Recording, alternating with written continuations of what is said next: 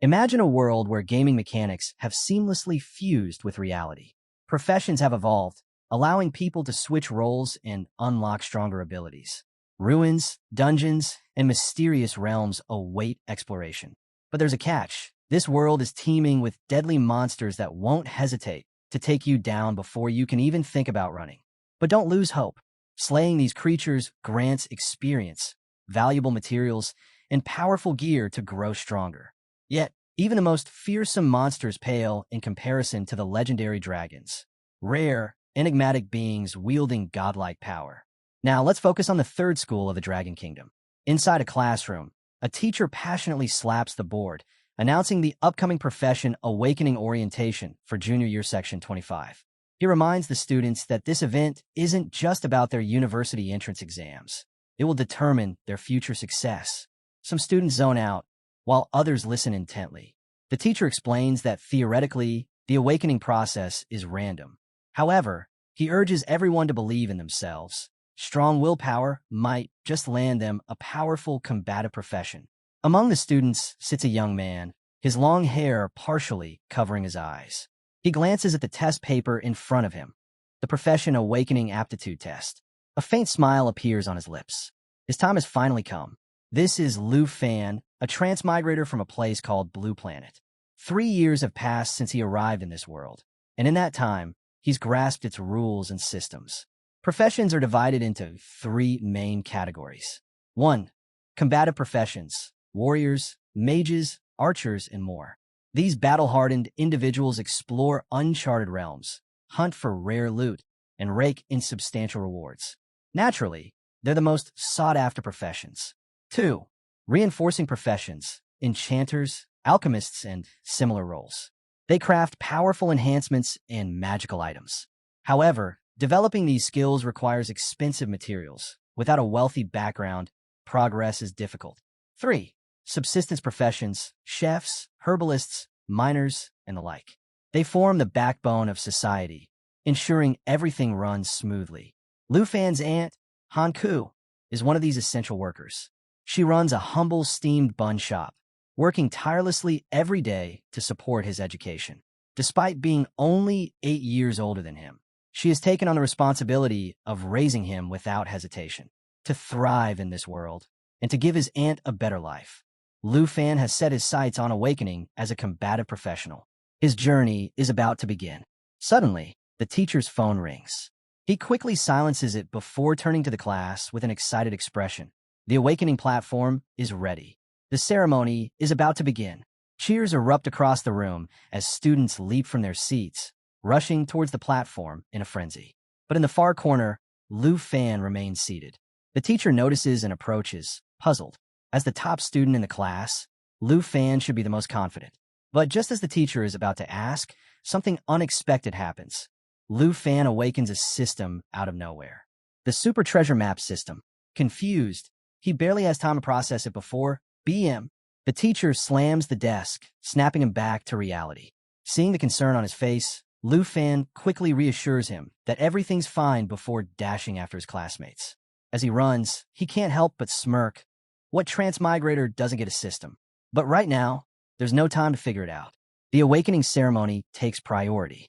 When the students arrive at the awakening platform, they're greeted by the sight of a massive crystal standing at its center, shimmering with mystical energy.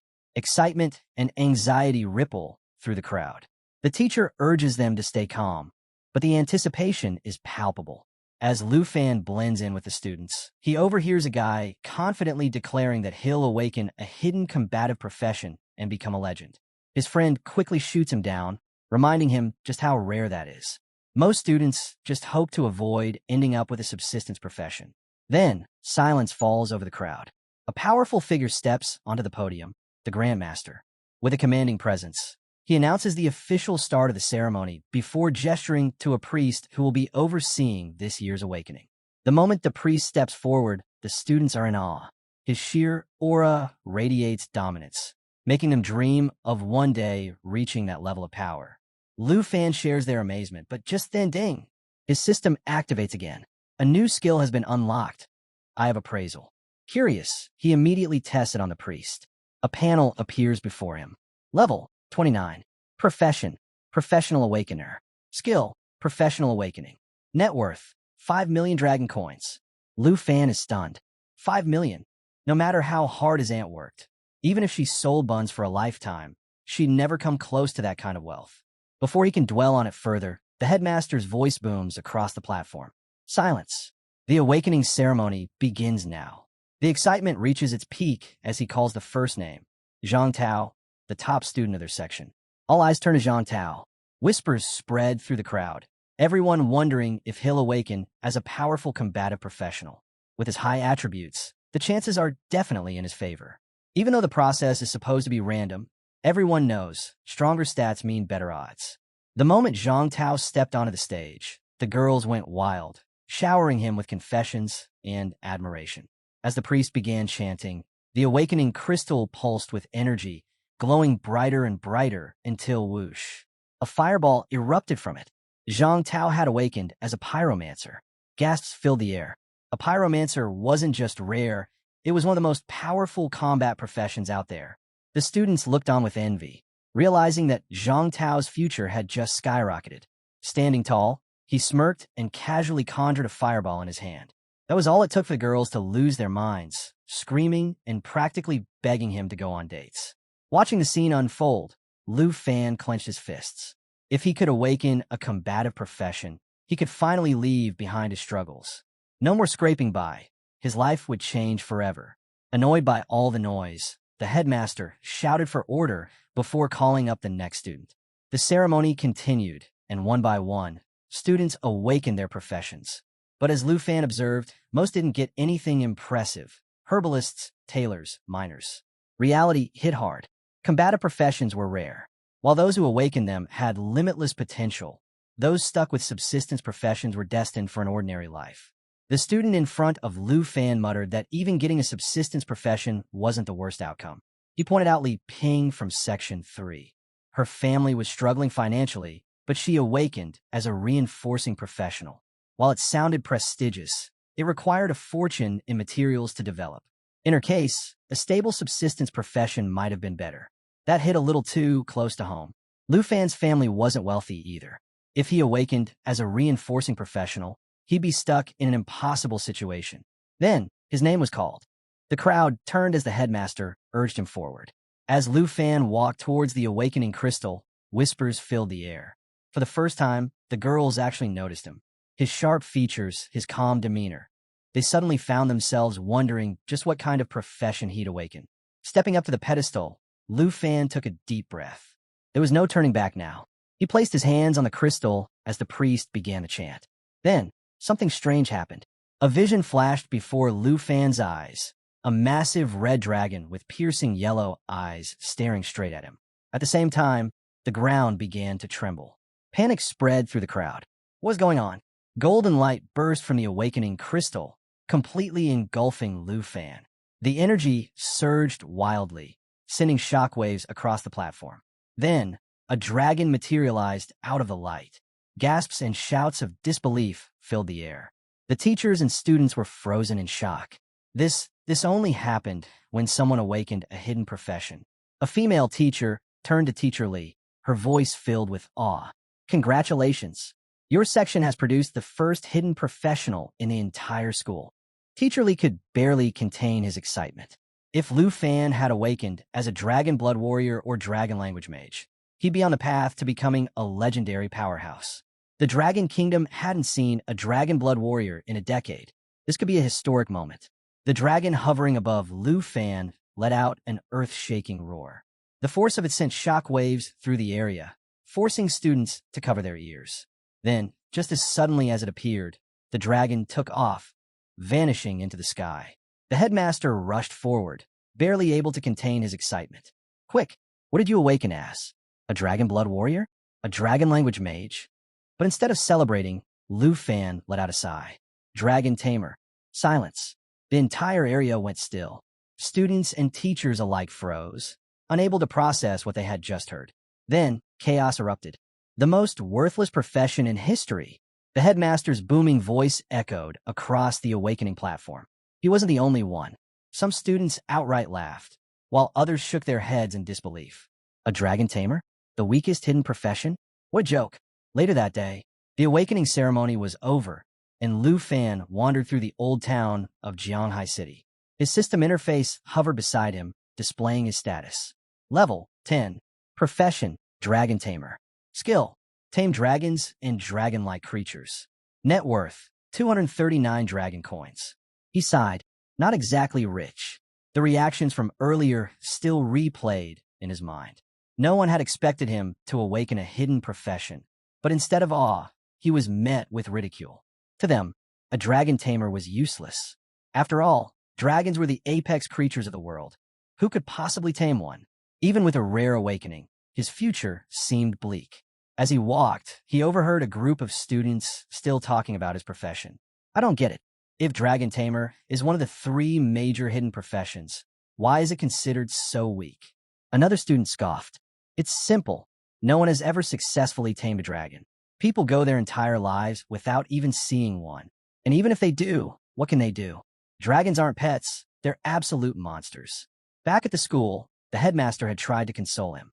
Even if it's not ideal, a hidden profession is still a hidden profession. With enough effort, maybe you can tame some subdragon species and grow stronger. But Lu Fan knew better. Without a real dragon, the dragon tamer profession was nothing. Subdragon species? They were just mutated beasts, nothing close to the real thing.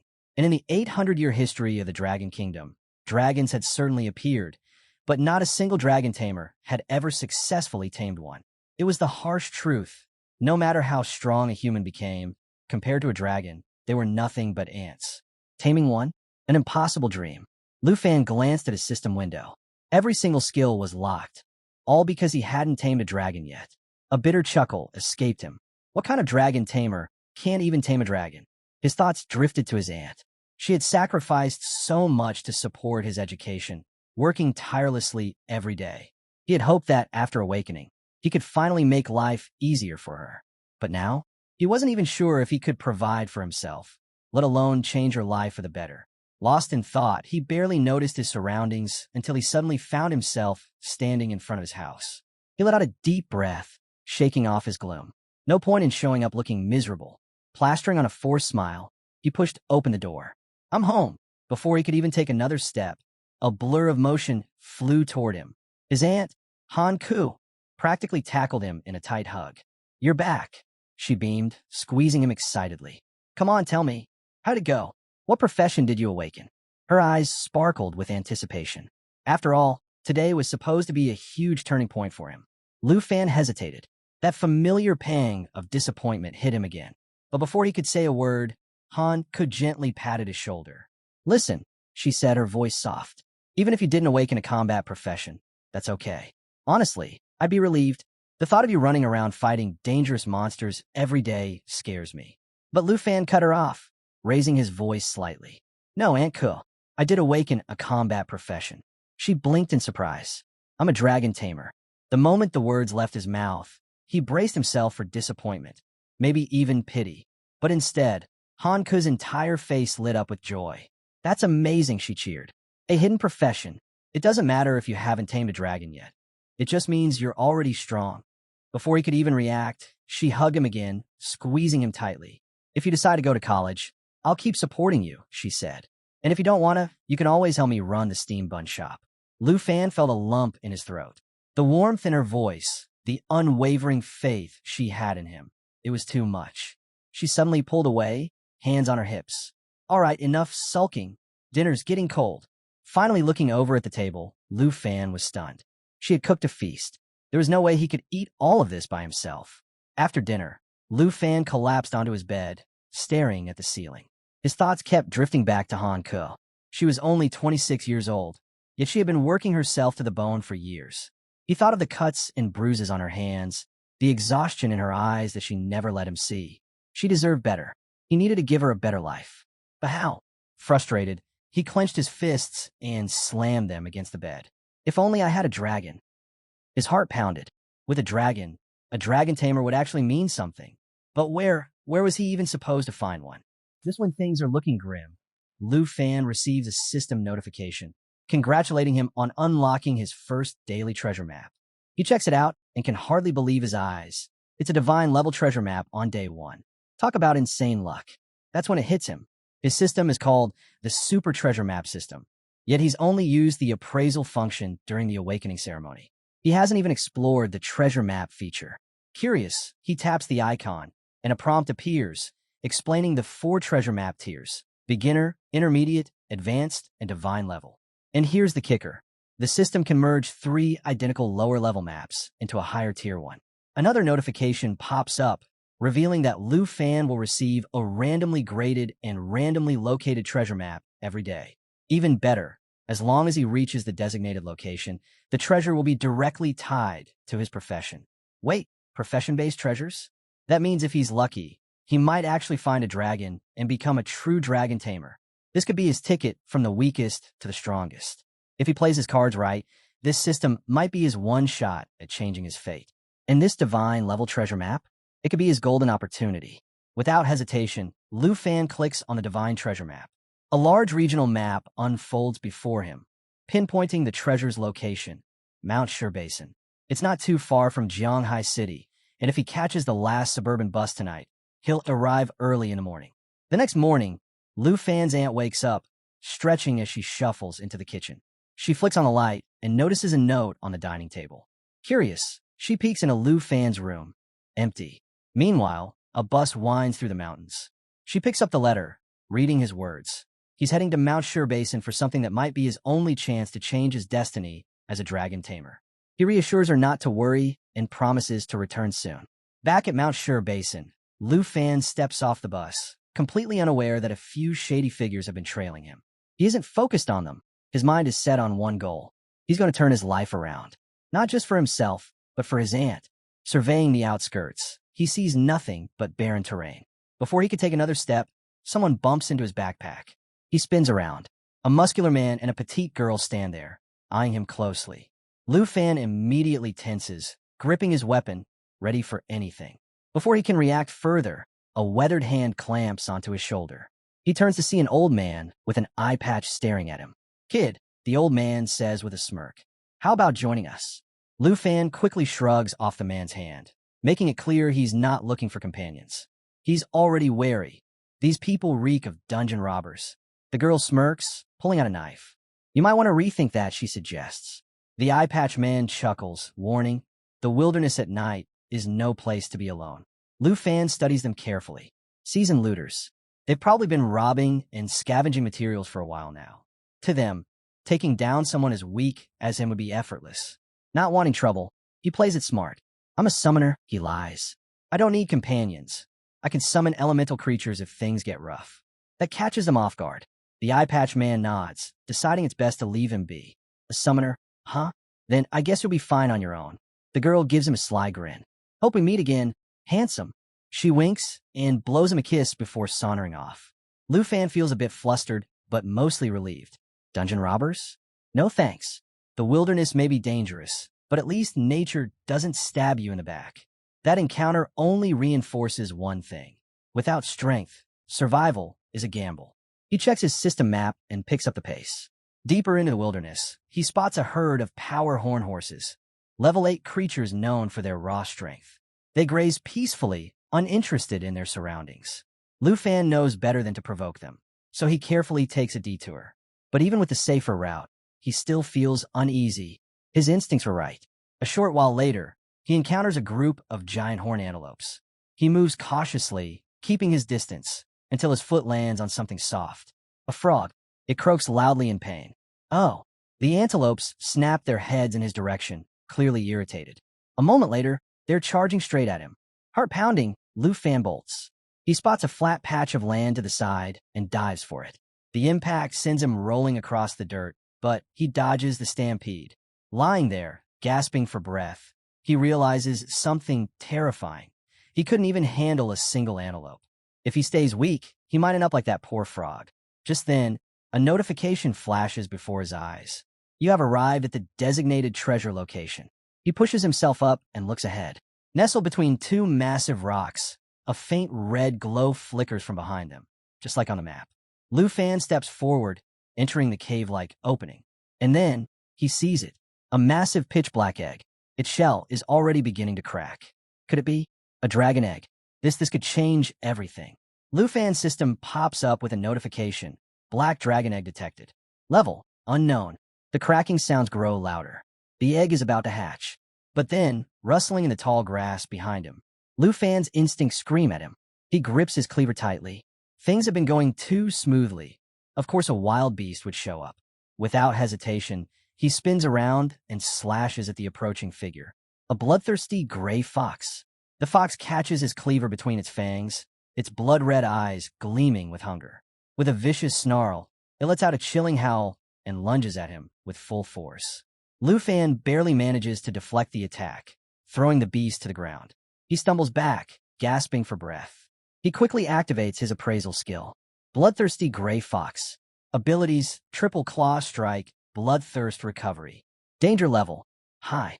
Lu Fan's eyes widen. This thing can strike 3 times in a row, cause bleeding, and heal itself by absorbing his blood. Glancing back, the dragon egg is about to hatch. He doesn't have time for this fight.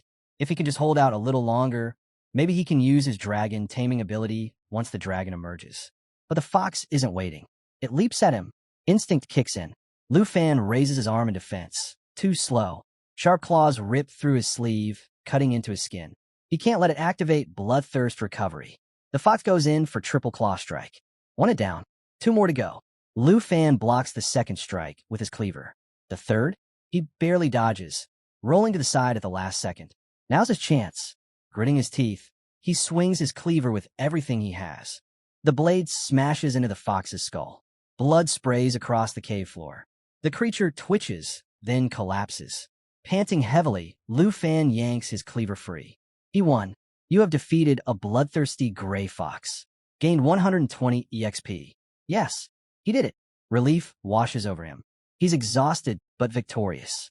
He leans against a rock, catching his breath. Then laughter. His stomach drops. 3 shadows loom over him. He turns his head. It's them. The sketchy robbers from before. They clap, grinning. Not bad, kid. The eye patch man chuckles. Didn't think you had it in you. Lu Fan grips his cleaver tighter. He's not falling for this fake friendliness. Taking a defensive stance, he glares at them. Back off. I'm not interested in joining your little crew. The girl in the group chuckles, teasing him not to be so tense. She hints that they've already figured out his little lie about being a summoner. The guy with the eye patch chimes in, reminding Lu Fan that despite claiming to be a summoner, he never used any summoning abilities and still got hurt by a weak monster. Oh, busted. Realizing he's been exposed, Lu Fan tries to play it cool. He kicks the fox's body toward them and says, if it's the fox fur you want, take it and leave me alone. Eye patch guy laughs, picking it up. This? Barely worth 80 dragon coins, he scoffs. We're here for something much bigger. Wait, they're after the divine treasure too? Lu Fan's heart pounds. He glances back, and sure enough, the muscular guy and the girl have locked onto the dragon egg.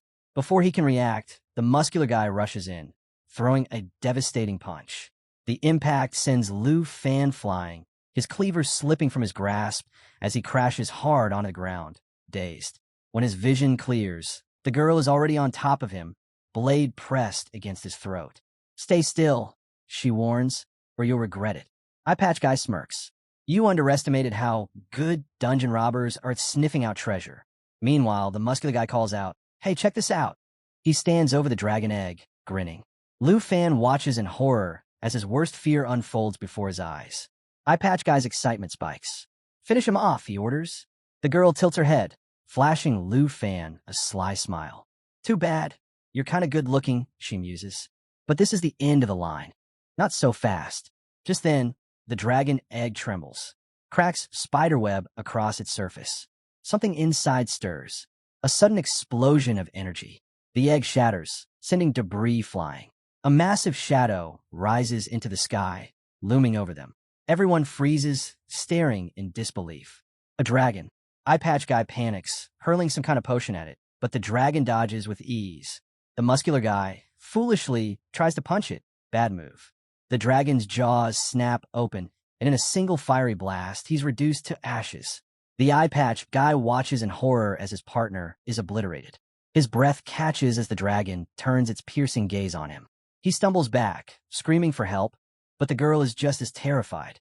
Her grip on the knife weakens. Lu Fan seizes the moment, shoving her aside. You guys messed with the wrong person, he shouts. Without hesitation, he sprints toward the dragon. It eyes him, confused but not attacking. Lu Fan takes a deep breath and yells, "Dragon taming technique." A golden light flares from Lu Fan's hands, illuminating the dark scales of the dragon. Even the beast looks momentarily startled. As his fingers make contact, the girl stumbles back, her voice shaky. Who are you? Lu Fan turns to her with a smirk. Oh, now you're interested? He lets the moment linger before adding, I'm not just a summoner, I'm a dragon tamer. A system notification flashes before his eyes. Black Dragon Covenant has been tamed by Lu Fan. The dragon's newly unlocked skills appear. Dragon Claw, Dragon Fang Strike, Dragon's Inspiration. It immediately lunges toward the girl. Her confidence shatters in an instant. She throws up her hands, stammering, I didn't know it was a dragon egg. I swear. Please. Lu Fan remains unmoved. You had no problem preying on the weak, he says, his voice cold. Now, you can join your friends. With a single command, the dragon finishes the job. Once the dust settles, Lu Fan perches on a cliffside, tending to his wounds. His new companion rummages through his bag, sniffing curiously at the contents. Lu Fan picks up the dragon, marveling at the sheer luck of his situation. Holding it up, he chuckles. You're way too lively. Even fresh out of the egg, the dragon is already powerful.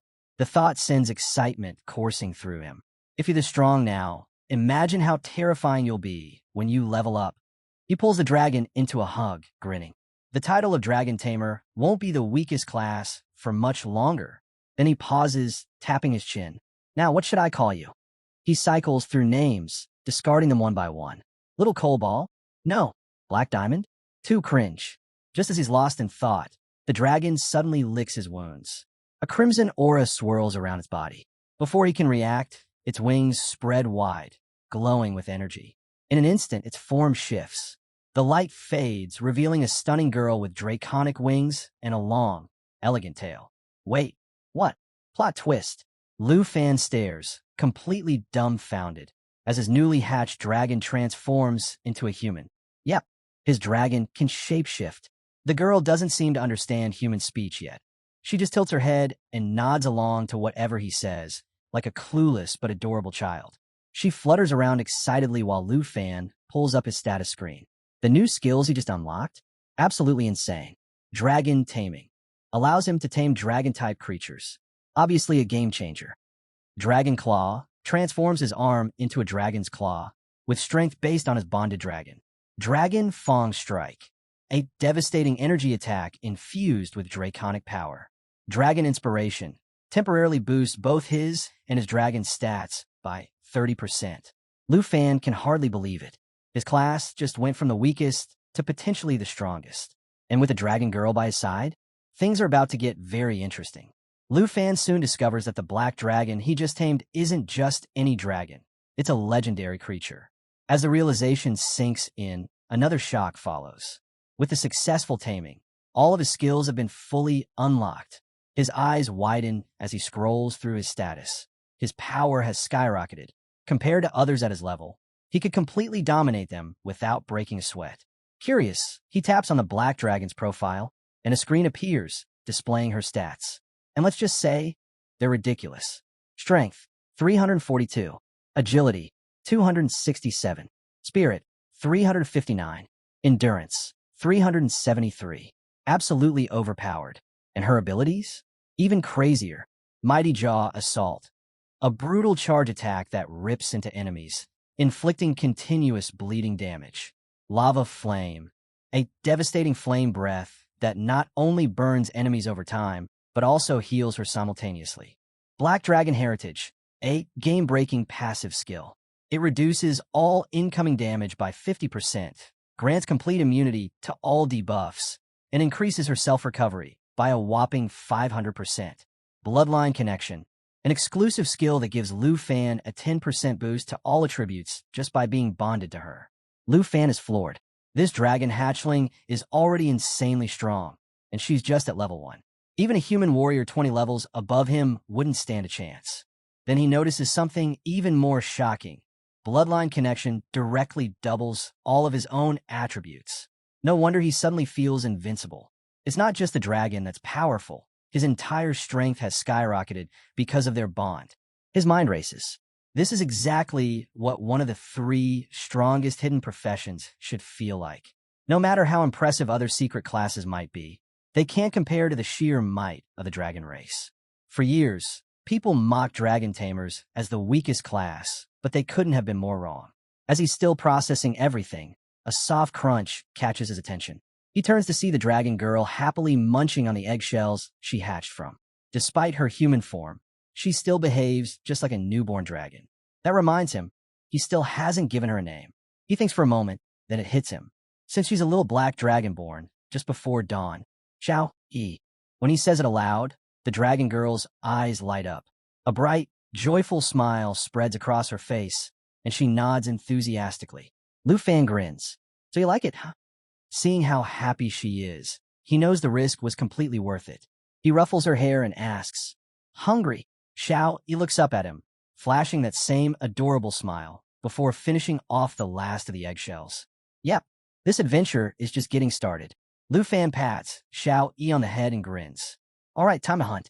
We can't head back on empty stomachs, can we? He stretches, feeling the excitement bubbling inside him.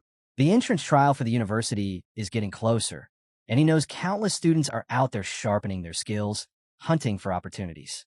But with his recent power boost, the prestigious Southern Province's Top Scholar Award, and a spot in the most elite institution in the Dragon Kingdom, are finally within reach. Still, he can't afford to be careless. Leveling up and mastering his abilities is his top priority for both him and Xiao Yi. With renewed determination, he takes off running, Xiao Yi following close behind, her eyes gleaming with excitement. We're heading deeper into Mount Shur Basin, Lu Fan tells her. I hear the monsters there taste way better than eggshells. As they push forward, a sudden noise stops them in their tracks. A pack of creatures is charging toward them at insane speeds. Lu Fan quickly pulls up his system interface. Plains hyenas.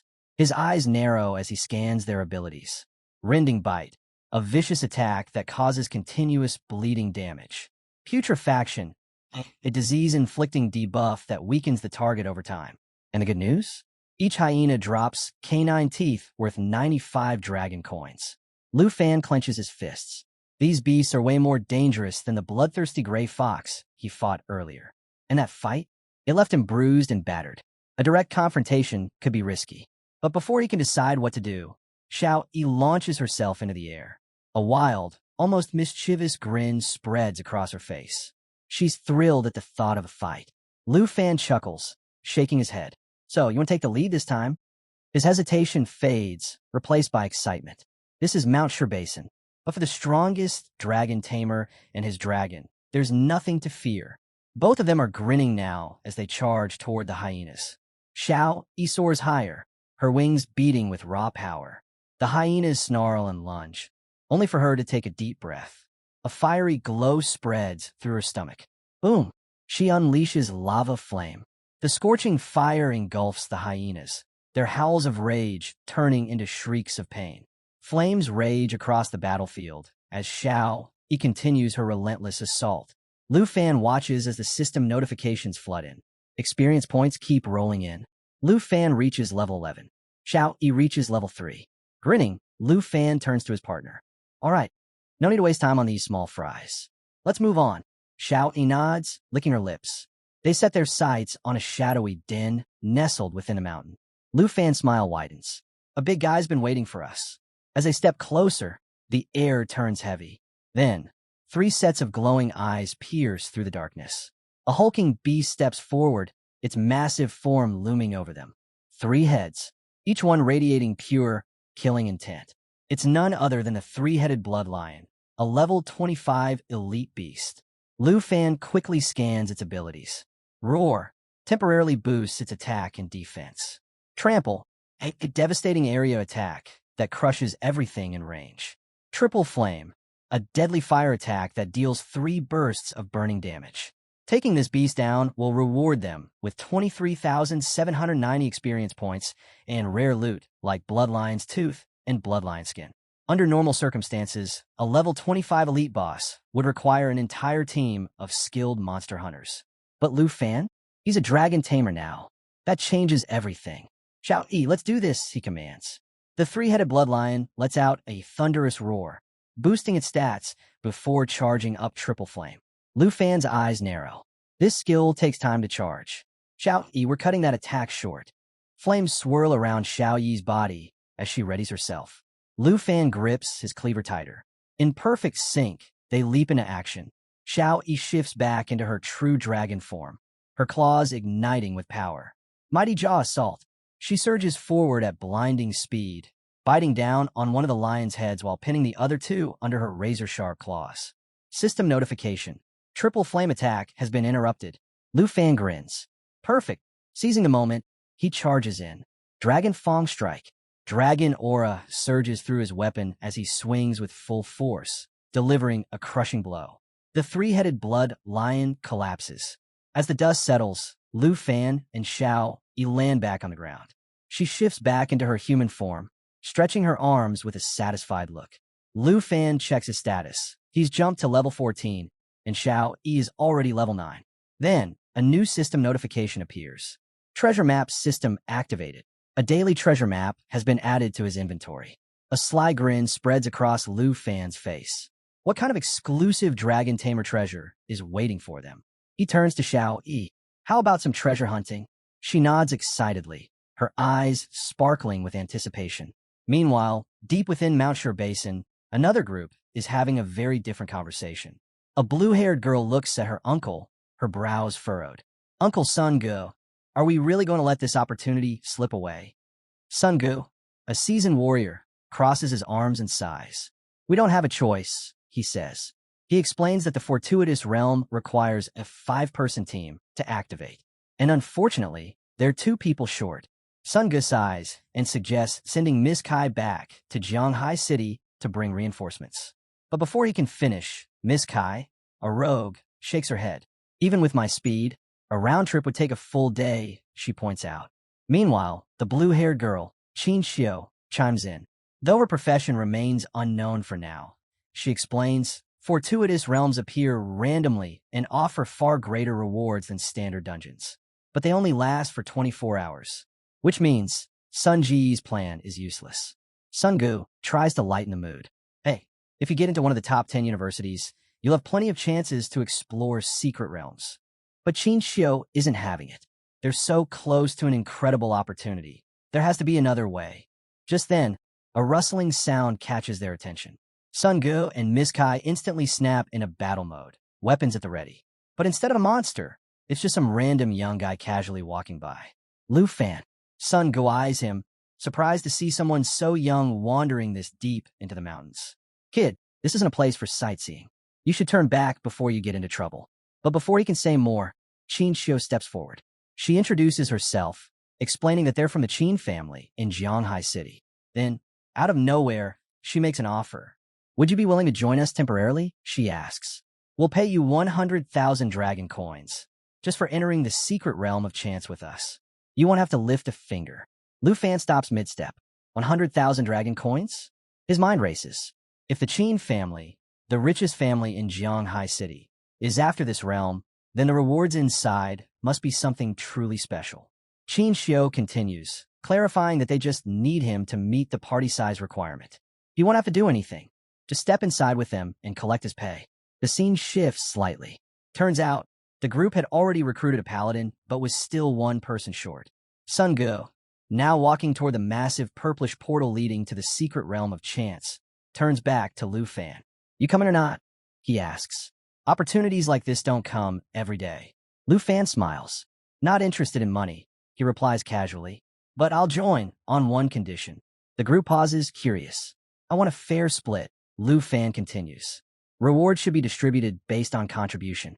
Sun Gu and the 2 women exchange surprised glances. Miss Kai quickly catches on. Wait, you're saying we split the rewards according to strength? Lu Fan nods. Exactly. Qin Xiu is a bit skeptical. Our team averages around level 20, and this guy looks even weaker than us. Is he just overly confident or completely reckless? She wonders. But since they desperately need a 5th member, she decides to go with it. She smiles, extends her hand, and says, all right, since you're interested in teaming up, let's make it official. And don't worry, the 100,000 dragon coins we promised are still yours as a token of good faith. Lu Fan shakes her hand, sealing the deal. With that settled, Qin Xiu is eager to move out, but Lu Fan has his own plans. He decides to keep his legendary dragon, Xiao Yi, hidden for now. Revealing her in front of strangers could cause unnecessary trouble. He feels bad for keeping her cooped up, but it's the safest choice. They step through the portal and arrive in the secret realm of chance. The moment they enter, Lu Fan notices the eerie atmosphere, withered trees, thick purple fog, and an unsettling silence. Noticing he has no visible equipment, he advises him to be careful. But Lu Fan has a surprise. With a confident smile, he raises his hand. Suddenly, flames surge around him, and a massive black machete with dragon-scale patterns materializes in his grip. A system notification flashes. It's an epic quality weapon with no level restriction, exclusive to Dragon Tamers and Dragon Blood Warriors. It boasts a skill called Dragon Blood Armor, which enhances dragon transformations, along with a plus 65 strength and plus 30 stamina boost. Lu Fan silently thanks the advanced treasure map he unlocked after slaying the three-headed blood lion. It allowed him to upgrade his basic machete into this legendary weapon. Lu Fan's display of power left the team stunned. Sun Ge couldn't hold back his curiosity and blurted out, "Are you sure you're just a material hunter? That weapon looks like something only top-tier players would have." But before he could press further, Miss Kai snapped at him. "Why do you care so much about a stranger?" she huffed. In her mind, if Lu Fan had any ulterior motives, she could deal with him easily. Just as tension was rising, an eerie movement interrupted them. Out of nowhere, a hand burst through the ground, grabbing at Sun Ge. A swarm of corrupt zombies emerged. Level 15 monsters with decent loot, 620 experience points, a corruption poison sac, and 256 dragon coins per kill. But these creatures were no pushovers. Their abilities were particularly nasty. Hug and bite. They latch onto their target, scratching and biting relentlessly. Corpse poison. Each attack inflicts poison damage over time. And the worst part? Anyone who dies from the poison transforms into a corrupt zombie themselves. Qin Xiu quickly warned Sun Ge to stay sharp as the undead horde crawled up from the ground, eager to attack. Jia Ge, the team's knight, wasted no time. With a shield raised, he stepped forward, expertly deflecting incoming strikes. A quick status check revealed their lineup. Jia Ge, level 20 knight, specializing in defense.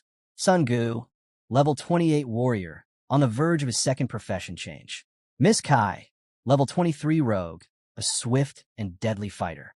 Sun Ge and Miss Kai swiftly took their positions, striking down zombies with precise, coordinated attacks. Meanwhile, Lu Fan calmly observed the battlefield, his system interface displaying everyone's stats and abilities. He noted that their formation was solid. Having a warrior, rogue, and knight hold the front lines was a smart move, especially with Sun Ji close to a profession upgrade. Then, Qin Xiu sprang into action. Raising her staff high, she began chanting. A golden aura surrounded her, lifting her slightly into the air. She was charging a powerful spell. With a final incantation, she unleashed Holy Light Star Rain. Star-like energy cascaded from the sky, engulfing the zombies in radiant destruction while simultaneously healing her teammates. The battlefield lit up with dazzling brilliance. Sun Ge and Miss Kai had to dodge to avoid getting caught in the holy barrage. The zombies? They had no such luck. The meteoric lights rained down, wiping them out completely, leaving nothing behind but an empty, silent battlefield. Qin Xiu turned to Lu Fan with a confident smile. "That's my profession," she said proudly. Turns out, Qin Xiu has a hidden class, Holy Light Mage, a rare hybrid profession that blends offensive magic with healing abilities. While her attacks aren't as strong as a pure mage, and her healing isn't as potent as a priest, her ability to do both at the same time makes her incredibly valuable in battle. Lu Fan was impressed. A system notification confirmed it. Qin Xiu was indeed a hidden professional. He thought to himself, another hidden profession? That's not something you see every day. He complimented her, pointing out how effective her holy magic was against the undead. But before they could enjoy their victory, the ground beneath them trembled violently. Lu Fan instantly knew what was coming: elite monsters. From the sheer weight of the approaching footsteps, this was going to be a real challenge. Then, a blood-red hand burst through the ground. A system alert appeared. Blood zombies, level 20 monsters. Defeat rewards. 8,140 experience points, a blood corpse poison sac, and 90 dragon coins. Abilities. Oh, blood-sucking bite. Deals damage while simultaneously healing the zombie. Oh, corpse poison. Inflicts continuous damage, just like before. Oh, blood fury. Temporarily increases strength and agility by 40%, making them even deadlier. The blood zombies emerged in full force, their twisted bodies radiating malice. Their goal was clear: total annihilation. Sun Ge didn't waste time. Miss Kai, keep Qin Xiu and Lu Fan safe. Jia Ge, you're with me. We can't let these rotting freaks break our formation. Jia Ge nodded, gripping his weapon tightly. Both charged forward, unleashing powerful attacks.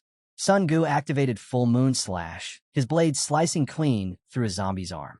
Meanwhile, Jia Ge drove his sword deep into a zombie's chest, aiming for what should have been a critical strike. But then, something was off. The zombies didn't flinch. Instead, they let out eerie, raspy chuckles. Their wounds barely seemed to matter. Jia Ge tried to yank his sword free, but the zombie's body absorbed it like it was sinking into quicksand. Both warriors froze in shock as the creature's grins widened. Then, with a horrifying gurgle, the zombies began to grow, their bodies swelling as they activated corpse poison. A sickly aura spread through the air. The poison seeped into their skin, rapidly draining their health, while the zombies healed from their suffering. Jia Ji's eyes widened. What the hell? This isn't normal. Qin Xiu's expression turned grim. Corpse poison can only be dispelled by a priest's clarity. I can't remove it. The situation had taken a deadly turn. The zombies weren't just tanking their attacks. They were getting stronger. Jia Ji's arm was now trapped inside the zombie's expanding mass. The poison damage intensified, his health bar plummeting. Panic surged through him. Help me. I can't break free, he shouted, his voice filled with desperation. Jia Ge, drop your weapon. Now, Sun Ge barked. Jia Ge hesitated for only a second before releasing his grip. Sun Ge wasted no time. He grabbed him and yanked him away from the zombie's grasp. Miss Kai, cover us, he called. But Miss Kai had her hands full, dodging and slashing at zombies trying to close in on her. Just when things were looking grim, a calm voice cut through the chaos. Relax, Sun Ge. Don't trouble Miss Kai with this. Everyone turned. Lu Fan stepped forward, eyes glowing with a deep crimson hue. His epic machete rested effortlessly in his grip, radiating sheer confidence. He looked like he belonged on a battlefield, not just standing in the background. Sun Ge panicked. Lu Fan, get back. These things are dangerous. But Lu Fan didn't budge. His gaze was locked onto the enemy. Without a second thought, he surged forward, his legendary ink dragon machete bursting with golden flames. With one swift motion, he slashed straight through a zombie's throat. Silence. Everyone was stunned. Sun Ji's jaw nearly hit the ground. This so-called newbie had just one shot of blood zombie, like it was nothing. Still in shock, Sun Ge barely reacted when Lu Fan casually handed him back his weapon. Don't lose your momentum. Keep going, he said with an easy smile. Sun Ge snapped out of it. Wait, what level are you? This guy was way too strong to be some regular material hunter. But they had no time to argue. Jia Ge was still badly injured, his health bar dropping fast. Qin Xiu rushed over, pouring healing energy into him. Stay with me, Jia Ge, she urged. Meanwhile, Lu Fan, his dragon aura faintly glowing, finally answered Sun Ji's question. I'm just a normal level 14 student, he said casually. Sun Ge wasn't buying it. Yeah, right. A level 14 dealing more damage than a level 28? That was insane. Qin Xiu overheard and froze for a moment. Wait, he's my age? She couldn't believe a student could be this strong. But before she could process the revelation, danger struck again. A blood zombie crept up behind her, its twisted grin widening as it prepared to attack. Miss Kai spotted it first. Qin Xiu, behind you, she yelled, already moving to intercept. But Lu Fan was faster. In a blink, he dashed past Miss Kai, slamming the zombie into a wall before obliterating it with a single slash of his machete. Lu Fan yanked his machete free from the fallen zombie and turned to the group. These things are only going to get tougher. Let me take the front line. Are you all good with that? Sun Ge hesitated, letting a supposed level 14 student handle the front line. That was risky, but Qin Xiu had a different reaction. She had heard whispers in Jianghai City about a hidden class dragon Tamer, an unknown figure with overwhelming power. Could Lu Fan be him? She smiled and nodded. All right, we'll count on you. With Lu Fan and Sun Gu leading the charge, she focused on healing Jia Gu while Miss Kai held the rear. As they continued, Lu Fan finally introduced himself. The moment his name left his lips, realization dawned on the group. He was the rumored dragon Tamer. But one question still nagged at Qin Xiao. How could a dragon Tamer, supposedly one of the weakest classes, be this powerful? The battle raged on as they pushed toward the center of the village, cutting down wave after wave of blood zombies. Lu Fan, deep in thought, analyzed their situation.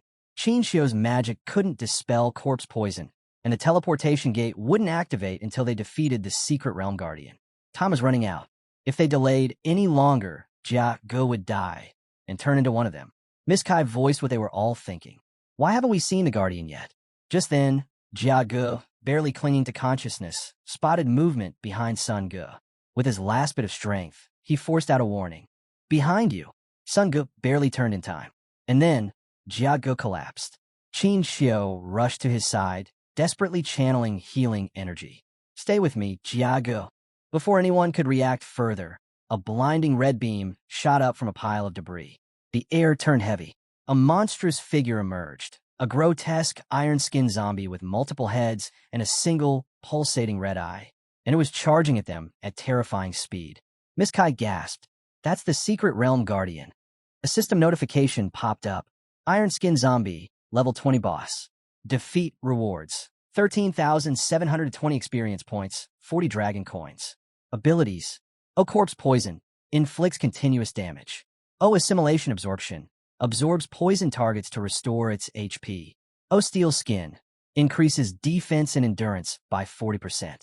Lu Fan immediately pieced it together. Jia Ji's worsening corpse poison had lured the guardian straight to them. His expression hardened.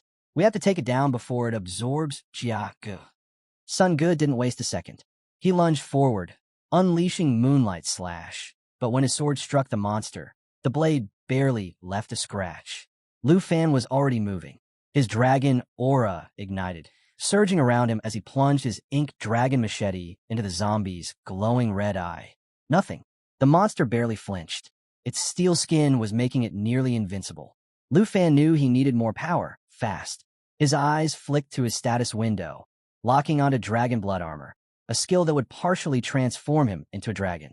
Meanwhile, the iron-skinned zombie was closing in on Jia Ge, preparing to use assimilation absorption. If it succeeded, Jia Ge was as good as gone. At that moment, Lu Fan made his move. Qin Xiao, coordinate your holy spells with me, he shouted. He activated dragon blood armor, his body surging with power as his right hand morphed into a massive dragon claw. Sun Ge, Miss Kai, protect Jia Ge at all costs. Qin Xiao nodded, lifting her staff as divine energy gathered around her.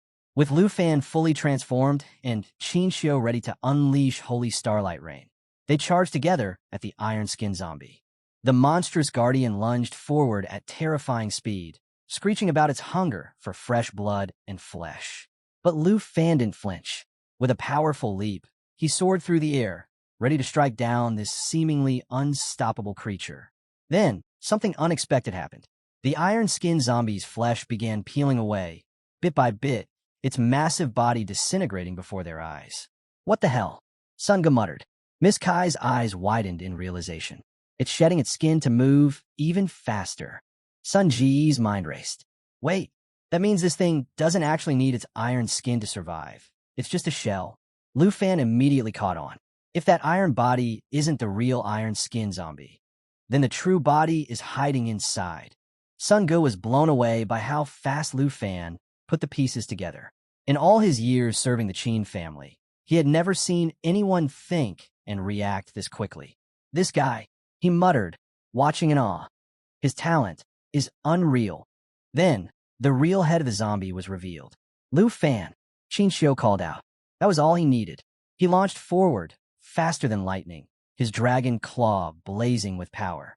With a mighty leap, he punched straight through the zombie's crimson red eye, his dragon energy erupting in fiery destruction. The iron-skinned zombie let out a final, blood-curdling scream as flames consumed its true form, burning it to ashes. And just like that, it was over. Lu Fan landed gracefully, his transformation fading as he retrieved his legendary black machete. the battlefield fell silent. Everyone was in shock. They had just witnessed a freshman, a supposed level 14 dragon tamer, single-handedly defeat the guardian of the secret realm of chance. Even Qinxiu was shaken. She had never seen a skill powerful enough to take down a level 20 boss so effortlessly. Who exactly is Lu Fan? She wondered. As the smoke settled, something caught their eye, a silver treasure chest, the loot from the iron-skinned zombie. Qinxiu sighed, turning to Lu Fan. We'll honor our agreement and divide the rewards fairly, she assured him. Then, with a small bow of her head, she added, and I apologize. We underestimated you. We didn't realize just how strong you were. Sun Ge grinned. Honestly, Lu Fan, I feel like you didn't even need us. You could have cleared this secret realm solo. Lu Fan chuckled, shaking his head. I appreciate it, but we fought together. Qinxiu, you should distribute the rewards. With that, Qinxiu opened the silver chest. What they found inside, not what they expected. The chest contained strength potions, normal quality, increases strength by 2 points when consumed. Antidote potions, rare quality, completely removes corpse poison. Morning bracelet, excellent quality, requires level 10 to equip, adds plus 16 strength and plus 17 endurance. Miss Kai frowned. That's it? This is way too underwhelming for a secret realm boss. Even Sun Ge was puzzled. Something's off. We just took down the guardian of the secret realm, and this is all we get. Lu Fan narrowed his eyes. Yeah, something doesn't add up. Despite the strange feeling, Qinxiu handed an antidote potion to Sun Ge. Give this to Jia Ge. He needs to get rid of the poison. After dividing the loot, she turned to Lu Fan, smiling. You should take the morning bracelet. You earned it. And take some potions too. Lu Fan accepted the rewards with a nod, impressed by the fairness and discipline of the Qin family. Sun Ge quickly helped Jia Ge drink the antidote potion, hoping it would cure him before it was too late. But something still felt wrong. Qinxiu scanned the area, frowning. We defeated the boss, but the portal to exit the secret realm still hasn't appeared. Weird, right? Meanwhile, Lu Fan was fastening his morning bracelet when a sudden chill ran down his spine. He turned, sensing something ominous approaching. Miss Kai spoke up. Maybe we should start searching for the portal. But before she could finish, Lu Fan's voice cut through the air like a blade. Everyone stay put. Lu Fan checks his system and realizes something's off. The blood zombies and the iron-skinned zombie are down, but the real boss hasn't shown up yet. There's still something lurking. Sun Ge frowns. How do you even know that?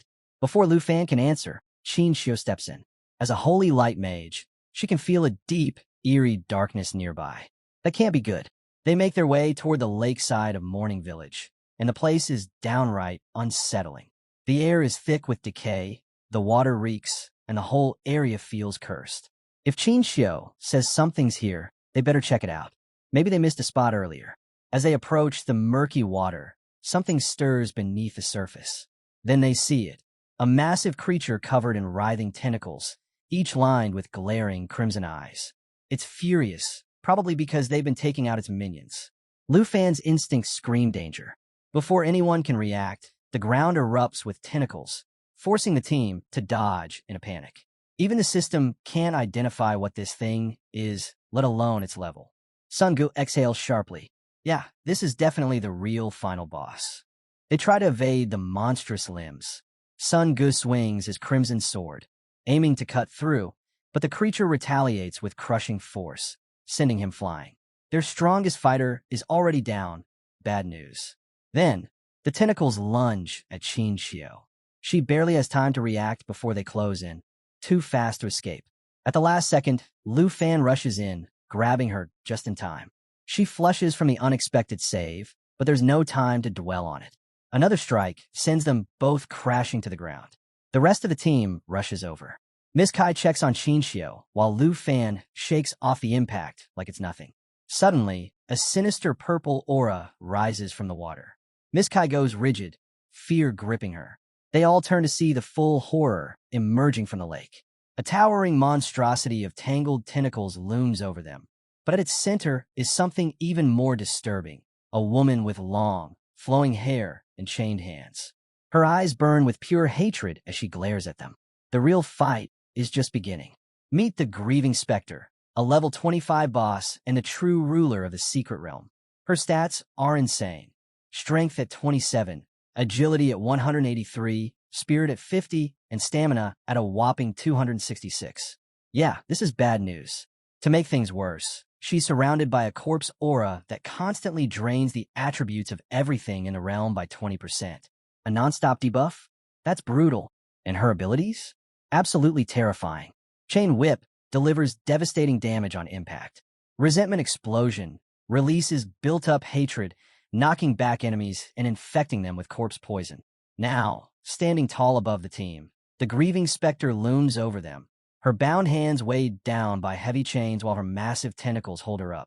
Her piercing gaze locks on Sun Gu and the others. Miss Kai is frozen in shock. This is the real boss of the secret realm. Meanwhile, Jaga finally regains consciousness and immediately wants to jump back into battle. But Sun Gu stops him. I'll handle this. You need to rest until you're fully recovered. Jaga protests, but Sun Gu shuts him down. Don't push yourself. You just got your energy back. But in that moment, Sun Gu doesn't realize a tentacle is about to crash down on him. At the last second, he looks up and barely manages to block it with his sword. Close call. Lu Fan instantly reacts. He grips his legendary black machete and charges straight at the boss. He knows Sun Gu and Jia Gu are running on fumes. It's up to him to end this fight. Then, Lu Fan spots it. The true source of the Grieving Specter's power. Her original body is still intact, controlling the tentacles. If she's still a zombie, there's only one way to take her down. Without hesitation, he leaps toward her, but the boss isn't going down easy. Her face contorts into something unnatural, her mouth twists in an eerie way, and she lets out a blood-curdling scream. Suddenly, corpse chi envelopment activates, blanketing the battlefield in a sinister aura. All creatures in the realm suffer a 20% stat reduction. Not good. Lu Fan feels the debuff, but he refuses to slow down. He dodges incoming tentacle strikes, sprints up one of the heavy chains shackling the boss, and races toward her true form. Even the Grieving Specter seems stunned by his bold move. Qin Xiu yells, Lu Fan, watch out for the iron shackles. Before he can react, the boss swings her chains from the depths of the sunken lake, launching her chain lash attack. The massive chains tear through the battlefield, dealing devastating damage. Lu Fan loses his footing on the chain, his balance slipping, but he tightens his grip on his machete. The boss, now completely enraged, lets out a furious shriek. Her chains whip through the air in a relentless assault, determined to wipe out the entire group. Sun Gu leaps in, blocking one of the deadly chains and shouting, Qin Xiu, watch out. Miss Kai and Jia Gu scramble to defend themselves, but Jia Ji's shield shatters with just one hit. The situation is getting worse by the second. Despite the chaos, Lu Fan refuses to back down. His focus is locked on reaching the boss's main body. But then, out of the corner of his eye, he spots a massive tentacle slicing through the air, heading straight for Sun Gu and the others. The boss sneers, her voice dripping with malice. Keep resisting, and your entire team will perish. Lu Fan's frustration boils over. Everyone move now, he roars. Summoning every ounce of strength, he channels his dragon energy, preparing to unleash his dragon strike once more. The devastating attack lands, wounding the Grieving Specter, but she's far from defeated. Now, she's lashing out wildly, her chains becoming a whirlwind of destruction. The team is barely hanging on. Lu Fan knows he needs more power. Without hesitation, he activates Dragon Blood Transformation, his arm morphing into a dragon's claw, pulsing with raw energy. With this surge of strength, he tears through the chains, freeing himself and breaking the boss's grip on the others. He lands on the ground, panting but victorious over her latest assault. Sun Gu watches in awe before shaking his head. This boss is too much for us right now. We need to fall back and regroup. Even Qin Xiu looks shaken. Lu Fan, we're all in bad shape. If we don't leave now, we might not make it out of here. The Grieving Specter is still glaring daggers at them, preparing another devastating strike. But Lu Fan doesn't flinch. He turns to the group. Head back to the village. We've already cleared out the zombies there. Sun Gu, Miss Kai, make sure everyone gets out safely. Qin Xiu's eyes widen with concern. You're staying here? Alone? Lu Fan simply smirks. I'll handle the boss. Don't worry about me. Miss Kai gives a firm nod, realizing they don't have much choice.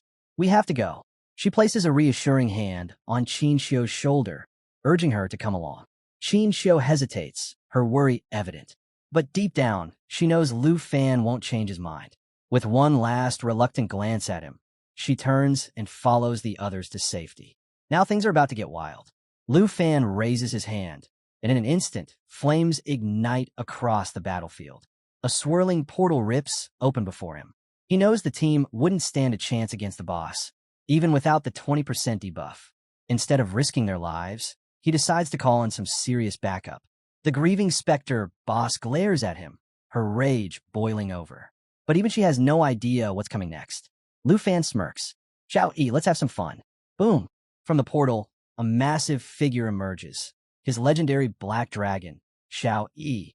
Without wasting a second, she lunges forward, sinking her powerful jaws into the boss's writhing tentacles. The entire team is stunned into silence.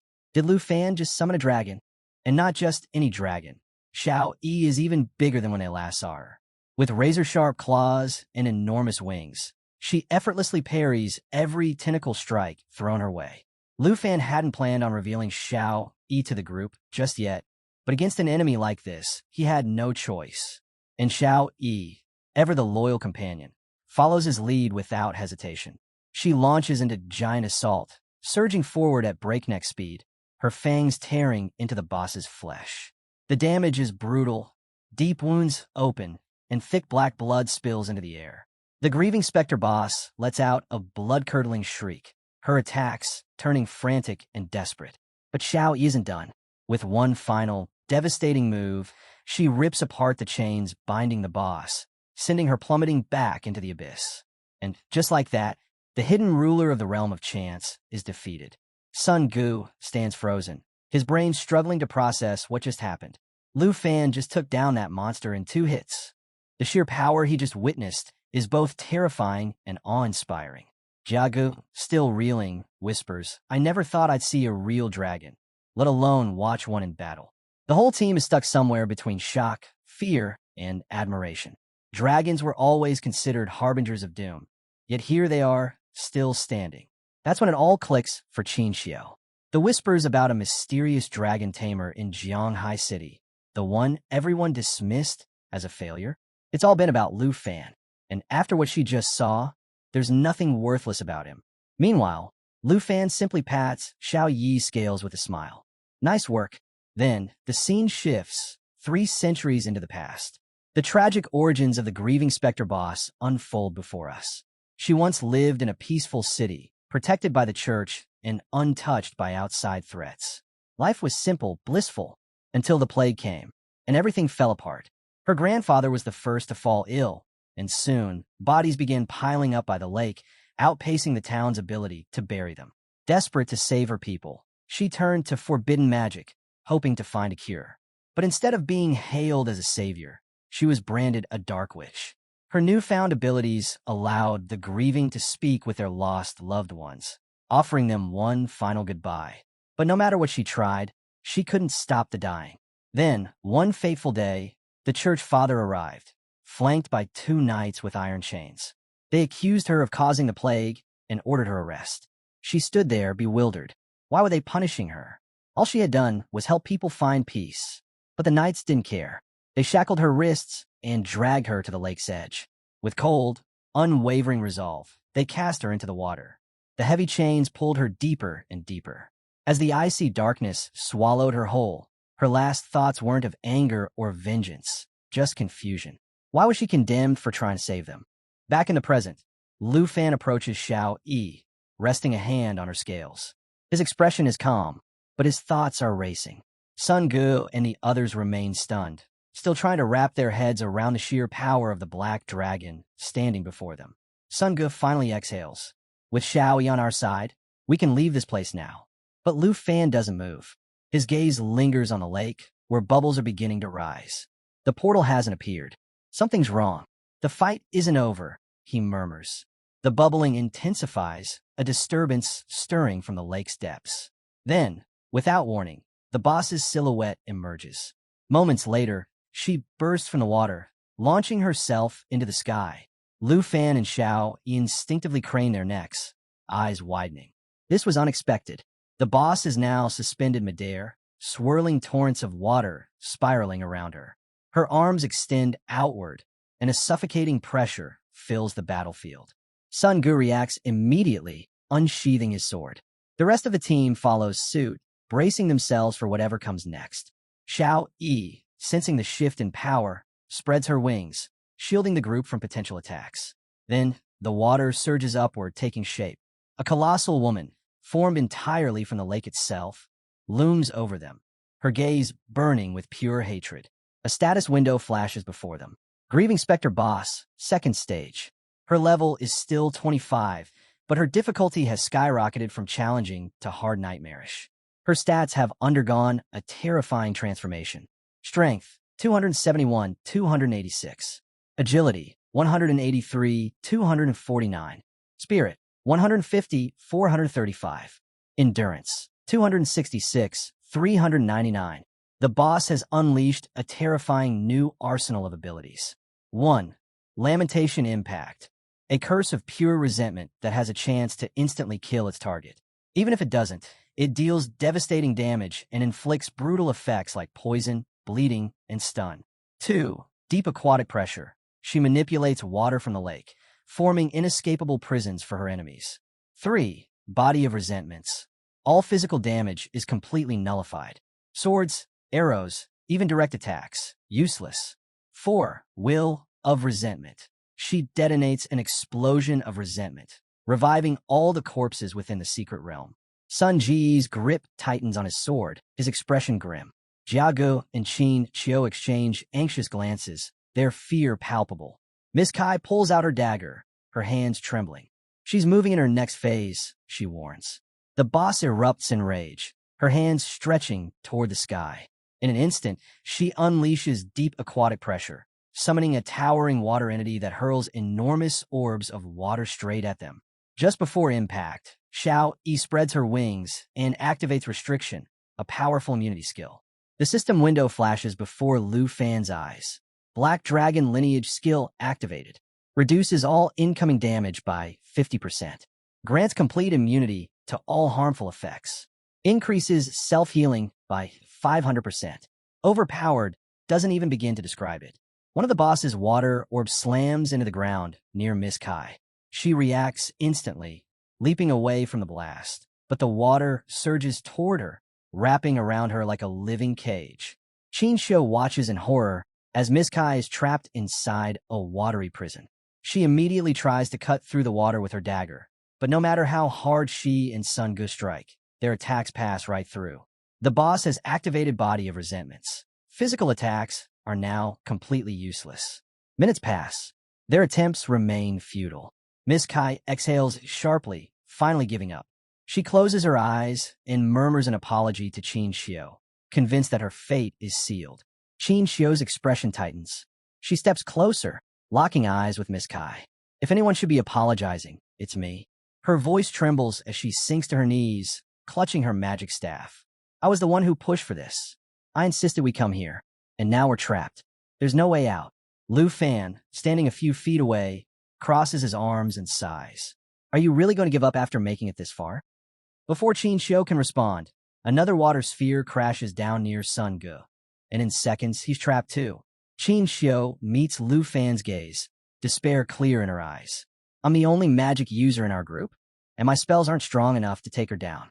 Sun Gu grips his sword tightly, scanning the battlefield before turning to the group. Guys, the boss is immune to physical attacks. Well, they're basically sitting ducks here. He glances at Lu Fan. Can you hit her with magic? Before Lu Fan can respond, the boss launches Lamentation Impact.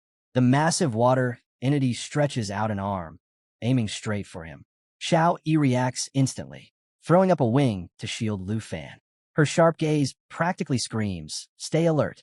Lu Fan shakes his head. Sorry, I can't use magic against her.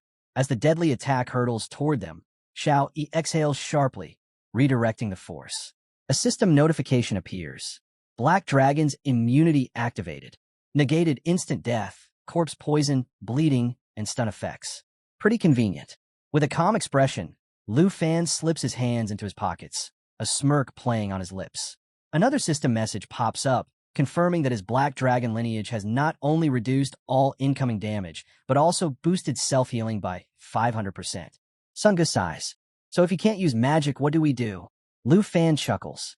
Well, I can't, but my dragon can. Silence. The entire team stares in disbelief. Miss Kai stammers. You're a dragon tamer?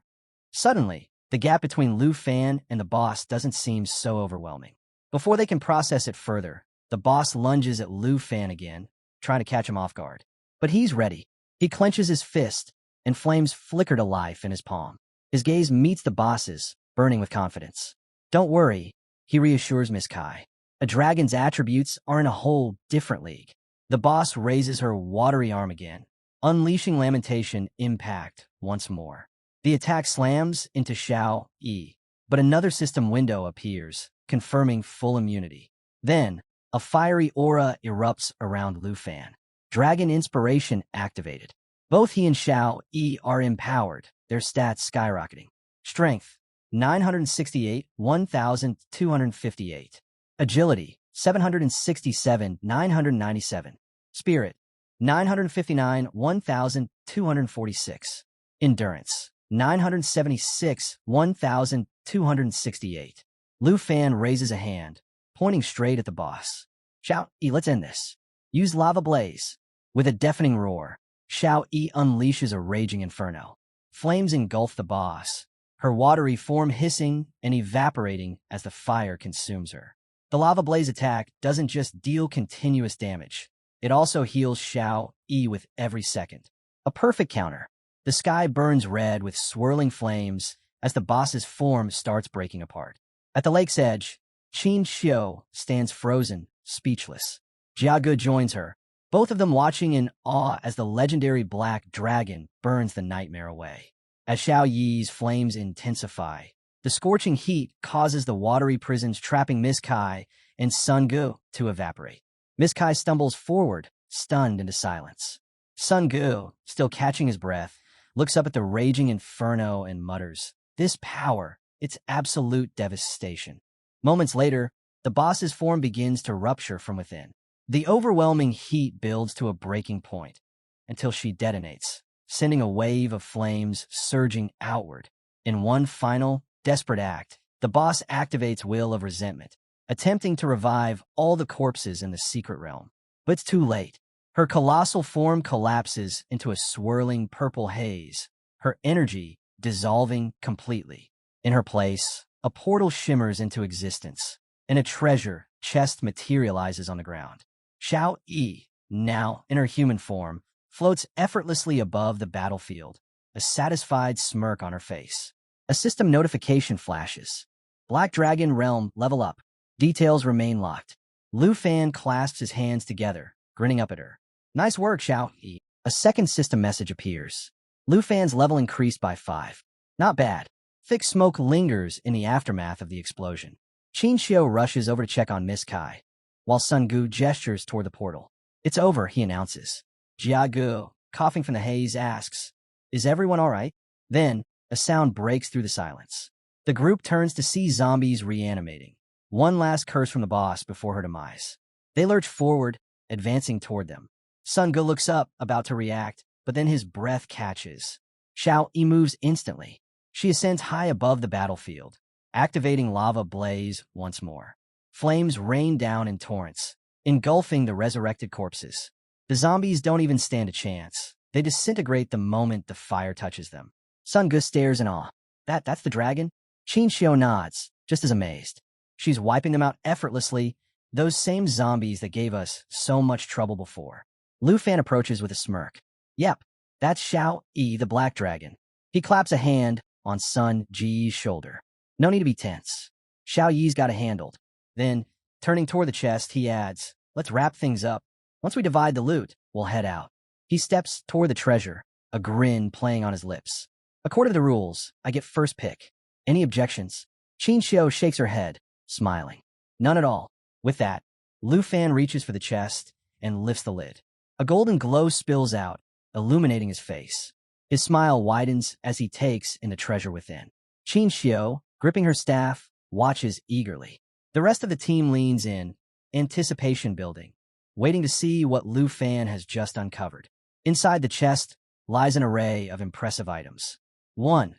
Holy Light Staff, a top-tier weapon requiring level 10, boasting 32 spirit and 19 stamina points. Its special ability, Holy Light Seal, allows the wielder to bind a target with light, with the duration depending on their spirit attributes. 2. Twilight Robe, another high-quality item with 35 spirit and 15 stamina points, also for level 10 users. Its skill, Light Flow, generates a protective light barrier, its strength scaling with the user's spirit. 3. Ring of Morning, a rare ring requiring level 15, granting 57 spirit, 21 stamina, and 12 strength points. It possesses Morning Aura, which marks a target with an energy that accumulates resentment from attacks, leading to negative effects like poisoning, bleeding, and dizziness once it builds up. 4. Job Transfer Scroll, a rare consumable that provides a chance for a regular profession to transition into a hidden one of the same type. Without hesitation, Lu Fan reaches for the Job Transfer Scroll. As he lifts it, a surge of blue energy radiates from his body, and a system notification confirms his successful acquisition. Qin Xiu steps forward, assuring him that he doesn't have to share. The loot rightfully belongs to him. But Lu Fan smiles and reassures her that he's not trying to be overly generous. Since the gear primarily boosts spirit attributes, it's better suited for her. The scroll is all he truly needs. Her expression softens as she glances at the remaining items. If not for Lu Fan, they might not have made it out alive. After a brief hesitation, she picks up the Ring of Morning and offers it to him, urging him to accept it. Lu Fan takes the ring without a second thought, closing his eyes momentarily as he holds it. Qin Xiu, still gripping her staff, suddenly finds herself blushing as she looks into his eyes. He's full of surprises, and she can't help but wonder what else he's hiding. Meanwhile, Xiao Yi playfully teases Jia Ge, while Uncle Sun Ge silently observes Lu Fan, intrigued by his character. Miss Kai soon approaches, smiling at Qin Xiu as she reminds her that it's time to prepare for their return. Later that night, Lu Fan makes his way back to his Aunt Han Ku's bun shop.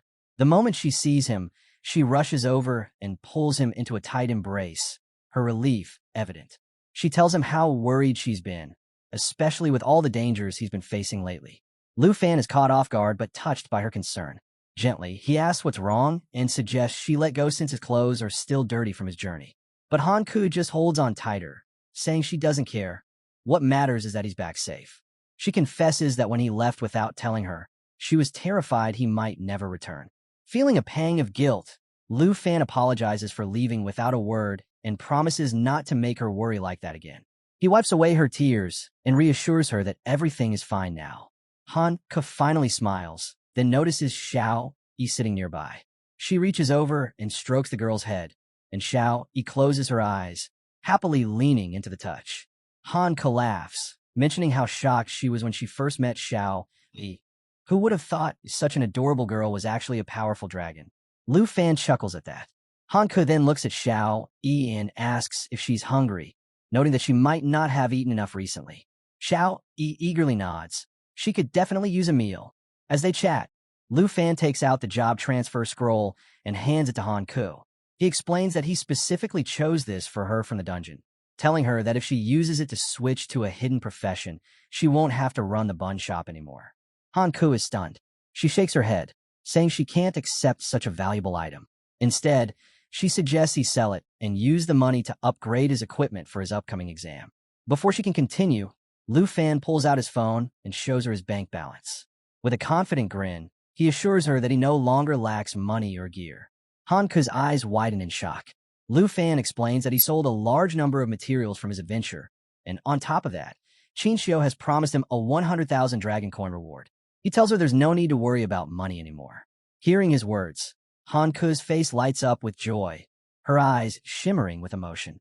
Overwhelmed, she wipes away a happy tear as Lu Fan urges her to use the scroll right away.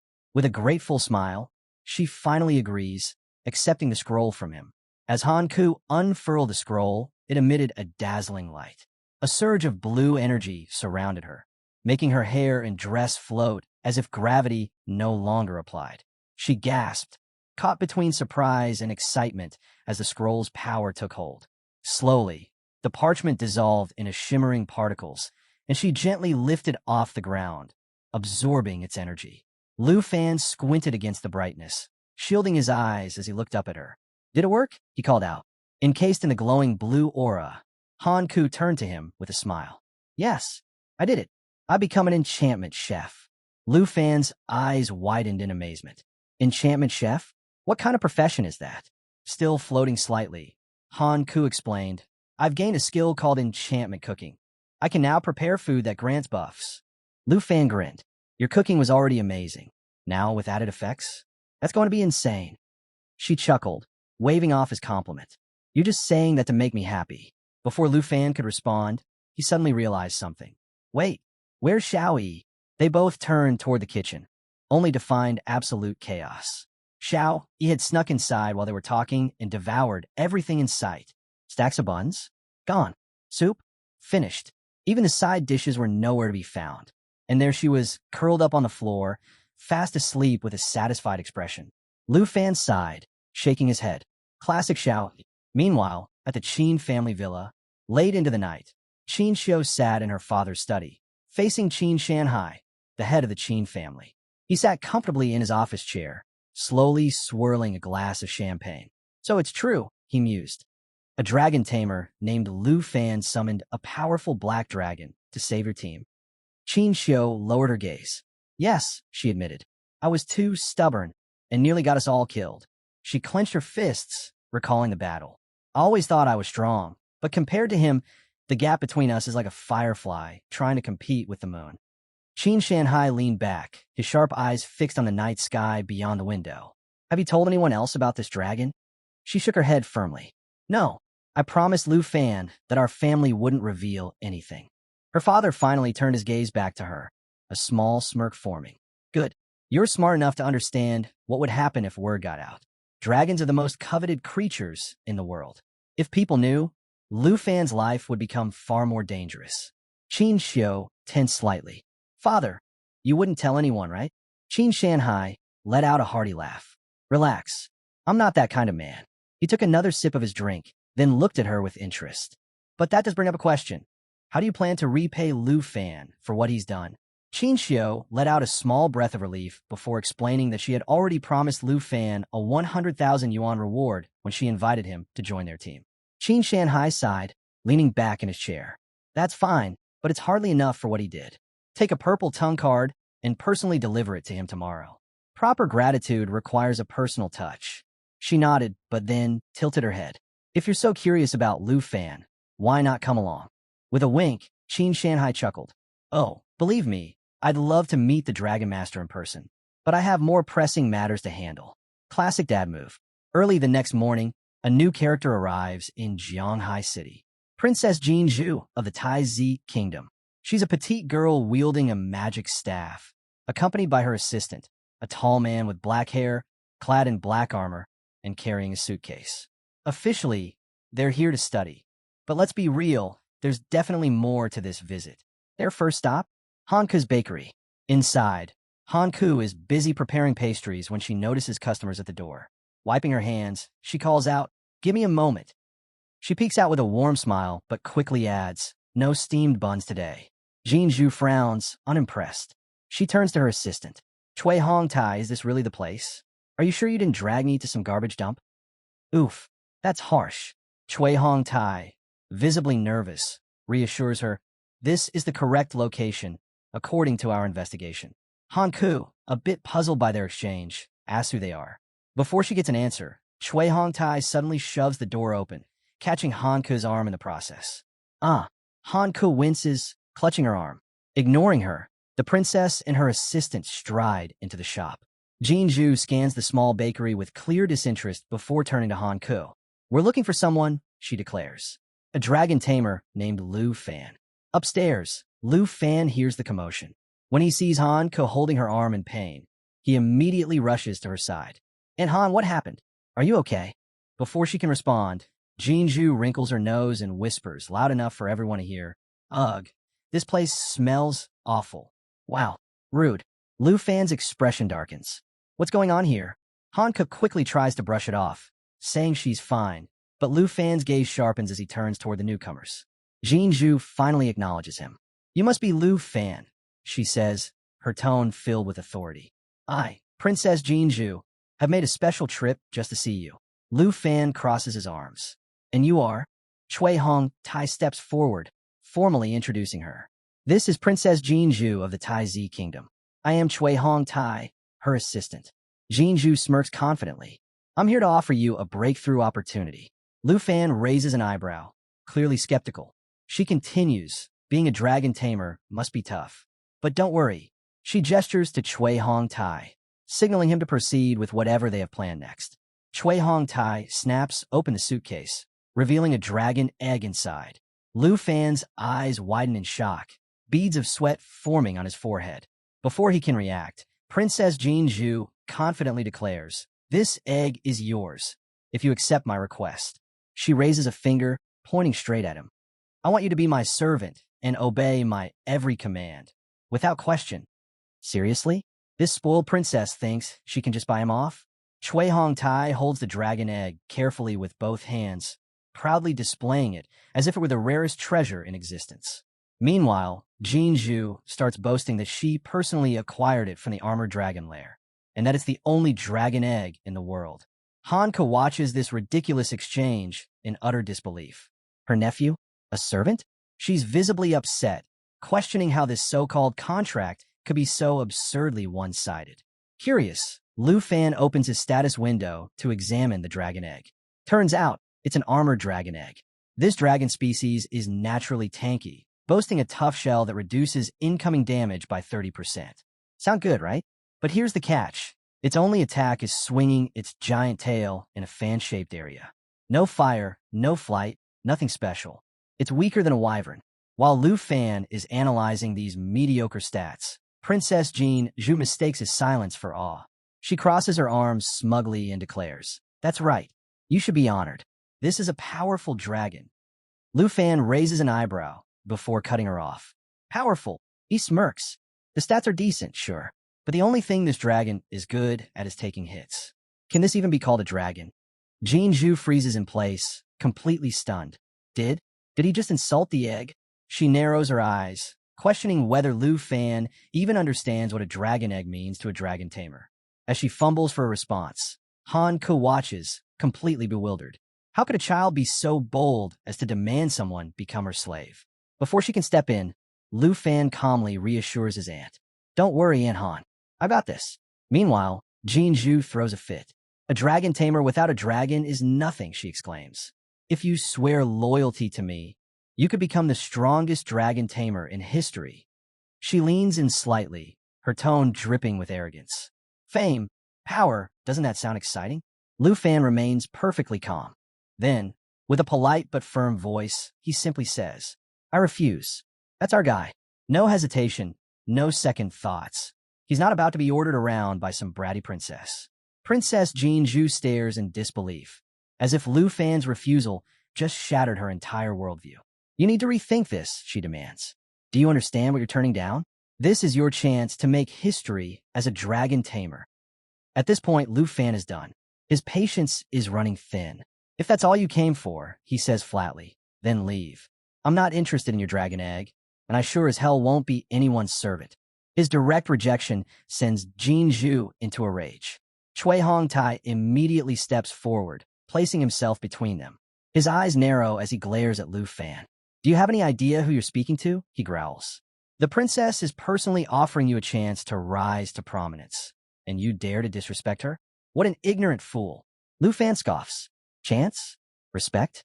Don't be ridiculous. I won't be anyone's servant." Jinju, absolutely livid now, points directly at Lu Fan. "Chui Hong Tai, teach him a lesson." Without hesitation, Chui Hong Tai clenches his fists. "As you command." Danger spikes in the air.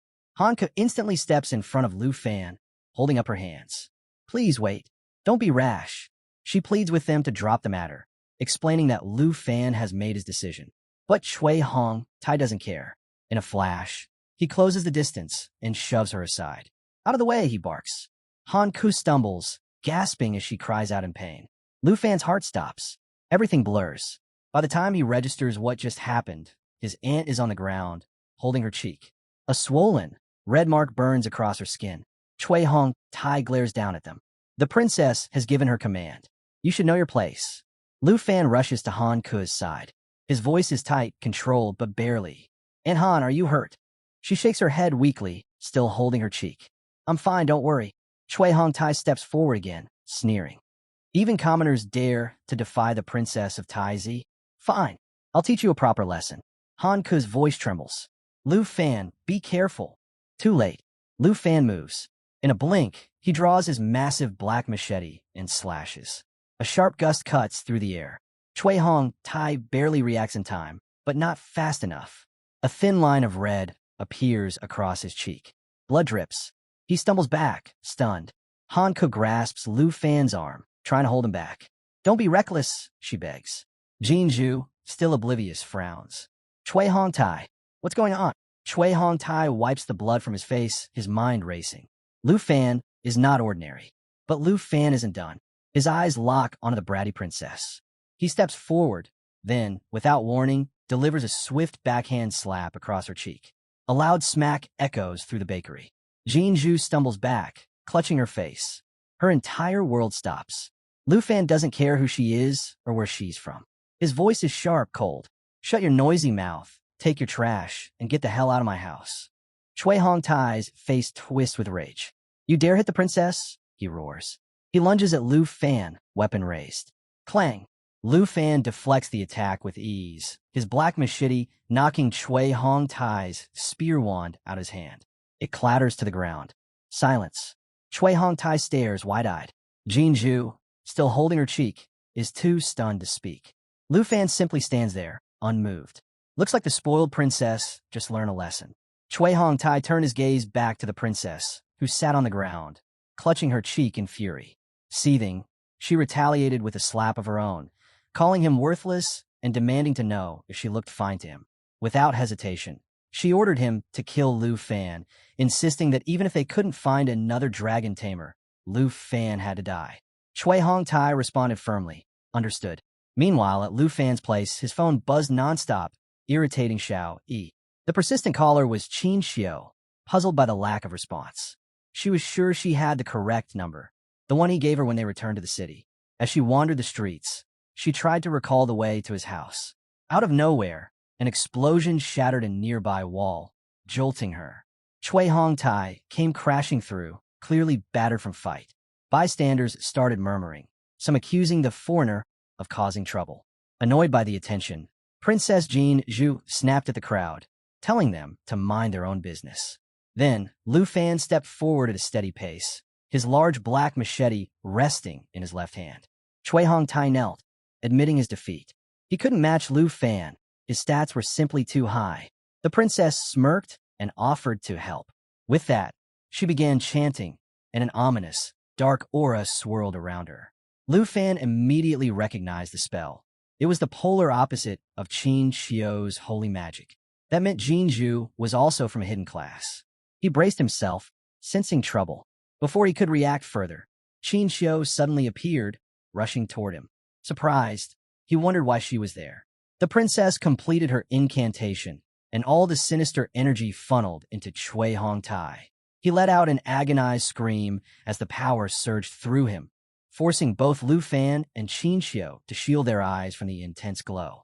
A status window popped up, revealing Chui Hong-tai's class, Guardian Knight, a combat type. Meanwhile, Princess Jin Zhu was listed as an advanced spiritual witch, another combat type. As the light faded, Chui Hong-tai had transformed into something monstrous. "I'm here to help you," Qin Xiao declared, stepping in front of Lu Fan defensively. Without warning, Chui Hong-tai lunged at them. Lu Fan swiftly shoved Qin Xiao aside, instructing her to check on his aunt, Han Ku, inside the shop. In the next instant, Chui Hong-tai's attack came crashing down. Lu Fan dodged, just in time, the ground where he had stood seconds ago, now completely obliterated. Lu Fan slid back, quickly realizing that Chui Hong-tai's strength had skyrocketed. He wasn't just an opponent anymore. He had truly become a monster. If he wanted to stand a chance, he'd have to use both Dragon Inspiration and Dragon Claw together. Standing beside Chui Hong-tai, Princess Jin Zhu shouted impatiently, demanding that he kill Lu Fan to satisfy her anger. Hearing her orders, Chui Hong-tai yanked his staff from the ground, ready to strike again. But before he could make a move, Xiao Yi suddenly leaped from the window, shifting into her true dragon form midair. The sight of her sent shockwaves through the battlefield. Both Jin Zhu and Cui Hongtai were frozen in disbelief, barely able to stammer. A real dragon? The princess, gripping her staff tightly, cursed Cui Hongtai for being useless and urged him to hold out a little longer as she began chanting another spell. But before she could finish, Xiao Yi unleashed a deafening roar, the sheer force of it sending Jin Zhu flying backward and completely interrupting her spell. Xiao Yi then activated her dragon bloodline, a terrifying skill that slashed all incoming damage by 50%, made her immune to debuffs, and boosted her healing by an insane 500%. If that wasn't broken enough, she immediately went on the offensive, slamming Cui Hongtai straight into the ground. Helpless, he screamed, begging her to let go. Being the gracious dragon waifu she was, Xiao Yi obliged, but not without hurling him directly toward Jin Zhu. His body crashed into the street, leaving a massive crater in its wake. Honestly, at this point, he owed Han Ku and Lu Fan a serious apology for all the destruction. Watching her so-called powerful attendant reduced to a pathetic mess, the reality of the situation finally dawned on Jin Zhu. She had spent her life believing in the strength of the Jin family's so-called defensive lizards, but now she was staring at the overwhelming might of a real dragon. Before she could fully process her defeat, Lu Fan called out to her. He strode forward, exuding absolute confidence, his black machete now gripped in his right hand. His voice was calm, but his presence was suffocating. "Weren't you planning to kill me to make yourself feel better?" he asked. Jin Zhu instinctively took a step back, then another, before losing her footing and tumbling to the ground. In a panic, she shrieked, "Stay away from me. You attacked my attendant, humiliated me, and now you're threatening me." Her voice quivered as she tried to regain control, warning Lu Fan that by doing this, he had made an enemy of the Taizi kingdom. But Lu Fan wasn't interested in her excuses. He casually flexed his machete, unimpressed by her threats. "Are you trying to scare me?" he asked, his tone almost mocking. As he reached her, his eyes darkened with fury. "You sent your people after my family." His grip on the machete tightened. "I don't care if you're a princess or a god.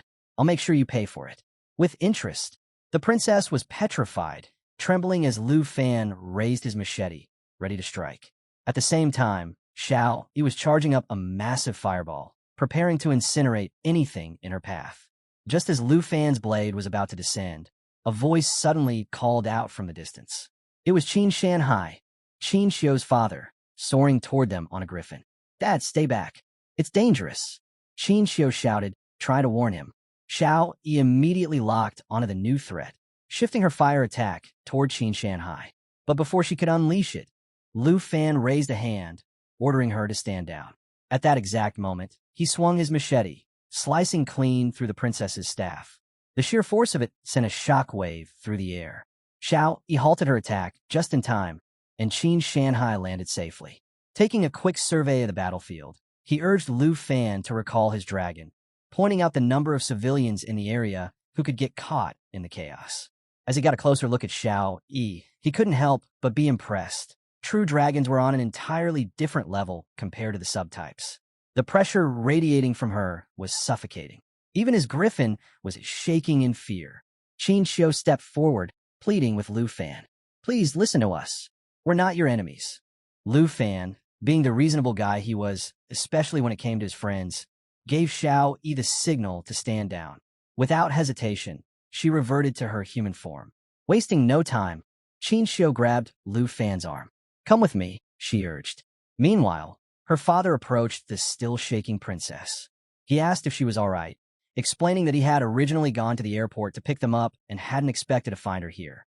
He also mentioned that a Qin family driver would be arriving soon to take them to the hospital. Back at Han Ku's bun shop, inside the cozy shop, Han Ku sat across from Lu Fan, explaining that Qin Shanhai was well acquainted with the princess, the same one who had caused all this trouble. Given his connections, he might be able to smooth things over. That was actually why Qin Xiu had called her father and filled him in on the situation. Lu Fan leaned back, unconvinced. "I doubt she'll let this go that easily," he muttered. Right on cue, Qin Shanhai stepped inside, shaking his head with a wry smile. Well, we haven't even properly met yet, and you're already causing this much trouble," he joked. Lu Fan shrugged. "Can't really blame me for this one. The princess started it. Han could cut to the point. How was this going to be handled? She asked. Qin Shanhai sighed. We sent the princess and Shui Hong Tai to the hospital. But there's still the issue of explaining everything to the Jin family. He paused before adding, they're not just business moguls. They have serious pull in the upper ranks of the Taizi kingdom. Hearing this, Han Ke grew worried. If the Jin family was as powerful as Qin Shanhai said, wouldn't Lu Fan face consequences for attacking them? But Lu Fan, ever confident, simply shrugged. Even if she's got influence, I'm not about to compromise my dignity over a dragon egg. Qin Shanhai raised an eyebrow, clearly impressed by Lu Fan's resolve. Taking a slow drag from his cigarette, he exhaled and nodded. I like your integrity, kid. You don't have to worry too much. I'll make sure you're safe. But then, with a smirk, he casually added, of course, I can't do it alone. There's a condition. Lu Fan's curiosity was piqued. What condition? Pointing his cigarette at him, Qin Shanhai stated, when the title of South Province champion in the grand exam. Lu Fan blinked. That was unexpected. Qin Shanhai continued, explaining that he'd keep the princess at bay until the exam was over. But only if you rise above the competition and take the top spot. That's the only way I can fully back you. Qin Xiu immediately chimed in. That won't be easy. The South Province is full of top-tier students. Qin Shanhai nodded. Exactly. But if you can surpass them all, I can make sure no one touches you. A spark ignited in Lu Fan's eyes. His usual relaxed demeanor shifted as determination took over. Got it. I accept. Meanwhile, at the hospital, Princess Jin Zhu was livid. Pacing back and forth, she furiously yelled into her phone. Qin Shanhai is obviously protecting that bastard. Why hasn't Lu Fan been arrested yet? The person on the other end tried to calm her down, assuring her that they'd reach out to high-ranking officials to handle the matter. But that wasn't enough for her. No, I want pressure on them now. That's an order, she snapped. Slamming her phone shut, she clenched her fists. Lu Fan, I'll make you pay for this. Looks like she still hadn't learned her lesson. But honestly, with Lu Fan and Xiao Yi around, even an entire kingdom wouldn't be enough to stop them. The next day, 3rd middle school. The school grounds were packed. Students gathered in clusters, checking each other's levels and forming groups. Excitement buzzed through the crowd. The South Province Grand Exam was about to begin. Then, the murmurs started. Wait, isn't that Lu Fan? Heads turned as Lu Fan strolled onto campus, hands in his pockets, as calm as ever. What's he doing here? Some whispered. Didn't he go back home to sell steamed buns? He used to be a genius, but now no school wants him. Is he seriously trying to take the exam? Lu Fan heard them all, but he barely paid them any mind. A tinge of nostalgia hit him, but honestly, their words meant nothing now. Then, the headmaster's voice boomed over the commotion. Attention, students. The South Province Grand Exam is about to begin. Standing amidst a crowd of students, Lu Fan found himself lost in thought. Since reaching level 15, he had been receiving daily treasure maps, but he had yet to use any of them.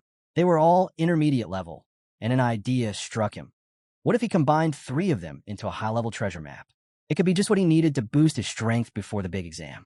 Before he could dwell on it further, a voice snapped him back to reality. Lu Fan, turning around, he spotted Teacher Li approaching. The teacher eyed him curiously. Are you taking the grand exam? Lu Fan nodded. Yeah, I've been working hard to get stronger. Teacher Li smiled, clearly impressed. That's good to hear. Reaching into his pocket, he pulled out a teleportation stone and handed it to Lu Fan. Take this. I believe in your fighting spirit. You might just rival the professionals out there. Lu Fan accepted the stone, inspecting its properties. It was of rare quality and came with some interesting features. When used in the Trial Secret Realm, it teleports the user to the 1st floor of the Heavenly Tower. When used in the Heavenly Tower, it returns the user to the Trial Secret Realm platform. After examining it, he looked up as Teacher Li continued, his tone turning serious. Remember, professions are everything in this world. Even though it's just an exam, one wrong move could cost you badly. He advised Lu Fan to find a teammate for the trial and reminded him that if things got too dangerous, the teleportation stone would be his best escape option. Lu Fan gave a confident nod. Got it. I'll be careful. As Teacher Li walked away, murmurs broke out among the students nearby. Is Lu Fan really competing? He used to be talented, but there's no way he can keep up now. He should have just quit while he had the chance. But Lu Fan wasn't the least bit fazed. Let them talk. He had bigger things to focus on. In team trials, scores were split between members, but he didn't just want to pass. He needed to dominate. He had promised Qin Shanhai he would take the top spot, and that was exactly what he intended to do. Just then, another voice called out, "Lu Fan." He turned to see Qin Xiu approaching, accompanied by another girl. Raising an eyebrow, he greeted them. "Who's this?"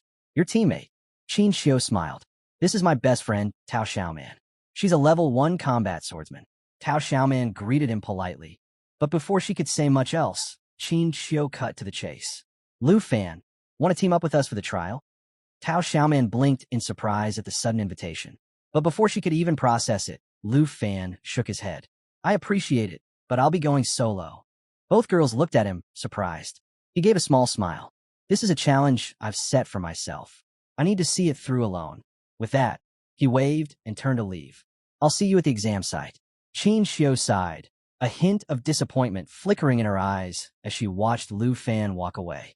She had been hoping to team up with him, but deep down, she knew the truth. With his strength, any teammate would probably just slow him down. Still, she wished him luck, knowing he didn't need it. Beside her, Tao Xiaoman frowned in confusion. "I don't get it.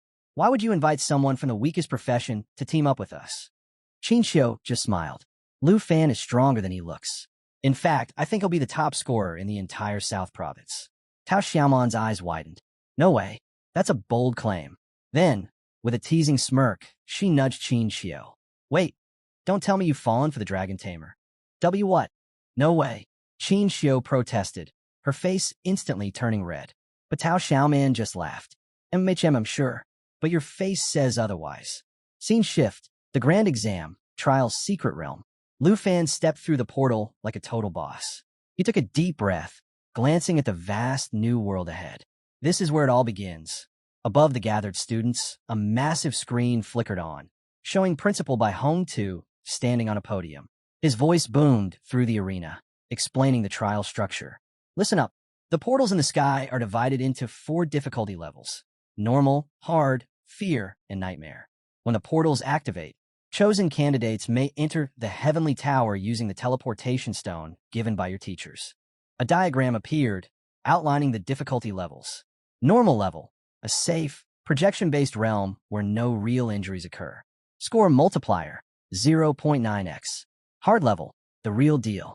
From here on, all monsters are real, and using the teleportation stone will allow safe exit with scores intact. Score multiplier, 1.0x. This is the most common choice. Fear level, extremely dangerous. Monsters here are fierce, and solo challengers are strongly advised against entering. Principal Bai stressed the importance of safety over points. Score multiplier, 3.0x. As Bai Hongtu was still speaking, a loud laugh suddenly interrupted him. "Principal Bai, just watch. I'm going to set the highest score in this exam." The voice belonged to Hong Wu, a level 14 Qi Gong master with a hidden profession. His sheer confidence made heads turn. Tao Xiaoman's jaw practically dropped. "That's Hong Wu. He's the top student at number 1 middle school. He's ranked in the top 5 in the entire province." Qin Xiu nodded, arms crossed. "He's strong. As a Qigong master, he's both an attacker and a defender, extremely versatile." She then added, "He's planning to challenge the hard realm solo." At his bold proclamation, many students began to feel the weight of reality sinking in. How are we supposed to compete with someone like him? I should have picked an easier level. There's no way we're making it to the top now. Some are already regretting their choices, realizing that against Hong Wu, their chances of ranking high were slim to none. The scene shifts to Principal Bai Hongtu's office, where multiple screens display the students' progress in real time. Sitting beside him, the principal of number 1 middle school chuckles, full of confidence. He boasts that Hong Wu is their strongest student and is practically guaranteed to take the top spot. He even acknowledges Qin Xiu's skills, predicting that she'll secure a place in the top 3. Meanwhile, Principal Bai Hongtu appears deep in thought. He can't help but wonder if Lu Fan had awakened a different hidden profession. Could he have claimed first place instead? His musings are interrupted by Qin Shanhai, who confidently mentions that he has a strong contender in mind for the top rank. Curious, the principal of number 1 middle school asks who he's referring to. Qin Shanhai reveals that it's Lu Fan, the dragon tamer from number 3 school. The revelation catches Principal Bai Hongtu off guard. The number 1 school principal quickly dismisses the idea, pointing out that all the students have already entered the tower, except for Lu Fan. With a laugh, he questions whether the boy is simply forfeiting the exam. Scoffing, he downplays the potential of a dragon tamer, directing attention to the scoreboard, where Hong Wu is already on the 4th floor, leading the rankings. But then, Principal Bai Hong Tu suddenly notices something alarming. His expression shifts as he realizes that Lu Fan isn't giving up, he's waiting. And not just for any challenge. He's aiming for the Nightmare Trial. The room falls into stunned silence. The Nightmare Trial is a one-way path, a challenge so extreme that even discussing it sends shivers down most spines. The portal finally appears in the sky, displaying an astronomical score multiplier of 9.9x. As Lu Fan steps forward, prepared to take on the trial, the principal of number 1 school panics, urging Bai Hong Tu to intervene. He insists that entering is a death sentence. But Lu Fan doesn't waver. With a confident smile, he steps into the trial realm. Principal Bai Hong Tu, watching with a mix of concern and admiration, recalls that no one who has entered the Nightmare Trial has ever walked away unscathed. The last challenger, 8 years ago, met a gruesome fate, devoured by a terrifying beast. The principal of number 1 school shakes his head in disbelief, questioning if Lu Fan even understands the rules. He bluntly declares that the Dragon Tamer is doomed and goes as far as to challenge Qin Shanhai's judgment, scoffing at the idea that Lu Fan could ever measure up to Hong Wu. Qin Shanhai just winks, casually dismissing their doubts. He suggests they focus on watching their prized Qi Gong master instead. It's too early to jump to conclusions. Better to observe a little longer before making any rash judgments. Principal Bai Hong Tu, still intrigued, turns to Qin Shanhai. Why do you have so much faith in Lu Fan? He asks. Meanwhile, as the discussion continues, Lu Fan steps onto the 1st floor of the Nightmare Trial. Almost instantly, a massive paw emerges from the dense fog, slamming onto the ground near him. Red eyes glow menacingly from all directions. He's completely surrounded. Without hesitation, Lu Fan grips his large black machete and shifts into a defensive stance. Based on his understanding of the trial, at least 10 monsters should be lurking around him. The fog parts slightly, revealing a pack of black wolves. They're level 10, and their bite attack inflicts continuous bleeding damage. Worse yet, they possess a skill called Night Howl, which boosts all their allies' attributes and resets skill cooldowns. The wolves let out a deafening roar before lunging at him. But Lu Fan remains calm. In one swift motion, he unleashes Dragon Fang Strike. His blade tears through the air, slicing through every wolf in a single, devastating blow. A notification chimes. The 1st floor of the Nightmare Trial Sky Tower is cleared. Lu Fan instantly gains 990 points. Back in the control room, the principal of number 1 middle school is left speechless. A one-hit kill? Just what kind of monster is this kid? He exclaims. He can't believe how absurdly powerful Lu Fan is. His stats must be far beyond his peers. Principal Bai Hong Tu is equally shaken. Could it be? Has Lu Fan truly found the legendary dragon? With 990 points, Lu Fan skyrockets to 2nd place on the leaderboard in an instant. In the surveillance room, the staff and officials from number 1 middle school are glued to the screens, completely fixated on Lu Fan's performance. None of them can believe he wiped out the Black Wolves in a single strike. Just then, the atmosphere shifts. The door opens, and a new figure steps inside. The newcomer is clad in a detective-style suit, one hand in his pocket and a briefcase in the other. His cap and glasses obscure most of his face, adding to his mysterious presence. The sudden arrival draws everyone's attention. Qin Shanhai, upon seeing him, immediately tenses up. The man calmly steps forward and introduces himself. Qin Xiong, special representative from Longdu. His voice is firm, leaving no room for nonsense. I'm here to investigate someone and take them back to Longdu. Removing his cap, he locks eyes with Qin Shanhai and asks one question. Where is the Dragon Master, Lu Fan? A stats window pops up, revealing Qin Xiong's information. Level 57, specializing in combat. His presence alone radiates authority, making it clear that he isn't someone to take lightly. Meanwhile, inside the Nightmare Trial, Lu Fan moves steadily through the 1st floor. His big black machete swings effortlessly as he cuts away thick vines, all while keeping an eye on the system map in his other hand. A grin tugs at the corner of his lips. He's finally found what he's been searching for. A system notification pops up, confirming that he has reached the correct location marked on his treasure map. Almost immediately, another window appears, announcing the creation of a high-level treasure map. Excitement sparks in Lu Fan's eyes. The high-level treasure map he prepared before entering the trial realm actually led him to a spot on the first floor of the Heavenly Tower. Pushing forward, he hacks through a cluster of thorny plants, blocking his path. As the last vine falls away, something catches his eye, a book lying on the ground. Without hesitation, he reaches out and picks it up. A notification appears. Skill book acquired, accelerated growth.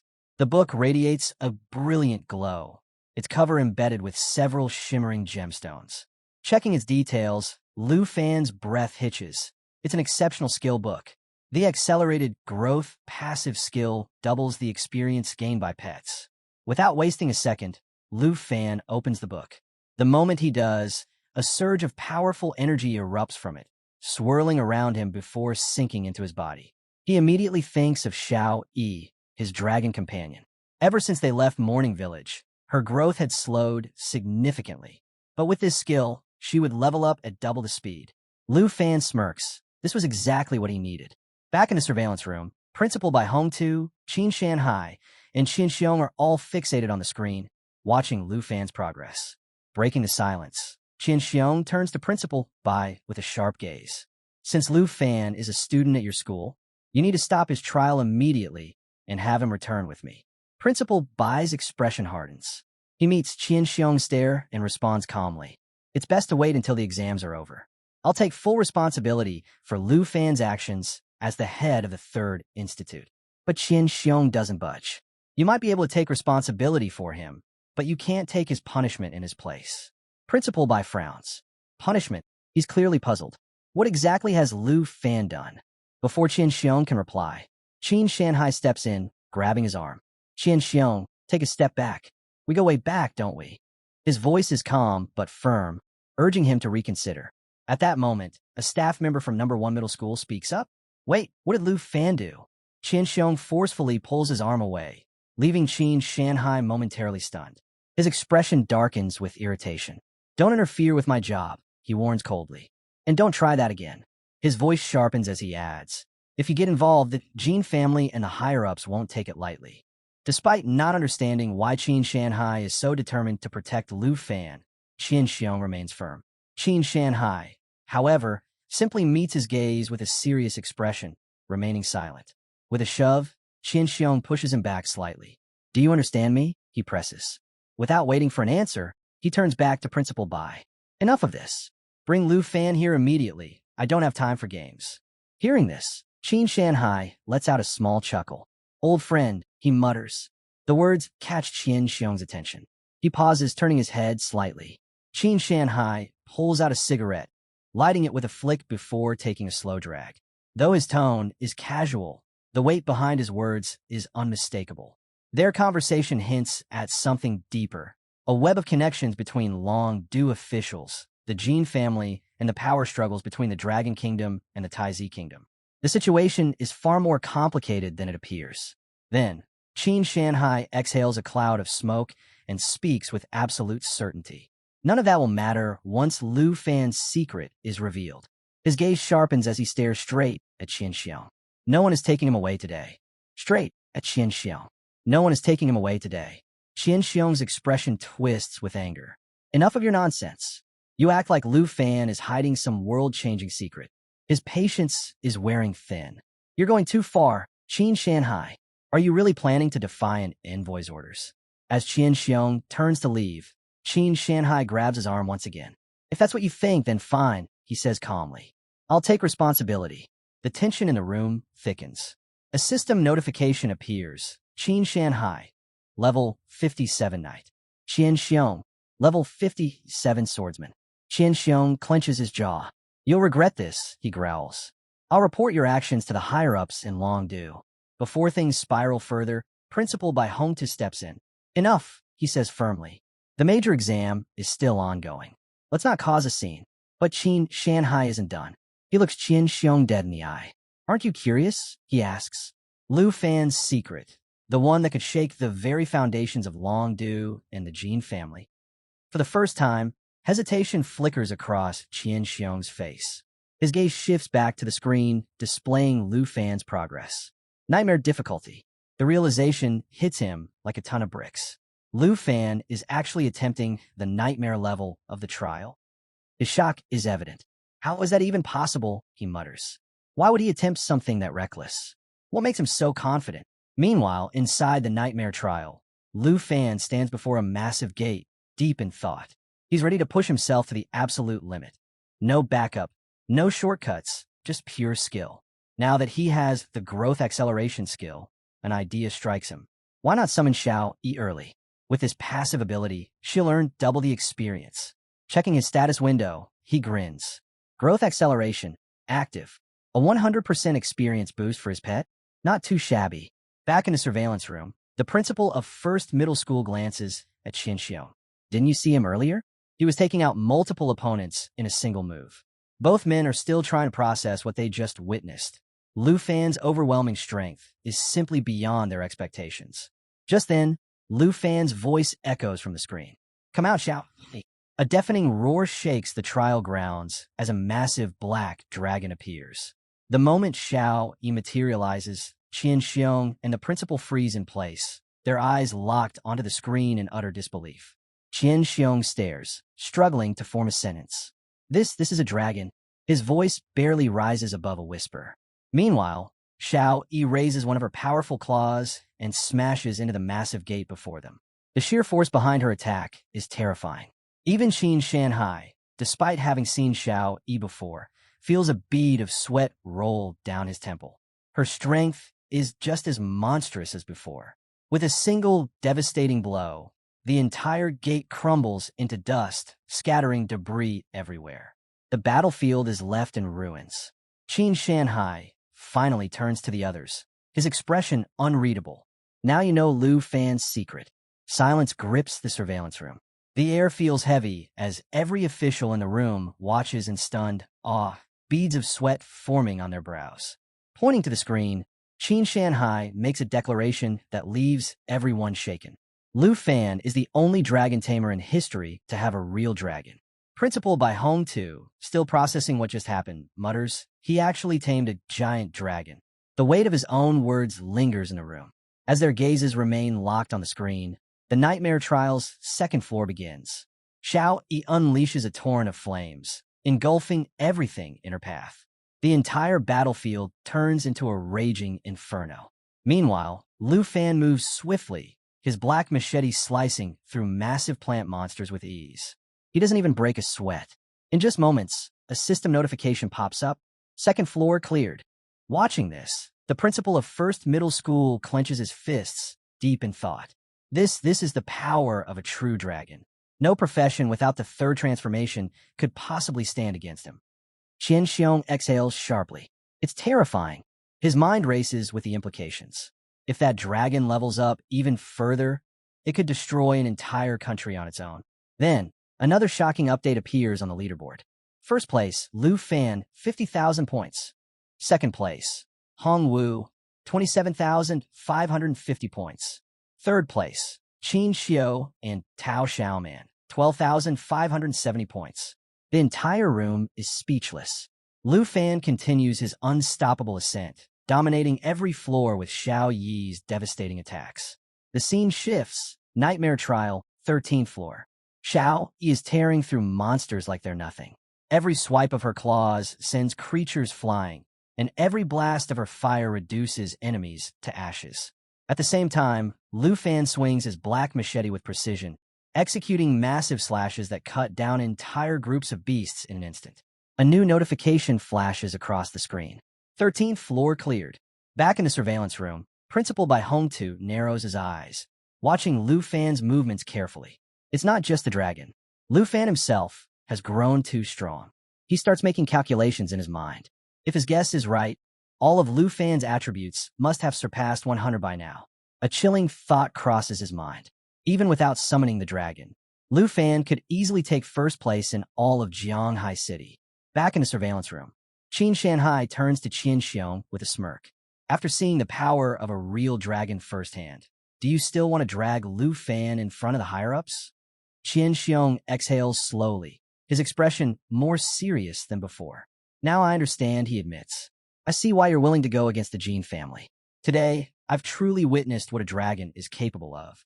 Hearing this, Qin Shanhai leans back slightly. Good. Then there's no need for a special envoy to trouble either Lu Fan or the Jin family anymore. I'll send a segment of his exam footage to the teacher. His tone is final. You should head back. Qian Xiong narrows his eyes. By teacher, you mean North Marquis Tu Jing? Qin Shanhai doesn't answer directly. He just smiles. Meanwhile, inside the nightmare trial, Lu Fan has already reached the 20th floor. He finds himself standing in a long, dark corridor, at the end of which a strange purple glow flickers ominously. As he steps forward, the glow moves. It's not just light. It's a spell. The system immediately identifies the enemy. Dark Sacrifice, level 15. A status window appears, listing its terrifying abilities. Black Curse reduces all enemy attributes by 50%, while increasing all allies' attributes by 25%. Merge into Darkness allows the caster and all nearby allies to blend into the shadows, becoming completely immune for 15 seconds. Dark Control grants full command over the Dark Knights lurking behind it. Lu Fan surveys the enemies before him, mind already working through a strategy. With the accelerated growth skill still active, he figures that Xiao Yi must be close to leveling up. A perfect opportunity. Xiao Yi used Lava Blaze. The black dragon coils back, preparing to unleash its attack. A low rumble builds in her chest, growing into a deafening roar. Then, in a single explosive moment, Xiao Yi breathes out a storm of molten fire. A status notification pops up. Lava Blaze, activated, continuous forward fire breath. Deals damage while restoring the dragon's health. Incredible. Xiao Yi is not only destroying enemies, she's healing at the same time. The entire floor erupts into flames, engulfing the Dark Knights and their summoner. Their eerie purple magic is swallowed by the inferno, and in mere seconds, they're reduced to nothing but ashes. A new notification chimes. 20th floor cleared.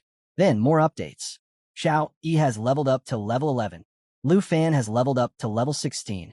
With the 20th floor completed, Lu Fan's score soars even higher, leaving the competition completely in the dust. Smirking, he pats Xiao Yi's side. Let's conquer the heavenly tower together. The scene shifts, this time to the 50th floor of the Fear Trial. A massive explosion rocks the battlefield. The cause? Hongwu. A system notification blares across the screen. 50th floor cleared. Standing amidst the wreckage, Hongwu crosses his arms, feeling pretty pleased with himself. He exhales sharply and thinks, this year's grand examination is brutal. These monsters feel like they belong on the 70th floor instead. Despite the challenge, Hongwu is fully convinced that he's going to take first place. In his mind, the only real competitor is Qin Xiao, but since she's working in a team, her points will be halved. With full confidence, he laughs and boldly declares, the title of top scholar in the Southern Province examination is mine. Feeling triumphant, he even turns to Principal Bai Hongtu, saying, you should start reaching out to the top universities now. They'll be fighting to recruit me soon enough. Talk about cocky, right? Little does he know, no one in the surveillance room is even watching him. Every single principal and official in the office has their eyes glued to Lu Fan's progress instead. Principal Bai Hongtu, without even glancing at Hongwu, murmurs, the 50th floor of the Heaven Tower has always been a major hurdle. Professionals from a southern province rarely make it past this stage. The principal of First Middle School nods in agreement. It's a turning point. Even if Lu Fan clears this floor, the difficulty from here on will skyrocket. His pace will slow down eventually. Now, let's switch back to our main man, Lu Fan. He's currently standing on the 50th floor of the Nightmare Trial. The entire battlefield is blanketed in thick snow, the freezing wind cutting through the silence. Lu Fan, however, isn't fazed. He's too busy checking out Xiao Yi's status window. And guess what? She's just unlocked a brand new skill, Shape Transformation. This ability lets her shift between 4 different forms, each with unique effects. 1. Young Dragon Form boosts all attributes and cuts energy consumption by 50%. 2. Dragon Maiden Form. This form is linked to Lu Fan through the Blood Pact. Honestly, absolute waifu material. She should stay in this form forever. 3. Destruction Dragon Open Form. Strength decreases by 50%, but spirit increases by 100%. Unlocks new abilities like daylight incineration and lava eruption. 4. World-ending form. Spirit decreases by 50%, but strength increases by 100%. Grants access to powerful skills like Earthbend and Fearful Roar.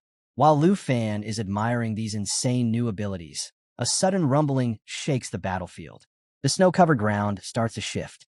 Slowly, massive stone figures begin to emerge from beneath the frost. Their glowing red eyes lock onto Lu Fan, their towering bodies looming ominously in the frozen wasteland. 3 monstrous figures stand before him. A status window pops up. Enemies identified. Amethyst Mountain Giants, level 20. Their abilities include Mountain Arm, a devastating frontal attack using their enormous rock limbs. Landslide, a catastrophic attack that you do not want to be caught in. Amethyst Rock, reduces magic damage by 50% and grants complete immunity to armor-piercing effects. Back in the surveillance room, Principal by Hong Tu watches the screen with a serious expression. 3 nightmare-level bosses at once. He can't help but wonder, how will Lu Fan handle this? The principal of First Middle School nods in agreement. I figured the 50th floor would finally slow him down. Even if he stops here, his score is already high enough to secure first place in Jianghai City. Then, with a sigh, he adds, why couldn't such a promising student have come from our first middle school? Gotta love that friendly rivalry. Now, back to the real action. Lu Fan stands on the 50th floor, facing off against 3 massive Amethyst Mountain Giants. The status window flashes, alerting him. The monsters are preparing to unleash Mountain Arm, a powerful frontal attack. But does Lu Fan flinch? Not even a little. As he watches the incoming attack, his thoughts are surprisingly calm. Now that he's halfway up the tower of the ladder, the difficulty has clearly taken a leap. Since the challenges are ramping up, he figures it's time to step up his own game. Just before the colossal strike lands, he steps forward, her massive left hand absorbing the full impact. Boom! The ground trembles under the sheer force of the attack, but Lu Fan stands completely unfazed in the middle of the chaos. Enough playing around. It's time to go all out. He raises a hand and gives the command. Xiao Yi, activate World Ender Form. A deep roar rips through the battlefield in response. In an instant, Xiao Yi's entire body erupts into crimson flames. Back in the monitoring room, Principal by Hong Tu narrows his eyes. Lu Fan is up to something. As the flames around Xiao Yi intensify, everyone watching falls silent. The transformation begins. Her scales turn pitch black, her glowing red eyes radiate pure menace, and the sheer pressure from her presence fills the entire battlefield. The system flashes a notification. World Ender Form activated. Strength, 456, 2,912. Spirit, 1,424, 712. New skills unlocked. Earth Shatterer and World Ending. The entire monitoring room is left stunned. Principal by Hong Tu stares at the screen in disbelief. How can this dragon switch combat forms like that? Qin Shanhai exhales sharply, his voice a little shaky. That transformation, it's terrifying.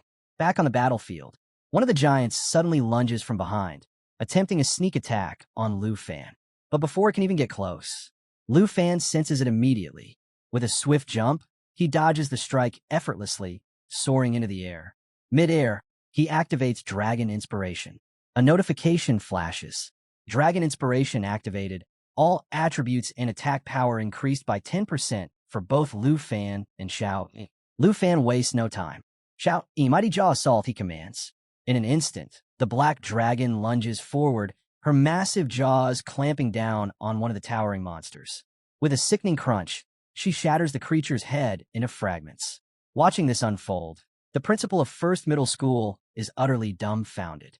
That was a level 20 boss, and she crushed it like it was nothing. Meanwhile, Principal by Hong Tu is analyzing the scene with sharp eyes. To break through the defenses of an Amethyst Mountain Giant, the dragon's attack power must have exceeded 2,000 points. As the first giant collapses, the second one strikes, reaching out in an attempt to grab Lu Fan. But he's too fast. With fluid precision, he dodges again, twisting his body effortlessly out of reach.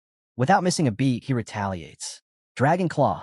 The moment his attack lands, a massive explosion engulfs the battlefield. Back in the monitoring room, Qin Shanhai turns to Qian Xiong, his voice filled with amusement.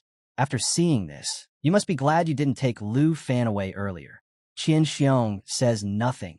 His gaze is locked on the battle, completely speechless. Back to the action. The final mountain giant lets out a thunderous roar, swinging wildly at Lu Fan, but he continues dodging every attack effortlessly. Then, Xiao Yi unleashes world-ending roar.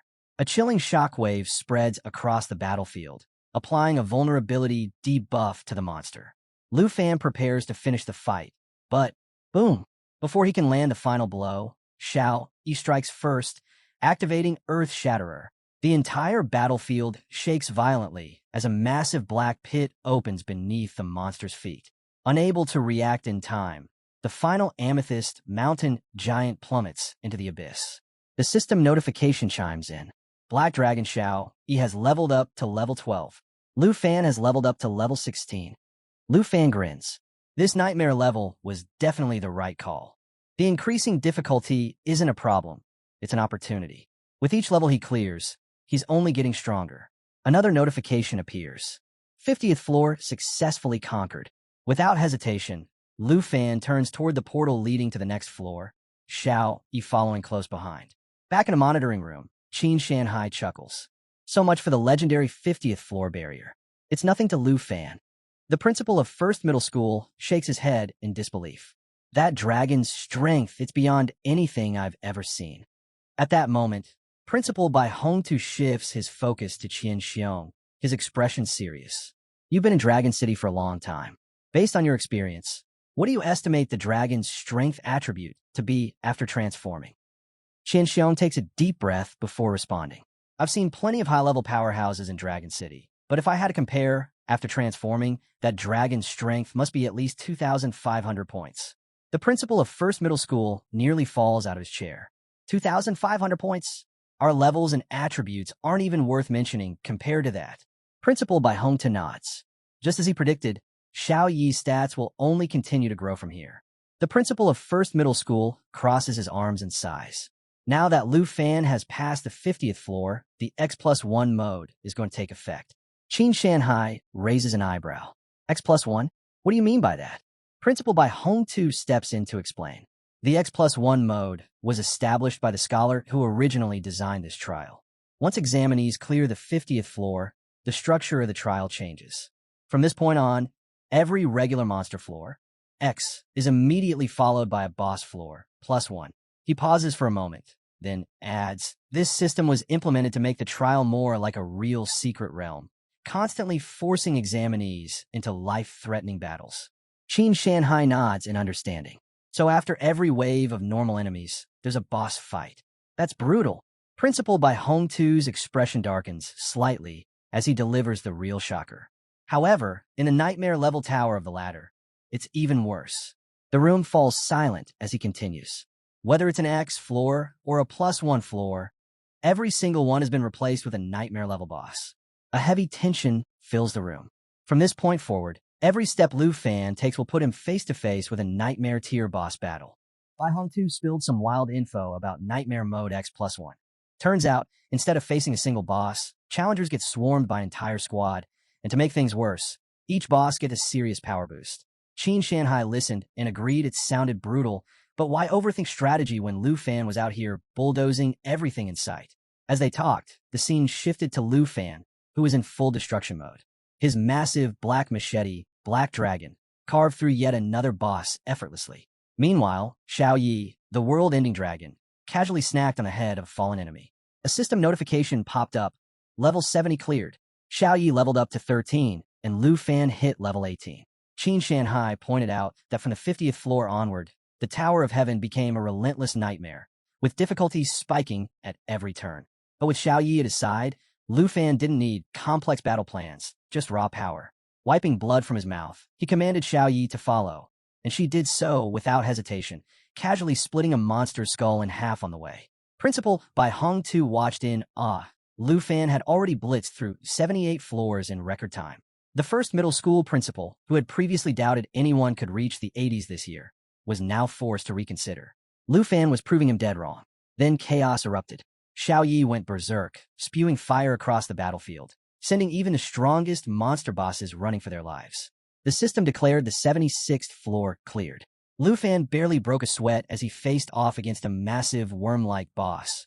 One attack, powered by his dragon blood armor transformation, and it was over in an instant. Xiao Yi clutched the boss's head like a trophy, leveling up to 14, while Lu Fan advanced to level 19. Back in the principal's office, Bai Hong too reflected on how countless prodigies had pushed themselves to the limit trying to conquer the tower, only to fall short in the end. Qin Shanhai added that once challengers reached the 70s and 80s, they were too close to quit, yet victory was still a distant dream. But Bai Hong too had no doubts. Lu Fan was on another level. He might be the first in a decade to clear all 100 floors. Then the tension spiked. The system displayed Lu Fan stepping onto the 99th floor, a ruined structure with broken staircases spiraling toward a shadowy throne. Around it stood 4 monstrous figures, world-enders.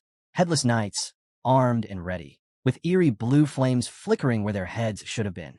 Each knight was an absolute nightmare to deal with. Penetration attacks stacked with insane damage multipliers, automatic counterstrikes, lightning-fast slashes, and the most terrifying move of all, an instant decapitation skill that triggered if the target's health dropped below 57%.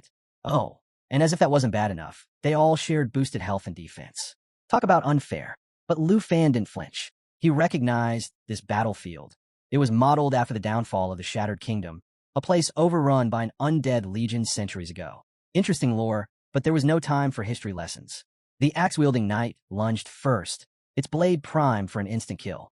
With no control-type skills to rely on, Lu Fan had only one option: go all in, fast and hard. He launched into the air, parrying their counters with his machete, but his first strike barely left a scratch. Worse, the knight instantly regenerated and retaliated with a brutal counterattack. Lu Fan barely managed to block in time. Realizing they needed more firepower, he called out to Xiao Yi. The dragon answered with an earth-shaking firestorm, engulfing the entire castle in flames. The structure cracked and crumbled under the heat, and Lu Fan grinned at the sheer destruction. Before he could catch his breath, the dual-sword knight roared, "For my king!" and charged forward, swords crackling with lightning. Sparks flew as Lu Fan blocked, his arms shaking from the impact. The other knights weren't far behind. This wasn't a fight they could drag out. It was time to end this. Lu Fan commanded Xiao Yi to prepare a full-power attack. The dragon's energy surged, and in an instant, she unleashed a hellish wave of lava, swallowing the knight's whole. The inferno raged, melting through armor and flesh alike. One by one, the undead warriors fell, reduced to smoldering ash. Then ding, the system alert rang out. Level 99 cleared. Xiao Yi leveled up to 15, and with it came a brand new skill. Lu Fan checked the system and was floored. Black Dragon Xiao Yi just kept getting stronger. Meanwhile, he himself had officially reached level 20. Back in the surveillance room, the atmosphere was electric. The first middle school principal watched in stunned silence as the massive doors to the 100th floor slowly creaked open. Even Qin Shanhai, usually unfazed, admitted they were witnessing history. Bai Hong too, normally composed, was visibly shaken. This wasn't supposed to be possible. Yet, here was Lu Fan, breaking every rule, defying every expectation. Lu Fan steps onto the 100th floor, eyes locked on the massive throne ahead. Without hesitation, he grips the sword embedded in it and yanks it free. A surge of raw power explodes around him, energy crackling in the air.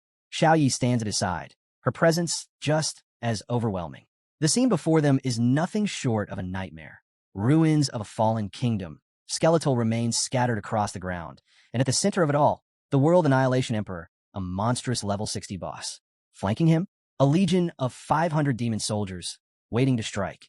But Lu Fan isn't the least bit intimidated. Instead, he checks out Xiaoya's newly unlocked skill, Cataclysm, and it's an absolute game-changer.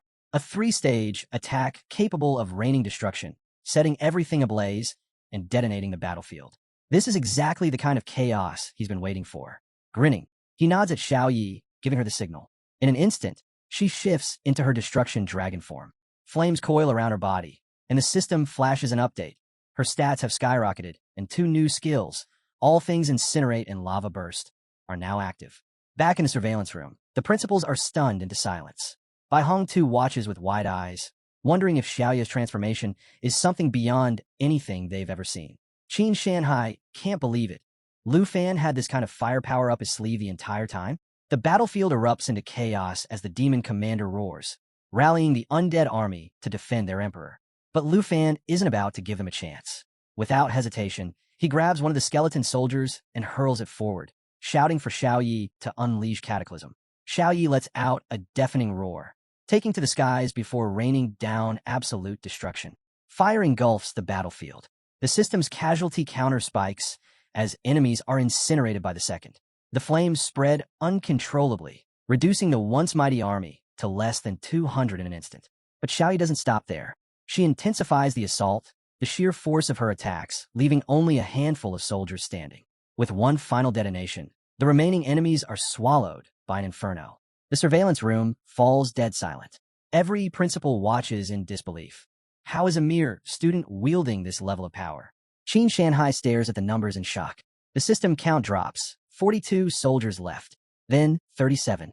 The battlefield is all but empty when the demon commander steps forward, voice booming as he demands Lu Fan kneel before their king. Lu Fan only tightens his grip on the dragon's sword, eyes sharp and unwavering. Xiao Yi keeps up the onslaught, and one by one, the last of the undead soldiers fall to ash. As the flames die down, only ruin remains. Bai Hong Tu watches intently, deep in thought. Even the legendary Four Horsemen wouldn't stand a chance against Lu Fan's raw strength.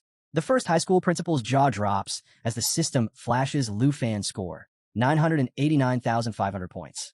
A number untouched for 30 years. Bai Hong Tu can't help but wonder, will Lu Fan actually claim the exam's ultimate reward? He mutters to himself, knowing that this year's tower trial is the hardest in history. The prize should match the challenge. At least 3 rare tier items. Back inside the tower, Lu Fan surveys the battlefield, sword still in hand. The fight may be over, but there's one final obstacle left. Stepping forward, he declares with confidence, all the trash has been dealt with. Now, let's see what the final boss has got. The World Annihilation Emperor looms ahead. The true battle is about to begin.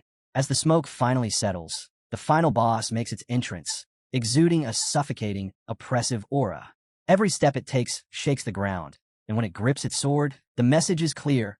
Lu Fan is as good as dead. A system notification flashes. Only one undead soldier remains. The boss doesn't hesitate. With terrifying speed, it launches itself straight at Lu Fan, blade aimed for a lethal strike. But Lu Fan? He's more than ready. Activating dragon armor, his arm morphs into a fearsome dragon claw, its power directly linked to Black Dragon Xiao Yi. A surge of energy crackles around him as his hands transform into razor-sharp talons. Stretching his dragon claws forward, he smirks and signals Xiao Yi to prepare for an all-out assault. Xiao Yi meets the boss's glare, claws poised, wings spread wide. The boss swings with full force, aiming to cut Lu Fan down in one blow. But Lu Fan meets the attack head-on, claw against blade, stopping it effortlessly. The moment he sees an opening, he shouts the command, Xiao Yi, attack. Xiao Yi doesn't disappoint. Activating all things incinerate, she unleashes a storm of fire tornadoes, hurling them straight at the boss. The sheer impact sends the enemy skidding backward, struggling to stay upright. It stabs its sword into the ground, trying to stop its slide, but something is wrong.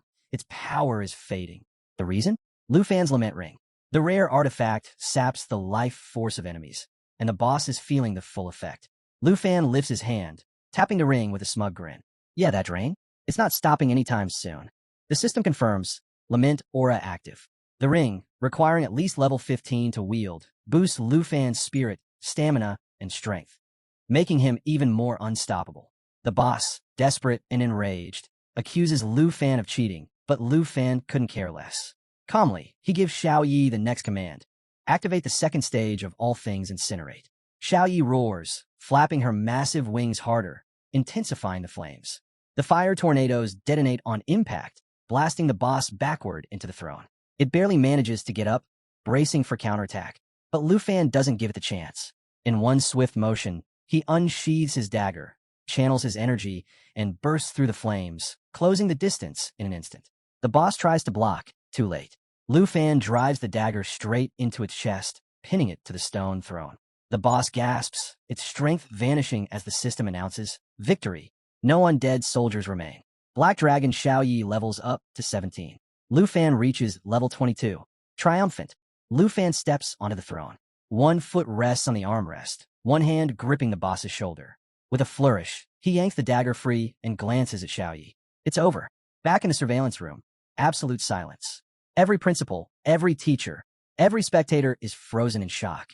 Principal Bai Hong Tu, his expression one of pure disbelief, finally speaks. No one has hit 1,000,000 points in the last 30 years. The first middle school principal remains speechless, unable to process what he just witnessed. Qin Shanhai, arms crossed, lets a small smile tug at his lips. Looks like our school's reputation is about to skyrocket. Lu Fan strolls away from the battlefield like it was just another casual day, his dagger resting on his shoulder, one hand tucked into his pocket. Turning to Xiao Yi, he stretches lazily and says, "Time to head home." Then, with a smirk, he teases, "Don't tell me you've been craving Aunt Hank's cooking." Xiao Yi doesn't even hesitate. She lets out an excited roar, eyes gleaming as she flies over. Of course, she's missed the food. Just then, the system chimes in. Level 100 cleared. In a flash, a treasure chest materializes before Lu Fan. Hands still in his pockets, he watches as it opens, revealing 3 top-tier rewards. First up, the Wrath of the Ice Dragon King, a rare blue skill book that grants Dragon Masters a devastating ice attack, capable of freezing enemies and slowing them down. Lu Fan's thrilled. He thought he'd have to wait until level 30 for control-type skills, but now he's way ahead of schedule. The second item, Spirit Wind Ring, a rare accessory that enhances agility, stamina, and spirit, with an ability that boosts movement speed by 35%. Xiao Yi can't use it, but for Lu Fan, perfect. And the final reward, Flames and Frost Cloak, a legendary red cloak with massive stat boosts, offering resistance to both fire and ice while amplifying damage against enemies of those elements. Without hesitation, Lu Fan throws it over his shoulders, slides the ring onto his finger, and grabs the skill book. He's more than ready for whatever comes next. With that, he pulls out his teleportation stone, activating the portal back to school. In an instant, he materializes in the surveillance room, where a crowd of stunned teachers and principals stare in silence. Without missing a beat, Lu Fan casually greets them and asks Principal Bai Hong Tu, "So, can I head home now and wait for my results?" The room stays dead, quiet for a moment before Bai Hong Tu steps forward, pride clear in his expression. "Lu Fan, you're the pride of our school." He then makes a bold declaration. Lu Fan's photo will be placed on the Wall of Fame. That's when the first middle school principal chuckles, shaking his head. The Wall of Fame? That's for heroes who died fighting monsters. Are you cursing the kid? Bai Hong Tu fires back instantly. Mind your own business. Lu Fan didn't just break records, he shattered them. His future is limitless. The first middle school principal just laughs, admitting, well, one thing's for sure. This exam just made Lu Fan famous. Then, Qin Shanhai steps forward, his usual carefree attitude replaced with something more serious. Even though he had prepared himself for something extraordinary, he still can't quite believe the level of power Lu Fan displayed. Lu Fan, not one for sentiment, locks eyes with Qin Shanhai and cuts straight to the point. "So, I met all the conditions, right?" His voice drops slightly, edged with amusement. "Does that mean the princess of Taizi Kingdom is done throwing tantrums?" Qin Shanhai closes his eyes, a small smile playing on his lips. He assures Lu Fan that he'll uphold his end of the deal. No need to worry. The teacher should have already received it. Lu Fan raises an eyebrow, confused. "What teacher?" Qin Shanhai simply pats his shoulder. "Don't sweat it. Focus on choosing which academic institution you'll attend next." Meanwhile, lurking in the shadows, Qian Xiong, a special envoy from Longdu, quietly adjusts his cap and slips away unnoticed. Back in the surveillance room, the principals surround Lu Fan, buzzing with excitement. They tell him straight up, the top 10 academic institutions are going to go all out trying to recruit him. And that's not all. Wealthy merchants from the southern province will be lining up too, eager to form connections. But Lu Fan should be careful. Not everyone's motives are pure. Amidst the chatter, the first middle school principal eagerly asks if Lu Fan can summon Black Dragon Xiao Yi so they can see her up close. Before Lu Fan can even answer, Bai Hong Tu steps in, shaking his head. "Bad idea. If she shows up here, we can kiss this school goodbye." The room falls silent as all eyes shift to the ranking board. At the very top, Lu Fan's name shines with an insane 1.3 million points. Bai Hong Tu can't hold back his admiration. No one has come close to breaking this record in the past 50 years. Meanwhile, deep in the snowy northern frontier, inside a heavily fortified base, Marcus Tu Jing, the northern frontier marquis, sits with a weathered expression, gray hair framing his face. He sips his wine slowly, watching recordings of Lu Fan and Black Dragon Xiaoya's battles. For the first time in a long while, he feels something close to amusement. This kid, he's something else. But before he can savor the moment, there's a knock at his office door. A man in a thick jacket steps in, carrying a stack of reports. Bowing slightly, he apologizes for the interruption and places the files on Tu Jing's desk. Tu Jing's expression hardens instantly. "Is there any new evidence?" The man nods. Everything Qin Shanhai suspected was right on the mark. As Tu Jing flips through the documents, his grip tightens. The reports expose a deep conspiracy involving Princess Taizi Jinju and her inner circle. But what's even more damning, Ruan Changfeng, a high-ranking official in Dragon City, is entangled in the plot, secretly backing the Jin family. A dangerous silence fills the room. The wine bottle in Tu Jing's hand cracks under his tightening grip. His jaw clenches. Ruan Changfeng, he mutters, voice low and furious. That scheming traitor. His white-haired subordinate steps forward, expression grim. Ruan and the Jin family have been putting on a front, pretending to maintain friendly relations between nations. But behind the scenes, he's been granting them unrestricted privileges, pulling strings in their favor. Tu Jing doesn't wait to hear more. With a sharp movement, he slams the bottle down, shattering it into pieces. He stands up, eyes burning with cold fury. It all makes sense now. Ruan Changfeng hasn't just been supporting Princess Jinju. He's been shielding her, letting her run unchecked. And that is unforgivable. Fury blazing in his gaze, Tu Jing commands his subordinate to strip Ruan Changfeng of all titles and authority, declaring that Dragon City has no room for someone like him. If Ruan has any objections, he's welcome to confront Tu Jing himself. And should the Jin family dare to interfere again, the Griffin squad will be sent to welcome them personally. The subordinate, stunned but understanding, quickly nods and steps back. But Tu Jing isn't finished. Gesturing toward the door, he orders the man to keep an eye on Lu Fan's choice of school and ensure the institution spares no resources in supporting him. As he watches the crimson moon hanging over the snowy expanse, Tu Jing contemplates how this young dragon tamer has reignited hope. He longs to meet him, but with the northern territories in turmoil, who knows when that day will come. Meanwhile, in an opulent hotel room, Princess Jinju lounges on her bed when her phone suddenly rings. The news strikes her like a thunderbolt. Ruan Changfeng has been dismissed, and the one behind it is none other than Marquis Tu Jing. Shock flashes across her face, but before she can spiral into panic, the caller urges her to stay calm. There's another development. Irritated yet intrigued, she demands to know what it is, her mind racing with concerns about losing their grip on the Dragon Tamer. The caller reveals that with the major exam results about to be released, they've identified another Dragon Tamer in Qingzhou City, aside from Lu Fan. Jinju's fury quickly shifts to interest, a cunning smile forming on her lips. This unexpected discovery could change everything. Perhaps this new Dragon Tamer will be easier to control. Back at the 3rd Middle School's trial grounds, Lu Fan bids his farewells and quietly disappears. Moments later, a portal materializes and Hongwu steps through. The system's voice echoes across the arena. Hongwu has successfully cleared the South Province exam, securing 89,500 points and reaching the 72nd floor of the horror level. Bursting with excitement, he's already envisioning a future where top universities scramble to recruit him, prestigious awards fill his hands, and the path to greatness stretches before him.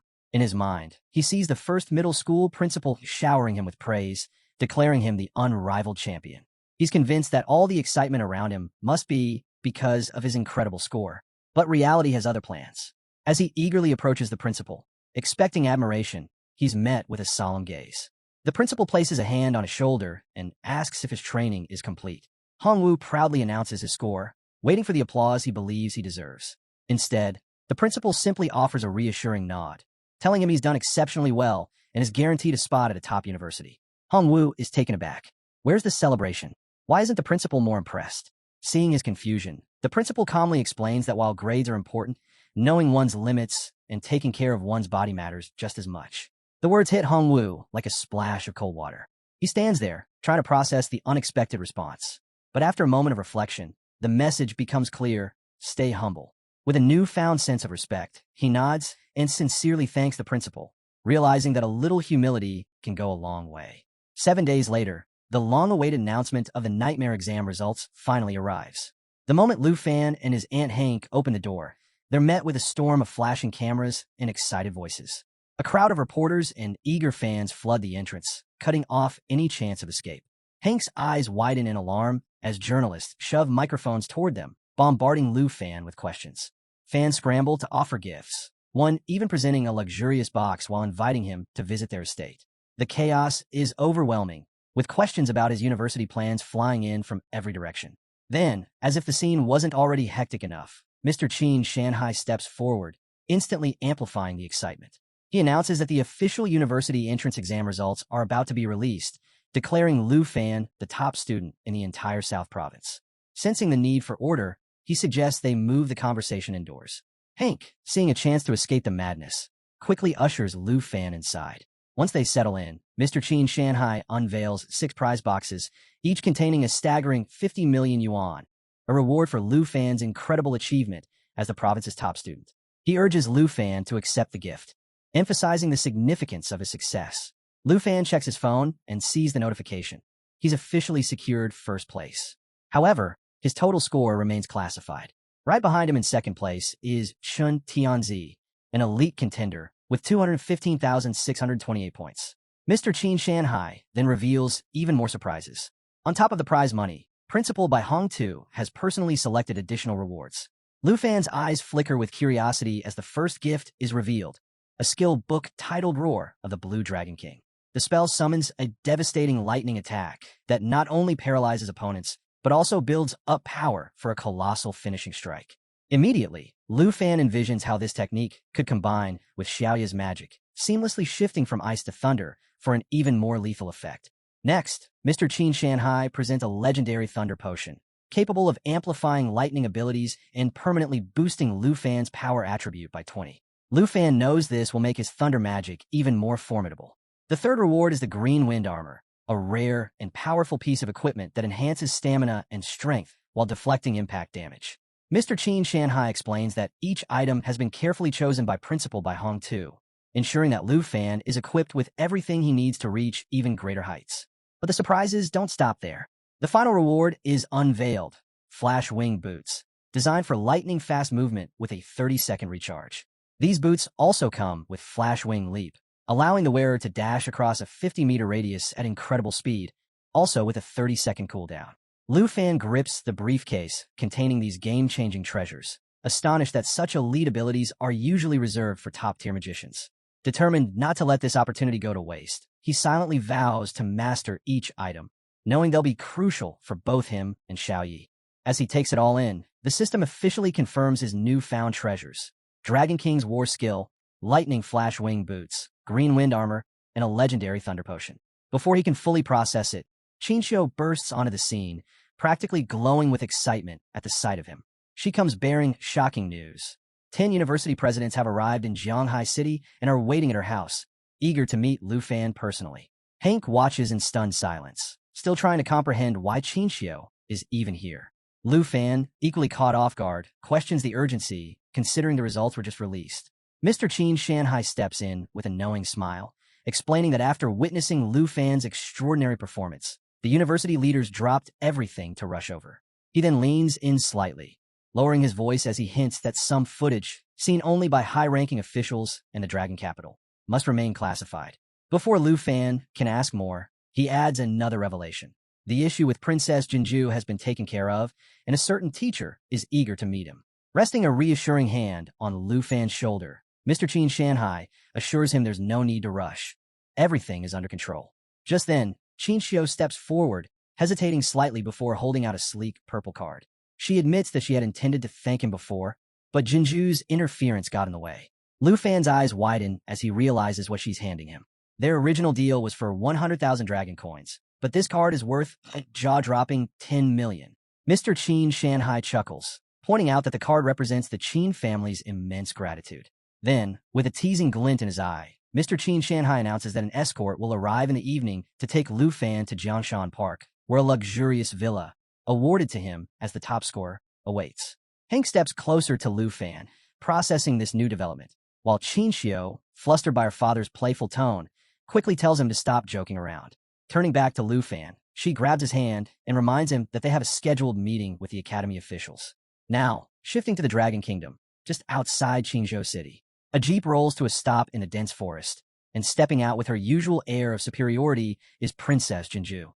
Her sharp gaze sweeps the surroundings before she demands an update from her subordinate, Cui Hongtai. Without hesitation, he reports on the dragon tamer they've been tracking, Chun Tianji. He's now level 19, and his armored dragon has already reached level 14. Jinju arches an eyebrow, mildly impressed. Dragon tamers always seem to defy expectations, rising through the ranks at an astonishing pace, toppling foes far above their level. The scene shifts to Chun Tianji himself, locked in a fierce battle against a powerful wild beast. The monster lunges with deadly force, but Chun Tianji reacts with lightning reflexes, leaping into the air to evade. The fight is brutal, but with a single devastating strike, he takes the beast down, instantly leveling up to 20. Watching from afar, Jinju crosses her arms, begrudgingly acknowledging his strength. At least he hasn't squandered the dragon egg she entrusted to him. Chun Tianji, ever respectful, thanks her for the opportunity and vows never to bring shame to the royal family's name. But Jinju isn't here to hand out praise. Her tone sharpens as she warns him not to disappoint her like the last failure did. Then, with an air of finality, she declares that from this moment on, Chun Tianji will wield the dragon lance. She scans the group, daring anyone to object. Chui Hongtai instantly responds, "As you wish, Your Excellency." Chun Tianji bows low, his voice filled with gratitude as he accepts the formidable weapon alongside his armored dragon. With this newfound power, he's more determined than ever, his sights set on defeating none other than Lu Fan. Yet, Jinju's mind lingers on Lu Fan. His final score remains classified, but whispers suggest it might surpass 300,000 points. The thought sparks a mix of frustration and intrigue. She clenches her fists, her hatred for him burning stronger. Fixing Chun Tianji with a steely glare, she orders him to burn Lu Fan's name into his mind. He is never to rest until he has crushed him and claimed Black Dragon Xiaoyi. If he succeeds, she promises him a future like no other, elevating him to the highest rank among dragon tamers, second only to her.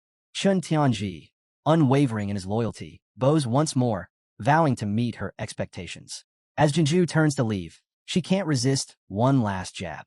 With a smirk, she calls Chun Tianji wiser than Lu Fan, still bitter that Lu Fan foolishly rejected the opportunity she once extended. But there's still unfinished business. Before stepping into the jeep, she issues one final command. Chui Hongtai is to travel to Jianghai City and uncover which university Lu Fan intends to attend. Chui Hongtai nods, ready to obey, but Jinju's voice turns ice cold.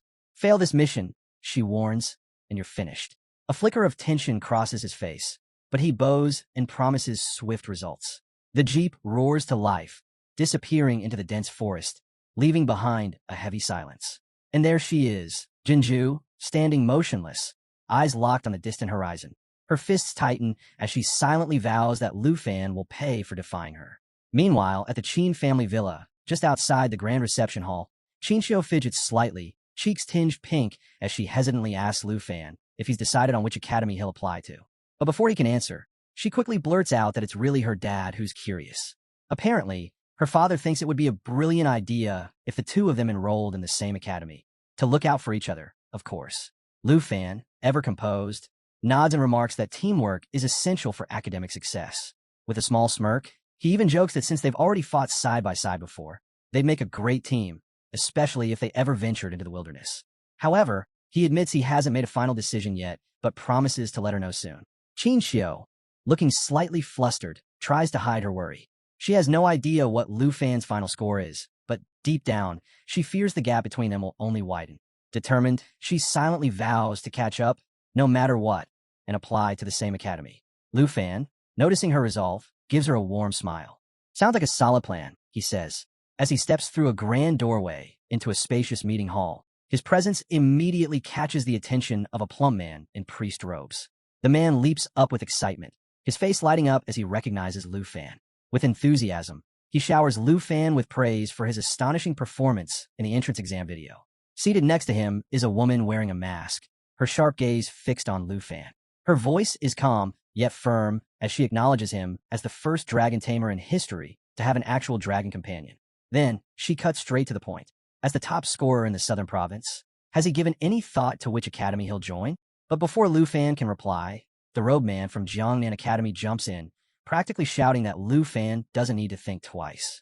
Jiangnan Academy, he boasts, offers an annual scholarship of 10 million dragon coins, unlimited resources, including top-tier potions, and exclusive access to secret realms. The masked woman scoffs, unimpressed. She calls him out for trying to entice the top scorer with petty perks, reminding the room that they're all representatives of the Dragon Kingdom's most elite academies. The robe man turns red with frustration, but refuses to back down. He fires back with an even better offer. Northern Academy will provide 20 million dragon coins per year, along with unrestricted access to a top-secret realm in the Snow Kingdom, reserved solely for Lu Fan. And just like that, the room erupts into chaos. Academy heads start shouting over each other, each one scrambling to one-up the last. One insists that Northern Academy has top-tier resources, but they aren't the only ones. Another guarantees unlimited access to hidden secret realms, promising Lu Fan opportunities beyond imagination. It's an all-out bidding war, and the desperation is real. One after another, they throw in sweeter deals, eager to claim Lu Fan as their own. As the chaos unfolds before him, Lu Fan watches in silent disbelief. He had expected a formal interview, not an all-out bidding war for his enrollment. With each academy throwing out more extravagant offers, he's completely at a loss over which to choose. Then, just as the room is about to descend into another shouting match, Gahan, the head of Dragon Capital Academy, steps forward and drops an absolute bombshell. Calm and composed, he announces that Dragon Capital Academy holds this year's national trial quota, and he's willing to give it to Lu Fan. The entire room freezes. The robe man from Jiangnan Academy spins around, eyes wide with shock. Wait, what? Is that even possible? He blurts out. Lu Fan is just a newcomer. How could he already be in the running for the national trial? It doesn't make sense. The masked woman quickly jumps in, her voice sharp with disbelief. This is ridiculous. Previous candidates went through rigorous selection processes. The trial is already set in motion, and other nations have been preparing for years.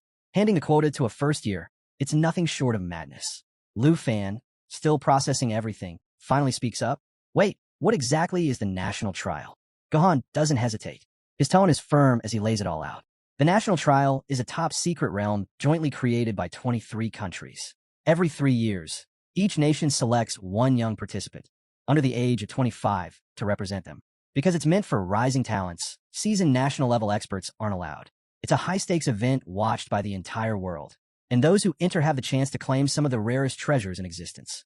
The envoy from Northern Academy, now visibly desperate, turns to Lu Fan. This is your chance.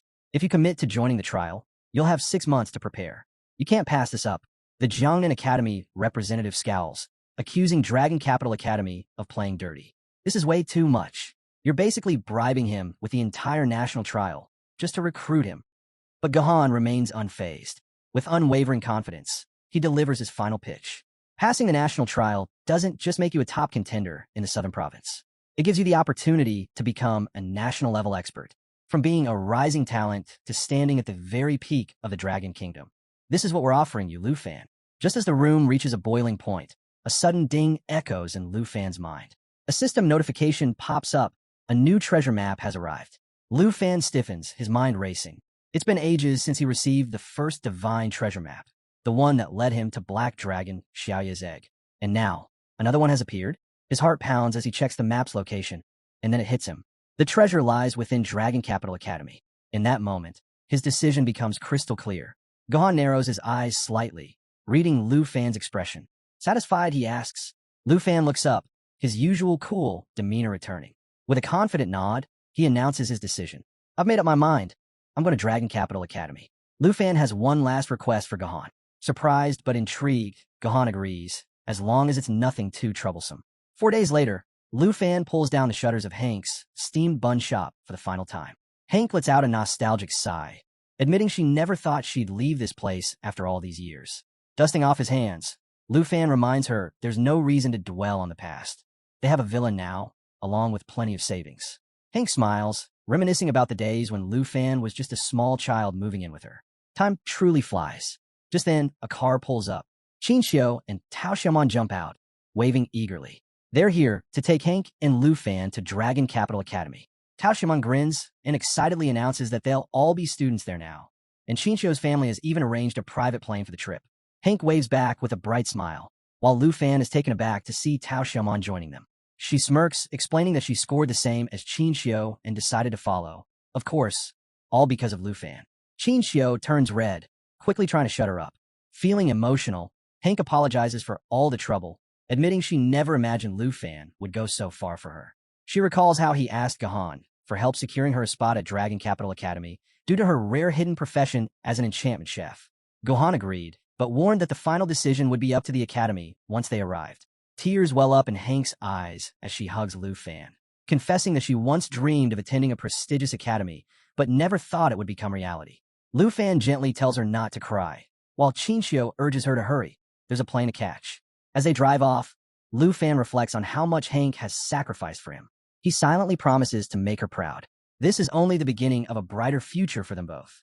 Before long, they arrive at the bustling Dragon Capital. Hank is in awe, taking in a vibrant city so different from their old neighborhood.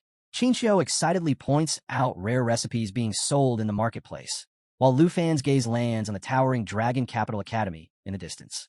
But before they can soak it all in, a sleek luxury car pulls up. The door swings open, and out steps the arrogant Princess Jinju, with Cui Hongtai holding the door and Chun Tianji standing sharply at attention. Jinju locks eyes with Lu Fan, her annoyance obvious. Lu Fan, just as irritated, wonders why she keeps showing up everywhere and why she can't just leave him alone. As Cui Hongtai recognizes him, Chun Tianji immediately steps forward, ready to confront Lu Fan. But before he can act, Jinju stops him. She reminds Chun that without Ruan Chongfeng's backing, they can't afford to cause trouble and risk being sent back home. Chun Tianji hesitates before reluctantly backing down.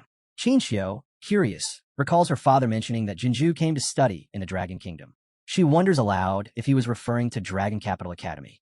Tao Xiaomon, sensing the tension, asks what's going on between Lu Fan and Jinju's group, while Hank gently tries to calm Lu Fan down. Just then, Gahan arrives, surprised to find both groups together. She raises an eyebrow and asks if they truly don't know each other, then casually drops a bombshell. Lu Fan and Chun Tianji are both dragon tamers, known as the twin stars of the southern province.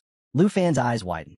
He never imagined that Chun Tianji shared the same rare talent as him. Before he can even process the revelation, Chun Tianji steps forward, his tone laced with contempt. He says he's heard Lu Fan's name plenty of times. Lu Fan, however, is too drained from the long journey to care. Instead, he turns to Gahan and asks if they can finally get some rest. Hank eagerly agrees, urging him to move on before anything else delays them. Gahan steps in, offering to personally show them their accommodations. If anything isn't up to their standards, she assures them she'll arrange adjustments. She also mentions that freshman orientation will be explained in detail tomorrow. Jinju, of course, scoffs and declares that she'll handle everything herself before walking off. Arriving at the dormitory area, Gahan introduces them to the Villa Zone, an exclusive area for top-ranked first-year students. There are 30 villas in total, with rankings based on entrance exam performance determining who gets to stay here. Since Lu Fan placed first, he's assigned Villa number 1. Meanwhile, despite being second in the southern province, Chun Tianji ranks 18th overall, placing him in Villa number 18. As Gohan explains the rankings, Lu Fan silently scoffs at the idea of being considered twin stars with Chun Tianji. In his eyes, it's obvious that Chun chose to submit to Jinju, throwing away his own dignity. Chinchio looks a little dejected as she admits that she and Tao Xiaomon didn't make it into the top 30, meaning they'll be staying in the student dorms instead. Gahan confirms that she'll take them there later, though she notes that the conditions in the villa area are far superior. Hank, always the playful one, latches on a Lu Fan's arm and sweetly asks Gahan if they can all move in with him. Chinchio and Tao Xiaomon immediately flush at the unexpected suggestion. Gahan thinks it over, saying there's no rule against it and that as long as the villa's owner has no objections, it shouldn't be a problem. Without missing a beat, Hank turns to Lu Fan, pouting as she reminds him about her special cookies, asking if he's really willing to give them up. Lu Fan doesn't even hesitate. Of course not. Beaming, Hank pulls Chinchio and Tao Xiaomon close, excitedly declaring how great it'll be for them to live together. She's already picturing how it'll strengthen their teamwork and make exploring secret realms much easier. And just like that, folks, the moment you've all been waiting for. The harem is officially moving in. Our Giga Chad Lu Fan is making all the right moves, setting the stage for whatever chaos is bound to come next. With a small smile, Lu Fan tells Chinchio and Tao Xiaomon that living together will be much more convenient since the dorms are way too far. If they stayed there, he'd have to trek across half the campus just to see them. Chinchio nods, blushing, while Tao Xiaomon hesitates before saying she'll go along with whatever Chinchio decides. She has to admit, the villas are a serious upgrade from the dorms. Meanwhile, Hank excitedly swings Chinchio around, already imagining all the dishes she's going to cook for everyone. Trying to keep her composure, Tao Xiaomon points a finger at Lu Fan, warning him that living together is fine, but he better not try anything with Chinchio. She'll be keeping a close eye on him. Before Lu Fan can respond, a screen pops up in front of him, showing that the treasure map's location is right next door in Villa number 2. Curious, he asks Gahan who lives there. She explains that she only oversees students from the southern province and isn't too familiar with freshmen from other regions. But as far as she knows, only one girl stays there. Lu Fan tells the girls to head to Villa number 1 while he checks out their neighbor. Hank, ever the mischief maker, teases him to bring back a gift. The girls, however, go quiet. Lu Fan quickly reassures them that he's just curious about the second-ranked student and they're overthinking it. As he walks off, Hank giggles, noting how fast he moved the moment a girl was mentioned. She playfully wonders if he's finally starting to grow up. Tao Xiaomon, on the other hand, is a little irritated, realizing she might have underestimated Lu Fan. 3 girls are already moving in with him, yet he's still interested in their neighbor. Meanwhile, Lu Fan sighs to himself, feeling a bit embarrassed. Why does it suddenly feel like everyone's getting the wrong idea? Lu Fan stands at his mysterious neighbor's door, cake in hand, hoping she's a fan of sweets. More importantly, he's hoping to get inside. He needs to grab the treasure before she catches on. As the door creaks open, he puts on his best smile and introduces himself as Lu Fan from Jianghai City in the southern province. The girl in front of him is dressed entirely in black, staring at him in silence with an unreadable expression. Hoping to break the awkward tension, Lu Fan cheerfully offers her the cake, explaining that it's a welcome gift to celebrate becoming neighbors. He even suggests they get to know each other better. Just then, a system notification appears, revealing that the cake grants a permanent 3-point agility boost on its first use. Still, the girl remains quiet, simply watching him. Finally, she takes the cake, turns around, and in a soft voice, introduces herself as Jianying from Yunbei province. Well, another potential addition to Lu Fan's ever-growing circle of admirers. Lu Fan is caught off guard by how cute her voice is, but he's sweating bullets trying to keep the conversation going. In a panic, he blurts out that he's thirsty and asks if he can come in for a glass of water. Internally, he cringes. Could he have picked a more obvious excuse? But to his surprise, Jianying steps aside, silently letting him in. Grateful, Lu Fan thanks her and slips inside. The moment she turns to close the door, he vanishes. With the treasure map in hand, he races through the house, determined to find the hidden item before she notices anything. He checks her bedroom. Nothing but clothes scattered across the bed. The bathroom? Empty. Then he opens another door and finally spots it. A stunning jade dragon egg resting in an unused room. A system notification confirms that this is the treasure's location. Excited, Lu Fan wastes no time snatching up the egg. Just as Jianying returns with a glass of water, he rushes back to the entrance. Awkwardly, he tells her he's suddenly not thirsty anymore and needs to leave. He quickly thanks her, wishes her a good night, and casually mentions he'll see her at the freshman ceremony tomorrow before bolting out the door. Left alone, Jianying glances around and notices her bedroom door slightly open, her bed still covered in messy clothes. She frowns, confused. Did she just invite a total pervert into her house? Late that night in Villa Number 1, Lu Fan examines the jade dragon egg alongside Xiaoyi. As he runs his fingers over its smooth surface, he recalls the moment he first found Xiaoyi's egg. Activating his dragon taming skills, he watches as the egg begins to crack. Moments later, a tiny dragon emerges. A system window immediately pops up, listing its abilities. Life Spring continuously restores the health of all friendly targets. Jade Light removes debuffs and boosts all attributes by 30%, with 3 layers of blessings that block incoming damage. Natural Assimilation allows the dragon to absorb equipment traits. Jade Dragon Bloodline doubles the effects of dragon skills and increases self-healing by 500%. Blood Contract grants Lu Fan a 10% attribute boost. Lu Fan quickly realizes that this isn't a combat dragon. It's a powerful support type. With over 600 spirit points and the bloodline effects doubling everything for both him and Xiaoyi, the buffs are absolutely insane. He does the math and estimates that in battle, Xiaoyi's spirit attribute could skyrocket to nearly 12,000. Meanwhile, Xiaoyi is already happily playing with the newborn dragon. Lu Fan is amazed at the potential. If this little jade dragon absorbs enough equipment traits, it could become ridiculously powerful. But before all that, there's something important to take care of, naming it. Just as he's deep in thought, the tiny dragon suddenly chomps down on Xiaoyi's thigh. Startled, Lu Fan jumps up, trying to separate them before a full-on dragon brawl erupts. Deciding to settle things quickly, he declares the new dragon's name, Xiaofei, officially making it Xiaoyi's little sister. Xiaoyi, clearly unimpressed, tries to intimidate Xiaofei, but Lu Fan steps in, scolding them both before they wake up the entire house. The next morning, Lu Fan, Qin Xiao, and Tao Xiaomon make their way through the lively campus of Dragon Capital Academy, heading toward the freshman enrollment ceremony. Lu Fan notes that life profession students and combat profession students have separate events. Qin Xiao nods, mentioning that their beloved sister Hank has to attend a different ceremony for her profession. As they walk, Tao Xiaomon suddenly turns to Lu Fan with a smirk. So, what was all that noise coming from your room last night? She teases. Lu Fan starts to explain, but before he can get a word out, 2 passing students suddenly freeze in place, eyes widening as they recognize Qin Xiao and Tao Xiaomon. The boys stare in disbelief, whispering among themselves. No way. These girls are total campus belle level. One of them, clearly smitten, starts daydreaming out loud. If I had a girlfriend like that, I'd risk my life in a secret realm for her without hesitation. His friend immediately brings him back to reality. Yeah, right. First of all, there are two of them. Second, they're already walking with some guy. Inside the auditorium, Qin Xiu turns to Tao Xiaomon, reminding her that teacher Gahan said hidden professions have assigned seats up front. Since she can't sit with Qin Xiu, Tao Xiaomon sighs and decides to take a seat in the back. Meanwhile, Lu Fan scans the room and immediately spots a familiar face.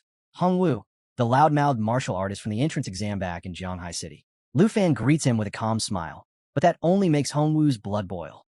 Ever since his principal ridiculed him, telling him to check the rankings and see how massive the gap was between him and Lu Fan, he's been burning with frustration. And now, standing in the same room as his rival, all those emotions come rushing back. At the back, Tao Xiaomon fidgets in her seat, glancing toward the front. She's uneasy about how all the hidden professions are grouped together, but what really worries her is the thought of Lu Fan spending every single day with Qin Xiu. Just then, Lu Fan notices Jian Ying sitting quietly in front of him. Feeling a bit awkward, he greets her. Qin Xiu, caught off guard, asks if he knows her. Lu Fan explains that Jian Ying is their neighbor from Villa Number 2. Surprised, Qin Xiu admits that Jian Ying is not only beautiful, but also incredibly strong, considering she's ranked second overall. Meanwhile, a few students in the back are watching Lu Fan with clear jealousy. Man, Dragon Capital Academy really is something else, one of them mutters. The campus is crawling with absolute beauties. Another chuckles. Doesn't matter. It's not like any of them have anything to do with us. One guy, feeling bold, considers going up to ask for contact info, but before he can make a move, the atmosphere shifts as a tall, well-dressed man steps onto the stage. The man adjusts his glasses and introduces himself. Zhao Shunming, Level 78 Thunder Mage, Vice Principal of Dragon Capital Academy, and a professor in the Combat Academy's Magic Department. He keeps things brief, welcoming the new students before getting straight to the point. Their teachers will be handing out ID cards soon, and he isn't interested in dragging things out with a long speech. As Gohan distributes the cards, Lu Fan receives his and glances at the number displayed. 13,539 points. Zhao Xinming explains that these ID cards serve more than just identification. They also store personal points, which act as the Academy's currency. Students will need points to purchase weapons, potions, and even access secret realms. Their initial balance is determined by their entrance exam performance. Just then, a student abruptly stands up, complaining that the entrance exam difficulty wasn't the same across all provinces. He argues that some students had a much easier time scoring high, making the whole system unfair. Zhao Shunming remains unfazed, calmly addressing the concern. He explains that the Academy adjusts for difficulty using a coefficient system. Since the Southern Province had the hardest trial this year, its scores were divided by the lowest coefficient, 96. Lu Fan furrows his brows, quickly calculating in his head. So this is all I have to work with? Zhao Shunming continues, dropping another bombshell. The points they've received now are only temporary. In just 1 month, the freshman assessment will reevaluate everyone. The top 30 scores will earn a coveted spot in Blue Class, an elite group with access to incredible perks, exclusive secret realms, rare skills, and, most importantly, the right to live in the villa area. A wave of excitement spreads through the students. Some hadn't even heard of Blue Class before enrolling, but now they're fired up. This means they still have a chance to secure a villa for themselves. Lu Fan quickly puts the pieces together. As the current top scorer, he already qualifies for Blue Class, meaning Villa Number 1 is his for now. But if he ever loses that rank, he'll be forced to move out. Just as the weight of that sinks in, Zhao Shunming smirks and reveals the real catch. Being in Blue Class doesn't mean you're safe. Any student in the Academy can challenge a Blue Class member, and if the challenger wins, they take their spot. The worst part? Refusing isn't an option. A massive screen lights up, listing the 30 current Blue Class members. Right at the top, Dragon Tamer, Lu Fan, Southern Province, rank 1. As Lu Fan rises from his seat, the entire room breaks into hushed murmurs. Students whisper among themselves, eyeing him with doubt. Him? No way. He looks like a total simp. But he's ranked first. Does he really have a dragon? Even an Earth Dragon would be crazy strong. Maybe that's how he got such a high score. One student pulls out their device to check the Academy's official forums, only to find nothing on Lu Fan. No videos, no battle records, no breakdown of his performance. With no information available, some students start speculating. Could be a rich kid. Maybe his family pulled some strings. Meanwhile, in the crowd, Chun Tianji turns to Jinju, his expression cold. So, when do you want me to deal with him? Jinju, ever cautious, narrows her eyes. Not yet. We need to see what he's really capable of first. At the front, Qinxiu leans closer to Lu Fan, lowering her voice. So, is the vice principal basically setting you up to get challenged? Lu Fan sighs, sinking back into his seat. He didn't see this coming. Jinying, sitting quietly nearby, says nothing, but she doesn't take her eyes off the screen. With the ceremony over, Lu Fan shifts his focus back to what really matters, upgrading Xiao Yi and unlocking her new form. With one hand casually tucked into his pocket, he suggests to Qinxiu and Tao Xiaomon that they visit the secret realm hall to see what opportunities the academy has to offer. But before they can take a step, an angry voice cuts through the crowd. Lu Fan, a finger points straight at him. It's Hongwu, the martial artist from Jianghai City. Hongwu storms forward, demanding a fight. He reminds Lu Fan that blue class members aren't allowed to refuse challenges. Lu Fan, slightly confused but unfazed, simply confirms the challenge. Meanwhile, Hongwu is convinced he has this in the bag. With no battle records or exam footage available, he assumes Lu Fan must have relied on summoning multiple subdragon species to pass the entrance exam. If he takes Lu Fan down directly, there's no way he can lose. Keeping his cool, Lu Fan turns to Qinxiu. Step back. Qinxiu nods and moves away, while Hongwu smirks, secretly impressed by Lu Fan's confidence. All right, since you've got guts, Hongwu says, crossing his arms. Let's make it interesting. 200 dragon coins. Lu Fan raises an eyebrow, barely holding back a chuckle. That's it. Still, he figures 200 points must be a big deal to Hongwu, so he shrugs and agrees. Around them, the crowd stirs with excitement. So Lu Fan's really a summoning mage? Someone whispers. Finally, we get to see the so-called top scorer in action. Watching from a distance, Jinju smirks. Turning to Chan Tianji, she gives a simple order. Watch closely. This is the perfect chance to analyze his strength. Hongwu clenches his fists, golden energy crackling around them. He starts counting down. 3. Tao Xiaomon, biting her lip, leans toward Qinxiu. Be honest, does Lu Fan actually stand a chance? Qinxiu, leaning lazily on her magical staff, grins. Oh, you'll see. Nearby, Vice Principal Zhao Shanming and Professor Gahan quietly observe from the sidelines. Hongwu roars, 3, and surges forward, his fist glowing as he launches his attack. Lu Fan doesn't move. Hands still in his pockets, he watches calmly, waiting. Hongwu charges in, his chi strike technique fully activated. This move doubles damage to weak points and massively boosts his chi level on impact. He's putting everything into this one strike. His fists glow brighter as he closes the gap. His teeth clench. Victory is within reach. And then, Lu Fan vanishes. Hongwu skids to a stop, completely baffled. His eyes dart around. What? Where did he go? The crowd gasps. A teleportation skill? But that's something only second-tier mages should be able to do. Hongwu whips around in confusion. How in the world is Lu Fan pulling this off? Before Hongwu can react, Lu Fan appears behind him in an instant. With a calm demeanor, he remarks that Qigong masters are said to excel in both close-quarters combat and range defense. Hongwu spins around, startled and tense, only to see Lu Fan surrounded by a pulsating blue aura. Flashing a confident smirk, Lu Fan raises a hand mockingly, challenging him to prove he's stronger than this. The watching students are left in stunned silence, their eyes wide with disbelief at Lu Fan's overwhelming presence. Fueled by anger, Hongwu lets out a roar and unleashes a relentless flurry of punches with his chi rising wave technique. Each blow sends out rippling shockwaves, growing more destructive with every strike. But Lu Fan moves like a phantom, effortlessly weaving through the attacks, closing the gap between them with ease. Desperation kicks in. Hongwu realizes that if he can prevent Lu Fan from summoning his dragon, he might still stand a chance. But Lu Fan doesn't need a dragon for this fight. Planting his feet firmly, he clenches his fists, ready to counter. Hongwu, refusing to back down, spreads his arms wide and activates his strongest defense, solid as a rock. A golden aura engulfs him, his chi reinforcing his body, making him feel invincible. But Hongwu has no idea what he's up against. With a single burst of speed, Lu Fan drives a devastating kick straight into his chest. The impact shatters his so-called unbreakable defense, sending him hurtling backward. He crashes onto the ground, blood trickling from his lips. Stunned, his mind reels. Did he just lose in one move? The entire arena is dead silent. No one can believe what just happened. Lu Fan had taken down one of the Academy's strongest fighters with a single strike. No dragon, no elaborate techniques, just raw power. A brown-haired student wipes his forehead, turning to his blue-haired friend in disbelief. That's it. It's already over. They had expected an intense battle, not a one-kick finish. Another student, pale and shaken, stares at Hongwu's motionless body, wondering if he's seriously injured. Lying on the ground, Hongwoo's body trembles, his eyes shut tight. Lu Fan walks over, reaches into his pocket, and pulls out his ID card. Without hesitation, he places it atop Hongwoo's, casually reminding him that a bet is a bet, and the loser has to accept defeat. Since Hongwoo was the one who issued the challenge, Lu Fan decides to claim the 200 dragon coins.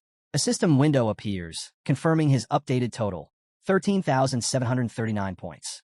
Hongwoo props himself up with one hand, clutching his chest with the other, his eyes locked onto Lu Fan in sheer disbelief. But when his gaze falls on Lu Fan's total points, his shock deepens. A cold sweat breaks out across his face as the realization sinks in. Lu Fan's entrance exam score, boosted by the 96x difficulty multiplier from the southern province, reaches a staggering 1.3 million points. In comparison, Chun Tianji's 210,000 looks insignificant. Overwhelmed, Hongwoo collapses back onto the ground, his once unshakable confidence crumbling to dust. He was a fool to challenge someone so far beyond his reach. As they enter the Grand Hall of Dragon Capital Academy's Secret Realm Center, Qinxiu lingers near the doorway, gripping her magical staff with an excited glint in her eyes.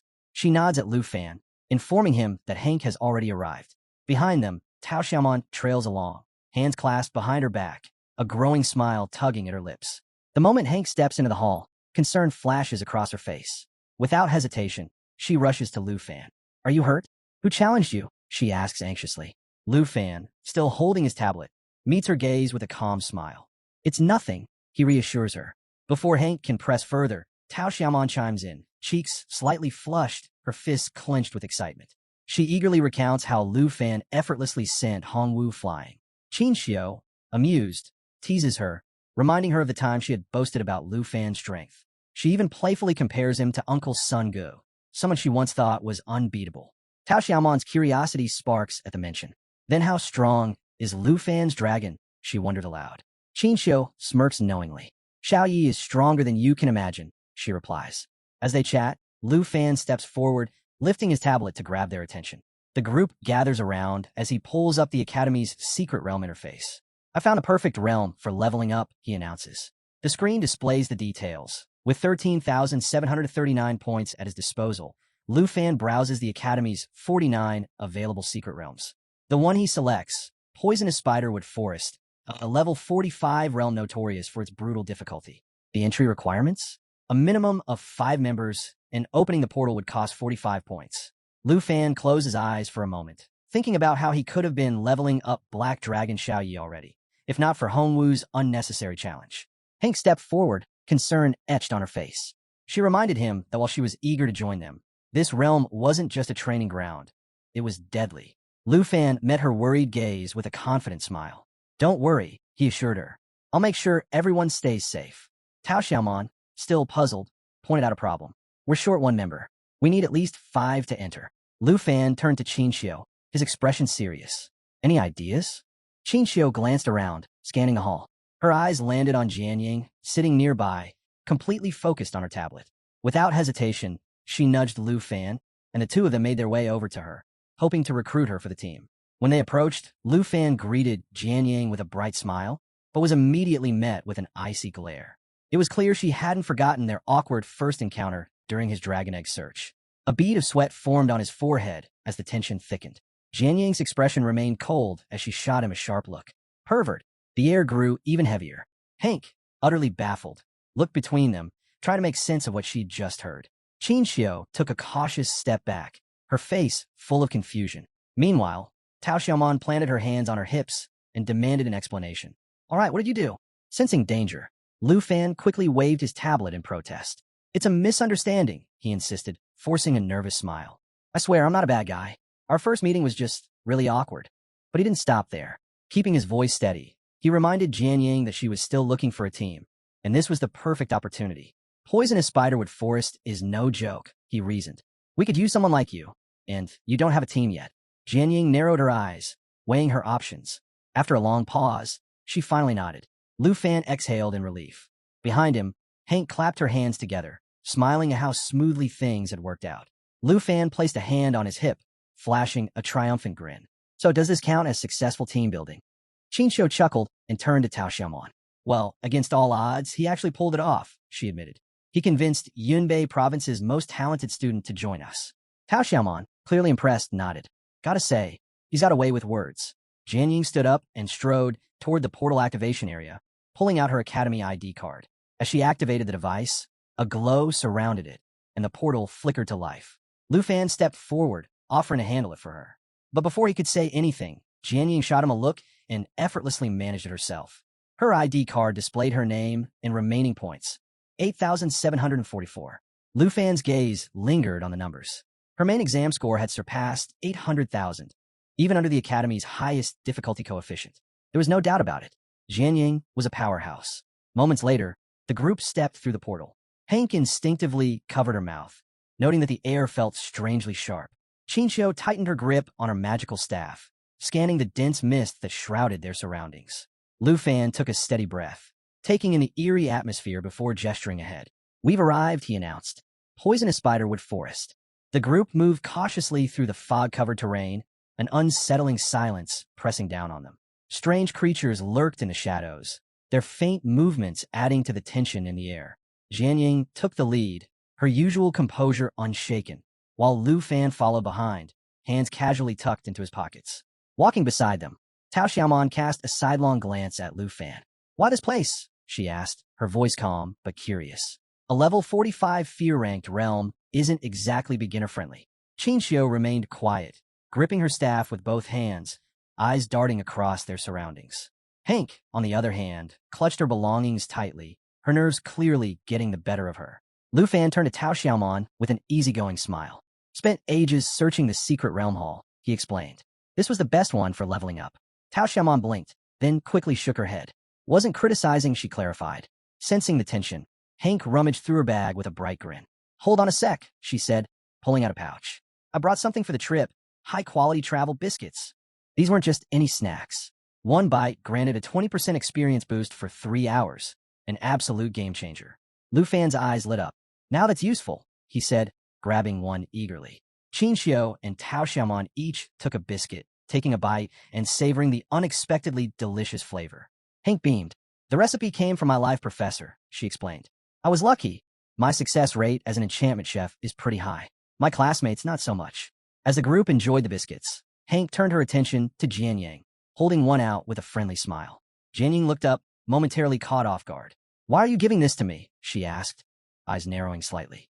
Her gaze shifted to the biscuits before something clicked. "Wait, the cake Lu Fan gave me before, was it yours too?" Hank nodded enthusiastically. "Yup, if you liked it, I can make more." Qinxiu and Tao Xiaomon chimed in, backing her up. "Hank's cooking is amazing," Qinxiu said. "You should stop by sometime." Tao Xiaomon nodded. "Yeah, you're welcome anytime." Jian Ying, who usually kept her distance from others, hesitated. But for the first time, her cold expression softened just slightly. A small, almost imperceptible smile formed as she accepted the biscuit. Just as the atmosphere starts to lighten, Lu Fan's head suddenly snaps to the side. His sharp eyes lock onto the rustling bushes nearby. Without hesitation, he warns the group to stay alert. Instantly, everyone tenses, weapons at the ready. A massive black-scaled python slithers out from the shadows, its eerie green eyes glowing in the dim light. This isn't just any beast. It's a level 40 monster with terrifying abilities and a hefty 91,200 experience points to its name. Before anyone can react, Tao Xiaomon's instincts take over. She charges forward, sword in hand, ready to strike. Hank, still holding her bag of biscuits, quickly shoves them away, realizing this just became a life-or-death situation. "Wait," Qinxiu calls out, trying to stop Tao Xiaomon. "These monsters are all level 40 or higher. We can't take them lightly." Hank's face goes pale. "If I had the right ingredients, I could cook something to boost our resistances," she stammers. But before she can finish, Lu Fan shakes his head with a calm smile. "No need," he says. Extending his hand, he gathers a glowing sphere of magical energy. His teammates watch, puzzled, wondering what he's about to do. Jian Ying, observing closely, quickly realizes Lu Fan is summoning his dragon. A moment later, a small yet regal-looking dragon materializes in front of them. Tao Xiaomon blinks. "Wait, this is a dragon?" she asks, doubtful. The tiny creature climbs on a Lu Fan's head, making itself comfortable. Lu Fan sighs. "Xiaofei, get down." Qinxiu, still stunned, immediately notices something. "That's not Black Dragon Xiaoyi," she murmurs. "It's a different dragon." Hank, equally shocked, leans forward. "Where did this one come from?" she asks. "I've never seen it before." Jian Ying stays silent, her sharp gaze locked onto Xiao Fei. Meanwhile, the python coils its massive body, preparing to strike. Seeing the impending danger, Tao Xiaomon readies herself for impact. But before the python's tail can land its devastating blow, Lu Fan gives the command. Xiao Fei, activate Emerald Light. The dragon's gemstone flares with a brilliant green glow. Just as the python's tail whips toward Tao Xiaomon, a shimmering shield manifests before her. The force of the impact sends her flying backward, but the barrier absorbs the damage completely. Qinxiu rushes to her side, staff glowing as she prepares to heal. She notices 3 delicate leaves hovering above Tao Xiaomon, but one fades away upon impact. A system notification confirms it. Jade Dragon Xiao Fei's Emerald Light has activated. 3 layers of Emerald Blessing granted. Shields damage, removes debuffs, and boosts attributes by 30%. Sitting up, Tao Xiaomon processes what just happened. That attack should have crushed her, but thanks to Xiao Fei, she's unharmed. Lu Fan flashes her a reassuring smile. As long as Xiao Fei is here, you don't have to worry about debuffs or injuries. Qinxiu, finishing the healing spell, is in awe. This isn't just a support dragon, she murmurs. It's even stronger than a second-level priest. Tao Xiaomon, still seated, glances up at Xiao Fei, realization dawning. Even a small dragon like this is capable of shielding against lethal attacks and enhancing their abilities. The sheer power of dragons is undeniable, but there's no time to dwell on it. The black-scaled python inches closer, jaws unhinging, venom dripping from its fangs. Hank gasps, voice trembling as she shouts a desperate warning. It's coming. Lu Fan swiftly unsheathed his dagger, eyes locked onto the serpent, ready to strike. But before he could make his move, a streak of red light tore through the thick fog, an energy arrow flying straight for the snake. He froze in surprise as the shot landed perfectly, piercing through the creature's open mouth and taking it down in an instant. Jianying lowered her weapon, stepping forward with her usual calm demeanor. The group remained silent, still processing what had just happened. Without missing a beat, she introduced her combat class, Swordmaster, and revealed her weapon, Bloodbreaker, an epic quality sword exclusive to her class. It boasted impressive stats, 39 strength and 126 agility. Even more impressive were its abilities, Armor Breaker, which ignored 30% of an enemy's defense, and Agility Boost, enhancing her speed by 40%. Lu Fan was impressed, but there was no time to dwell on it. Jianying suddenly turned, her sword flashing as she prepared for another strike. Sensing danger, Lu Fan called out to Hank, telling her to move. She hesitated, confused, but too late. Something massive loomed behind her. A monstrous spider lunged, one of its bladed legs slicing through the air toward her. Jianying reacted instantly, her sword intercepting the attack just in time. Without thinking, Lu Fan lunged forward, grabbing Hank and pulling her to ground. The two rolled to safety, narrowly avoiding the deadly strike. As they scrambled back up, the creature pulled away, revealing itself fully, an enormous silver-armored spider. This wasn't just any enemy. It was a level 40 beast worth 15,750 experience points, known for dropping a rare material called Silver Armor Shell. Worse still, it had deadly abilities, poisonous fangs, mandible piercing, and an incredibly tough defensive skill called Silver Armor, which made it immune to armor-breaking attacks. Lu Fan steadied Hank, making sure she was all right, while Jianying wasted no time. She advanced, sword at the ready, eyes locked on the spider. The beast lashed out with mandible piercing, but she was too fast, dodging effortlessly. It struck again, another miss. Spotting an opening, Lu Fan surged forward, dagger gripped tight. He caught Jianying's gaze and signaled caution. Jianying met his eyes briefly before refocusing, adjusting her stance. Lu Fan moved in, striking with precision, his dagger finding the weak spot beneath the spider's jaw. The creature convulsed before collapsing, defeated. But Jianying wasn't done yet. Without missing a beat, she leaped into the air, twisting mid-flight as she called out a warning to Lu Fan. The fight wasn't over. It wasn't over. From the shadows, more silver-armored spiders crept forward, their armored legs rustling against the underbrush. Jianying landed smoothly, assessing the situation. Without hesitation, she summoned 2 additional weapons, Breaking Army Greatsword, a level 21 epic quality blade with Mountain Shaker, a devastating attack dealing 210% damage and hitting nearby enemies, and Water Cold Sword, a level 14 weapon that inflicted ice damage and slowed its targets. She turned to Lu Fan and the others, her expression unreadable. Beyond the advancing spiders, a massive web glistened ominously in the darkness. At its center, a monstrous figure stirred, the Black Web Hunter. At level 46, it was leagues above the rest, boasting 39,110 experience points and deadly abilities. Poison Fang drained its victim's health with venomous strikes, while Webbind trapped its prey, leaving them vulnerable to attack. The silver-armored spiders attacked first, but Lu Fan and Jianying didn't hesitate. Jianying's 3 swords floated around her in a deadly dance, while Lu Fan adjusted his grip on Xiao Fei.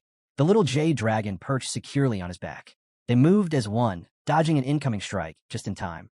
Lu Fan barely had a moment to admire Jianying's impressive weaponry before another spider lunged, forcing them both to leap away. Midair, Jianying met Lu Fan's gaze and spoke.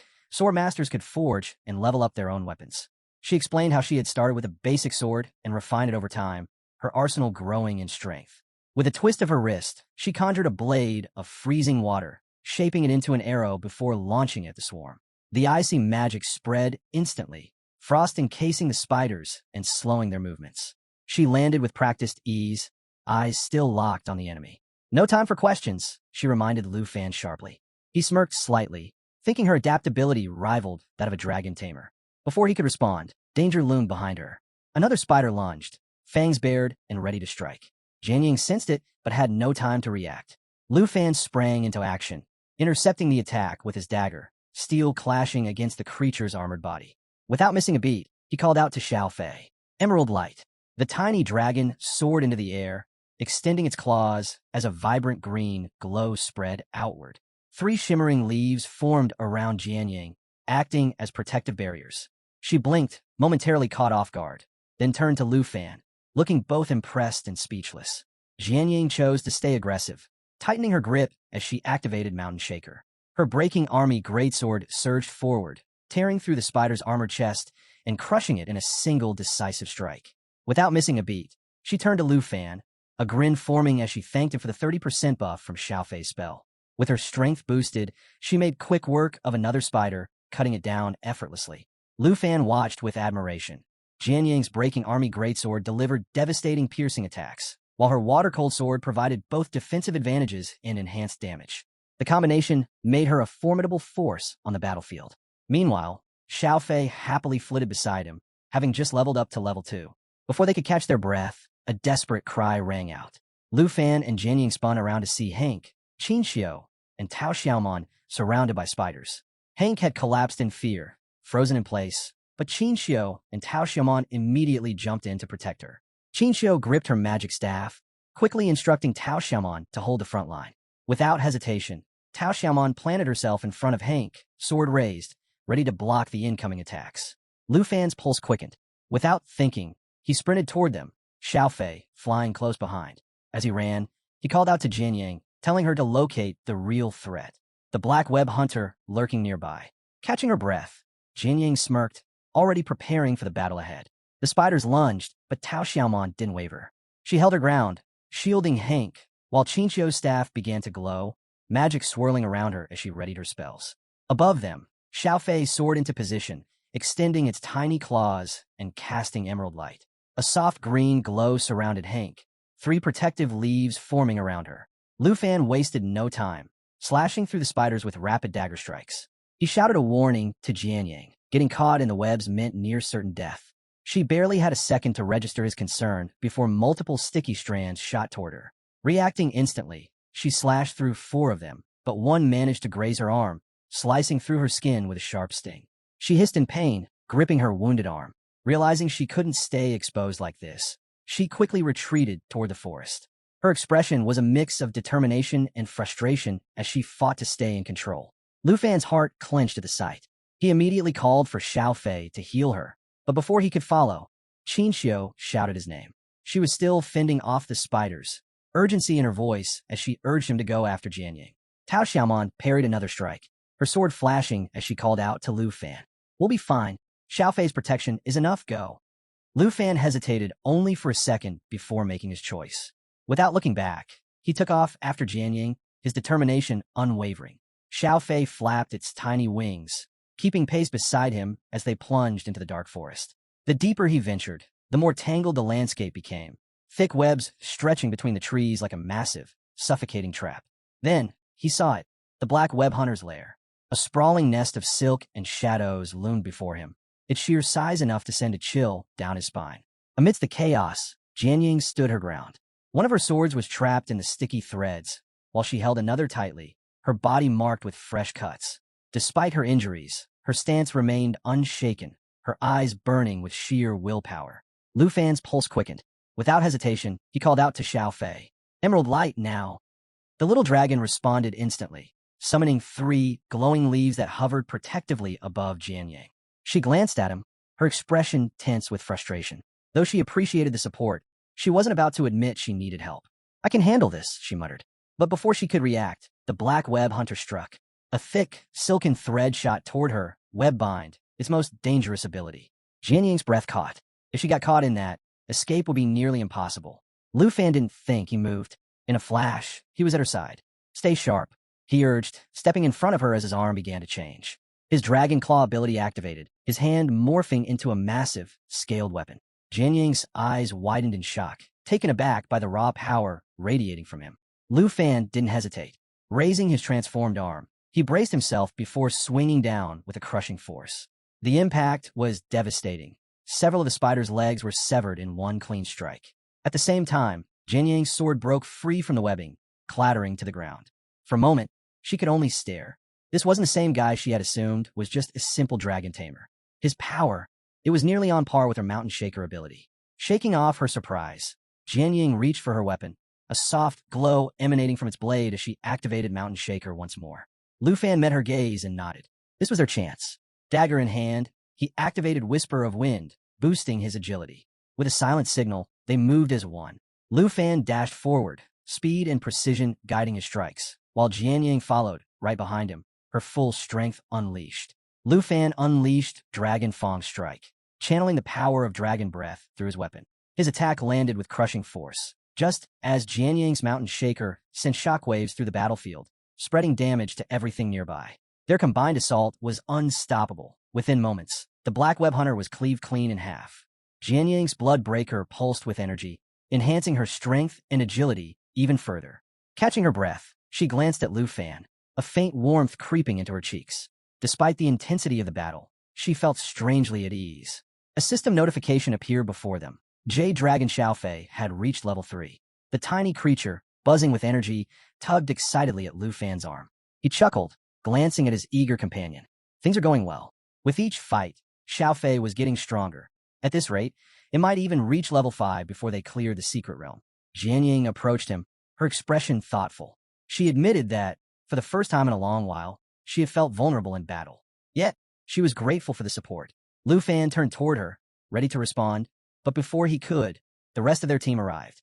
Qin Xiu, holding her staff high, proudly declared their victory over the silver-armored spiders. Flushing slightly, she added that they had successfully protected everyone. Hank, now beaming, excitedly announced that she had leveled up. Lu Fan looked back at Jianying and praised her strength. She blinked in surprise, unsure how to respond. Before she could say anything, Lu Fan added, "No matter how strong you are, a team should always have each other's backs." His words lingered for a moment, and Jianying found herself looking at him with newfound admiration. Meanwhile, Xiaofei perched on Lu Fan's head, surveying the group. Hank stepped forward, tilting her head. "Why didn't you use emerald light on yourself?" she asked. Lu Fan smirked, placing a hand on his waist. "Didn't need it," he replied casually. Tao Xiaomon scoffed, crossing her arms. "You should use it on everyone, not just your favorites," she teased. Amused, Lu Fan gave Xiaofei the command. The little dragon's gemstone pulsed, and a radiant wave of healing energy washed over the team. Qin Xiu stretched, feeling instantly refreshed. Tao Xiaomon placed a hand on her stomach, sighing dramatically. "I'll look at you, Lu Fan. Your whole head is glowing green now." Lu Fan laughed. "All right, next time, Xiaofei skips you." The group burst into laughter, and even Jianying, who rarely smiled, found herself chuckling. For the first time in a while, she felt what it meant to fight alongside true teammates. As the sun dipped below the horizon, they reached the edge of a cliff. Lu Fan stood at the precipice, hands on his hips, Xiaofei perched atop his head. Tao Xiaomon squinted at her tablet, frowning. "That's weird," she muttered. "The map just stops here?" She turned to Lu Fan, confused, but before he could answer, Qin Xiu stepped forward and looked down. Her face paled. At the base of the cliff, an endless swarm of spiders writhed below, and in the center of them all, waiting in the darkness, was the final boss of the secret realm. As Lu Fan and Qin Xiu stood at the cliff's edge, the lingering poisonous mist gradually cleared, revealing the nightmarish sight below. A vast web stretched across the chasm, teeming with countless spiders skittering in restless waves. And at the very center of that web sat the true terror of this secret realm, the screeching spider mother. Lu Fan's gaze locked onto the status window, hovering above the monstrous queen. This wasn't just a high-level opponent. It was a commander, with abilities like regenerative feeding, which allowed it to heal by consuming its minions, and collective fury, which empowered its swarm when enraged. This battle wouldn't be won through brute force alone. Jianying stepped up beside him, studying the battlefield below with an assessing look. Before we take on the boss, she said evenly, we'll need to deal with the smaller ones first. Meanwhile, Hank hesitated before forcing herself to step forward. Her hands trembled slightly, but she clenched her fists, determination flickering in her eyes. Chinchio immediately warned her. You don't have to look if it's too much. But Hank shook her head. If I want to improve, I have to face it, she insisted, voice strained but resolute. Tao Xiaomon arched a brow at her. Even battle-hardened pros wouldn't want to stare at that, she muttered, eyeing the grotesque, writhing mass of spiders below. Despite the warnings, Hank took a peek over the edge. The moment she did, her stomach lurched. Turning away, she staggered toward a nearby tree and retched. Chinchio rushed to her side, gently rubbing her back. Lu Fan sighed, closing his eyes for a brief moment before offering a small, understanding smile. His aunt was trying, and that was what mattered. Jianying watched the scene unfold before nodding. She's right, though. We need to clear the small ones first. Tao Xiaomon activated her tablet, scrolling through battle strategies left by other teams. Her expression darkened as she read aloud. Typical clearing time? For days. Long-range fighters should kite the enemies to control the battlefield. Hank went pale. Clutching the tree for support, she stammered. For days? My rations won't even last one. Nervously, she forced a laugh. You think roasted spider legs would be edible? Chinchio's face twisted in horror. Please don't say that. But Lu Fan wasn't listening. Instead, he lifted his hand toward the sky, a confident grin tugging at his lips. Jianying narrowed her eyes. You have something else in mind? Tao Xiaomon tilted her head, tablet still in hand. Wait, what are you thinking? Chinchio turned to him fully, realization dawning in her eyes. You go to summon Black Dragon Xiaoyi, aren't you? Lu Fan didn't leave them waiting. He extended his arms skyward, and in an instant the atmosphere changed. Heat rippled through the air as flames burst forth around them.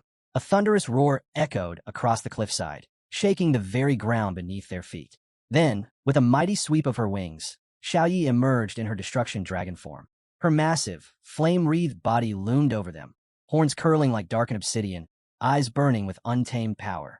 The sheer force of her presence sent waves of heat rolling through the team. Tao Xiaomon inhaled sharply, stunned. That's insane. The colossal dragon flapped her fiery wings, illuminating the night with an ominous glow.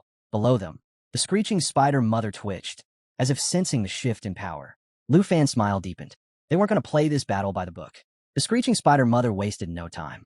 With a piercing shriek, it commanded its swarm into action. The smaller spider's eyes flashed ominously as they launched a barrage of sticky webs toward Xiaoyi. But Lu Fan wasn't worried. His grin remained steady as he gave his dragon a simple order. Burn them all. With a powerful beat of her wings, Xiaoyi dove into the fray. The scorching wind from her descent incinerated the incoming webs before they could even reach her. Fire erupted across the battlefield, consuming the tangled forest below and turning the web-laden terrain into an inferno. She soared across the sky, her massive wings spreading destruction with every pass. The very ground beneath her smoldered, leaving only ash and embers in her wake. Hank clung to Lu Fan's arm, her breath caught in her throat. That's unreal, she whispered, barely able to process the raw power on display. Beside her, Tao Xiaomon shook her head in disbelief. This isn't just any dragon. Xiaoyi is practically a legendary beast. Even Jianying, always composed, found herself momentarily speechless. But Lu Fan wasn't done yet. He turned to Xiao Fei, eyes gleaming. It was time to push Xiaoyi even further. Emerald Dragon Heritage. At his command, Xiao Fei soared higher, its gem pulsating with radiant green energy. The moment the ability activated, a surge of power coursed through Xiaoyi. All effects for dragons and those with dragon ancestry doubled. And Lu Fan wasn't stopping there. Dragon's inspiration. A brilliant glow surrounded Xiaoyi as all her attributes and attack power surged by 30%. Then, she roared. The entire forest trembled under the force of her cry. Flames erupted around her, engulfing anything in her vicinity. The smaller spiders never stood a chance. Within moments, they were nothing but smoldering husks. Xiaoyi had reached level 17. Her stats had skyrocketed. Strength, 2,937. Agility, 4,117. Spirit, 9,902. Endurance, 5,728. She was a force of destruction, but the screeching spider mother refused to go down without a fight. Its glowing red eyes narrowed as it let out another bone-chilling screech. In response, an army of spiders began scaling the cliffside, closing in fast. Lu Fan placed a steady hand on Hank's shoulder before turning to Qinxiu. Can you keep her safe? Qinxiu tightened her grip on her staff and nodded firmly. We've got this. With that, Lu Fan turned to Jianying, flashing a confident smile. It was time. Jianying smirked, stretching her arms as 3 glowing swords materialized around her, crackling with energy. The horde was coming. With perfect coordination, Lu Fan and Jianying leapt from the cliff, diving straight into the chaos below. Lu Fan's dagger flashed in the firelight as he carved through the oncoming spiders, weaving between attacks with effortless speed. Beside him, Jianying's swords danced through the swarm, each strike clean and precise. They were cutting a path straight to the Spider Queen. They landed at the base of the cliff, surrounded by the falling husks of slain spiders. But the fight wasn't over. More were closing in fast from every direction. Lu Fan's gaze sharpened as he called out to Black Dragon Xiao Yi. She swooped down, wings slicing through the air, and activated the second phase of her great cataclysm skill. The moment she roared, an eruption of flames engulfed the battlefield, incinerating countless enemies in an instant. The chaos was overwhelming, but they kept pressing forward, Jade Dragon Xiaofei hovering close behind. Then, 2 system notifications flashed before them. Xiaofei had reached level 4, and Xiao Yi was primed to unleash the final phase of Great Cataclysm. Flames raged around them as Jianying watched in stunned silence. Xiao Yi's sheer power was undeniable, her firestorm leaving nothing but scorched remains. Meanwhile, on the cliff above, Tao Xiaomon cut down the climbing spiders with swift sword strikes, while Qinxiu's staff pulsed with energy as she cast protective spells. We got this. Qinxiu called down to Lu Fan, confidence unwavering. Trusting her, he pressed forward, turning to Jianying. Let's end this. We take down the Spider Queen now. The Spider Queen had no intention of waiting any longer. It lunged, spewing venom in all directions. Lu Fan and Jianying barely dodged in time, the poison splattering dangerously close. Realizing the fight had just escalated, Lu Fan extended his hand toward Jianying, commanding Xiaofei to activate Emerald Light. 3 glowing green leaves appeared above her, their energy wrapping around her like a shield. She blinked in surprise, momentarily taken aback by his concern, but there was no time to dwell on it. The Spider Queen struck again, launching a web straight at Lu Fan. He reacted instantly, slicing through it mid-air, but the edge still grazed his cheek, leaving a thin line of blood. He barely flinched, his expression darkening as he locked eyes with his foe. Xiao Yi now. Black Dragon Xiao Yi let out a fierce roar and triggered burning of all things. 4 raging fire tornadoes tore through the battlefield, reducing everything in their path to ash. Jianying could only watch in awe. Xiao Yi's strength was beyond anything she had imagined. This wasn't just destruction, it was devastation on a scale that could wipe out entire cities. With most of the smaller spiders obliterated, Xiao Yi remained in the sky, raining fire upon anything that still moved. Jianying was struck by how effortlessly she dominated the battle. Then, more system notifications appeared. Xiaofei had reached level 5 and unlocked a new skill, Emerald Blessing. This ability allowed her to amplify the next 3 attacks of any ally she chose. The battle was shifting in their favor. It was time to strike the final blow. Lu Fan's eyes darted to Jade Dragon Xiaofei, his confusion deepening as the gem on her body pulsed with a blinding light. Something was happening, something big. The glow intensified until Xiaofei suddenly began to rise into the air. Before their very eyes, her form started to shift. Wings unfurled, her tail extended, and her small frame transformed into that of a green-haired girl. Lu Fan instinctively raised a hand to shield his eyes, wondering if this was a metamorphosis like Black Dragon Xiaoyi's. When the light finally faded, he lowered his hand, and what he saw left him speechless. Xiaofei had evolved, her presence radiating newfound strength. His team had just powered up in the best possible way.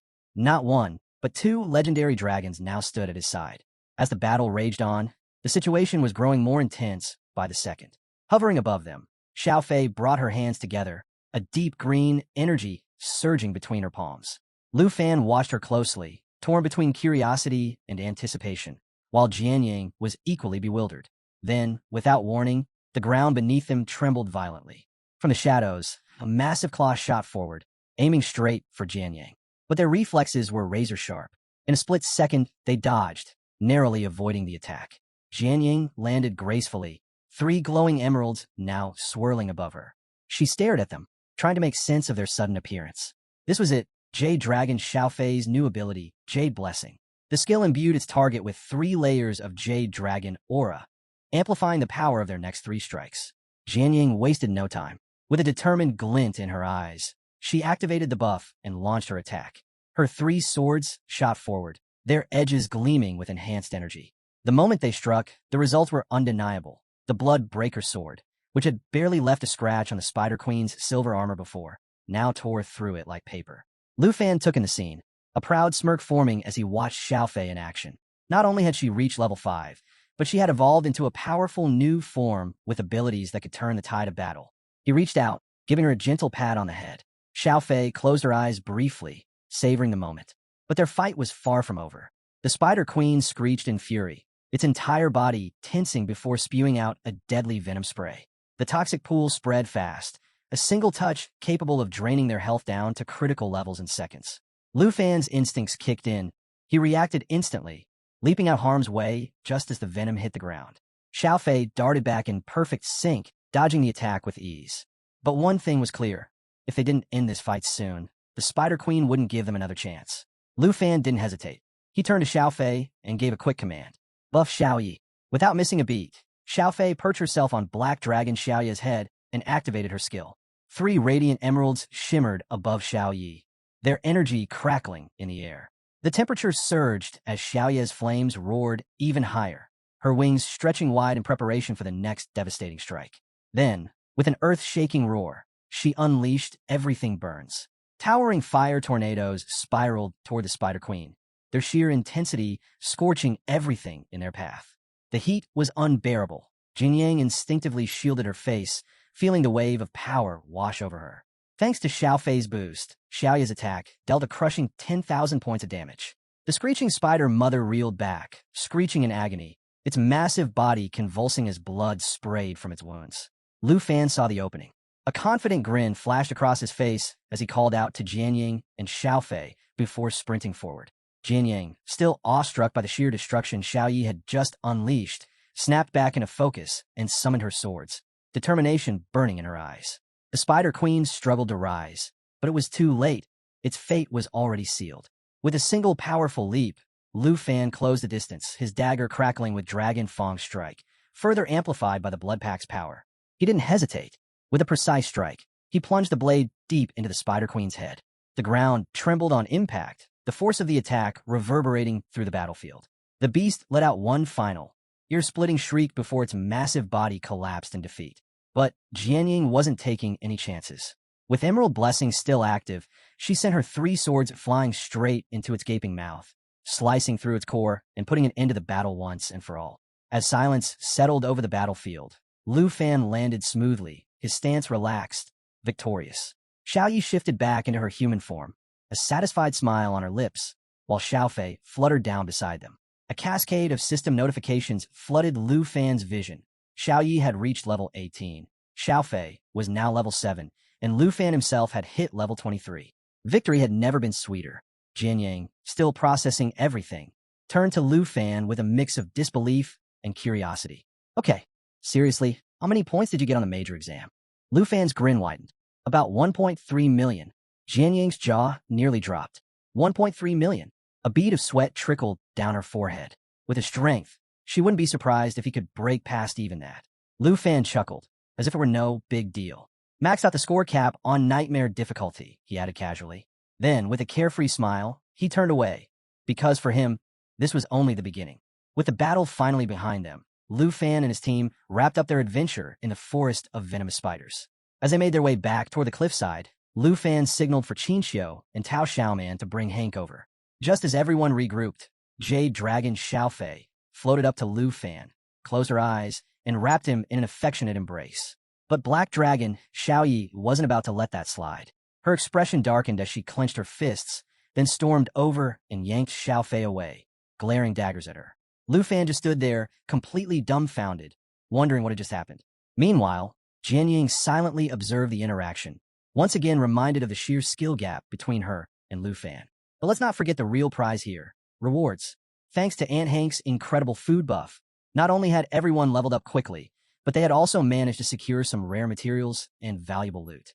As the fallen Spider Queen vanished, a shimmering treasure chest appeared in its place. Without missing a beat, Tao Xiaoman dashed forward to unlock it, her excitement evident as if she had just hit the ultimate jackpot. Qin Xiu, watching from the sidelines, felt a slight pang of jealousy as she noticed Xiao Yi and Xiao Fei clinging to Lu Fan. Even Jian Yang, who usually kept her distance, was slowly becoming part of the group dynamic. With their adventure complete, they finally made their way back to the academy. As they walked, Qin Xiu glanced at Jian Yang, smiling warmly. "Hey, do you mind sharing your contact info?" she asked. But Jian Yang, ever the enigma, simply replied, "I don't use a phone." Tao Xiaoman, grinning, jumped in. "No worries. If we need you for another secret realm raid, we'll just drop by." And what better way to celebrate their successful mission than with a feast? Back at Lu Fan's mansion, Aunt Hank prepared a legendary dinner, with 2 extra stamina-boosting dishes for good measure. The team gathered around the table, ready to dig in. At one point, Jian Yang, eating nothing but plain rice, glanced up and casually asked, "So, do you girls really live with a pervert?" Lu Fan nearly choked. "That was a complete misunderstanding," he protested, waving his hands. Qin Xiu and Tao Xiaoman just giggled, clearly enjoying his flustered reaction. Meanwhile, Xiao Yi lay sprawled on the floor, completely stuffed, while Xiao Fei snoozed contentedly nearby. Tonight, Aunt Hank had truly outdone herself. In the days that followed, Lu Fan quickly settled into life at Dragon Academy. He frequently returned to the poisonous spider forest to grind for experience, steadily growing stronger. By then, Jade Dragon Xiao Fei had reached level 13, and Lu Fan himself had climbed to level 24. Between studying combat theory and intense training, his team was preparing for whatever came next. Because this was just the beginning. 2 weeks flew by, and now, with just a couple of days left before the big freshman assessment, Lu Fan and his team were back in the secret realm for another intense battle. This time, he and Black Dragon Xiao Yi launched a perfectly synchronized attack, their combined power erupting in a massive explosion that obliterated the spider boss on the spot. Above them, Xiao Fei hovered gracefully as Lu Fan signaled Tao Xiaoman to unlock the treasure chest. A flurry of system notifications followed. Xiao Fei had reached level 14, Xiao Yi hit level 19, and Lu Fan himself climbed to level 25. Their progress was undeniable. Nearby, Hank swayed slightly, feeling a bit lightheaded, and leaned on Qin Xiu for support. Tao Xiaoman, practically vibrating with excitement, rushed over to open the chest. As the notifications kept rolling in, it was clear the whole team had leveled up. Tao Xiaoman had reached 22, Qin Xiu was now at 22 as well, and even Hank had hit level 18. Lu Fan, hands on his hips, mentally set his next goal, pushing Xiao Yi to level 20 and Xiao Fei to 15 before the assessment. Then, Tao Xiaoman let out a gasp. Inside the chest was a complete set of venomous spider armor, the final piece of the rare set she had been hunting for a month. Without hesitation, she equipped it, her face lighting up as she admired the sleek, dark plating. This set had an incredible effect. Any enemy caught in her attacks had a chance to be immobilized in a web and poisoned, steadily draining their health. Qin Xiu, watching from the side, smiled knowingly. With this armor, Tao Xiaoman was going to be a serious threat in the upcoming assessment. As the excitement settled, Hank clapped her hands and announced it was time to head back. "Dinner's on me," she declared with a grin, already thinking up another delicious meal. Lu Fan, hands casually tucked into his pockets, glanced at the group. "Don't forget, the freshman assessment is tomorrow," he reminded them with a lazy smile. Tao Xiaoman pumped her fist into the air. "Let's do this," she cheered, brimming with energy. Just as they returned to the academy, Professor Gahan was waiting for them, a knowing smile playing on her lips. She waved Lu Fan over. "Deputy Director Zhao has something urgent to discuss with you," she said, her tone hinting at something significant. Lu Fan raised an eyebrow, but nodded, curiosity piqued. What could be so important right before the assessment? As they walked through the academy halls, students' voices echoed around them. 2 nearby were deep in conversation. "Did you see the new evaluation from the Azure class expert?" One student whispered. "Yeah, it's all about number 73, Hong Wu," the other replied, nodding eagerly. Gohan glanced over her shoulder at Lu Fan, studying his reaction. "That doesn't bother you, does it?" she asked, her expression unreadable. Lu Fan forced a small smile. "Can't say I know much about it," he admitted. "I haven't exactly been keeping up with classroom gossip." But even as he spoke, his mind was already turning. What was this new evaluation about? And more importantly, what did Vice Principal Zhao Shunming want with him right before the biggest test of the year? As Gohan led Lu Fan up the stairs, she casually dropped a surprising revelation. The recent betting frenzy among new students? All is doing. After his fight with Hongwu, students quickly realized they could rack up points by wagering on battles. The trend exploded, turning into the Academy's hottest craze. Lu Fan was caught completely off guard. He had no idea things had spiraled like this. Curious, he asked for more details about Hongwu's situation. Gohan simply laughed and pointed ahead. And there, in the hallway, mopping the floor with tears streaming down his face, was Hongwu. The once proud fighter, who had strutted around the academy with confidence, had lost so many points that he now had to work as a janitor just to afford food. Gohan smirked, explaining that Lu Fan's strength was now the academy's new standard, measured in hongs. At this point, students said Lu Fan was worth 100 hongs, while Hongwu himself was stuck at just 1 hong. Lu Fan blinked, staring at the pitiful sight before him, genuinely wondering how Hongwu had managed to fall this far. They finally reached Vice Principal Zhao's office. Gohan turned to him, her usual smirk softening into something almost reassuring. "Go on in," she said. Lu Fan took a deep breath, his expression growing serious. He grasped the doorknob, cracked the door open, and asked, "Vice Principal, you wanted to see me?" Zhao Shenming immediately waved him in, looking both relieved and tense at the same time. As soon as Lu Fan stepped inside, Zhao leaned forward, hands firmly planted on his desk, and delivered the bombshell. The national test is being moved up. Originally scheduled for 5 months from now, it had been pushed forward by 2 months. The reason? The host country, Tai Chi Nation, had timed the test to align perfectly with Jin Chungan's third transformation. The eldest son of the Jin family was on the verge of hitting level 60, and once he did, he'd become an overwhelming force, one that would be nearly impossible to defeat. Lu Fan's expression darkened. The gap between a second and third transformation wasn't just about levels. It was a completely different league of power. Zhao Shenming's fist clenched as frustration laced his voice. This isn't a coincidence. The Dragon Kingdom is being backed into a corner. He admitted the situation was unfair, but history had proven one thing. No matter how dire the circumstances, the Dragon Kingdom always found a way to fight back. Now, they had even less time to prepare. Stepping forward, Zhao placed a firm hand on Lu Fan's shoulder, his eyes burning with urgency. "You need to hit level 30 and complete your second profession transfer in 2 months. If you don't, we're walking into certain defeat." The pressure was immense. The opponents would be level 50 elites, powerhouses who had been preparing for this their entire lives. For a long moment, Lu Fan was silent, his gaze fixed on the floor as his mind raced. Zhao, watching him closely, waited for a response. Then, Lu Fan finally looked up. A confident smile spread across his face. "This is my chance," he said, his voice steady. "Not just to compete, but to win." Zhao's eyes widened slightly before a slow grin formed. In that moment, he saw something in Lu Fan that gave him hope. With one last pat on the shoulder, Zhao reminded him to focus on the upcoming new student evaluation. Lu Fan nodded and stepped out of the office, more determined than ever. The day of the new student evaluation conference had finally arrived, and the atmosphere inside the massive hall was electric. Every new student was gathered, their eyes locked on Vice Principal Zhao Shenming as he took center stage. With both hands gripping the dais, Zhao's voice boomed across the hall, emphasizing the importance of following the rules. Then, with a dramatic flick of his remote, a giant system window illuminated behind him. And there it was, the criteria for this year's assessment. A bold, glowing bracket flashed across the screen. 2 versus 2 arena. The rewards? The top-ranking team would walk away with a massive 5,000 points each. Second place would snag 3,000 per person, and third place would claim 2,000 each. As soon as the announcement was made, a wave of murmurs swept through the hall. Some students buzzed with excitement, eager for the challenge, while others looked far less thrilled. One student frantically whispered to his friend about teaming up, only to be met with a dry response. "We're both healers. That's not going to work." Chinchio strolled up to Lu Fan with her usual bright smile. "Looks like our team's setup is perfect," she mused, nodding confidently. Lu Fan grinned, hands casually tucked into his pockets. "Yeah, with Aunt Hank focusing on non-combat professions, we're in the ideal spot for a 2 versus 2 lineup."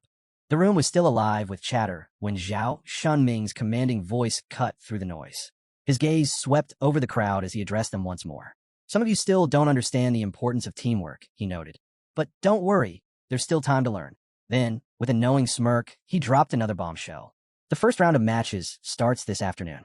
The hall erupted with energy as students scrambled to process the sudden turn of events. Meanwhile, Professor Gahan was already stationed at the front, managing the sign-ups. As the crowd dispersed, Lu Fan and Qin Xiu stepped outside, spotting Jian Yang standing calmly near the entrance, as composed as ever. Qin Xiu greeted her warmly, her magic staff resting lightly in her hands. Lu Fan, flashing his usual confident smile, was about to speak when, "Wait!" A dramatic voice interrupted them, and a purple-haired student swept into view, striking an unnecessarily theatrical pose. "I'm the 7th-ranked dual swordsman," he declared, his expression serious. Then, with a hopeful gleam in his eyes, he turned to Jian Yang. "Would you join my team? With our combined skills, we'd be unstoppable." Jian Yang didn't even blink. "No." The student's face crumbled, as if his entire world had just shattered. Before anyone could comment, Tao Xiaoman arrived, her energy as bright as ever. "Come on, let's find Professor Gahan and get signed up," she suggested cheerfully. As they walked, Tao Xiaoman glanced at another nearby student, looking equally devastated. "What's his deal?" she asked. Qin Xiu grinned. "Tried to recruit Jian Yang. Got rejected." Lu Fan chuckled before making his decision. "I'll team up with Qin Xiu, and Jian Yang can partner with Tao Xiaoman." But Qin Xiu had other ideas. She gave him a pointed look and smirked. "No way. You should partner with Jian Yang. We need our strongest players at the top of the rankings." Lu Fan paused, then glanced at Jian Yang. She met his gaze, completely unbothered. Well, looks like the matchups were set, and with the first battles just hours away, it was time to prove who truly deserved the top spot. The arena was alive with energy as the next day's battles kicked off. In one corner, Chun Tianji, a fellow dragon tamer, was making waves with his subdragon. With a powerful sweep of its tail, his opponent was sent flying. Seizing the moment, Chun Tianji darted forward, his dagger gleaming as he unleashed a flurry of precise strikes, securing his 28th consecutive win. Nearby, Princess Jinju stood with her hands on her hips, exuding confidence as she smirked. She congratulated him, but reminded him that there was no room for error, especially with her brother, Jin Shingan, set to make his grand entrance. Chun Tianji gave a respectful bow, assuring her he wouldn't falter. Then, in a dramatic turn, the announcer revealed the next match. The crowd erupted in excitement as two unexpected names were called, Lu Fan and Jian Yang. Gasps rippled through the stands. Chun Tianji froze, and Jinju's expression darkened with disbelief. How were these two fighting on the same team? Lu Fan simply stretched his fingers, flashing Jian Yang a confident grin. She, ever composed, shifted into a defensive stance, eyes sharp with determination. Among the spectators, Qin Xiu waved enthusiastically, cheering for Lu Fan, while Tao Xiaoman watched with a quiet, knowing smile. Lu Fan turned to Jian Yang, a playful gleam in his eye. "Think we'll have any trouble taking first place?" he asked casually. Jian Yang met his gaze, unwavering. "None at all," she replied. "Now, let's rewind a few hours before this high-stakes battle." Inside the break room, Lu Fan was deep in concentration, his eyes locked onto his system interface. With a decisive tap, he opened a chest icon. Ping! A notification popped up. He had successfully synthesized an advanced treasure map. He smirked to himself, thinking about all the low-quality maps he had collected. Combining them had been a smart move. But then, another alert flashed. This time, it was something far more valuable. He had created a divine-level treasure map. Behind him, Jian Yang tilted her head, puzzled by his actions. Watching him seemingly poke at the air, she couldn't help but ask, "Lu Fan, are you all right?" Before he could answer, the system revealed the map's details. The next dragon egg was hidden in the Flying Dragon Cemetery, a perilous location with a difficulty level between 45 and 60. Lu Fan's curiosity spiked. He had never heard of this place before, but that was a mystery for later. Back to the present, the arena speakers crackled to life.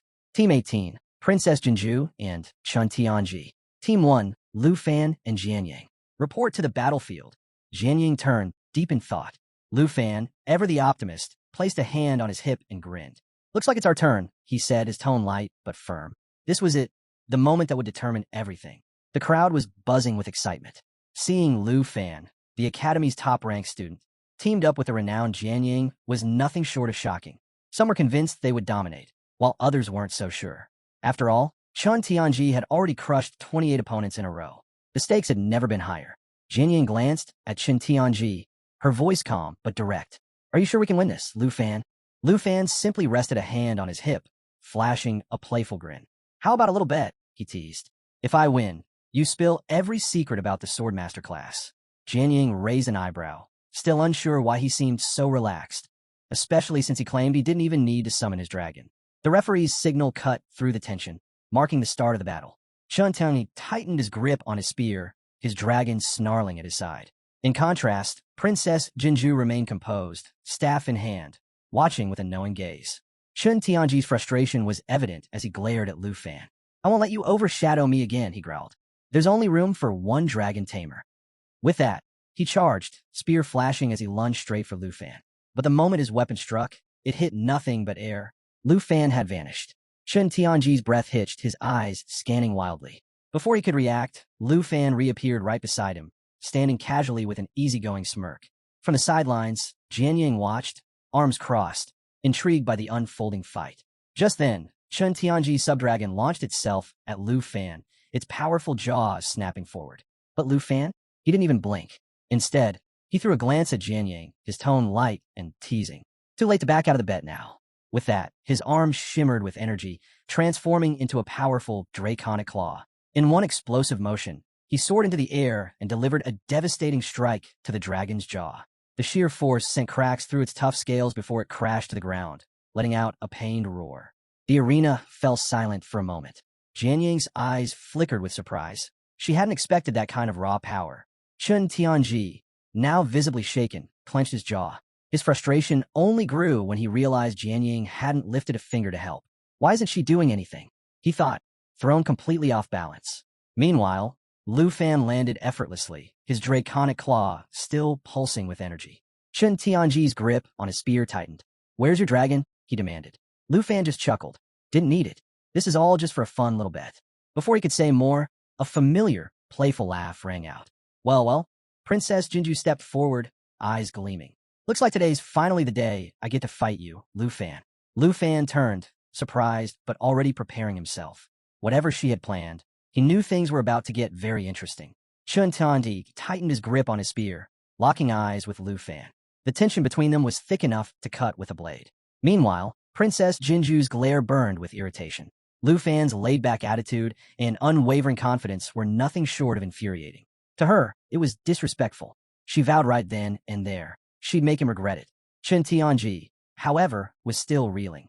His dragon, its armor shattered, had just taken a brutal beating. But it wasn't done yet. Letting out a deafening roar, the beast pushed itself up, rage fueling its every move as it charged at Lu Fan once more. Lu Fan? He barely reacted. Instead, he casually rolled up his sleeve, smirking as he pointed out the dragon's broken fawn. "Looks a little uneven now," he quipped. The dragon, now absolutely livid, swiped at him with its massive claw. But Lu Fan was too fast. With a swift, effortless leap, he dodged the strike and, midair, decided to help correct the dragon's posture. The audacity! His dagger pulsed with power as he activated Dragon Fang Strike, channeling raw draconic energy into his blade. With pinpoint precision, he struck.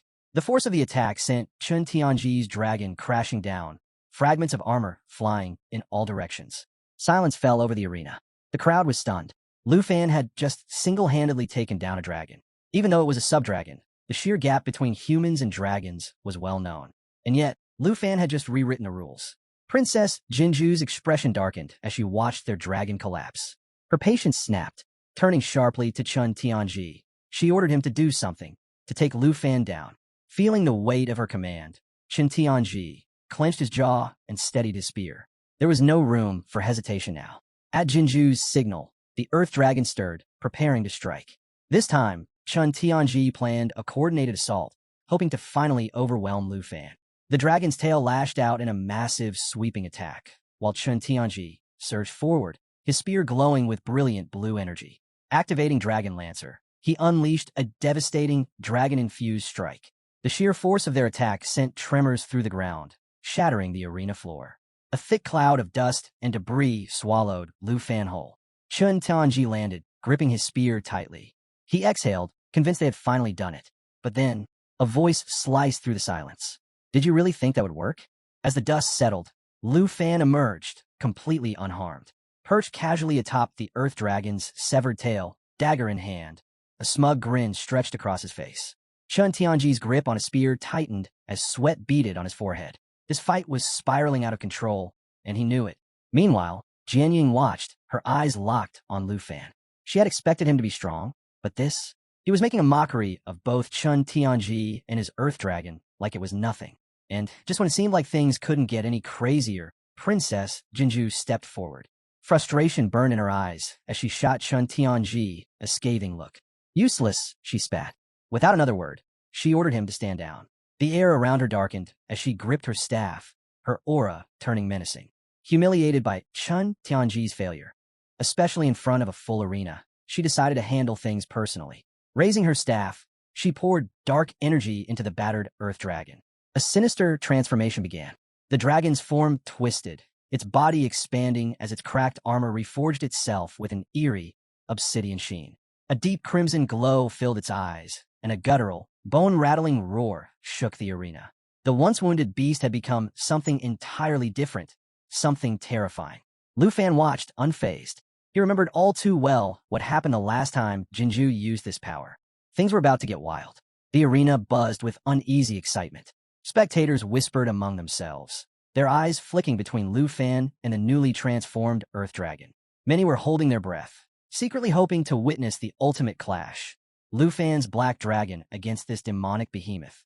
Sensing the shift in danger, Jian Ying sprang into action. She summoned her heaven-crushing sword and blood-breaker sword, the twin blades orbiting around her like silent sentinels, ready to strike at a moment's notice. But before she could step in, Lu Fan casually held up a hand, stopping her. His smirk remained as he glanced at her. "Relax," he said, reminding her of their little bet. Jian Ying hesitated, frustration flickering in her eyes, but she exhaled and held back. She trusted him. Meanwhile, the Earth Dragon let out another deafening roar, its body writhing with unstable energy.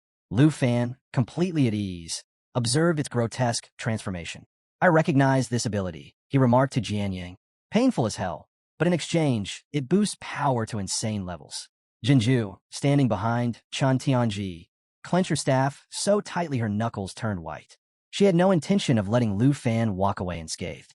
"End him," she commanded, her voice sharp with fury. And then, with an arrogant sneer, she added, "And after that, I'll take his black dragon for myself." The Earth Dragon raised its massive claw and brought it down with a thunderous crash, shattering the arena floor. Dust and debris flew as the monstrous beast loomed over Lu Fan. But he didn't move. Not an inch. That signature smirk still played on his lips. Jinju scoffed, her eyes narrowing. "What's wrong? Afraid?" she taunted. "Go on, summon your dragon. Unless you know you can't handle this." Despite her bravado, a single bead of sweat trickled down her cheek. She might have been putting on a strong front, but deep down, she knew Lu Fan wasn't afraid. He was waiting. Then Lu Fan made his move. Extending his hand, a chilling aura spread through the arena. The temperature plummeted as his eyes took on an eerie glow. In that instant, the wrath of the Ice Dragon King was unleashed. Behind him, a massive spectral ice dragon materialized, its presence radiating sheer dominance. With a flick of his wrist, he activated the fury of the Ice Dragon King. Ice erupted from the ground, racing toward the Earth Dragon like a merciless tidal wave. In mere moments, the beast was engulfed in an unforgiving blizzard. Frost crept over its body, freezing its limbs mid-motion as it let out a guttural howl of agony. The once mighty dragon was now immobilized, encased in solid ice. A shiver ran through the crowd, their breath visible in the air as the entire arena turned deathly cold. Jinju clutched her staff, her knuckles white with disbelief. Chun Tianji stood frozen, not just from the cold, but from sheer terror. Lu Fan casually rolled up his sleeve, drawing his dagger. His piercing gaze locked onto Jinju as he spoke, his tone sharp as ice.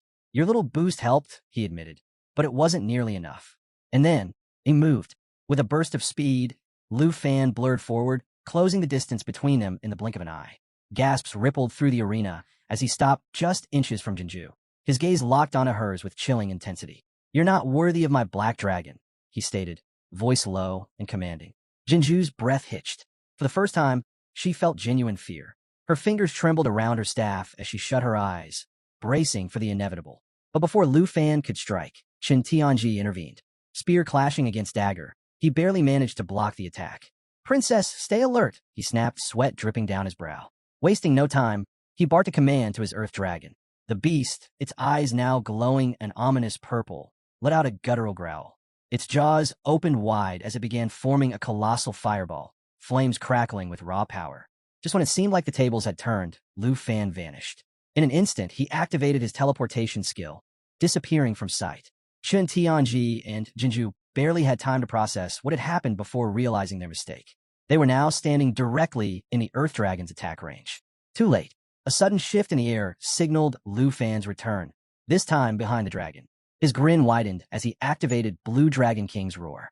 A brilliant blue energy sphere crackled to life in his palm. Behind him, a majestic azure dragon spiraled into existence, its form pulsing with electrifying power. With a decisive thrust, Lu Fan unleashed the attack. The energy sphere collided with the Earth Dragon in a dazzling explosion. Bolts of lightning surged through the beast, each strike sending waves of pain through its body. It convulsed violently, letting out tortured roars as paralysis took hold. The crowd sat in stunned silence. Everyone knew Chun Tianji's winning streak was over. With one final, agonized cry, the Earth Dragon collapsed, its massive frame crashing into the arena floor. Smoke billowed up from the impact, thick and impenetrable, swallowing everything in a veil of uncertainty. Chun Tianji's spear quivered in his trembling hands as he stared at his fallen partner. Disbelief etched across his face. As the smoke curled into the sky, the audience held their breath. No one knew what was about to happen next. As the battle raged on, Chun Tianji stood frozen, drenched in sweat, his thoughts racing. Both he and Lu Fan were dragon tamers, yet the gap between them was staggering. It was like trying to compare the earth to the heavens. Meanwhile, Lu Fan landed smoothly, eyes locked onto his opponent. A question burned in his mind, and he couldn't help but voice it. Why do you only use Dragonlance Strike? Chun Tianji flinched at the direct call-out, but before he could respond, Princess Jinju's sharp voice cut through the tension. Stop hesitating, she snapped, her grip tightening around her staff. Panic laced her tone as she barked at him to stop holding back and make his dragon fight properly. Chun Tianji gritted his teeth, snapping back to reality. He quickly positioned himself in front of the princess, his stance tense. But deep inside, he was still trying to process what Lu Fan was really getting at. Lu Fan's gaze darkened as he explained, voice calm yet firm. Dragonlance Strike is powerful, but it's incomplete without techniques like Dragon Claw or Dragon Inspiration. The words hit Chun Tianji like a thunderbolt. His breath hitched, and a cold chill ran down his spine. He hadn't even considered that. Beads of sweat dripped down his face as he realized the truth. Lu Fan wasn't just stronger. He understood dragons on a level Chun Tianji had never reached. Princess Jinju, however, had no patience for his hesitation. Worthless, she spat, eyes blazing with frustration. You can't even avenge my honor? Lu Fan, watching the exchange, slowly tightened his grip on his black machete as lightning crackled across its blade. He could see it now. Chun Tianji hadn't been choosing not to use stronger techniques. He simply couldn't. The Earth Dragon's full power remained locked away. With a casual shrug, Lu Fan offered an alternative. Surrender, he suggested, his tone neutral. There's no shame in knowing your limits. The words cut deeper than any blade.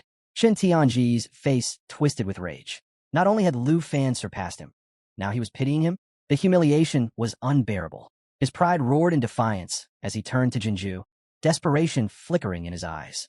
Give me one last power boost, he demanded.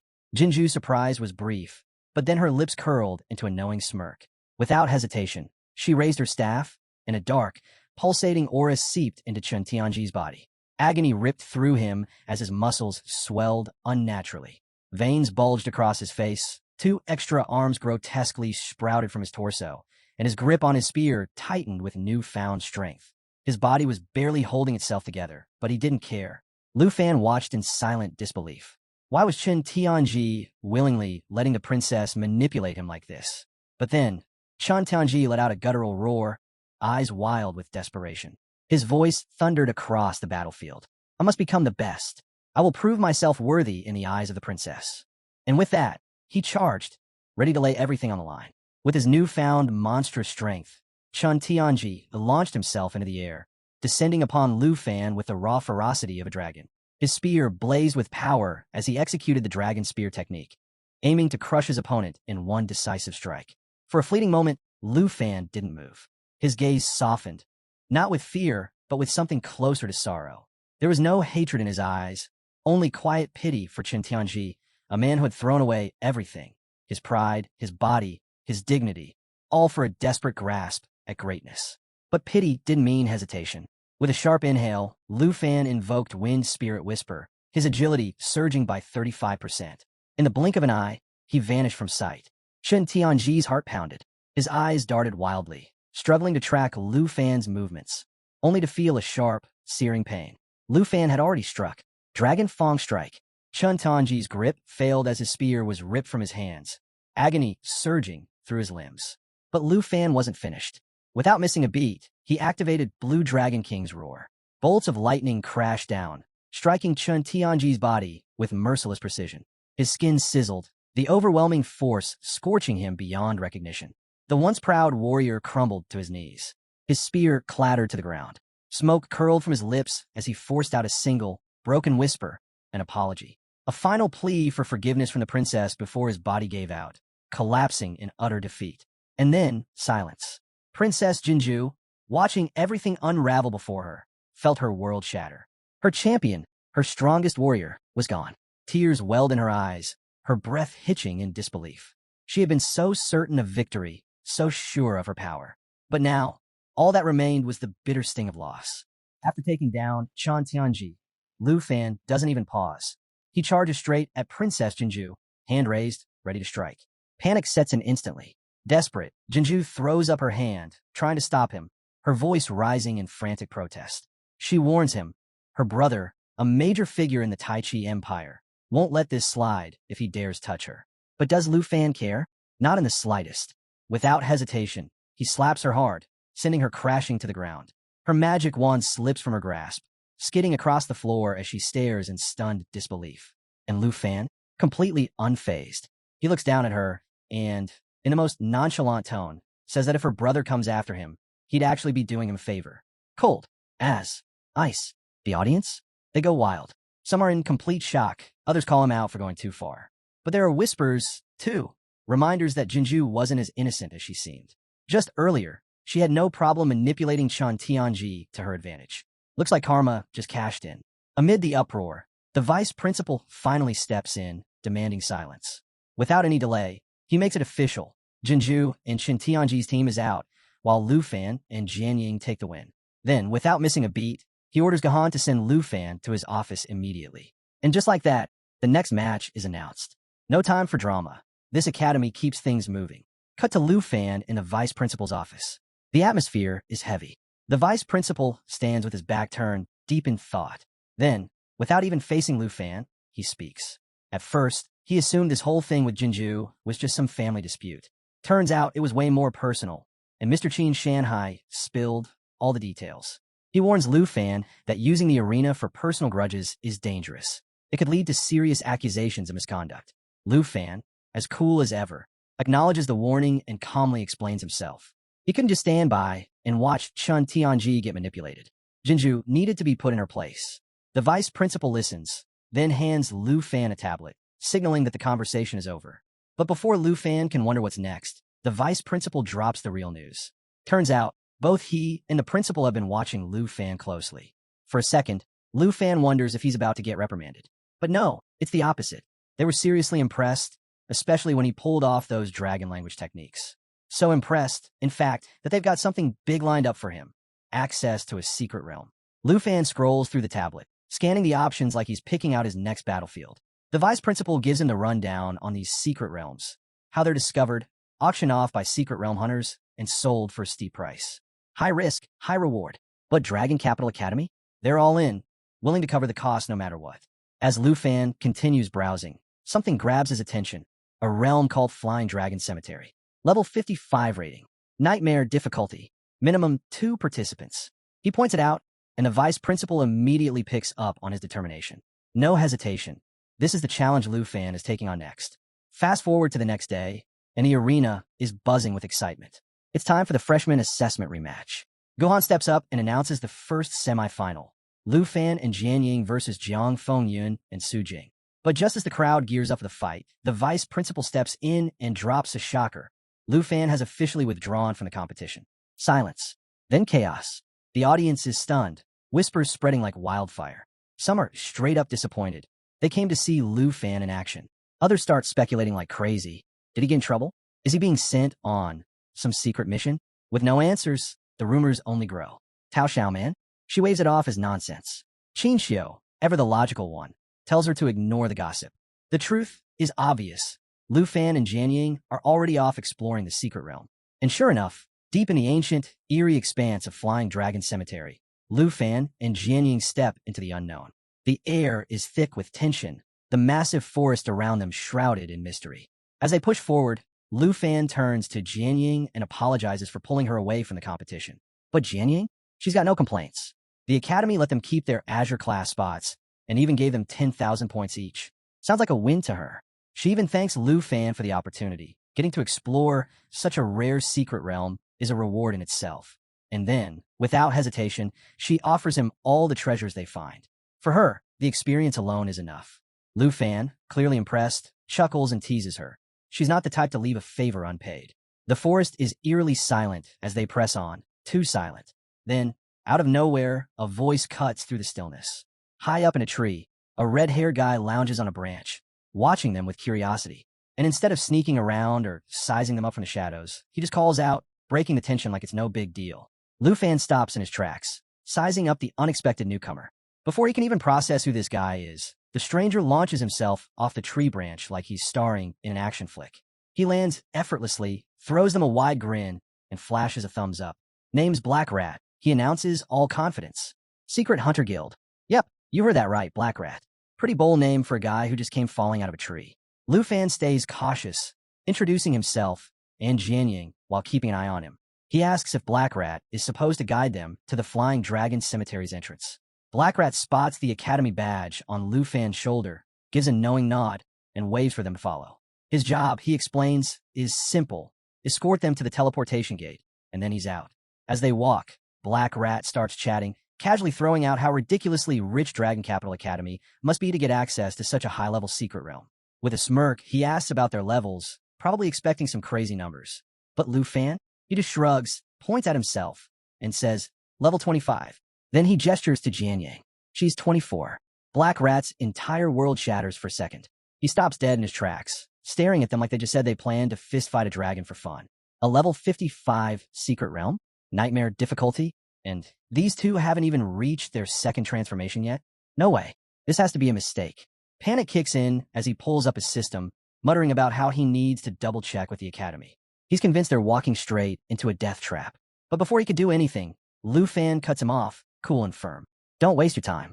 And it's a good thing, too, because, crack, a massive tree nearby starts to fall. The sharp snap of splitting wood echoes through the forest, sending birds scattering in a frenzy. Lu Fan and Jianying instantly snap to attention. For a brief second, their eyes meet, no words needed. Run. Lu Fan grabs Jianying's wrist, and they bolt. Branches whip past, the ground trembles, and then, whoosh, something huge slices through the air above them. They glance up, and there it is, a colossal dragon eagle, diving straight for them, talons extended, eyes locked on its next meal. That's when Lu Fan shifts gears. His expression sharpens, his aura ignites, and power flares to life around him. Energy crackles at his fingertips, heat radiating from his hands. With pinpoint focus, he channels that power into a devastating strike and launches it at the beast. The dragon eagle screeches, flapping its massive wings in shock as it tries to veer off course. But Lu Fan? Oh, he's just getting started. With a swift motion, Lu Fan unleashes the power of Blue Dragon Roar. A bolt of lightning rips through the sky, crackling with raw energy as it slams into the dragon eagle. The impact is immediate. The beast freezes mid-air, its body twitching uncontrollably as the electricity courses through it. And if that wasn't bad enough, the lingering effect ensures that any follow-up attack will hit even harder. Talk about overkill. Black Rat? He's standing there like his brain just short-circuited. A level 25 doing this? No way. It doesn't make sense. He watches in stunned silence as the once mighty dragon eagle, a level 50 predator, crashes to the ground with a heavy thud. It gives one final, weak gasp before going completely still. Mouth slightly open, Black Rat mumbles in disbelief. That thing shouldn't have gone down so easily. But their Lu Fan stands, completely unfazed, still radiating raw power. He turns to Black Rat, his tone casual, and tells him not to stress about their levels. Then, with a slight smirk, he suggests they keep moving. After all, this was just the warm-up. The real challenge is still ahead. Black Rat? Still mentally processing. His brain is doing all sorts of calculations, and none of them add up.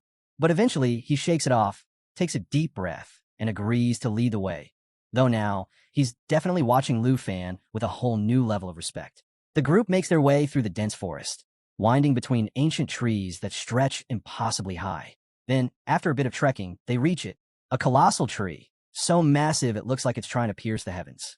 Black Rat steps forward, shoving aside a cluster of thick bushes to reveal its massive trunk. Then, with a dramatic gesture, he presents it. This, he says, is the entrance to the Flying Dragon Cemetery. The air around the tree feels different, charged with something ancient, something powerful. Soft light filters through the canopy, illuminating a shimmering portal embedded in the bark. Just looking at it, you know things are about to get serious. Black Rat points at the glowing portal. That's your way in. With his job done, he starts edging away, clearly ready to make his exit. But before he can slip off, Lu Fan casually extends a hand, flashing a friendly smile. He suggests they stay in touch.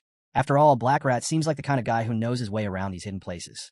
And who knows, Lu Fan might need a little geographical intel in the future. Sounds like a win-win deal. Black Rat hesitates, clearly caught off guard by the idea of befriending someone who just annihilated a dragon eagle like it was nothing. Sensing the hesitation, Lu Fan casually sweetens the deal. He's willing to pay for the intel. That gets Black Rat's attention. Money? Now that's a language he speaks. But still a little skeptical, he blurts out, "Wait, you're really willing to drop cash on basic location details? Not even secret realm stuff, just regular info?" Lu Fan nods, completely unfazed. As long as they keep it to general locations, it won't break any secret realm hunter guild rules.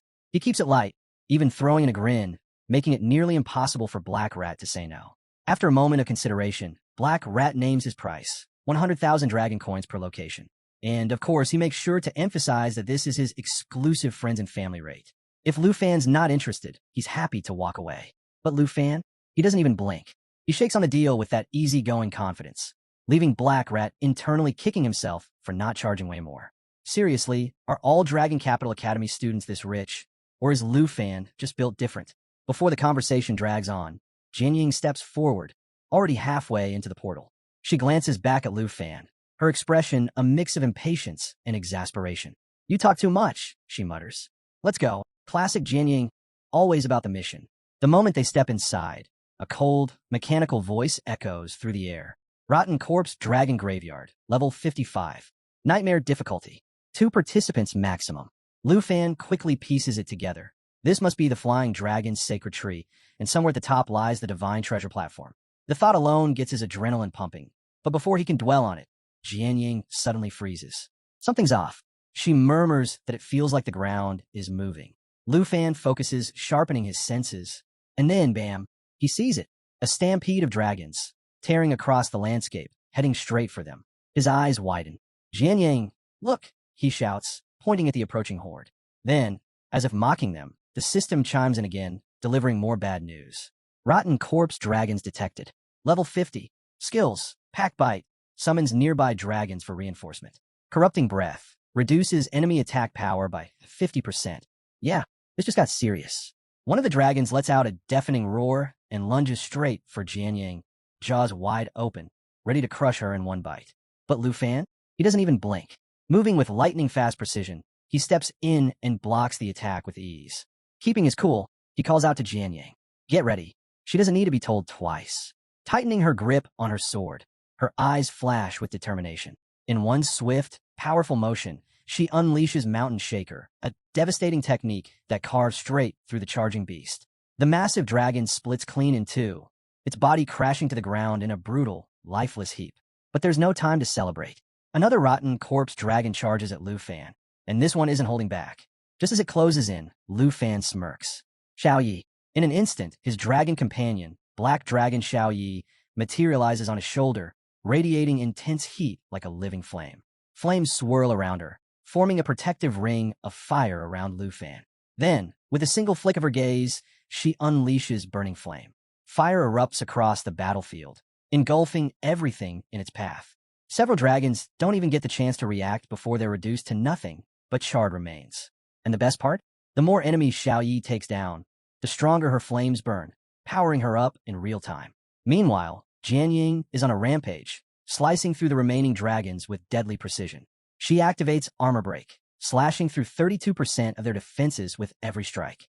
Her movements are sharp, calculated, each attack landing with ruthless efficiency. Then, mid-air, she reaches for her next strike, only to realize something's wrong. Her broadsword is gone. Panic spikes as she quickly scans the battlefield, searching for it.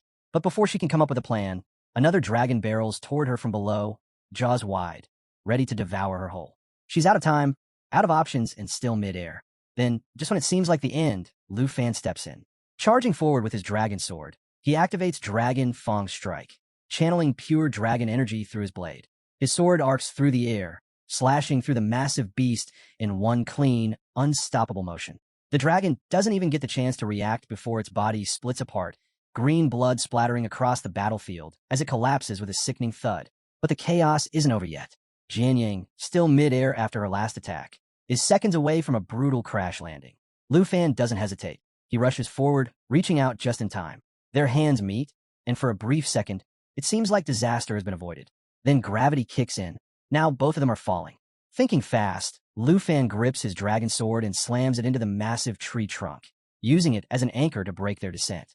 With one hand locked onto the sword and the other clutching Jianying, he glances over at her.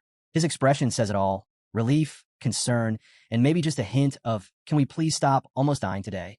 Jianying meets his gaze, her exhaustion and unspoken gratitude clear. She steadies herself, and they finally settle onto a thick branch, taking a moment to catch their breath. But that moment doesn't last long. Lu Fan, always analyzing, points something out. They've been heading in the wrong direction. Their goal isn't down below. It's right here, hidden somewhere in this massive tree. And of course, that's when things get worse. Out of nowhere, a dark, shadowy figure appears in the distance. Lu Fan's instincts flare, his body tensing as he immediately calls for Xiaoyi. In an instant, she's perched on his shoulder, glowing like a fiery sentinel. Then, piece by horrifying piece, the figure steps closer. First, skeletal hands emerge from the darkness. Long, bony fingers ending in razor-sharp claws. Then, its head becomes visible, a dragon skull, hollow eyes, and a gaping, bone-filled maw.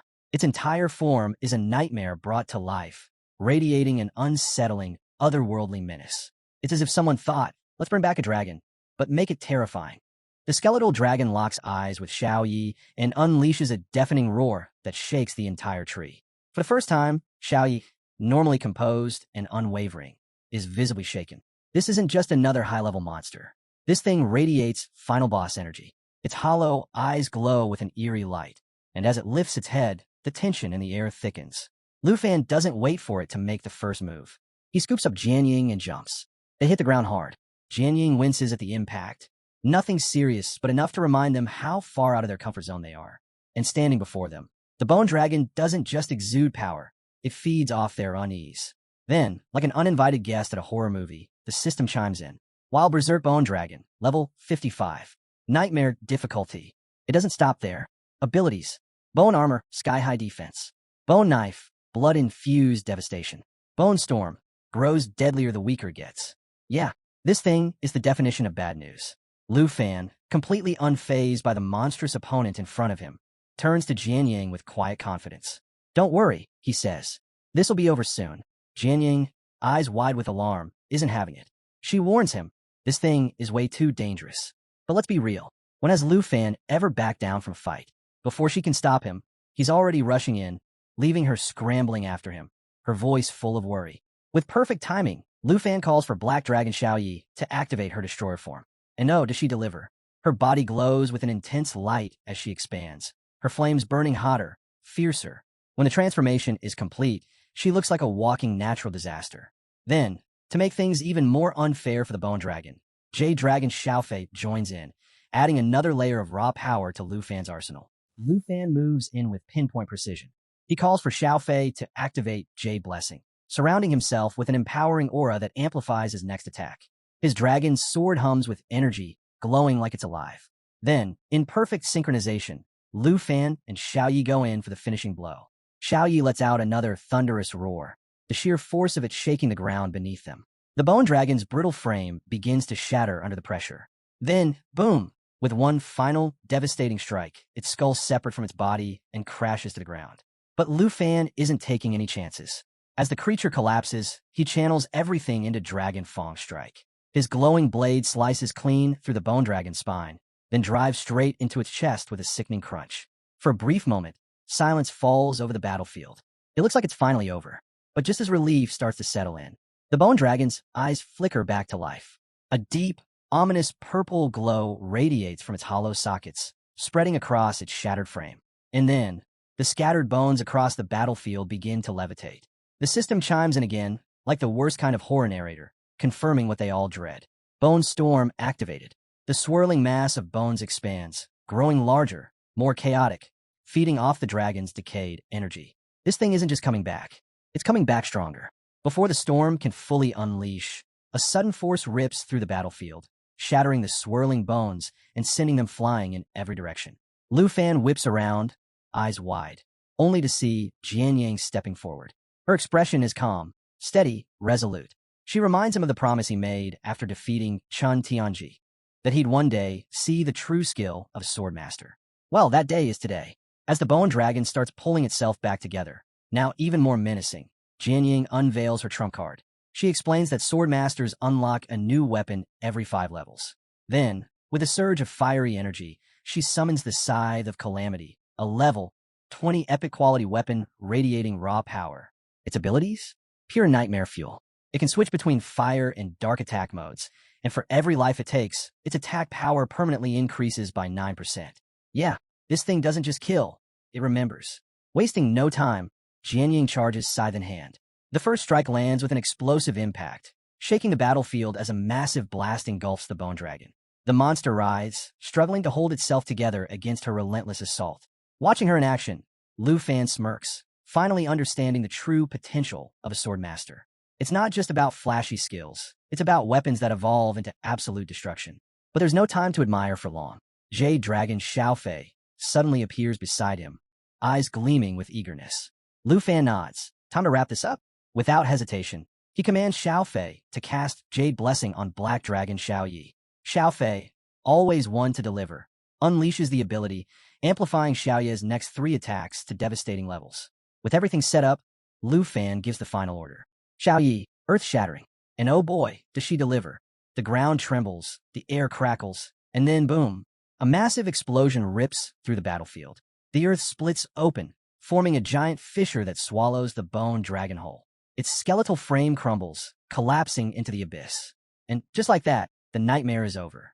As the dust settles, the system chimes in with some well-earned rewards. Jade Dragon Xiaofei has leveled up to 15 and unlocked a new skill, Transformation.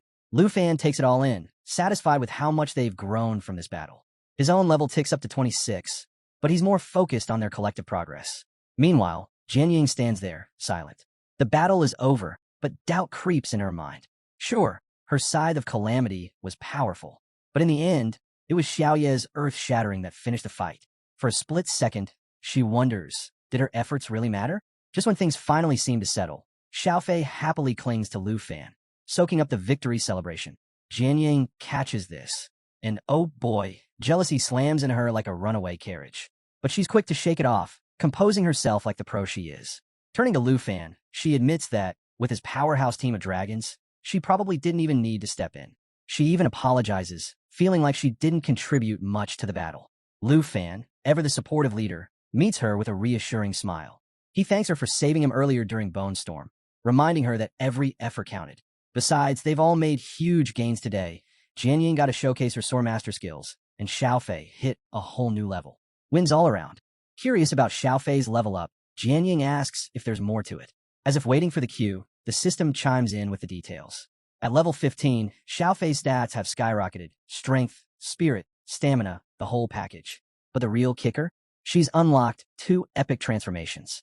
Eternal Guardian of the Tree of Life grants Life Pulse and Eternal Guardian abilities focused on healing and protection.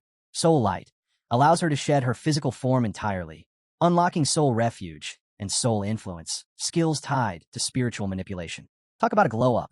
Lu Fan, clearly impressed, notes how Xiaofei's new abilities make her as versatile as Xiaoyi.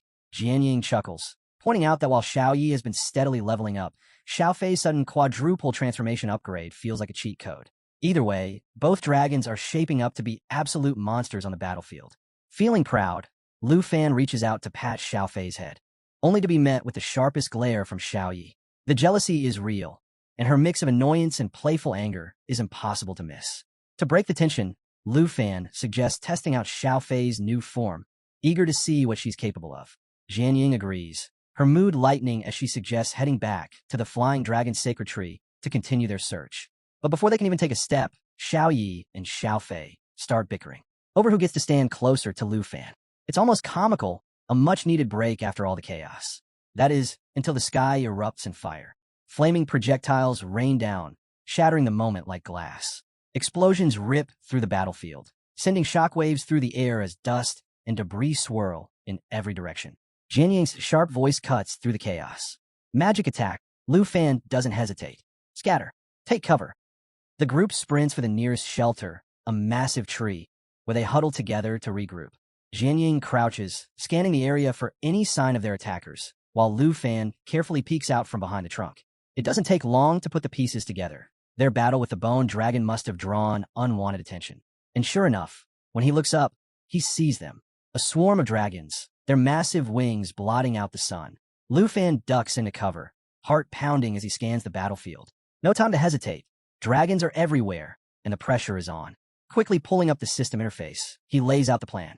Jade Dragon Xiaofei's soul light form isn't just for show. It allows her to shed her physical body and become pure energy, granting a game-changing soul shield to whoever she links with. Without missing a beat, Lu Fan orders Xiaofei to merge with Xiaoyi. In an instant, Xiaofei shifts into her ethereal form, fusing with Black Dragon Xiaoyi. The transformation creates an aura so powerful it practically radiates invincibility. As the newly supercharged Xiaoyi soars above, Lu Fan turns to Jian Ying, his voice all business. Head toward the divine dragon tree. It's like a high-stakes treasure hunt, except this one comes with a real risk of getting torched by an angry dragon horde. Just then, fireballs rain from the sky like a meteor shower. Lu Fan's stomach drops as he looks up. A swarm of dragons, their massive wings blotting out the light, is descending upon them. It's an ambush. They're surrounded. But Lu Fan doesn't panic. Keeping his cool, he orders Xiaoyi not to attack. Yet, instead, he commands Xiaofei to absorb the incoming damage. A glowing green orb forms above Xiaofei, pulsating as it gathers energy. Each hit adds another layer, fueling the buildup of Qi shield. And when that shield maxes out, the real counterattack begins. The moment of truth arrives. Lu Fan commands Xiaofei to activate Qi Shock. Instantly, a massive surge of energy erupts, releasing every ounce of absorbed damage in a single explosive counterattack. And since dragons take extra damage, the impact is doubled. Xiaofei's green aura flares, lighting up the sky as dragons cry out in agony, the sheer force of the blast shaking the battlefield. Jian Ying watches in stunned awe, realizing this isn't just a defensive move, it's total annihilation. Lu Fan smirks, explaining that Xiaofei's soul protection isn't just a shield. It's a force that strikes back even harder every time it's hit. But before they can celebrate, the atmosphere shifts. A chilling wind sweeps through, sending a wave of unease through the group. Lu Fan's instincts scream danger. This can only mean one thing. The boss has arrived. Sure enough, a colossal dragon descends, its metallic scales gleaming ominously. The system identifies it. Steel Dragon, level 60, Nightmare difficulty. And its abilities? Absolutely brutal. First, Rapid Storm, a wing beat that summons a whirlwind, slowing and chipping away at anything caught in its path. Then there's Steel Thrust, a high-speed charge that erases anything with less than one endurance point. As if that's not bad enough, Steel Reinforcement cuts incoming damage in half, while cranking its defense sky-high. The Steel Dragon unleashes a deafening roar, sending shivers down spines. Even Lu Fan feels the weight of its presence. Then, with terrifying speed, it locks onto Xiaoyi and dives in for a Steel Thrust. Jian Ying's face goes pale, realizing the sheer danger they're in. But Lu Fan stays steady, giving Xiaofei the command. Her soul impact is already building up power. As the energy surges, the air crackles with intensity, amplifying every dragon-related ability. After a jaw-dropping fight, the Steel Dragon finally falls. Jian Ying practically radiates excitement as she announces she's reached level 25, her pride obvious. But Lu Fan, always focused on the bigger picture, is already looking ahead. He asks if the boss drop was worth the effort. Jian Ying doesn't disappoint. With a triumphant grin, she lifts a sword that gleams so brightly it might as well be declaring its legendary status. The weapon, Myriad Blossoms, holds immense potential but starts at level 1. The system chimes in with the details. Myriad Blossoms boast the thousands of sword feathers ability, allowing it to break apart into multiple smaller blades. Each fragment deals 10% of the original attack power before merging back for a devastating area-wide strike. Lu Fan's grin widens. Once this weapon reaches 25 stars, it'll be an absolute game-changer. Meanwhile, in the background, Black Dragon Xiaoyi and Jade Dragon Xiaofei are having the time of their lives. playfully messing around like a pair of overpowered siblings. But Jianying? Not so much. As she watches them, a nagging doubt creeps in. Even with myriad blossoms in her hands, she can't shake the feeling that she's still miles away from matching Xiaoye's devastating attacks or Lu Fan's sheer dominance. Just then, something shifts.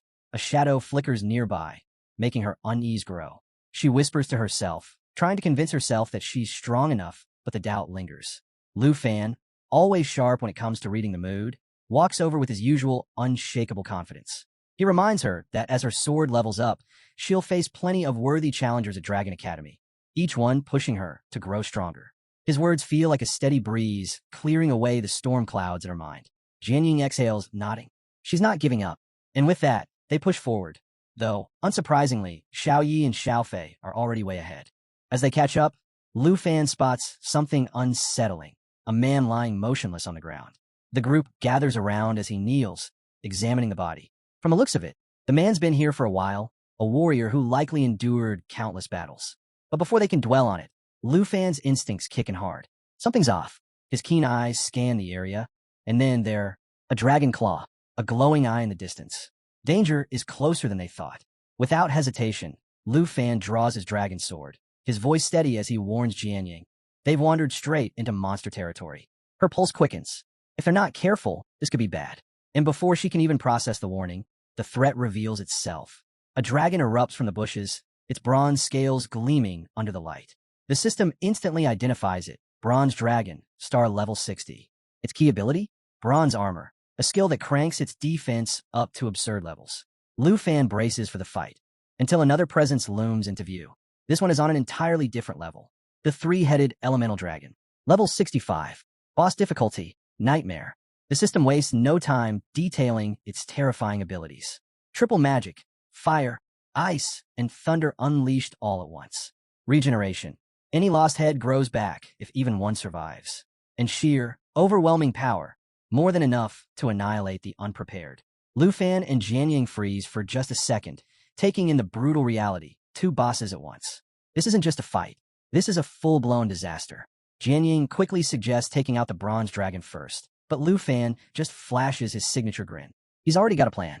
With a swift command, he calls for Xiao Fei to shift into her jade dragon form. In an instant, a brilliant green glow surrounds her, raw energy radiating from her very core as she charges up soul light. At the same time, Lu Fan signals Xiao Yi. It's time for her to activate destruction form. The battlefield is set. Now it's all or nothing. The three-headed elemental dragon doesn't hold back. It soars into the sky, unleashing a relentless storm of fire and ice. Lu Fan moves with precision, dodging the blast as his dragon sword radiates raw energy. Without missing a beat, he commands Xiao Fei to activate Soul Impact. The response is immediate. An explosive surge of energy ripples across the battlefield, sending shockwaves through the surrounding dragons. Xiao Yi, now fully transformed, steps up next. She unleashes her newly awakened skill, Intimidation. Her roar echoes like thunder, a force so powerful it paralyzes enemies on the spot. Even Jianying feels the crushing weight of Xiaoye's aura, realizing just how terrifyingly effective this control skill is.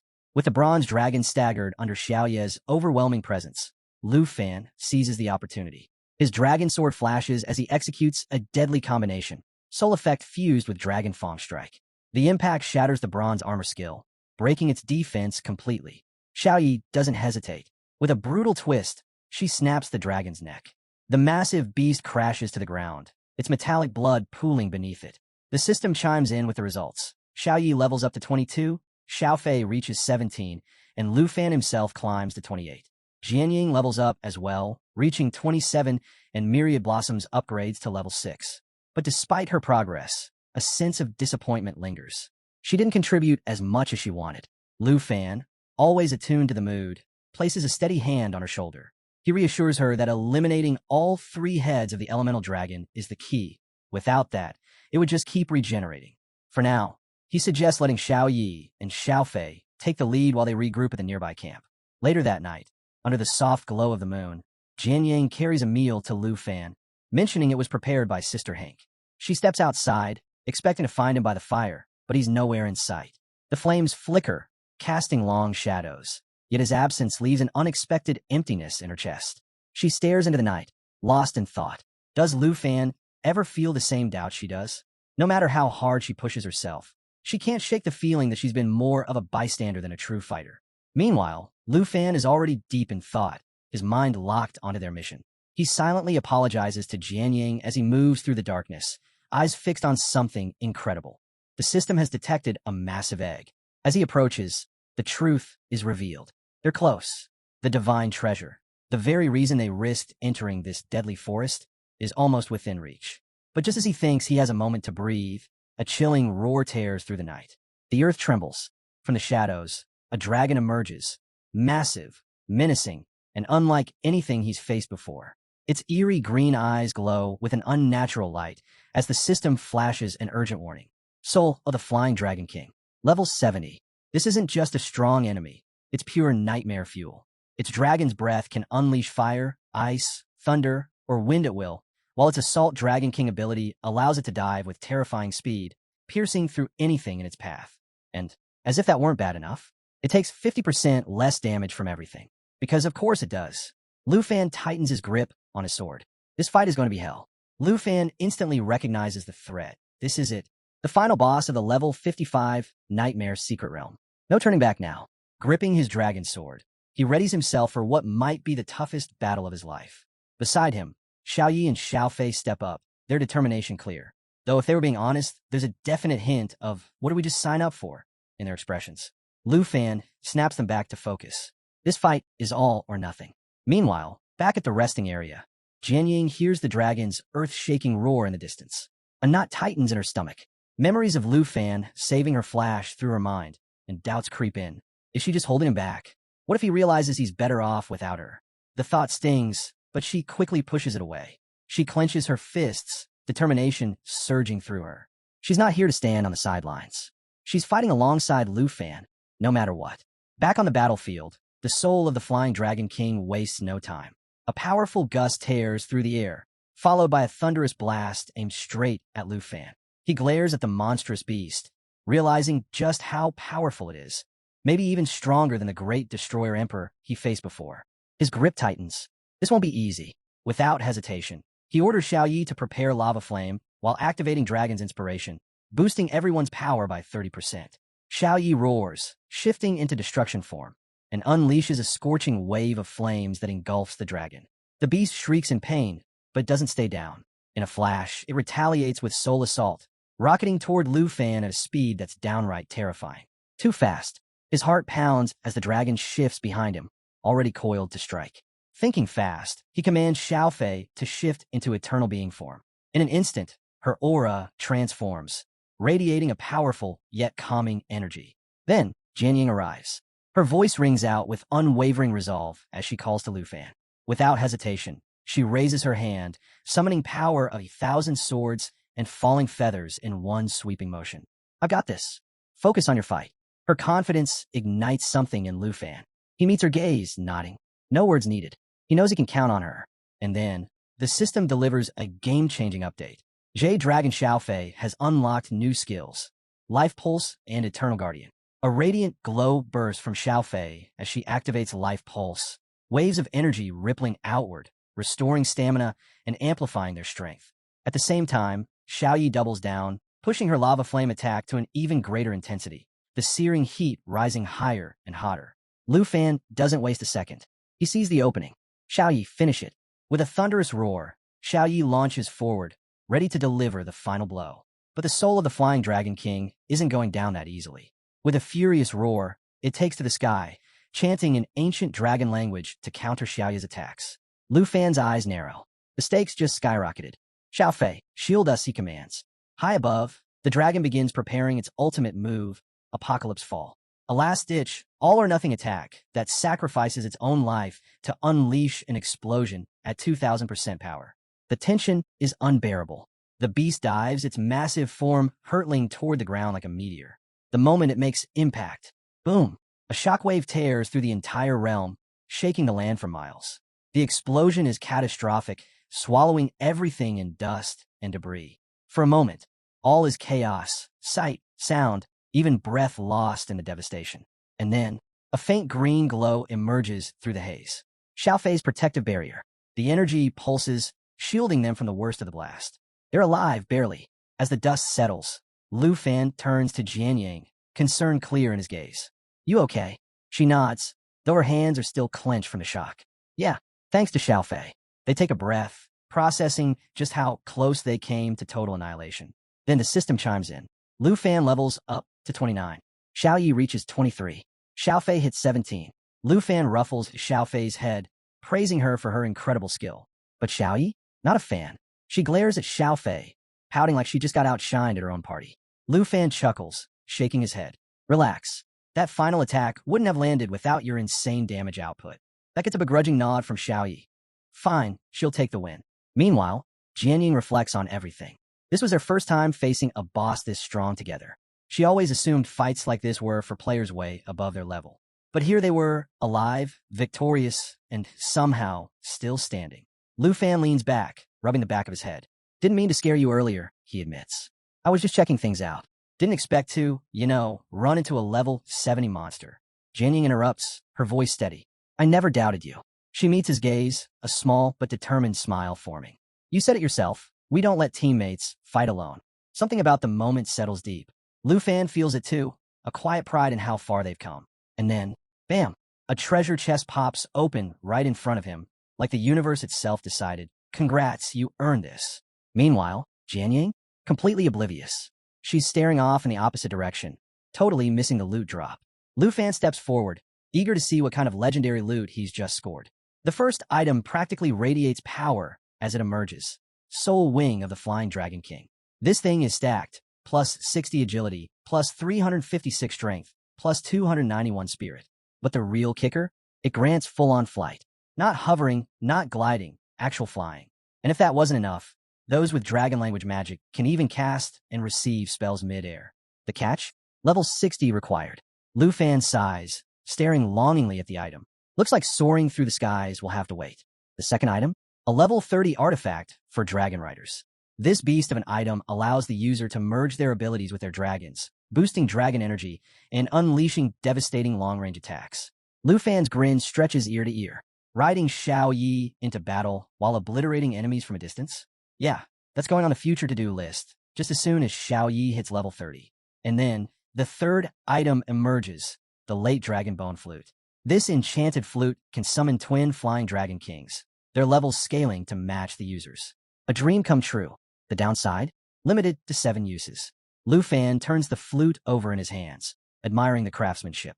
It's powerful, no doubt, but something about the restriction stings. 7 times, and then it's gone. Before he can dwell on it, something strange happens. Xiaofei begins glowing, intensely. Lu Fan and Jianying turn, watching as the little jade dragon moves toward a massive, ancient tree. She presses her energy into it, and suddenly, the entire area stirs to life. Plants rustle. The ground hums with energy. It's like something straight out of legend. And then, as if on cue, the system pops up with a new mission. Restore the sacred tree. The details?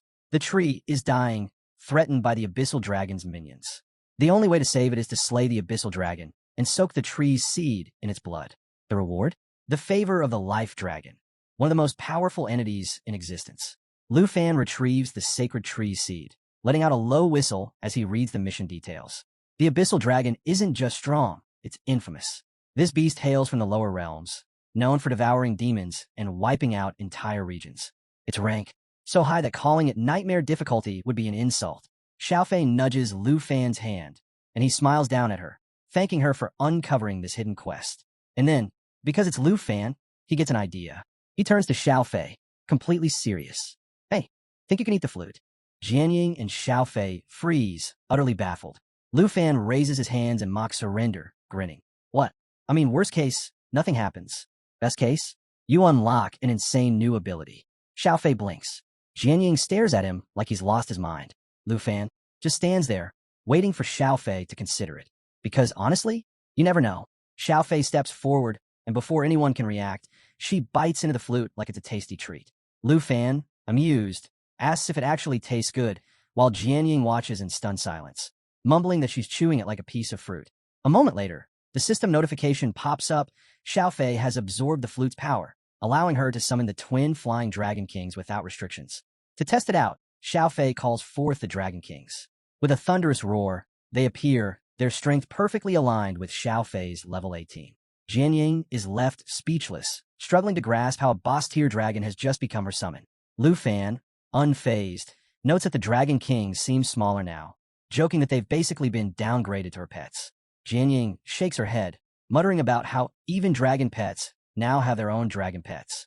With the Sacred Tree mission now secured, Jian Ying suggests they return, reminding them that Sister Hank will be worried if they take too long. Lu Fan waves her off, telling her to go ahead. He has something to take care of first. As he pulls up his map, his mind is already focused on the unfinished task ahead. Later, back at the villa in Dragon Capital Academy, Lu Fan gathers Xiao Yi and Xiao Fei for a meeting. The cozy setting doesn't change the fact that something important is about to happen. Sitting before them is a newly acquired dragon egg. Lu Fan exhales, pretending to be exasperated, and tells Xiao Yi she really needs to stop bullying Xiao Fei.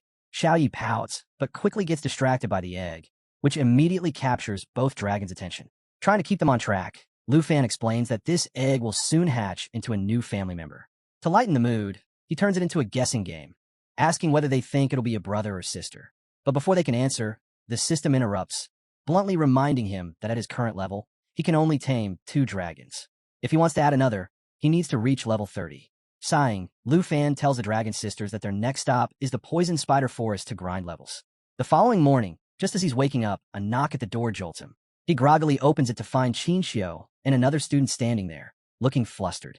Still half asleep, he blinks in confusion as Qin Xiu shoves a post into his hands, explaining that it's gone viral on the school forum. The latest buzz all over the school forum is about Lu Fan withdrawing from the freshman exam. The post claims that Fengyun Pavilion has already secured a spot in the finals, and with no real competition left, they're practically guaranteed to win. Qin Xiu explains that the group has grown into a dominant force, now boasting nearly 30 members under the leadership of Jiang Fengyun and Su Jing. They're so confident in their victory that they've even announced plans to take over Lu Fan's villa once the tournament ends. Lu Fan listens with mild amusement. The idea of Jiang Fengyun declaring himself the new number 1 makes him chuckle. How cute. Qin Xiu reminds him that reaching the finals grants access to the national trials, which is why Jiang Fengyun is pushing so hard. But Lu Fan already knows the truth. He secured his spot long ago. The rewards Jiang Fengyun is after, they're already in his hands. With a smirk, Lu Fan waves off their concerns. He's not the least bit worried. In fact, he welcomes the challenge. Let's have some fun, he says, taking the forum post. Time to fire back. Meanwhile, in the VIP room of Dragon Academy Arena, Su Jing, a composed forbidden sorcerer, casually scrolls through his tablet as if catching up on gossip. Across from him, Jiang Fengyun, the ever-dramatic shadow warrior, is sparring blindfolded against multiple opponents. In the middle of the fight, Su Jing nonchalantly mentions that Lu Fan has responded to their forum post. Jiang Fengyun pauses for half a second before activating his projection skill, instantly summoning clones that overwhelm every opponent in the room. The match is over before they can even react.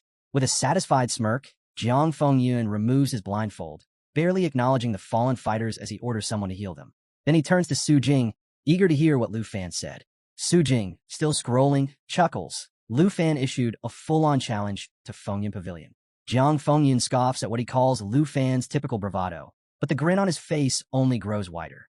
Without hesitation, he tells Su Jing to respond, inviting Lu Fan to meet them in the arena after the finals tomorrow. Su Jing raises an eyebrow, half wondering if Jiang Fengyun is actually serious, but he goes along with it. Then, Jiang Fengyun's mood shifts. His voice turns sharp as he commands Su Jing to gather every member of Fengyun Pavilion. It's time, he declares, to prove that the title of number 1 isn't just claimed, it's won in battle. Over in Lu Fan's world, things couldn't be more relaxed. He's hanging out with his friends when Qin Xiu rushes in, excitement all over her face. Fengyun Pavilion has officially accepted the challenge, and Jiang Fengyun is competing in a semi-final match today. Lu Fan, however, is completely unfazed. He barely spares the news a glance before shrugging it off. Sounds like a good time for me to grind levels in the Poison Spider Secret Realm instead, he says. Priorities. Lu Fan's Anne appears just in time to cut through his nonchalance, reminding him that overconfidence can lead to failure. She suggests he at least watch Jiang Fengyun's match to get a better read on his opponent. One of the ladies chimes in, noting that Lu Fan supporters might even outnumber Fengyun Pavilions at this point.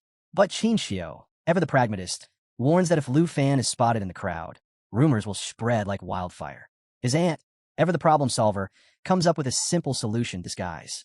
Moments later, Lu Fan emerges in a dark cloak and mask, looking like he just walked off the set of a spy thriller.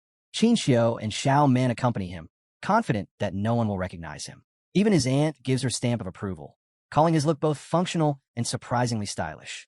Inside the arena, Gohan steps forward to announce the start of the semifinals. The crowd buzzes as the competitors take the stage, but just as the battle begins, Lu Fan suddenly stands up. His aunt raises an eyebrow. "Where are you going?" she asks. Lu Fan shrugs. "Looks boring. I'm going for a walk." Classic Lu Fan, completely unfazed. He tells him to call him when it's over and strolls out, leaving his aunt shaking her head. While the arena erupts with excitement over the match, a pair of sharp eyes in the stands quietly follows Lu Fan's movements. The vice principal watches the disguised figure, his thoughts drifting back to a recent conversation with the principal. In a flashback, he recalls storming into the principal's office, concerned over the form drama. He feared Lu Fan didn't fully grasp his own strength, especially with Chun Tianji still recovering from their fight. But the principal, completely unbothered, had waved off his concerns, saying Gohan could handle things. His real focus? The upcoming arrival of the Dragon Capital Special Envoy in a month, who would assess Lu Fan for the national trial. That had caught the vice principal off guard. The envoy was none other than Ruan Changfeng, a powerhouse with a personal grudge against Lu Fan. While the vice principal had been uneasy about the potential trouble this could bring, the principal had simply laughed, completely confident in his choice of Lu Fan as a national trial candidate. Back in the present, the vice principal smirks as he watches the arena. No doubt, the principal wouldn't miss Lu Fan's battle against Jiang Fengyun for anything. Meanwhile, elsewhere in the academy's arena, chaos is brewing in the points room. One by one, professionals stagger out, their faces pale with disbelief. Whispers spread among the crowd. There's an opponent inside so powerful that no one can land a victory. The rumor? Someone at level 29 is deliberately holding back, crushing challengers and racking up points. Outside, experienced fighters shake their heads, warning newcomers not to step inside unless they're prepared to lose. Inside the points room, the so-called arena master is none other than Lu Fan himself. Leaning back casually, he muses that sparring here is far more worthwhile than sitting through a dull match. But just as he's settling in, the door creaks open. A new challenger steps inside, a striking woman with long white hair and a sleek black dress. She meets his gaze with a calm smile and asks if he has time for a match. Lu Fan immediately straightens up, greeting her with respect and calling her senior. But she merely chuckles, playfully tucking a strand of hair behind her ear. With a teasing smirk, she warns that if he expects mercy, he'll need to show a lot more respect. Lu Fan, unfazed, responds in a steady tone. There's no need to hold back. Her smile widens. Without warning, flames ignite around her, swirling with an intensity that makes the air ripple. As she begins to float, her presence shifts, commanding, untamed. Lu Fan's instincts scream that this woman isn't just strong. She's dangerous. The heat surges, and in an instant, her dress burns away, replaced by a sleek, battle-ready armor radiating raw power. This isn't just a test of skill. She's here for a real fight. Before Lu Fan can react, she vanishes. A flicker of movement behind him. Her voice, now laced with amusement, reminds him that she's nothing like the students waiting outside. Then, a brilliant glow. A massive flaming trident materializes in her hands, casting long shadows across the arena. With a mischievous smirk, she gives him a single warning. Don't hold back. And then she lunges. Lu Fan reacts just in time, summoning his massive black machete to block the strike. The force of the impact is staggering. He sent skidding back several meters. Adjusting his stance, he grips his weapon tighter, eyes locked onto his opponent.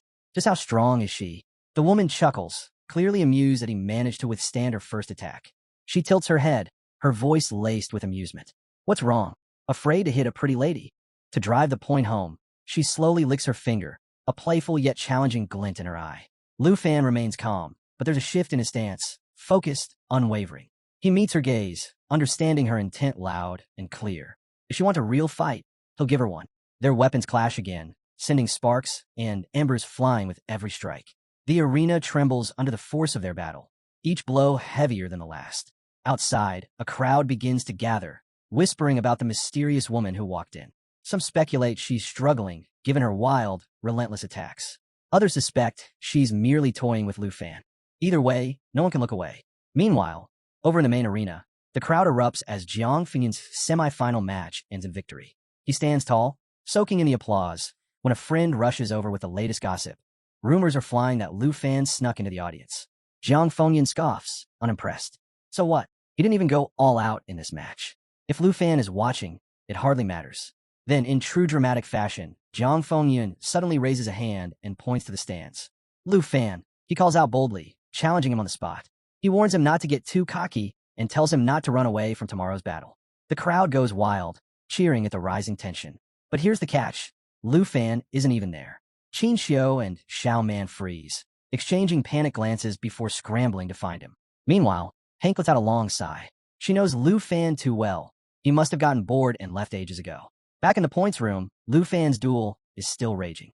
His opponent's attacks are relentless, forcing him to stay sharp. He's impressed by her raw power, but something doesn't add up.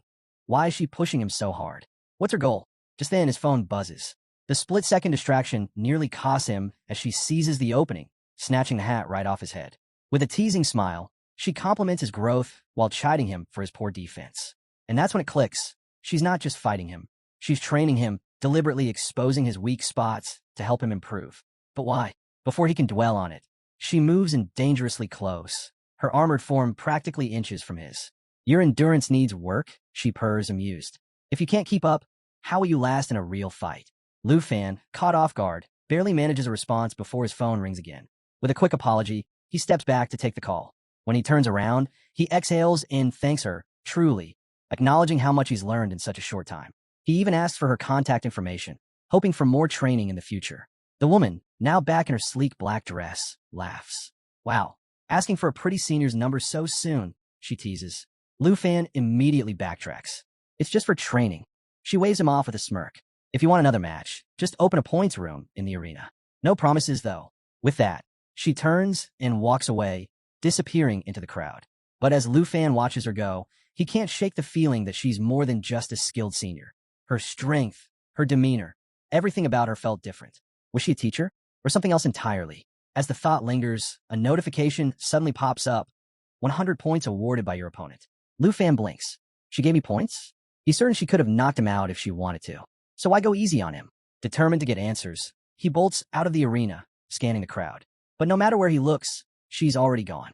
As Lu Fan dashes through the dorm halls, students call after him, telling him to slow down, but he barely hears them. His mind is spinning. Who is she? Why did she fight like that? And why did she vanish so suddenly? The whole encounter feels surreal, almost like she was some kind of phantom haunting the academy. Just as he's about to lose himself in thought again, Qin Xiu, Xiao Man, and Hank spot him. They call out, waving him over. Qin Xiu, ever the troublemaker, teases him about meeting yet another mysterious woman. Xiao Man joins in with a grin, cracking jokes about Lu Fan hooking up in the arena. But Lu Fan, too preoccupied to care, ignores them and silently follows along. The next day, the freshman assessment finals finally begin and the arena is packed. The entire academy is buzzing with anticipation. Will Lu Fan actually show up to face Jiang Fengyun? Some admire his boldness in challenging Fengyun Pavilion alone, while others think he's just insanely arrogant. Regardless of their opinions, everyone agrees this is the match to watch. Inside the arena, Jiang Fengyun taps his fingers impatiently, irritation creeping in. Lu Fan still isn't here. His patience wears thin as he threatens to storm Villa number 1 himself if Lu Fan keeps wasting time. Su Jing, ever the strategist, simply advises him to wait. And just then, a commotion ripples through the crowd. Someone spots a figure sprinting toward the arena. All eyes turn to the entrance. From the direction of the restroom, a cloaked figure is racing in, moving at ridiculous speeds. His black cloak flutters wildly behind him. It's Lu Fan. Jiang Fengyun smirks, cracking his knuckles as he signals his team to get ready. As Lu Fan nears, he lifts a hand, casually waving to the crowd. Sorry I'm late, he calls out, completely unbothered. Then, with a lazy grin, he adds, let's get this over with. I've got more important things to do. Standing at the center of the arena, Lu Fan faces the entire Fengyun Pavilion with an air of calm confidence. His sharp gaze sweeps over them, and with a smirk, he admits, honestly, I don't even know how many of you there are. Then he shrugs. But one thing's for sure, whatever comes together, goes together. To drive the point home, he casually drags a finger across his throat in a cutthroat gesture. The effect is instantaneous. One of Fengyun Pavilion's giants erupts in fury, hurling insults at Lu Fan. You dare talk to Jiang Fengyun like that? You're asking for death. But before the enraged man can step forward, Jiang Fengyun raises a hand, effortlessly silencing him. He doesn't even spare the outburst a glance. Instead, he locks eyes with Lu Fan, his smirk unwavering. There's no need for pointless words, Jiang Fengyun declares smoothly. If he refuses to take us seriously, we'll just make him regret it. Then, without hesitation, he raises the stakes. I'll wager 7,000 points on this match, he announces, his voice ringing through the arena. The crowd explodes. Jiang Fengyun stands firm, utterly confident in his victory. Lu Fan, completely unfazed, starts patting down his pockets like he's misplaced something important. The crowd watches in confusion as he takes his time. Then, with a dramatic flourish, he pulls out his points card. All right, I'll bet 177,000 points. Silence. Then the arena erupts. Jiang Fengyun's team collectively panics. Shouts of disbelief ring out as his comrades scramble, insisting they don't have nearly enough points to match that kind of wager. But Jiang Fengyun, driven by a mix of greed and pride, shuts them down. His eyes burn with determination. There's no way he's backing down from this. Pool everything, he orders. Reluctantly, the pavilion members gather their points.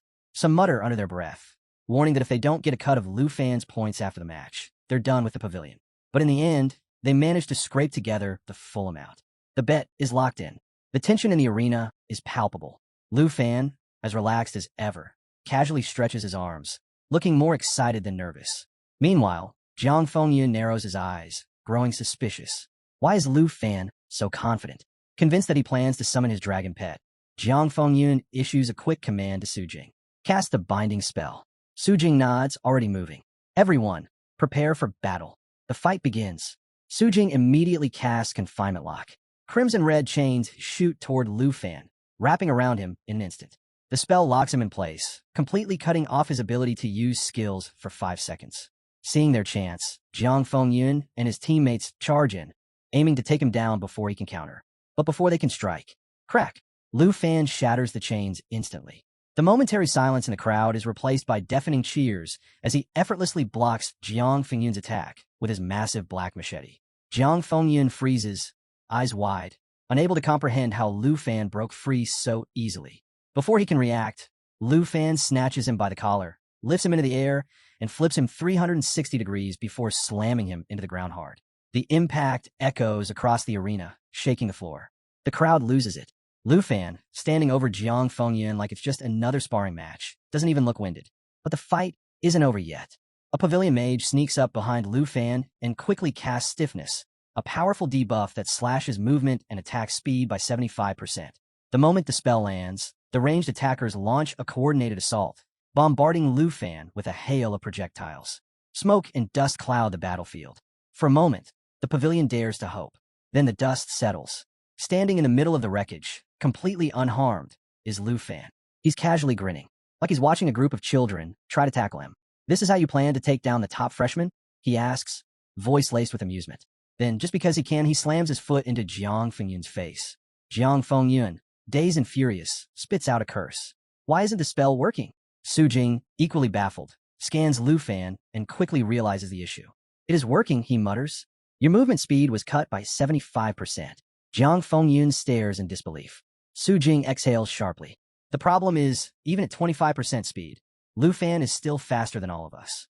Lu Fan shrugs, looking down at Jiang Fengyun with a lazy grin. "Don't blame your friends," he says.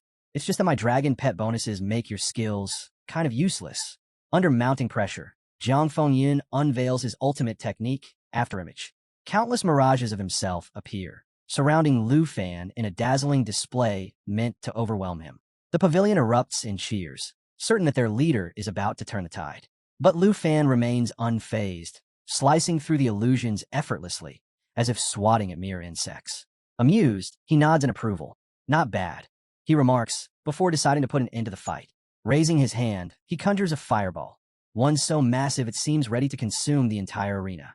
The swirling inferno crackles with power, its scorching heat radiating outward. Jiang Fengyun's smug confidence evaporates as the reality of the situation sets in. Lu Fan isn't holding back. With a deafening explosion, the fireball ignites into a sea of flames, and from its core emerges Black Dragon Xiaoyi in her fearsome world destroyer form. Her colossal figure rises from the blaze, her fiery aura instantly disintegrating the lingering mirages. The once bright sky dims as her presence alone eclipses the sun.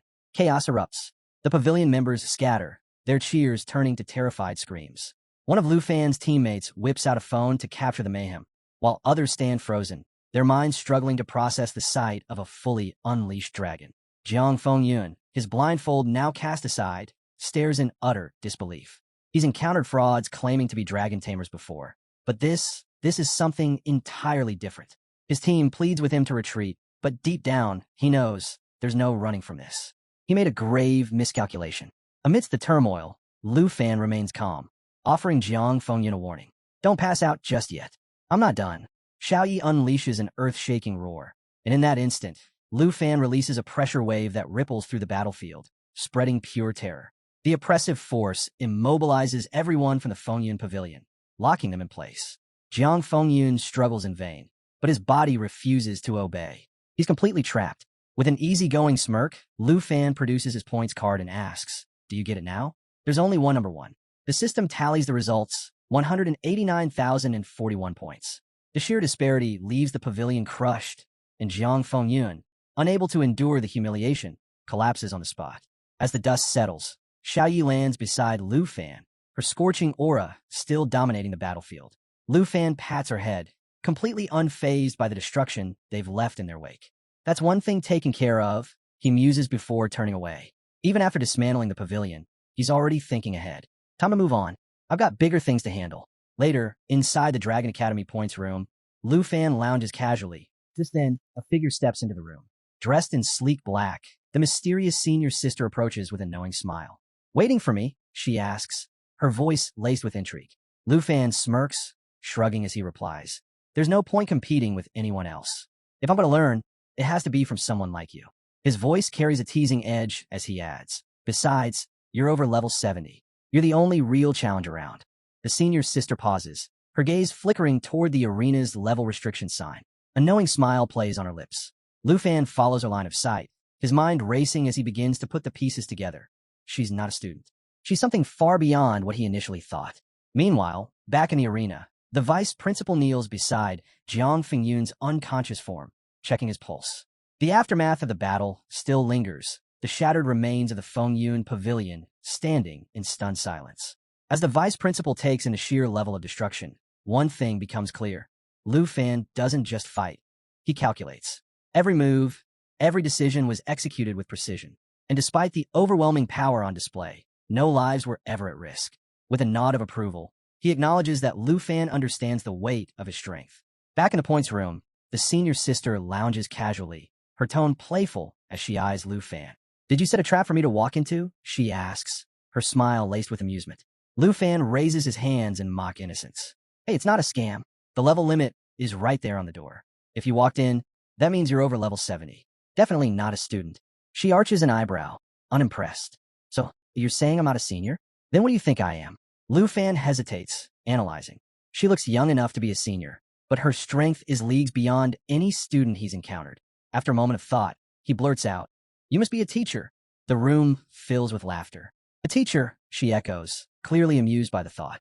Then, stepping closer, her fiery aura subtly flickers back to life. "Believe what you want," she says, her voice carrying a playful but firm edge. "But I am your senior." Her eyes glimmer with mischief as she leans in slightly. "And this time, you didn't hide your handsome face. Much better to look at." Lu Fan barely has time to react before her tone shifts again, turning sharp. "Don't dig too deep into who I am," she warns. "If you want to see me again, don't set the points room level to 70 or higher. Otherwise, I won't return." Lu Fan quickly nods, though in the back of his mind, he'd been considering setting it to 80 next time. Well, guess that plan's off the table. The air thickens as flames swirl around her, her sleek black dress morphing once again into that striking, battle-ready armor. "I have to admit," she says, watching him intently, "your performance in the arena was impressive. You used my techniques against Jiang Fengyun flawlessly. You pick things up fast." Lu Fan grins at the praise, summoning his massive black machete with a flick of his wrist. There's no doubt about it now. She had been watching the entire fight. She continues, her tone almost proud. "The crowd went wild when you summoned your dragon so effortlessly. And when you dropped Jiang Fengyun in an instant, they didn't even know how to react." Her gaze sharpens. "Your speed? That's proof of the training you honed in the points room." Lu Fan chuckles, rubbing the back of his head as he thanks her for the guidance. But, he admits, my melee combat still needs a lot of work. Before he can say another word, she suddenly materializes her fire trident and lunges straight at him. Lu Fan barely reacts in time, blocking just as the force of her strike sends sparks flying. His heart pounds as he registers the seriousness in her expression. You've improved, she says coolly. But don't get ahead of yourself. You're still not ready to brag. Lu Fan quickly waves his hands in surrender. I wasn't bragging. I really do want to keep learning. Then, thinking fast, he shifts his approach, turning on the charm. With a grin, he starts showering her with praise, calling her an incredible teacher. You've been like an older sister to me, he adds, teaching me, guiding me, even giving me 100 points. She lets out a laugh, clearly amused. You're pretty good at building relationships, she notes. But if you want to keep learning from me, bring me something in return. Lu Fan blinks. Like what? She smirks. Enchanted food from your house. I hear your big sister is an amazing cook. He laughs, agreeing without hesitation. Though his big sister is actually his aunt, close enough. No problem, he says, already picturing his aunt's reaction when he makes the request. Her tone shifts as she folds her arms. So what else did you learn from the fight? Lu Fan grins, gripping his machete. A few things. But before he can elaborate, she suddenly strikes again. Their weapons clash, sending a burst of flames into the air. The battle intensifies, their movements blurring as they trade blows. You're getting faster, she acknowledges. Then, with a wicked grin, she ups the stakes. If you can land even one hit on me, I'll reward you with a new weapon. Lu Fan blinks, thrown off by the offer. Before he can process it, she launches herself into the air and, in an unexpected twist, smacks him in the face with her thighs. The impact leaves him completely stunned, as if he just got caught in some bizarre mid-air dance attack. She lands gracefully, smirking at his dumbfounded expression. Your weapons are outdated, she teases. Maybe you should switch to a longer fire trident. Still recovering, Lu Fan shakes off his confusion as her expression shifts again, this time more serious. Tell me, she says, eyes locked onto his, what is it that you really want? Without thinking, Lu Fan blurts out the enchantment scroll. The air in the room turns heavy. Her playful demeanor vanishes instantly, replaced by an intense fury. You what? She snaps, her entire aura igniting in a blaze. Do you even understand how rare and expensive that is? Before he can respond, she lunges at him, fire trident swinging. You want that? Go to hell. Lu Fan barely manages to dodge as she unleashes a relentless barrage of fiery attacks. He tries to explain himself, but she isn't having it. The only thing he can do now is survive. Later that evening at the villa, Lu Fan slumps onto the couch, wincing as he nurses his sore muscles. His aunt watches in amusement as he groans, stretching his aching limbs. I couldn't land a single hit on her, he mutters. Now my whole body feels like it got run over by a truck. Lu Fan's aunt, still rattled, throws her hands up. You nearly gave me a heart attack. I thought you and Jiang Fengyan were going to fight to the death, she exclaims. Meanwhile, Qin Xiu, lounging with her tablet, barely looks up. By the way, she says casually, your so-called senior sister probably isn't a teacher. According to Nan Jianying, no one at the academy has ever seen her before. Before Lu Fan can respond, Qin Xiu suddenly perks up. Oh, look at that. You're trending on the school forum again. Turns out, someone recorded his battle with the Fengyun Pavilion. Every attack, every counter, and, most importantly, the moment he summoned the legendary Black Dragon Xiaoyi. Jianying, now intrigued, teases him. After beating Jiang Fengyun, you should be their new idol. Lu Fan, too exhausted to entertain the idea, waves it off. I just want to recover. The hype will fade soon enough. The next day, Spider's Secret Realm. Back in action, Lu Fan slashes through a swarm of monstrous spiders, his attacks precise and relentless. Jianying watches from the sidelines, arms crossed. I thought your plan was to learn from your senior, she says, raising an eyebrow. Lu Fan, never pausing in his strikes, replies, if I raise my level, I'll have an edge over her. Besides, I need to keep up. With one final swing, he clears a tough wave of enemies. And then, he feels it. A powerful surge of energy washes over him.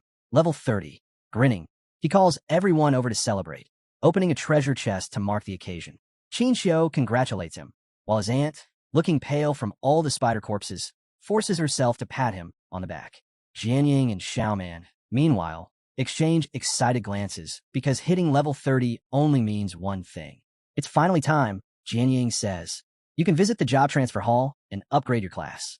Outside the secret realm, instant chaos. Lu Fan steps into the open, excitement still coursing through him. But before he can even take in his surroundings, the air shifts. Students nearby start whispering. Then a few turn, recognizing him. Then, complete mayhem. In an instant, he's mobbed by students eager for selfies, autographs, and even just a handshake. Word had spread fast. This was the guy who took down Chun Tianji and obliterated the entire Fengyun Pavilion. Jianying and Xiaoman watch from a distance, stunned by the scene unfolding. Jian Yang's expression darkens as girls swarm around Lu Fan, all too eager to get close. Xiaoman just sighs, shaking her head. How do you get this popular so fast? She mutters. Seeing no way to escape the growing crowd, Lu Fan's aunt quickly takes charge. 10 minutes later, Lu Fan steps out in full disguise. Mask, goggles, the whole works. As the students frantically search for him, the disguise does its job, and the mob gradually scatters. Qinxiu exhales in relief. Finally, we lost them. Lu Fan, however, looks less than thrilled. Am I really gonna have to go out like this every time? He sighs. Xiaoman, watching the whole scene unfold, pouts. Lucky you. I wish I had a bunch of handsome guys chasing after me. Jianyang, still unimpressed, changes the subject. There's no record of a second job transfer for dragon tamers, she points out. No guides, no data. Lu Fan's completely on his own here. Qinxiu claps a hand on his back, grinning. That just means you get to be the first. Pretty exciting, right? Lu Fan can't help but feel a sense of pride. This isn't just a challenge. It's a chance to carve a new path. Before long, they arrive at the job transfer hall. The group exchanges nods of encouragement. The ceremony is solo, Jian Yang reminds him. This is all on you. Lu Fan gives them a reassuring nod. I'll figure it out. With that, he taps his student card against the scanner and steps inside. The chamber is circular, bathed in a cool blue glow. As the system announces the initiation of his second stage transfer, Lu Fan quickly realizes something. There's no pre-existing data for a dragon tamer's advancement. Every other job has been documented for generations, but his path is completely blank. 3 glowing options appear before him. 1. Dragon Priest, focused on healing, buffs, and enchantments to strengthen dragon companions, but at the cost of his own combat abilities. 2. Dragon Spellcaster, a magic-based class that allows him to absorb and cast dragon spells himself. 3. Flame Dragon Warrior, a powerful melee fighter with high endurance, capable of transforming into a massive dragon. Each path offers distinct strengths, but comes with major drawbacks. None of them align with Lu Fan's balanced approach to combat. Frustrated, he hesitates, unsure of which to choose. Then, as if responding to his dilemma, a 4th option suddenly appears, Dragon Rider. A suit of formidable armor materializes before him, its cape flowing with energy. The system explains, this class enhances skills by synchronizing them with dragon companions, allowing for seamless teamwork and adaptability in battle. It's the perfect blend of offense, defense, and strategy, exactly what Lu Fan has been searching for.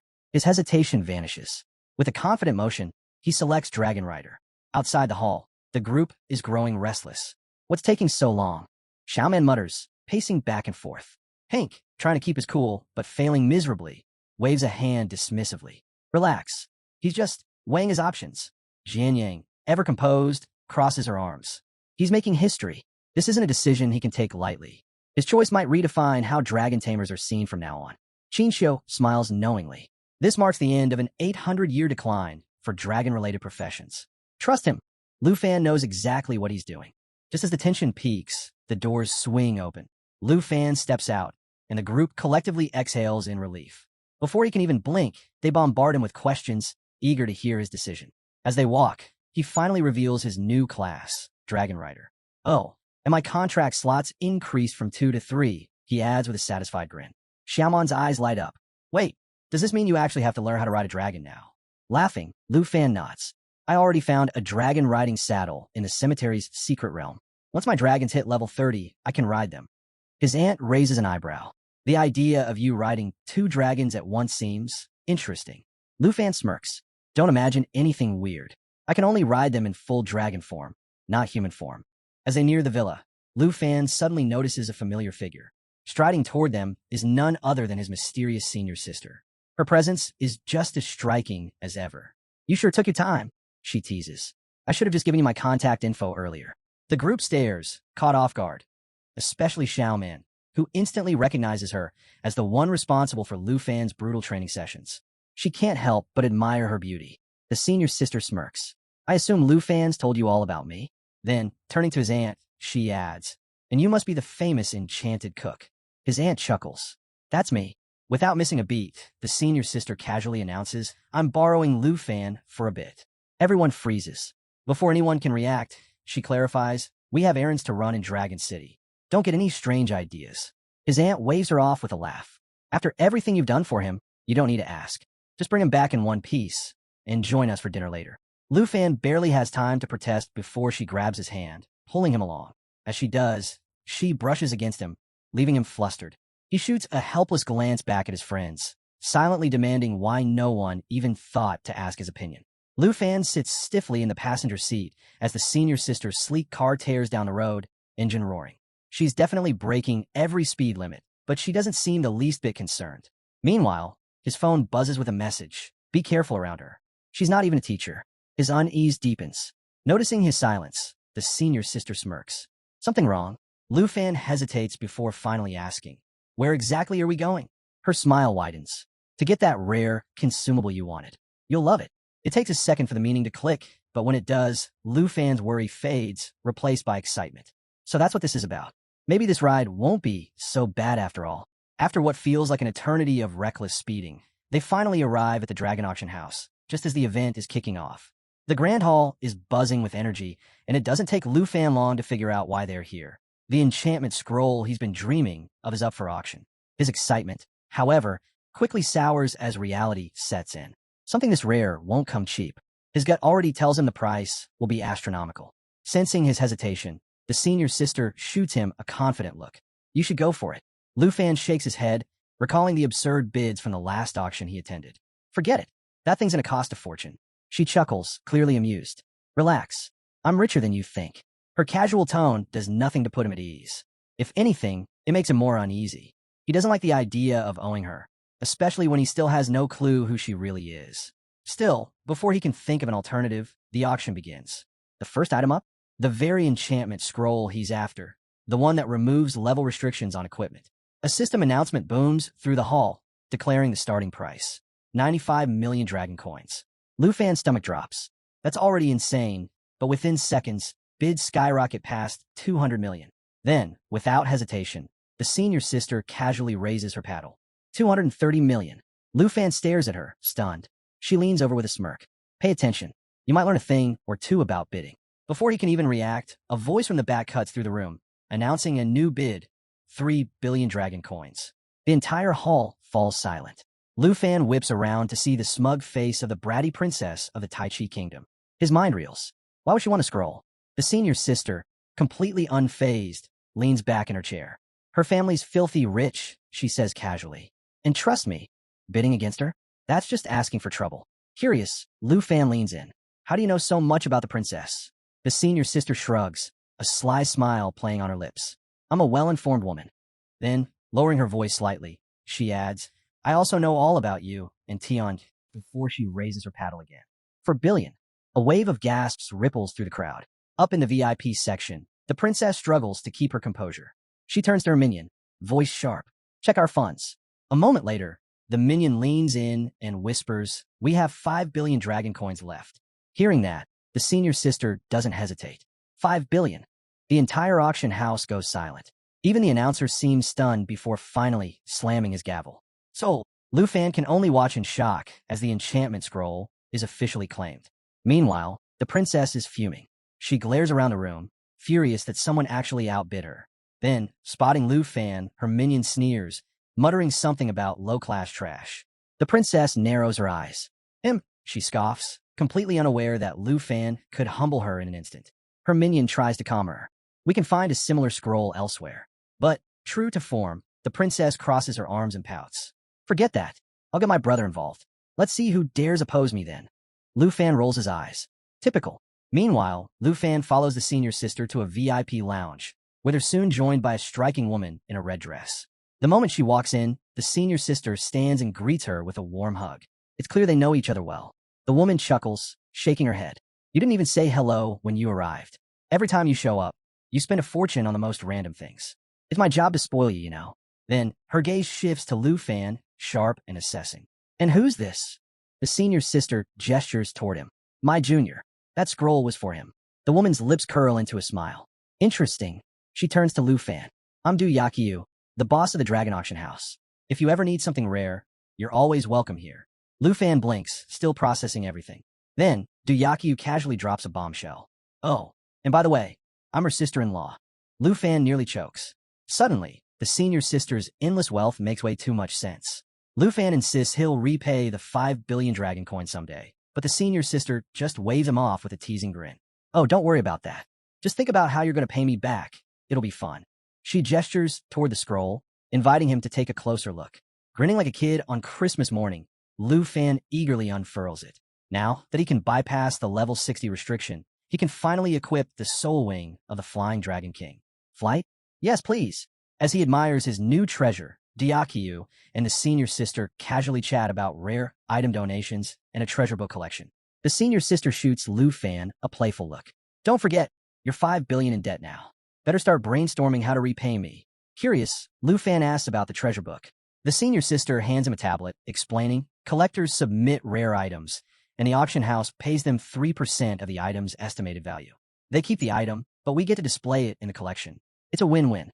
Intrigued, Lu Fan pulls out the soul wing of the Flying Dragon King and hands it to Diakyu for appraisal. The moment she sees it, her eyes widen. A legendary level 60 flying wing, she exclaims. This is worth at least 2 billion dragon coins. Without hesitation, Lu Fan submits it to the treasure book, instantly earning a cool 60 million dragon coins. Easy money, he thinks, though he knows it barely scratches his debt. But he's not done yet. I have something even rarer, he says, pulling out the blue dragon egg. The room falls silent. As the legendary star dragon egg glows in his hands, both Diakyu and the senior sister stare in disbelief. Diakyu finally puts the pieces together. Eyes widening, she whispers, "You're the dragon tamer from the southern province." The senior sister just smiles, clearly proud of her junior. Later, after dropping the senior sister near her house, Lu Fan politely offers to walk her to the door. But, true to form, she waves him off with her usual confident smirk. "I've got it," she says. As Lu Fan takes off into the night, she watches him disappear into the sky, a quiet sense of admiration settling in. Most guys would have insisted on walking her to the door, either out of forced politeness or curiosity about her private life. But not Lu Fan. Not bad, she muses. Then, suddenly a thought hits her. Lu Fan left her bike floating midair during their adventure earlier. By now, it's probably scrap metal. She sighs, shaking her head. Poor bike. Back at the villa, Lu Fan flops down between the black dragon Xiao Yi and the jade dragon Xiao Fei, utterly exhausted but feeling victorious. After all that flying, he's definitely getting the hang of those soul wings. But there's no time to rest. Tonight, he's finally hatching the star dragon egg, and nothing's going to get in his way. Xiao Yi and Xiao Fei exchange glances. Xiao Yi looks a bit surprised, while Xiao Fei, still half asleep from her nap, lazily eyes the egg. Lu Fan, ever the peacemaker, reminds them, no fighting when the new dragon hatches. We all need to get along. He's not sure they'll actually listen, but hey, it's worth a shot. With that, he focuses, channeling his dragon tamer skill and pouring his aura into the egg. A brilliant blue light fills the room as cracks spread across the shell. Xiao Fei, ever the troublemaker, immediately starts munching on the broken pieces. Lu Fan sighs but can't help chuckling. Of course, she'd turn this into a snack break. Then, the light intensifies.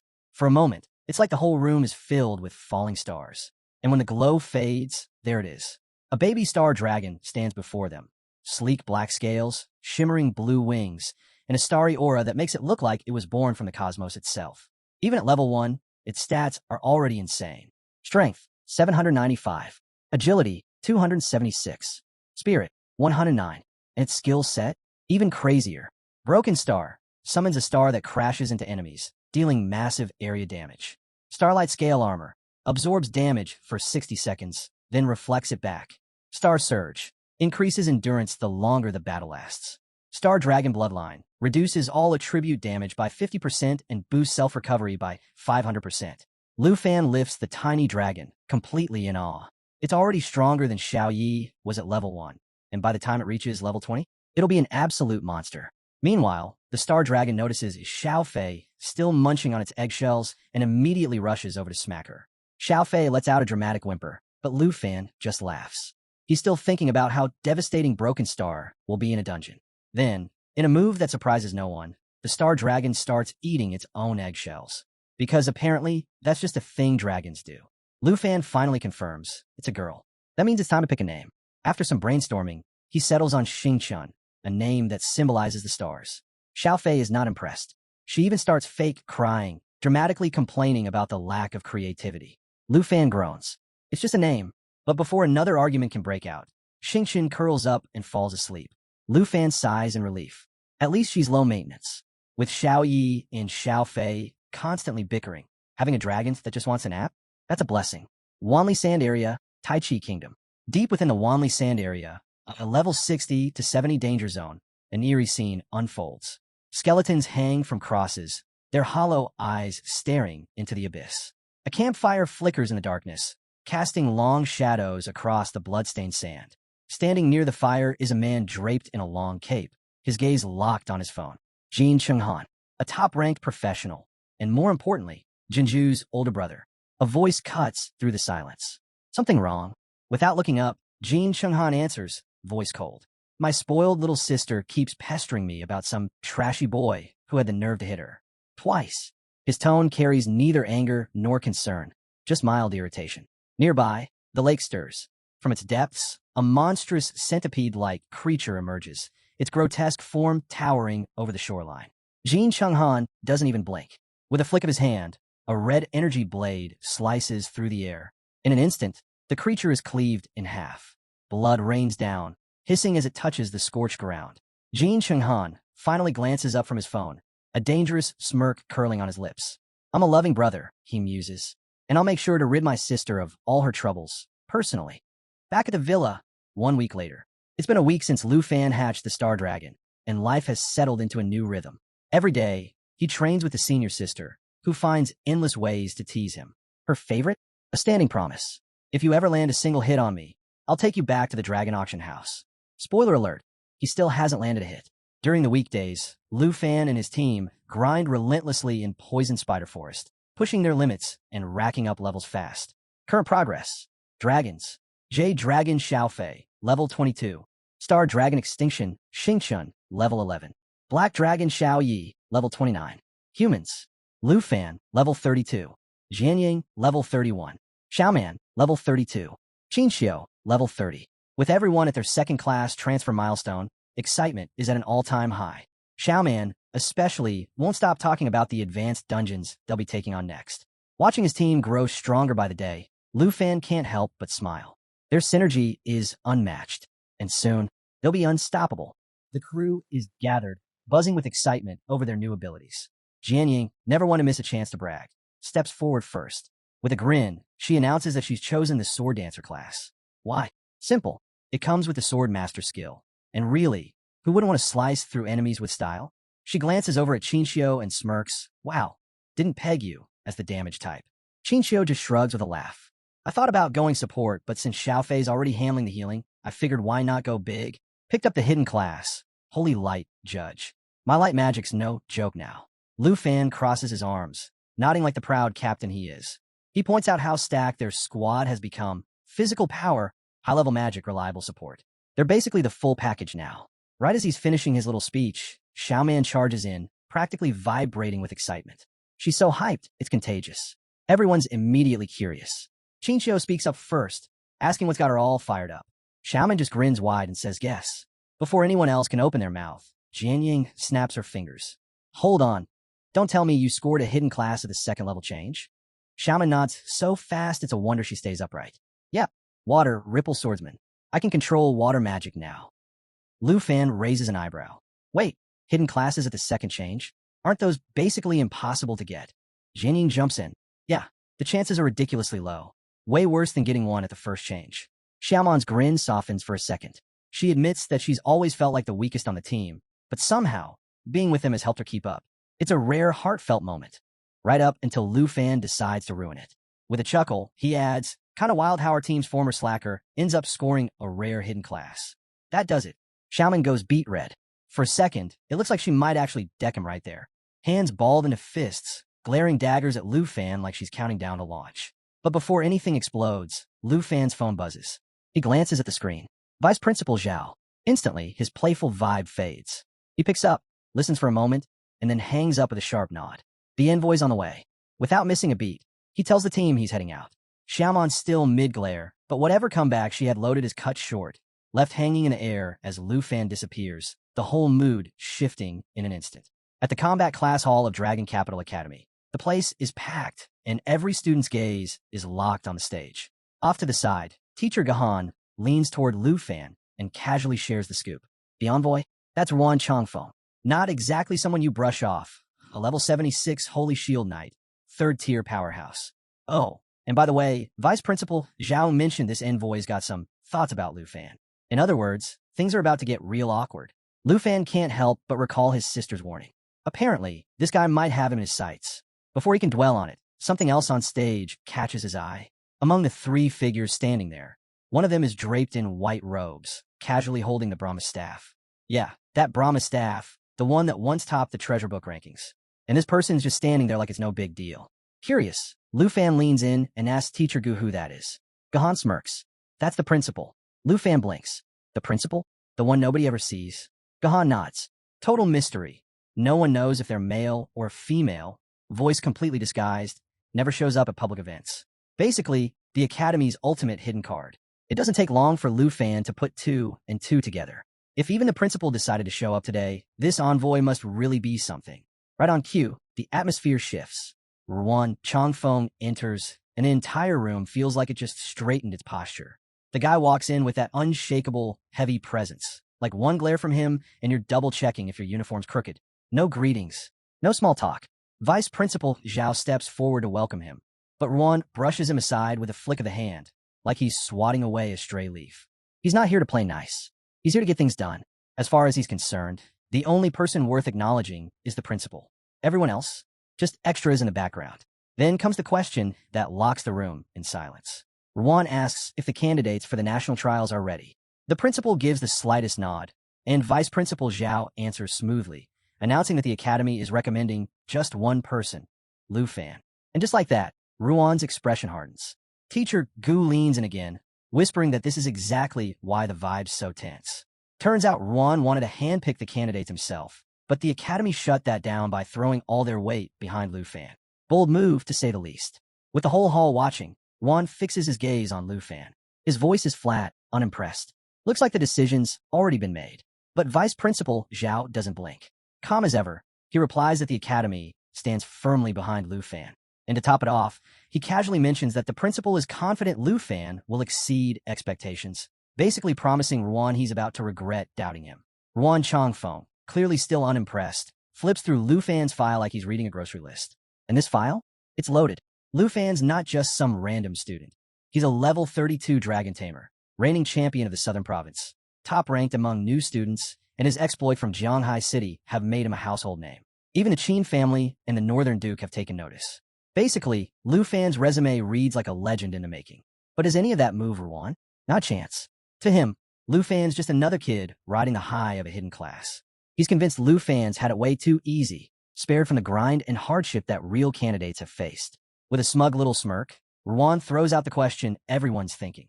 How's this level 32 rookie supposed to stand against third-tier elites from other nations, the ones already cruising at level 50 or higher? The tension spikes instantly. Lu Fan picks up on it right away. This guy's already decided he's not worthy. The condescending grin, the narrowed eyes, yeah, it's obvious. Ruan's not here to test him. He's here to break him. And just like that, without warning, the envoy makes his move. 1 second he's standing there, and the next his sword is slicing through the air, aimed straight at Lu Fan. No formalities, no announcement, just pure aggression. But Lu Fan reacts on instinct, raising his black machete just in time to block the hit. Metal clashes, and the force alone shakes the room. Chaos erupts. The crowd immediately loses it. Outraged shouts echo through the hall. A level 76 powerhouse attacking a level 32 student? Everyone knows that's ridiculous. It's not a challenge. It's a one-sided beatdown. But Ruan doesn't even blink. He just shrugs like it's no big deal. If Lu Fan doesn't like it, he can quit. That's the envoy solution. According to him, levels don't mean a thing. Sure, right? Now Lu Fan's cornered. Ruan's smirking like the fight's already over, daring him to show what he's really got. But the odds are brutal. Close combat against someone like Ruan is a straight-up death trap. And with the auditorium packed, there's no way Lu Fan can unleash his dragons without causing serious damage. Ruan's locked him in, and he knows it. Sensing the hesitation, Ruan cranks up the pressure. His voice drips with mockery, practically daring Lu Fan to prove he's not just some overhyped name on a file. Then, just when it seems like things can't get any worse, Ruan lands a crushing blow. Lu Fan's machete goes flying across the stage. And in that split second of vulnerability, Ruan closes in. The next strike is already coming, and it's too fast to dodge. But just as that final strike is about to land, the principal steps forward, effortlessly raising the Brahma staff like they've done this 1,000 times. Their voice, still masked by magic, echoes calmly through the hall. Perhaps we should take this little test somewhere more suitable. Wouldn't want the auditorium reduced to rubble. After all, before anyone can blink, a massive crimson-red magic circle lights up beneath their feet. And just like that, Lu Fan, Ruan Changfeng, the principal, and vice principal Zhao vanish in a flash, leaving the rest of the students gaping at empty air. 1 second it's chaos, the next it's silence. All that's left are wide eyes and dropped jaws as the reality sets in. Whatever's about to happen, it's going to be big. The scene shifts to a vast outdoor arena, open and spacious, exactly the kind of battleground Lu Fan needed. No walls, no spectators in harm's way, just endless sky above and plenty of room to unleash everything he's got. Ruan Changfeng barely reacts to the change of scenery. He adjusts his grip on his sword and shrugs. Whether indoors or out, he's here for one thing, pushing Lu Fan to his limit. But for Lu Fan, the pieces finally click. This isn't just about sizing him up. This envoy, he's the same guy who let Princess Jinju run wild without consequences. No wonder the guy's been radiating hostility since the moment they met. It's personal. It was always personal. And now, with no more obstacles in his way, Lu Fan stops holding back. He activates Flash Leap, vanishing from the ground and reappearing atop his legendary black dragon, Xiaoyi. In an instant, she shifts into her full world destroyer form, scales glinting like nightfall and wings casting a shadow that stretches across the arena. The sight leaves everyone stunned. Even Ruan Changfeng freezes, his gaze locked on the massive form of Xiaoyi. He recognizes her immediately. This is the dragon, the one from the viral video that had everyone talking. The same beast that sent shockwaves through the kingdom. And now she's glaring right at him. Still, Ruan isn't ready to back down. He calls forth his golden shield, the thing that's carried him through countless battles. In his mind, this is just another fight, another opponent who doesn't stand a chance. After all, what's a level 32 dragon tamer going to do against a third-tier knight? But Lu Fan's already decided how this ends. He's done with the games, and this assessment is about to turn into something else entirely. Xiaoyi roars, and the sound crashes through the air like a thunderstorm, shaking the ground beneath them. It's not just noise, it's a warning, a promise. Mess with her rider, and you answer to her. And for the first time, Ruan Changfeng feels it. That weight, that pressure. His body stiffens under the sheer force of Xiaoyi's presence. The arrogant grin slips for just a moment, and in its place, something dangerously close to doubt flashes across his face. He tries to play it cool, tries to keep up the act, but everyone watching can see the truth clear as day. The envoy's confidence? Yeah, it's hanging by a thread. From the sidelines, Vice Principal Zhao and the robed principal stay quiet, observing the chaos unfold. Zhao can't help but replay the last time he witnessed Xiaoya's power firsthand, back when she wiped out Fengyan Pavilion like it was nothing. Meanwhile, the principal barely reacts, giving the faintest shake of their head, almost as if to say, "Oh, this is just the warm-up." Still clinging to his arrogance, Ruan Changfeng glares at Xiaoyi from across the field, convinced her show of force is nothing more than theatrics. In his mind, it's just smoke and mirrors, something flashy to impress the crowd. But reality's about to hit hard. And if there's one thing worse than facing a dragon, it's underestimating one. Before Ruan can piece together what's happening, a sudden strike barrels toward him.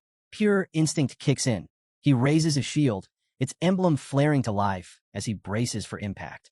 But as the force crashes against him, something unexpected creeps in: fear. Real, soul-deep fear. The kind that twists your gut and leaves your mind scrambling. For someone who's spent his life standing unshaken, the sensation is almost enough to break him. Cymbals pulse around him, amplifying the pressure, and in seconds, he's dropped to his knees, rattled by waves of overwhelming energy. And standing there, Lu Fan, cool as ever, calm and collected beside Xiaoyi, wearing a smile that says exactly what everyone's thinking. Didn't see that coming, huh? But Ruan Changfeng isn't the type to quit. Gritting his teeth, he forces himself to breathe through the panic. His aura flares up in defiance as he activates his special stance, burning away the fear that's been clawing at him. He tightens his grip on his sword, rage fueling his charge as he barrels toward Lu Fan, determined to crush this so-called prodigy. But Lu Fan doesn't budge. If anything, the air around him only grows heavier. The battlefield, twisting and pulsing with power like the world itself, is backing him up. And then it happens. 2 portals rip open in the sky. Mid-charge, Ruan freezes. His face shifts from fury to disbelief in an instant, sweat beading on his forehead as he tries to make sense of what's coming next. Another dragon? No way. There's no way. Wrong. 2 more dragons step through the portals, arriving with the kind of presence that makes the ground tremble. They land beside Xiaoyi like they've been waiting for their cue, staring down Ruan as if daring him to keep going. 3 dragons. 3. Ruan stands there, sword still raised, mind barely functioning as he tries to wrap his head around what he's just seen. The arrogance? Gone. Replaced by sheer disbelief. Off to the side, Vice Principal Zhao is barely holding it together himself. He watches the scene unfold like someone just flipped the table during a high-stakes game and walked off with the jackpot. Lu Fan's not just fighting back. He's rewriting the entire match, controlling 3 dragons like it's no big deal. And just when it feels like the shock has peaked, Lu Fan's only getting started. With a single word from Lu Fan, his J-Dragon, Xiaofei, steps up and calls out her own 2 dragon companions. Just like that, the number jumps to 5. 5 dragons. It's not a battle anymore. It's an army. Vice Principal Zhao can't even find the words. The robed principal, usually impossible to rattle, actually shows a flicker of surprise. Meanwhile, the rest of the onlookers are stuck wondering if there's some rulebook out there that says, sorry, no summoning an entire dragon legion during evaluations. In the middle of it all, Lu Fan stands calm and collected, like this is exactly how he planned it. The envoy? Yeah, not so much. Whatever smug confidence he was holding on to is slipping fast. His eyes dart from dragon to dragon, each one glowing with elemental power, fire crackling, ice swirling, thunder sparking, wind howling. It's like standing in the middle of a natural disaster with no exit. You can almost see the regret flash across his face, like he's reliving every single decision that led him here. Off to the side, Zhao leans toward the principal and whispers, "Did you know he could pull this off?" The principal, still watching in disbelief, shakes their head slowly. No words, just quiet shock as Lu Fan commands this impossible force like it's routine. But even backed into a corner, Ruan Changfeng refuses to fold. He tightens his grip on his shield, activates Holy Light Protection, and charges in like he's got something to prove. Full credit to the guy. He's not running. He's throwing himself straight into a fight he has no business winning. Honestly, it's like he signed up for a friendly duel and ended up facing the final boss on nightmare difficulty. As the dragons unleash waves of flame and shadow across the battlefield, the envoy raises his shield, bracing for impact. Vice Principal Zhao watches from the sidelines, already mentally calculating the damage bill for the academy, because let's face it, this is going to cost a fortune. And then, out of nowhere, the envoy starts laughing. Loud, wild, unhinged laughter echoing across the arena. Everyone freezes for half a second, unsure if he's lost it or if this is part of some last-ditch plan. Either way, he's not backing down. Perched on his mount, shield glowing like a miniature sun, he barrels forward, still sneering.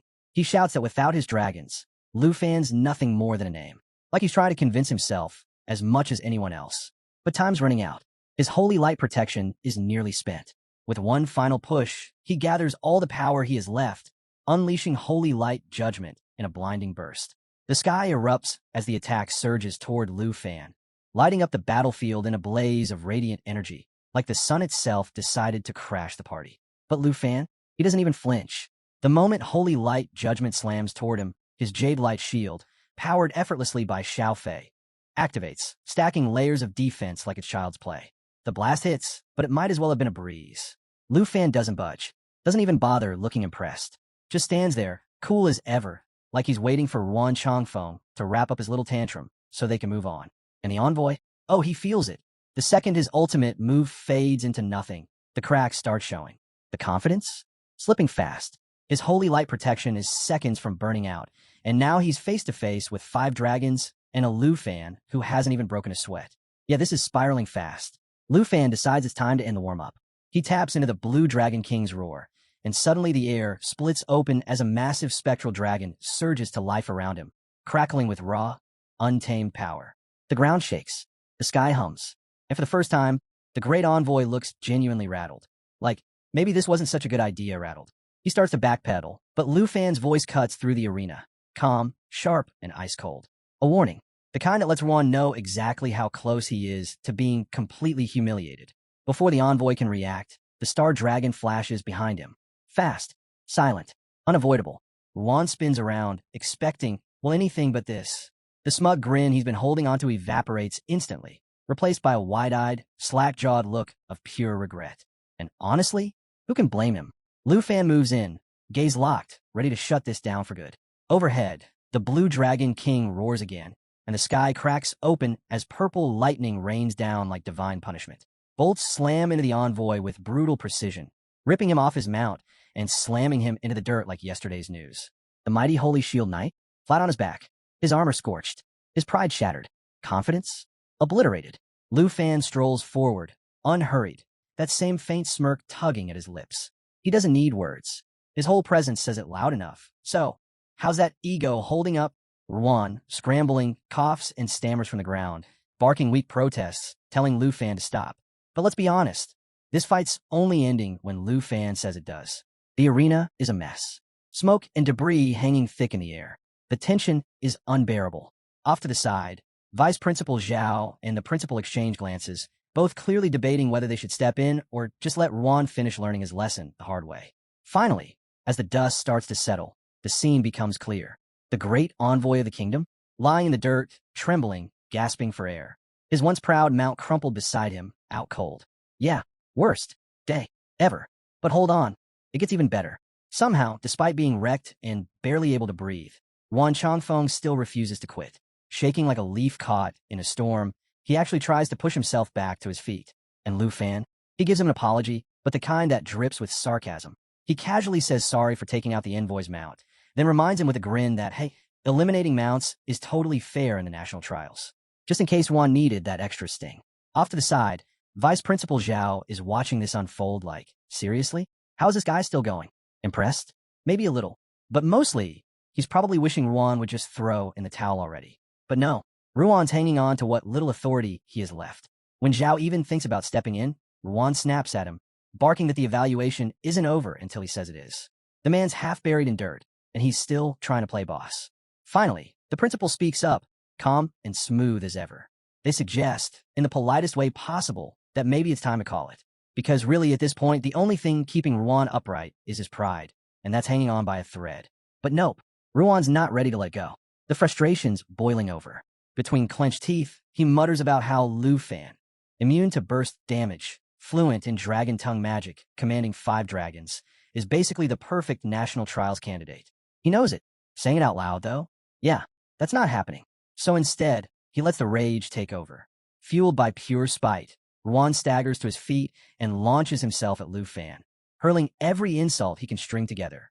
He blames Lu Fan for everything.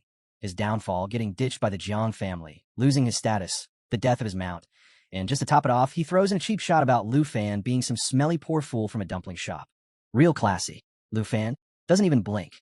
One hand resting on his dragon, he sidesteps every clumsy swing like he's dodging raindrops. It's not even a fight anymore. It's just sad. He lets Ruan burn himself out, almost like he's giving the guy a chance to vent before closing the chapter. And just when Ruan thinks he's got one last epic move left, he yells that today's the day Lu Fan dies. Big words. Terrible execution. With zero effort, Lu Fan shuts him down with a single, brutal kick. Ruan goes flying, again, landing in a heap completely spent. Lu Fan strolls over, slow and steady, the picture of control. He stands over what's left of the once proud envoy and drops a bit of advice like he's wrapping up a lesson. Keeping your cool in battle? Kind of important. Maybe something to think about next time. Then, with that same cool smirk, Lu Fan tells him not to worry. He won't bother attacking someone already down. But hey, if Ruan still thinks this fight isn't over, he's welcome to stand back up and keep going. Though by the looks of it, yeah, good luck with that. And then Lu Fan decides to address the real issue. If Ruan genuinely believes his downfall with the Jin family is somehow Lu Fan's fault, he's welcome to settle the score. Anytime, anywhere. But Lu Fan doesn't sugarcoat it. Next time, there won't be any holding back. No mercy. Today's humiliation, that's just the preview. That's when Ruan finally starts to lose the fire in his eyes. Or maybe he's just completely out of energy. Either way, it's over. All 5 of Lu Fan's dragons close in, surrounding him like silent, towering shadows. There's no need for words. Just the weight of their presence alone is enough to crush whatever scraps of pride he had left. Ruan crumples even further, unable to stand, barely able to breathe. Seeing how bad it's gotten, Vice Principal Zhao rushes over, immediately calling for a priest. Even he can't help feeling a bit sorry for the guy. But really, what did Ruan expect? Challenge a dragon tamer running a full squad and expect to walk away in one piece? That's on him. Once the dust finally settles, the principal steps forward, still keeping that mysterious aura intact. But for the first time, there's clear respect in the way they look at Lu Fan. After all, 5 dragons? That's not exactly something you see every day. With genuine curiosity, the principal asks how much strength Lu Fan actually used in the fight. Lu Fan doesn't make a big show of it, just shrugs and says, not even 1%. Yeah, 1%. He explains that the dragons barely even tried. No real skills, no full power, just a little warm-up and it was more than enough to end things before they even got started. The principal actually pauses at that, like they're trying to imagine what 100% would even look like, and realizing that whatever it is, it probably involves craters where cities used to be. Then the Brahma staff in the principal's hand begins to glow, casting a soft light over the arena. The air changes. Their presence sharpens. And with a voice full of quiet authority, the principal declares that choosing Lu Fan as the Academy's representative was absolutely the right call. It's the kind of moment that feels like it needs fireworks or an orchestra swelling in the background. But Lu Fan just give a small nod. No big reaction. Just turns and walks away. Xiao Yi and Xiao Fei calmly following at his side like this whole showdown was just another part of his day. Only, something stops him. As he glances back at the principal, a strange sense of familiarity hits him. It's not just deja vu. It's deeper than that. Like there's something about the principal that's tugging at a memory buried, just out of reach. Something he can't quite place. And for the first time, Lu Fan starts to wonder if the biggest mystery of today isn't the envoy lying in the dirt, but the person quietly watching from the shadows. Meanwhile, way up north in Dragon Country, the scene shifts to Duke Junbei, who's currently flipping through Lu Fan's file like it's the most entertaining thing he's read all week. He can't help but laugh, clearly enjoying himself. And now that Lu Fan's officially representing Dragon Country, that's just the icing on the cake. Junbei even cracks a joke to himself, picturing Ruan Chongfeng stamping the approval with clenched teeth, probably on the verge of tears. You can almost imagine Ruan glaring at the document like it just ruined his whole day. While Junbei's still having his moment, there's a knock at the door. A soldier steps inside, all serious, asking if there are any orders. Junbei, as cool as ever, casually swings his coat over his shoulder like he's about to hit the stage and tells the soldier to get the griffin ready. After all, why settle for a regular horse when you can roll out on a mythical beast?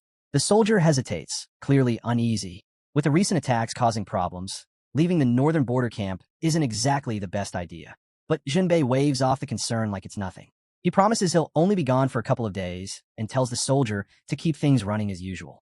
His main focus now? Heading straight to Dragon Academy to meet Lu Fan in person. Seems like meeting the man of the hour takes priority over guarding the border. The soldier doesn't argue. When Junbei gives an order, you follow it. Over at Dragon Academy, Lu Fan is in his room, staring at his system screen, stuck between curiosity and doubt. He's weighing his next move, and the destination is over 3,000 kilometers away. Even someone like him isn't exactly thrilled about covering that much ground. As he scrolls through the updates, one detail jumps out. Ruan Chongfeng has officially cleared his national trial qualification. You'd think that would ease his mind, but something still feels off. For a moment, Lu Fan thinks about going treasure hunting to take his mind off things. But then that 3,000 kilometers journey flashes through his head, and he second-guesses it. This isn't the kind of trip you take on a whim. You need to prep like you're heading into the unknown. Before he can get too deep into it, his phone rings. A quick chat later, he turns down a wizard offering teleportation. Way too pricey. Looks like shortcuts come with luxury fees, even in this world. Just as the call's about to end, his system lights up with an unexpected alert. A divine-level treasure map just dropped into his hands. It's like he hit the jackpot out of nowhere. But before he can fully process the win, the person on the other end asks if he's still there. Lu Fan quickly snaps out of it and answers, but now his thoughts are spinning. Where did this map come from? And what's waiting for him next? Then, boom, out of nowhere, a massive fireball rockets straight toward Lu Fan's villa. Yeah, you heard that right. 1 second, he's all hyped about his new treasure map, and the next, his entire place is under attack. The fireball smashes into Villa Number 1, setting off an explosion so intense it shakes the whole Dragon Academy. So much for a quiet evening. Up in the sky, a cloaked figure hovers, watching the chaos below like he just pulled off the ultimate power move. He's gripping some strange stone, looking pretty pleased with himself. At least until the flames get ripped apart by the claws of Lu Fan's legendary black dragon. That's right, Lu Fan isn't just fine. He strolls out of the wreckage without a scratch, along with everyone else from the villa. We've got a dragon on standby. Surprise attacks hit a little different. Lu Fan looks up, locks eyes with the cloaked intruder, and calls out, telling him to freeze and forget about teleporting. But before any reply can come, his dragon surges forward, slamming into the figure and knocking back his hood. And who is it? None other than that teacher who was standing next to the principal during the envoy assessment. Yeah, didn't see that one coming. Even with the villa still smoldering, Lu Fan keeps his focus. He calls down to have someone contact the fire department while the rest of the crew checks to make sure everyone's all right. Priorities, right? Save the day, handle the paperwork. Chinchou doesn't waste time pointing out the obvious. This was no random attack. The guy came in hot, aiming to wipe them out in one hit. No warnings. No introductions. Just straight to the kill switch. And now, with his cover blown, the teacher fully leans into his villain moment. He glares at Lu Fan and declares that since the plan's out in the open, the only option left is to bind him. Because, of course, when you get caught mid-crime, magical fire chains are apparently the answer. With a quick cast, the flames swirl around Lu Fan, locking him in place. It's like getting tossed into a burning cage. And to make things worse, if Lu Fan manages to break free, his speed and casting are going to tank by 90% for 4 seconds. Yeah, not ideal.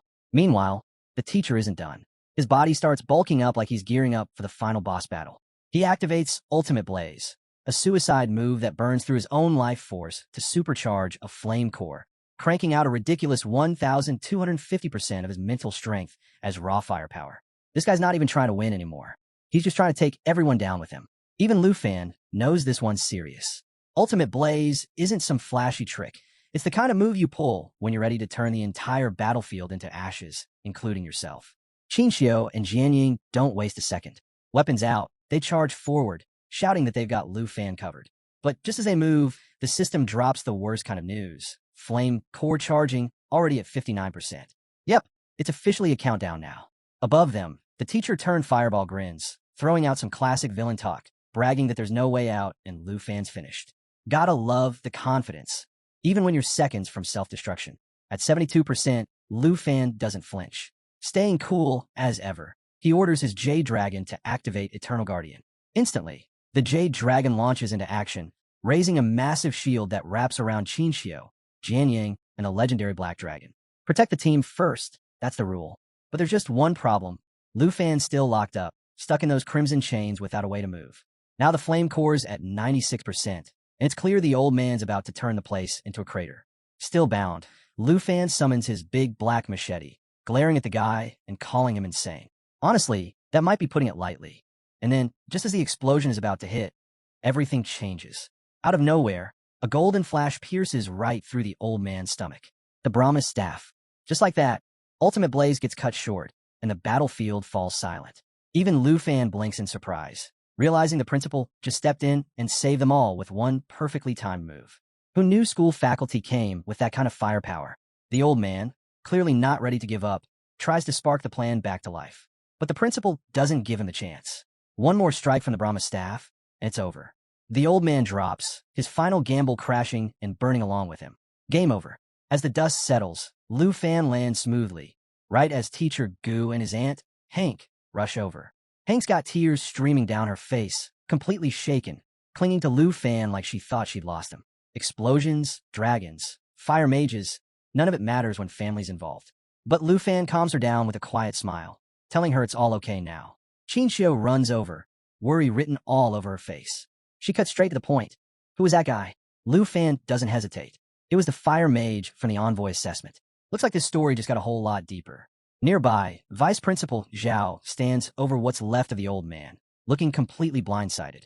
He admits he never saw this coming. An honorary professor turning full-blown assassin, right in the middle of the academy. Even Lu Fan's at a loss, trying to wrap his head around how someone with that much status went off the rails like this. But Hank isn't here for shock and confusion. Furious, she demands Zhao launch a full investigation immediately, reminding him loud and clear that her nephew nearly lost his life.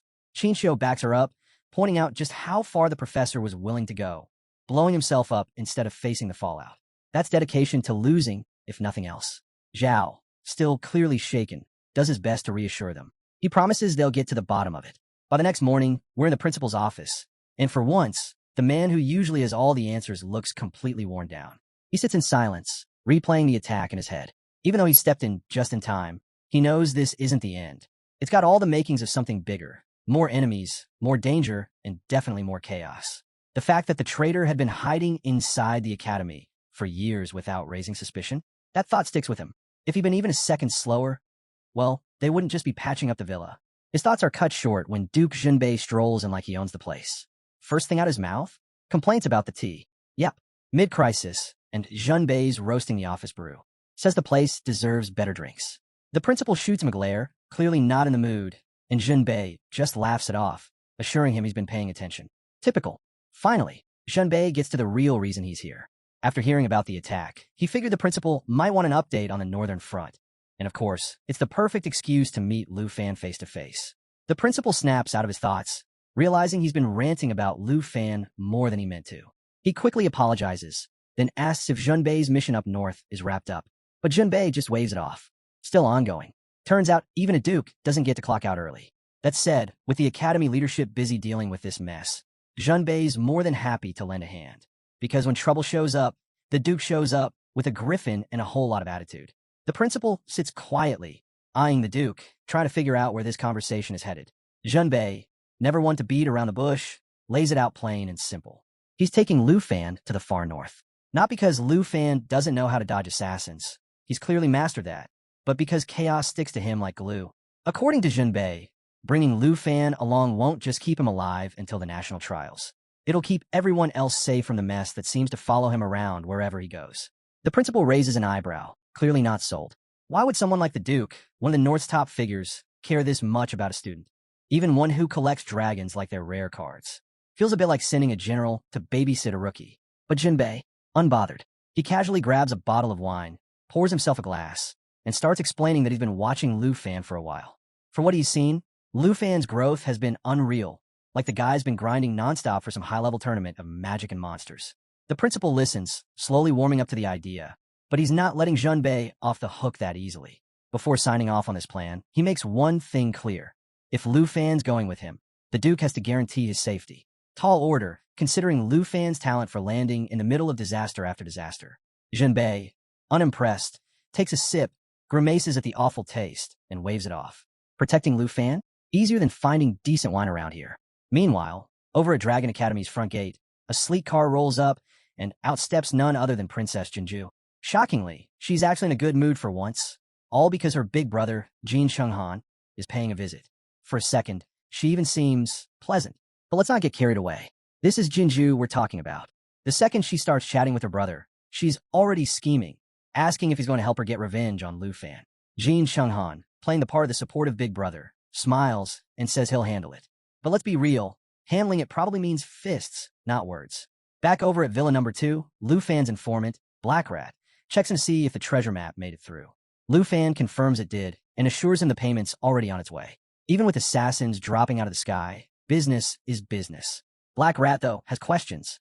He asks why Lu Fan seemed to drop off the map last night, gone without a trace. Relieved to hear Lu Fan's still breathing, he admits no one else would have dared to buy a map this dangerous. But Lu Fan? Risky treasure hunts are just another day in the office. After a quick chat, Lu Fan ends the call, brushing off Black Rat's worries like it's just another day. But before he can head out, Jian Ying approaches. She quietly asks if he's really planning to leave, her voice carrying just enough concern to make him pause. Lu Fan admits he's still on the fence. After what happened last night, walking away feels risky. The investigation isn't even finished yet. Who leaves in the middle of a full-blown murder attempt? Jian Ying nods, clearly still rattled. She tells him the whole group barely slept. Everyone stayed upstairs, too anxious to relax, waiting for who knows what to happen next. Before heading off, she asks Lu Fan to keep them updated if he decides to leave and takes a moment to say her goodbyes. Lu Fan thanks her for holding things together when everything was falling apart. Then, right on cue, the doorbell rings, breaking the moment. Figuring it's probably Vice Principal Zhao with some updates, Lu Fan heads over to open the door. Instead, he's greeted by a stranger, someone he's never seen before, standing there trying way too hard to look harmless. The man quickly blurts out that he's not here to cause trouble. Because, of course, that's exactly what someone about to cause trouble would say. The man goes on to explain that, yeah, he had to take down the villa's bodyguards, but only because they attacked him first. Apparently, Lu Fan's security team works on a strict attack now. Explain later policy. Now Lu Fan's standing there, machete in hand, eyeing the guy and weighing his options. Fight? Negotiate? Machete's leaning toward the first option. Before things can get messy, Qinxiu strolls down the stairs and casually calls the man Uncle Tuesday. And just like that, Lu Fan's confusion hits maximum. Uncle Tu? This random guy who just flattened his bodyguards? Something's not adding up. Qinxiu quickly fills in the blanks. She's been calling the Duke Uncle Tu since she was a kid, which somehow makes the whole scene both clearer and way more awkward. Meanwhile, the Duke has already made himself comfortable on the sofa like he owns the place, letting out a relieved sigh. If Qinxiu hadn't shown up, this could have gone downhill real fast. Lu Fan finally lowers the machete and thanks the Duke for stepping in during the whole princess with a grudge situation. But the Duke just waves it off like it was no big deal. He casually mentions that even after Ruan was dismissed, the old man hadn't stopped plotting against Lu Fan. But hey, that's all handled now. thanks to a healthy dose of dragons and fistfights. Just as the mood starts to settle, Chinchou can't help but throw some playful shade. She jokes that she never thought the legendary hero who once soared into battle on a griffin to stop the beast tide would stroll into Dragon Academy and get mistaken for an intruder. Turns out, saving the world doesn't come with an ID badge. And when Lu Fan hears who this man actually is, he practically jumps out of his seat. I mean, wouldn't you? One minute you're facing down some random stranger, and the next, you realize the guy chilling on your sofa is the same hero you grew up reading about in textbooks. Lu Fan instantly remembers those academy walls lined with stories of fearless warriors who gave everything battling vicious beasts. And leading them all, Duke Shinbei himself. The Duke just waves off the praise with an easy smile, saying every era has its legends, and right now, Lu Fan's one of them. Hard to argue when the guy has a dragon collection and keeps surviving assassination attempts like it's a hobby. But Junbei didn't drop by just for introductions. He explains that he's here to personally take Lu Fan to the extreme north for some serious training. Because, really, what's life without throwing a deadly training arc on top of everything else? The Duke mentions he's already cleared it with the principal, and this trip isn't just about leveling up for the national trials. It's also a solid way to keep Lu Fan away from the constant threat of people trying to take him out. Practical and productive. The moment the ladies hear this plan, they're not exactly thrilled. Chinchou is the first to point out that the extreme north isn't some casual retreat. It's wild, dangerous, and barely mapped. Definitely not vacation material. Jianying backs her up, reminding them all that Lu Fan represents Dragon Country now, and they kind of need him alive. The last thing they want is for him to get frozen, mauled, or worse before the big event. But the Duke stays calm, reassuring them that the danger is exactly the point. Pushing Lu Fan into the harshest conditions is what's going to make him stronger. Plus, taking him far from the academy means fewer innocent bystanders getting caught up in whatever disaster decides to follow him next. Think of it as a tactical getaway, just with blizzards and monsters instead of beaches and drinks. Now Lu Fan's left debating his next move. On one hand, the treasure he's been tracking is hidden somewhere in the extreme north, so this could actually work out perfectly. On the other, he's got a house full of powerful, beautiful women who've already been through one attack, and the thought of leaving them behind with danger still lurking isn't exactly easy. Turns out, locking up a dragon-proof villa and walking away is harder than it sounds. Before Lu Fan can get too lost in his own thoughts, Jianying steps in and makes the decision for him. She tells him there's no question. He has to go. With all the women in the villa having advanced to the second level, she assures him they're more than capable of handling whatever comes their way. Chinchou jumps in too, promising to personally keep his aunt safe. And just like that, Lu Fan feels the weight lift. If they're confident, so is he. With a grin, he shrugs and mutters to himself. Guess no fan service for a while, finally committing to the trip. The Duke, clearly satisfied, suggests they kick things off with some wine and a feast. But before the celebration can get started, Chinchou reminds him that strong liquor is banned on academy grounds. Rules are rules, even for war heroes. And if that wasn't enough of a buzzkill, Jianying admits her villa's cupboards are completely empty. No wine, no food, so much for dinner plans.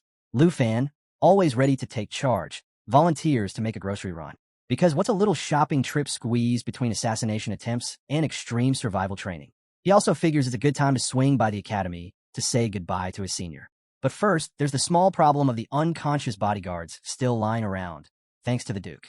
When the Duke asks if Chinchou can heal them, Lu Fan suggests something even better. He leaves his J-Dragon behind to handle the job. After all, why call a medic when you got a dragon on standby? Later, at the academy's training hall, Lu Fan finds himself still replaying everything in his head. The Duke of the Beast Tide, sitting in his living room? Unreal. Meeting a hero from the history books and realizing the guy's somehow even cooler in person? Definitely not something you expect to check off your daily to-do list. While he's standing there, his senior shows up, waving and asking why he's hanging around so late. She mentions how slammed she's been with work, but says she can spare some time for close combat practice if he's up for it. Before she can finish, Lu Fan cuts her off, explaining that he's actually here to say goodbye. She tries to play it cool, pretending she doesn't know about his trip to the extreme north, but Lu Fan fills her in. He tells her he'll be gone for an entire month. She smirks, teasing him as she grabs his cheeks, saying fighting dragons in the freezing wild will probably teach him more than sparring with someone as pretty as her. Lu Fan blushes so hard he might as well be on fire. But underneath the jokes, there's real concern. She warns him how dangerous the extreme north really is and urges him to be careful. Lu Fan nods, cheeks still burning, and starts to head out. But just as he's turning away, she surprises him by pulling him into a hug from behind. Before he can even process what's happening, she presses a protective band into his hand. With a playful grin, she slips the protective band into Lu Fan's hand. telling him to use it to stay safe, and throws in, bring back some unmelting ice as a souvenir. Before Lu Fan can even think of a reply, she vanishes, leaving behind nothing but magic, mystery, and that usual hint of mischief she's known for. Classic senior lady move. On his way back to the villa, bags of groceries in hand, Lu Fan can't shake the feeling that something's off. Sure enough, someone's tailing him. Without slowing down, he casually calls out, telling the shadow to quit sneaking around and show themselves. And stepping into the open, none other than Jin Chung-han, the bratty princess's big brother himself. Judging by his expression, he's not thrilled Lu Fan spotted him so easily. Stealth clearly isn't a family skill. Still not sure who this guy is, Lu Fan asks straight up for his name. That's when Jin Chung-han, in full dramatic fashion, adjusts his cape like he's prepping for some big, final boss reveal. He smirks and says that while Lu Fan may not know him, he knows Lu Fan very well. Then he drops the name, Jin Chung-han, brother of Jinju, and he's here to personally deliver a thank you for how well Lu Fan's been taking care of his sister. The sarcasm in his voice makes it pretty clear this isn't exactly a friendly visit. Lu Fan narrows his eyes, reading the situation instantly. He asks if this arrogant newcomer is the famous top recruit from the Tai Chi Kingdom.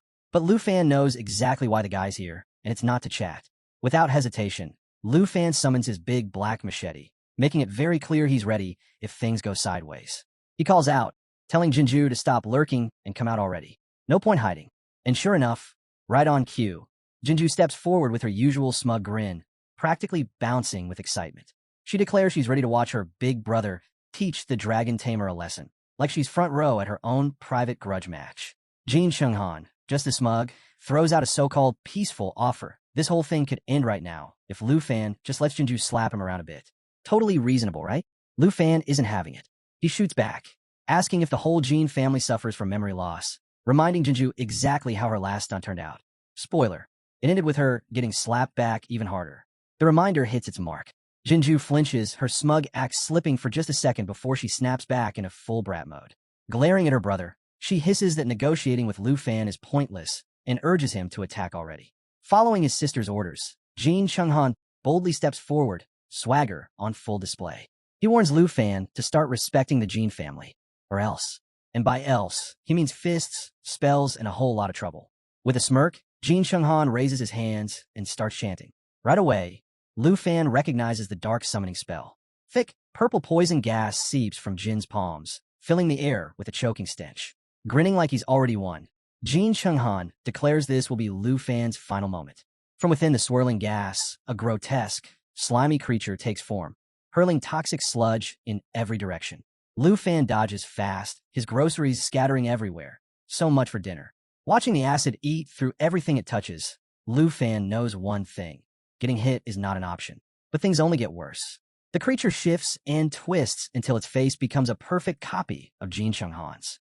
Because, clearly, one arrogant Jin wasn't enough. Now there's two. Side by side, Jin Chung-han and his twisted creation advance, both wearing identical smug looks.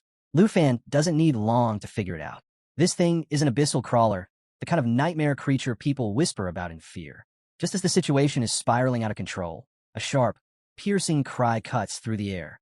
Lu Fan glances up just in time to see a colossal mount descending from the sky. The legendary extreme, cold Griffin King. And if there was ever a moment for a perfect rescue, this is it. The Griffin King wastes no time, swooping down and tearing into the abyssal crawler with ruthless, icy power. Even Jin Chung-han is left speechless, watching his prize summon get ripped apart like it's nothing. Before anyone can react, a figure leaps from the Griffin King and lands with effortless grace. It's Duke Yunbei, stepping in like the unstoppable force everyone knows him to be. He doesn't waste a second on greetings. His voice is cool and sharp as he demands to know why Jin Chung-han is trespassing outside his territory. Jin Chung-han instantly recognizes him, and the flash of fear in his eyes says it all. This isn't someone you challenge. This is someone you escape from. But escaping? Yeah, that's not happening. The Duke lifts his staff and extends it in a single, smooth motion. Panic hits Jin Chung-han all at once. He shouts at Jinju to move, and for once, even she knows better than to argue. Frozen in fear, she stays put. Too late. The Duke's staff drives straight through Jin Chung-han's chest with deadly accuracy. Dark blood spills from his mouth, and even with the scene toned down by magic filters, one thing's crystal clear. Jin Chung-han is finished. The Duke, as composed as ever, withdraws his staff, his gaze icy and indifferent. He calmly informs Jin Shenghan that not even an abyssal crawler can break free from the Griffin King's grasp. After all, when you've got a legendary, ice-breathing beast at your command, there's no room left for negotiations. Off to the side, Jinju crumples into a corner, sobbing loudly. Classic move. Whenever things fall apart, she's always ready with the waterworks. But just as the dust seems to settle, something unexpected happens. Jin Shenghan's body starts dissolving into sludge. The Duke doesn't even blink. He explains the twist. This wasn't Jin's real body. Turns out Jin Shenghan's an abyssal summoner, and thanks to his third-tier skill, Abyssal Symbiosis, he's got a cheat code for survival. As long as his abyssal beast is still breathing, so is he. The Duke doesn't bother playing along. With his usual calm, he warns Jin Shenghan to come out now or watch his precious abyssal crawler get torn to pieces. And when Duke Yunbei gives a warning, it's never empty. Realizing things are unraveling fast, the abyssal crawler contorts and shifts until, boom, Jin Shenghan is back, though he's clearly worse for wear. Hard to act tough when your backup plan is already falling apart. Meanwhile, Jinju stares in horror, realizing that her brother's grand return isn't exactly turning the tide. Seeing brute force has officially failed, Jin Shenghan switches gears. If he can't win with power, maybe threats will do. He reminds Duke Yunbei that he represents the Tai Chi Kingdom, and attacking him before the national trials could trigger retaliation from all 23 nations.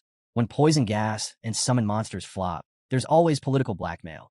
But Duke Yunbei, not even slightly impressed. His expression stays colder than the northern winds. Lu Fan, standing at the side, is stunned, watching someone cheat death like it's just part of the routine. Unbothered, the Duke calmly points out that defending a national trial representative from an attack is completely within the rules. In other words, Lu Fan was well within his rights to fight back. Jin Shenghan's attempt at playing the victim just fell flat. And that's when reality hits Jin Shenghan like a falling mountain. Lu Fan isn't just some random bystander. He's the Dragon Kingdom's national trial representative. The moment sinks in hard, leaving Jin Shenghan to silently curse his luck and, of course, his sister for not shutting this down sooner. At this point, the Duke is over it. He makes it clear he's not here to skewer people for fun. But with the Tai Chi Kingdom hosting the trials this year, maybe it's time for certain people to quit stirring up trouble. Subtle? Not exactly. Cornered and out of options, Jin Shenghan has no choice but to back down. But the Duke isn't letting him slink off without a parting shot. He makes it perfectly clear that he's never had any patience for the Jin family, a revelation that shocks absolutely no one. Then, with a single, effortless strike, the Duke lands a final blow on the abyssal crawler, sending a message louder than words. Stay away from him, and stay even farther away from Lu Fan. When the Duke gives a warning, it's not advice, it's a guarantee. Defeated and humiliated, Jin Shenghan drags his weeping sister away in retreat. But even while leaving, he can't help himself. He spins around and throws one last threat at Lu Fan, claiming that his safety won't last beyond the national trial. It's almost impressive, getting crushed, resurrected, and still finding time to brag. Lu Fan can't help but find it hilarious. Who talks tough after barely escaping with their life?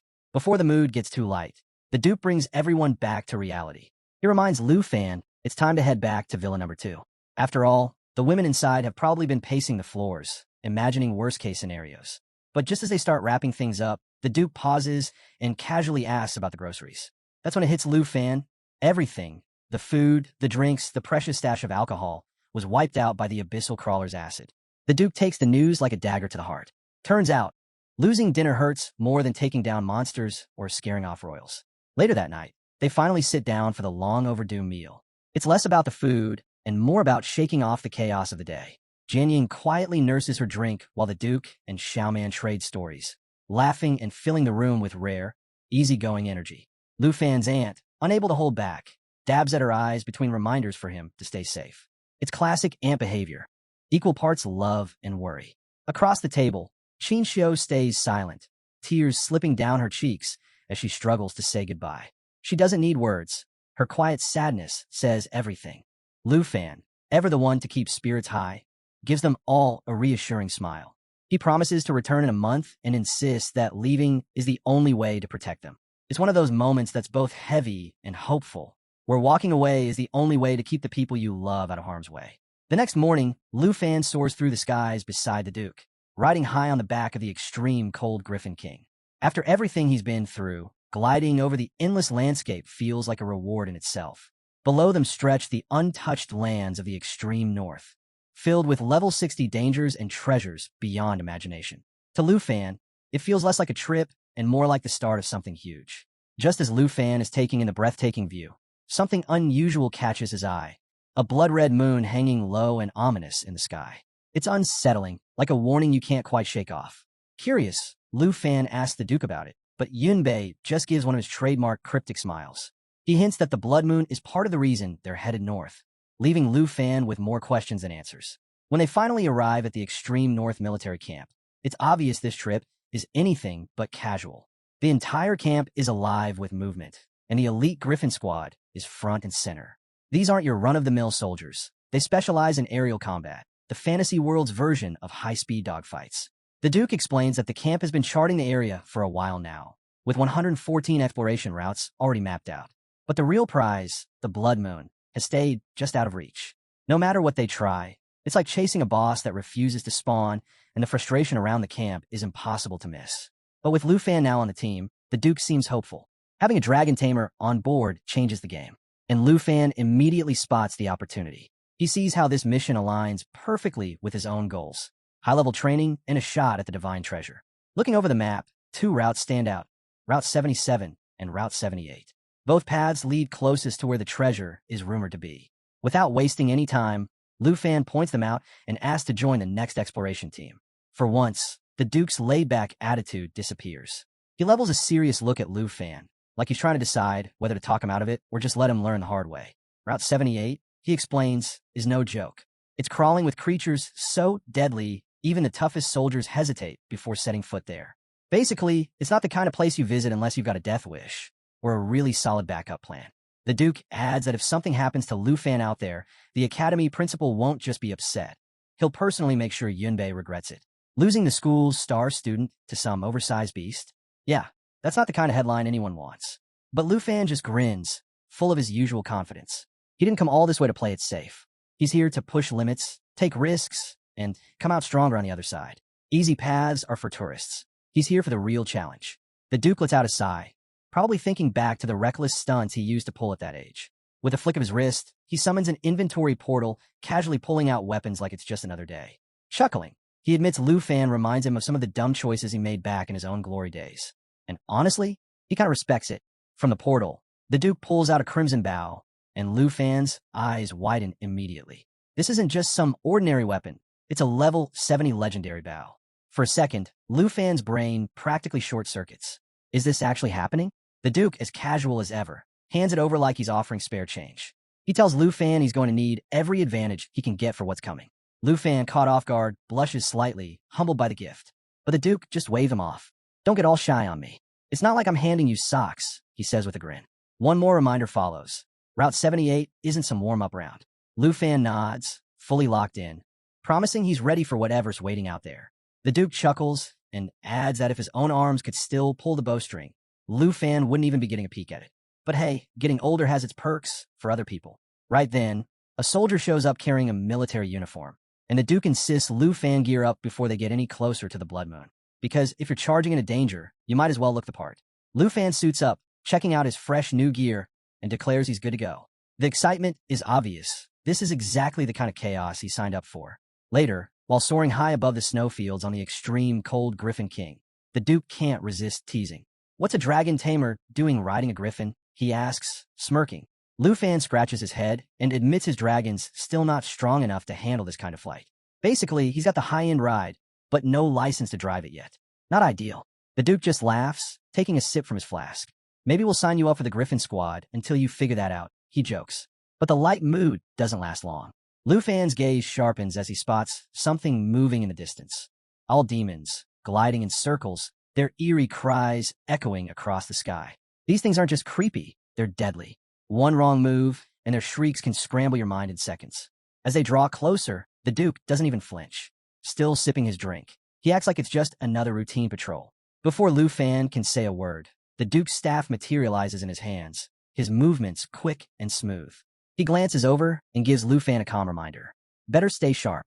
Route 78 doesn't give second chances. That's when it really sinks in for Lu Fan. This isn't school anymore. There's no safety net. From here on out, it's all real. As the Griffin squad gets closer to the Blood Moon, Lu Fan finally gets a clear view. But it turns out it's not a moon at all. It's a massive eye. Yep, an enormous eyeball embedded right into the mountainside, silently staring out into the distance.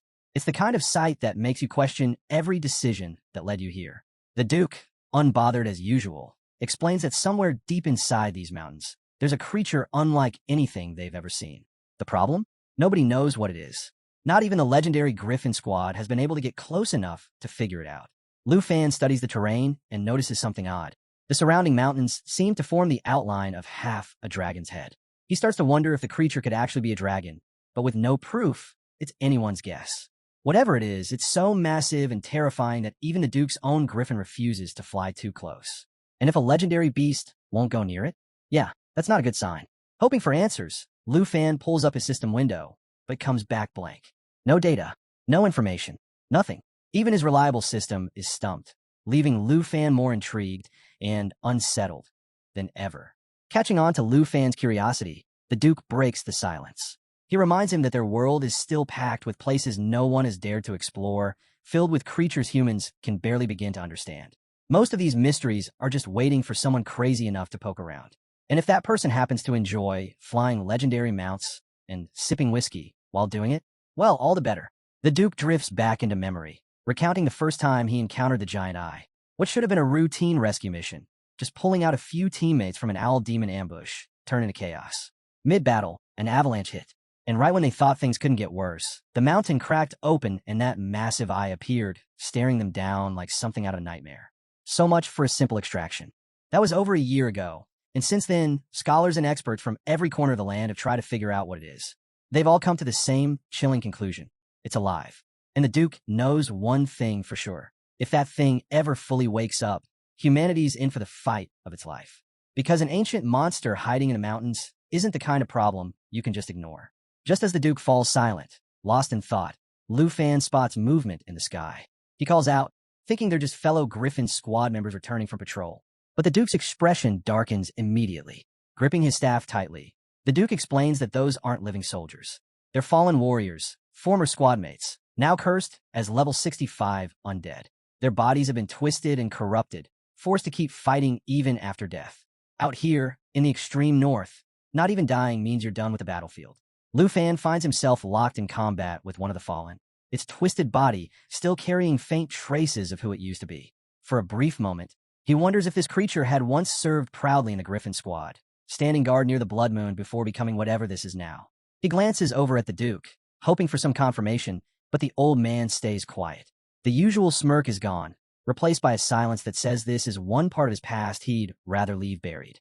Without a word, the Duke turns his griffin and unleashes an icy net, freezing the undead mid-flight. When you got a legendary ice-breathing mount, you might as well put it to good use. The frozen corpses crash to the ground in a heap, and as Lu Fan looks closer, he notices something chilling. Draped over the brittle bones are the old, tattered capes of the Griffin Squad. These weren't just random creatures. They were once elite soldiers, warriors who fought under the Duke's banner. Now they're nothing but hollow remnants, stuck in an endless loop of death and combat. By the next morning, Lu Fan is seated across from the Duke in his office, looking more determined than ever.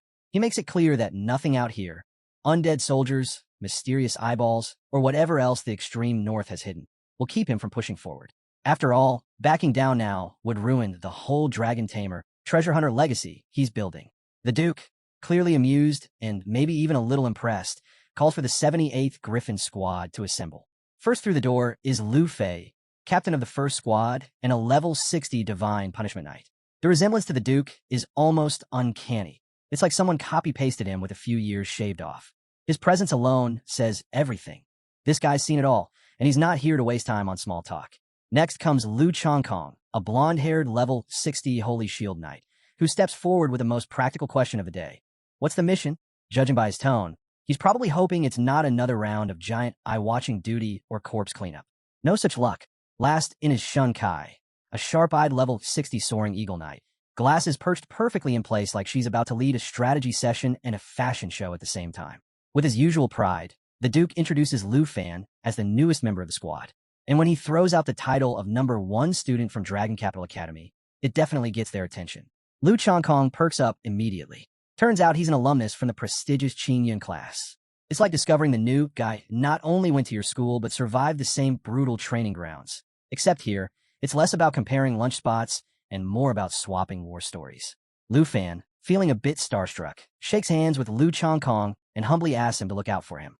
Chongkong flashes a grin and tells him not to worry. It's got that perfect big brother vibe. Equal parts I've got your back, and I might sneak you a snack if things get rough. But just as the atmosphere starts to ease up, Captain Lu Fei steps forward, clearly less impressed. He glances at the Duke, voicing the question on everyone's mind. What's a college student doing on a mission in the extreme north? And honestly, it's a fair point. Tossing an academy kid into this kind of danger is basically the battlefield equivalent of sending an intern to disarm explosives. Lu Fei makes his stance crystal clear. The squad doesn't have the luxury of babysitting, and this mission is way too serious for deadweight. The Duke shuts that down immediately. His usual laid-back attitude vanishes as he locks eyes with Lu Fei. Turns out, they're not just squad mates, they're brothers. And while the Duke might joke about a lot of things, his decisions, not one of them. He reminds Lu Fei that Lu Fan's survival is his own responsibility. No hand-holding, no guarantees. The battlefield doesn't pause for anyone, not even promising students. And with that, the Duke makes it official. Lu Fan is part of the 78th Griffin Squad now. No special privileges. No easy outs. He'll be thrown into the fire, just like the rest of them. Lu Fei, though clearly still skeptical, gives in. He orders Shun Kai to take Lu Fan over to the meeting room for the mission briefing. Shun Kai, not bothering to hide her annoyance, looks like she just got assigned cleanup duty. But orders are orders, so off they go. Inside the 78th Squad's meeting room, Captain Lu Fei lays out the situation. A massive blizzard is rolling in, set to hit in just 4 days. Because, of course, why wouldn't there be a deadly snowstorm on top of everything else? That means they've got exactly 2 days to push through Route 78 and 2 days to make it back. Tight schedule, high stakes. Lu Chongkong, ever the voice of reason, points out the obvious flaw. 2 days isn't exactly generous for a deep exploration run. But Captain Lu Fei just shrugs it off. The mission's goal is simple, clear 100 miles. No shortcuts, no excuses. Shun Kai, still unimpressed, throws a jab Lu Fan's way. With her usual dry sarcasm, she points out that with a student tagging along, even hitting that 100-mile mark might be a stretch. Yeah, it's pretty clear she's still not sold on a new guy. While Shun Kai grumbles under her breath and Lu Chongkong tries to keep things from boiling over, Lu Fan stays silent, his focus locked on the map. While the squad is busy worrying about the mission, he's already piecing together his own plan. After all, if you're trekking through deadly territory, why not squeeze in a side quest to track down that divine-level treasure map? Before anyone can derail his thoughts, Captain Lu Fei cuts off the chatter and gives the order. Gear up and prep the Griffins. Departure in 15. Shun Kai, of course, takes the opportunity to complain, muttering about being treated like machines, pushed into danger with zero concern for the incoming blizzard. But really, what's a little life-threatening weather to this crew? When it's Lu Fan's turn to prep, Captain Lu Fei tells him to leave his mount in the stables. But Lu Fan shrugs and admits his dragon isn't quite ready for the front lines. That gets everyone's attention. Lu Chongkong and Shun Kai both stop and stare. Showing up for an airborne mission without a proper ride? Yeah, that's basically the equivalent of showing up to a sword fight with a spoon. Shun Kai wastes no time making her stance clear. She crosses her arms and flatly announces that carrying him is not part of her job description. I'm a soaring eagle knight, not your chauffeur, she snaps. But Lu Fan just smiles. That kind of calm, confident grin that says, wait for it. 15 minutes later, as the squad takes off, jaws drop. Instead of lagging behind, Lu Fan launches into the sky on his own custom flying wings. No mount, no backup, just straight up style. Shun Kai, clearly trying to keep her cool, glances over and asks if Lu Fan's family is part of the Dragon Capital elite. Gear like that doesn't exactly come cheap. When someone rolls out with customized flight tech, there's usually serious backing involved. Lu Fan doesn't even get a chance to answer. His attention snaps to something else. He gestures toward Shun Kai's eagle mount, casually asking why there's a squad of baby eagles flying alongside it. Shun Kai barely spares him a glance. Focus up. We're entering the cloud cluster, she warns. Save the questions for later. And just like that, the mood shifts. The squad pushes into the thick thunderclouds, and visibility vanishes almost instantly. Lightning flashes all around them, crackling dangerously close to the Griffin's wings. Captain Lu Fei's voice cuts through the chaos, ordering everyone to stay alert. Between the fog and the storm, seeing more than a few feet ahead is impossible. Lu Chongkong, doing his best to play the big brother role, tells Lu Fan to stick close and avoid getting separated. Naturally, the moment those words leave his mouth, Lu Fan realizes he's already alone. Lost in the mist, completely cut off from the squad, Lu Fan scans his surroundings. That's when he spots them. 2 blood-red eyes cutting through the fog, locked straight onto him. He turns just in time to come face to face with a sky predator lion.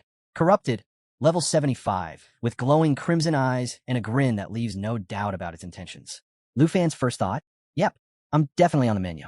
The lion lunges, and Lu Fan strikes back, but his attacks barely scratch the surface. It's like swinging a stick at solid steel, completely useless. That's when it clicks. The corruption near the blood moon hasn't just warped people. It's twisting every creature it touches. And this sky predator lion? It's corruption at its peak.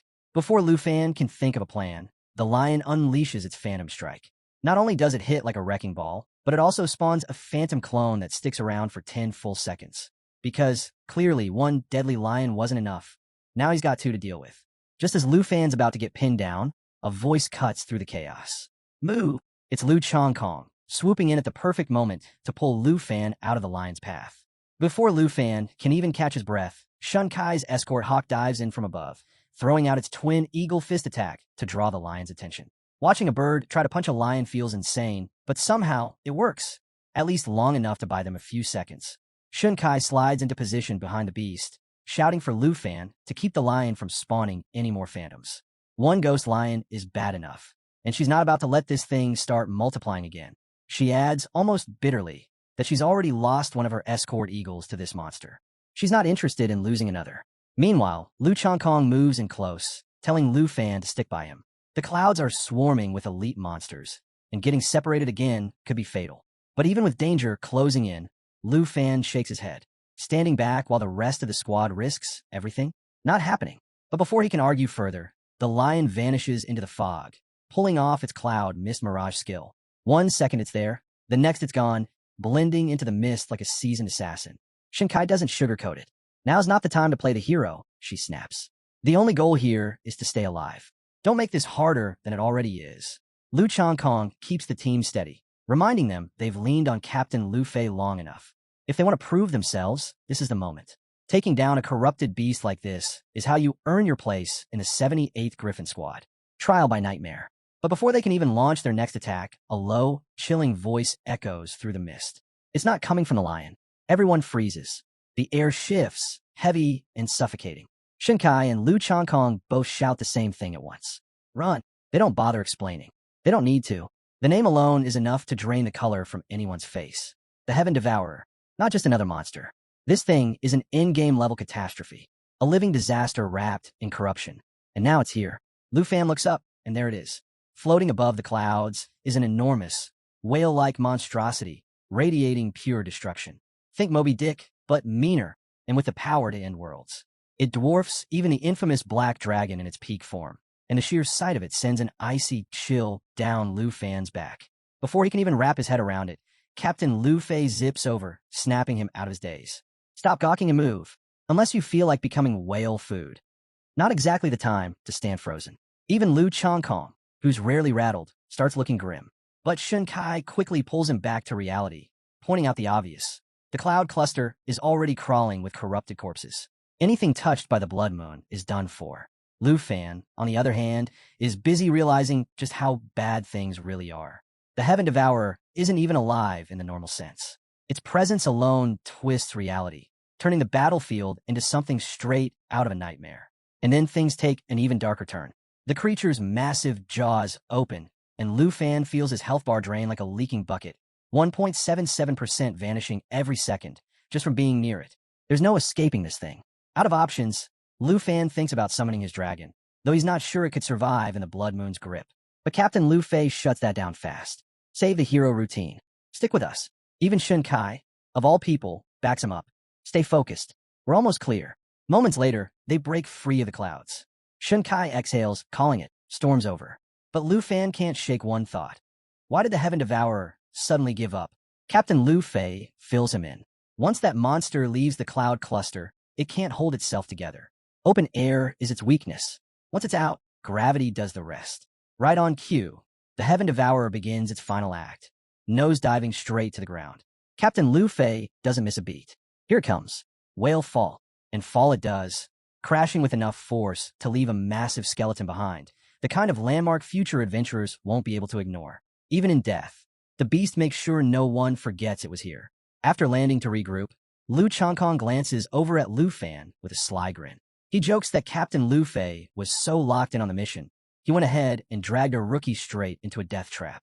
Lu Fan starts to apologize, admitting his lack of experience might have slowed them down. But Lu Changkong just waves him off, saying it's all part of joining the Griffin Squad.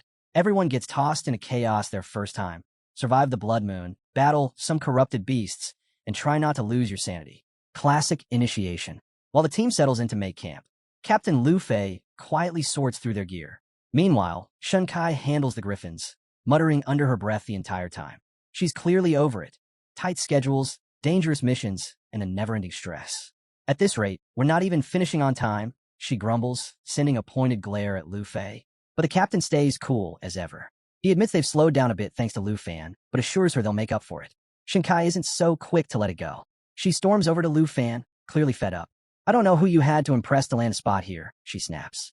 To her, it's obvious. There's no way someone this new just strolled into the extreme north without pulling a few strings. She lays it out plain and simple. This isn't the place for beginners. Then comes the real warning. If whatever's buried under the ground wakes up, it won't just threaten the Dragon Kingdom. It'll take down the whole world. Her message is crystal clear. There's no room for mistakes. If Lu Fan's not serious, he's in way over his head. But Lu Fan stands his ground, cool and collected. Without missing a beat, he calmly explains he's been keeping up, learning from the team, and getting a handle on how things work out here. Basically, his way of saying, don't worry, I'm not clueless. Shinkai, though, isn't buying it. Her glare says it all. Before the tension can explode, Lu Changkong steps in to smooth things over. Just as things start to settle, Captain Lu Fei cuts through the noise. He reminds them the Duke himself assigned Lu Fan to this squad. And around here, when the Duke makes a call, you trust there's a reason, and you keep moving. With the tension finally cooling off, Captain Lu Fei tells everyone to rest up before the next stretch of the mission. Shinkai backs down, but not without throwing Lu Fan one last side that basically says, don't make me regret sparing you. Before she walks off, the captain quietly reminds her to stay sharp and make sure Lu Fan doesn't accidentally turn their trip into some kind of disaster flick. No pressure, but their break barely lasts a minute. The Griffins suddenly go wild, screeching like alarms on overdrive. Shinkai glances up, confused, but the answer hits, literally. Giant ice blocks come flying straight at them, crashing down with brutal speed. Captain Lu Fei doesn't waste time. Scatter, he shouts. So much for resting. Lu Changkong steps up fast, throwing out a holy shield to cover the group. But luck isn't on his side. He slips, injures himself, and ends up separated from Lu Fan. Meanwhile, Lu Fan is stuck weaving through a deadly storm of falling ice, scanning the area to figure out what's behind the ambush. His first thought has to be another corrupted corpse. Because, honestly, what else could it be? As chaos erupts, Captain Lu Fei keeps calling for Lu Fan to check in, but there's radio silence. Not because Lu Fan's ignoring him. He's just got bigger problems. Surrounding him are elite-level 80 ice-field yetis, towering beasts straight out of a nightmare. Massive, ruthless, and clearly ready to tear him apart. Captain Lu Fei keeps trying to rally the team, demanding any sign of Lu Fan. But Shinkai cuts in, warning him to stop shouting unless he wants to invite even more yetis to the party. Under her breath, she figures Lu Fan's already toast. And honestly, the odds aren't exactly in his favor. Even the captain knows they can't take on this many monsters at once. Right now, survival is the only goal. Thinking fast, Shunkai suggests using her falcon to launch a fire attack, hoping to turn the tide. But before they can even get started, the yetis close in. One of them towers over Captain Lu Fei, its shadow stretching across the snow like a warning. Wasting no time, the captain orders Shunkai to find Lu Changkong while he holds the creature back. Shunkai hesitates, but only for a second. She takes off, dodging through the frozen battlefield, knowing every moment counts. As Shunkai navigates the frozen battlefield, she spots Captain Lu Fei up ahead, barely holding his ground against the brutal swings of the Yeti. The creature's raw power is overwhelming, and the captain's knees are starting to give. Shunkai knows she has to move fast, but charging him blindly is asking for trouble. Instead, she lets out a low whistle, a quiet signal to her griffin, hoping it's subtle enough to stay under the radar. No such luck. Turns out, these Yetis aren't just muscle. They've got ears like hawks, and now they're zeroing in on her. Out of options, Shunkai draws her twin blades, ready to fight if the Yetis get to her before backup does. It's a gamble, but she's counting on Lu Changkong to pick up on her signal and get there in time. Cut to Lu Fan, who's just found Lu Changkong resting against the ice, clearly worn down from the chaos. Lu Fan tells him to conserve his strength and leave the next part to him. Easy enough, just a rookie stepping up to handle 3 elite-level Yetis like it's no big deal. With a flick of his wrist, Lu Fan summons his massive black machete and plants his feet. The Yetis charge, and Lu Chongkong, watching from the sidelines, can barely believe what he's seeing. Taking on one of these beasts is nearly impossible. 3? That's a death wish. But Lu Fan doesn't flinch. The Yetis unleash their ice howl, blasting shockwaves of freezing energy across the battlefield. One swings a boulder-sized fist, aiming straight for Lu Fan's head. But before it lands, Lu Fan moves like lightning. In one smooth motion, he severs the Yeti's hand clean off. The beast howls in agony as Lu Fan's Dragon Fang strike, powered by sky breathing and surging with dragon energy, carves straight through its defenses. Before the creature can recover, flames from Lu Fan's dragons ignite its body. Without missing a beat, Lu Fan charges in, delivering the final blow. The giant falls hard, crashing into the ice with its severed hand beside it. Lu Chongkong watches the whole thing, absolutely stunned. This so-called rookie just wiped out a monster that should have been way out of his league. And as if that wasn't enough, Lu Fan casually drops the reveal. Yeah, he's the dragon tamer from the southern province. No big deal. Before Lu Chongkong can even wrap his head around that bombshell, the next attack is already coming. One of the remaining Yetis smashes through a wall of ice and launches giant shards at Lu Fan like it's the world's most dangerous dodgeball match. But Lu Fan, calm as ever. He's already powering up his stormy sky skill, his black machete glowing with a fierce blue aura, ready for round 2. This time, Lu Fan switches things up. Instead of channeling his signature black dragon, his Dragon Fang strike pulses with the raw power of the Star Dragon. Because why settle for one overpowered dragon when you've got an entire lineup ready to go? Lu Chongkong, still slumped on the ground, nursing his wounds, can only watch in disbelief. A level 32 Dragon Master taking down elite level 80 Yetis like it's light cardio? At this rate, Chongkong's probably wondering if Lu Fan activated some hidden cheat mode when nobody was looking. Meanwhile, Shun Kai and Captain Lu Fei finally managed to finish off their own Yeti opponent and rush over to check on Chongkong. Shun Kai's first reaction is shock over the state of his injuries, but Captain Lu Fei? He's even more stunned by the sight of Lu Fan, not just alive, but still on his feet and ready for more. Let's be honest. Rookies usually don't walk away from fights like this, let alone win them. As they regroup, Lu Chongkong fills them in. He tells them straight, Lu Fan saved his life. And just as the team has a brief moment to breathe, another ice Yeti barrels toward Lu Fan, as if personally offended by his existence. Captain Lu Fei shouts for him to dodge, but it's way too close for that. Without hesitation, the captain launches his sword across the battlefield. And this isn't just any old sword. It's Victory, basically a guided missile disguised as a blade. Once locked on, it tracks its target and delivers brutal damage, 100% physical and an extra 76% holy damage per second, just for good measure. The Yeti doesn't stand a chance. Victory slices through with pinpoint precision, dropping the beast where it stands. Crisis averted. For now. As things quiet down, Captain Lu Fei turns to Lu Fan with a glare and a warning. No more reckless moves. They stick to the plan. This isn't a solo adventure, and these Yetis aren't here to play nice. Shun Kai backs him up, letting everyone know it's time to retreat.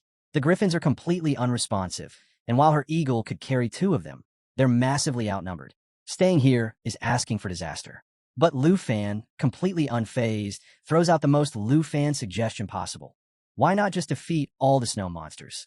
Problem solved. Shun Kai snaps back instantly, telling him to cut the nonsense and focus on getting to the nearest outpost. Because seriously, who looks at a raging Yeti horde and thinks, yeah, this is totally doable? But Lu Fan isn't joking.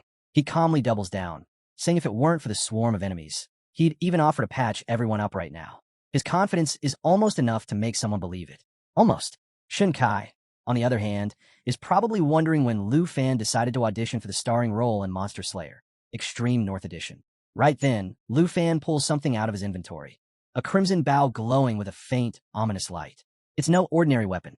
This is the Dark Serpent Bow, a gift straight from the Duke himself. The moment Captain Lu Fei spots it, his expression shifts. He knows exactly what that bow is. This is the same legendary weapon that once forced back entire armies, and now here it is, casually wielded by the guy who just suggested taking on a Yeti army solo. Even Shun Kai, who is seconds away from calling Lu Fan completely out of his mind, pauses. When someone draws a weapon with that kind of history, you start to wonder if maybe, just maybe, they know exactly what they're doing. But there's no time left to debate. The captain gives the order, and they leave Lu Fan to hold the line alone while they get the injured to safety. If Lu Fan wants to go full hero mode against a horde of snow beasts, who's going to stop him? As the trio flies toward the nearest outpost, Shun Kai can't shake the feeling they just made a huge mistake. The image keeps replaying in her head. Lu Fan, standing alone, surrounded by yetis like an all-you-can-eat buffet. Meanwhile, Lu Changkong tries to keep her calm. He tells her straight up, after what he just witnessed, he's convinced Lu Fan isn't going down. At this point, Changkong might as well be the president of the Lu Fan fan club. Back on the battlefield, Lu Fan is right where he wants to be. The dark serpent bow hums with power as a deep red aura coils around it like living flame. It's the kind of moment you know is about to become legend. The Yetis don't let up, launching wave after wave of ice throw attacks. Each chunk of ice hits like a wrecking ball, and getting clipped too many times means getting frozen solid for half a minute. And yeah, 30 seconds locked in place while a mob of Yetis rushes you? Not exactly part of the plan. But Lu Fan doesn't flinch. He draws the bowstring back, steady as ever, the energy building with every second. The glow intensifies, lighting up the battlefield in a fiery crimson blaze. Somewhere far off, Shun Kai and Captain Lu Fei glance back, tension thick in the air. Changkong, just sitting there with a grin, convinced Lu Fan's about to pull off something nobody's going to believe. And as Lu Fan releases the shot, one thing is clear. When you're holding a weapon made to rewrite history and staring down an army of ice monsters, there's only one play left. Let rain fire. The arrow streaks across the frozen wasteland like a meteor, lighting up the night as it tears through the battlefield. The Yetis double down, unleashing wave after wave of attacks, but Lu Fan doesn't flinch. In one smooth motion, he whips out his massive black bow like he steps straight out of fantasy action flick. Without missing a beat, he fires off a rapid volley of glowing red arrows, each one slicing through the oncoming ice blocks. The shards explode midair in a blizzard of shattered ice, but the Yetis barely look fazed. If anything, they seem more irritated like, oh, that's cute. You're still trying. But Lu Fan isn't here to play defense. Raising his bow, he activates the Shadow Serpent Arrow, unleashing a dozen sleek, glowing arrows that spiral through the air, hitting their marks with deadly precision. It's an absolute clinic in controlled chaos, and for a second, it feels like the tide might turn. But of course, the Yetis aren't finished. With a roar, they crank things up, activating Berserk State. Suddenly, their attack power spikes by an absurd 350%, and just to make things interesting, their speed doubles. As if that wasn't enough, they stack on Fallen Corpse Tide, giving themselves a 25% defense boost. At this point, it's less of a fight and more like the Yetis are showing off their own cheat codes. Lu Fan, unimpressed, calls on Xingqian, his star dragon, commanding it to prepare the devastating Shattered Star attack.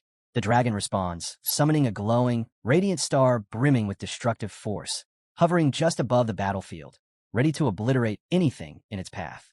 But Lu Fan pauses. A better idea clicks. Instead of launching the star as is, he pulls Xingqian back and fuses the entire Shattered Star's energy straight into his charged Shadow Serpent Arrow. The power stacks fast, multiplying until the boost hits a staggering 500%. Then he lets it fly. The arrow rips through the air like a blazing meteor, slamming into the heart of the battlefield. For one brief moment, even the Yetis seem to realize they've made a terrible mistake. The explosion that follows is nothing short of catastrophic.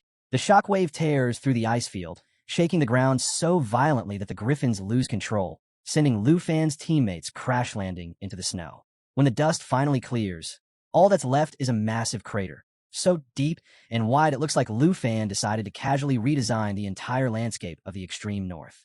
As the Griffins scramble to pull everyone out of the wreckage, Captain Lu Fei is the last one to climb free. He stares at the crater in stunned silence, finally grasping the full weight of what it means to have a dragon tamer with legendary dragons on the team. It's less of a fight now and more like watching someone tear through reality with cheat codes switched on. And in the middle of it all stands Lu Fan, calm as ever, giving a nod to Xiao Yi and Xingqian like a proud parent after a school play. Only this time, the encore involves leveling half a mountain. Lu Fan gives a simple command to Xiao Yi, his legendary black dragon, telling her to clear out the last of the fallen corpses. But before she can even take flight, a griffin swoops down nearby, carrying Captain Lu Fei and the rest of the squad. They dismount slowly, all of them staring at Lu Fan like they've just walked into the final chapter of some epic legend. Captain Lu Fei, still trying to wrap his head around the crater behind them, finally manages to ask if that explosion was really his doing. But before Lu Fan can answer, the captain's attention shifts. Just behind Lu Fan stands a woman, silent and striking, her presence impossible to ignore. With a frown, Captain Lu Fei asks who she is. Lu Fan glances back, smirking, and casually tells her to reveal herself. Without hesitation, the woman transforms, shifting into her true form, a legendary black dragon. It's the kind of reveal that deserves its own soundtrack. Shaya, in all her glory, takes to the skies. The air goes still as her shadow sweeps over the squad. At Lu Fan's command, she unleashes Cataclysm, wiping out the remaining corpses in one devastating blaze of fire. The griffins cry out at the sight, and the squad is left speechless. Even Shun Kai, who had been ready to write Lu Fan off as just another clueless rookie, is left standing there, probably rethinking every word she's ever said. Turns out, this guy isn't just another recruit. He's the Dragon Tamer of the Southern Province, and now it's painfully clear why the Duke sent him here. Seeing how familiar everyone suddenly seems with his name, Lu Fan finally speaks up, asking what's going on. Captain Lu Fei shakes off his shock and explains the truth. Lu Fan's not some no-name rookie. They've all heard about him through the Duke's non-stop praise. Apparently, Lu Fan's been getting hyped as the top contender for the national trials, and now the squad knows exactly why. It's like finding out the quiet new guy on your team is secretly the championship MVP. Even Shun Kai, who couldn't have been less impressed when they first met, finally puts it together. The Duke doesn't send just anyone to the 78th squad. Now she sees exactly who Lu Fan is, and it's safe to say she's regretting underestimating him. Lu Changkong, never one to miss an opportunity, teases Lu Fan, joking about how well he managed to keep all this power under wraps. But Lu Fan just laughs it off, admitting he still feels like he's slowing everyone down. He's still getting used to the extreme north after all. But Captain Lu Fei cuts him off right there. He tells Lu Fan straight that he's trained plenty of rookies before, and none of them have shown this kind of focus and control. It's about as high of praise as you can get. You're the best rookie we've ever had. Even Shin Kai, clearly reluctant, nods in agreement. She may not say it out loud, but there's no denying it anymore. The Duke sent them someone special, and doubting him was her first mistake. At this point, it's obvious to everyone. Lu Fan isn't just another recruit. He's the guy. Lu Changkong, grinning like he just hit the jackpot, leans over and tells Lu Fan it must have been destiny when they first crossed paths. And now, he's fully planning to stick close and let Lu Fan handle the heavy lifting. Classic Changkong. Find the strongest player on the field and lock in that friendship. Lu Fan, staying humble as ever, just smiles and thanks the team for having his back. But before things get too sentimental, the entire mood shifts. Right there, in front of everyone, the black dragon begins to change. 1 second, she's hovering calmly. The next, she's ascending into something even more powerful. The squad just stands there, wide-eyed, watching what feels like a live broadcast of the ultimate magical evolution. It's awe-inspiring and also slightly terrifying. Turns out, Xiao Yi just hit level 30, unlocking her second-tier transformation. But that's not even the best part. Her contract with Lu Fan upgrades to Black Dragon 2, and with it, she picks up a brand new ability called Perception. What to do? Oh, just casually reveals any hidden enemies. Stealth? Disguises? Surprise ambushes? Not anymore. With this skill, anyone thinking about sneaking up on Lu Fan might as well rethink their life choices. While the squad is still trying to wrap their heads around a sudden power boost, Lu Changkong can't help but blur out the question on everyone's mind. What exactly just happened? Lu Fan, cool as ever, explains it like it's no big deal. The dragon leveled up. She's stronger, faster, smarter. Her stats just skyrocketed, and now she's pretty much an apex predator with a radar for hidden threats. Sneak attacks? Cancelled permanently. Then, as if remembering something, Changkong snaps his fingers. Wait, didn't Lu Fan say earlier he couldn't ride the dragon because her level was too low?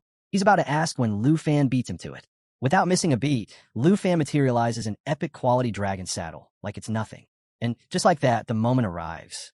With zero hesitation, Lu Fan announces that it's officially time to become a dragon rider. If there was ever a mic drop moment, this is it, and the saddle is the mic. But this isn't just some regular riding gear. This thing is top tier. Once mounted, Lu Fan and Xiao Yi don't just look impressive, they become an unstoppable force. The saddle unlocks mounted combat mode, supercharging both of their stats.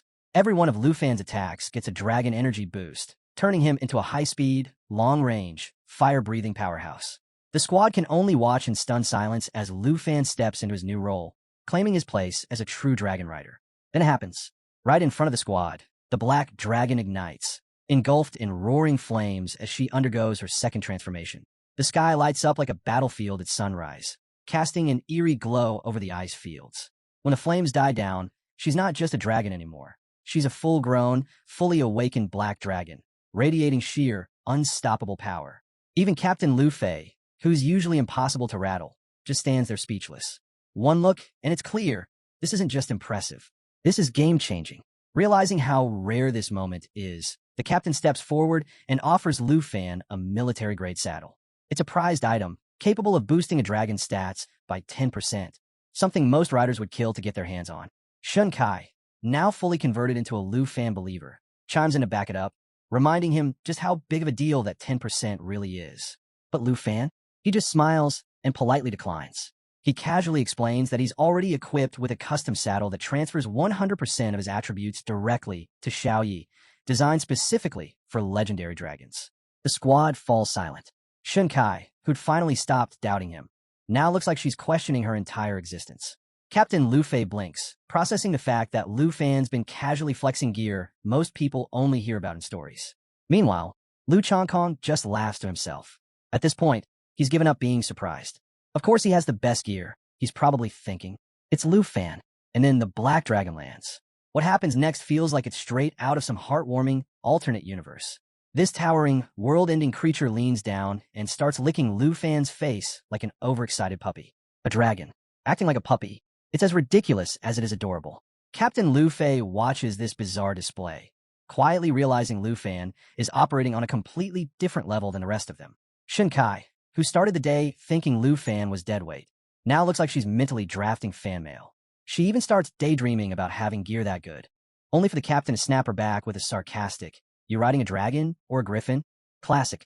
Lu Fan, unfazed by the chaos, gently pats Xiaoyi and thanks her for sticking with him through it all. He promises they'll take on whatever comes next, side by side. It's a surprisingly wholesome moment, quickly broken by Lu Changkong, reminding everyone to stop bickering and appreciate what they're witnessing. The rise of the world's first true dragon rider. With the saddle secured, Lu Fan mounts up, and the shift is immediate. Power floods through him, like flipping the switch on a storm.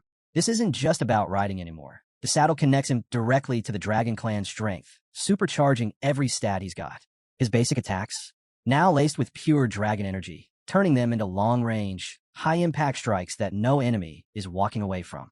The captain watches from below, completely stunned. Even Lu Changkong, who spent years honing his strength, can't deny it. He's nowhere near this level. Seeing Lu Fan reach such heights makes him rethink everything he's ever done. It's like watching someone effortlessly eclipse your life's work. But instead of jealousy, there's admiration. He knows he's witnessing something legendary. High above, Lu Fan sits steady atop his black dragon, soaring through the sky like it belongs to him. But this isn't just a scenic flight. The dragon senses trouble, and when she picks up on danger, Lu Fan doesn't hesitate. With a quick command, she activates perception. Her gaze sharpens, scanning the area until, sure enough, hidden threats come into focus. Snow moths. If you've never dealt with them, here's the deal. They're silent, nearly invisible, and drain your health at a brutal rate of 10% per second. Think mosquitoes, but deadlier and lurking beneath the snow. The captain spots them too and wastes no time shouting for the squad to back off. No one wants to mess with these things. But Lu Fan, he's not backing down. This is exactly his kind of fight. Grinning, he lines up with his dragon, moving as one. What follows looks less like a battle and more like a perfectly choreographed performance. The two of them tear through the swarm, wiping out the moths like they're barely worth the effort. Down below, Lu Changkong is practically in shock. Snow moths have been a nightmare for Griffin Squad for as long as he can remember. And now, Lu Fan's handling them like they're a minor inconvenience. Meanwhile, Shun Kai starts to relax, convinced Lu Fan's got it handled. But you know how that goes. Drop your guard and it's game over. Sure enough, a swarm nearly blindsides her. The captain shouts a warning just in time, but before the moths can strike, Lu Fan steps in. Without missing a beat, he and his dragon unleash a wave of fire, reducing the moths to ash before they even get close. Thanks to the dragon's perception skill, not a single enemy escapes detection. For Lu Fan, this fight's nothing but cleanup duty. When it's all over, Lu Fan and his dragon touch down like it's just another day. He casually announces the last of the moths are gone. Lu Changkong, still trying to process the whole thing, starts thanking him yet again.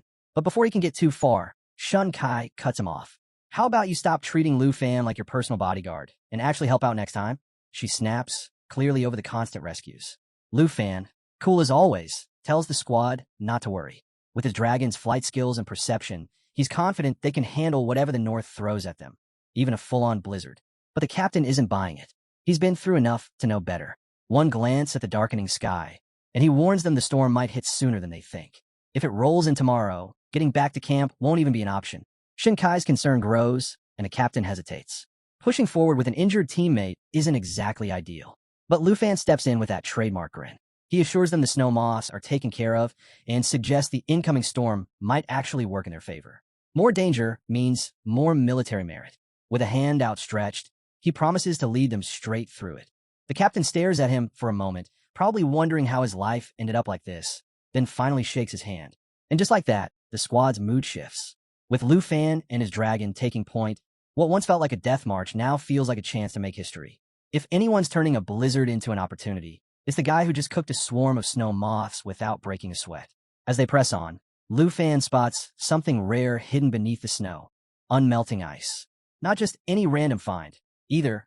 This is the legendary material his senior sister has been searching for. Think of it like stumbling across a rare collectible. He scoops it up, grinning like he just hit the jackpot, and waves the squad over to check it out. Shunkai, always the practical one, compares the snow moths to earthworms after a downpour. Endless, annoying, and everywhere when a blizzard hits. Even the captain has to admit Lu Fan must have wiped out thousands of them. But Lu Fan just shrugs, joking that his hands gone numb from all the work.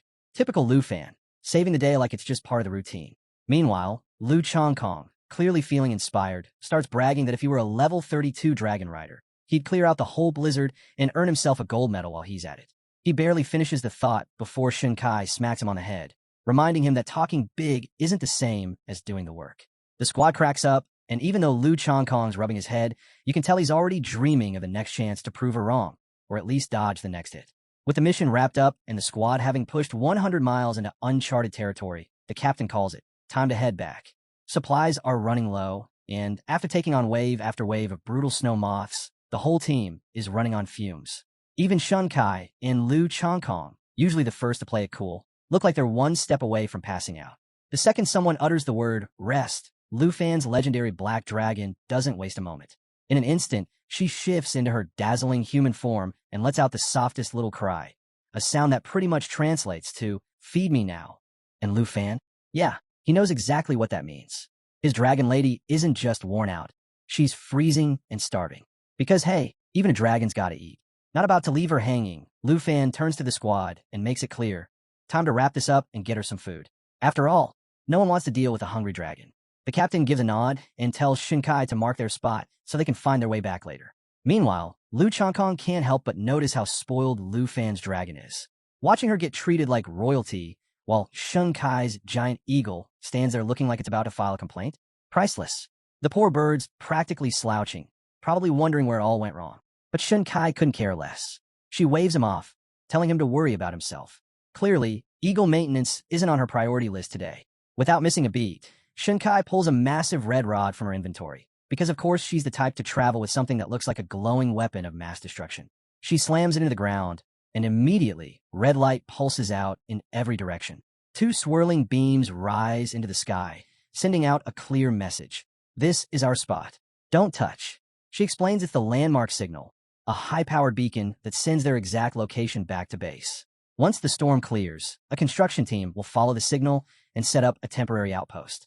Basically, it's like setting up camp, just without the campfire or the esmores. As soon as the marker fires up, the mounts don't waste any time. One by one, the griffins and even Lu Fan's dragon lady take off like they've got somewhere better to be. Before the squad can blink, the creatures are already flying full speed toward the barracks, leaving the humans to trail behind. But out there, just beyond the snow's edge, someone else is watching. Cloaked in shadows, eyes glowing red, quietly observing their every move. And if there's one universal rule out here, it's this: glowing red eyes never mean anything good. The next day, back at the extreme North Region barracks, the captain gives the order for everyone to rest.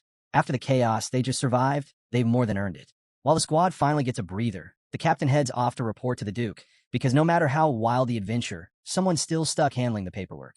Meanwhile, Lu Fan's already got his next goal in mind. Spotting Shunkai, he jogs over and asks if there's anyone around who knows how to work with unmelting ice, the rare treasure he scored on their trip. Shunkai smirks, pointing him toward the blacksmith at the supply office. But of course, she can't let him off that easy. With a teasing grin, she asks if the ice is meant for his girlfriend.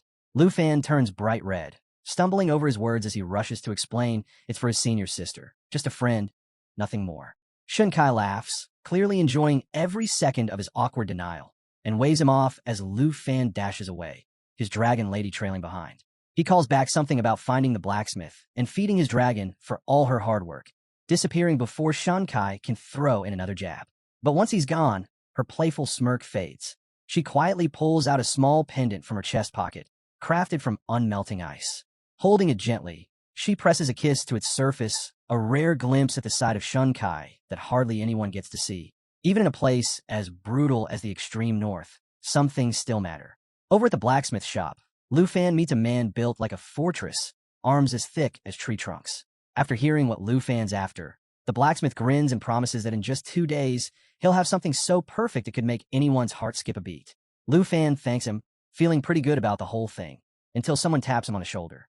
Turning around, he finds the Duke himself, looking slightly out of breath like he'd been searching all over the barracks. Without wasting time, the Duke tells Lu Fan he got the full report from the captain, and honestly, he's shocked. He admits he didn't expect much from Lu Fan out there, figuring he'd end up frozen solid in the snow. Instead, Lu Fan led the team, crushed the mission, and pulled off what can only be described as a total spectacle. And the rewards? Oh yeah, the captain was so impressed he handed Lu Fan a bronze badge, the very same rank that Captain Lu Fei holds. Let that sink in. Yesterday, Lu Fan was just another soldier swinging his sword at snow moths. Today, he's wearing a captain's badge like it was always meant to be his. But the Duke's news isn't all good. He reveals that the missing Griffin squad mounts were found by other teams. Problem is, they weren't exactly alive. The Blood Moon's corruption had twisted them into zombies, forcing the teams to put them down. Yeah, zombie griffins. Just another reminder that out here, nothing stays safe for long. Luckily for Lu Fan, his legendary black dragon, Xiao Yi, turned out to be completely immune to the Blood Moon's mind control. Even the Duke can't help but give her some credit, joking that her non-stop appetite should have been the first clue she was built differently. While other mounts were losing it, Xiao Yi was too busy demolishing her next meal to notice. But just as the Duke is laughing about her bottomless stomach, his mood shifts fast. The grin disappears, replaced by the kind of serious look that tells you things are about to get heavy. He hands Lu Fan a stack of top-secret files and tells him to take a look. No jokes this time. Lu Fan flips through the pages, and within seconds, his expression changes. What he's seeing is beyond anything he expected. The documents show images of something colossal, an ancient skeleton so massive it's hard to even process. Wings, or maybe hands, it's tough to tell from the angle, but whatever it was, it had to be enormous. The Duke explains that this thing was discovered near the Star-Spangled Nation's border, buried in the ruins of an ancient mountain. Their national trial rep, Charles Morgan, was sent to investigate. And thanks to some behind-the-scenes conversations with the Morgan family, they managed to get their hands on these photos. Lu Fan stares at the images, instantly recognizing the eerie similarity to the creature tied to the Blood Moon. It's like a punch of déjà vu, only way worse. The Duke nods, confirming Lu Fan's suspicion. The skeleton was so huge, the entire excavation team looked like ants crawling around its remains. And just when Lu Fan thinks it can't get any worse, the Duke drops the next bombshell, a video. Yep, actual footage from inside the ruins. Somehow, the Duke's intelligence network got eyes on the scene and recorded what was happening in the heart of that nightmare. The video starts with 2 figures, an elderly man who looks like a butler and a woman, standing near the gigantic humanoid skeleton. Off in the distance, a massive temple looms, casting a strange golden glow. Both of them look like they're realizing, way too late, that this mission was a terrible idea. As if that's not unsettling enough, the entire team sent to check out the temple has vanished. And whatever's happening inside, yeah, it's turning the local wildlife into full-blown mutant beasts. Nature's going through some horrifying upgrade, and nobody signed up for it. Then, out of nowhere, footsteps echo through the ruins. Everyone freezes. A man steps into view. It's one of the missing team members. But this isn't a happy reunion. The guy looks like a nightmare brought to life, his wings soaked in blood. The butler takes one look and knows immediately. This isn't their teammate anymore. What's standing in front of them now is something else entirely. A holy mountain thrall, something no one ever wants to meet, let alone fight. Before anyone has a chance to react, the thrall lunges straight at them. The butler shouts for the woman to run, yelling that the man they knew is gone. And just like that, the video cuts to black. The Duke, now looking like he could really use another drink, explains that his informant barely made it out alive with that footage. If they hadn't escaped, no one would have believed any of this actually happened. Still trying to wrap his head around what exactly a holy mountain thrall is, Lu Fan asks the Duke for the details. And the Duke, as casually as if he's giving a morning briefing, explains that thralls are creatures warped by the monstrous power leaking from the giant skeleton in the temple. Think of them as the upgraded, nightmare-fueled version of the holy mountain puppets. And trust him, that's not an upgrade anyone wants. And now, the bigger picture clicks for Lu Fan. He starts piecing together the connection between these thralls and the strange corpses he's been fighting near the Blood Moon. It's the same pattern. Ancient forces twisting anything in their path into something monstrous. The Duke takes a slow sip from his flask, like the weight of all this madness is just routine now, and says the scholars at the Academy have started calling these creatures the ancient gods. Yeah, gods. Turns out the skeletons in temples are so old nobody can trace where they came from and whatever power they're hiding. It's on a scale that's way beyond human understanding. Lu Fan's thoughts are spinning. Where do these things come from? Why now? And what kind of disaster are they sitting on? But before he can spiral too far, the Duke just shrugs and drops the simplest answer possible. Nothing about the ancient gods is known. That's it. That's all anyone's got. And the Duke says it like he's long accepted the fact that some mysteries are never getting solved.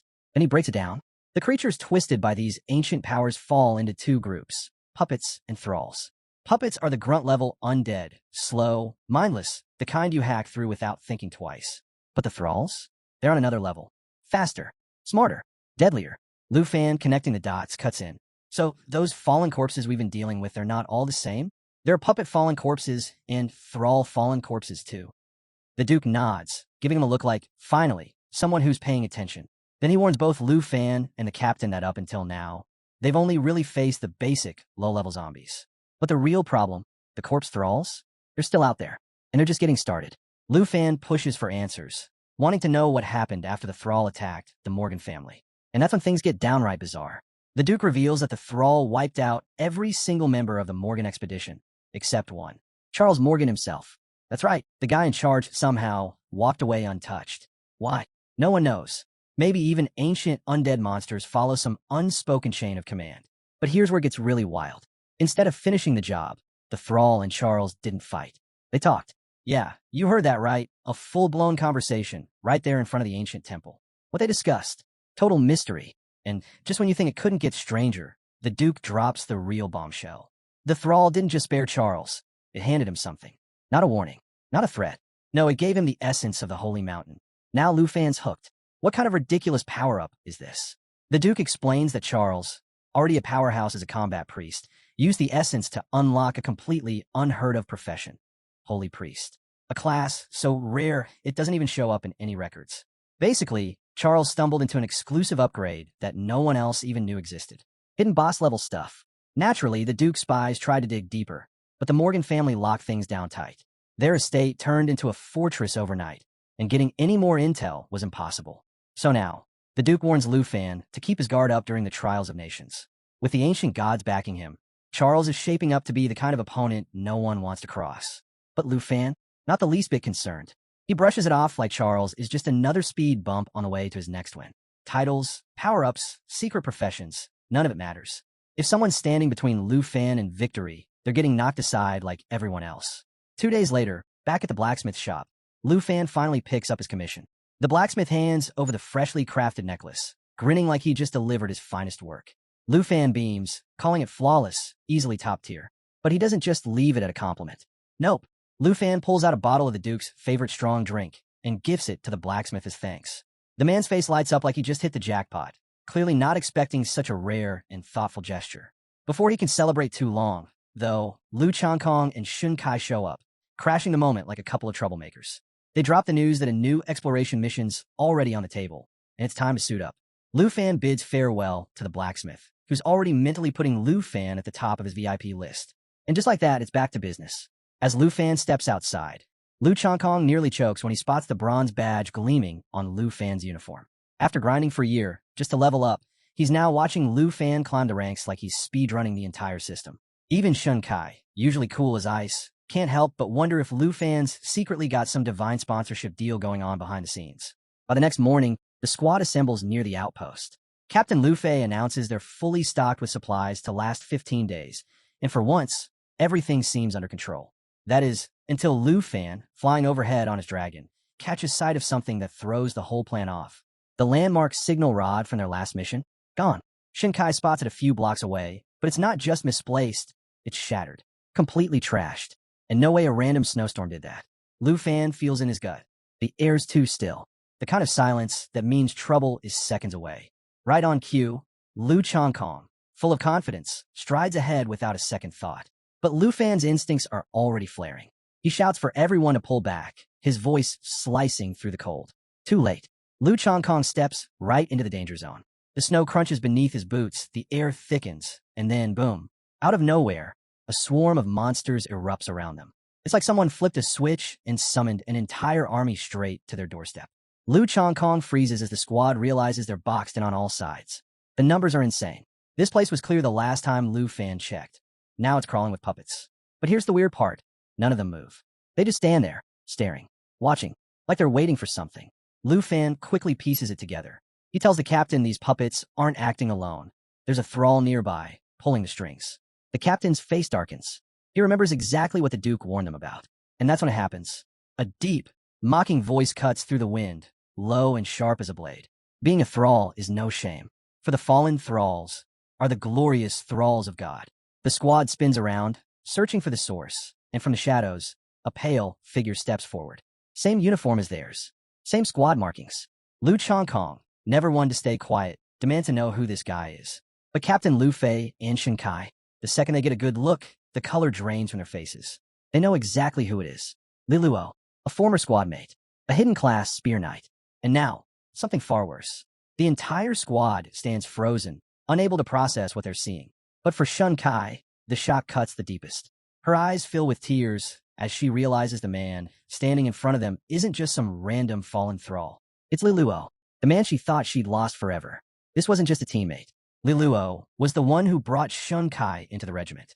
He trained her, believed in her, and before long, they were engaged. But then, just like that, he vanished on a mission tied to the Blood Moon. Gone without a trace. And now here he is, back from the dead, literally. Just not exactly how she pictured their reunion. Lu Chongkong, as blunt as ever, has zero patience for the moment. Yeah, can we not turn this into a therapy session right now? He snaps, already over the emotional breakdown playing out in the middle of what is very much still a battlefield. Meanwhile, Shun Kai falls to her knees, sobbing as everything crashes down on her. The man she loved, the one she waited for, is standing right there, but as an undead puppet. Off to the side, Lu Fan's just standing there, awkward as can be, thinking, so, are we just letting this happen? Shin Kai cries out Li Luo's name, begging for answers. Why didn't he come back? Why did he leave her behind?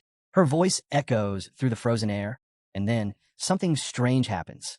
She looks up, and there he is, Li Luo, looking like his old self again. For a split second, it's as if none of this nightmare ever happened. Before anyone can stop her, Shin Kai throws herself into his arms, crying like the world's finally been put back together. Lu Fan watches from the sidelines, completely unsure whether to cheer or cringe. Do we just let them have this moment? Shin Kai clings to Li Luo, rambling through her tears about how no one's going to believe he's alive, how the squad will be so relieved, how everything will finally be okay. But then the air shifts. It hums with dark energy, thick and suffocating. Li Luo's voice changes, turning cold and empty. Whatever hope Shin Kai had vanishes in an instant as he calmly declares he's not coming back. And then, with zero warning, he drops the real bombshell. He wants her to join him. Shin Kai stares up at him, completely stunned. She barely has time to react as Li Luo pulls her close and starts in on his grand offer. Serving some ancient god, gaining unimaginable power, waking up whatever nightmare is still sleeping beneath the ice. Romantic, right?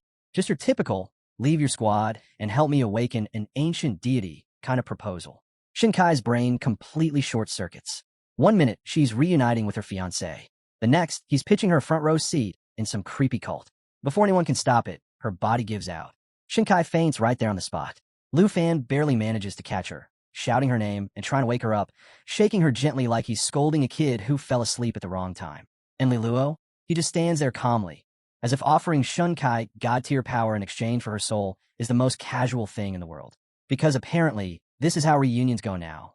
Lu Fan's not letting this slide. He shouts louder, his voice cutting through the tension, urging Shun Kai to wake up and block out Li Luo's twisted nonsense. It's your classic snap-out-of-it moment, except with way more undead drama hanging over their heads.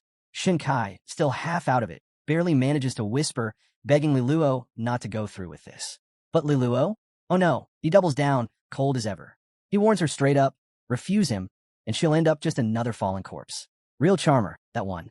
But Lu Fan's voice keeps pushing through, steady and clear. Shin Kai blinks, the fog lifting as reality comes crashing back. She looks around, finally seeing the chaos they've landed in. Panic flashes across her face, but Lu Fan is right there, grounding her with the truth. You've been tricked, he tells her. Don't listen to him. Meanwhile, Li Luo climbs onto his horse like he's starring in some dark fairy tale. ready to ride off into the night. He fixes his gaze on Shun Kai, his words sharp as ice. So, are you coming with me, or not? Yeah, nothing like getting pressured into joining a creepy god cult by your undead ex. Captain Lu Fei's had enough. He turns to Lu Fan, his voice urgent. Can you save her? It's the kind of question that leaves no room for doubt. This is Lu Fan's moment to step up. But Lu Fan doesn't rush it. He stands there, thinking it through, as the tension stretches tight. Lu Chongkong, ever the one to state the obvious, reminds everyone they're surrounded by monsters. Chasing after Li Luo? Total suicide. And without fixing the signal rod, they'll never find their way back. Captain Lu Fei shakes his head. Forget the post. We survive first. He's ready to pull the squad out before things spiral any worse. But then Lu Fan smiles. That calm, dangerous smile. And everyone knows what that means.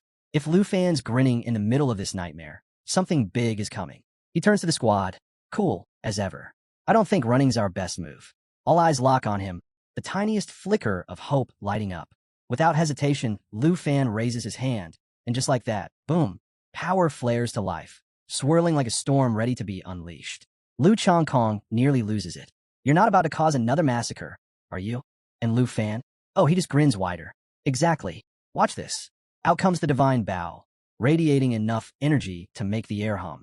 It's glowing like it's ready to steal the spotlight in the biggest battle scene of the year. Lu Fan doesn't hesitate. If they've got weapons, if they've got strength, there's no point holding back now. Because if this is going down, Lu Fan's making sure it ends his way. Meanwhile, Li Luo, looking every bit like the villain who just couldn't keep his mouth shut, narrows his eyes and makes his move. With a cold glare, he declares that rejecting God comes with only one outcome, death. And just like that, he gives a command, unleashing his army of monsters with a single order to kill them all and turn the squad into mindless puppets. The creatures surge forward, eyes glowing with murderous intent, their shrieks slicing through the air like a nightmare soundtrack. And Lu Fan, cool as ever. Without missing a beat, he charges up his Shadow Serpent arrow and calls out to Lu Chongkong. Shield. Now, Lu Chongkong snaps into action, activating the Sanctuary Shield. A glowing dome of protection bursts to life, soaking up damage equal to double his max HP. Impressive? Absolutely. But it comes with one little problem. It only lasts 10 seconds. No pressure. As the barrier hums with power, Lu Fan glances over at Lu Chongkong, completely unfazed. That's all I need from you. Lu Chongkong, eyes wide, stammers. This thing's gone in 10 seconds. Lu Fan just flashes its signature grin. Perfect. 10 seconds is plenty. And with that, the clock starts ticking. The monsters close in fast, the swarm growing thicker by the second. But Lu Fan is locked in. Bow raised. Shadow energy spiraling. The serpent forming in the air, coiling tighter, darker, stronger. Then he calls on Xiaya. Without hesitation, his legendary black dragon responds, shifting into her dragon of destruction form. Flames ripple across her scales, and the moment her roar cracks through the sky, even the monsters falter. 6 seconds left on the shield. Time to end this. Lu Fan lets the Shadow Serpent arrow fly. The black serpent tears through the air, streaking straight toward Li Luo with razor-sharp accuracy. Xiaya follows up immediately, blasting the ground with Cataclysm. Explosions rip across the battlefield, swallowing monsters whole. And Lu Fan? He's not done yet. He dives in with Cut the Sky, slashing through the chaos with 2 devastating dragon-fused strikes, carving through anything still standing. The result? Total annihilation. Fire and shadows collide. Monsters reduced to ash, the frozen earth beneath them shattered into ruins.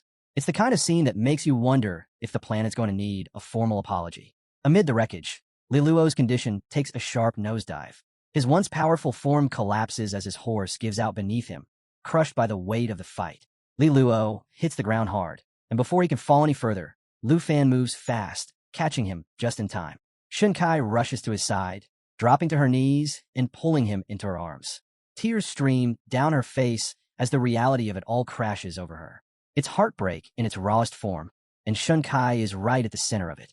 Through broken sobs, she whispers his name, asking if it's really him.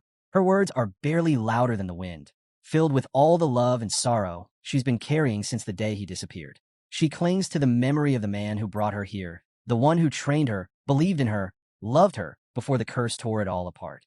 For a moment, it's like time freezes around them. But then the air shifts. A strange purple aura begins to rise from Li Luo's body, swirling thicker and darker by the second. Lu Fan's instincts spike. This is bad. Really bad. That energy isn't just some lingering magic. It's a warning. Whatever they thought was over isn't.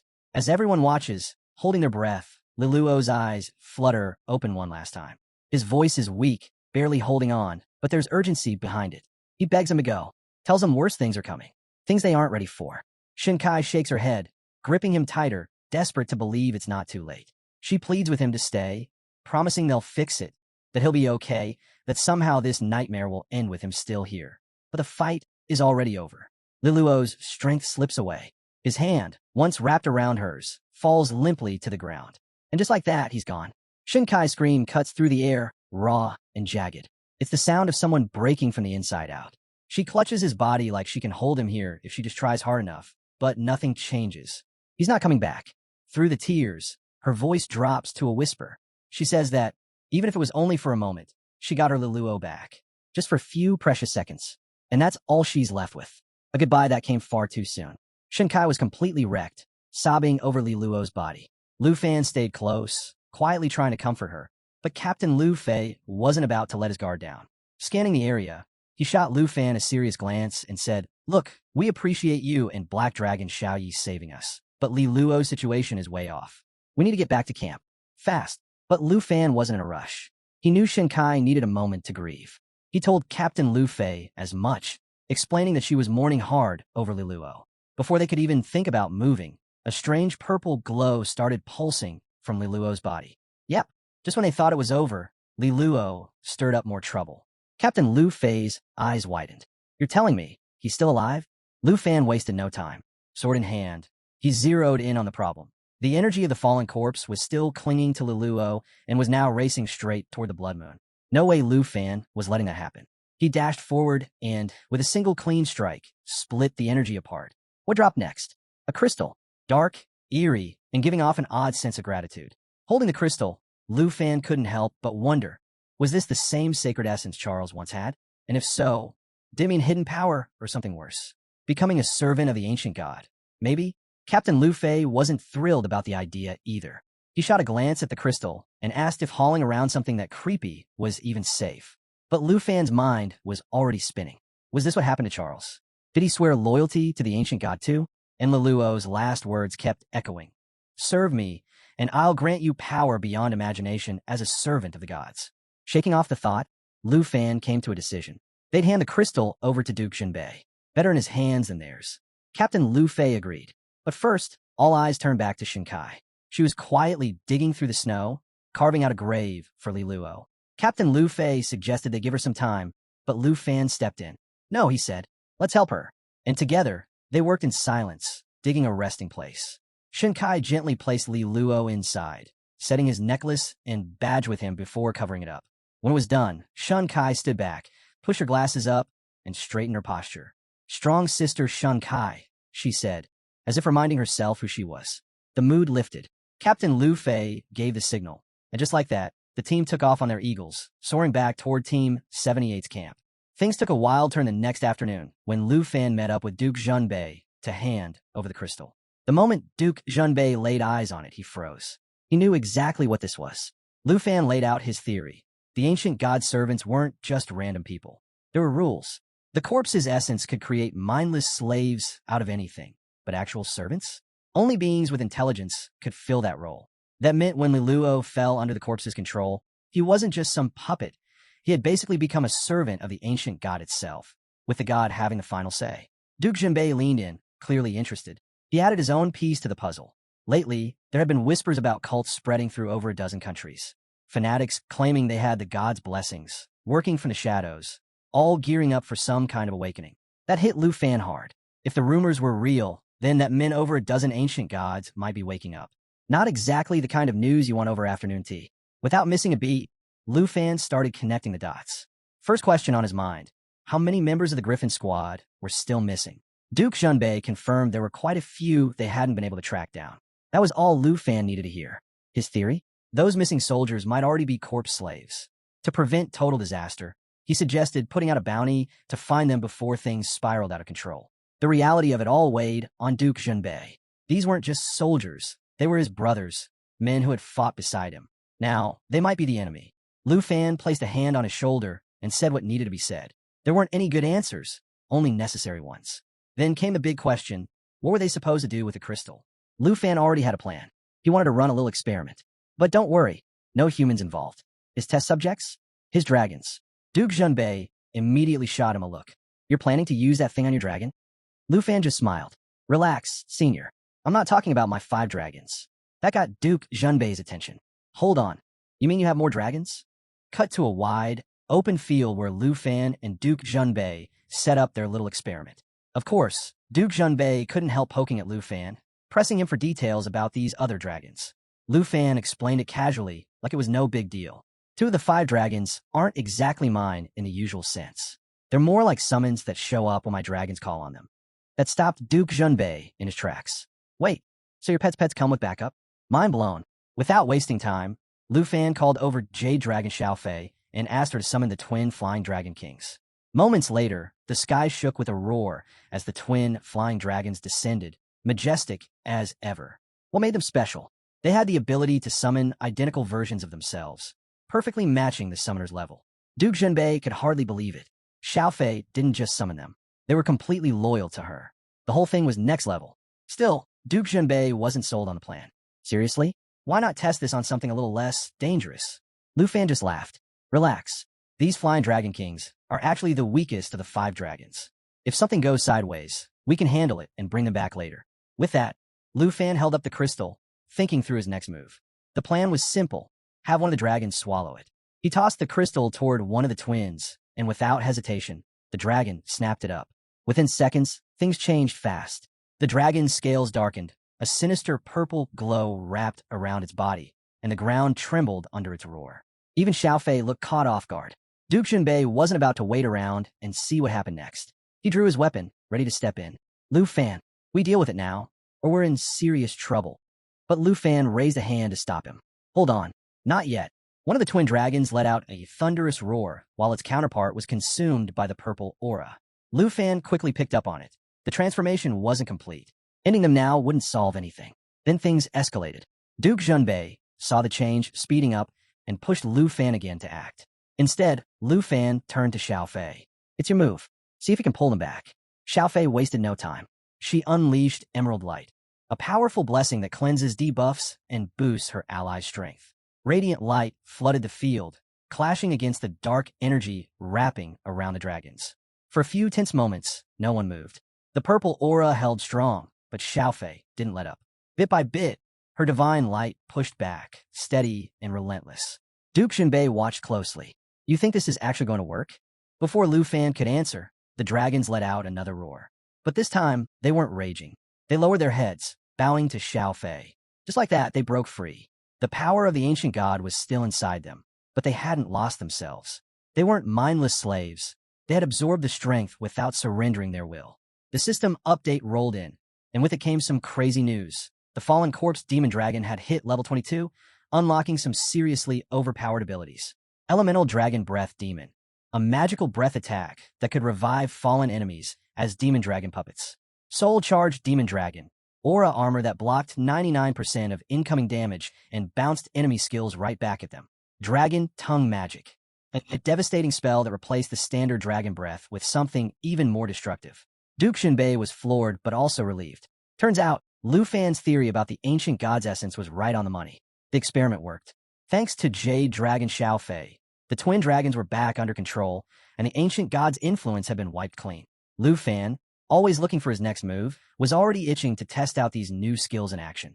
But before he could get too far ahead of himself, he checked in with Duke Junbei. So, we still got that mission to handle? Duke Junbei nodded. The job wasn't finished. They still had to investigate the ruins tied to the ancient god's awakening. The following morning, the squad pushed on through the snow. As they left the worst of the blizzard behind, Shunkai pointed ahead, her curiosity piqued by a glow on the horizon. Sure enough, the storm gave way to a breathtaking scene.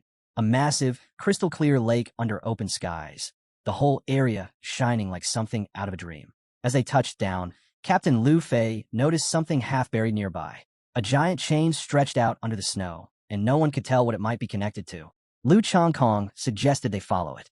With any luck, it would lead them straight to the ruins Li Luo had mentioned. Meanwhile, Lu Fan felt a familiar tug from his system. The signal was clear. They just stumbled onto a treasure map location. Digging through the snow, Lu Fan uncovered a blue dragon egg. The 4th egg, still perfectly intact. Safe. But that wasn't all. His sharp eyes caught sight of something else tucked beneath the snow. He brushed it off, popped it open, and there it was, a box holding an epic-level skill book, Dragon Language Resonance Magic. Not your average loot. This was next level. The skill required level 35, but Lu Fan was already scheming. With this, his magic would hit a whole new tier, and once the blue dragon hatched, game over.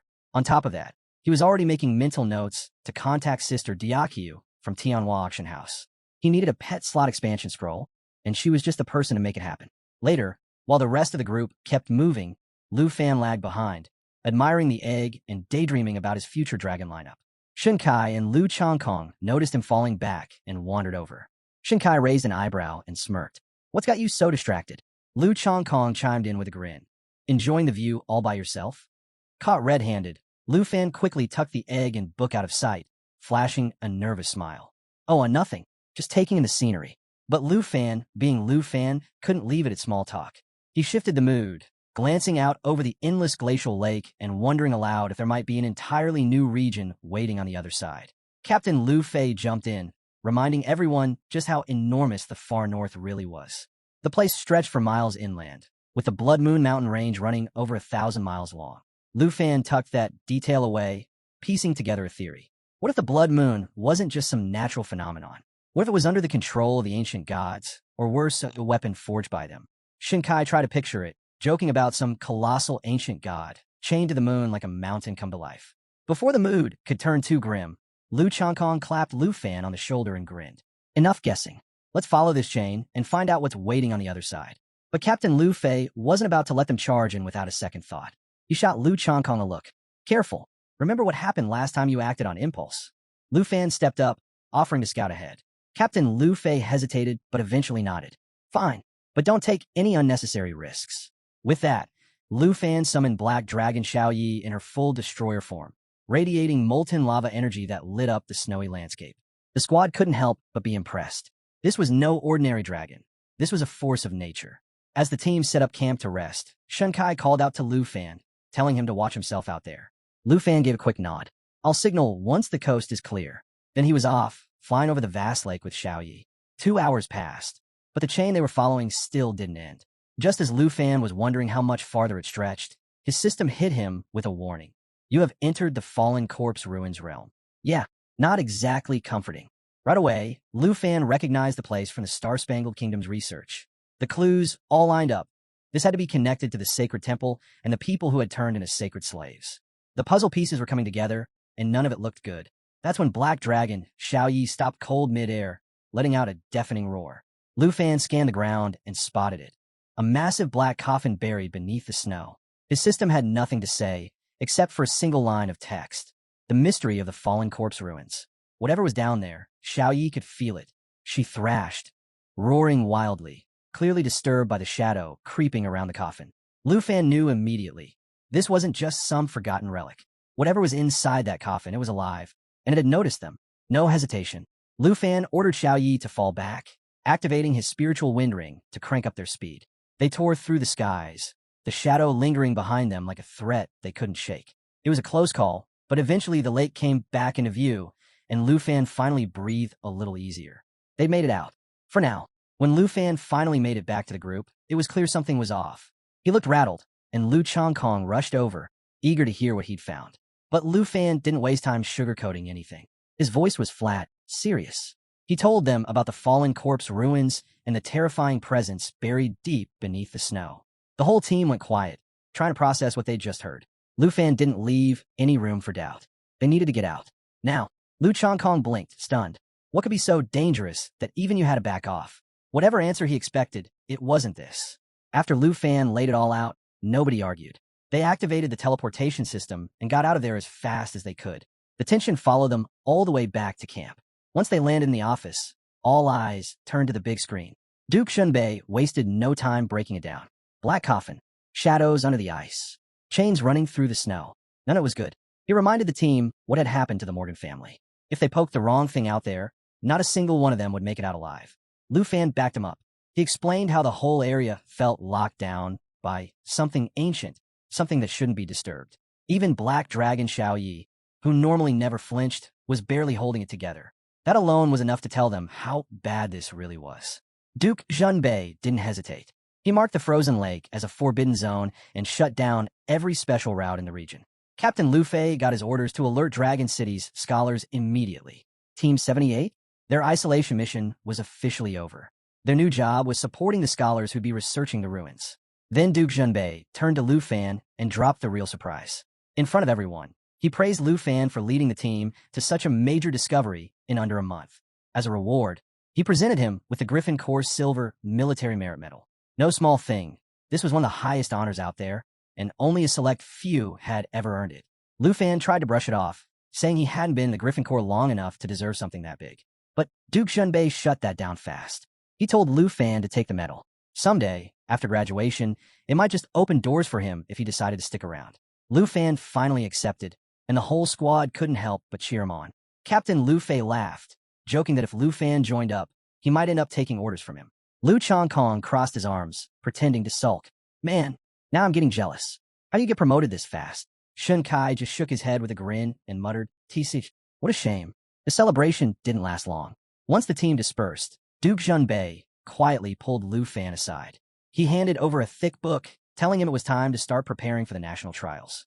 With barely 2 weeks left on the clock, Lu Fan knew it was time to shift gears and get ready to head back to Dragon City Academy. Meanwhile, trouble was already stirring across the border in Taichi Nation. Deep in the forest, Jin Chenghan, brother of the princess, was up to something twisted.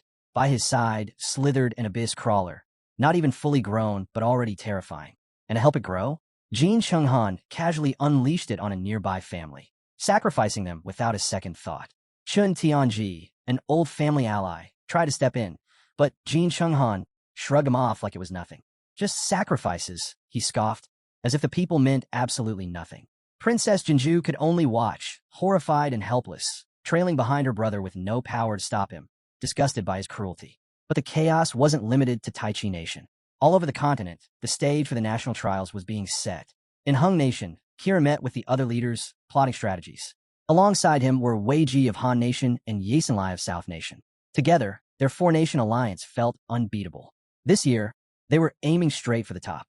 Over in Snow Nation, Andre was finishing up some light training by slaying a demon near an active volcano. When news of the trials reached him, he barely blinked. With a smirk, he welcomed the challenge, ready to show the world what he was made of. And on the ruins of Sacred Mountain Temple, Charles Morgan of Star Stripes Nation stood tall, looking down over the wreckage as if the whole world already belonged to him. Invincible, he declared. That's what I'll be at the trials. Back at camp, 2 days flew by while Lu Fan dove into the materials Duke Junbei had given him. When it was finally time to leave, the team gathered to see him off. Lu Chongkong couldn't resist poking fun. So what's the plan? Going for first place. Shun Kai laughed, promising to cheer him on from afar. Captain Lu Fei gave him a firm nod. Time to move on. The team's in good hands, thanks to you. Before Lu Fan left, Duke Junbei shared one last bit of advice. Make the most of your abilities out there. With Mountain Summoning and the Fallen Corpse Dragon at your side, you've got more than a fighting chance. Lu Fan nodded, promising to give it everything he had. By the next morning, Lu Fan was back at Dragon City Academy. First stop, the Vice Principal's office. He knocked on the door, stepping in with the usual respect. Inside, Vice Principal Zhao welcomed him like an old friend, shaking his hand enthusiastically. With the principal away, Zhao was temporarily running things, and clearly enjoying the spotlight. Standing beside him were two figures who instantly commanded attention. Shadow Guards Yu and Jun, sent by higher authorities to protect the delegates traveling to the T Empire. These weren't just any guards. These two were on a whole different level, far beyond even the Griffin Regiment. Zhao couldn't help but point out how much attention the higher-ups were putting on this year's national trials. Lu Fan, never one to miss an opportunity, casually asked if Zhao would join him on a trip to Taichi Nation. Zhao agreed without much hesitation, but mentioned the principal wouldn't be back for another 10 days. No problem there. He'd already lined up a private plane, and they'd be taking off the next afternoon. While they shared a pot of tea, Zhao leaned in with an offer. Anything Lu Fan needed, the Academy would provide. Simple as that. So naturally, Lu Fan didn't hold back. I want a pet slot expansion scroll. Zhao nearly choked, spilling tea all over the table. He scrambled to clean up the mess, shaking his head. You really know how to pick the impossible. We're fresh out of those. Still, he assured Lu Fan that his schedule was his own. The Shadow Guards wouldn't be hovering, and he was free to do as he pleased until departure. Later on, Lu Fan headed over to meet up with his close friends, and the reunion did not disappoint. The moment he walked through the door, Sister Hank practically launched herself at him, hugging him tight and tearing up as she told him how much she'd missed him. Qinxiu jumped in right after. "We've been waiting since last night for you to show up." Lu Fan scratched his head, a bit embarrassed, admitting that Vice Principal Zhao had probably let it slip he was back. "And here I am, empty-handed. Didn't bring anyone a gift." They laughed it off and dragged him over to the dining table, which was packed with food. Sister Hank beamed. "I made all this just for you. Figured you'd had enough of that awful far north food." Lu Fan grinned. "You have no idea. I missed Auntie's cooking the most." As they ate, Qinxiu kept the questions coming, wanting every detail about his time in the far north. Lu Fan didn't hold back, sharing story after story, demon battles, forbidden ruins, everything they'd been dying to hear. At some point, Lu Fan pulled out a bracelet he'd been working on. It was meant as a gift for his senior sister. Xiaoman spotted it immediately. "Oh, who's the lucky girl?" Caught off guard, Lu Fan fumbled to hide it. It's nothing like that." Kim smirked. Sure. We all know it's for your senior sister." The teasing kept going until Aunt Hank stepped in to rescue him. "Enough of that. Lu Fan, make sure you're back early tomorrow night. We're all going out." Later that evening, Lu Fan found himself standing at the old training grounds where his elder sister had once pushed him to his limits. The place felt empty without her, and memories flooded back. How she introduced him to Sister Diakiyu in the Tianhua auction house. How she always had his back. Feeling nostalgic, he pulled out his communicator and called Diakiyu. She picked up with a teasing tone. "Calling me this late? You must be blushing over there." Lu Fan chuckled. "Come on, I just want to know if there's been any news about my senior sister." Diakiyu paused for a moment before answering. "She left for some personal matters. But don't worry, she didn't forget about you. Left something behind at the auction house. Come by when you get the chance." Later that night, Lu Fan made his way to the Tianhua auction house. Sister Diakiyu welcomed him with her usual playful grin, immediately poking fun at him. "Look at you, rolling with shadow guards now. Someone's moving up in the world." Lu Fan just shrugged it off. "They're just doing their job. They don't get in the way." Diakiyu led him to a private room, and without much build-up, revealed the real reason he'd come.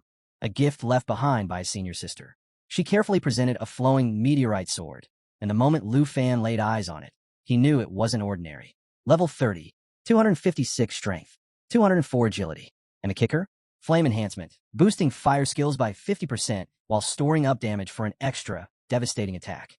Lu Fan picked it up, and the power practically hummed through his hands. One look at the craftsmanship, and he knew this had been made just for him. Diakiyu couldn't help but smile. She really put some thought into this one, but she wasn't finished. Next came a magma burst skill book, another rare find. The skill was brutal, turning targets into molten magma and dishing out massive damage. A perfect match for his arsenal, especially with the national trials coming up. Then came the final piece, a letter. Diakiyu teased, "What's this?" "A love letter." Lu Fan smirked and unfolded it. His senior sister's words were simple but carried weight. She explained she'd left unexpectedly, but hoped these gifts would push him forward in the trials. She reminded him of his promise, to give her something that could melt the ice. Lu Fan carefully folded the letter and thanked Diakiyu for taking care of it all. Before leaving, he tossed out a hopeful question. "Any chance you've got a pet slot expansion scroll lying around?" Diakiyu shook her head. "Those are super rare. Hunters pick them up fast. We barely ever see one come through." Lu Fan wasn't too bothered. "No scrolls for now. Guess it's time to focus on leveling up Xingqian and hold off on hatching the blue dragon egg." Diakiyu promised to keep an eye out for any scrolls or dragon-related spellbooks and would contact him the moment something popped up. With that, Lu Fan headed out into the night, shadow guards trailing quietly behind. But his mind wasn't resting. If he wanted to stay ahead in the national trials, he'd need more than strategy. He needed levels, and Xingqian needed serious training. The far north sharpened my military skills, he thought, but now it's time to push my power even further. As he approached home, he spotted someone waiting under the moonlight. Jianying stood on the path, arms crossed, smirking. "Wow, you look pretty relaxed for someone with a big competition coming up." Lu Fan grinned right back. "What are you doing out here alone?" Jianying didn't waste time. "Simple. Before you head overseas, I want a sparring match. Just you and me." Lu Fan, never one to back down from a challenge, agreed without hesitation. Perfect timing, he thought, eager to put the flowing meteorite sword to the test. They made their way to the training hall at Dragon Capital Academy, where Jianying wasted no time drawing her blade, her eyes sharp and ready. Lu Fan unsheathed his new sword, the fiery glow instantly filling the room. Jianying smirked. "Don't get too comfortable just because you've got some fancy new gear. Let's see what all that far north training really did for you." The match kicked off fast. Jianying launched a series of quick, precise strikes, but Lu Fan's new weapon responded like it was reading his mind. Every movement felt effortless. "This sword, it's on a whole different level," he thought. Activating Wicked Surge, Lu Fan surrounded the blade in a layer of burning energy, boosting his attack with every swing. Jian Ying raised an eyebrow, noticing the power stacking with each hit. Big Sister really nailed it, Lu Fan thought, locking into the rhythm of the fight. This sword's a perfect match. Might be time to retire the permanent dragon scale sword for good.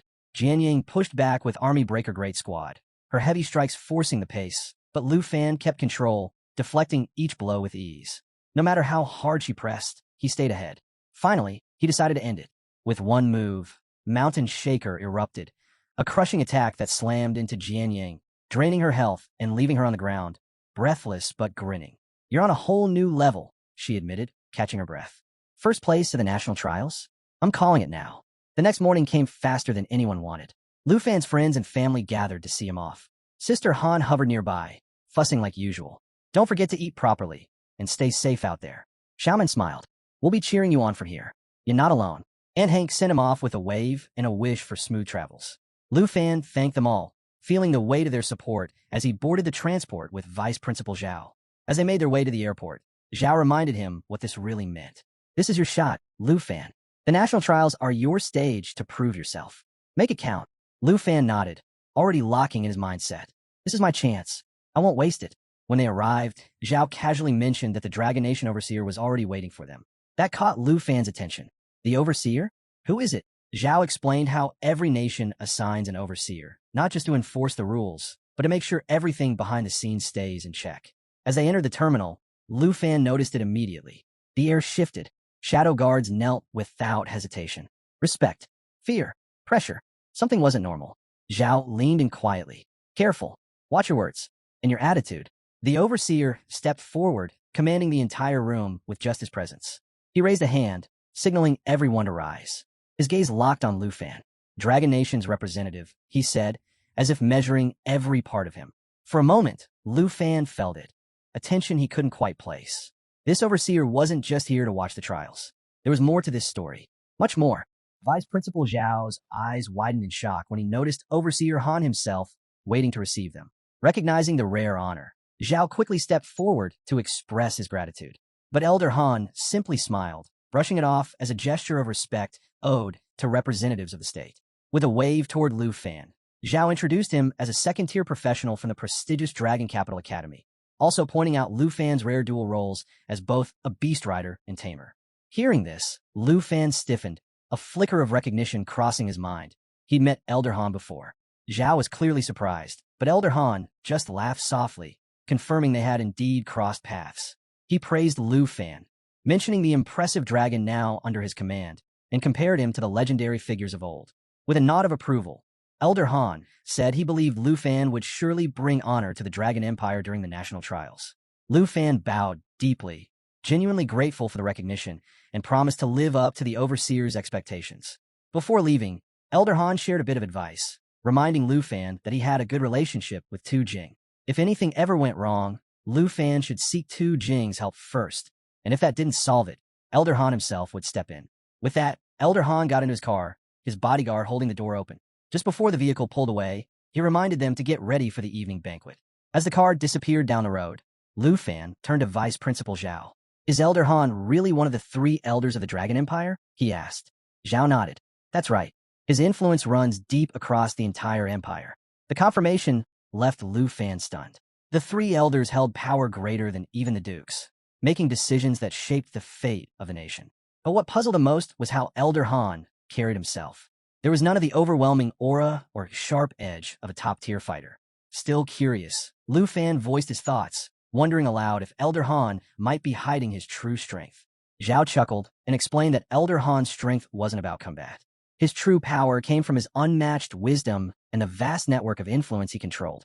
Though still in his early 40s, Elder Han had enough sway to change the future of the entire Dragon Empire. Zhao continued, explaining that while combat strength earned admiration, it wasn't the only kind of power that mattered. Among the 3 elders, only one was rumored to have a combat profession, and even that was whispered to have reached the rare 5th tier. Another focused entirely on enhancement, offering little in direct battle, yet still stood as one of the Empire's greatest pillars. Elder Han, Zhao said, was living proof that true power often worked quietly, hidden well beyond brute force. And if that wasn't enough, Zhao added, there were the legendary swords. These elite bodyguards, known across the empire for their unmatched swordsmanship, had pledged themselves to Elder Han personally. Their presence alone spoke volumes about the level of respect and influence he commanded. Hearing all this, Lu Fan couldn't help but feel a deep sense of awe. The stories about the three elders always felt like distant legends, but now, standing so close to one of them, he realized just how little anyone truly knew. Their power wasn't something you measure by strength alone. It ran deeper, through wealth, strategy, and the quiet control of the Empire's fate. A small smile tugged at the corner of Lu Fan's mouth. Elder Han's calm, unassuming nature suddenly made perfect sense. There were lessons to be learned from people like him, lessons that went far beyond the battlefield. Just as this thought settled in his mind, the car slowed to a stop, pulling his focus to the scene outside. It was impossible to miss. What waited for them wasn't just an arrival. It was a full-blown event. Crowds of reporters and curious onlookers had gathered in force, their excitement filling the air.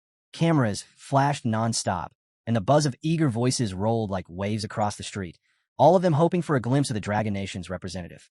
Stepping out of the car, Lu Fan barely had a moment to adjust before the crowd closed in. Vice Principal Zhao stuck close by his side, helping to shield him from the surge of reporters.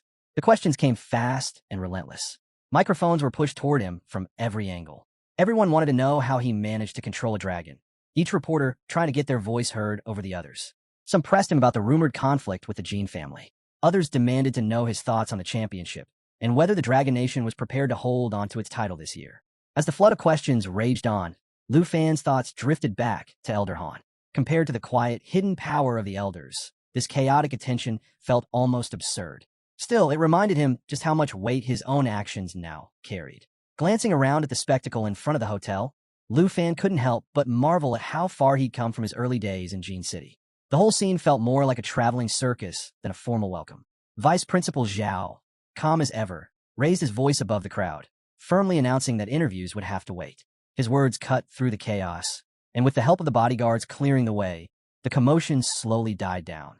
Before long, Lu Fan was safely inside the hotel and finally able to catch his breath in the quiet of his room. By evening, the dining hall was buzzing with conversation as more representatives continued to arrive. As the room filled with chatter, Lu Fan casually mentioned the crowd of reporters outside, joking about how even a short walk felt impossible with all the attention. Zhao, always thinking ahead, advised him to stay inside where it was calm. Stepping out into that mess, he said, wouldn't do anyone any good. As Lu Fan glanced around the hall, another thought crossed his mind. He turned to Zhao and asked about Charles, the representative from the Star-Spangled Empire. Why hadn't he shown up yet? Zhao just smirked, explaining that those from the Star-Spangled Nation were known for cutting it close, often arriving right before the competition kicked off. Before Lu Fan could think much more about it, his gaze shifted toward the front of the room, where Jin Shenghan sat quietly observing. Not far from him, the overseer of the Taichi Nation, Jin Zion, rose from his seat and began walking over. Lu Fan's mind immediately wondered, was he heading straight for Elder Han? Sure enough, Jin Zion introduced himself to Elder Han with a respectful handshake, addressing him formally as the overseer of this year's national trials. Elder Han returned the gesture with a calm smile and a steady handshake, his quiet authority filling the space without effort. Almost instantly, whispers rippled through the hall. Everyone had noticed. Murmurs spread as people speculated about Elder Han's identity. Some questioned if he was truly one of the famed three elders of the Dragon Empire, while others pointed out the figure standing nearby, guessing that it had to be one of the legendary four swords guarding him. The excitement only grew as someone in the crowd mentioned spotting Elder Han at a global summit in the Roman nation. It was clear to everyone, the Dragon Empire wasn't holding back this year. They had come prepared, and the weight of that realization hung in the air, setting the tone for the competition ahead. Elder Han returned to his seat with the same composed grace he always carried. Lu Fan noticed and gestured toward an empty spot, inviting him to sit. The subtle exchange didn't go unnoticed. Guests traded glances, quietly speculating about Lu Fan's connection to such an influential figure within the empire.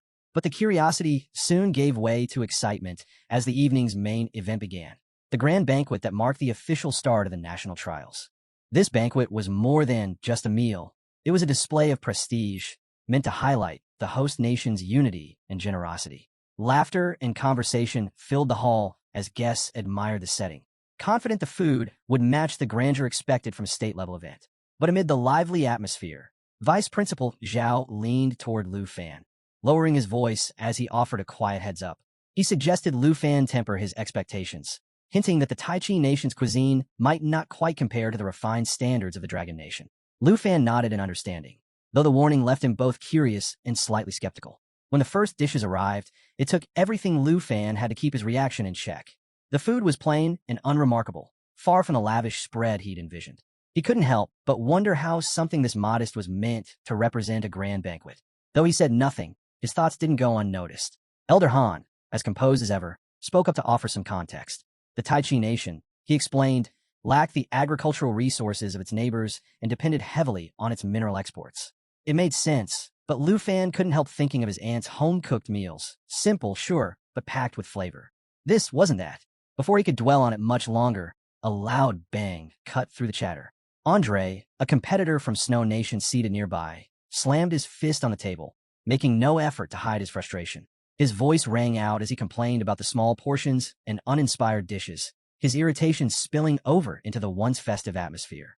Standing behind him, a bald man tried to defuse the situation, quietly urging Andre to keep his cool. But Andre wasn't having it. As a level 60 hidden fighter, he wasn't used to holding his tongue. Adding fuel to the fire, Jin Shenghan glanced over and shook his head with a mocking smirk. Barbarians must have no taste, he quipped, his words sharp and deliberate. Andre shot to his feet, his chair scraping loudly across the floor. He marched straight toward Jin Shenghan, demanding he repeat the insult to his face. The entire hall fell into a heavy silence.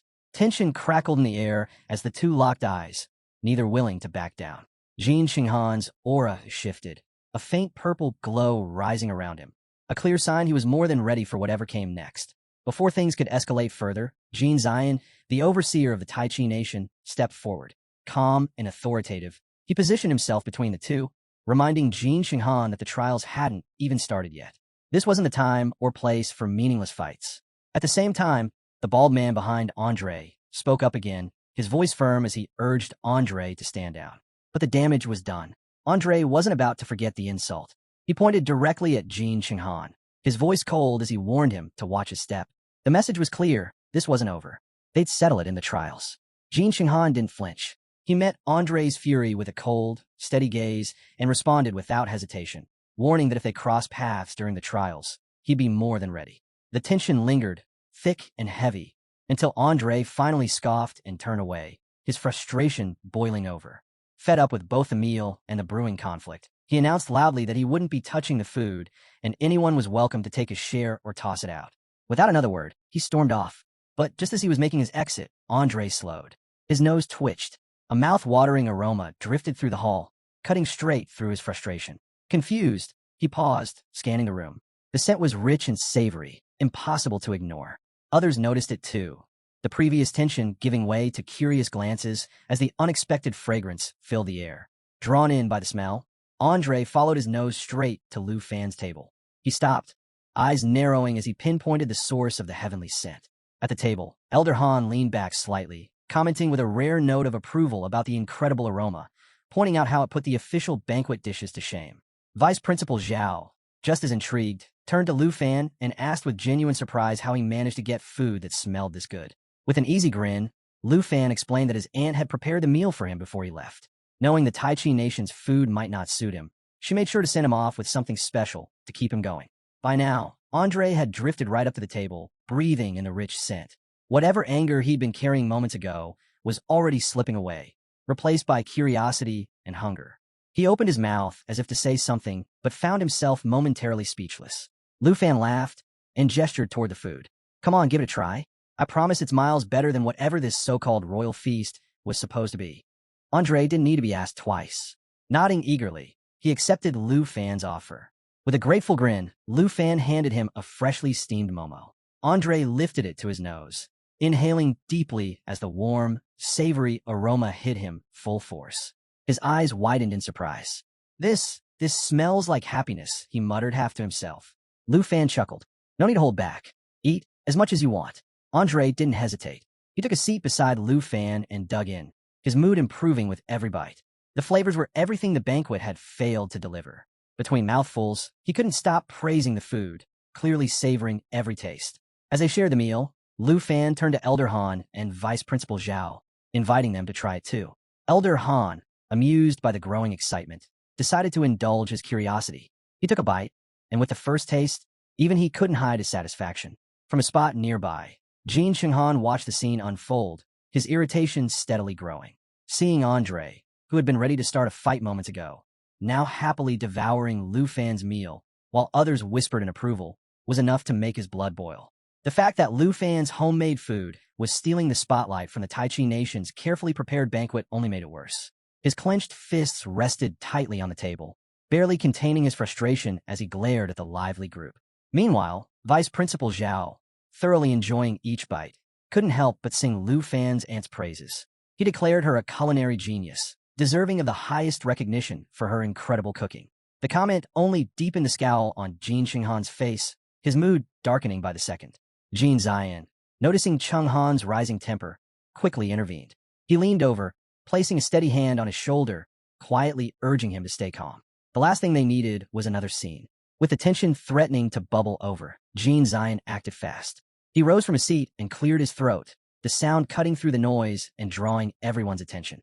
But just as he was about to speak, a sharp beep from the sound system echoed through the hall. The sudden alert shifted the entire room's focus, signaling that something important was about to begin.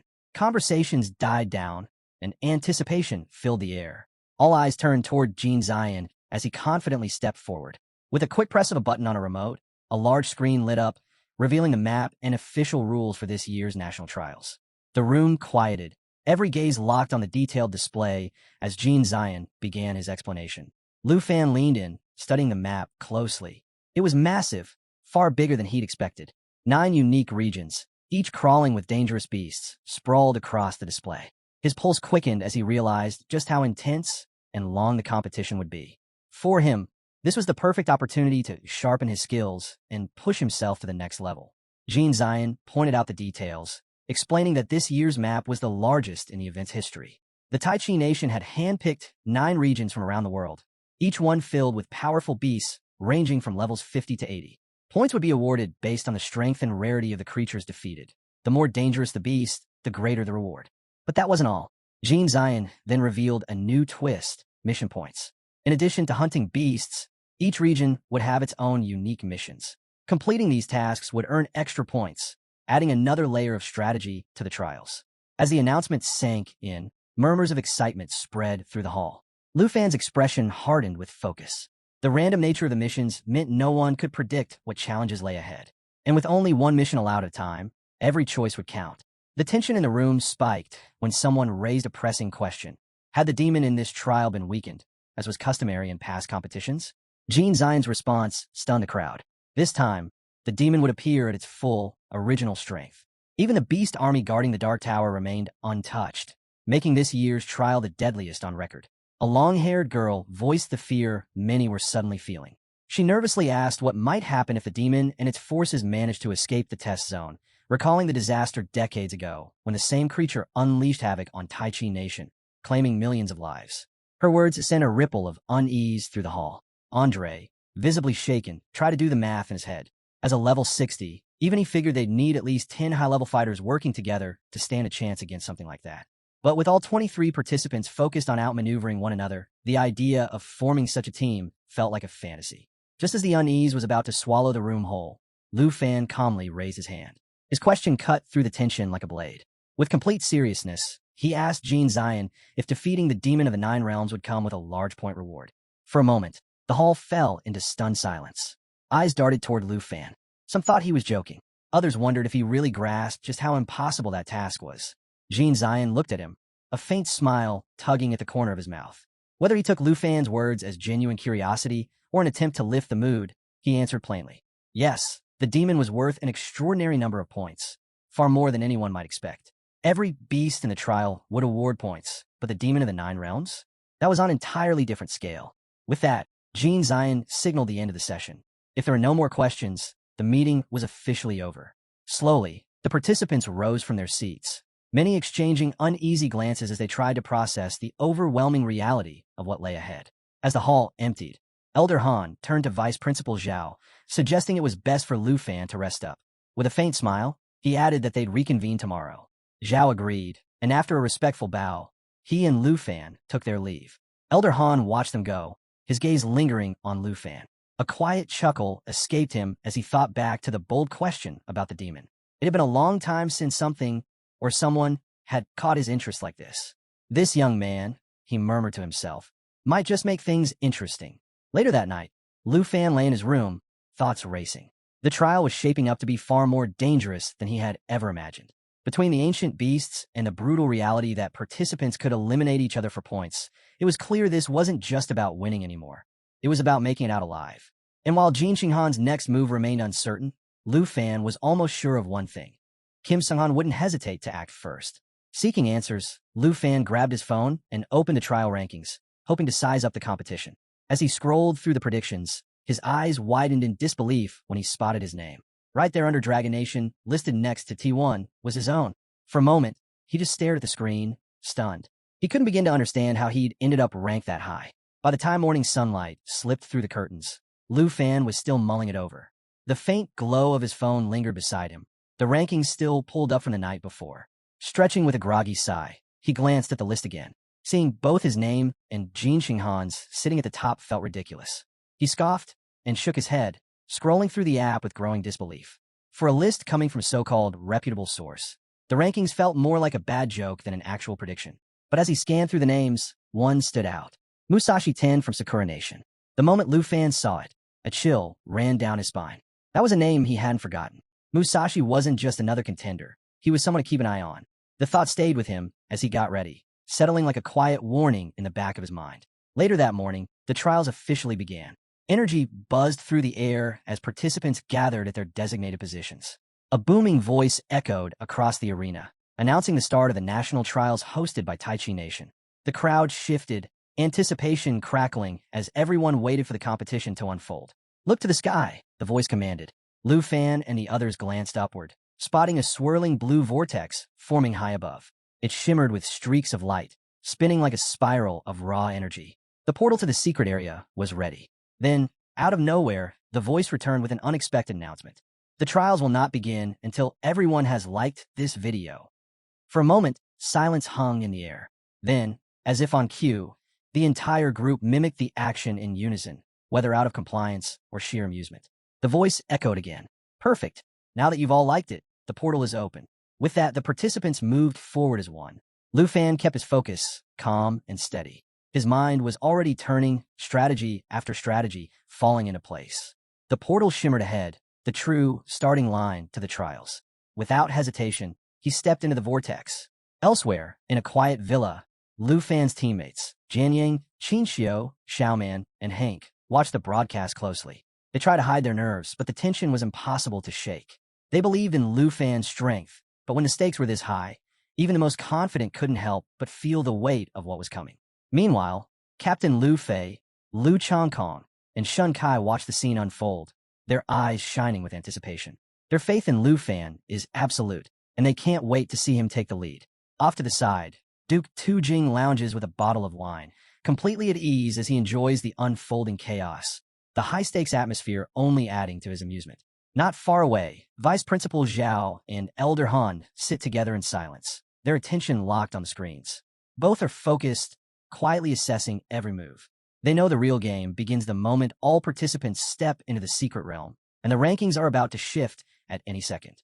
As Lu Fan enters the secret area, a sharp, freezing wind greets him.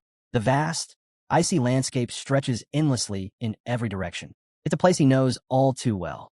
The Far North National Testing Secret Area. He murmurs, recognizing the terrain immediately. The frozen wasteland may be brutal, but it's familiar ground. Glancing down at his watch, he checks the map and smirks. Right in the middle of the ice field. Not a bad starting point, he thinks. The cold is relentless, but at least he knows how to navigate this place. Still, a thicker jacket wouldn't have hurt.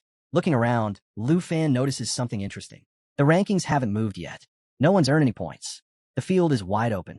It's like staring at a blank score sheet, and he's ready to fill it in on his own terms. With that thought, he takes his first step forward. The real challenge is just getting started, and he's more than ready to turn up the heat in this frozen land. His attention shifts back to the map on his watch. A task point lights up in the lower corner of the ice field. Target locked. He wastes no time, already piecing together his plan. A quick check of the live rankings and survivor count reminds him that the hunt is on. High scores make you a target, but Lu Fan isn't worried. If anyone comes looking for trouble, They'd better be ready for what he has in store. With a swift motion, Lu Fan launches into action. Power surges through him, his aura igniting as energy ripples around him. He calls out, and his two dragons, Xingqian and Xiaoya, respond immediately. Xingqian appears in a brilliant flash, while Xiaoya lets out a thunderous roar, shaking the ground as it makes its entrance. Lu Fan's eyes gleam with certainty. This is exactly the moment he's been waiting for. With his dragons by his side, everything is falling into place. Approaching them, he quickly runs through the plan in his mind.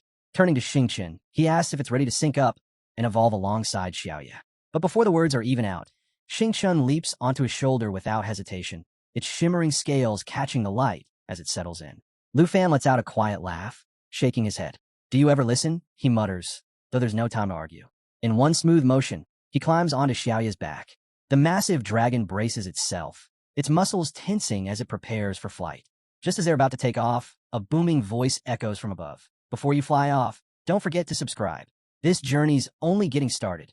Lu Fan smirks at the unexpected interruption, but doesn't let it break his focus. The rush of adrenaline is already pulsing through him. Xiaoya unleashes a thunderous roar, wings spreading wide before they cut through the air with a powerful gust. As they shoot into the sky, Lu Fan tightens his grip, the excitement of what's ahead sparking through his veins.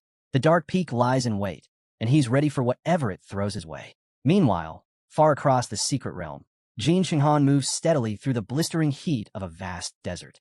The familiar landscape brings a grin to his face. "Back here again," he mutters, already adjusting to the scorching air and endless dunes stretching around him. With a simple gesture, Jin Xinghan summons his beasts. These aren't just ordinary creatures. They mirror pieces of him, eerie and fragmented, as if someone stitched together reflections of his own shadow. His skill, Fragmented Ambush, is as clever as it is unsettling. Bits of the abyss splinter off, scattering across the sand, each one settling into hidden spots to form a deadly web of traps and surprises. As the beasts skitter into place, their small legs kicking up sand, Jin Xinghan watches with satisfaction. In front of him, the system interface flashes to life, highlighting his ability stats. The Abyss Symbiosis effect stands out, his greatest weapon. As long as these creatures survive, they share their power with him. And if the worst happens, no problem. He can revive through any of them. 9 times, to be exact. Jin Xinghan chuckles to himself. "Practically immortal," he says, the thought lingering as his voice carries through the empty desert. Of course, no one answers. Not that he'd expect the desert to laugh back. Just as Jin Xinghan was savoring the thought of his unbeatable advantage, a sword sliced through the air with terrifying speed. In an instant, one of his summoned beasts was struck clean through the head, collapsing into the sand and vanishing without a trace. Jin Xinghan's gaze snapped toward the attacker, Musashi Ten, the representative from Sakura Nation. With a smug grin, Musashi called out mockingly, "Looks like you're down to 8 lives." Jin Xinghan's expression darkened. His hands clenched at his sides as he stared at the scattered remains of his fallen summon. The audacity of the attack left him speechless for a moment. Weren't they supposed to be allies? What was Musashi thinking? Grinding his teeth, he demanded an explanation, accusing Musashi outright of breaking their agreement. A system notification popped up, flashing Musashi's details. Musashi 10, Sakura nationality, level 61 class, Demon Samurai. But Jin Xinghan barely glanced at it. His focus stayed locked on Musashi, who stood there as if nothing out of the ordinary had just happened. Completely unfazed, Musashi slid his sword back into its sheath and shrugged. He claimed he was just testing whether killing one of Jin Xinghan's summons would net him any points. Like it was nothing, like it was some casual experiment. Jin Xinghan let out a sharp scoff and pointed directly at him.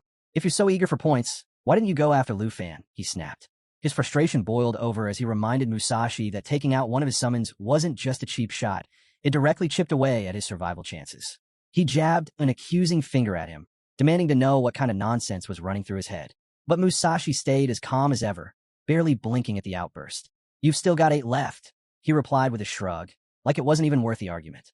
Then, as if that wasn't enough, he tossed out a half-hearted offer to make up for it.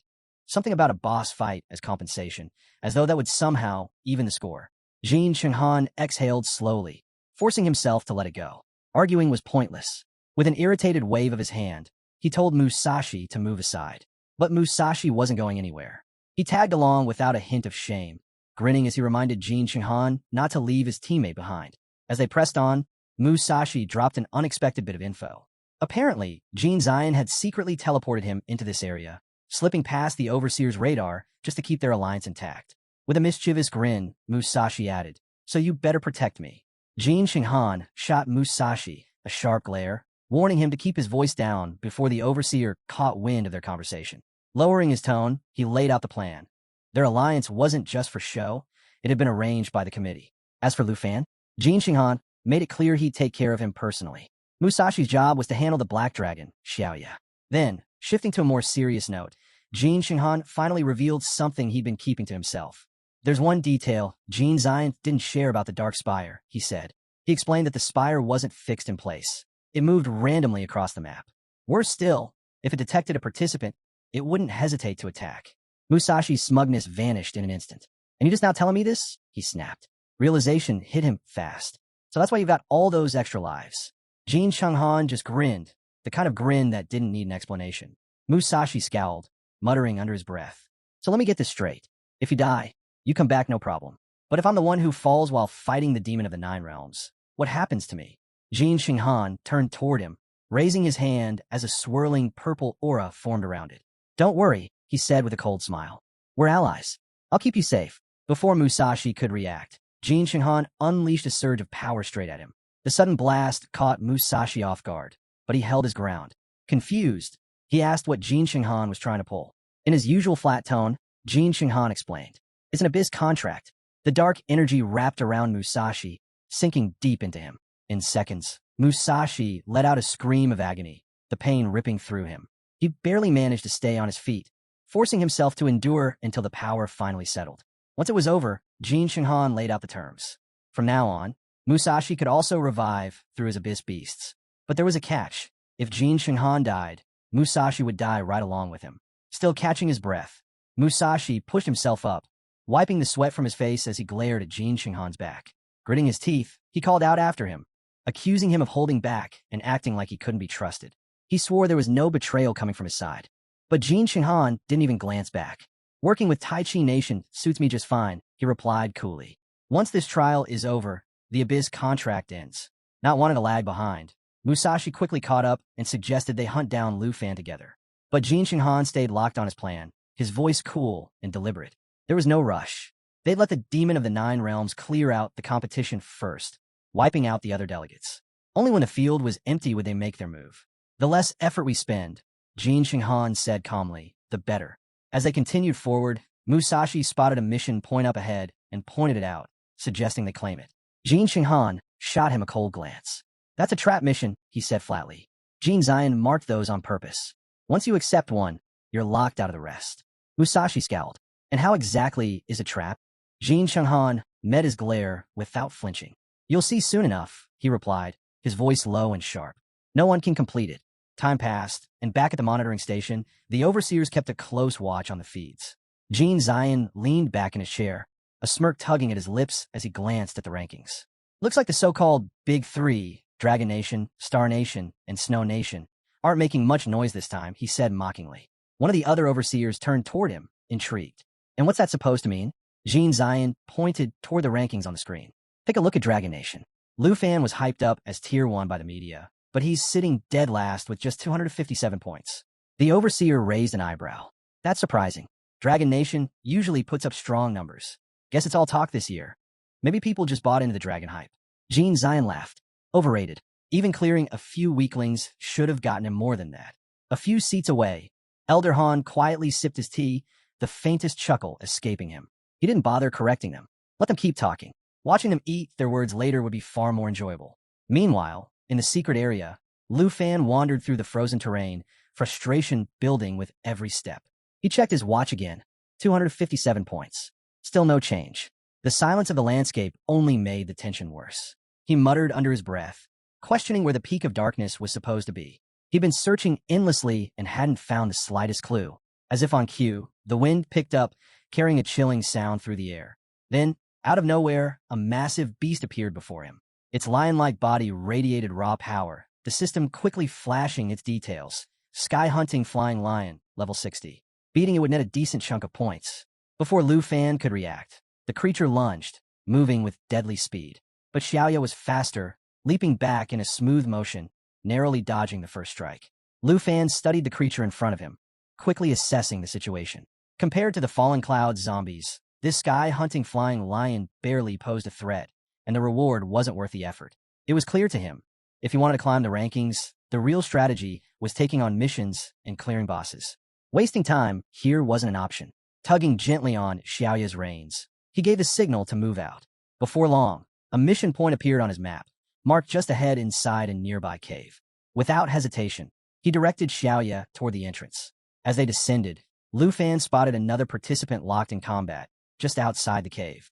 The man moved with sharp precision, finishing off a massive snow bear in a single, crushing blow. As the beast hit the ground, the man let out a breath, muttering to himself about the grind of life as a second-tier professional. Still, securing the mission point seemed to make it worthwhile. Just as the man turned to head into the cave, the sound of footsteps made him pause. He glanced over his shoulder and froze. His eyes widened as Xiaoya came into view, towering over him with an unmistakable, commanding presence. His body tensed immediately, readying for a fight. Lu Fan slid down from Xiaoya's back in one smooth motion, calm and unhurried. The man's gaze flickered between the dragon and Lu Fan, a mix of surprise and suspicion creeping into his expression. Recognition came fast. "You're Lu Fan from the Dragon Empire?" he asked, disbelief in his voice. Lu Fan didn't respond. Instead, he quietly pulled up his system screen, checking the details of the man standing before him. Yason Lai, level 45 Water Wave Swordsman. South Nation, rank 19. Score, 5,153. A faint smirk tugged at Lu Fan's lips, but he kept his silence. Without offering so much as a glance back, he shut off the system and walked past Yason Lai as if he wasn't even there. The dismissal hit hard. Yason Lai's face darkened, his pride stung by the blatant disregard. He watched Lu Fan's figure move further away, his mind racing with resentment. Old tensions between the Southern Empire and the Dragon Empire came flooding back. He remembered the disgrace his nation had suffered when Tu Jing of the Dragon Empire humiliated their king, nearly toppling their rule. Now, standing here with Lu Fan ranked dead last at level 32, Yason Lai saw his moment. Taking out the Dragon Empire's representative would earn him fame and bring honor to his country. In his eyes, this wasn't just a fight. It was the perfect chance for payback. And judging by the rankings, it looked like an easy one. Without a moment's pause, Yason Lai unsheathed his sword, his determination razor-sharp. Water surged from the blade, swirling into a tight cage that locked around Lu Fan.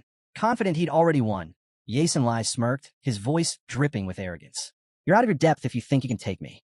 But Lu Fan didn't so much as flinch. His calm, steady silence only fueled Yason Lai's irritation. Muttering under his breath, Yason Lai prepared to finish the job, raising his sword for a decisive strike. Before he could land it, Xiaoya moved. In a blur of motion, the black dragon's massive claws tore through the air, smashing into Yason Lai with brutal force. He flew back like a ragdoll, crashing into the ground with bone-jarring impact. A sharp, searing pain shot through his arm, and when he looked down, the truth hit him hard. His arm was broken. Gritting his teeth against the agony, he tried to push himself up, but the pain was relentless. Humiliation settled over him like a weight. So this was the strength of the Dragon Empire. The difference between them wasn't just skill, it was world apart. Lu Fan stepped effortlessly out of the water cage, as if the technique had been nothing more than a breeze brushing past him. Approaching the fallen swordsman, Lu Fan finally spoke, his tone light but cutting. "If you thought you could swoop in for an easy gain, you've got it all wrong." He paused, then added with a shrug. "Honestly, sparing you saves me the trouble. You're not worth the points." Yason Lai's mind spun. He couldn't believe what he was hearing. Level 32, and Lu Fan was this strong? How was that possible? Rage and disbelief tangled in his chest. Even if he couldn't take the top spot in these trials, taking down Lu Fan, the pride of the Dragon Empire, would still earn him fame. Recognition, a chance to reclaim his name back home.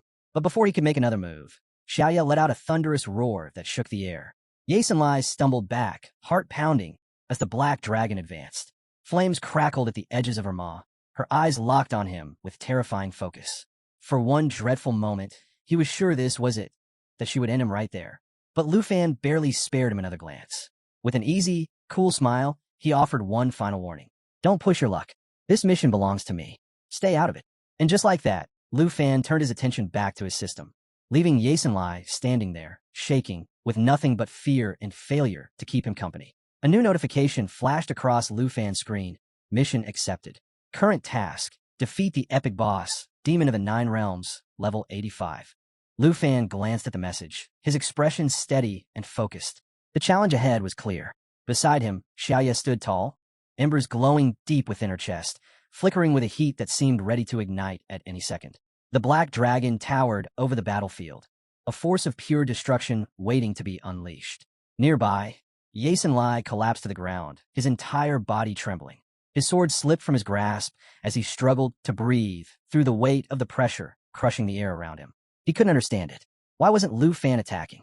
Was this some twisted setup? Before the thought could settle, a shadow fell over them. A monstrous figure plummeted from the sky, slamming into the earth with bone-rattling force. Ice cracked and exploded outward from the impact. Xiaoya reacted in a flash, charging forward and striking the beast with a powerful blow that sent it staggering back. But the shockwave shattered the ice beneath them, sending Yasin Lai sliding helplessly across the slick surface. Scrambling to stop himself, Yasin Lai managed to catch hold of a jagged rock. His eyes shot to the creature, now towering over the battlefield. His breath caught. "Wait, is it the Guardian Boss?" he whispered, the words barely leaving his lips. A system prompt answered for him. Ice Yeti King, level 75. Defeating it will earn 245 points. A spark of hope flared in his chest. Watching the Yeti King roar and stomp forward, he allowed himself a grin. There was no way Lu Fan could handle this. This beast would crush him, and Yasin Lai wouldn't have to lift another finger. With Lu Fan gone, the trial would be his for the taking. But that hope shattered as the Yeti King's blazing red eyes swung toward him. One step, then another. Each stomp split the frozen ground as the monster advanced. Not toward Lu Fan, but straight for Yasin Lai. The grin vanished. Panic seized him as the realization hit like ice water. No, this isn't right, he thought desperately, backing away as the beast closed the distance. The ice beneath him cracked. He slipped, hitting the ground hard as the Yeti King loomed overhead, its fury burning hot and focused solely on him. There was nowhere to run. Just as the creature raised its massive arms to strike, a burst of red light tore across the sky. The Yeti King's attention snapped toward the flare, its roar growing louder as it locked onto the new threat. Xiaoya didn't hesitate. In a blur of motion, her claws slashed through the air, cutting deep into the Yeti King's side. Green blood sprayed across the ice as the beast reeled from the blow, collapsing to one knee with a ground-shaking crash. But it wasn't finished yet. Before the Ice Yeti King could regain its footing, Xiaoya launched forward, claws aimed to end the fight. But the beast wasn't finished yet. With a wild swipe of its massive arm, it intercepted Xiaoya mid-air, slamming her back with raw force. Lu Fan didn't hesitate. In a single motion, he surged forward, unleashing Break Sky, one of his signature Dragon Key techniques. Twin strikes tore through the air, sharp and devastating. As if on cue, Xiaoya mirrored the attack, her own claws slicing through the Yeti's defenses with perfect synchronization. Overwhelmed by the relentless assault, the Ice Yeti King couldn't hold on. Its grip on Xiaoya failed, and with one last shuddering groan, the beast toppled over, crashing into the ice with a deafening thud. Lu Fan landed softly beside the fallen monster, brushing the dust from his sleeve as if the whole fight had been nothing more than a warm-up. "Big, sure," he said casually, but not much else. Behind him, Xiaoya stood victorious, letting out a roar that echoed across the frozen expanse, her dominance impossible to ignore. A system alert pinged in Lu Fan's watch, plus 245 points. Total score, 502. The ground still trembled from the impact, and nearby, a jagged crack split through the ice, creeping dangerously close to where Yasin Lai lay. Still reeling from everything he'd just witnessed, the swordsman could only stare, his thoughts spinning. Lu Fan had taken down the Guardian Boss with ease. Level 32? It felt like a joke compared to the power he'd just displayed. Yasin Lai's chest tightened as a terrifying realization hit him. If that kind of attack had been aimed at him instead of the Yeti, he wouldn't have stood a chance. Frozen in place, he watched as Lu Fan approached. Each step felt heavier than the last, the pressure suffocating. By the time Lu Fan stopped right in front of him, Yasin Lai couldn't even look up.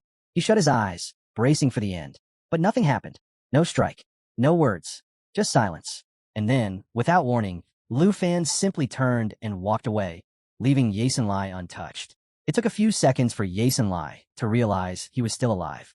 Opening his eyes, he watched Lu Fan's figure growing smaller in the distance. Then, faintly, he heard Lu Fan mutter, "Not worth the effort. Can't waste time on someone who hasn't even subscribed." Stunned, Yasin Lai remained frozen, unable to believe what had just happened. Lu Fan had let him go, not out of mercy, just complete indifference. As Yasin Lai struggled to make sense of it, a sudden flash of light appeared beside him. Squinting at the glow, He read the new system prompt and felt his heart skip a beat. Epic boss mission unlocked. Demon of the Nine Realms, level 85. The sheer ridiculousness of the mission left Yasin Lai speechless. How does something like this even exist? He muttered, still shaken. The image of Lu Fan's calm, almost bored expression replayed in his mind, and it finally clicked. Lu Fan hadn't bothered to finish him off because the points just weren't worth the effort.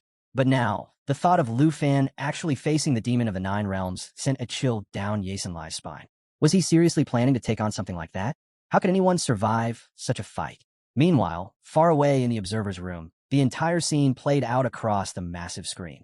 Vice Principal Zhao watched with growing disbelief, his face paling as the details of the mission became clear.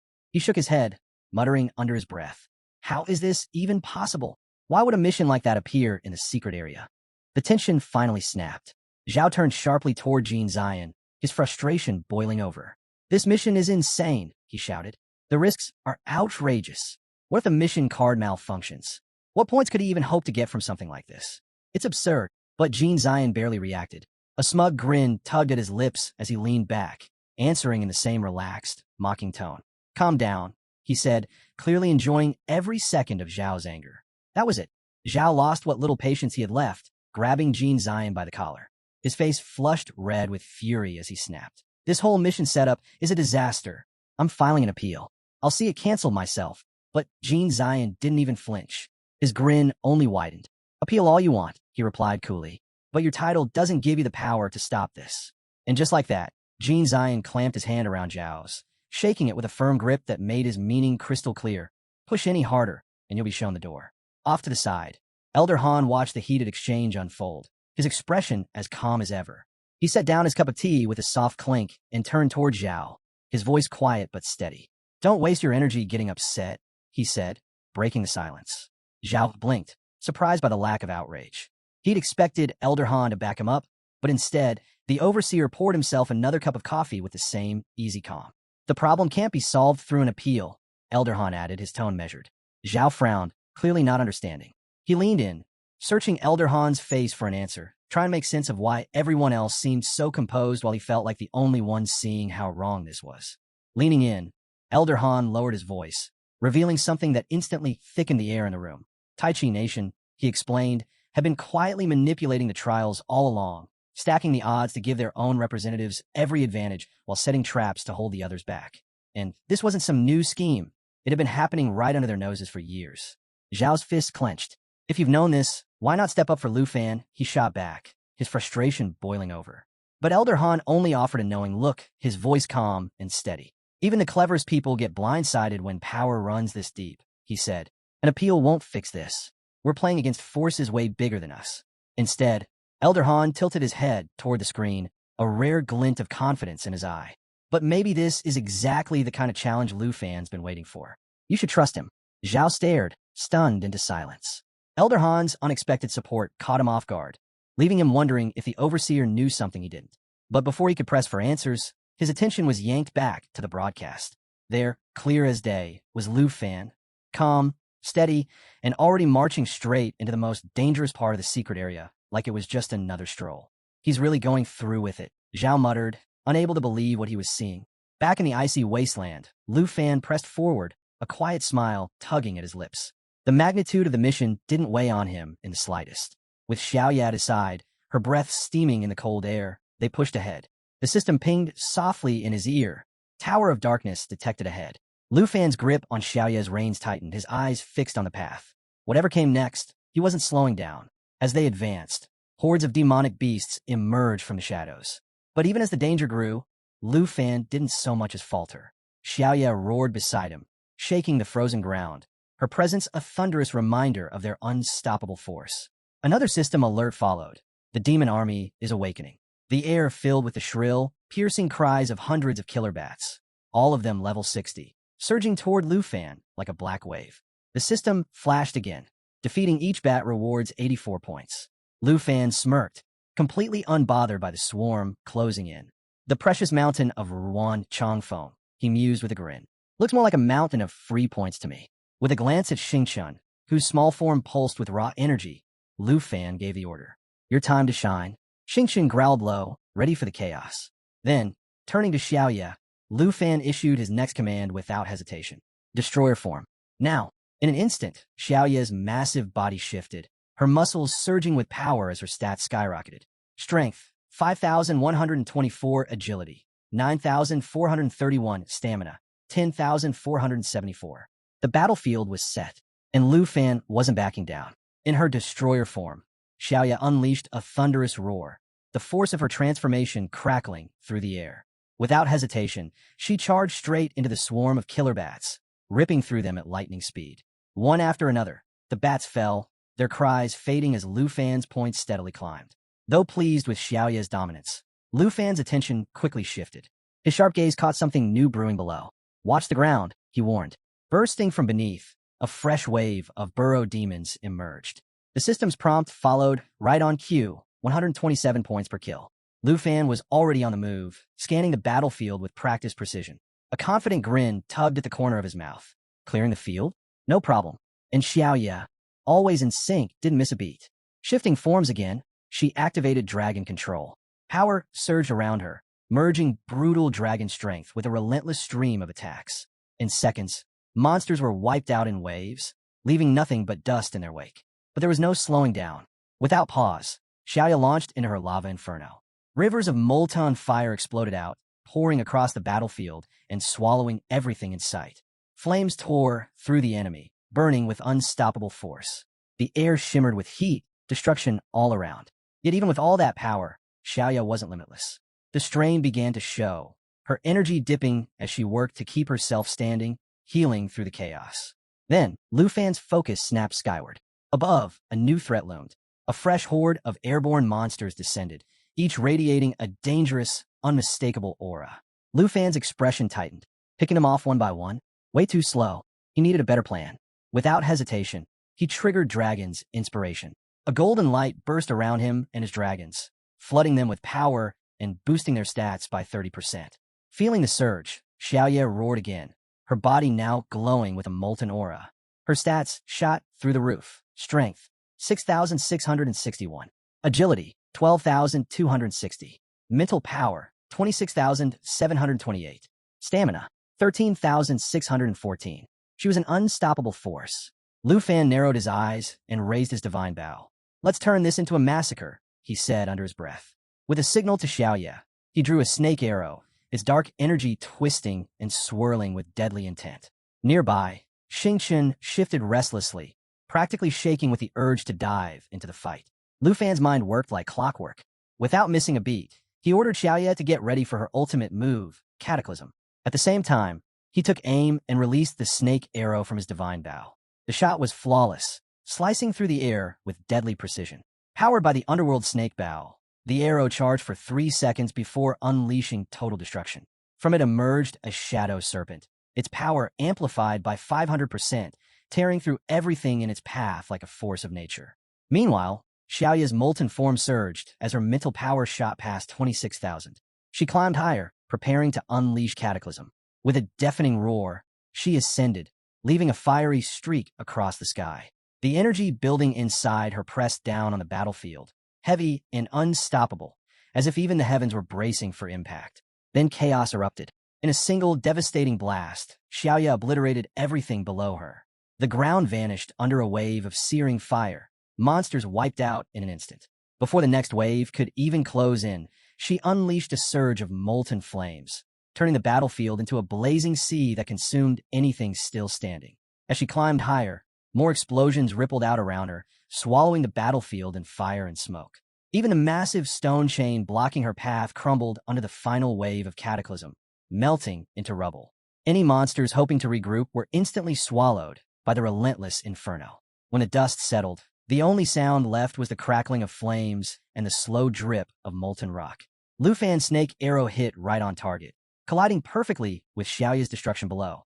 The moment of impact triggered a raging firestorm, swallowing the battlefield whole. With Xiaoya's mental power behind it, the damage multiplied, reaching a staggering 500%. Flames roared, and the air thickened with the stench of burning flesh. A final, earth-shaking explosion marked the end of it all. Then came the system's alert. Dragon Nation's Lu Fan has earned 22,758 points. Current rank, number 1. Lu Fan stood at the center of the scorched battlefield, his eyes scanning the remains of the fallen demon army. Not a single enemy left standing. A faint smile tugged at his lips as the system delivered the latest update. Xingqian had advanced to level 12, and Lu Fan himself had climbed to level 33. The momentum was his, and the progress spoke for itself. Meanwhile, at the monitoring station, the atmosphere shifted from disbelief to shock. Murmurs spread through the room as Lu Fan's name shot to the top of the rankings. The three great families had reclaimed their place at the front, with Lu Fan now holding the #1 spot. Amid the chatter, someone blurted out, "We never thought he'd actually pull it off." In the background, Charles and Andre's names remained frozen in place. Their scores hadn't moved. Vice Principal Zhao watched the scene unfold, part stunned, part impressed. Maybe Elder Han had been right all along. What once seemed like an impossible trap now looked like a warm-up round for Lu Fan.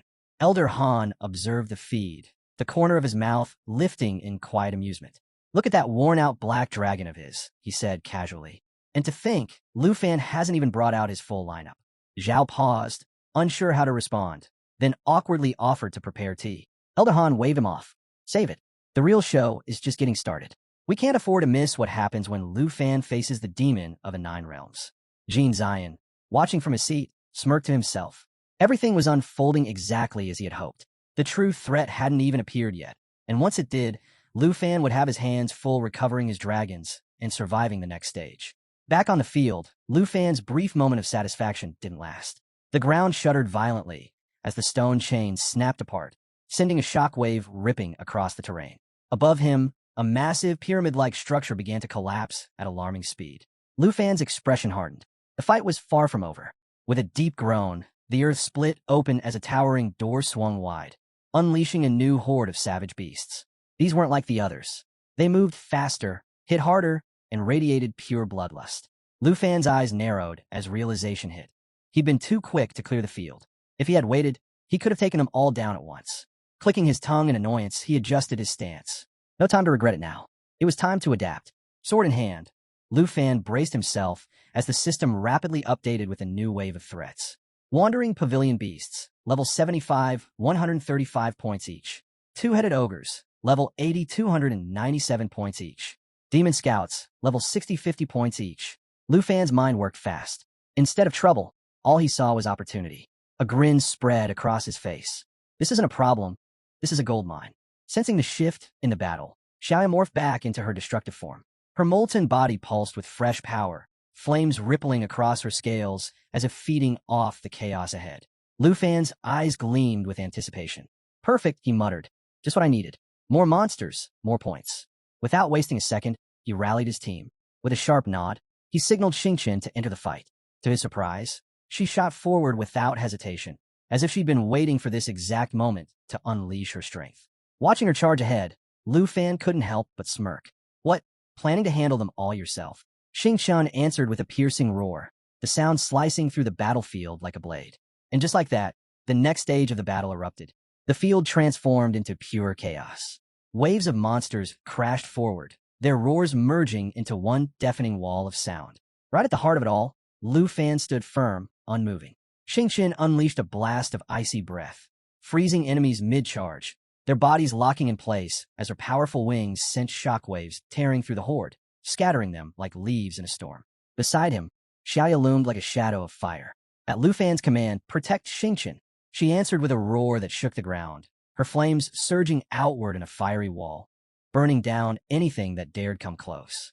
Above, a radiant light pierced through the chaos, pulling the attention of every creature on the field. But Xiaoya didn't slow. She charged headfirst into the blinding glow, her body a living blaze, crashing against the light as the battle reached a new peak. A monstrous two-headed brute led a pack of goblins straight toward Lu Fan. Their screams echoed as they closed in, but he didn't flinch. Perched atop Xiaoya, his gaze burned bright, cold, and focused.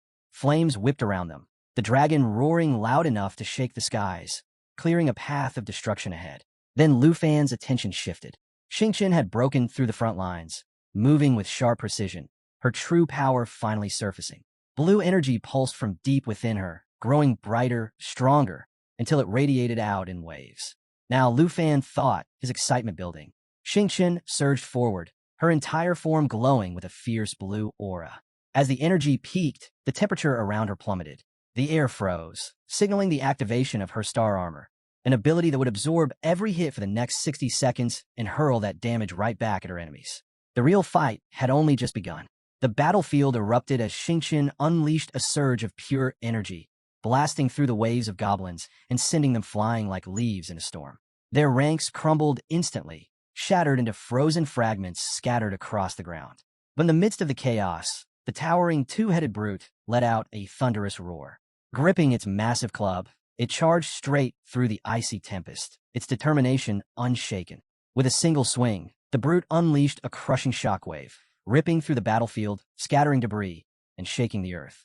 Above the chaos, Lu Fan hovered on Xiaoya, the fiery glow of their flames lighting up the sky. The brute's glowing red eyes locked onto him, its fury radiating like a challenge issued in silence. Lu Fan met its gaze, cold and unfazed. His flames flared higher, ready to strike, but then he caught something in the corner of his eye. Signaling Xiaoya to hold back, he spoke calmly, "Looks like we don't have to worry about that one." The system confirmed it. Every bit of incoming damage had been absorbed and was waiting to be unleashed. Lu Fan's smirk returned as he watched Xingqian take full control of the battlefield. The brute roared again, raising its weapon to crush everything in its path. But Xingqian moved before it could act. Without hesitation, she unleashed a storm of icy blades, tearing through the air and freezing the ground beneath her. Her wings glowed like twin beacons, slicing through the chaos as her Xingqian armor reflected every attack back in a devastating shockwave. Enemies were sent flying in every direction, their formations destroyed, their numbers dwindling with every second. The battlefield began to glow under the chilling blue aura spreading from Xingqian. Her power climbed higher, and the two-headed brute roared once more, its rage boiling over. But before it could strike, Xingqian was already ahead. From deep within her core, a radiant crystal emerged, its light blinding as it hovered over the field. Then, without warning, it shattered, unleashing an enormous wave of destruction that swept across the battlefield. The energy tore through everything in its path, scaling with the strength of the enemies it consumed, leaving nothing behind but silence. Watching Xingqian unleash her full strength, Lu Fan felt a deep sense of pride. "She's not holding anything back," he said quietly. Deciding not to interfere, he ordered Xiaoya to ascend, pulling back to give Xingqian the room she needed to finish what she started. With a deafening roar, Xiaoya soared higher, her flames burning brighter, her crimson eyes locked on the chaos below. Far beneath her, Xingqian was still in motion. With precision and power, she activated Frost-Laden Fury. Her icy aura expanded, forming a glowing sphere of frozen destruction. Enemies were locked in midair, frozen solid before exploding into shards of ice that rained down over the battlefield. Then came the final blow. A colossal wave of freezing energy surged out, sweeping across the field, erasing the last remnants of the horde. Every movement, every strike flawless and unstoppable. Xingqian had become a storm. The two-headed brute roared in defiance, but Xingqian's freezing surge left it no chance. Ice engulfed the massive beast, locking it in a prison of frost until it shattered under the crushing cold. Above the frozen wasteland, Lu Fan and Xiaoya sliced through the sky, her blazing flames carving a path of fire against the swirling blizzard below. On the ground, the battlefield shook as Xingqian's power surged. A vortex of frost spiraled around her, pulling enemies into its grip mid-flight. Winged creatures shrieked as the storm tore through them, scattering frozen fragments across the field. At the center of the chaos, Xingqian dropped like a falling star, her radiant wings cutting clean through the icy air. Every flap sent waves of energy pulsing outward, freezing everything they touched. The enemy had no way out. Her strength was absolute. From above, Lu Fan watched it all unfold, pride flickering behind his steady gaze. With the Serpent Shadow arrow multiplying the damage by 500%, this Shattered Star attack is nearly on par with Xiaoya's Great Disaster, he thought. Satisfied, he called out, "Well done, Xingqian."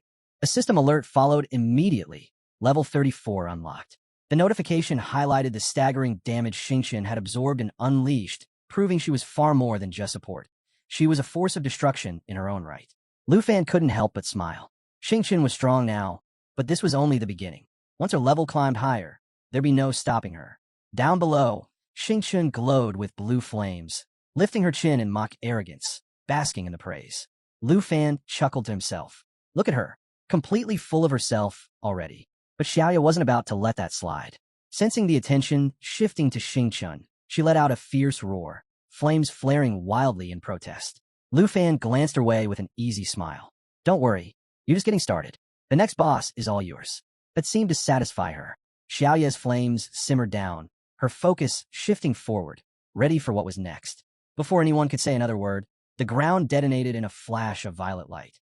A violent explosion ripped through the battlefield, sending debris flying. As the dust settled, both dragons turned toward the source. Out from the smoke, a monstrous figure emerged. Towering over the ruins, the beast's scaled, frog-like body shimmered with a sickly green hue. Its massive horn pulsed with raw energy, and the air around it thickened with an oppressive force. The system chimed in, Black Mountain Horn Beast, level 80, worth 429 points. Its blood-red eyes swept across the battlefield, radiating dominance. Every step it took sent tremors through the ground. Lu Fan's grin widened, flames sparking around him. Finally, the real fight begins. Locking eyes on the colossal creature, his voice cut through the air with quiet authority. Xiaoya, Xingchen, get ready. He raised his sword, unwavering. We end this in one wave. The duo roared as one, their combined power igniting the battlefield in a storm of fire and ice. The Black Mountain Horn Beast locked its glowing red eyes on the incoming assault, its pulsing horn flashing with dangerous energy, ready to retaliate. But Lu Fan was already ahead, issuing his commands without hesitation. Xiaoya, get that lava explosion ready. Xingchen unleashed Star Surge. Flames and frost swirled together, building into a storm of raw power as both dragons charged their ultimate moves. Lu Fan joined the attack, summoning his dragon chi to fuel a relentless offensive. His fiery claws slashed out, striking in perfect rhythm with the dragons. Xiaoya and Xingchen each followed up with twin claw strikes, their attacks landing with brutal precision.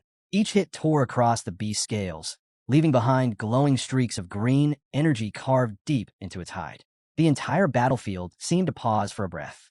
Then, Xiaoya's molten blast collided with Xingchen's icy surge, merging into a catastrophic wave of elemental fury. Fire and frost spiraled into a vortex, swallowing the Black Mountain Horn Beast whole. The creature's roar echoed across the field as it thrashed against the unstoppable force crushing down on it. With its defenses faltering, Xingchen struck again. Darting through the chaos, she delivered a flawless shadow burst, her sharp movements slicing through the monster's massive form. The beast responded with a furious bellow as its horn glowed brighter, pulsing with swirling green energy that crackled and hissed like a serpent ready to strike. The ground trembled as the beast's energy built to its peak. In an instant, it fired, releasing a blinding blast of green light that tore across the battlefield, splitting the earth and sending shockwaves through the air. But Lu Fan didn't flinch. Launching into the sky, sword flashing, he called out, Xingchen, show this thing your real power. Answering with a thunderous roar, Xingchen surged forward. Her body radiated a brilliant blue aura as she unleashed her ultimate attack. A blazing torrent of energy exploded outward, sweeping across the battlefield like a tidal wave, unstoppable and absolute. Xiaoya, finish it, Lu Fan shouted. Without hesitation, Xiaoya ignited, her body engulfed in a roaring inferno. Lifting high above the battlefield, she released Lava Burst, her most devastating attack. Flames cascaded from her, flooding the ground below in a sea of molten lava. The fiery surge consumed everything in its path, leaving the battlefield scorched and trapping whatever remained in a burning pool of destruction, the searing heat delivering constant, punishing damage. The combined assault left no room for escape. This battle was theirs to end. The colossal beast roared in agony as the combined assault crashed into its massive body. Unable to withstand the onslaught, it collapsed, writhing as the flames consumed it from all sides. Desperation flashed in its glowing red eyes as it fought to escape the molten chaos closing in. With one final, frantic effort, the beast coiled its hulking form and launched itself skyward, bursting through the inferno in a desperate bid for freedom. Trails of fire streaked behind it, painting the sky with burning embers as its escape tore a path of destruction across the battlefield below. But Lu Fan was already there. Cutting through the chaos with unwavering precision, he struck. The ground exploded beneath him as his attack landed true, sending shockwaves racing across the field. The beast howled, its roar splitting the sky as the blow tore through its defenses. Above it all, Xingchen hovered with wings spread wide, her energy pulsing brighter with every second. She summoned a radiant field of light that shimmered over the battlefield, casting a glow that signaled the final blow was near. Without hesitation, Lu Fan and Xingchen moved as one, their strikes synchronized perfectly, colliding with devastating force. The beast's body convulsed, a deafening cry echoing through the air as the last of its defenses shattered. The end came swiftly. As the dust settled, Lu Fan's grin widened. Victory was theirs, and the scoreboard confirmed it. His name shot straight to the top, the surge in points leaving no room for doubt. Beside him, Xiaoya and Xingchen landed, their forms glowing with the pride of hard-fought triumph. Not bad at all, Lu Fan mused, his gaze drifting to the scoreboard. The numbers were staggering, a clear message to anyone watching. This battle belonged to them. Inside the supervision room, disbelief rippled through the crowd. Vice Principal Zhao leaned forward, watching the screen with growing excitement. Lu Fan's growth since heading to the northern regions was undeniable, and the results spoke for themselves. Elder Han simply nodded, his usual calm tinged with quiet amusement, as if everything was unfolding exactly as he expected. But across the room, Jin Zion wasn't taking the news nearly as well. His expression darkened as he stared at the rankings, his mind reeling. Lu Fan had done the unthinkable, wiping out the Warcraft army and outscoring Jin Qinghan by a wide margin. This can't be happening, Jin Zion muttered, his voice tight with anger. His frustration boiled over as he barked orders to his subordinates. Get the data from the Black Tower now. I want everything checked, every detail, every reading. If there's any hint of manipulation, I want to know immediately. Jin Zion's frustration boiled over as he continued watching the screen, his once steady confidence now shaken by Lu Fan's unstoppable climb to the top. Yet, even amid his growing doubt, a twisted grin curled at the corner of his lips. In his mind, only Tai Chi Nation's supreme national hero had the strength to defeat the demon of the Nine Realms. Lu Fan's progress? Impossible. Sooner or later, Jin Zion was certain he'd catch Lu Fan breaking the rules and strip him of his qualifications. But half an hour later, his plans began to crack. At the entrance of the supervision room in Jin City Arena, a nervous guard stepped forward. The inspection is complete, he reported cautiously. Everything's running as it should. No weaknesses detected in the trial system, including the Dark Spire. Jin Zion's expression turned ice cold. In a flash, he grabbed the guard by the collar and hissed through gritted teeth. You're telling me you found nothing? The guard stammered, scrambling to apologize and promising to check again immediately. But Jin Zion wasn't interested in excuses. He unleashed his fury on the staff, calling them useless and incompetent before barking out fresh orders. Do it again. This time, don't come back unless you find something. The guards fled, desperate to avoid his wrath. Jin Zion clenched his fists, seething. What was meant to suppress the competition had become Lu Fan's playground. The mechanism he designed to intimidate challengers had backfired spectacularly. His mind raced. If the system couldn't stop Lu Fan, he'd make sure the demon of the Nine Realms did. Quietly, he made the call to manipulate the boss stats, cranking them up with the intent to force Lu Fan into submission. His last hope now rested on Jin Qinghan and Musashi Ten. Both had crossed level 30, armed with second-stage classes, and in his eyes, they were the only ones left capable of regaining control. Without another word, Jin Zion stormed back into the supervision room. Elder Han sat quietly in the corner, sipping tea, watching the chaos unfold with barely a glance. Jin Zion felt his anger spike, but his attention was yanked back to the screen, and what he saw stopped him cold. No, impossible, Jin Zion shouted, his voice cracking. On the display, Lu Fan had nearly wiped the entire field clean. The arena blazed with fire. Flames twisted through the battlefield, shadows dancing across the wreckage as soldiers struggled just to stand. In the middle of the chaos stood Lu Fan, his body wrapped in a radiant blue aura. His weapon pulsed with relentless energy, casting a blinding light that sliced through the smoke and ash. Behind him, Xiaoya hovered like a phantom in the flames, her dark figure blending into the inferno, her eyes locked on the horizon, fierce and unblinking. And then the next threat revealed itself. From the darkness emerged a wave of demonic creatures, their crimson eyes glowing with bloodlust. At the front of the legion stood a towering armored figure, radiating a dark, suffocating aura. Its massive blade crackled with black energy, humming with pure menace. The system announcement rang out clearly. Boss identified, level 86. Lu Fan's eyes narrowed as he assessed the situation. This wasn't some random skirmish. Xiaoya alone wouldn't cut it this time. Without wasting a second, he made the call. There was no avoiding it. Splitting the experience was the only path to victory. Xiaofei, it's your turn. In an instant, the battlefield erupted. A brilliant surge of green light tore through the chaos as Xiaofei, the Emerald Dragon, descended in her Eternal One form. Towering above the fray, her arrival shifted the air itself, her blade humming with a force that felt almost untouchable. Lu Fan positioned himself, ready to take command, as Xiaofei tapped into her Emerald Dragon bloodline. The effect rippled across the field, supercharging every allied dragon skill. Then came Life Pulse. Emerald World Blessing spread like wildfire, coating the entire area in a radiant glow, boosting their powers by an overwhelming 400%. Momentum swung hard in Lu Fan's favor. Xiaofei let out a thunderous roar, unleashing Emerald Blessing. Instantly, Lu Fan, Xiaoye, and Xingqian were surrounded by 32 layers of dragon energy, pushing the damage of their next strikes to terrifying heights. But she wasn't finished. Emerald Light followed, wrapping the team in protective layers that stripped away all debuffs while boosting their stats by 60%. Each barrier stood ready to absorb crushing blows, giving the squad the defensive edge they needed. Xiaoye answered without hesitation. With a roar that shook the ground, flames exploded from her, setting the battlefield ablaze. On Lu Fan's signal, she launched her counterattack, leveling up to 30 and unleashing Lava Flame. Fire poured from her like a relentless storm, tearing through enemies while steadily healing her own wounds. The battlefield glowed with burning wreckage, filled with the cries of those who couldn't withstand the onslaught. Then came the next layer of defense. Staying close to Lu Fan, Xiaoye called forth Eternal Guardian. A radiant barrier formed, wrapping the entire team in a shield powered by her own health and recovery. Bathed in emerald light, they stood unshaken. Everything moved like clockwork.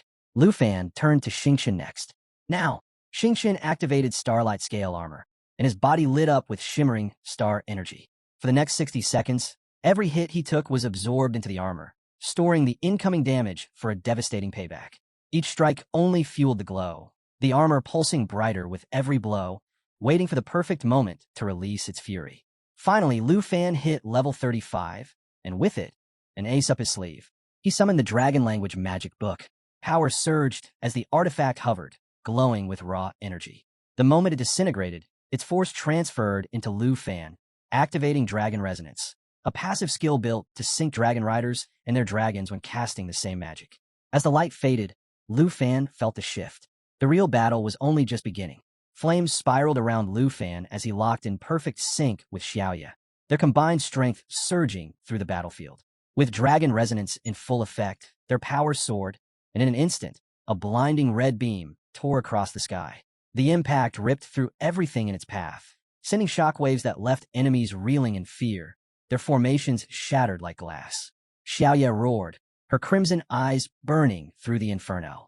Flames coiled tightly around her as she readied her ultimate move, Lava Explosion. On Lu Fan's signal, the two moved as one, unleashing twin lava explosions that crashed over the enemy lines in a tidal wave of molten fire. The ground cracked, pools of lava spread like a deadly trap, and anything caught within was burned relentlessly, taking massive damage with no way out. Their teamwork pushed Dragon Resonance even further, stacking an extra 10% boost on top of their already devastating power. Together, their combined strike didn't just double in strength, it quadrupled, turning the battlefield into an unforgiving sea of fire. The ground shook under the weight of their assault. Lu Fan could feel every beat of their shared rhythm, power surging through him like never before. This is only the beginning, he thought, watching the enemy forces crumble as the molten fury swept over them. The colossal beast at the center of the chaos struggled to hold itself together, its body barely intact as it waded through the burning lava, desperate to escape. Lu Fan knew this was the moment to end it. Xiaoye now. Flames erupted around her as she ascended into her world destroyer form. Her strength, speed, and spirit shot to their peak, her body engulfed in fire. Without hesitation, she lunged forward, sinking her fangs into the beast's molten body, ripping through its defenses and leaving it bleeding out, unable to heal. The creature roared, fighting to stay standing despite the relentless onslaught. But Lu Fan was already moving in, his blade alive with crackling energy, ready to put an end to it. Before he could land the final blow, Xingqian flashed past, her attack striking like lightning. Swift and ruthless, she hit the beast with brutal precision, catching it completely off guard. The force of her strike sent a shockwave tearing through the field. Casting a glance at the crumbling monster, Xingqian smirked. Just dropped dead already. Without missing a beat, she unleashed the full force of her Starlight Scale Armor.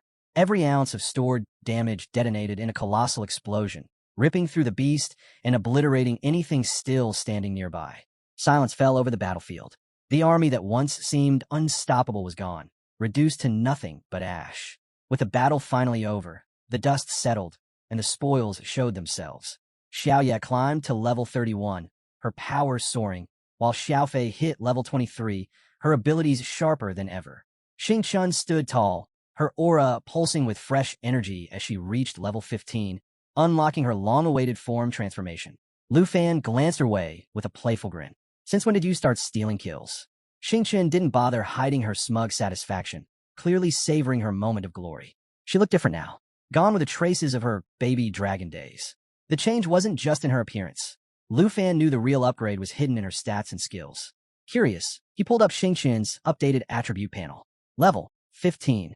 Strength 4,656. Agility 1,031.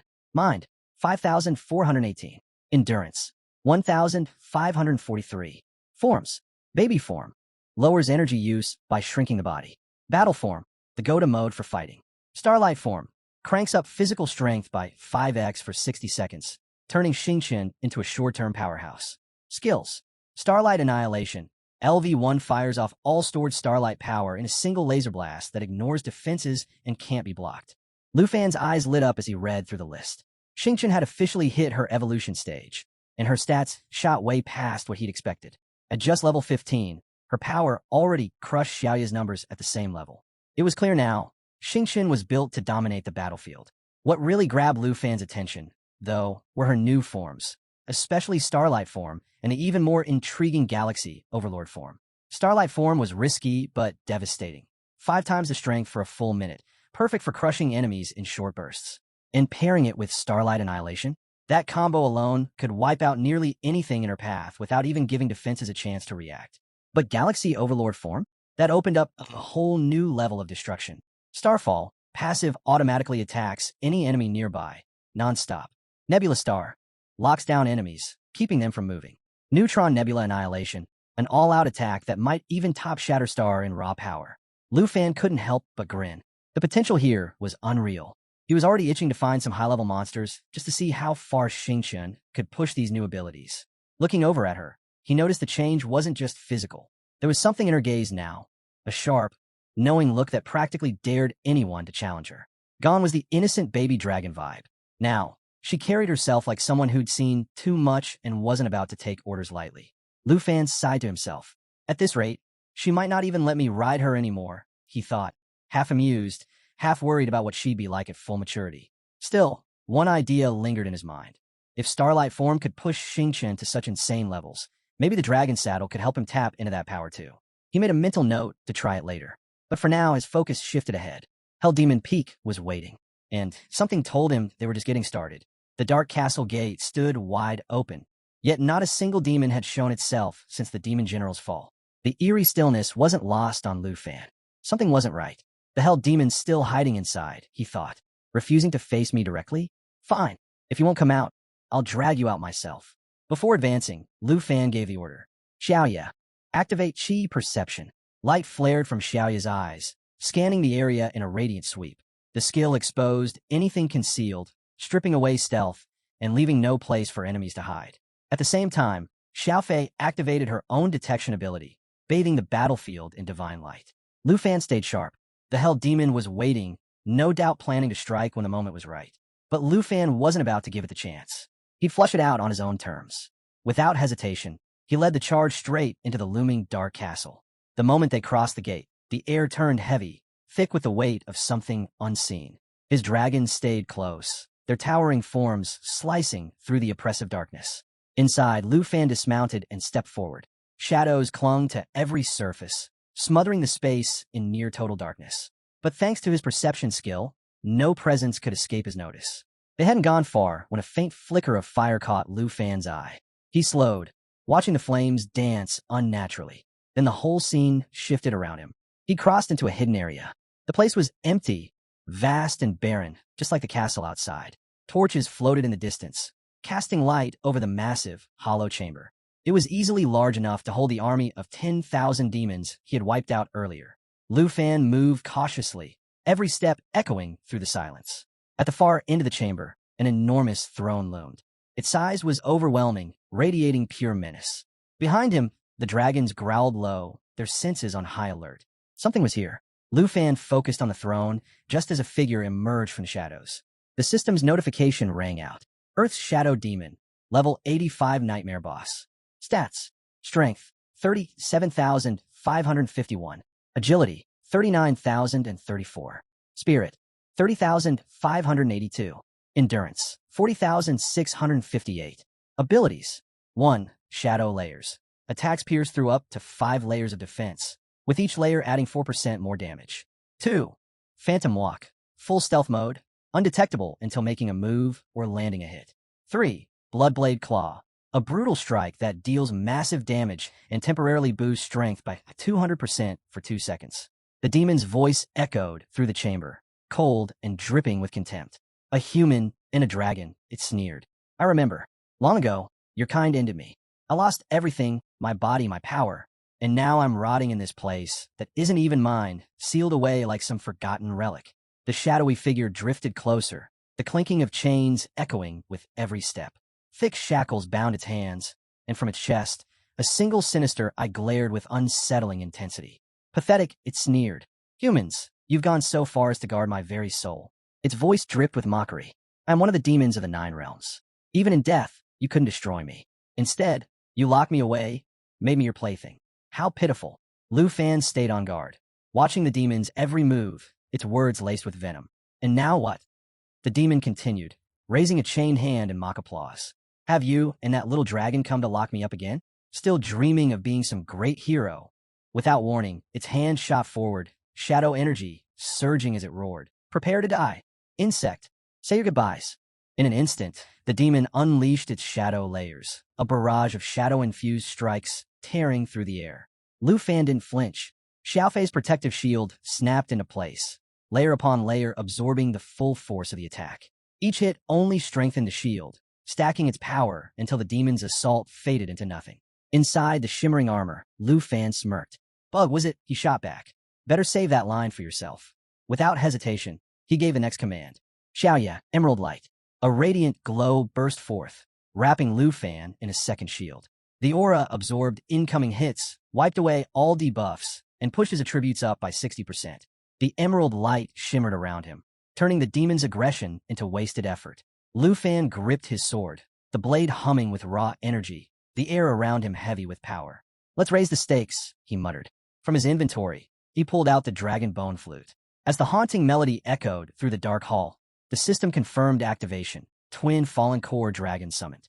The ground trembled as 2 massive dragons appeared, their roars shaking the castle walls. System alert. Dragon's breath deals magic damage. Enemies killed are revived as undead under your control.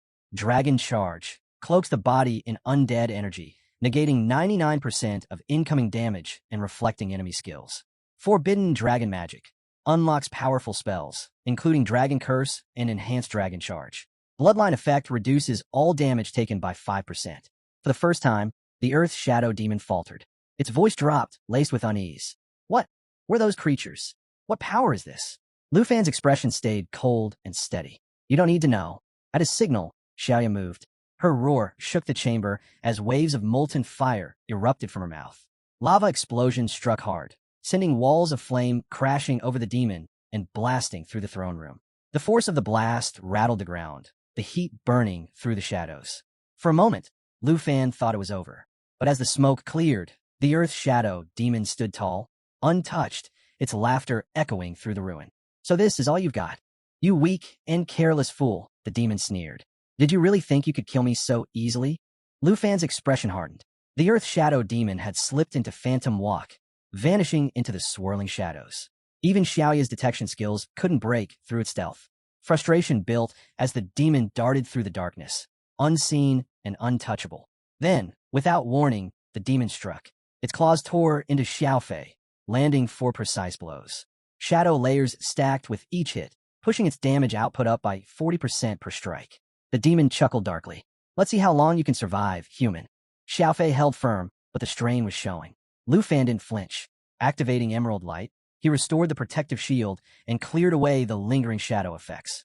Enough playing defense, Lu Fan muttered, tightening his grip on his sword. The Earth Shadow Demon lashed out again. Your turn now, human. Its claws swelled with Earth Shadow energy, slamming into Lu Fan's blade, blocking his counter. More shadow layers built with every swing, but with each stack, the demon's vulnerability increased. And that's when Lu Fan struck back. "Now you can't hide anymore," he said, a confident grin spreading across his face. Above them, radiant light cascaded down, slicing through the darkness. The demon recoiled as the blinding glow shattered its stealth, leaving it fully exposed. Lu Fan gave the signal. "Xing Chun, take over. Show me what you've got." With a fierce roar, Xing Chun emerged, shifting into Star Sky Dragon form, also known as the Milky Way form. The Earth Shadow Demon reeled in shock. Who is this? Was this creature with you all along?" Lu Fan didn't bother answering. "Stellar rain," he commanded. A downpour of celestial light blanketed the battlefield, shimmering waves of galactic energy pouring down relentlessly. The system confirmed the skill's indefinite duration, and paired with Xing Chun's form, the damage was constant and overwhelming. The demon shrieked as the radiant assault tore into its defenses, making stealth impossible. Its massive form trembled under the weight of the attack, desperation creeping into its movements. Lu Fan, fully synchronized with his dragons, raised his sword high. The blade pulsed with unstoppable power. "You don't need answers," he said calmly. "Just get ready to say your last words. Insect." The fight wasn't finished, but the momentum had shifted. As Lu Fan and his team closed in, the Hell Demon tried once more to slip back into the shadows using Shadow Walk. But Xing Chun wasn't about to let escape.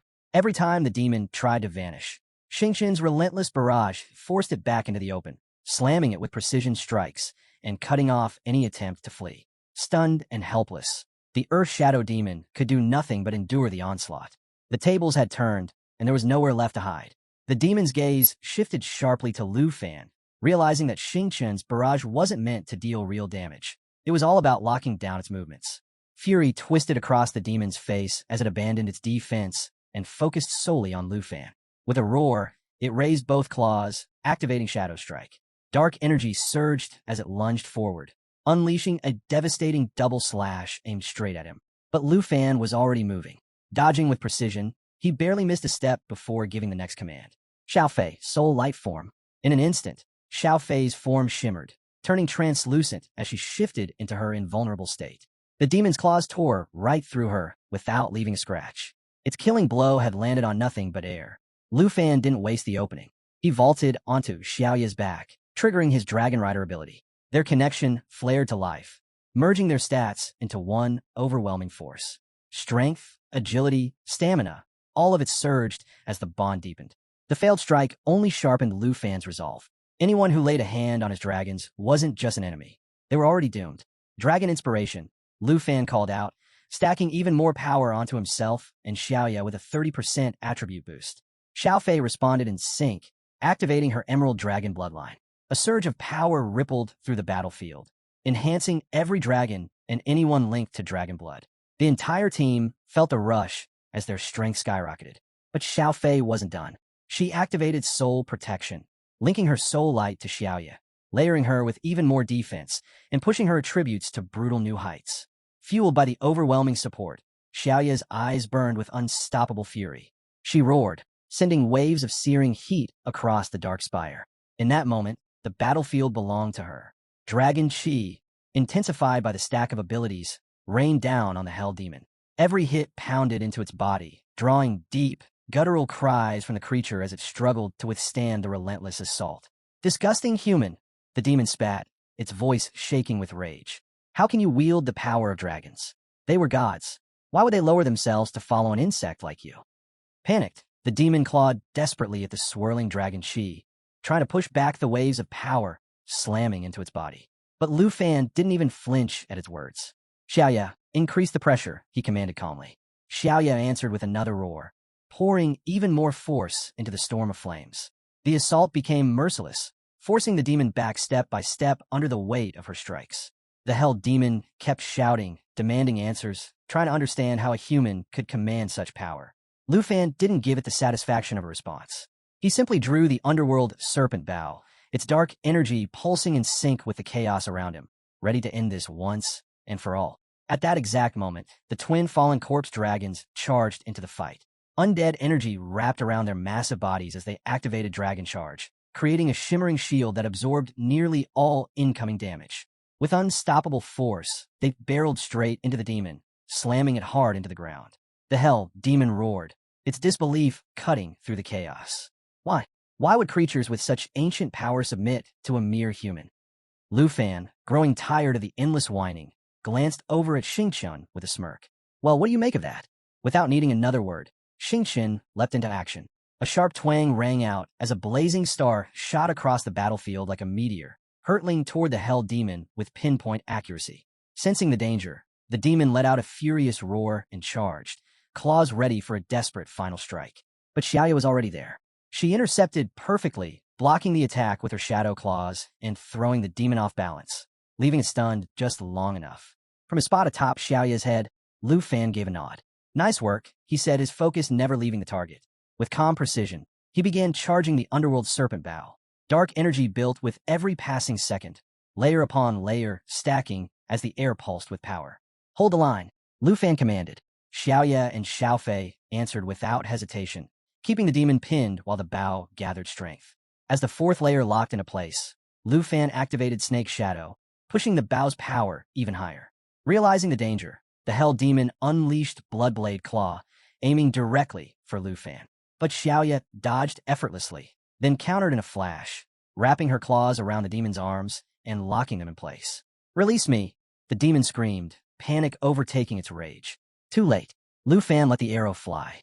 A brilliant streak of energy tore through the air like a comet, burning with unstoppable force.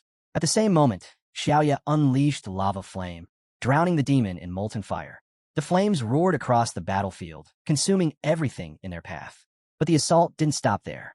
Still in galactic form, Xingqian activated Energy Shockwave. 10 layers of power spiraled around the nebula star, pulsing as they neared critical mass. Lu Fan's arrow struck the nebula star mid-flight, the timing flawless. The impact supercharged the energy, turning it into a force beyond control. The Hell Demon, already writhing in the middle of Xiaoya's inferno, looked up just in time to see the final blow coming. Frozen in shock, it couldn't move. The nebula star detonated, unleashing a massive explosion that shook the entire dark spire. The shockwaves ripped through the air, the force of the blast echoing out in every direction as the battlefield trembled beneath the weight of the destruction. Inside the observation room, the tension was suffocating. Deputy Chief Zhao and Elder Han stared at the screens, locked onto the unfolding battle. Even without being on the field, the sheer scale of the fight left them speechless. Zhao muttered under his breath. Did Lu Fan actually pull it off? Did he kill the Earth Shade demon? Jin Zion, usually calm and collected, looked rattled for the first time. The idea that some kid from Dragon Nation could push a 9 realms demon, something only national-level heroes should face, was impossible to swallow. His frustration simmered as a dark thought formed. If this keeps up, Jin Zion clenched his fists. I might have to reset the Earth Shade demon's stats myself. But before he could move, a voice cut through the room. The explosion's over. The Earth Shade demon, it's still alive. Jin Zion's lips curled into a cold smile. Still alive, he whispered, a low chuckle escaping as if the real fun had only just begun.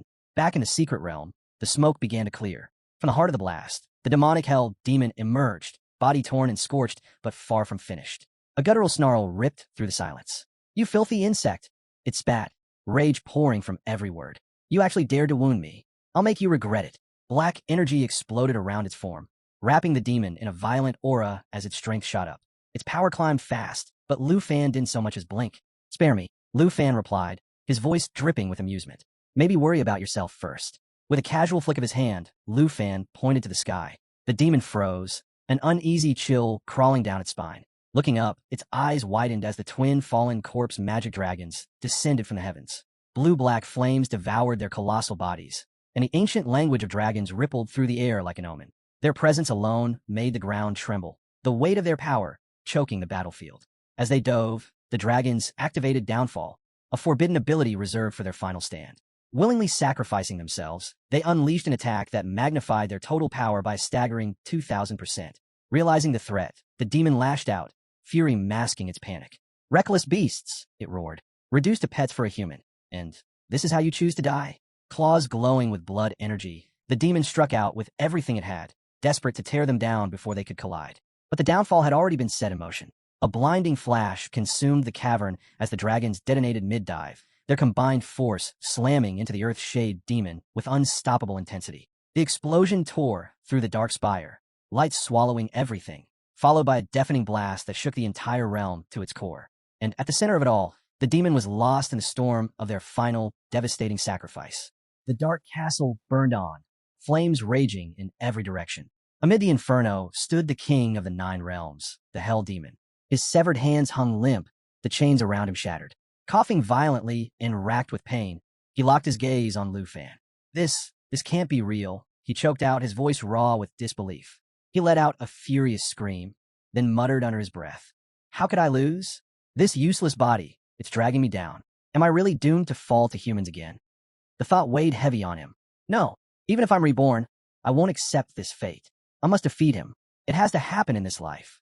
With that, he roared into the flames and activated shadow work, merging with the Earth's shadow energy, vanishing without a trace. With this technique, he moved freely, undetectable, and less struck. But Lu Fan was ready. Before the demon could escape, Lu Fan unleashed a relentless barrage from his divine bow.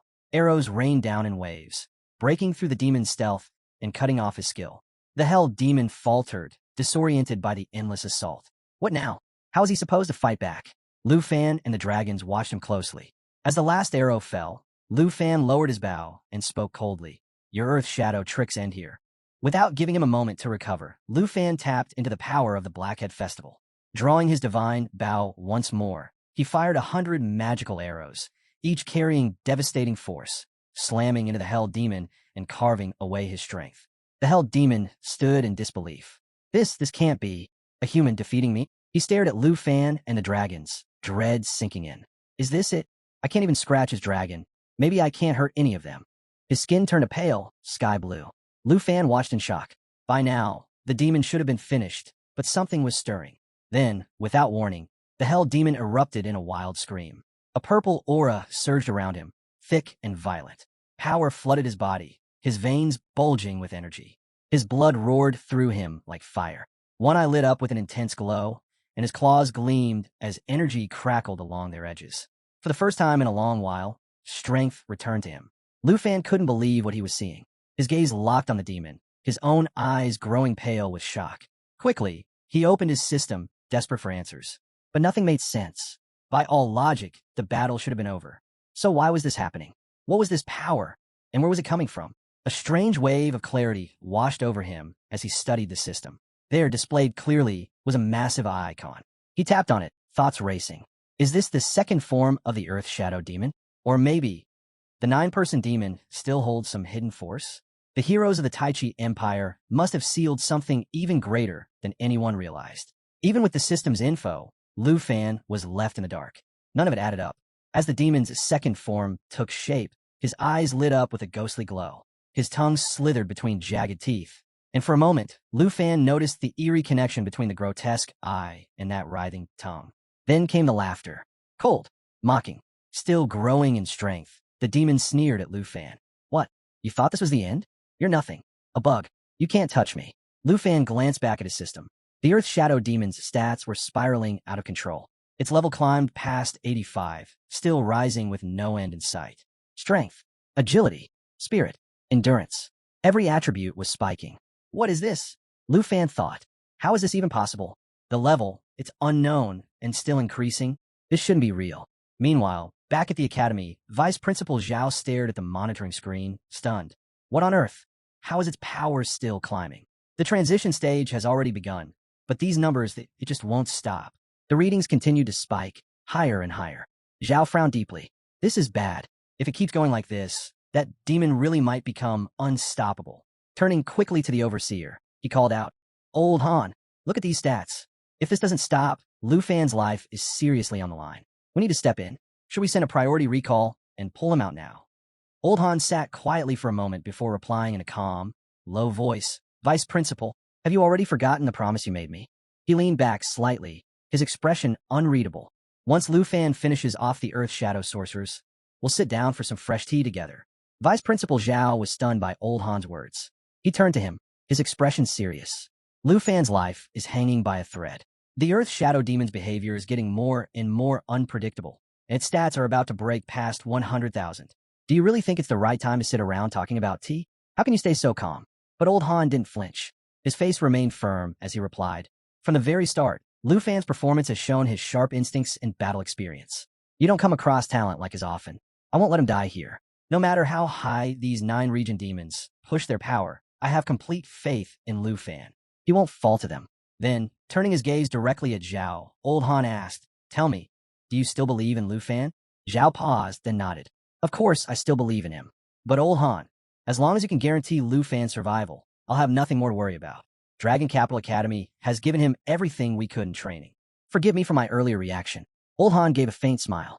"No need to apologize. I get why you're worried about him." Meanwhile, sitting quietly nearby, President Jean overheard their conversation and couldn't help but chuckle under his breath. Amused, he thought to himself how neither of them had caught on.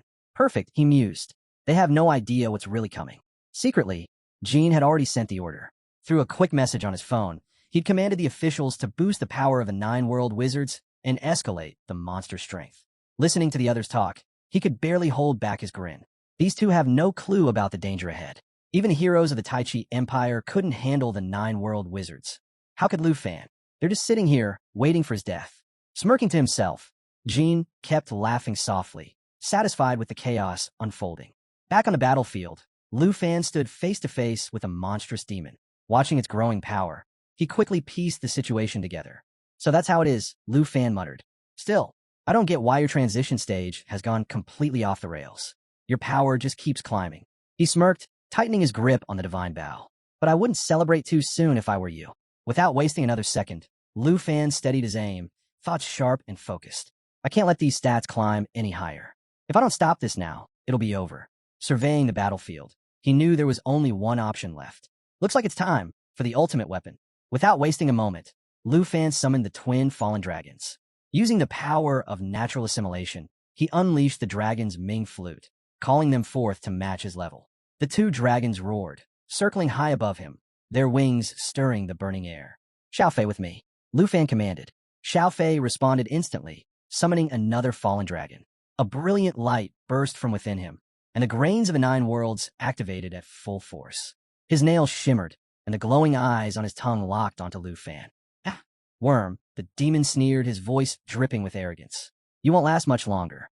With that, he shot forward at terrifying speed. As the monster charged, a thunderous roar echoed across the battlefield. Lu Fan leaped onto his black dragon and gave a swift order. "Xiao Yi, world destructive roar." Xiao Yi responded, releasing the devastating roar. The ground trembled as the blast tore through the air, dealing massive damage and weakening everything caught in its range. But the demon barely flinched. With a cold glare, he growled, "You and that dragon of yours are worthless. Nothing you do can stop me." Unbothered by the taunt, Lu Fan unleashed Dragon Unleashed, activating the full power of dragon language magic.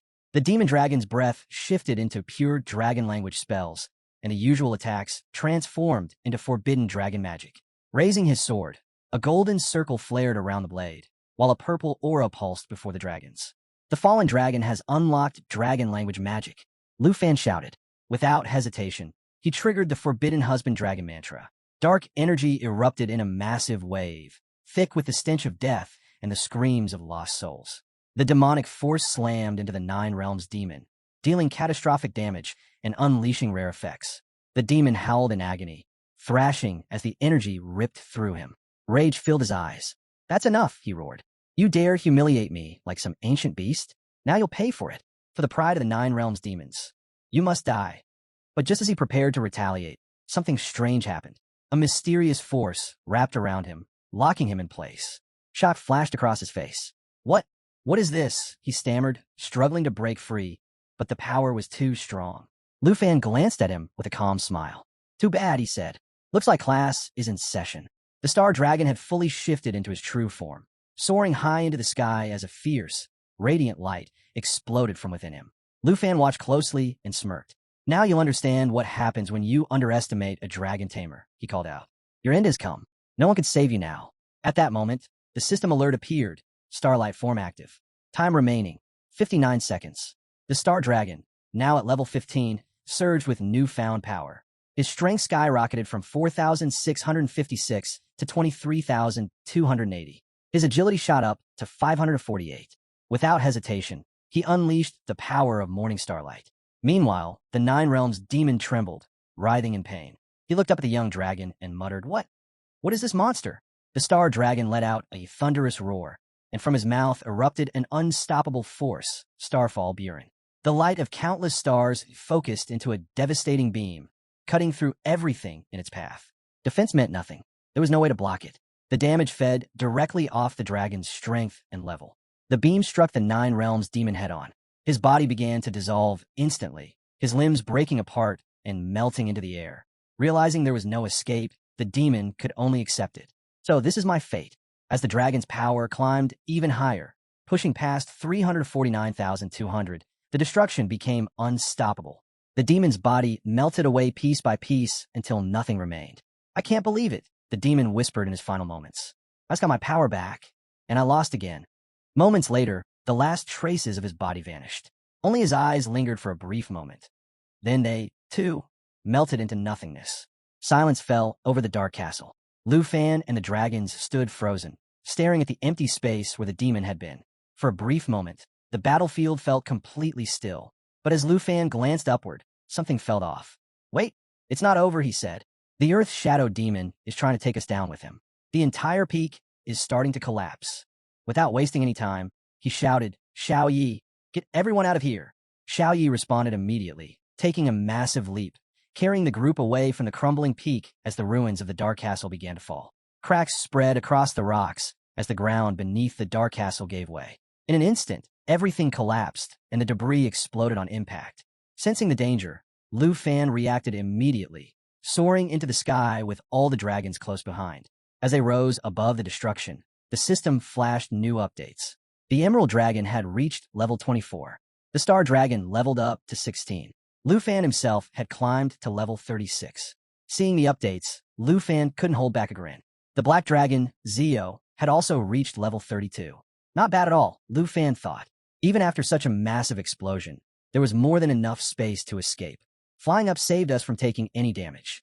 He glanced down at the ruins below. This battle dragged on for so long, but I finally took down the Earth Demon. With back-to-back level-ups and the system rewards coming through, it felt completely worth it. Last I checked, I had around 459,792 points. With everything that's happened, it's got to be way higher now. Sure enough, as he opened the system, the notification glowed on the screen, mission complete. 9 regions clans land demon eliminated. His total points had skyrocketed past 500,000. Now that's what I call peace of mind, Lu Fan thought with a satisfied smile. Meanwhile, back at the office, the entire room was left speechless. Nobody could believe what they'd just witnessed. The Nine Worlds demon was dead, taken down despite his endlessly rising power. As the shock faded, the room filled with chatter. He's a genius. There's no other way to put it. He's outscored rank 2 by over 440,000 points. Did you see how perfectly he coordinated with his dragons? That final laser strike was flawless. Of course, his battle instincts are next level. Vice Principal Zhao pointed toward Old Han. You called it. Lu Fan won. And to show that kind of high-level combat skill at his age, that's something rare. Old Han nodded with a small smile. Dragon Capital Academy invested a lot into training him. There's no way we're letting that talent go to waste. You're absolutely right, Zhao agreed. That kid's been putting in the work. You could see it during the prep for the national exam. He hasn't stopped training since. Suddenly, the sharp sound of a slap echoed through the room. Both Vice Principal Zhao and Old Han turned, startled. Where did that noise come from? Zhao asked, looking around. Meanwhile, President Jean slammed his phone to the ground, shattering it into pieces. His face twisted in fury. Every single plan he'd made to bring Lu Fan down had failed. All his carefully laid traps, useless. From behind him, an official cautiously asked, Mr. Jean, are you all right? Jean stormed out, his anger boiling over. It's nothing, he snapped. Just my own carelessness. But even if Dragon Nation is ahead by 400,000 points, Taichi Nation is still holding second place. He scowled, shaking his head. I still don't understand how this happened. Watching him leave in such a rage, Vice Principal Zhao frowned. What's wrong with him? The overseer smirked lightly. Don't mind him.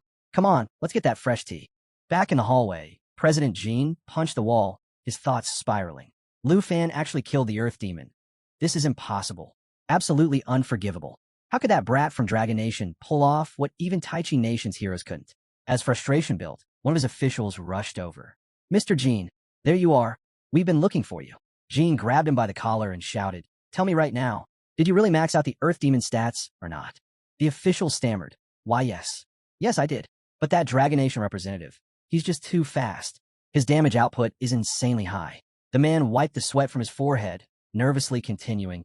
The Earth Demon hit max stats, no question. But Lu Fan still wiped him out. Hearing that, Jin's mind raced. So the stats were maxed, but Lu Fan still won. He must have found some kind of weakness in the Earth Demon. That's the only way he could have taken it down. Back in the lounge, Vice Principal Zhao and Old Han quietly sipped their tea. Noticing President Jin's tense arrival, Zhao raised an eyebrow.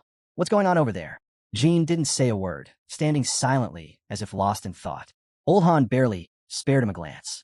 Nothing to worry about. Everything's under control. Thanks to Lu Fan, things just got a lot easier. With that, Old Han stood up and walked off, leaving Jin behind in silence. The vice principal raised his hand with a smile. Forget how incredible his battle skills are. What really matters is how he handled the Earth Demon. No one can match him here in the nation's court. The overseer chuckled. Yeah, after staying on duty all night, these old bones could use a break. Come on, let's take a walk and clear our heads. As they left together, laughing and relaxed, President Jin and his officers watched in disbelief. Seeing them celebrating so openly only fueled Jin's suspicions. There has to be something going on here, Jin thought. Pointing at his officers, he gave a quiet but firm order. Find out if there's anything suspicious about the Dragon Nation representative. The deputy supervisor has to know something. Stick close and monitor them. If anyone starts poking around those two, report back to me immediately. Yes, sir, the officer replied before slipping away to follow them. Meanwhile, Jin stayed hidden behind a nearby wall, eavesdropping on every word. He was determined to uncover what trick the Dragon Nation had used. How did Lu Fan manage to defeat the Nine Realms demon when even the strongest from Taichi Nation had failed? Listening closely, Jin heard the overseer speaking. If everything keeps going smoothly, first place in the nation's trial is as good as ours, the overseer said confidently. I agree, the vice principal nodded. And I want to apologize for overreacting earlier. I was just worried about Lu Fan. The overseer smiled. I'm already used to your anxious face. The vice principal laughed. Come on, Old Han. Let's head back. But just as they turned, something unexpected happened. From behind, a glowing object shot through the air at incredible speed. President Jin didn't even realize it was coming. By the time he noticed, it was almost too late. A radiant sword came slicing toward him. Jin's eyes widened in shock as the blade closed in. He barely managed to dodge at the last second. If he hadn't moved, it would have ended him right there. President Jin barely managed to dodge the glowing sword, his heart pounding as he stumbled back. A wave of panic rushed over him. Someone's watching me, but who? Why can't I see anyone? Then his eyes locked onto the sword still lodged in the wall. He looked closer. A level 90 Dark Knight Ripper. Seriously? As he studied the blade, cold sweat ran down his face. Damn, I completely forgot about Old Han's special bodyguard. Those 4 floating swords, they attack automatically. Scanning the area and finding no one in sight, Jin realized exactly what this was. A warning, no doubt about it. Grimacing, he thought, if the 4 full swords are guarding Old Han, tailing them any further is suicide. I'm out of here. Without wasting a second, he slipped away from the scene to protect his own skin. About 10 minutes later, the overseer and vice principal Zhao strolled by the area. Spotting the gash in the wall, Zhao raised an eyebrow. Old Han, what do you think happened here? Old Han studied the damage carefully, then smirked. Exactly what I expected. That little Taichi Nation rat couldn't help himself. Tried to eavesdrop, and got a warning for his trouble. Zhao shook his head. Shameless. Anyway, let's head back to the commander's room. I want to see more of Lu Fan's performance. I can't wait to watch what he does next. Old Han nodded, and the two of them left, unfazed. Back in another room, President Jin finally returned, still rattled from the close call. His officers rushed over as soon as they saw him. Mr. Jin, you're back. We were looking everywhere for you, one said, handing him a new phone. Your backup device, sir. You've got non-stop calls coming in. Another added, Sir, are you all right? You look pretty upset. Jin snatched the phone out of their hands, his glare sharp enough to cut steel. What are you staring at? Get back to monitoring the situation. Now. Why, yes, sir. Right away. They stammered before hurrying off. Jin checked his phone. Dozens of messages had piled up. Updates flooded in about Lu Fan's battle, the Earth Demon's defeat, and reports from furious judges demanding answers. Messages flashed on the screen. Verify the data immediately. How did the Dragon Nation representative defeat the Earth Demon? Judges from Taichi Nation are furious. They're asking if Dragon Nation cheated. Why aren't you answering? Call back now. Jin clenched the phone tightly, his mind spinning. This isn't over. Not by a long shot. Just as President Jin read the next message, his expression turned grave. Public opinion is exploding online. People are demanding Dragon Nation's disqualification. What are you doing? Find proof of cheating by the Dragon Nation representative immediately. Jean clenched his jaw, muttering under his breath. You think I don't want Lu Fan out of here? I'm searching for evidence. If he cheated, I'll find it, no matter what. Meanwhile, crowds were still watching Lu Fan's performance, whispering amongst themselves. Is Lu Fan really playing fair? Could he be faking his way to those points? This Dragon Nation guy, he's something else. Hearing the chatter, Jin's curiosity spiked. He stepped closer to the leaderboard to check Lu Fan's score himself. The moment his eyes landed on the screen, his heart skipped a beat. What? His points went up again? Lu Fan's total had already soared to 529,035. How is this happening? How are his points still climbing? Then suddenly, a thought hit him like lightning. A wide grin spread across Jin's face. I've got him, he whispered. This has to be cheating. This is the proof I needed. Without hesitation, he grabbed his phone. I finally caught Lu Fan exploiting the system. His run is finished. Dragon Nation is done. As excitement rushed through him, his phone rang. Hello, hello. Finally, you picked up, the voice on the other end said. What's going on? Public pressure is growing. You need to provide proof of Dragon Nation's cheating now. But before Jean could answer, his eyes shifted back to the screen, and his smile instantly faded. He stared in shock, his eyelids twitching. What is this? The Earth Demon, who should have been completely defeated, was somehow back on the battlefield. But not just that. Now, the demon and its entire army were actively helping Lu Fan, wiping out enemy forces, racking up kill after kill, and feeding Lu Fan endless points. Jean felt the ground slip out from under him. What's going on? How is this possible? The Earth Demon is boosting Lu Fan's score? Meanwhile, Lu Fan sat calmly with his dragons, finally taking a breather. I can finally rest for a bit, he sighed. The leaderboard continued updating every minute, flashing higher and higher as Lu Fan's points kept rising, non-stop. About an hour earlier, Lu Fan's black dragon soared out from the peak of the towering structure where he had been resting. As they emerged, Lu Fan remarked on just how massive the interior of the tower was, and how it felt like forever just to find the exit. Reclining atop his dragon, his thoughts drifted back to the brutal fights he'd survived. Finally, that Earth Demon is finished, he thought. The victory brought him a wave of relief. Not only did the battle push his strength and level higher, but it also earned him a massive boost in experience. For now, his points were stacked high enough to afford a break. After a while of quiet rest, Lu Fan glanced at the spirit dragon beside him. That's when it struck him. This creature had never been just some pet. Through it all, this dragon had been a true partner. Reflecting on all their past battles, he realized just how far his dragon had come. Fight after fight, it had evolved into a force that could hold its own against even the deadliest monsters out there. As the black dragon hovered near the mysterious tower, Lu Fan, seated calmly on its back, caught sight of something strange. Without warning, the ground shuddered violently. A massive claw tore up from the base of the tower, and thick clouds of smoke flooded the air. Lu Fan stayed composed, already thinking through his next move. His mind drifted to the origins of his black dragon. He remembered the story well. Somewhere far to the north, two mighty dragon kings had fallen during a brutal battle, their bodies transforming into twisted, corrupted versions, fallen demon dragons. It was Xiao Fei who recovered the twin dragons from the clutches of an ancient god, preventing them from becoming mindless slaves to the fallen power. Instead, they absorbed the energy of the decayed corpses, but kept their will intact. Lu Fan also recalled a vital lesson from his master, a conversation about distinguishing fallen creatures from mere undead puppets. It was clear now, puppets were nothing more than empty shells, lifeless corpses, or savage beasts, all controlled by someone else. That knowledge had come in handy when he cut down several of them. Back in the present, Lu Fan assessed his two dragons. Both had grown as strong as fallen beings could get. But below, there was more brewing. He spotted signs of movement underground. Faint traces of demonic life stirred alongside the broken remains of celestial soldiers. More trouble was definitely on the way. But instead of worry, a grin crept across Lu Fan's face. Another chance to test himself. Another fight worth taking. His dragons glanced his way, curious about what he was planning next. Then, without warning, two towering fallen demon dragons emerged, flooding the battlefield with an unstoppable, suffocating aura. Staring at the two fallen demon dragons before him, Lu Fan thinks to himself, now I've got two of these monsters, overflowing with corpse-slaying energy. Their deafening roars shake the battlefield, echoing in every direction.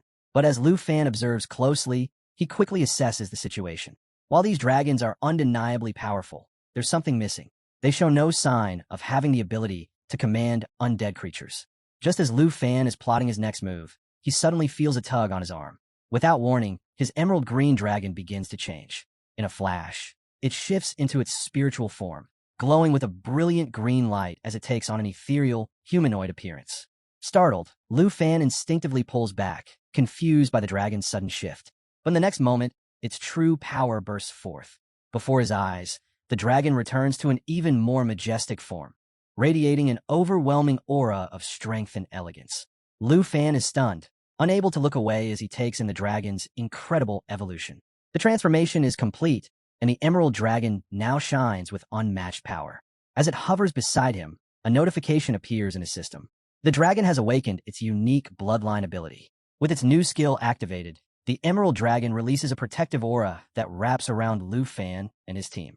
The shield not only boosts their overall stats, but also grants them powerful damage absorption and a counterattack mechanism, making them nearly unstoppable. Watching this unfold, Lu Fan is blown away. His dragon has ascended beyond anything he imagined, a true supreme existence, capable of amplifying its passive abilities to incredible levels. Glancing over the system display, Lu Fan checks the fallen demon dragon stats. After their recent upgrades, their strength, agility, spirit, and endurance have all skyrocketed. These beasts are absolute powerhouses. Still, now understanding the emerald dragon's new ability, Lu Fan realizes something important. The fallen demon dragons aren't limited by strength. They're held back by their very nature, unable to command higher-level creatures no matter how strong they become. A plan forms instantly in Lu Fan's mind. Wasting no time, he gives the order. The emerald dragon unleashes its emerald light, bursting across the field in a dazzling flash. The skill instantly boosts both Lu Fan's and the dragon's attributes by 30%, pushing their abilities even higher. As the battle intensifies, the fallen demon dragons continue their relentless growth. Their stats surge to terrifying new heights, strength, agility, spirit, and endurance all climbing higher and higher. But the emerald dragon holds its ground, its emerald light flooding the battlefield, blanketing everything in radiant energy. Its aura expands, forming a powerful 12-layer shield around Lu Fan and his allies.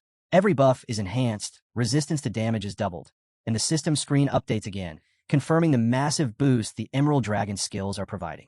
Even as the fallen demon dragons become more fearsome by the second, the emerald dragon's radiant shield keeps their side standing strong. The balance of power is shifting, and Lu Fan knows it.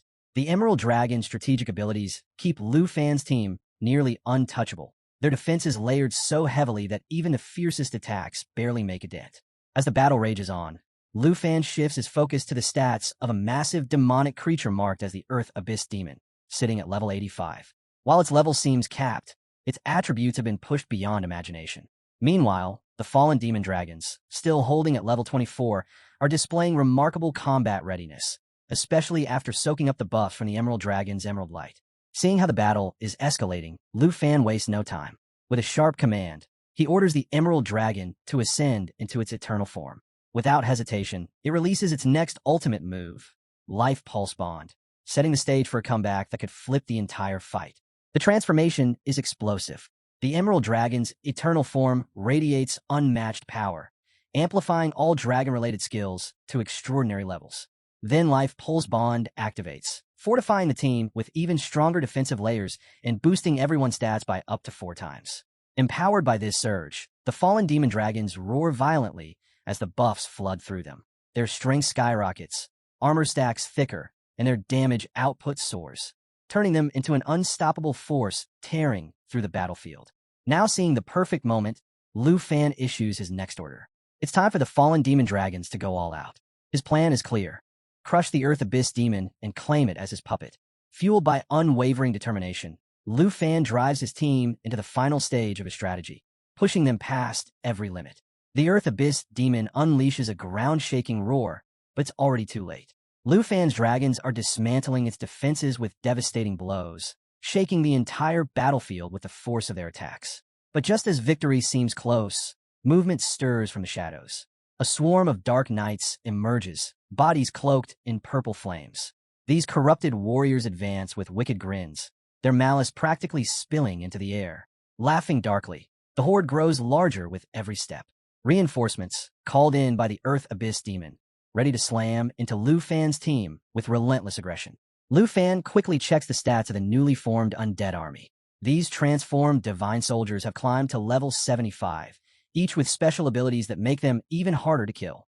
Their defenses stack higher with every undead they control, and they've unlocked the power to convert deadly blows into shielded damage, massively increasing their endurance in the fight. Satisfied, Lu Fan can't help but smile. His gamble paid off. He successfully turned the divine army into loyal undead puppets. Now, with this force under his command, they can keep the battle going on their own, earning points for him without him lifting a finger. Relaxed and confident, Lu Fan knows the tides have fully turned in his favor. A system notification suddenly pops up, alerting Lu Fan of a newly unlocked skill, Undead Control. With this, he now holds full command over all his transformed undead puppets. Realization hits immediately. He can now summon and recall his entire army, even inside secret areas. This newfound power is nothing short of game-changing. Looking over his growing forces, Lu Fan can't help but comment on the sheer potential of his undead army. With complete confidence, he knows he can now carry this force into the secret zones. Wasting no time, he sets them in motion to reenact a legendary battle from 50 years ago, one that had once shifted the balance of the demon heiress. And now, with his ambitions rising, Lu Fan's sights are set on something far bigger. But before his plans can unfold, the ground splits open with a violent tremor. Out of nowhere, a colossal claw slams down from above, barely missing Lu Fan and his dragons. From the shadows, a monstrous demonic beast emerges, its terrifying figure radiating pure rage and malice. With a roar that shakes the skies, the beast steps forward, ready to face Lu Fan and the armies now standing behind him. Without hesitation, Lu Fan checks the latest stats on his newly transformed Earth Abyss Demon puppet. The numbers are staggering. This creature now wields a unique skill that marks enemies with shadow layers, causing them to take increased damage. Even more deadly, its power surges by 200% whenever it suffers a critical hit, turning it into a relentless offensive weapon. Grinning, Lu Fan admires his latest victory. To think such a powerful, ancient demon beast has been reduced to a loyal servant under his control. It's almost unbelievable. Meanwhile, an hour later, inside the control room, news of Lu Fan's achievements hits hard. Lin stares at the reports in disbelief. He can hardly process it. How could an Earth Abyss demon, famous for its refusal to obey anyone, now serve Lu Fan without question? Panic sets in. His phone slips from his hands, crashing to the floor as the weight of the situation sinks in. Their carefully laid plans are in ruins.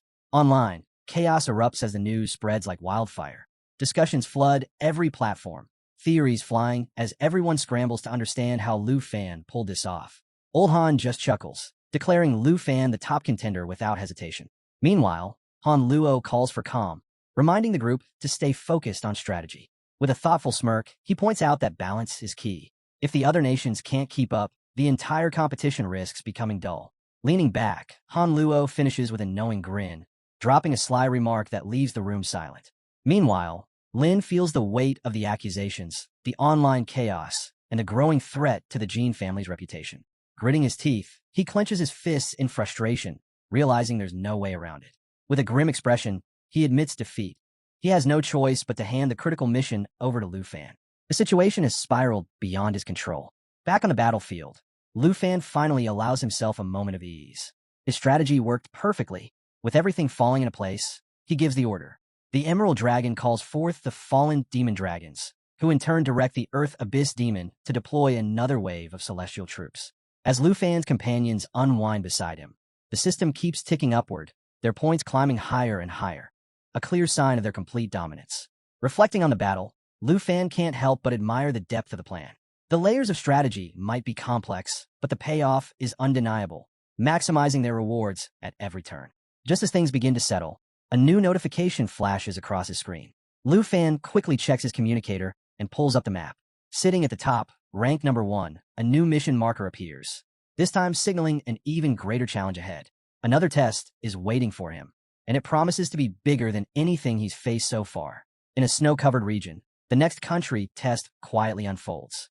A boy hides behind a tree, holding his breath as a beam of light shoots down from the sky, signaling the appearance of a new mission. Relieved, he whispers to himself that his task is complete. Smiling, he thinks, finally, some luck. I didn't run into Lu Fan at the checkpoint, and no one else has made it this far. This one's all mine. But his confidence doesn't last. The moment his grin starts to settle in, his eyes catch something terrifying, a massive dragon approaching through the sky. Something about its presence feels off. Moments later, Lu Fan arrives, soaring in with his black dragon, its menacing aura spreading across the mission zone like a storm. The boy's stomach drops. All hope drains from his face as he realizes Lu Fan has shown up again. Watching Lu Fan land with his usual calm stride, the boy mutters in frustration. Out of all places, why here? What felt like an easy mission is now spiraling out of control. Seeing Lu Fan only confirms the worst. If he's here, that must mean he already finished his last mission. Did he really take down the Earth monster? The thought makes the boy's frustration boil over. What was supposed to be a clean, quiet success has turned into another nightmare. As Lu Fan steps forward, scanning the misty landscape, he pauses. Sensing something unusual, he turns his gaze over his shoulder. The boy freezes. Caught. A cold sweat runs down his back as Lu Fan locks eyes with him.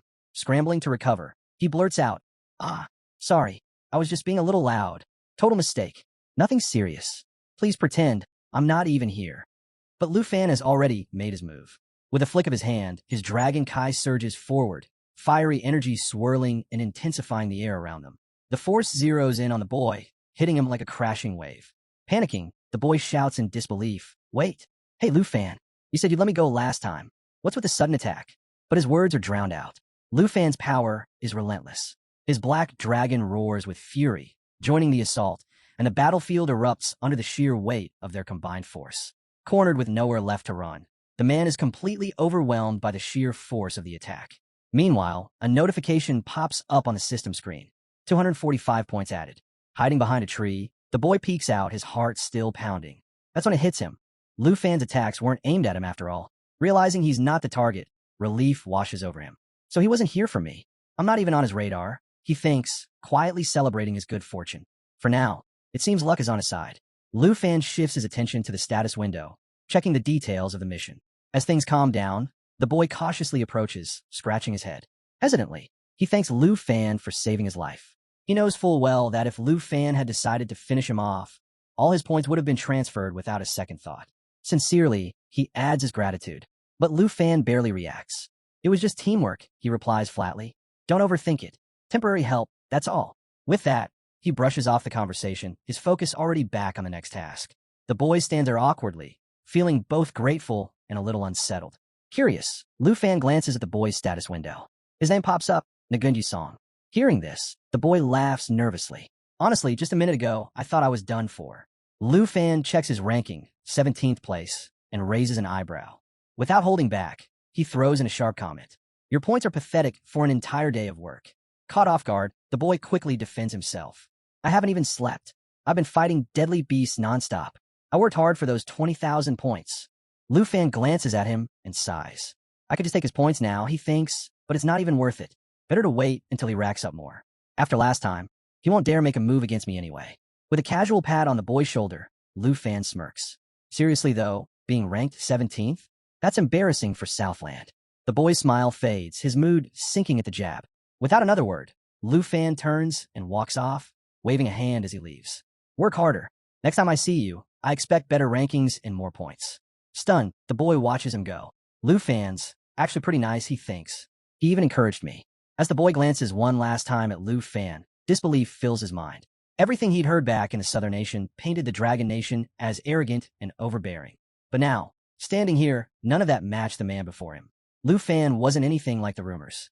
He was straightforward, calm, even encouraging. This is the same Lu Fan who defeated the Demon of Nine Realms, the boy thinks. Not only did he spare me, but he cheered me on. And yet, I actually want to take him down? What a joke. I'm the foolish one here. Regret creeps in. I've been so narrow-minded. Watching Lu Fan prepare for his next mission, something shifts inside him. For the pride of the South, and to prove I'm not just some bystander in a shadow, I need to step up. I'll earn more points, and maybe one day, stand on equal ground with Lord Lu Fan.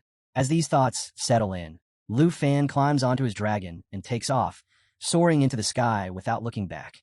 Meanwhile, Lu Fan checks the details of his next task. It's a PvP mission targeting a rank 6 opponent deep inside a swamp zone.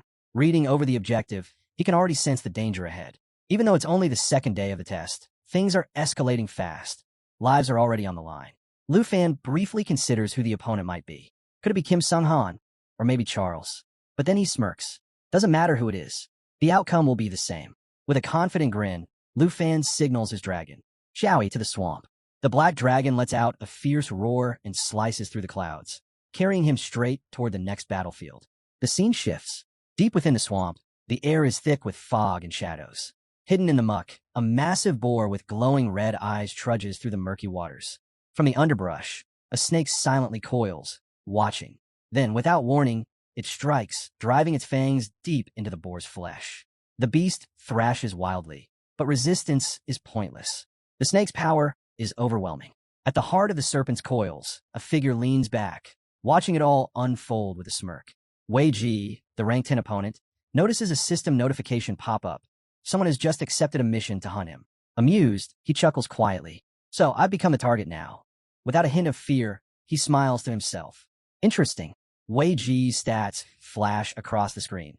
52,642 points, a clear display of his overwhelming strength. Just as the numbers fade, the wounded boar lets out a furious roar and charges forward. But with barely a glance, Wei Ji sidesteps, dodging the attack effortlessly, his expression steady and unshaken. From nearby, heavy footsteps press into the damp earth. A voice cuts through the thick air, calm and cold. If you're standing in my way, you'd better be prepared. Wei Ji glances over, his tone sharp. What a miserable place for us to cross paths. This swamp reeks of death. Rotten, toxic, and unforgiving, he agrees. Not exactly the battlefield I imagined. Then Ji Lan said that we've got bigger things to worry about. Don't forget the agreement we made with the Four Nations Alliance. We're supposed to pool our resources, stack points, and crush the competition. Remember? Leaning back against a twisted tree, Wei Ji lets out a low breath. Then where are the others? Why are we the only ones here? Ji Lan, watching the scene unfold while his snake companion coils at his side, speaks up. Baden should be showing up any minute now. As for Yisanglai, haven't seen her since the trial started. She might still be somewhere out there in this swamp, but who knows? Wei Ji shakes his head. Honestly, waiting around isn't an option. Time's ticking. Glancing at his own status window, Wei Ji smirks. I've been moving fast, clearing out whatever beasts cross my path. But if I'd run into someone like you earlier, I wouldn't be stuck at 10th. I'd be way higher by now. Confidence builds as the tension thickens. So, the hunter has finally arrived, Wei Ji says with a grin, fully prepared for what's coming. Ji Lan sits quietly, watching the fog shift around them. With a casual glance at the map, he speaks to the group. Once Baden gets here, we move. Whoever's coming for us won't know what hit them. A sly grin crosses his face as he adds, let's remind them exactly who the hunters are and who the prey will be. After about 4 hours of traveling, Lu Fan finally arrived at the swamp, the nation's secret testing ground. As he descended, he surveyed the area, thinking to himself, so this is the swamp, rugged terrain, poisonous insects, and toxic fumes everywhere. Navigating this place without flying won't be easy. Landing near a tree, Lu Fan paused. A large snake slithered past, catching his attention. These creatures are vicious, he thought. Taking them down could earn me extra points, but from the looks of it, they might be setting up an ambush. I need to stay sharp. Without wasting time, Lu Fan gave Gog the signal. Activate perception. Xiao Ye's eyes lit up as she triggered the skill. The black dragon's perception swept across the area, exposing hidden threats. With perception active, nearby enemies instantly lost sight of Lu Fan's location. A faint glow illuminated the surroundings, revealing concealed monsters lurking nearby. Lu Fan glanced around, a smirk forming. So there really was an ambush waiting for me. But something felt off. Moments earlier, he'd sensed the presence of 3 people. Puzzled, he drew his sword, its aura flickering to life. Speaking clearly into the open, Lu Fan called out, "You've heard me, haven't you? Yet you refuse to show yourselves? Fine then, I'll come to you." The black dragon hovered beside him as Lu Fan took aim at the massive snake lying in wait. With a swift move of his sword, he provoked the creature. The snake reacted instantly, lunging forward with a sharp hiss. It shot into the air, hissing furiously, as a system notification popped up. Mission target found. The enormous beast reared back, mouth wide open, venom dripping. Just then, a figure seated atop the snake looked down at Lu Fan and chuckled. Well, Lu Fan, didn't expect you to track me down through my snake bubble concealment. Seems you're more capable than I thought. Lu Fan scanned the opponent. Name, Ji Lan. Nationality, Hanggu. Level, 60. Class, Poison 5. Score, 67,375. Rank, 6. Lu Fan let out a sigh. Not much of a place to hide in here. Figured as much. But honestly, I'm a bit let down. You're not Kim Sung-han, and you're not Charles either. Ji Lan glanced at the status window, checking Lu Fan's details. His initial assumption shattered the moment he read the information. I thought he was some master, so I came prepared, but turns out he's just a representative from Dragon Country, lagging far behind in rank. Even as the system warned him about facing a skilled hunter, Ji Lon ignored it. His focus still locked onto the status window. But the instant he properly examined Lu Fan's stats, his expression shifted dramatically. Name, Lu Fan. Nationality, Dragon Country. Level, 36. Occupation, Dragon Tamer. Points, 5,550,000. Rank 1.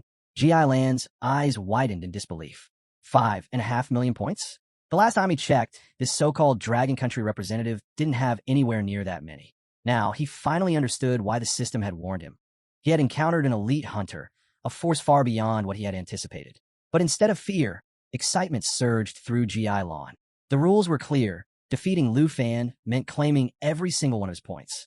The opportunity was too good to ignore. A grin stretched across his face. I never expected to meet such a prize. The meal has practically walked straight to my mouth. Determination flared in his eyes as he made a vow. No matter how powerful you are, I will kill you and take every last point. There's no way I'll let this chance slip by. He turned to Lu Fan with a dark smirk. Still think you're the hunter here? With so many points at stake, do you really believe I'll let you walk away? Lu Fan met his gaze, unfazed. Brother, that might work on others, but not on me. Ji Lan's expression hardened. In the blink of an eye, a staff appeared in his grip, crackling with deadly venom. With a swift motion, he lashed out, releasing a powerful toxic attack. You're nothing but prey, walking willingly into a hunter's den. Those points, they belong to me now. The venom shot toward Lu Fan like a deadly wave, but just before impact, Lu Fan leaped onto Xiao Ye's back, narrowly avoiding the strike. Landing gracefully, he flashed a confident smile. If you want my points, come and take them. Let's see who the real hunter is. Without hesitation, Lu Fan gave the command. Xiao Yi, prepare the lava flame. The black dragon let out a deafening roar, flames surging in its throat. In an instant, it unleashed a torrent of molten fire straight at Ji Lon. Ji Lon, still full of confidence, stood tall atop his massive snake. Don't be afraid, he commanded the beast. That dragon's nothing. You can handle it. Without wasting a moment, Ji Lon unleashed a thick poisonous mist, sending it rolling toward Lu Fan and Xiao Yi. The toxic fog steadily spreading and inflicting continuous damage.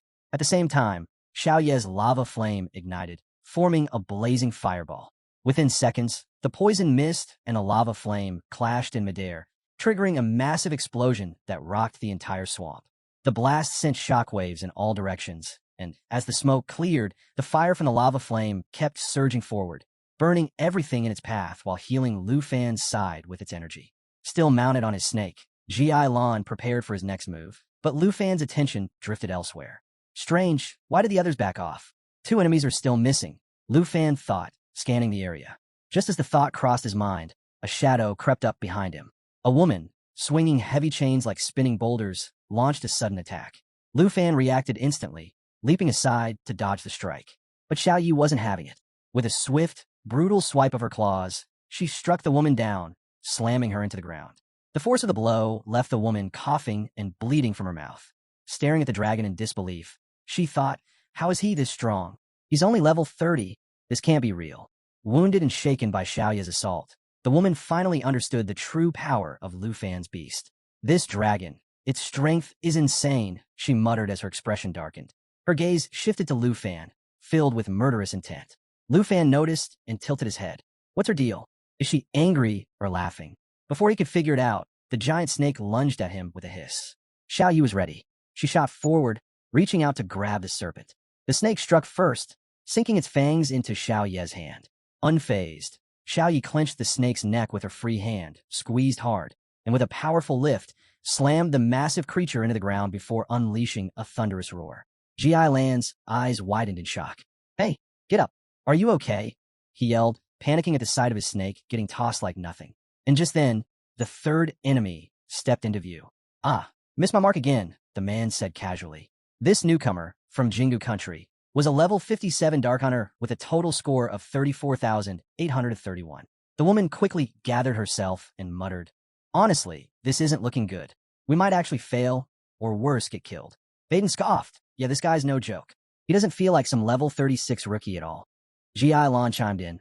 Tough or not, we're not backing down. If we take him out, his points alone could push us straight into the top 3. Meanwhile, Lu Fan stood watching them, still wearing that same calm smile. Really? This is your big ambush? Looks more like a bad joke, he said. Honestly, if you keep sneaking around like that, you'll end up hurting yourselves. And if you're after my points, what chance do you really think you have? The woman glared back. Don't get ahead of yourself. You might be stronger than we expected, but this fight's far from over.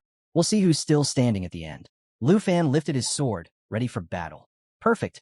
Let's settle it with a melee and find out whose body ends up buried in this swamp.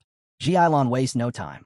With a sharp command, he orders his massive serpent to unleash a poisonous mist at Lu Fan. The giant snake instantly obeys, filling the air with a toxic fog aimed straight at its target. This venomous cloud isn't just for show. It inflicts serious damage while poisoning anyone caught in it. But Lu Fan senses the threat and quickly shields himself. Without hesitation, he turns to Xiao Yi. Take down that snake. Now, he commands. With the poison's effects fading, the black dragon taps into its bloodline power. This ability is no joke. It cuts incoming damage in half, blocks all negative effects, and boosts its healing rate by a staggering 500%. Xiao Yi lunges, her claws sinking into the enormous serpent. With a single, brutal move, she slams it to the ground and tears it apart. Green blood splashes everywhere as the snake's body is shredded. Watching his prized beast fall, Ji Ailon erupts in rage. You kill my snake. You're finished, he roars. Off to the side, another figure takes note of the shift. Seeing Lu Fan gaining the upper hand, he decides it's time to strike. Drawing his bow, he lines up a shot and calls out, I'll cover you. Move forward. The sudden declaration catches Lu Fan off guard. What is this guy up to? Why is there white light surrounding him? Before Lu Fan can fully process it, he reacts on instinct. He raises his wand, activating its power. Lu Fan, my magic circle's ready. Just hold on a second, someone warns. Within moments, Ji Ailon summons his next move, a terrifying formation known as the 10,000 Snakes. Hissing fills the air as the deadly swarm appears. This is no ordinary spell. It's one of the most powerful techniques among the 5 world magicians.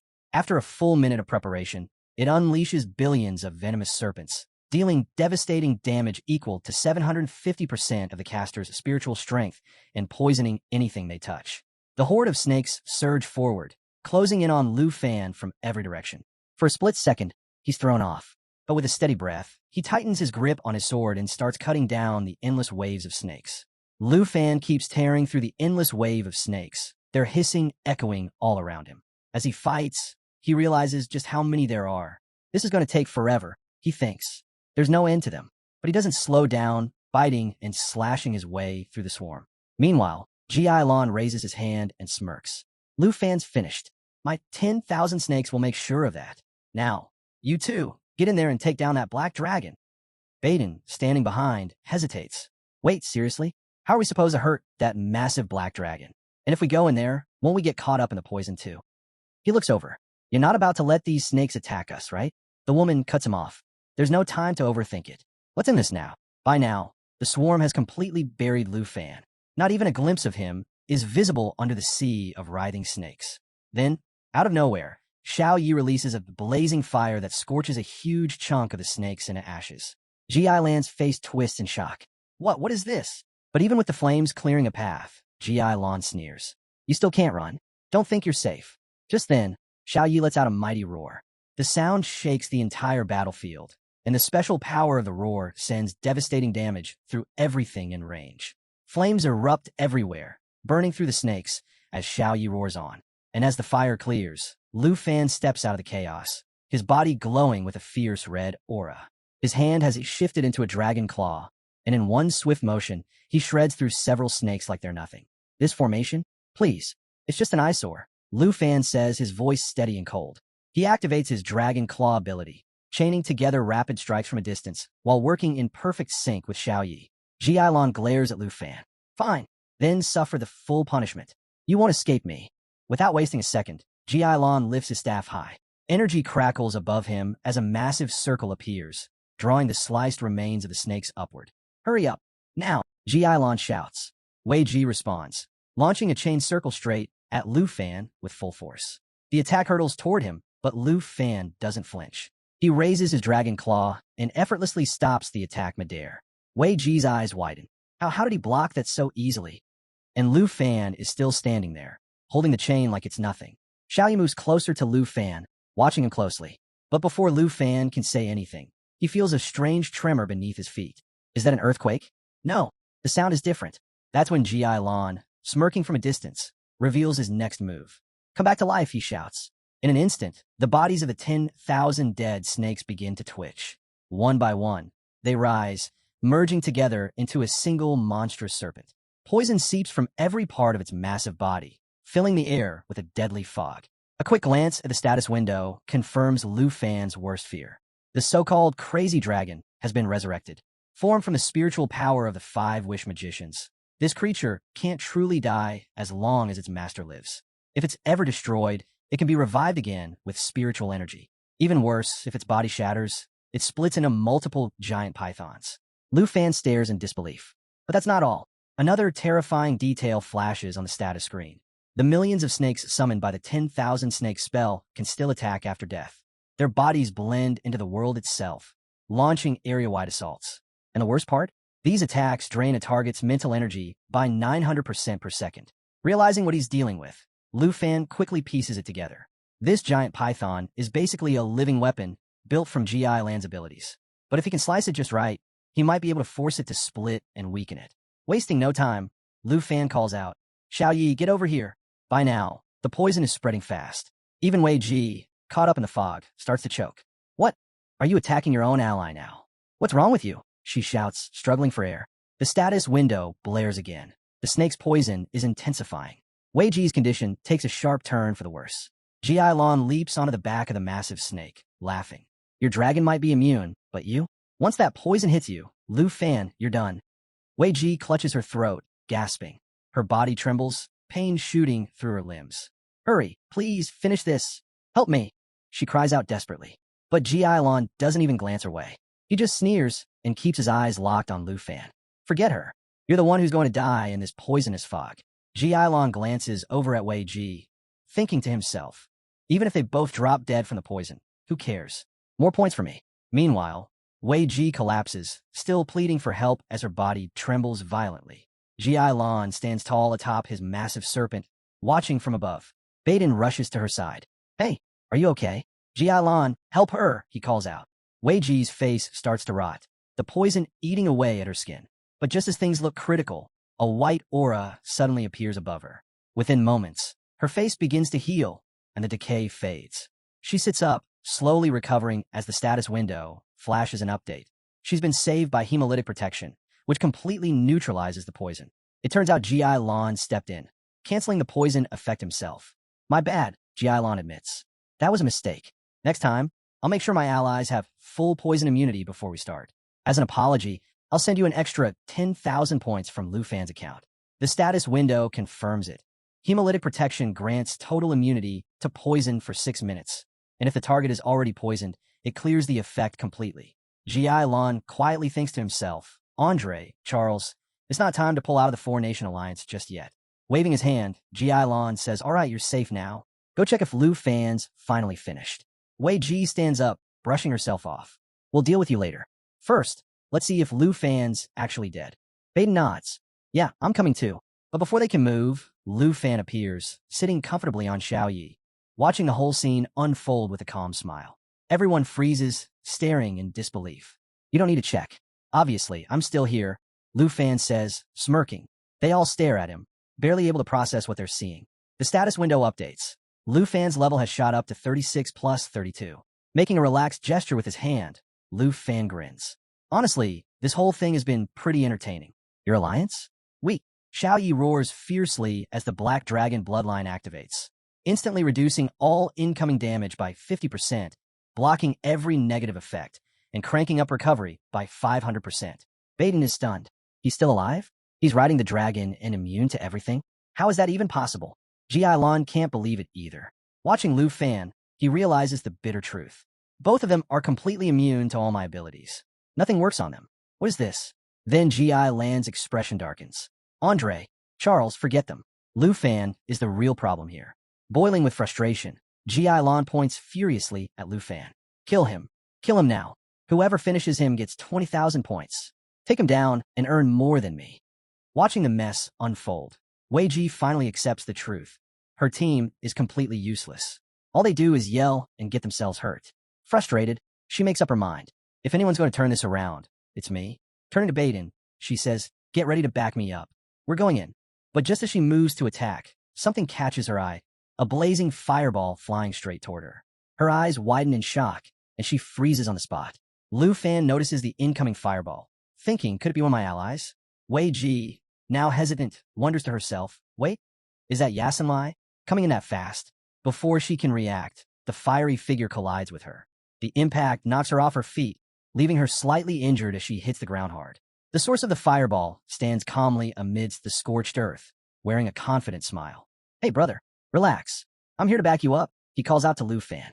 Looking at the battered state of Wei Ji, Baden, and Ji Lan, he shakes his head. Seriously? 3 of you, fighting just one guy, and this is the best you've got? Pathetic. If you call yourselves warriors, why don't you try fighting me instead? A status window pops up, revealing his details. Andre, a level 60 flame warrior from Snow Nation, ranked 4th with 80,617 points. Lu Fan recognizes him immediately. Ah, it's Andre. Andre greets him with a smile and a casual wave. Man, that dragon of yours looks insane. Love it. Xiao Yi, not taking any chances, turns toward Andre, locking eyes on him, ready to attack. Lu Fan quickly rests a hand on her head. Easy, Xiao Yi. He's not an enemy. It's Andre. At Lu Fan's words, Xiao Yi settles down, no longer seeing Andre as a threat. Lu Fan had crossed paths with Andre before, back when they were both hanging out with the Overseer, enjoying a meal cooked by his aunt. Looking Andre over, Lu Fan comments, seriously though, your firepower's impressive. But man, you hit her pretty hard. Andre casually raises his hand and grins. What can I say? I'm running 3rd level magic over here, and I've unlocked the true body of a god. These small fries? Please, barely worth my time. Wei Ji, now back on her feet, brushes the dirt off herself, clearly furious. Then Andre suddenly freezes. Wait, hold on a second. Did you just say she's a woman? SHE is a woman. Lu Fan laughs, shaking his head. Yep, you heard me right. She's no joke. We haven't even seen her real abilities yet, so we can't afford to take her lightly. Hearing them talk like that, the woman clenches her fists, her anger boiling over. Andre smirks and steps forward. Oh, so she's strong, huh? Fine, I'll handle her first. He glances at Lu Fan. Hey, Lu Fan, why don't you take care of the Snake Rider and the Archer while I deal with her? Lu Fan leans back, resting his hands on his head with a grin. Sure. But honestly, there's really no need. I can take care of all 3 of them myself. That's all it takes to push the woman over the edge. Grinding her teeth, her eyes glow bright yellow, and a golden aura flares around her. You think you can underestimate me like that? She roars. In the blink of an eye, her body shifts and expands as she transforms into a massive bear, bellowing furiously. You're all going to regret this, she shouts. She's activated the power of the god Bear Doto, a spiritual giant bear form that boosts her strength and stamina by 20%, though it comes with a cooldown of 16 hours. Without wasting a second, the bear charges straight at Andre, the ground shaking with every step. Andre, unfazed, readies his weapon, which ignites with blazing flames. As the bear slams into him, the impact explodes in a burst of fiery energy. Flames swirl around them as Andre shouts back. Lu Fan, don't worry about me. She's mine now. I'm not letting her get away. Andre unleashes the Flame Lord True Body, calling on the power of the Supreme Fire God. His attributes climb by 1%. His body becomes permanently airborne, and explosive flames surround him. The duration of the True Body depends entirely on his mental strength.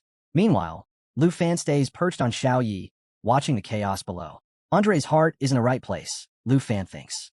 But man, he's just as much of a hassle as the rest. These guys aren't even worth summoning earth demons for. I can handle this myself. With that, Lu Fan leans forward and launches into the air, soaring on Xiao Yi as the next phase of the battle begins.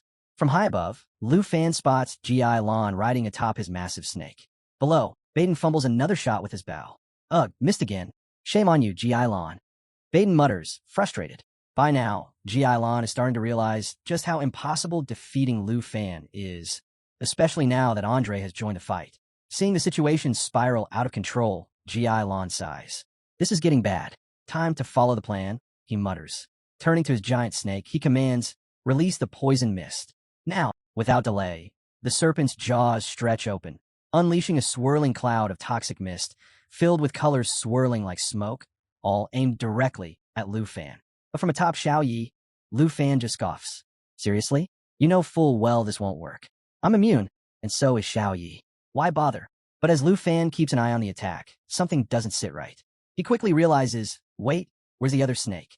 It's gone.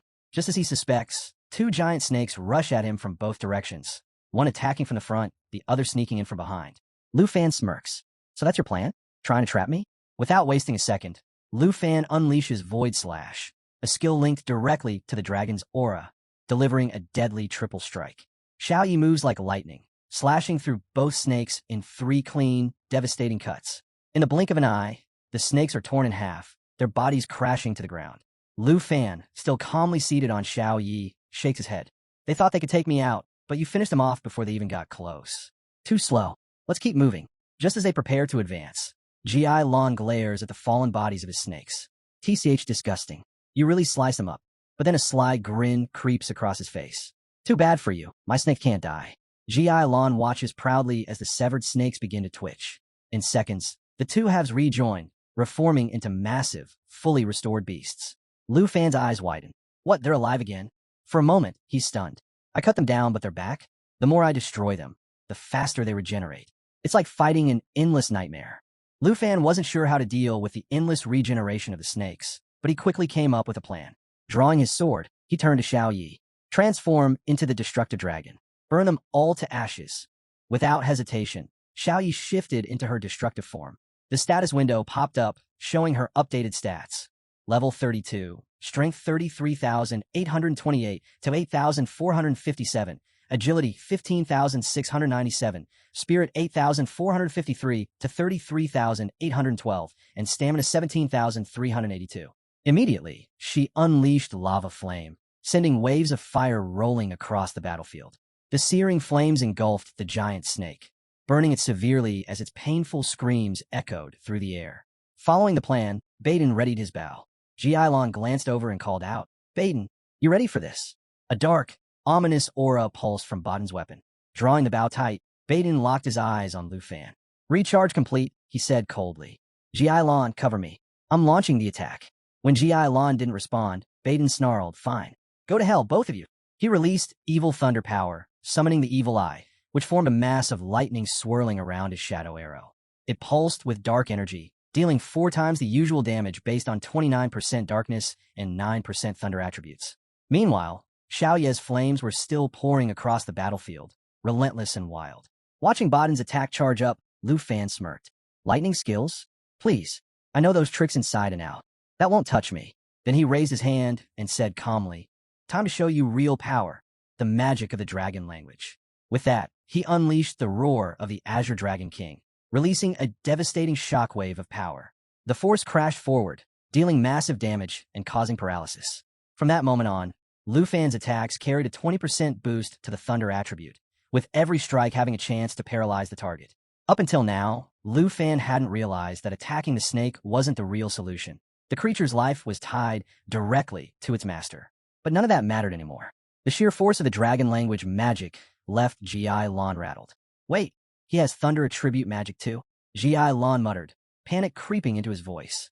That's dragon language magic, the rarest kind. As the magic surged, Lu Fan stepped forward, and the roar of the Azure Dragon King echoed over the battlefield. Purple energy whipped through the air, wrapping around everything in sight. The overwhelming power left Baden and G.I. Lon frozen in fear. Even the giant snake began to thrash wildly, losing control as G.I. Lon shouted in desperation. Lu Fan's light energy spell surged forward, crashing into both G.I. Lon and Baden. The pressure was too much for Baden to handle. He faltered immediately, yelling for G.I. Lon to cover him. But G.I. Lon, seeing the writing on the wall, made his move. Without a word, he activated Shao Qi's Serpent's Breath Sleep and vanished beneath the earth. Wait, don't leave me, Baden shouted in panic. But G.I. Lon was gone. The Serpent's ability, Ash, Giant Serpent, dragged him underground, entering stealth mode for 22 minutes while passively regenerating 2% of his max HP every minute. It was a clean escape, but one that left Baden exposed. Left behind and defenseless, Baden became Lu Fan's next target. Without giving him a chance to recover, Lu Fan launched a barrage of attacks, engulfing him in flames. It didn't take long before the system message popped up. Ju Baden has finally died. Lu Fan let out a cold laugh. Betray your teammate and run? That's your alliance? You're not getting away either, G.I. Lon. He turned to his dragon, signaling it to prepare dragon language eco. The sky blazed as the dragon's firestorm swept down, incinerating the swamp below. Nothing was spared. Lava bursts took full effect, Fire erupted in all directions, turning the terrain into a molten pit that dragged anything nearby into its fiery pull and dealt continuous, searing damage. Winddragon Whisper is used in sync by both knight and dragon. The spell's power is amplified. The battlefield turned into a furnace.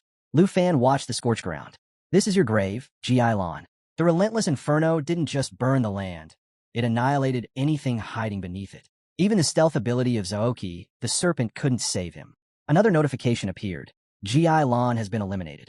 Only 21 of 23 eliminations remained. His Dragon Nation point soared. Total mission score, 700,000. A jump of nearly 160,000 from the last encounter. It was brutal, but the PvP rewards spoke for themselves.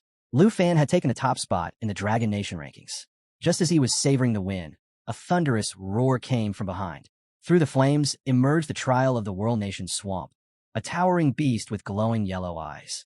Standing in front of it was Giant Andre, now fully berserk, ready to end it. With one massive swing of his axe, Andre brought it down on the beast, killing it instantly. As the body reverted to its original form, Andre sneered, "Those who hide in the shadows and scheme, they don't deserve forgiveness." Lu Fan didn't waste time. With his dragon at his side, he stepped forward and asked calmly, "Are you handing over your points?"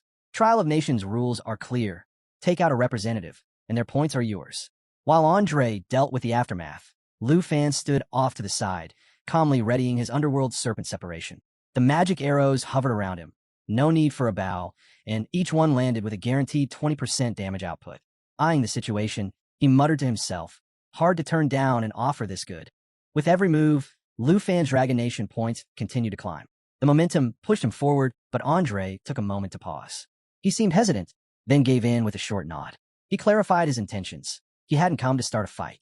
In fact, he admitted he originally thought he'd be triple-teaming Lu Fan, only to realize it was a necessary alliance. Lu Fan just smirked, unbothered. "Honestly, I wouldn't mind doing this kind of thing a few more times, even for free." Andre chuckled. "No big deal, especially after tasting what you fed the Dragon Nation." The battlefield had quieted, the dust slowly settling. Standing side by side, the two looked out over the scorched terrain. Andre turned toward Lu Fan, still chewing thoughtfully. "You got any more of those tasty meals?" He sat down, relaxed, devouring another Dragon Nation dish like it was a delicacy. Completely satisfied, he tossed out an offer. "Tell you what, I'll give you 5,000 points for a piece of that chicken." Lu Fan shook his head with a grin. "Keep your points. If you're hungry, eat." Not far off, Lu Fan's dragon, now in a female humanoid form, was enjoying the same feast, stretched out in total comfort. The mood was calm, almost too casual for a battlefield. But Henry stood frozen, unable to believe what he was seeing. There's no way. Each piece is worth at least 2,000 points. His disbelief only deepened as Lu Fan casually pulled up his professional stats. Over 700,000 points. Henry stared, speechless, struggling to process how anyone could rack up that much. Lu Fan, meanwhile, glanced at Andre's status screen and caught something that caught his attention. Andre had also been given the task to defeat the demon of the 9 realms. Andre let out a low sigh. "If you've got this many points already, then taking down the Dark Tower might trigger something big." Lu Fan cut in immediately. "That's the plan. I've been after the Dark Tower from the start. Stronger beasts mean more points. It's the perfect grind zone." Henry shook his head in disbelief. What even is Lu Fan? Without his pro features, not even Andre could have made it past the 3rd monster wave at the Dark Tower. And this guy's been using it to farm like it's nothing. Andre stood quietly, a wave of relief washing over him. Deep down, he was just glad he hadn't ended up on Lu Fan's bad side. The more he thought about it, the clearer it became. Charles and the others still stuck in this mission didn't stand a chance if they crossed paths with Lu. He shook his head and let out a dry laugh. "I was going to ask you how to boost my points, but yeah, that's clearly not happening." Lu Fan grinned. The Dark Tower's no joke. Clearing out the demons of the 9 realms took serious effort. Andre let out a sigh. Makes sense. Having a dragon pet changes everything. No wonder dragon riders ranked among the top 3 hidden classes. His eyes drifted toward Lu Fan's dragon, who was now glaring at him with an intense stare. A shiver crept up his spine. "That thing's terrifying." Lu Fan let out a short laugh. "Tried your hand at the Dark Tower yet? Or did it kick you out?" Andre gave a resigned nod. "I barely made it out alive. Worst part is, I'm stuck. Can't pick up any new quests while that one's still active." Lu Fan paused, then smirked. "Then let's clear it together." Andre was just about to answer when he caught another glimpse of the dragon. Its teeth were showing now, sharp and bared, and still staring right at him. "Why does it look like it wants to eat me?" he asked nervously. Lu Fan waved him off. "Don't worry. Dragon bats don't trust strangers." but as long as I'm around, it won't bite. Of course, that wasn't the real reason. Lu Fan knew exactly what was going on. Andre had unknowingly eaten Xiao Ye's rations, and the dragon remembered. Putting that aside, the two headed out, moving toward the looming presence of the Dark Tower. Before they could get close, a system warning flashed across their view. Up ahead, a pack of carrion eagles, all level 60, let out deafening screeches. Mixed among them, hulking horned beetles at the same level waited, their armored shells glinting in the dark, ready for the next wave of battle to begin. Standing at the edge of the battlefield, Andre glanced at the swarm ahead. So, how exactly are we doing this? Lu Fan summoned mana into his palm. Simple, he replied. You fight your way, I'll fight mine.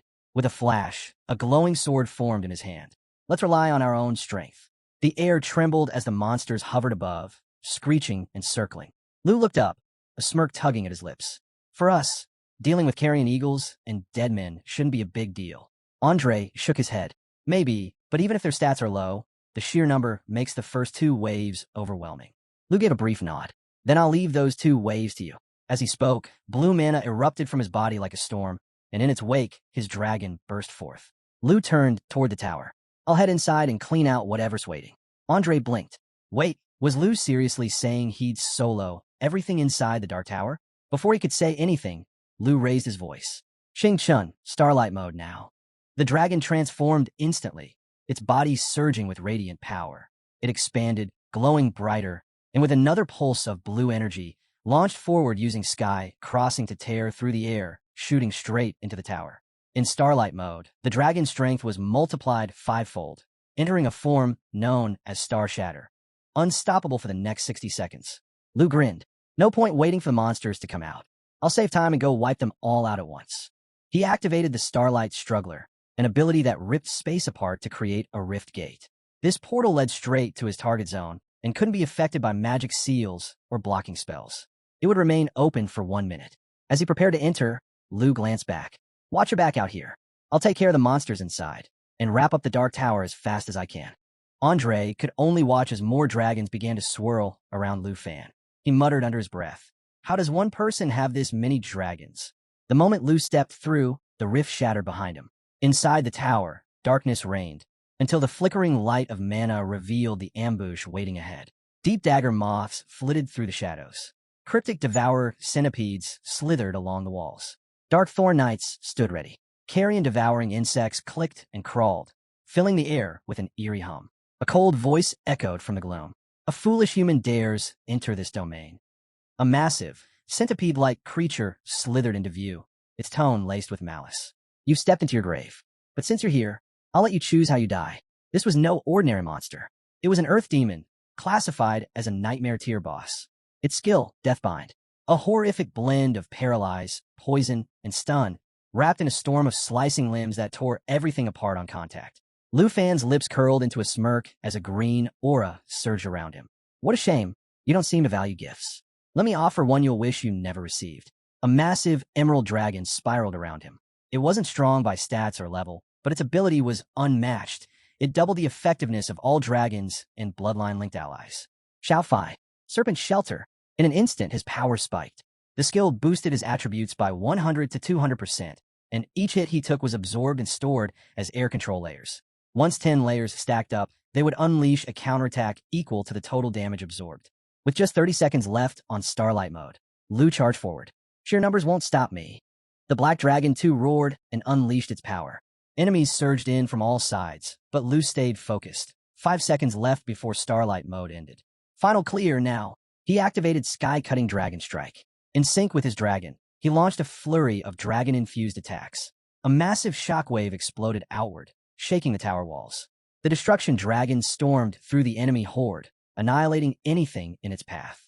Then came the finisher, Star Crush, a high-damage ability that scaled directly with the Dark Tower's level. Xing Chun, Starlight Crush. With a 2-second charge time, Lu switched techniques. Snake Shadow technique activated, and the Dark Snake Bow was drawn. 3 seconds later, he fired the Shadow Snake Arrow, boosting damage by 500%. The assault of Dragon Force, Blade Strikes, and Shadow Energy combined into a devastating storm. The enemy couldn't keep up. 5 seconds left in Starlight mode. The final stage, Starlight Destruction, kicked off. His dragon opened its mouth wide, blue mana fire swirling around as it absorbed starlight into a single point. The resulting blast ignored all defenses, impossible to block or predict. It surged with a raw 300,000 power output, wiping out the last of the monsters just as Starlight Mode came to an end. Standing amid the wreckage, Lu Fan glanced around. Almost done with the upgrade. Time to speed this up. Just then, a new presence descended, the Holy Corpse Demon Dragon. It radiated thick purple mana, heavy enough to distort the air around it. Lu didn't flinch. Xiaofai, call in the fallen demon dragon. With natural assimilation activated, he raised the dragon bone flute, summoning not one, but two fallen demon dragons. Their levels matched his own perfectly. At the same time, his star dragon shifted again, evolving into galaxy form. Lasers burst from its body, raining across the battlefield. Above, the starfall effect ignited, unleashing a never-ending cascade of starlight energy across the area, persisting until dismissed. With the dust finally settling, Lu Fan glanced at his updated stats. His double dragon had hit level 25, his star dragon soared to level 80, and he himself reached level 36.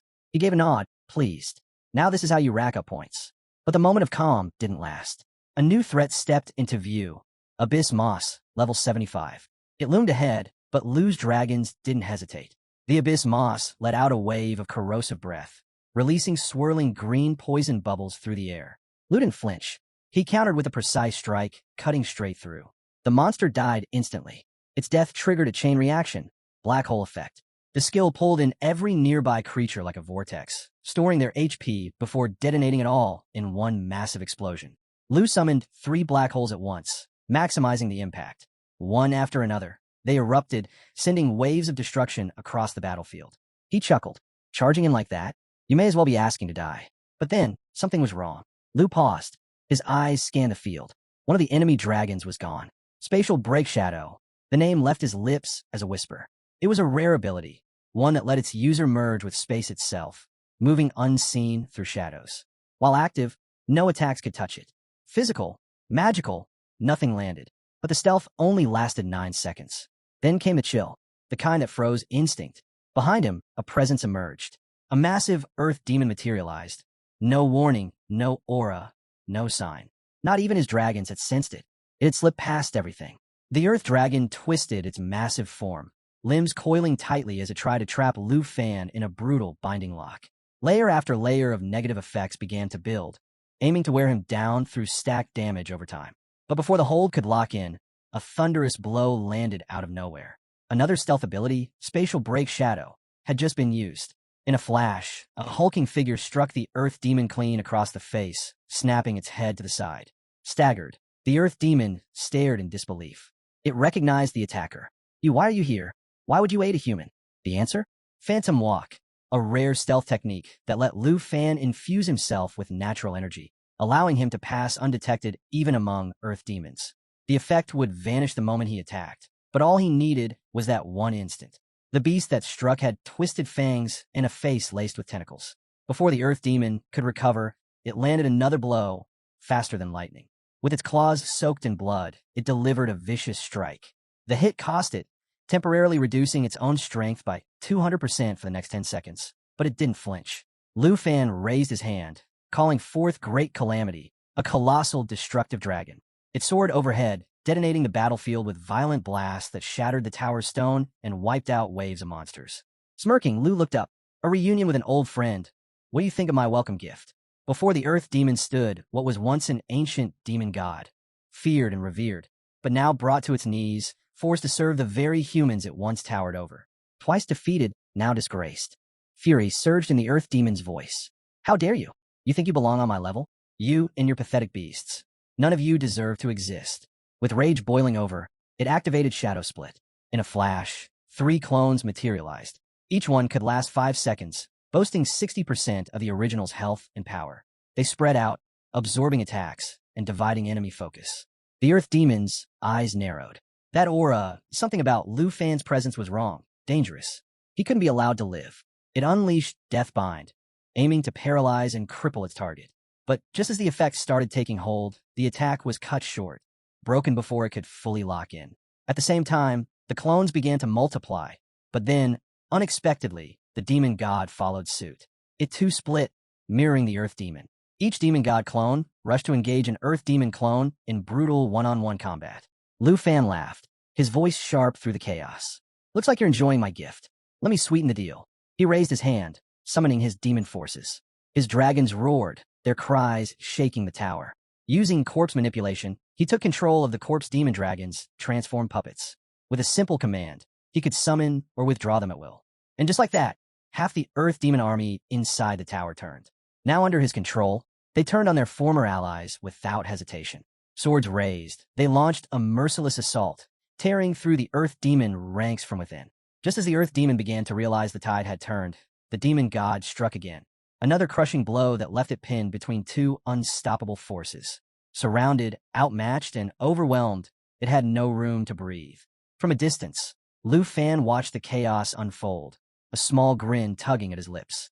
Two ancient monstrosities, once feared, now locked in savage combat, while his dragons roared above, ready to strike at a moment's notice.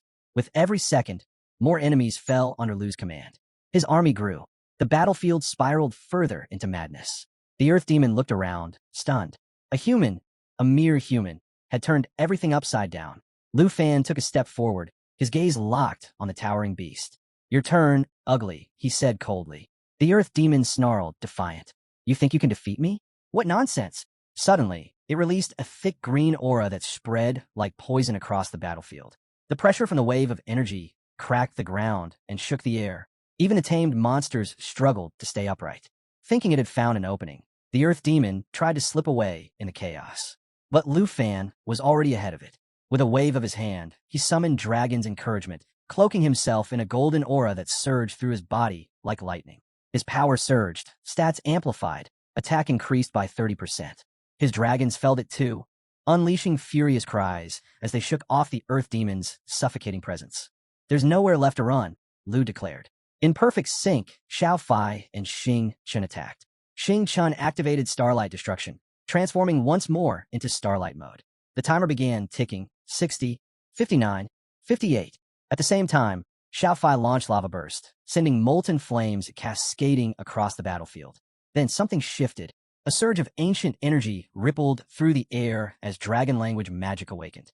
Dragon Breath evolved. No longer a standard attack, but a forbidden spell accessible only to dragon demon dragons.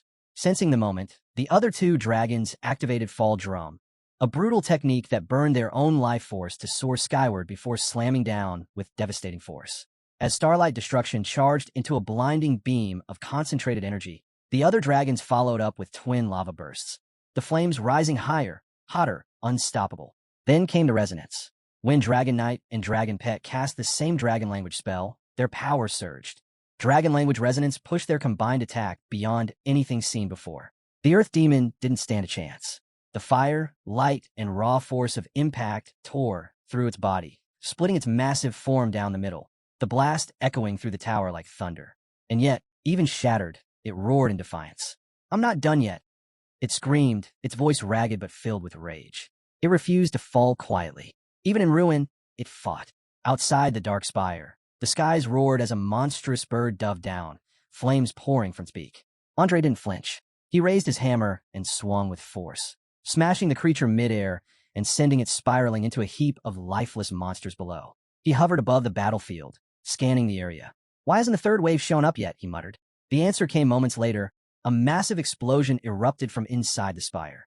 A blinding surge of power burst forth, tearing across the sky like a blazing comet. Andre's eyes widened. What the hell is happening in there? 5 minutes later, at the National Trial Secret Realm, Lu Fan descended, victorious, holding the severed head of the Earth Demon in one hand. His dragon landed beside him with a heavy thud.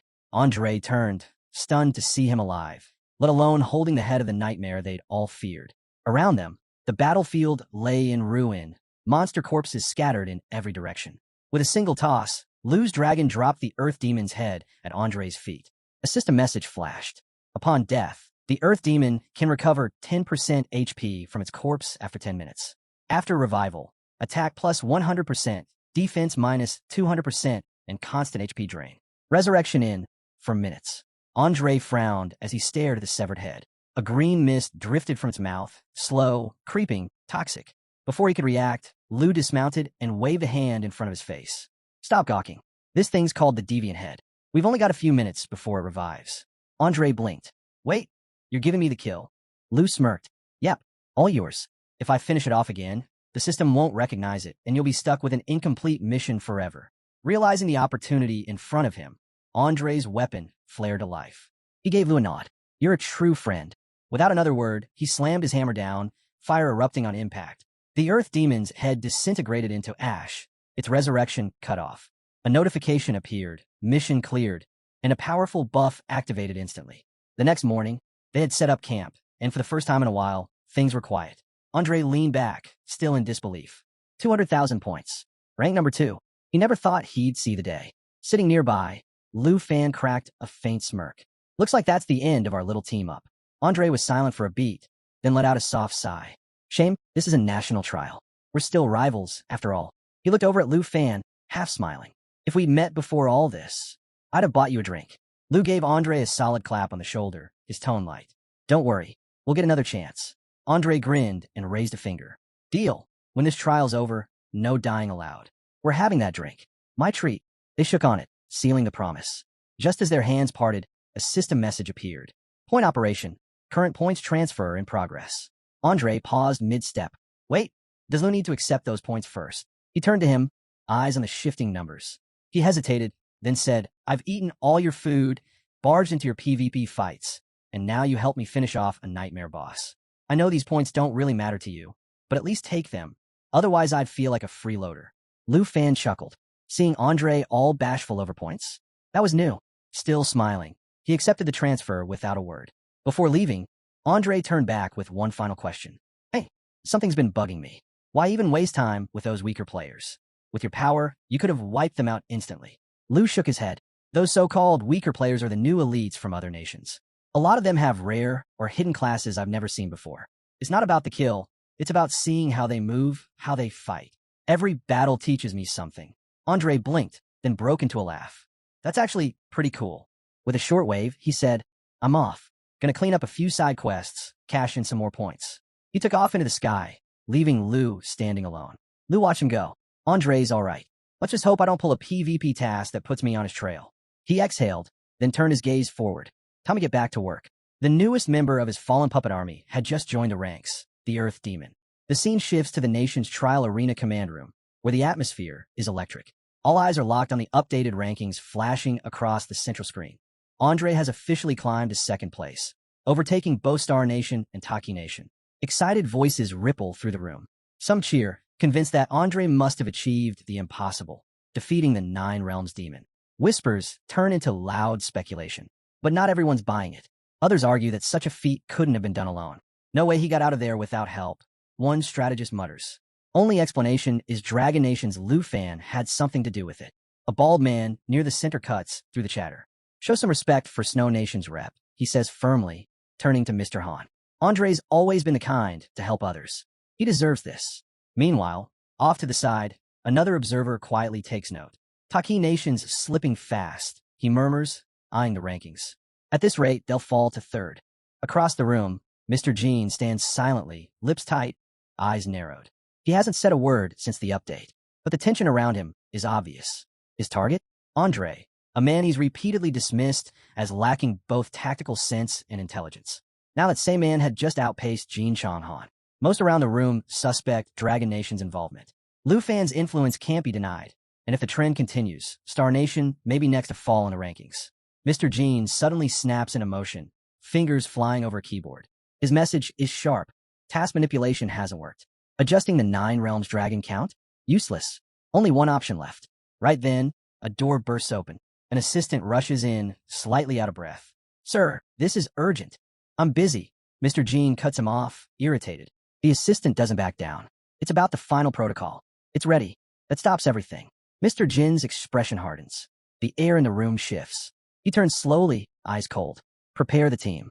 Take me there now. Without another word, he leaves, his footsteps echoing behind him, headed toward the last option. Mr. Jean moved quickly toward the concealed back door he had personally built into the design of the secret realm. Right behind him, his assistant caught up and handed over a critical one-time use item. They hadn't had the luxury of fully vetting it. There could be risks, but a top-tier enhancement specialist had signed off on its usability. It was a scroll, one of the Trial of Nation consumables. Once activated, it would open a gateway to a set location inside the secret realm, but it would only remain active for 90 seconds. Jean examined it closely. The energy around it was clearly unstable. That's when his assistant gave a report. Back-end monitoring had picked up odd activity from Lu Fan. Jean wasn't surprised. He had been anticipating this. At this point, the only way to catch Lu Fan in the act was to step in himself. There was no time to hesitate. The final contingency plan had to be carried out. He turned to his team and ordered them to hold the hallway. No one gets through until he returns. His secretary looked uneasy and asked if he really intended to go through with it. Jean nodded. He would deliver the message himself.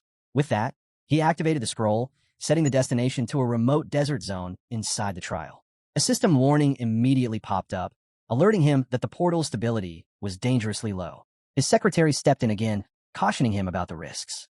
This was untested tech, and if international rivals caught him on a live feed, the fallout could be serious. Jean remained calm. He'd already notified the main controller and the director. No footage from the desert would be broadcast until he came back.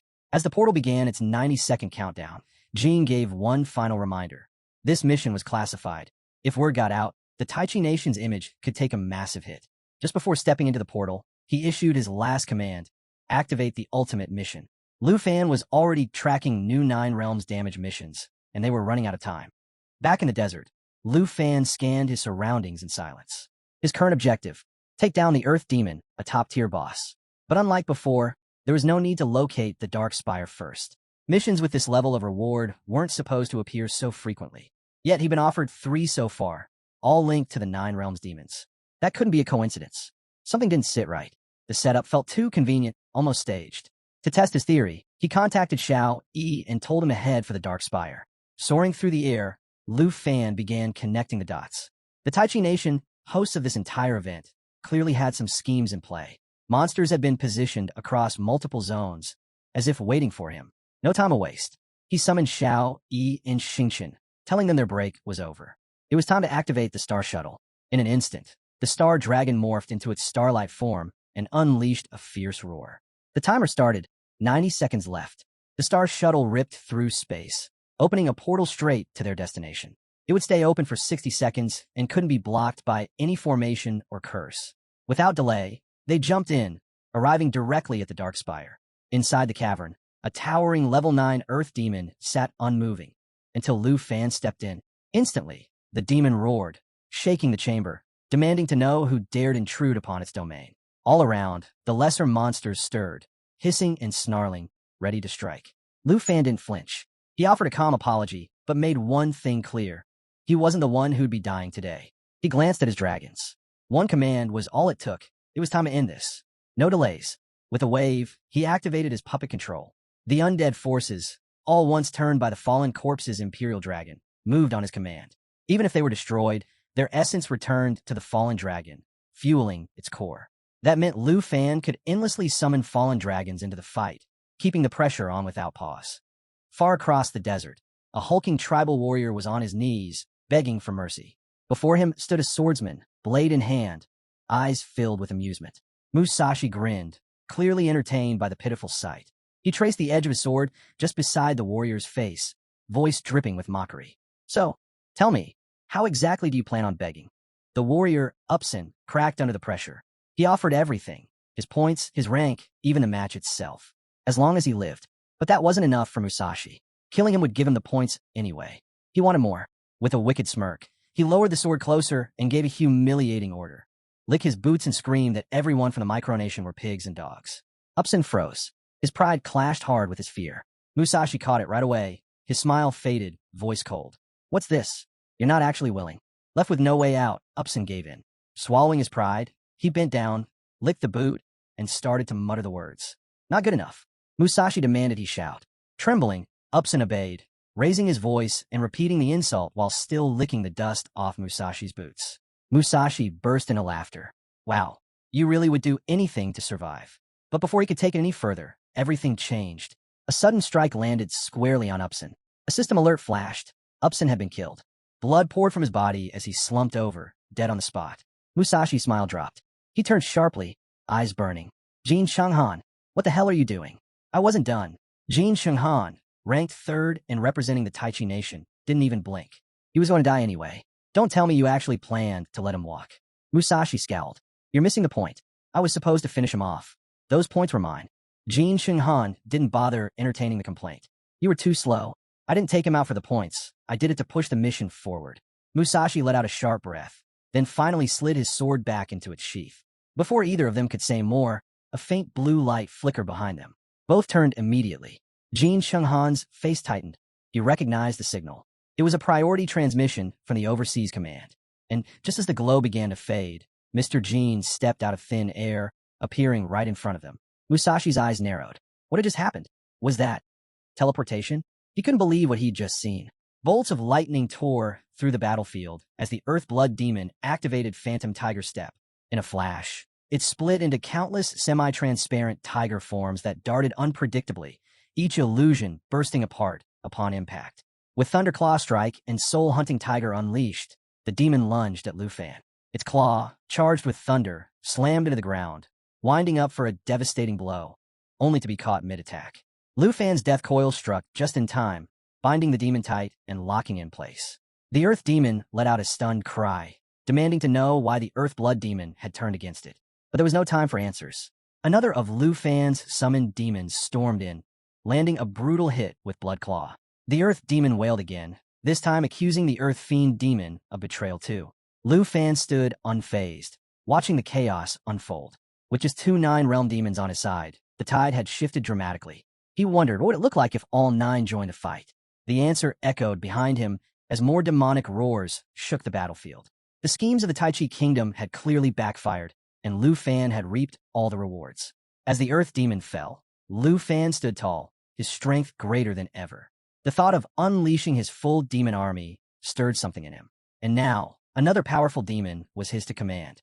Soaring high in the sky atop a strange magical sphere, Musashi shouted over the wind, urging Jin Shenghan to slow down. He was frustrated. If the Overseer had already revealed the ultimate mission's location, why weren't they heading there now? Jin Shenghan shrugged it off. I don't need it yet, he said coolly. He then reminded the Overseer that the teleportation ray was unstable. He had to pass along the information quickly before he vanished again. Musashi growled under his breath, cursing the Tai Chi Kingdom's shamelessness. Sending an Overseer into the trial? With the way points were being handed out, why not just eliminate their rep outright? He turned to Mr. Jin for an answer. Mr. Jin explained that the secret realm was functioning normally. There were no technical issues, no loopholes being exploited. That meant there was no valid reason to kick anyone out.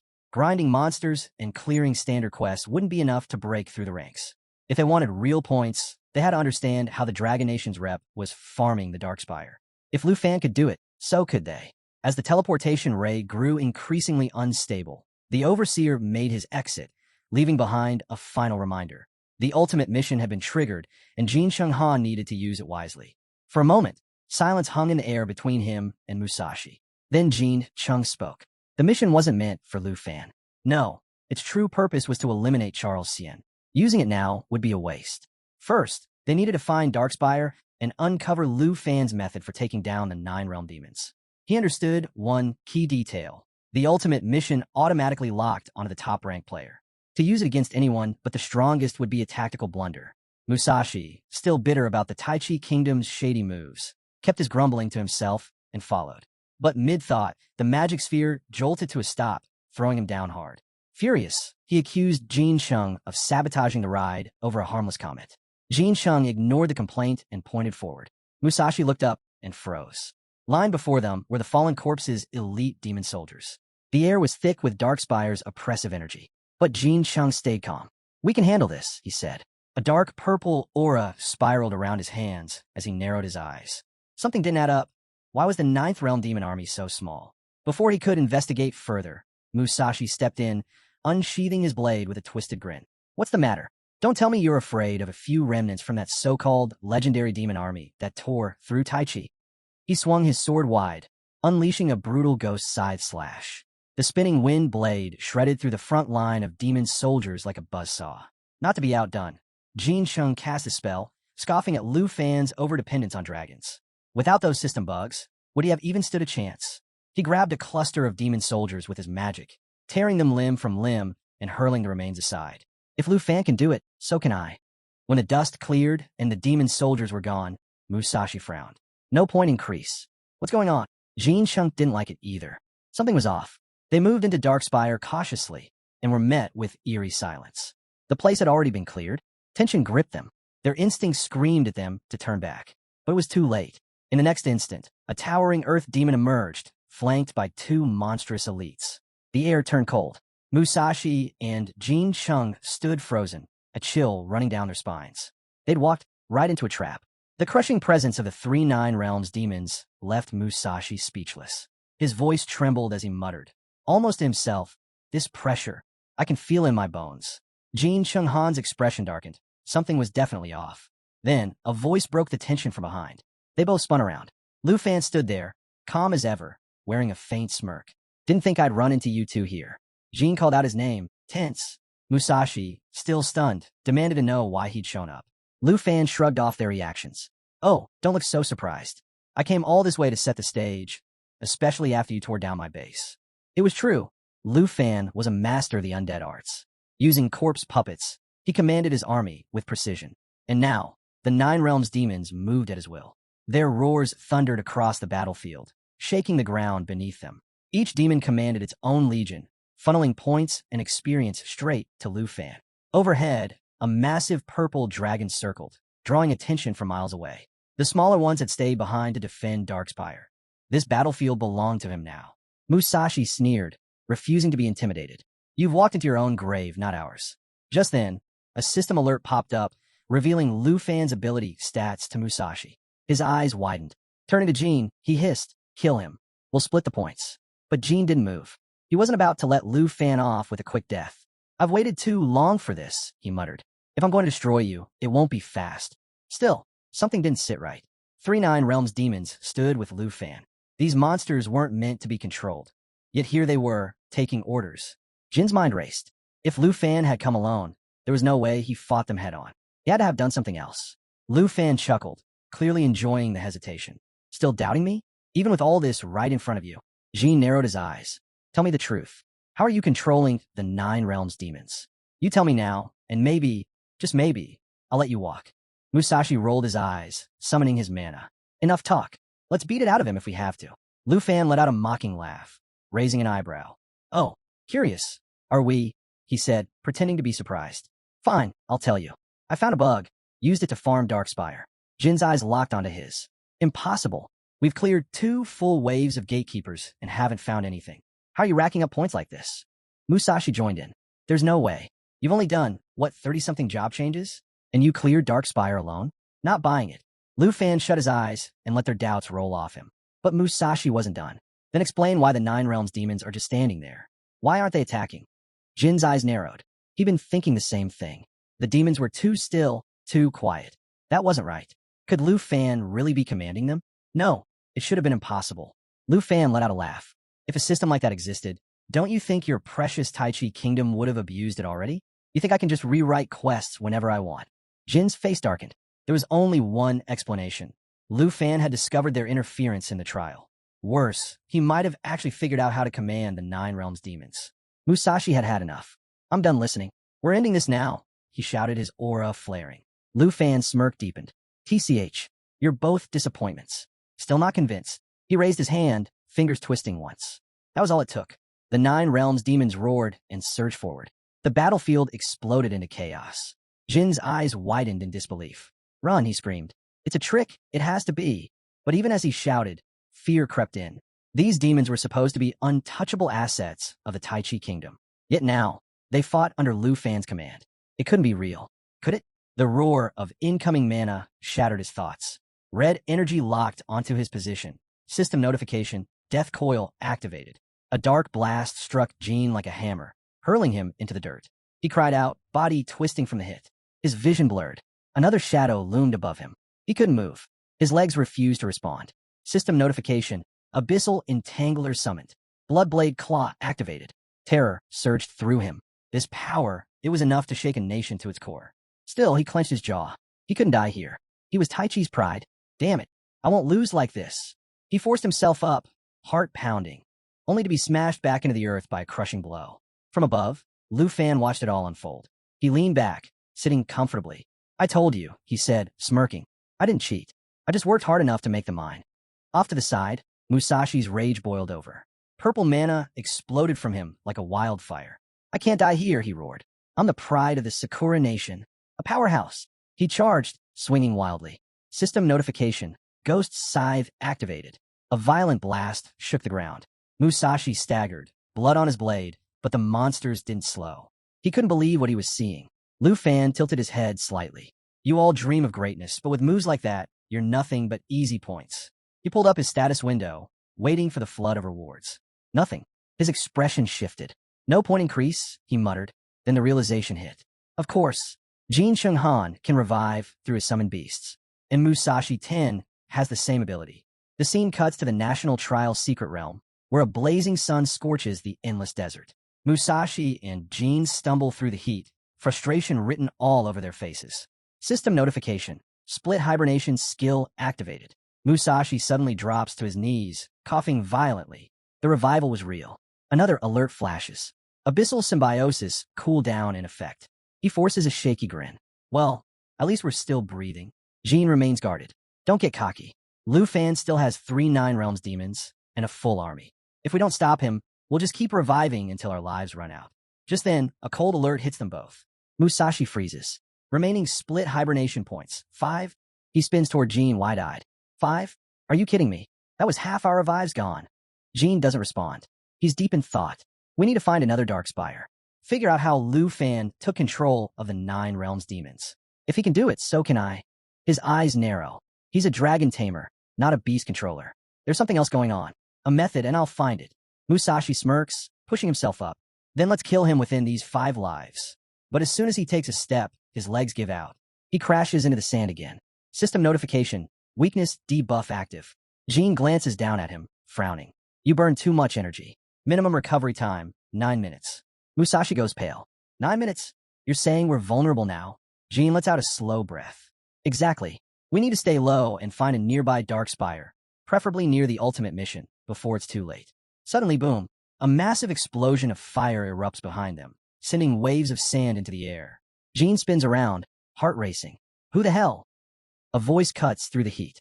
Smooth. Taunting. Imagine my luck, running into weaklings in this godforsaken place. Jin turns, eyes widening. Musashi's body lies still in the sand. Above him stands a young man, smirking like he owns the world. The prince of the Jin family, wandering the desert like prey, he mocks. I warned you before. I don't show mercy in the secret realm. Jin doesn't move. He can't. The system had already warned him. His current state made him unfit for battle. And now, he was completely exposed. System notification. Opponent identified, Andre of Snow Country. Andre cocked his head, amusement flickering in his eyes. You gonna sit there forever? He taunted. Feels like I'm playing whack-a-mole. System notification. Andre has activated Flame Avatar. Temporary flight and blazing wings enabled. With a smirk, fire burst around him as flaming wings erupted from his back. He shot into the sky like a blazing comet. Whack-a-mole's fun, don't you think? He called down, voice full of mockery. Jin's mind spiraled. He had nothing left. No strength, no skills, no time. Still seated in the sand, he tried to push himself away. Too late. Andre hurled a fire-infused strike straight at him. Boom! The explosion shook the entire battlefield. Flame and smoke surging in every direction. Andre touched down lightly, checking his status window, only to frown. No point gain. His smile faded. That's not right. 2 downed enemies, yet nothing to show for it. 10 days later, day 14 of the national trial. Inside Jade City's National Trial Arena, analysts covered the unfolding chaos. Taichi Kingdom's live broadcast fed constant updates to viewers across the world. At Dragon Capital Academy's Villa No. 2, a group of girls huddled around the screen, murmuring about the high mortality rate. The trial wasn't just competitive, it was brutal. Elsewhere, in the Academy's combat class, a blue-haired girl leaned in as the commentator's voice echoed through the room. The numbers were stark. Out of 23 participants, 11 were confirmed dead, 10 remained in the field, and 2 had chosen surrender. The top 5 reps had secured their ranks, for now. But the trial had already gone far beyond expectations. She leaned forward, eyes fixed on the rankings. This wasn't just a challenge, it was survival. At the northern border, inside Tu Jing's office, a man reviewed system logs. Demon hunting might not be directly linked to level rankings, but it clearly played a major role in point accumulation. Back inside the searing heat of the lava volcano in the secret realm, Musashi clashed with another monster. Not far off, his fellow Sakura Country representative, Makashi, had climbed to 5th place with 460,000 points. Just ahead of him, Prince Jean held onto the 4th spot, 510,000 points. Out across the lush grasslands, Andre from Snow Country rested on the cool ground, savoring a rare break. His 3rd-place position held firm, but he knew it wouldn't last. For days, maybe less, before someone overtook him. Meanwhile, within the depths of the volcano, Charles of Star Strip Country stood in silence. He'd secured 2nd place by eliminating 5 players. Bowing respectfully to his master, he voiced his confidence. His goal was within reach. But standing at the top, undisputed and unmatched, was Lu Fan. Over 7 million points. The volcano itself had become the dark spire of the Earth Demon, and the system lit up. System notification. Final targets eliminated. All 9 realms monsters defeated. The last of the demons fell. Surrounded by towering creatures, Lu Fan stood quietly as they knelt before him. His voice was low, almost a whisper. The army's nearly ready. The system chimed again, updating his rank. Then came a final alert. New skill unlocked. Lu Fan's eyes gleamed with quiet satisfaction. Everything was falling into place. Lu Fan raised his hand, checking his watch just as a system interface blinked into view. It detailed the Dragon Realm, where dragons and their kin gained over 50 exclusive traits, while everyone else was stripped of their powers. No summoning, no skills, just silence. As he read through it, Lu Fan quietly acknowledged the overwhelming influence of the Dragon Clan's territory. He felt reassured, knowing Little Phi would thrive here with every advantage at her disposal. Still, a thought lingered. Non-dragons couldn't survive in this place. If someone like Kim Han got dragged in, he'd be cut off from his abyss entangler. Stuck and powerless, he'd be easy to eliminate. Lu Fan glanced at Phi and commented on how they could now easily deal with that annoying pest. But before the moment could settle, a system alert popped up. Someone had just flagged him as a target. He chuckled. More points for the taking. Meanwhile, deep inside a volcanic cave within the National Trial Secret Realm, a man gripped a glowing blue orb. Everyone around him stared in disbelief. None of them had seen anything like it. A mission confirmation flashed, locking in a new task. Charles eyed the orb intently. This was the very tactic that had secured him the #1 rank before. The others looked to him, questioning if he really intended to move forward with the plan. Charles reminded them of his power. His presence alone was enough to sway them. Off to the side, Jean observed silently, memories stirring. He and Musashi had struggled against the lava giant, needing 3 strikes just to bring it down. Yet Charles had destroyed it in 1 hit. Targeting Charles under the current mission? Borderline suicidal. Jean admitted he trusted Charles, but doubted they could do anything if Lu Fan got involved. Musashi nodded, remembering how hopeless things felt when they'd faced Lu Fan's army and the 9 realms demons. They never stood a chance. Charles, unfazed by their hesitation, smiled and waved off their worries. He revealed something surprising. Lu Fan didn't actually control the 9 realms demons. He was simply borrowing someone else's power.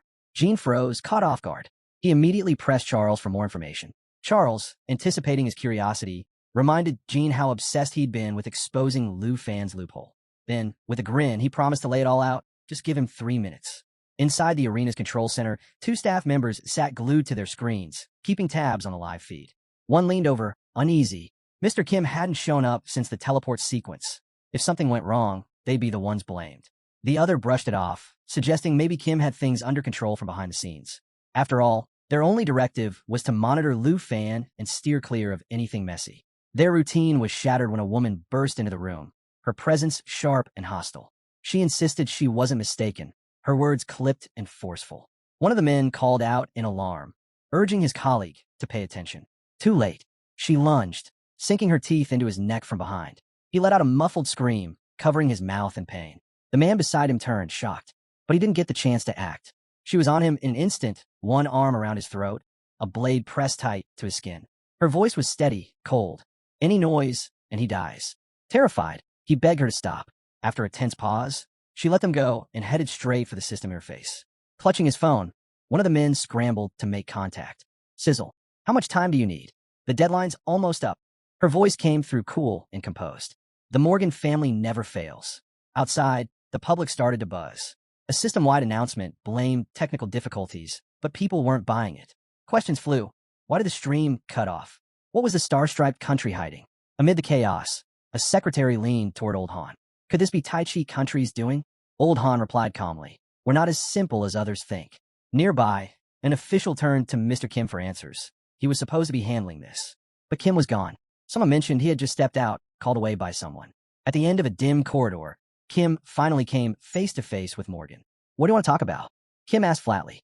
Morgan checked his device and gave a casual shrug. 3 minutes. That's all I needed. Now I'm done here. Kim's eyes narrowed. I don't have time for your games. Morgan smirked as he turned his back. Then don't waste any more. Time's up. This is goodbye.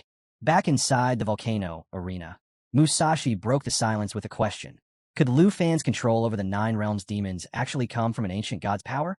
Jean scoffed at the idea, brushing it off as a fantasy. Stories like that were just myths to him. Charles didn't blame them for doubting. He admitted it sounded far-fetched, but insisted the power of the gods was no legend. Even the slightest trace of it could unlock overwhelming strength. To prove it, he summoned his mana, and a golden glow radiated from his body. This was holy mountain power, he explained, passed down to him by his master. Musashi immediately felt its immense pressure, while Jean, intrigued by the display, asked if the power came from some kind of special essence. He even noted it felt more potent than the Nine Realms demons themselves. Charles confirmed it and told them they could gain it too. Jean asked whether this force could change them fundamentally.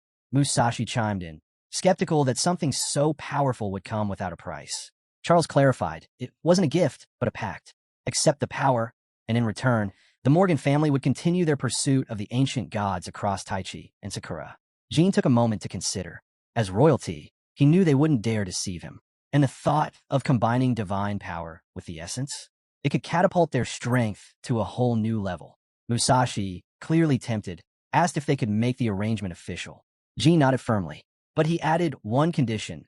Once Lu Fan is gone, the Morgan family must come to terms with the Kim family. No exceptions. Musashi was surprised by how serious Jean had become, but Jean didn't waver. He wouldn't let Lu Fan rise any higher. This was his shot to seize the ancient god's strength for himself. Charles handed Musashi a portion of the essence and asked if he was ready to move forward, to witness what lay beyond. Musashi accepted without hesitation. Charles warned him, don't fight the change. The more his mind shifted, the stronger he'd become. Then Charles turned to the final piece of essence, a sly grin forming. This one's for Lu Fan, he said, to make him the next holy mountain puppet. Inside the control center of the National Trial Arena, 2 bodies lay lifeless on the floor, blood pooling beneath them. A staff member reported grimly that all security footage had been wiped. Nothing from the live feed, nothing from the war room. The killer had left no trace. The secretary turned to Mr. Kim, asking if they should file a formal report. He shook his head firmly. No, we handle this ourselves. Off to the side, a cameraman silently captured the scene. Kim glanced at the bodies once more, his thoughts racing. This had Morgan's fingerprints all over it. Meanwhile, high above the smoldering volcano in the trial realm, Lu Fan flew across the blazing sky on Xiao Dragon's back. As the competition entered its final phase, he knew it was only a matter of time before participants started hunting each other. And now, it was his turn to be the hunted. He opened his status window and blinked in surprise. The avatar displayed was Nango. A few quick commands later, he locked onto his location. He turned to Xiao. Stay close. I've got someone to meet. With a thunderous roar, Xiao glided across the volcanic sky as Lu Fan descended onto the rocky terrain below. Scanning the area, Lu Fan muttered, no sign of him. From behind a nearby boulder, Nango finally revealed himself. It's really you. I was scared, but now, I'm glad it's you. He stepped forward, voice shaking but sincere. You spared me back then. Gave me the strength to keep going. Lu Fan smirked. Guess you've been lucky to hang on this long. Pulling up the status window again, he noticed something odd. Nango still had only 150,000 points. Nango didn't offer much of an explanation. I've just been trying to stay alive. That's all. But seeing you again, I'm grateful. Lu Fan studied him carefully. You seem way too calm for someone this deep into the game. He paused, then added quietly, don't trust anyone. Not now. As he spoke, he summoned his weapon. Xiao suddenly growled, alert and tense. Her instincts had picked something up, something hidden. Lu Fan immediately scanned the area. That's when he felt it, a massive wave of mana surging all around Nango. From behind, a towering beast emerged, a massive paw raised high in the air. Nango's face drained of color. It was a summon. The creature let out a roar and lunged straight at him. Nango screamed for help, panicking as the monster closed in. Lu Fan recognized it instantly, Kim Sung's work. And not just any creature. This was a holy mountain golem. Acting fast, Lu Fan threw up a barrier and launched his serpent arrow, a guaranteed lethal hit against beasts like this. But he was too late. The golem swallowed Nango whole, silencing his cries in an instant. A system alert rang out through the molten air of the lava volcano. Nango has died. Just then, Jean emerged, a smug grin plastered across his face. "We meet again, Lu Fan," he said mockingly. "Sorry about stealing your points, but don't be mad. Yours are next." Lu Fan narrowed his eyes, scanning them both. There was no mistaking it. Their power had changed. He scoffed. "So, this is what you become. Holy Mountain Slaves." A new window opened before him, displaying the stats of Kim Song and Musashi. Everything clicked. The unusual mana, the summons, the essence. It was all connected. Charles had pulled the strings, and now he was the one leading the hunt. Sure enough, Charles stepped into view, wearing his usual smirk. "You already know, don't you? This power, it's far beyond what you've faced before." A system alert chimed again, hunter encounter approaching. A second followed, showing Charles's status, Holy Mountain Slave. Charles tilted his head. "You don't have to die here, Lu Fan. Pledge yourself to the Holy Master. Serve him, and you'll be granted holy power in return." Lu Fan's eyes flicked to the glowing Holy Mountain essence, and then to his own fallen corpse essence. It dawned on him. Charles had used this same essence to transform Jean and Musashi.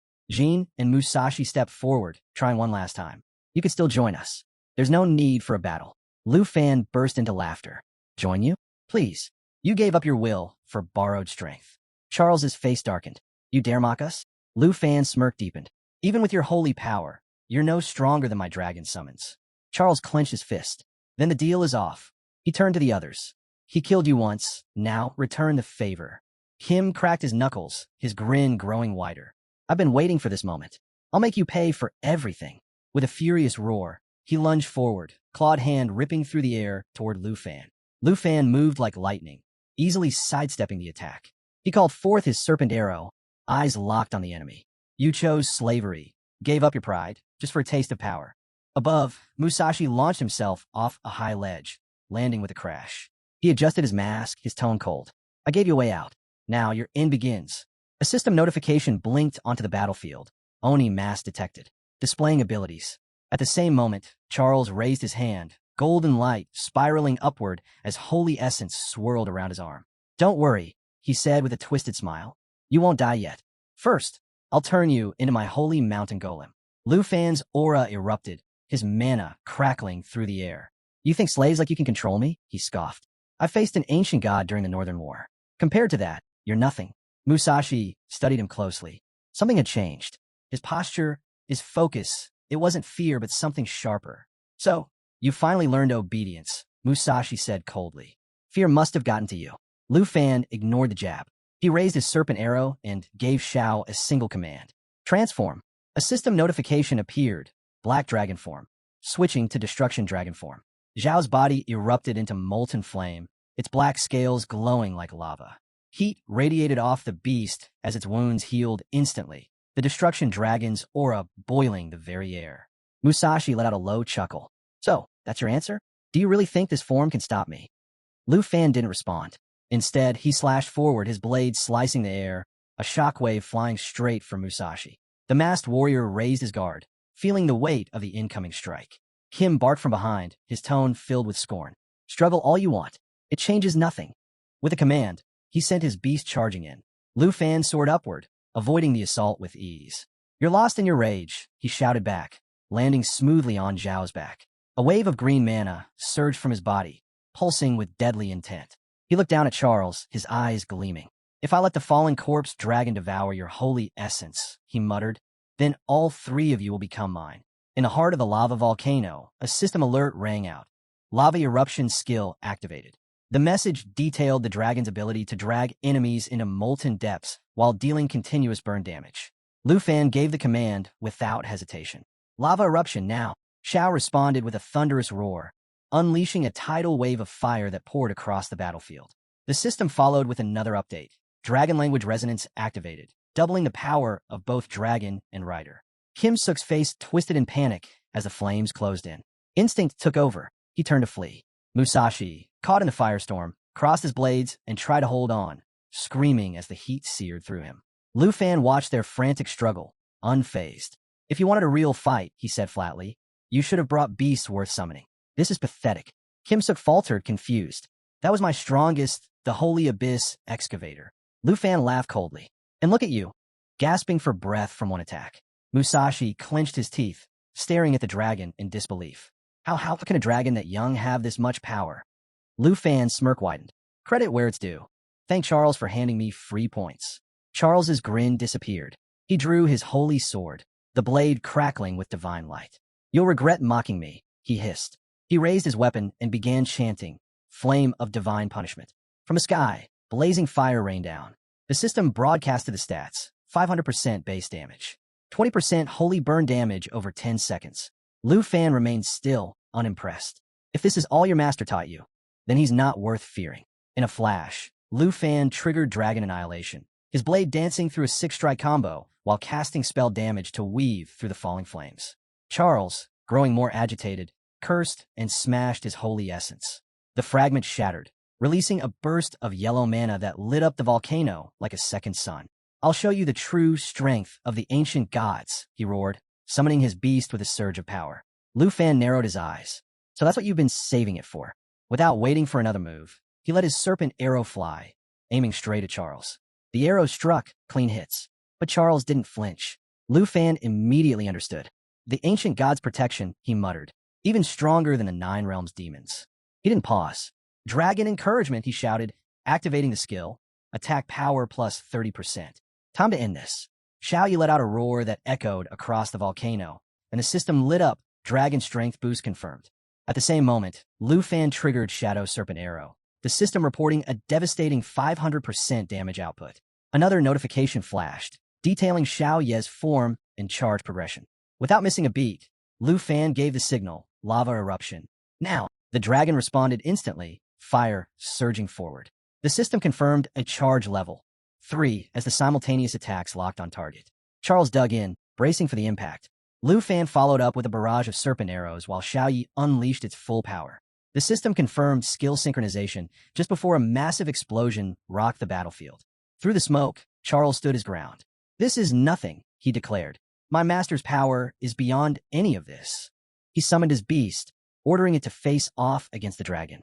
In response, Xiao Yi roared again, World Ender form activated, and the system acknowledged the deadly transformation.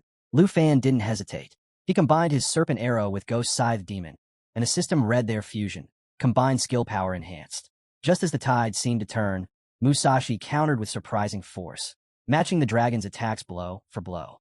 Lu Fan quickly dodged, crossing his blades to block each strike, surprised by Musashi's sheer resilience. Then, from behind, Flame of Divine Punishment. Charles had launched it while Lu Fan was focused on Musashi. A massive blast erupted. Lu Fan spun to respond, crossing his sword in a last-second defense, but the explosion overwhelmed him. Kim Suk sneered. Without your dragon, you're nothing. Musashi nodded. It worked. We've separated them. Charles stepped forward smug. He's weakened. This ends now. But then whoosh. Wings cut through the air. Lu Fan soared above them. Wings spread wide, landing with calm defiance. You really thought this was over? The three of them froze. Charles stepped back. What are you talking about? Kim Suk and Musashi shouted. Your arrogance will be your downfall. Lu Fan stepped forward, unfazed. A shift in the air. Then, the Nine Realms demons appeared, surrounding him. All three stared, stunned. Musashi shouted. When did you summon them? Lu Fan chuckled. I've known your plan from the start. I just needed you distracted long enough. He glanced around at the shocked faces. While you were so busy cornering me, I was setting the real stage. Charles raised his holy sword, its tip aimed directly at Lu Fan. These fallen corpse puppets of yours won't be enough, he said coldly. Lu Fan smirked, casually twisting his fingers. You're right, he replied with a shrug. Looks like I'm outnumbered. But in the next instant, he raised his hand, and the ground trembled. With a wicked grin, he summoned every one of his monsters in a single sweeping motion. Still, he said, eyes gleaming, maybe now the numbers are just right? Or maybe there's still not enough to make this interesting. The Nine Realms demons burst forth, lunging at their enemies with violent force. Gasps rang out across the battlefield. Everyone froze, their voices shaky as they called out the demons by name. Charles's eyes narrowed. How did you bind them so quickly? Lu Fan stood calm amid the chaos, his smirk widening. It's over, he said coolly. The result of this fight is already decided. Charles's jaw clenched as yellow mana erupted around him, surging into his holy sword. The blade expanded, radiating divine energy. I don't care how many corpses you throw at me, he snapped. You're nothing before the chosen of the holy mountain god. With a roar, he activated Divine Sanctuary, a radiant mark glowing above his head. The system confirmed the boost, all attributes plus 100% for 60 seconds. Musashi and Kim shouted in unison as divine energy surged through their bodies. The system followed up, divine sanctuary active, and divine flame of retribution triggered. 500% base damage plus divine burn for 10 seconds. From above, a new alert rang out. Phantom Reaper / activated, a deadly skill that ripped through defenses and inflicted devastating physical damage. Charles laughed, confidence building. You don't understand, Lu Fan. Your demons? They're nothing. We're beyond them now. Kim crossed his arms smug. This isn't the same battle as before. We've been reborn through holy fire. Lu Fan clicked his tongue. Temporary buffs don't change reality. You're still no match for my Dragon Legion. He raised his hand. Emerald Dragon, eternal form. The system blazed. Emerald Dragon Ascension complete. With a roar that shook the volcano to its core, the dragon revealed its full power. All dragon abilities effectiveness x2. Lu Fan gave the next command. Shao, pulse power. The system responded. Pulse of life activated. Doubles ability effect range. Simultaneously, Emerald Blessing triggered. 6 stacks applied to next 6 attacks. A radiant green light washed over the field, and a burst of text blessings flashed across the system window. 36 buffs granted, all attributes plus 30% to plus 60%. The battlefield trembled. Lu Fan's army roared in unison, a deafening call to war echoing in every direction. The monsters surged forward, their power fully unleashed, ready to crush the so-called divine warriors. Kim's eyes widened, his breath catching. What? What is this pressure? Musashi clenched his sword, barely keeping his stance. T-Sake, this isn't just a buff. This is something else entirely.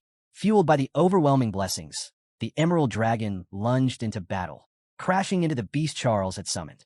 Another system message flashed. Attack power boost plus 50% from applied blessings. The dragon roared, a ground-shaking cry that sent tremors through the scorched battlefield. With fury ignited, it released a searing torrent of flame, bathing the entire area in blistering heat. Charles stumbled back, shielding his face. His sword trembled in his grip. No, this is impossible. How can you hold power like this? Lu Fan grinned, his tone dripping with mockery. You holy mountain dogs sure love to talk. Didn't you say you wanted to fight? He raised his hand. Then let's see how long you can survive. The system rang out, to strike activated. The dragon lunged again, delivering a brutal bite, burning its target with massive damage over time effects. Charles's beast staggered, roaring in agony as flames devoured its battered form. Charles's eyes went wide. This shouldn't be happening. Have we lost the power of the holy mountain? His voice broke into a panicked shout as an enormous wave of mana radiated from Lu Fan. Lu Fan's smirk deepened. Open your eyes, Charlie. The real show's just getting started. He raised his hand, revealing a radiant orb of mana. Dragon Domain activate. The system blared. Dragon Domain activated. Range, 10 meters. All attributes plus 50%. A golden aura exploded around Lu Fan and Shao, warping the air with raw energy. The pressure alone sent shockwaves across the battlefield. Everyone froze. Musashi's voice cracked in disbelief. A player under level 30, using a demon skill? Charles growled, forcing a grin. You think a domain skill can save you? I'll crush it. Divine Flame of Retribution. The system responded. Divine Flame of Retribution activated. Plus 500% damage output. Charles roared. Feel the gap in power, Lu Fan. Face your punishment. Yellow mana surged violently around him, until something streaked through the sky. From behind Lu Fan, a majestic eagle soared into view, its wings spread wide. Charles turned, his confidence shattered. What? That counter, how? My 50% boost, it's gone. Neutralized. Musashi stepped back, alarmed. Charlie, something's wrong. Your power's fading. Kim's panic erupted. I can't summon my beast. I've lost the link. Charles's expression darkened. This isn't just suppressing us, it's enhancing them. Kim and Musashi yelled in desperation, shouting commands to their monsters, trying to retreat. But it was too late. The battlefield now belonged to Lu Fan. Amid the chaos, Lu Fan stood firm, his expression calm, completely at ease. You're not going to die here, he said softly, with unwavering confidence. Overhead, the eagle soared while his army of monsters launched wave after wave of brutal attacks, tightening the noose. Charles's face darkened. He etched a glowing symbol into his palm and muttered, I wanted to free you, offer you the chance to serve the ancient god of the holy mountain, just like I did. His eyes sharpened. But you're too wild, too dangerous. His mana surged violently, spiraling around him. Then you'll die for my master. You'll be his puppet instead.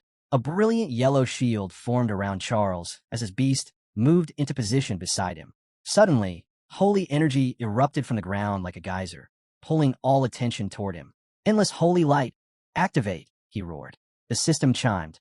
Endless holy light activated. Holy damage plus 200%. Minor holy spell unleashed. Blinding radiance exploded from Charles's body, casting golden light across the battlefield. It was a declaration. This would be the ultimate clash. Off to the side, a man in glasses stared in disbelief. Can Lu Fan even dodge that? He whispered to the old man beside him. But before the question could be answered, boom. Charles hit the ground, knees crashing into the scorched earth. Mustache and Kim froze in place, stunned into silence. Charles gasped for breath, wide-eyed. No, impossible. My spell. It did nothing to him. He stared blankly ahead. How? How did he survive an attack laced with the ancient god's essence? The system responded with a chilling notification. Eternal Guard activated. Lu Fan is now immune to all attacks. And then came another. Murderous Dragon Bloodline detected. All attributes X2. Self-regeneration plus 5,000%. Lu Fan stepped forward, a smirk tugging at his lips. You look disappointed, Charlie. Was that supposed to be your big finish? He raised his hand. Shao unleashed a deafening roar. System notification. Intimidation skill activated. All enemies within range suffer from depressive aura and dizziness. Mustache dropped to his knees, clutching his ears. Charles collapsed again under the crushing pressure. Panicked, Mustache scrambled to escape the aura's reach. Kim reached for him, shouting, but Mustache shoved him aside and ran, vanishing without a trace. Lu Fan calmly drew his sword. Looks like luck isn't on your side today. His voice dropped, and this time, I doubt you're coming back. Kim's hand extended, but Mustache was already gone. He turned to Lu Fan, trembling. No, this can't be happening. Kim can't figure out why he's unable to connect with his beast. Confusion turns to panic as Charlie suddenly grabs his hand, desperation in his eyes.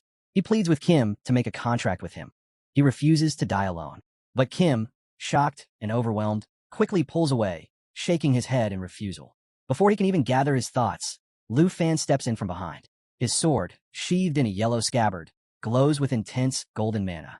Speaking calmly, he brushes off Charlie's request, telling him it's already too late. Revival is no longer an option. Lu Fan flashes a smug grin and reminds them both. Under the power of the dragon domain, he's the only one who can summon beasts or monsters. With his beast out of reach, Kim can't form any sort of contract. Just then, a system notification pops up. Lu Fan has earned 1,000 points for flawlessly executing his plan. Charlie turns to Lu Fan, voice shaking with frustration.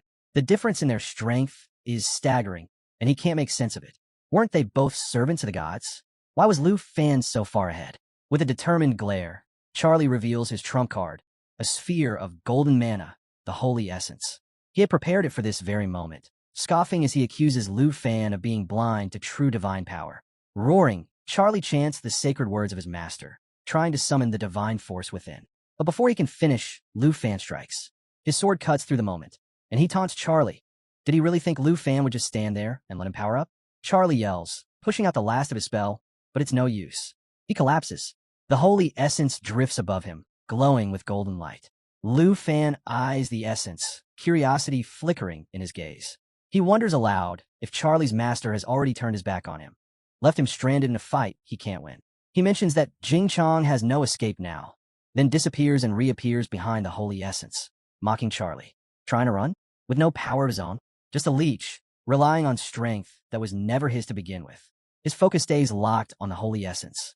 He's waited a long time for this, a complete piece of the holy mountain essence, finally within reach. Elsewhere, a man watches the unfolding scene on a screen.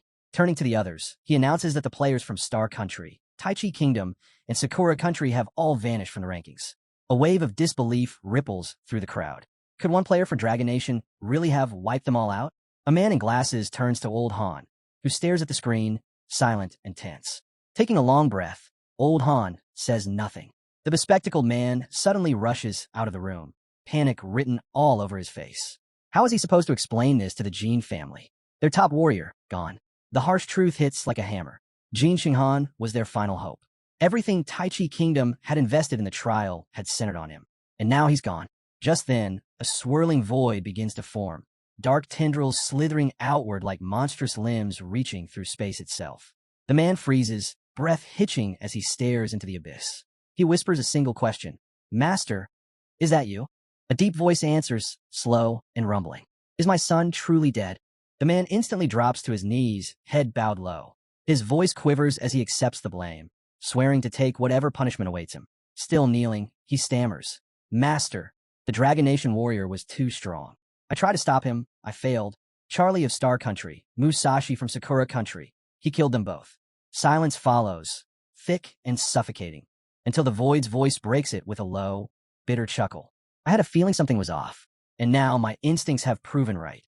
Without warning, a shadowy limb lashes forward, wrapping tightly around the man's neck.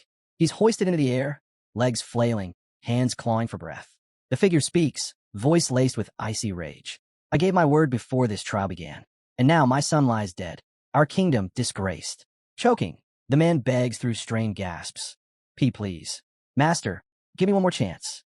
I won't fail again." After a tense pause, the tendril releases him. He crashes hard onto the ground, his head slamming against the cold floor.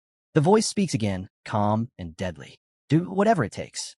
Lu Fan must not leave Tai Chi Kingdom alive." The man scrambles upright, nodding rapidly, drenched in sweat. "Why, yes, master. I'll gather my men. We'll erase him, just like we did before." Meanwhile, back in the volcano arena, Lu Fan stands with the holy essence pulsing in his hand. A sly smirk curves his lips. 3 lives for this stone. Let's see if it was worth the cost. A system notification flickers into view, listing the essence's properties. Lu Fan's eyes flick to his dragon. One thought rises. What would happen if the corpse demon's dragon consumed this? He moves closer, holding the stone aloft. Time to find out. With a swift toss, he hurls the essence into the air. The black dragon's gaze sharpens, locking onto the glowing sphere. It senses the energy. Lu Fan chuckles. "Go on, show me what holy mountain power looks like." The dragon snaps the stone from the air. Instantly, golden mana erupts from its body in all directions. A thunderous roar tears through the arena. The system echoes. Evolution initiated. Lu Fan stares, awestruck, as the dragon rises. Its form begins to shift, growing larger, brighter. The radiant glow flares before finally dimming, revealing something new. The once dark dragon now glistens with flawless white scales. Its aura, unmatched. Its presence, overwhelming. Within the Tribe of Nations' secret realm, now under Dragon Nation's control, 2 majestic dragons streak across the sky, wrapped in golden mana. Loop and Lil Fee gaze upward, stunned. The corpse demon's dragons have awakened new powers. A system alert flashes before them, listing the latest abilities: Holy Light Gate and Holy Light Blessing. More information follows. Now at level 35, the corpse Holy Dragon can inflict up to 99% base damage. But with Holy Light Blessing, that damage spikes to 230%. As for Holy Light Gate, it allows the release of Holy Mountain Essence, slashing incoming damage by 75% while cleansing all debuffs. Lu Fan narrows his eyes, taking it all in. The corpse demon's gift, combined with the healing influence of the continent, is stronger than he expected. It's not overpowering, but a 30% regeneration boost is more than enough to cripple the corpse prophet's forces. He runs a hand along his chin, eyes locked on the shimmering gate above. Holy Light Gate changes everything. Where once he needed both himself and Shia to summon the corpse demon or 9-headed demon, now he can do it alone. His gaze drifts to the corpse Holy Dragon, a thought forming. With more ancient god essences, this beast could evolve even further. Looking toward the twin demons, his voice drops to a murmur. "I can't wait to see what you truly become." Then, a new notification appears in his status panel. Lu Fan's expression sharpens. He speaks quietly. "It's done." Little Fee glances over, confused. What does it say? Before Lu Fan can answer, Fi asks Xiao. Xiao gives a small smile. It means we can finally go home. But Lu Fan knows the real message. Only 6 players are left. Andre has voted to end the trial. No one wants to keep fighting. Lu Fan doesn't hesitate. He taps agree. A wave of blue mana sweeps across the realm. Another system message appears. The trial has officially concluded by majority vote. Rewards have been distributed based on individual scores. Please collect your prizes before exiting the realm. Cheers erupt across the room. The tension breaks. Little Fee stares in disbelief. We're really going home? Lu Fan smiles, the weight finally lifting from his shoulders. I've been waiting a long time for this. As the top-ranked player, Lu Fan has captured the attention of 23 nations. Now, all eyes are on him and his rewards. He wastes no time, eagerly opening his first prize box. His breath catches as he pulls out not 1, but 5 legendary quality belts, each glowing faintly with power. They all require level 90 to equip, but what grabs his attention is the skill embedded in each one: Golden Dragon King transformation. A wide grin spreads across his face. If I wear all 5, can I really fight like a true dragon warrior? Next, he opens the second reward, a level 30 skill book. His eyes brighten immediately. The book grants him the ability to copy dragon language magic. No need to study countless spell dialects. With this, he can mimic dragon abilities directly and unleash powerful spells without delay. Then comes the final prize, a scroll expansion pack, marked as legendary quality. The system explains that it contains 3 scrolls, each guaranteed to be rare or higher. Lu Fan opens the pack slowly, hoping for something big. Come on, let's make this count. 3 scrolls float up from the box, each bathed in a warm yellow glow. One is a skill scroll. The second, an enchantment that upgrades any item's quality by 1 tier. The third scroll allows him to remove level restrictions from equipment. Staring at the glowing scrolls, Lu Fan can hardly believe it. These kinds of items are practically impossible to find, even at elite auction houses. Just then, the small slot expansion scroll appears in his inventory, arriving at the perfect time. With it, he can hatch the blue dragon egg before its 3rd growth stage, an opportunity that might change everything. But it's the level removal scroll that catches his eye most. Using it, he can equip the legendary belts immediately, bypassing the level 90 requirement. He glances at the belts again, wondering how they stack up against typical legendary gear. Curious, he throws his weapon forward and uses the quality upgrade scroll. The system chimes. Meteor Fire Sword upgraded from legendary to ultra-legendary. Its power surges, unlocking 2 new skills, Blazing Star and Blazing Dragon Warrior. Lu Fan exhales in disbelief. With these upgrades, his strength has leapt forward. He tightens his grip on his equipment, his mind racing with possibilities. With language replication and language resonance, casting dragon spells now feels as effortless as breathing. His eyes shift toward the blue dragon egg. It pulses with growing energy inside the remote hatching slot, its potential now even more immense. Suddenly, the belts begin to hum with energy. The supreme belt pulses, and the Golden Dragon King's power stirs within him. A system notification flashes, Belt King effect activated. Lu Fan takes a step forward into the arena. The crowd erupts. Cameras zoom in on his face. The roar of the stadium shakes the ground as the announcer declares, returning to the stage, ranked number 1, representing Dragon Nation, Lu Fan. The crowd's reaction is mixed. Some erupt in cheers, shouting about his solo victory over 3 powerful opponents. Others aren't so quick to celebrate, demanding answers about the Jean family. Meanwhile, excited fans lean over the barricades, calling out, eager for autographs. The noise swells until a manager steps forward, urging everyone to clear a path for the media and for Mr. Han to get through. Han pushes ahead, voice booming with pride as he praises his star player, calling him a national hero. Lu Fan steps forward to greet Vice Principal Zhao and Old Han. I'm back, he says with a calm smile. Old Han clasps his hand tightly, eyes gleaming with pride. You didn't just reach the top 3 like before. You took first place. Outstanding. Then the Vice Chancellor steps up to the stage. He commends Lu Fan's tireless performance over the past 15 days, holding on to the top rank with a lead that no one could touch. As a reward, he presents Lu Fan with the Griffin Corps' gold military medal and announces his promotion to the silver batch. But then he adds, frankly, I believe you belong in the gold batch already. Lu Fan eyes the golden badge with quiet awe, then asks, didn't Griffin once say there were only 8 holders of this medal? Old Han nods. And now you're the 9th. This is a huge moment for the Dragon Kingdom. He goes on to explain that only 3 adults currently hold the gold badge, making Lu Fan one of the youngest recipients ever. Holding the medal in his hands, Lu Fan feels its weight, both literal and symbolic. It represents more than status. It's the mark of a guardian hero. He turns to Old Han and thanks him sincerely for the honor. A loud announcement echoes across the arena. The speaker officially declares the trial concluded. He congratulates all surviving participants and prepares to unveil the final rankings, with Lu Fan standing firmly at number 1. Old Han glances at him, still in awe. Not only did you win, your score topped 90%. That's unheard of. Lu Fan nods, calm as ever. I expected as much. Old Han lets out a deep sigh. I'm exhausted. Time for me to get some rest. The Vice Chancellor chuckles beside him. You've earned it, old friend. As they prepare to leave, Old Han shares one last bit of news. We're heading back to Dragon Nation tomorrow. The elders have something prepared for you, a national reward. Lu Fan raises a brow, intrigued. What kind of reward? The Vice Chancellor just laughs, clapping him on the back.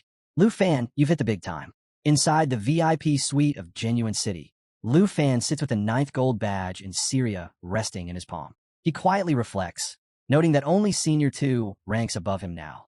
Sprawled across the bed, he lets out a slow breath. Finally, he can start making things right with the people he's let down. Rising to his feet, he carefully stores the gold badge away. But that's just the warm-up. What comes next catches even the dragons off guard. Lu Fan opens a scroll box filled with yellow mana-infused items. His voice is steady, full of anticipation. I've been waiting for this. It's time to unlock the slot and hatch the blue dragon. He turns to the glowing egg, eyes locked on it. The system instantly pulls up its level, flashing across the status window. Around him, everyone leans in, curiosity piqued, ready to welcome a new member into the team. With yellow mana flowing and the dragon teaming technique active, Lu Fan begins the hatching ritual. The egg trembles, cracks forming along its surface before a burst of radiant blue light shoots out. Slowly, the shell breaks apart, and a small dragon with piercing blue eyes emerges. The system kicks in, providing its initial stats and skill set at level 1. Lu Fan stares in wonder before grinning wide. It's a boy. We got a handsome little guy joining the family. The other dragons gather around, looking at the newcomer with warm eyes and quiet approval. Lu Fan extends a hand, gently brushing against the dragon's scales. Its sleek form and sharp features make one thing clear. This creature is going to be terrifyingly strong one day. He can already imagine it, teaming up with the blue dragon and the king's door to deliver crushing attacks. Just thinking about it fuels his excitement. Suddenly, the blue dragon nuzzles up to his hand. Lu Fan smiles, until sharp pain jolts through his fingers. He yelps, startled. Little one watches nervously, while Star lets out a playful laugh. Lu Fan tries to pull away, but the dragon clamps down even tighter. Glancing at the system window, he mutters, this little guy's going to be trouble. He just hopes the blue dragon's not as wild as it's acting right now. And the system outlines its abilities. 2 magic skills are unlocked, Tightening and Roaring Thunder. The latter is especially impressive. Though it deals standard damage, it comes with an AoE tag and control function, a signature of the Blue Dragon King's bloodline. There's also Punishment, a simple lightning attack. But the real game changer is Thunder, a skill that allows the Blue Dragon to cast spells instantly, with no cooldown and 0 mana cost. Lu Fan stares at the newborn in disbelief. No cooldowns, no mana cost? He laughs, both thrilled and slightly concerned. Yeah, this one's going to shake things up. Excited by the Blue Dragon's potential, Lu Fan decides it's time to give him a name. But before he can speak, the dragon suddenly locks eyes with the Starry Sky Dragon and charges straight at it.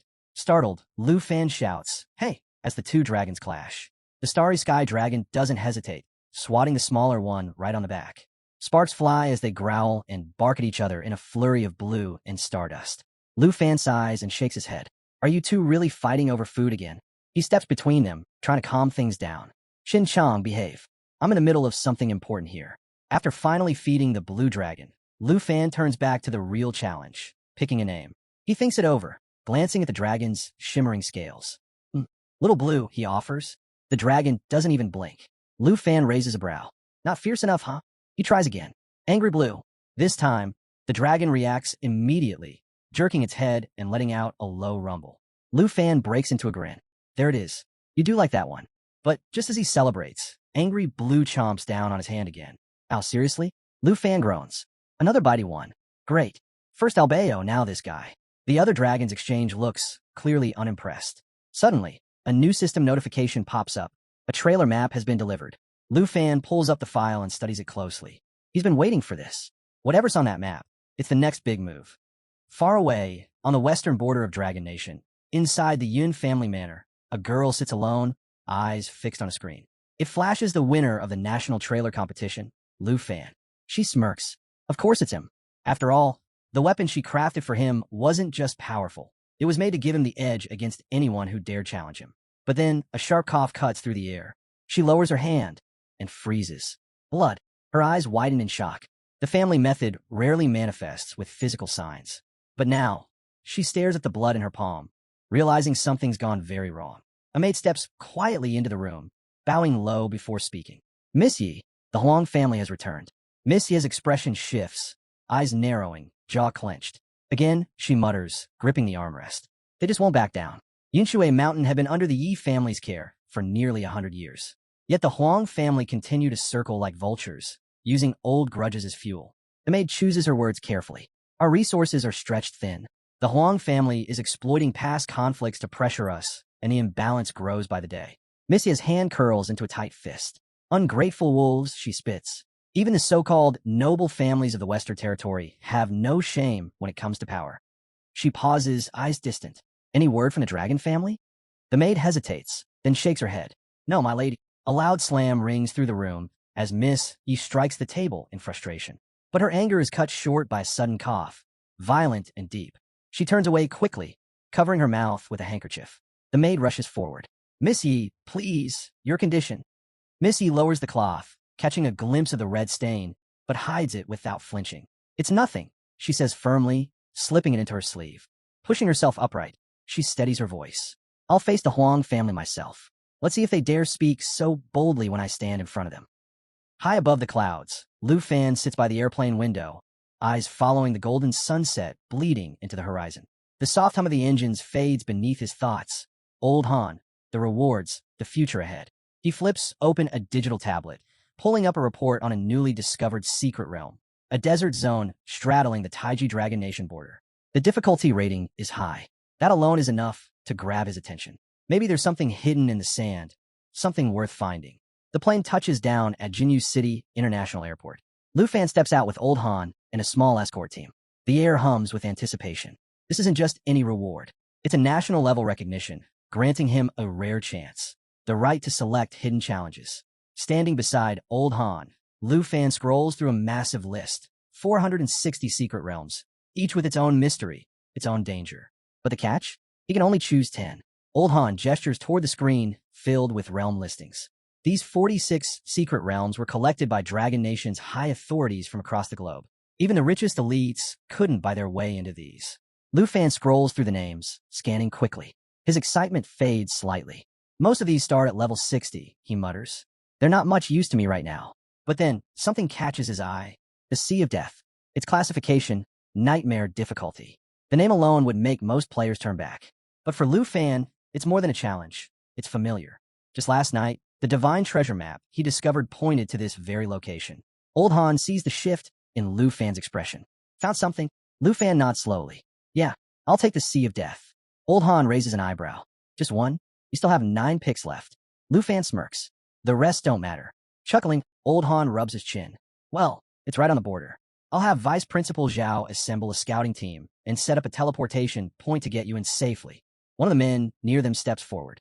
Old Han, I appreciate everything. I'll be staying back a bit. Andre invited me, and it wouldn't be polite to decline. Old Han nods. Got it.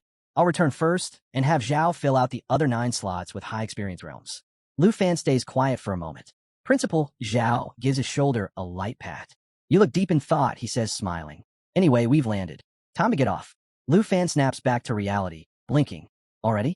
That was fast. As the aircraft doors open, Lu Fan steps out to the sight of fans cheering from the barricades. Banners wave, and voices call out his name. It's Lu Fan, Dragon Nation's #1. He looks even cooler in person.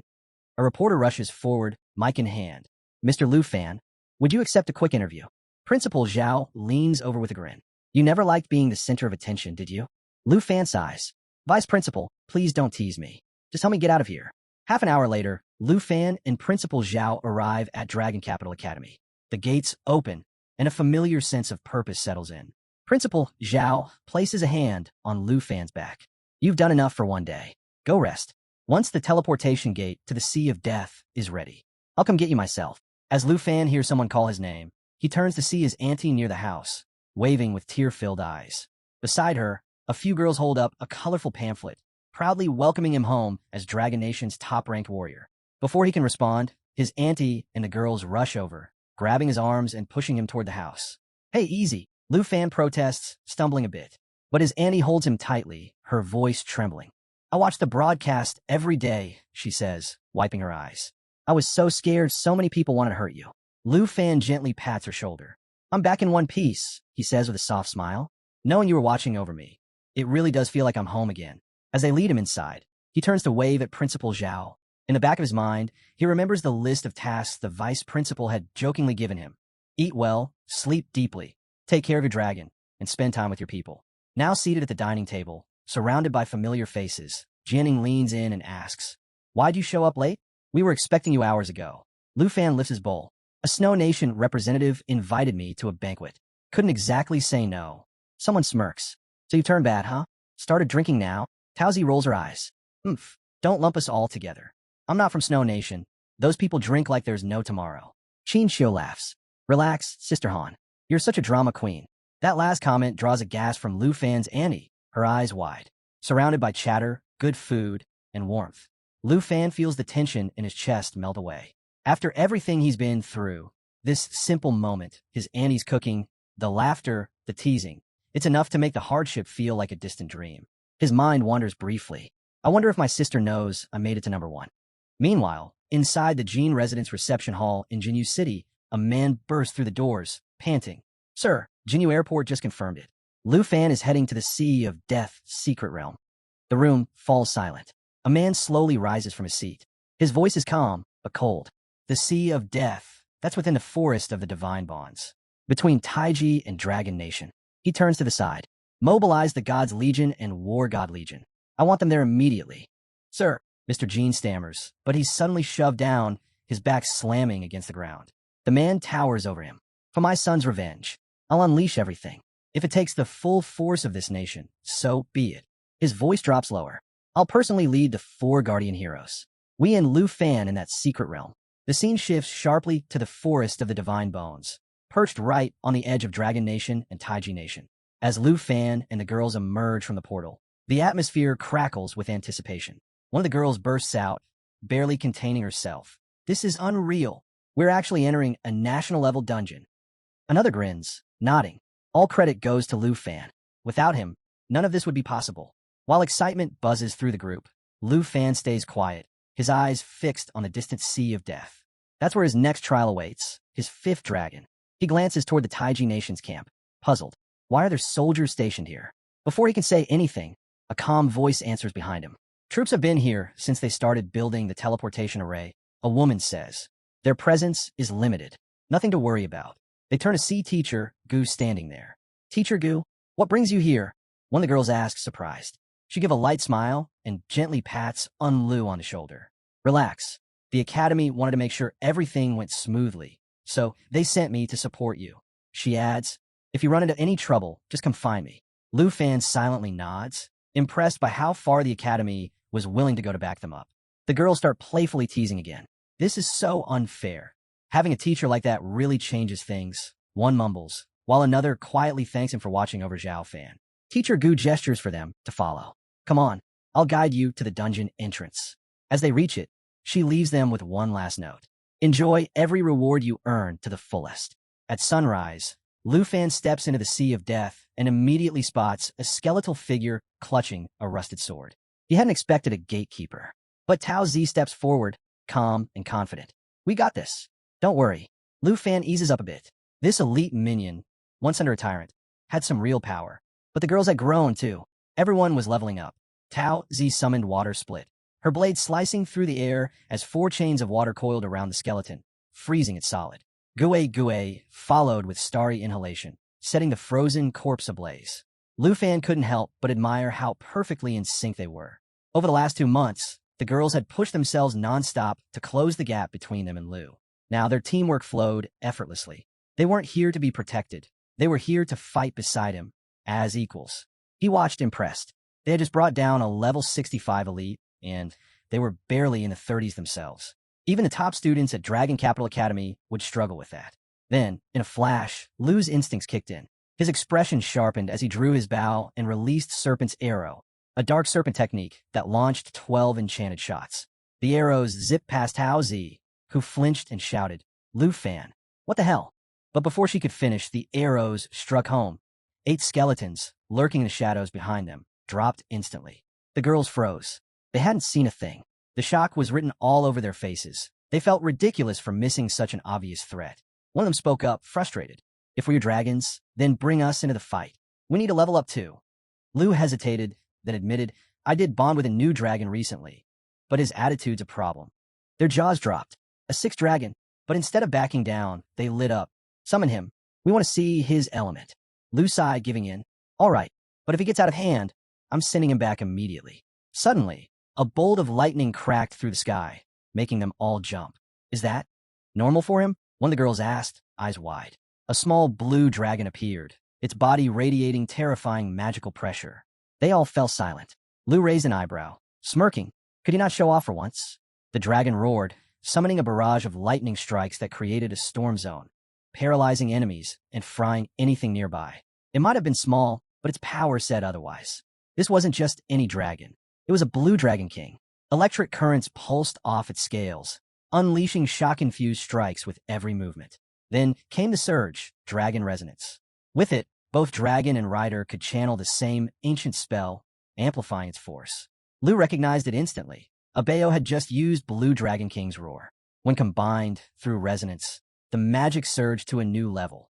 The blue dragon evolved to level 2, turning the battlefield into a lightning storm. A system alert popped up. Dungeon quest triggered. Collect map fragments to trace the tyrant's escape route and uncover his hidden treasure. As Lu pulled out a fragment of the tavern's retreat route map, the others gathered around, curious.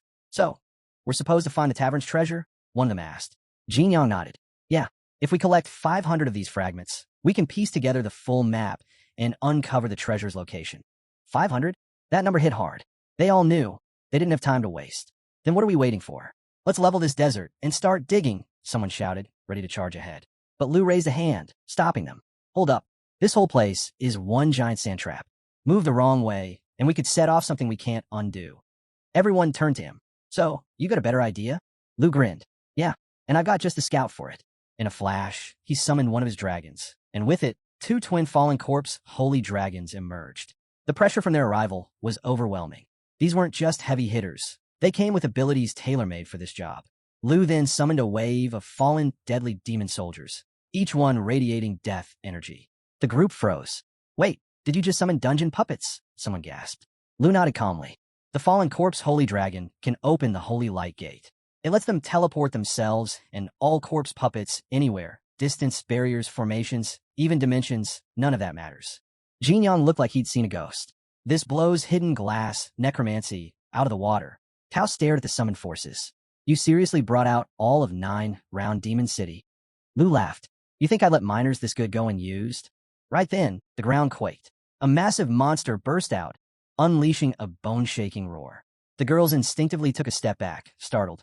Lu didn't flinch.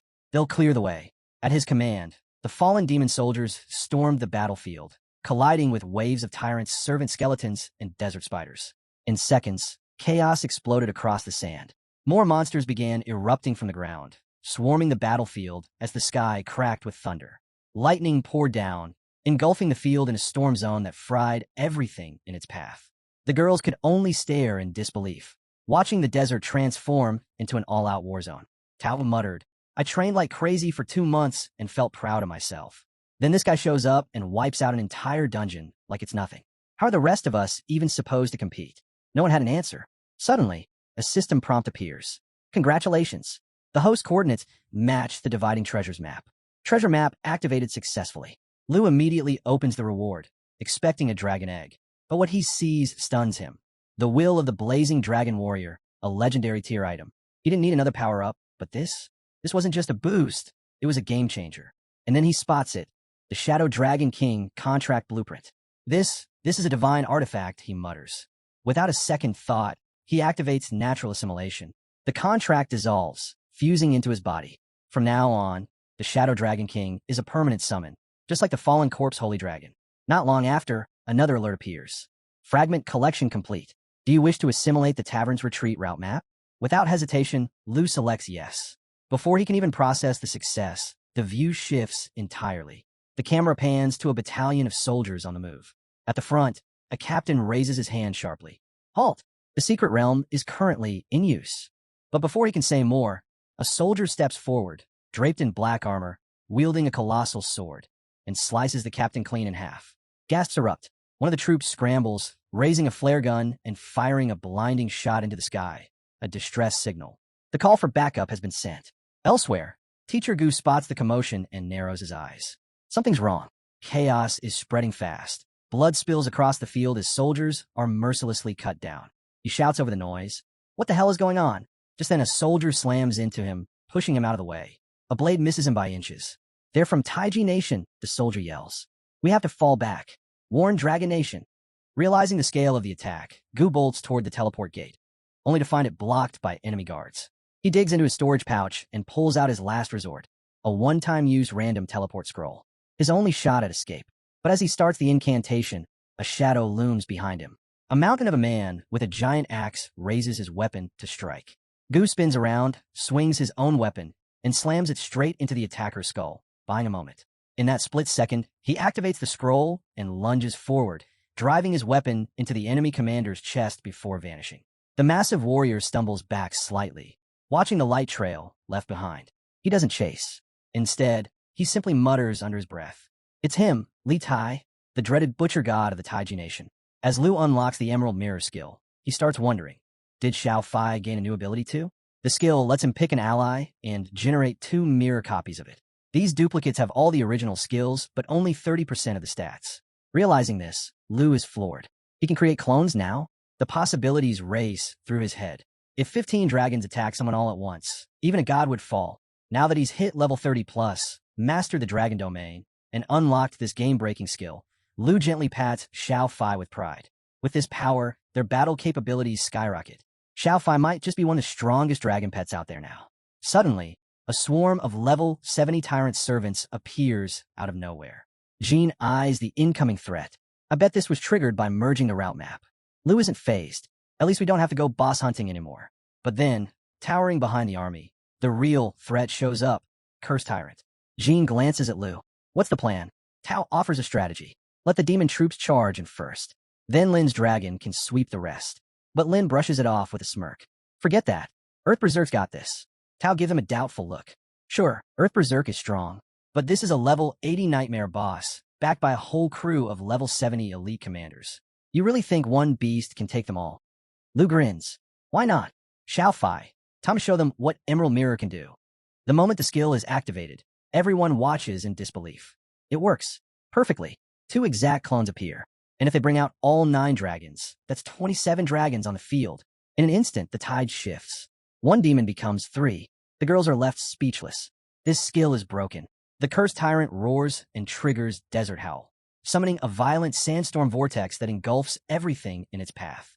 The ground begins to crumble underfoot, the whirlwind making movement nearly impossible. With the terrain falling apart, panic spreads. No one can keep their footing. Tao hits the ground hard, unable to stand. What now? Someone cries out in desperation. Lu stays calm. Don't lose your heads. Just breathe, he says coolly. Before anyone can react, something crashes straight into the cursed tyrant's face. In the blink of an eye, the tyrant's servants start dropping, one after another. Lu watches with a smug grin. Just sit back and enjoy Earth Berserk's grand entrance. The Earth Berserkers charge in, massive steel weapons in hand, tearing through the battlefield with unstoppable force. The cursed tyrant roars in rage, but it's no use, completely overwhelmed. Then, without warning, metallic cubes begin raining from above. The cube storm hits hard, each cube delivering full power damage. The tyrant and its minions are smashed directly on the head, driven into the ground like nails under a hammer. To Lu, the whole fight looked almost too simple. The girls exchange stunned glances. Every time we think he's maxed out, Lu hits us with something crazier. Tao mutters, still dazed. Wait, it's already over? I didn't even see how it ended. And with that, the dungeon's cleared. A glowing yellow chest appears in front of them. Lu's level jumps to 42. A message pops up. He's received an enchantment level removal scroll. Lu grins wide. Perfect. This saves me a fortune on upgrade costs. More loot follows. A seeker paper, an ultra-rare item for Xiao Fai, which lets him bypass usage restrictions and devour limits for cracking and looting. A cooking blueprint, Dawnstep Platinum boots, and a tidal blade, which summons a temporary water shield to block attacks. Yuan steps forward. I'll take the scroll and seeker paper. The rest, whoever needs it. He adds, we can grind this dungeon as many times as we need. Everyone will get their share eventually. The girls nod in agreement. Then what are we waiting for? Let's run it again. Back on the battlefield, a soldier rushes toward a figure standing at the teleportation gate. We've already sent units to track down the woman who escaped, he reports. The man nods, satisfied. Good. Tell Lord Jean that Goodborn Forest is completely cleansed. The second Lu fan shows his face. We wipe him and his team out in one clean sweep. But before he can finish, a cold voice echoes from the shadows. No need. I'm already here. A wave of sinister energy erupts. In an instant, black tendrils, twisting like octopus limbs, lash out and consume the soldier. His body rots away instantly, falling to the ground in a pile of decay. The figure steps forward, eyes glowing with fury. Lu Fan, I'll kill you myself. The commander immediately bows. Welcome, my lord. The Dark Lord gives a quiet, chilling command. Make it look like the work of those ancient god worshippers. The Dinjin nation must never learn it was us. The scene cuts to Zhao Zheng, frowning as he murmurs how odd it is that he can't get through to the guild. He quickly dials the Dragon Nation Border Defense Department, introducing himself as Zhao Zheng from Dragon Capital Academy. Without wasting time, he asks if Teacher Gu is still stationed at the Death Sand Sea camp. A sharp voice answers abruptly. Vice Principal Zhao, their camp's already been attacked. Zhao's eyes shoot open. What happened? The voice explains that the Taiji Nation issued a formal statement. Over the past 6 months, multiple heretic groups from different countries have launched assaults on Dragon Nation's camps. Zhao tightens his grip. How could that happen? The voice urges him to stay calm and keep the academy stable, assuring him that the department is still verifying the report. Meanwhile, in the Jin mansion within Taiji Nation, General Jin reclines with his foot casually propped on the table. He scoffs, questioning what exactly needs verifying and why the Dragon Nation doubts their word. He waves a hand dismissively. Just tell them the Death Sand Sea is in the middle of nowhere. Even with immortals, it'll take 10 days, maybe half a month, to reach it if they don't get delayed. Just then, a girl steps forward and announces that Dragon Nation has sent 2 letters. Jean raises a brow. Why the panic? What's in them? She bows quickly and apologizes, explaining the letters are from Hanfei and to Jean. Jin's expression hardens as he snatches the letters and begins reading. She continues. Hanfei is accusing them of failing to investigate the heretic attacks properly. To uncover the truth, he sent Tu Jin to take over the matter. Tu Jin has already deployed the Griffin Squad, now mobilizing at the border. Hanfei ends the letter by saying that if things escalate, he hopes Taiji Nation understands the consequences. Jin remains quiet, eyes scanning the letter. Then his glare sharpens. They're getting arrogant. This isn't a warning. It's a threat. They're saying if we try to stop them, it's war. A soldier hesitantly speaks up. Sir, the Griffin Squad, we're no match for them. Jin slams the letter down. We can't let anyone disrupt Lord Jin's plan. He immediately issues commands. Inform the Godslayer Legion. Send Li Tai to deliver a message to the National Guard hero. And deploy the Good Killer Legion to the border. By time, install the Griffin Squad. Jin is convinced that if they eliminate Lu Fan, all trails will vanish, leaving Dragon Nation no choice but to chase shadows among the heretics. He stresses that there's no room for mistakes. Lu Fan must die. Elsewhere, Lu Fan and his group are making their way through rough terrain when Tao suddenly groans, clearly exhausted. She complains about being both starving and drained after their time in the secret realm, suggesting they take a break to enjoy a proper meal. Lu Fan chuckles, teasing, if you keep dragging your feet, someone might just tie you up. Tao shoots him a glare. You mean tired, not tied up, genius. Their banter comes to a halt as they reach a desolate field, littered with corpses. Silence falls. The sight says it all. Jean steps forward to inspect the bodies, noting how their state is eerily similar to Charles, the man Lu had previously defeated. Their life energy sucked dry. Tao shivers. Could it be the heretics that worship the ancient gods? Lu shakes his head. There's no trace of divine energy here, but the aura feels just like Jin Shenghan's. Jin Yang's brows knit. That can't be. Jin Shenghan is already. A voice cuts him off, echoing through the battlefield, laced with mockery. Sharp as ever. Everyone instantly turns toward the voice. Jin Yang instinctively draws his blade, sensing danger. A man emerges, smirking coldly. But all that won't save you now. Lu Fan narrows his eyes. Jin Zaishi. He steps in front of Jin Yang. Don't act rashly. This guy's level 97, same as Jin Shenghan. He carries abyss energy. Jin jumps in, urgency in her voice. My father once knew him. He's the national guardian hero of Taiji Nation, Jin Zaishi. Lu's breath hitches. That would mean Jin Shenghan is his son. Just then, another voice scoffs from above. Park Jae lounges lazily on a tree branch, unimpressed. All this firepower for one kid, he sneers. He hasn't even hit his 3rd transformation. Don't tell me we're letting Li Tai handle him solo. Li Tai, the youngest among them and a Widowwalker fighter, stays focused. Don't take him lightly. This is the guy who took down the 9 Realms demon. Suddenly, the earth quakes beneath them. The girls instinctively step back, weapons raised. A hulking figure emerges from the cloud of dust. It's the beast, Choi Hun. He scoffs at the mention of the 9 Realms demon. So what if he beat him once? We'll crush him again. His eyes lock onto Lu Fan, licking his lips with a twisted grin. I hear this brat's got a real dragon.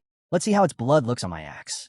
The girls instinctively glance skyward as massive beams of light pierce through the clouds, casting an eerie glow over the battlefield. Descending through the light was a black-robed figure, silent, imposing and crackling with thunder magic. His presence sent a jolt through the air, his aura heavy and grim. One of the men scoffed. Still the same, huh? The old black mage, mute, dull, and full of doom. Jin Yang leaned toward Lu Fan. These four, they're on par with Jin Zaishi. Qin nodded grimly. No doubt about it. These are the 5 national guardian heroes of Taiji Nation. The air grew heavy with tension. All eyes turned to Lu Fan. Without flinching, Lu Fan stepped forward, voice cutting through the silence.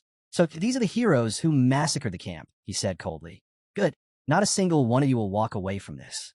A fierce green energy erupted around him as he prepared to summon his dragon. His voice rang out with a challenge. Come, National Guardian Heroes. Kill me if you dare, because if you don't, you'll join the souls you butchered.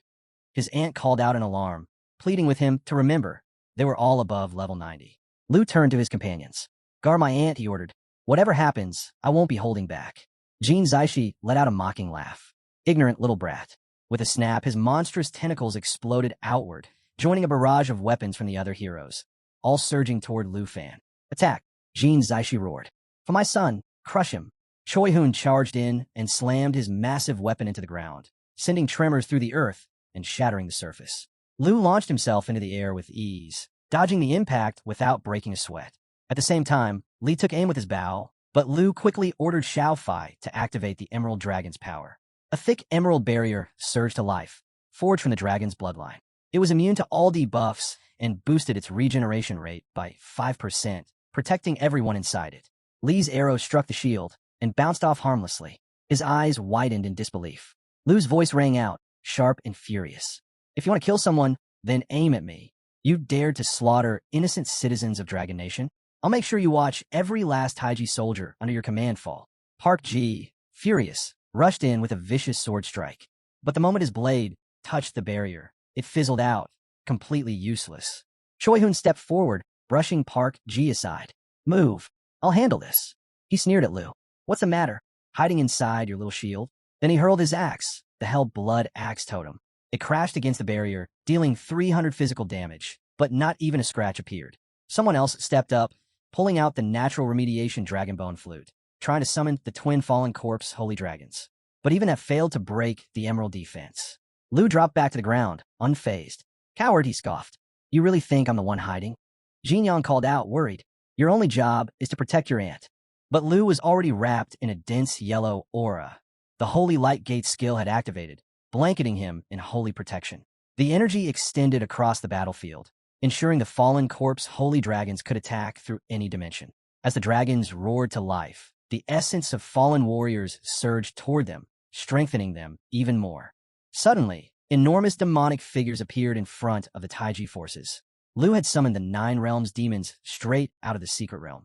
Shock spread through the enemy ranks, but Jin remained calm. So what? They're just hollow husks now. Even the silent black mage finally spoke, his voice steady. We've killed them once. We'll do it again.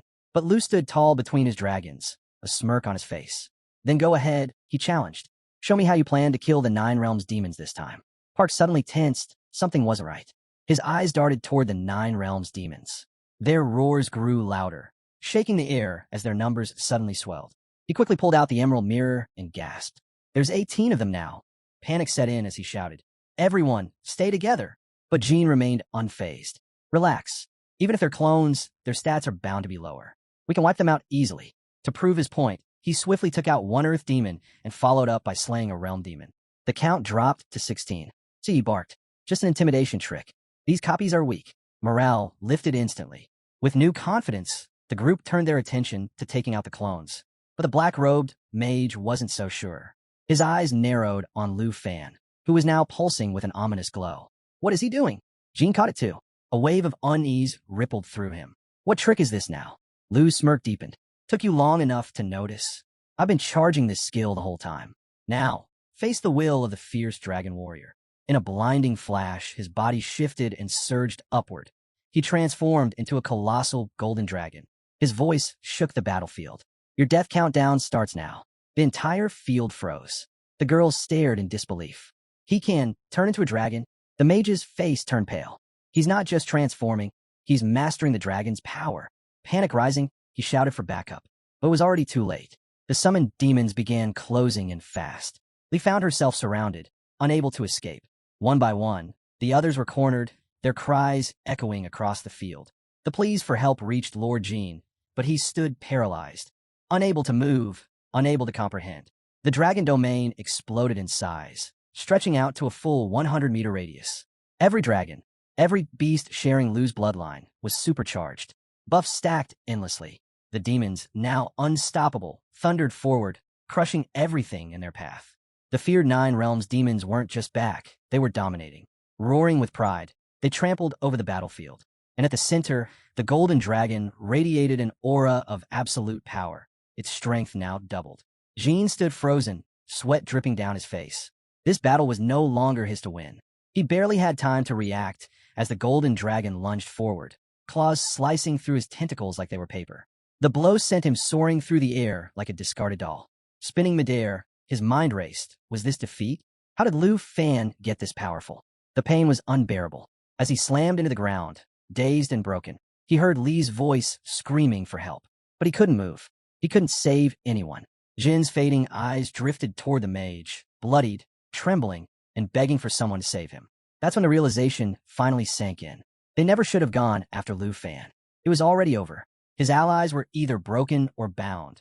And now, drowning in regret, Jean could only watch it all fall apart. Blood spilled from his lips as his body gave out, crashing to the ground in defeat. Lu stepped forward, his foot crushing the slick black blood beneath him. With the dragon domain still in effect, he said coldly, "You'll die here like the rest." Jean coughed, struggling to keep his eyes open. "Then just do it already. End it." Lu slowly drew a red blade, its edge gleaming ominously. "Killing a national guardian hero won't stop Taiji Nation from hunting me down," he said under his breath. Then his gaze sharpened as it locked onto Jean. "But do you remember what I told you?" Jean, broken but still breathing, forced himself upright, legs trembling, voice cracked with fear. "W, what are you doing?" Lu raised the blade without hesitation. "I told you. I make you watch as I erase every last Taiji soldier you command." With Lu's crimson blade still dripping from the final blow that felled the 5 heroes, Jin Yang glanced at the aftermath, his thoughts already racing. How are we going to explain this to Taiji Nation? But Lu's aunt wasn't focused on politics. She stepped forward with concern. "Lu, are you all right? Do you feel anything off?" Nearby, Qin eyed the wreckage and bodies. "Should we clean this up?" Tai, however, stared at the fallen figures, stunned. Who would have thought Jin Zaishi, leader of Taiji's 5 national heroes, would fall like this? Lu glanced at them and let out a small grin. "Who said they're dead?" The girls turned to him, confused, until, to their shock, the 5 dead heroes began to rise. Lu's smirk deepened. "After what they did to my people, did you think I'd let them off that easy?" One by one, the heroes stood again, no longer defenders of Taiji, but something else entirely. Back on another part of the battlefield, a commander and his troops sprinted toward the portal. His mind raced. How many lords are waiting for us on the other side? As soon as he arrived, he dropped to one knee. "My lord, Jin Zion reports that the Dragon Nation has discovered the destruction of the teleportation array. Jinbei has already sent envoys to the border." But the lord didn't respond. The silence made the commander uneasy. "Am I too late? Lord Jin should have finished Lu Fan by now." Then footsteps echoed across the battlefield. Someone was approaching. The commander's hand flew to his sword, only to freeze. It was Lu Fan. His voice was cold and sharp. "Who gave you the courage to attack the Dragon Nation?"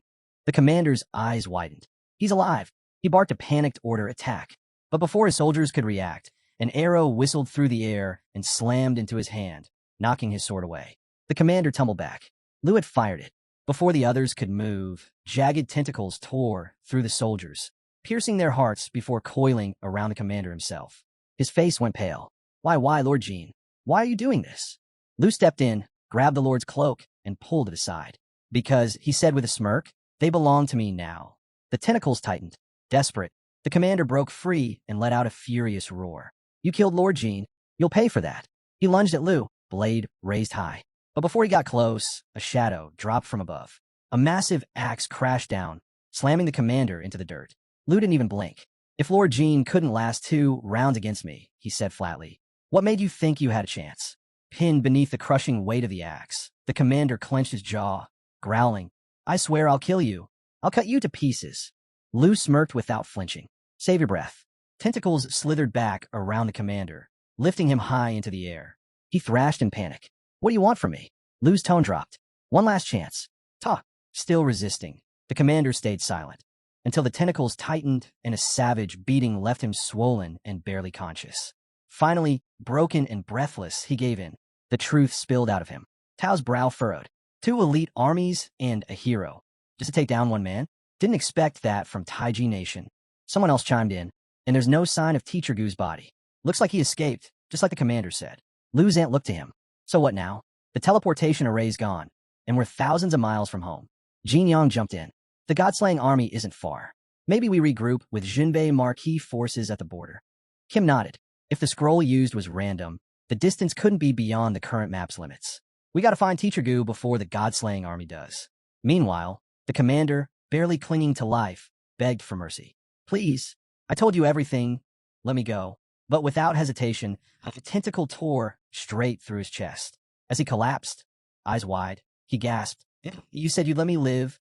Lu stepped forward cold and unflinching. I said I'd let you go alive. But how could I honor Dragon Nation's fallen if I let you live? The scene cut to the God-slaying army's barracks.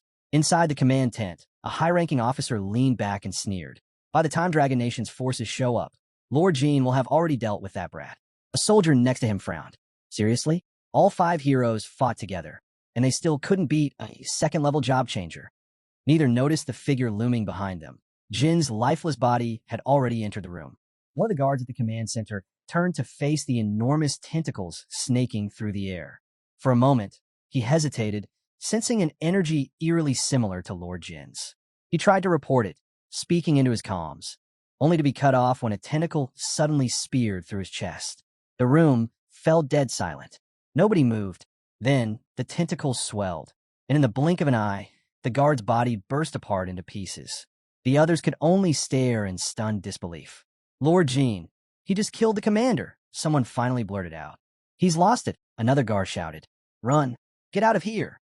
As panic set in and they made a dash for the exit, Lord Jean came crashing down.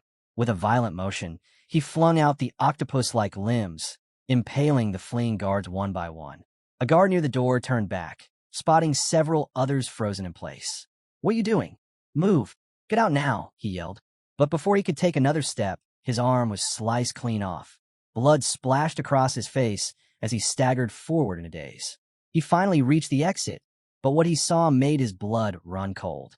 The world outside the command center had already been overrun. Demons from the demon realm swarmed every inch of the area. The slaughter had begun. Turning around in horror, he saw Lord Jean tearing through his own men, ripping them apart without mercy. No one escaped. Every last one was cut down. And when Lord Jean finally stepped outside, the waiting demons greeted him like a comrade returning home.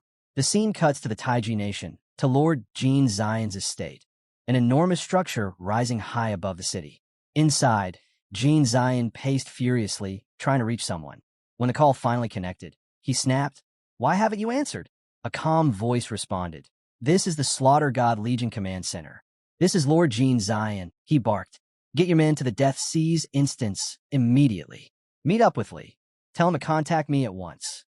Before the conversation could continue, a distressed voice cut in. Outside the base, there are 9. Then came a loud explosion. Silence. Hey, what's going on? Answer me, Jean Zion shouted. But the line had already gone dead. His face darkened. Something had gone terribly wrong. Just then, a woman burst into the room. General, urgent news, she said quickly. The Examination God Legion couldn't stop the Dragon Nation. One of their elites is about to break through. They're heading straight for the Divine Bone Forest. Jean Zion went still, then his gaze sharpened. Repeat that. Meanwhile, deep in the night along the Dragon Nation's border, a fleet of unmarked military vessels hovered silently in front of a massive mountain range. Not a sound, just quiet vigilance. Out of nowhere, the Dragon Nation's elite Griffin squad emerged. Their archers had already taken aim at the ships. Stepping forward, a seasoned warrior spoke loud and clear. We're under orders to investigate the recent cult attack on our base. Stand aside.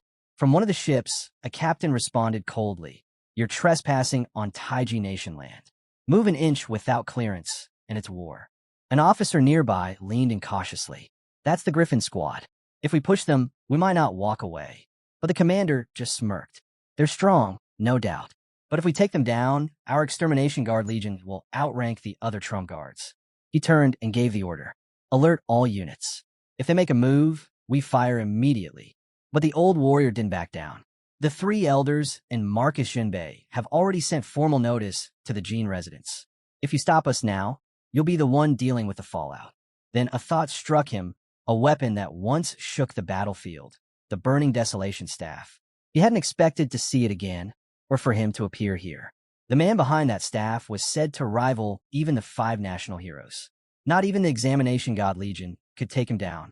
Still, the captain ignored the warning and barked. Open fire. Mana cannons flared to life, releasing a storm of energy blasts toward the Griffin squad. 3 warships fired at once, filling the sky with searing beams. The Griffins scattered. They fired first, the squad member shouted. I'll cover you, the elder roared. Push through to the strike zone. Don't hold back. With one mighty swing, he slammed the staff down. The shock wave tore the air apart. In an instant, the ship's advanced cannons exploded and fire consumed their decks. Metal twisted, hulls ruptured, and flames engulfed the fleet. The commander could only stare. One blow and all 3 ships are gone. His voice cracked as panic spread like wildfire. The staff spun back toward the Griffin squad, and a cloaked figure stepped forward, catching it midair. He raised it with ease, his voice echoing across the battlefield. If you still think you can stop us, he said calmly, then get ready for a bloodbath. Make your decision. By the next morning, news of the chaos had erupted across Jinyu City. Word spread fast. Something was attacking the Divine Bone Forest and the towns nearby. The culprits? Unknown creatures that looked more beast than human. Crowds gathered around public screens, stunned by what they saw. Massive creatures rampaging through cities, tearing buildings apart. Panic rippled through the crowd. Wait, those look just like the 9 Realms demons from the National Trial, someone cried out. But that made no sense. The 9 Realms demons were locked away in a hidden realm, sealed off, never meant to be seen again. Only the 5 national heroes had ever encountered them, and they were supposed to be keeping them contained. Then the report dropped another bombshell. Some of the attackers resembled the national heroes themselves. That was all it took. The Jin residents declared a citywide lockdown within hours. The people were shocked. Fear turned to confusion, and confusion turned to speculation. Are the heroes actually attacking us? A voice shouted. No way. Something's wrong. They're being controlled. Names began to echo across the city by you. Li Renying, once seen as legends, now possibly enemies. The panic wasn't just confined to Jinyu. In Tianshou City, the reaction hit like a tidal wave. The same warnings, the same footage. But the public didn't panic. They revolted. Masses spilled into the streets with signs raised high. Their chants thundered through the city. The 5 national heroes are traitors. Lockdowns won't protect us. Some even claimed the ceiling had been fake all along, a government cover-up. Tensions boiled over, and before long, a furious crowd had reached the gates of the Jin residence, demanding answers. We saw it. Footage of Li attacking the town. And those demons, there's no denying it. The guards struggled to contain the wave of protesters. Shouts came from all directions, demanding to know how the demons had escaped and why the Jin family was staying silent. One guard stepped forward, trying to speak over the chaos. He asked the crowd to stay calm and insisted that no official confirmation had been made about the hero's betrayal. He warned against spreading rumors. But it was too late. The crowd wasn't listening. Back in the devastated remains of the southwestern town, a lone figure walked through the shattered streets, silent among the rubble. From a flickering screen nearby, the chant of the angry crowd echoed through the static, blaming the Jin family for unleashing the 9 Realms demons. The anchor's voice rang out from a nearby screen, grim and steady. Current reports confirm over 10,000 casualties. Contact with the border garrisons has been completely lost. The 3 great legions are mobilizing to push back the incoming beast tide. The footage rolled on as the anchor urged the public to stay calm. We ask all citizens to remain indoors and comply with the lockdown issued by the Jin residents. Evacuations around the Divine Bone Forest are proceeding in an orderly fashion. Please stay safe. The cloaked figure stood motionless, absorbing every word. Then he suddenly turned. He felt something approaching. Emerging from the shadows were massive earth demon beasts. At their head was Li himself. One of the beasts let out a low growl, its voice thick with threat. By my master's command, all of you must die. The figure's eyes narrowed. Still taking orders from Lu Fan? Huh? So he's fine after all. I was worried for nothing. He raised his staff and slammed it into the ground. Cracks splintered out beneath him. It's not Lu Fan who's in danger. It's the entire Taiji nation. He launched into the air, hovering above the battlefield. If Lu Fan draws the wrong kind of attention, it's over. Even with dragons at his side, he's not ready. And I still can't take him down myself. Back at the Jean residence, Lord Jean stood at the window, watching the furious crowd below scream for answers. His secretary approached, voice tight. The unrest is spreading. Even with both the Slaughter God and Extermination God legions deployed, people aren't backing down. Lord Jean didn't answer right away. His thoughts were elsewhere. He hadn't imagined Lu Fan would go this far, unleashing the Nine Realms demons just to get revenge. The heroes had once defeated those monsters. But now, with Baiyu and Lu Fan in command, what if they hadn't actually won back then? His fists clenched. If that was the truth, then even the ruler of the Taiji nation wasn't untouchable. He turned sharply to his secretary. Alert the guards. Enforce the lockdown. Shut every protest down now. She blinked, startled. Wouldn't that be an abuse of power? He grabbed her chin, forcing her to meet his cold gaze. The ruler's gone. That means I'm in charge. Understand? She gave a shaky nod and hurried off. Left alone, Lord Jean adjusted his coat and let out a quiet, dark laugh. This lockdown, it's the perfect setup. I just need a new set of 5 heroes to kill Lu Fan. Then I'll wipe out the demons and erase the old heroes along with them. A grin crept across his face. I'll pin it all on Jean Zaishi and take everything for myself. At the edge of the Divine Bone Forest, a brilliant surge of blue mana shot into the sky, lighting up the horizon. Lu Fan stood with his dragons and companions, shouting at the top of his lungs. Abayo, stop messing around. But the little blue dragon wasn't listening. It roared wildly and slammed into the ground, letting off shockwaves of reckless energy. Even Lu had trouble keeping it under control. Out of nowhere, Abayo's level spiked, hitting 10 in an instant. Mana surged around it, crackling violently as it zapped the other dragons nearby. Kim growled in frustration. Abayo, get back here before I make you. But Abayo just kept roaring, blasting more energy into the air like it was playing a game. Kim shouted again, louder this time, but the dragon ignored him completely. Then, in a streak of lightning, Abayo launched a bolt straight at Taozi. She barely managed to dodge, narrowly avoiding what could have been a devastating hit. Kim stared, stunned, as Abayo's form began to change. Its body expanded, growing larger, its shape twisting into something new. A fully formed dragon. Kim's eyes narrowed as he took in the scene. Don't tell me. Did it awaken its true dragon form at just level 10? His thoughts drifted back. This was just like what happened with Xiaoi. A massive blue dragon now filled the system screen. Abayo, fully transformed. Its stats were nothing short of outrageous. Abilities like Thunder Roar, Form Transformation, Jumping Thunder, Thunder Favor, and more were listed, each far surpassing the skill set of any other known dragon. Sheen took a step back, voice tense. I've seen dragons transform before, but this pressure? Still not used to it. Tao nodded in agreement. It's insane. Lu Fan glanced at Abayo, a curious thought running through his mind. If both Abayo and Xiaoya gained form transformation at level 10, why did Abayo only have one dragon form? But then again, this single form alone was absurd. It gave him a 5-fold speed boost, unlocked the Dragon Language Forbidden spell, the Thunder Apocalypse skill with a 3.3 million power rating, and new area of effect chain move, Jumping Thunder. Lu chuckled. Just from a name alone, it might go toe-to-toe with Xingqian's Star Annihilation Light. And honestly, Abayo is the perfect name for a blue dragon like this.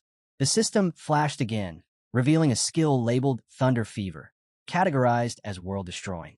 Under this effect, the Thunder Orb's power changed dramatically. Right now, Abayo wielded the Crimson Orb, a masterclass Thunder Orb. Lu Fan's brow lifted. Maybe boss-level orbs evolve with time? The Crimson Orb alone was terrifying. It boosted Abayo's Thunder skills by 50%, and every lightning strike generated a thunder barrier that electrified any enemy passing through. Suddenly, Xiao Fai twitched. Lu Fan turned. What is it? Before she could answer, a flash of deep purple struck the earth, and from it rose a divine bone revenant, pulsing with intense purple mana. Jian's voice rang out. That's an elite monster. Lu Fan just smirked. Xiao Fai and Abayo can take care of it. Without hesitation, Xiao Fai charged forward, and Abeo followed with a thunderous roar that echoed through the forest. Lightning surged, blasting into the Revenant and unintentionally stunning Xiaofai with multiple strikes. The girls screamed for everyone to keep their distance. The lightning was wild, unrelenting, like divine punishment from the heavens. "Is that red lightning?" someone shouted. Lu Fan's eyes narrowed. "It is." All eyes turned back to Abeo, who was already deep in the fight. The crimson orb pulsed, and with every burst of magic, it fried skeletal giants rising from the ground. Lu Fan called out, "Abeo, fall back." But Abeo ignored him completely. Instead, he activated Heaven Punishment Calamity, an advanced targeting skill, and began unleashing concentrated lightning strikes on every nearby enemy. His wings slammed down like hammers, shattering bones and skulls with overwhelming force. Ta could only stare, stunned. This isn't even a fight anymore. Then it happened. A rogue lightning bolt darted toward Qin, and she didn't see it coming. Just in time, Lu Fan lunged and yanked her out of the way, narrowly avoiding disaster. When the smoke cleared, the team looked at Abeo again. There was awe, but also worry. "He's starting to lose control," someone muttered. Bao gave a dry laugh. "Nah, he's just showing off now." Jim let out a sigh and nodded. "He's out of control. If he keeps this up, we'll never find Teacher Gu." Just then, a sudden gust swept through the forest, swirling leaves and dirt into the air. Xiaofai froze, sensing something unusual. Lu Fan tensed. He could feel it too. The dragons overhead started fleeing, screeching as they took off in every direction. Something was coming, and it wasn't small. The girls started panicking, eyes darting toward the sky. Abeo crouched low, mana pulsing as he prepared another surge. Then it started. Right before their eyes, fragments of bone scattered across the forest floor began to move. The shattered remains of something ancient and powerful were pulling themselves together. Piece by piece, the creature reconstructed itself until it became unmistakable. A massive skeletal dragon, reformed from divine bone. The divine bone death whisper. Lu Fan stared in disbelief. Those fragments, they're combining. All of them. He looked up as the colossal undead beast took shape, a thick wave of mana pouring from its body. Abeo roared at it instinctively, but Lu Fan held up a hand. "Don't get cocky. That thing's different." The skeletal giant rose into the air and unleashed a blast of purple flame straight at Abeo. The blue dragon dodged, but barely. The hit shook him. This wasn't like before. The girls fell into defensive positions, bracing themselves. The monster may have been bones, but it moved with deadly precision. Without warning, the undead dragon shot off, flying deeper into the forest. Its destination unknown. Jin, still holding Qin's hand, suddenly realized she was pulling away. "Sorry," he muttered, realizing too late he'd held on too long. Abeo shrunk back down, clearly winded. Before he could recover, Xiaofai grabbed him by the ears. "Reckless," she scolded. "You could have gotten us all killed." Jin glanced at Lu Fan. "What was that thing?" "That bony dragon. It was scarier than the berserk one we saw in the Flying Dragon Mausoleum." Lu Fan's eyes stayed on the horizon. "That's probably the real boss of this whole place, the undead ruler. If I'd figured out earlier, but I couldn't risk everyone to chase a hunch." He clenched his fists. "No more detours. We have to find Teacher Gu. Now." Just then, Abeo's body pulsed with a faint glow. The dragon activated natural assimilation, and a paper charm appeared, floating on the breeze. Lu Fan's eyes followed its path. It drifted gently through the air, pointing in the exact direction the skeletal dragon had flown.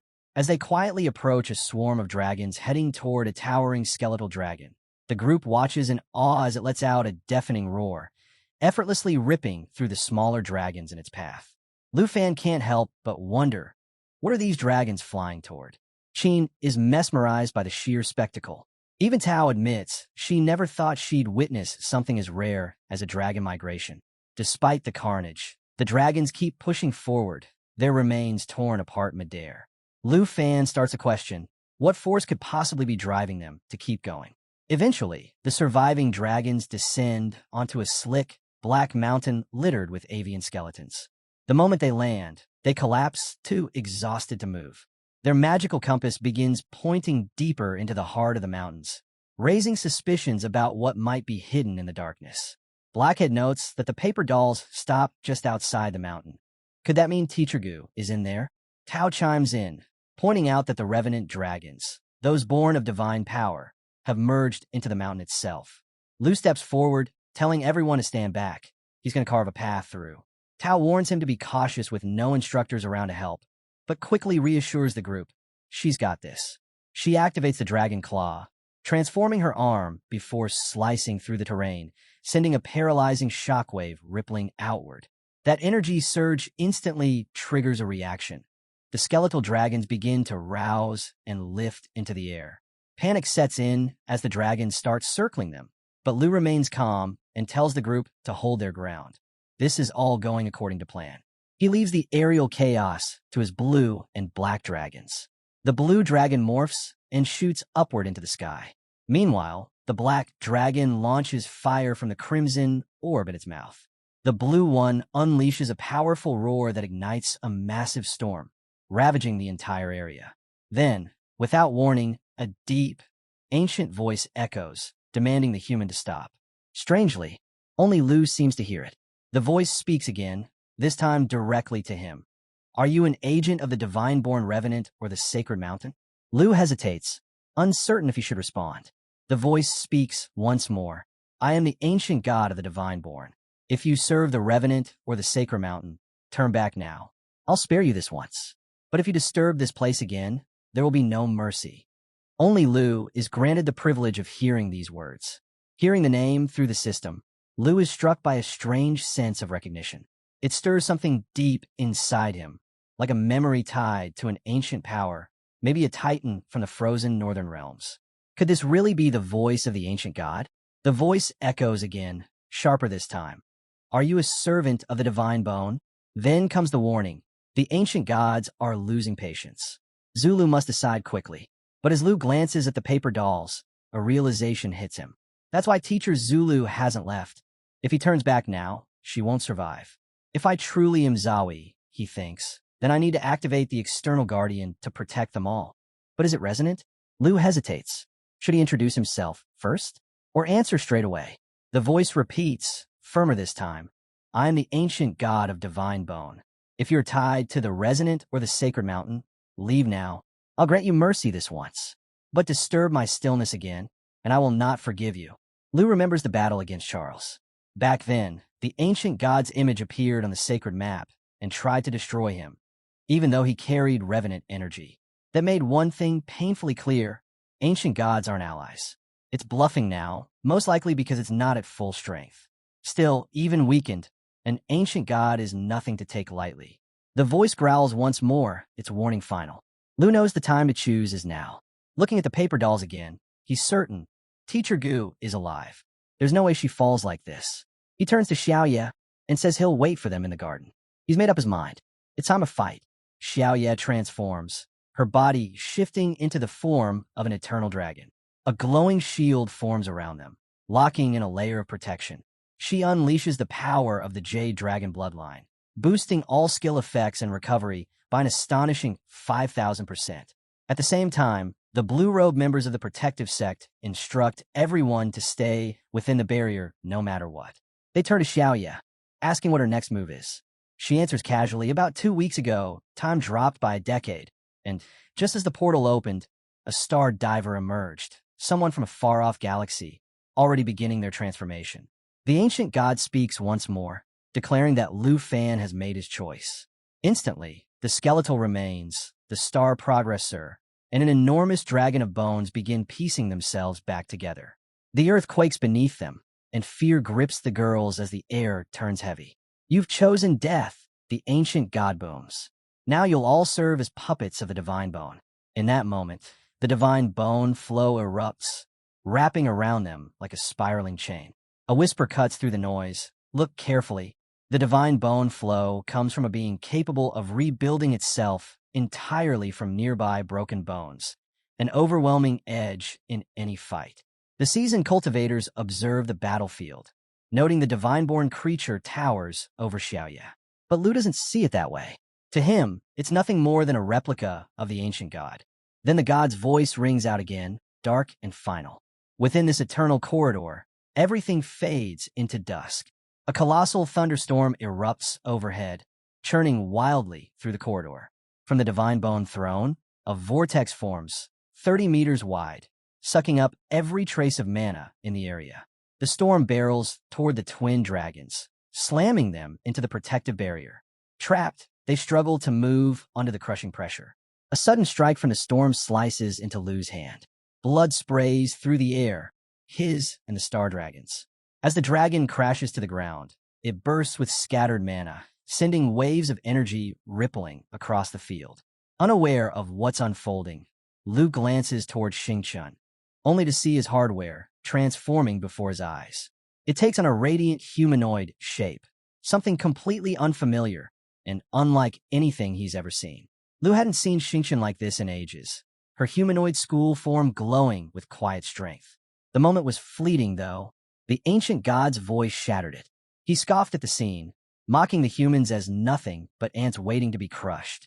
Meanwhile, the remnant dragon lunged at Lu's dragon, fangs bared for the kill.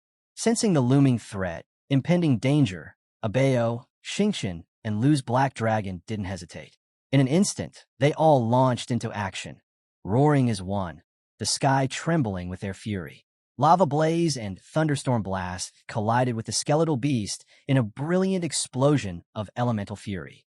Xingchen unleashed something even more chaotic, an unpredictable combo fueled by thunder, fire, and pure blue soul mana.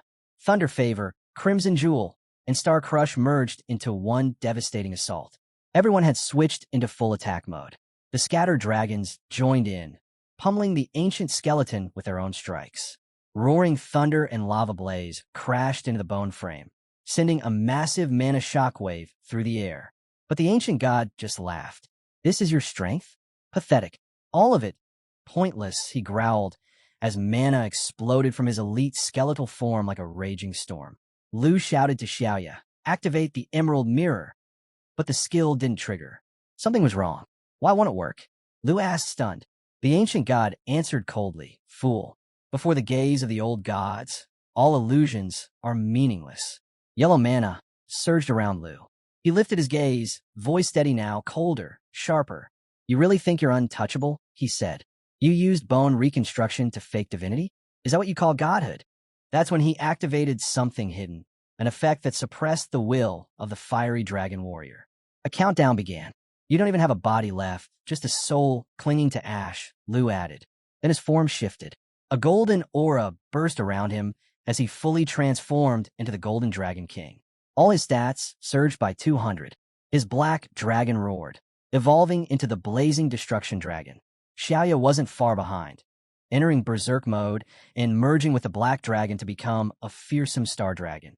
Lu stepped forward, calm and resolute. "You want to see a true dragon?" he said. "Then here, I'll show you." But the ancient god just sneered. "Your pride will be your downfall," he declared. "Let the gods feast on your ignorance." He raised his arms wide, summoning colossal eternal tornadoes that consumed the battlefield. The storm slammed into Lu's dragons with terrifying force, draining their health in an instant as the wind howled like the wrath of heaven itself. Abeo, furious beyond words, erupts with a blast of mana and hurls himself into the fray. The star dragon soars upward, unleashing a crushing blow with Star Crush. Meanwhile, the destruction dragon spreads its wings wide, summoning 4 flaming tornadoes that spiral into the battlefield, setting the skies ablaze. Divine punishment rains down. Lightning lashes out in rapid succession, tearing through the dragons like they were nothing. But then the tide turns. Lu's voice cuts through the chaos. "You might have a dragon's body," he says, "but you'll never have a dragon's power."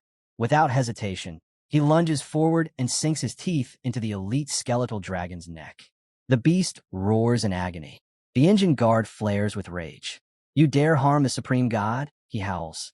Instantly, sharp fangs sprout from the dragon's bones, piercing outward in a violent retaliation.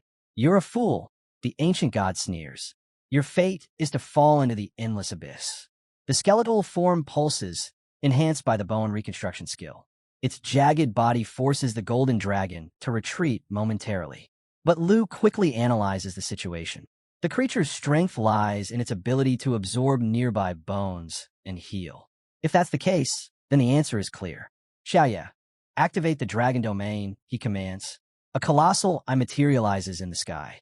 Within its gaze, all dragon attributes get a 50% boost, while opposing dragon entities are weakened. Even more, the domain seals the battlefield. No one enters, no one escapes. For the first time, the ancient god falters. The realization sets in. Being cut off from outside bone sources is a real threat. At that moment, Jean steps forward beside his black dragon. Together, they form a massive, triple-layered fireball that pulses with heat. Jin's voice rings out, firm and cold. Inside my domain, your tricks mean nothing.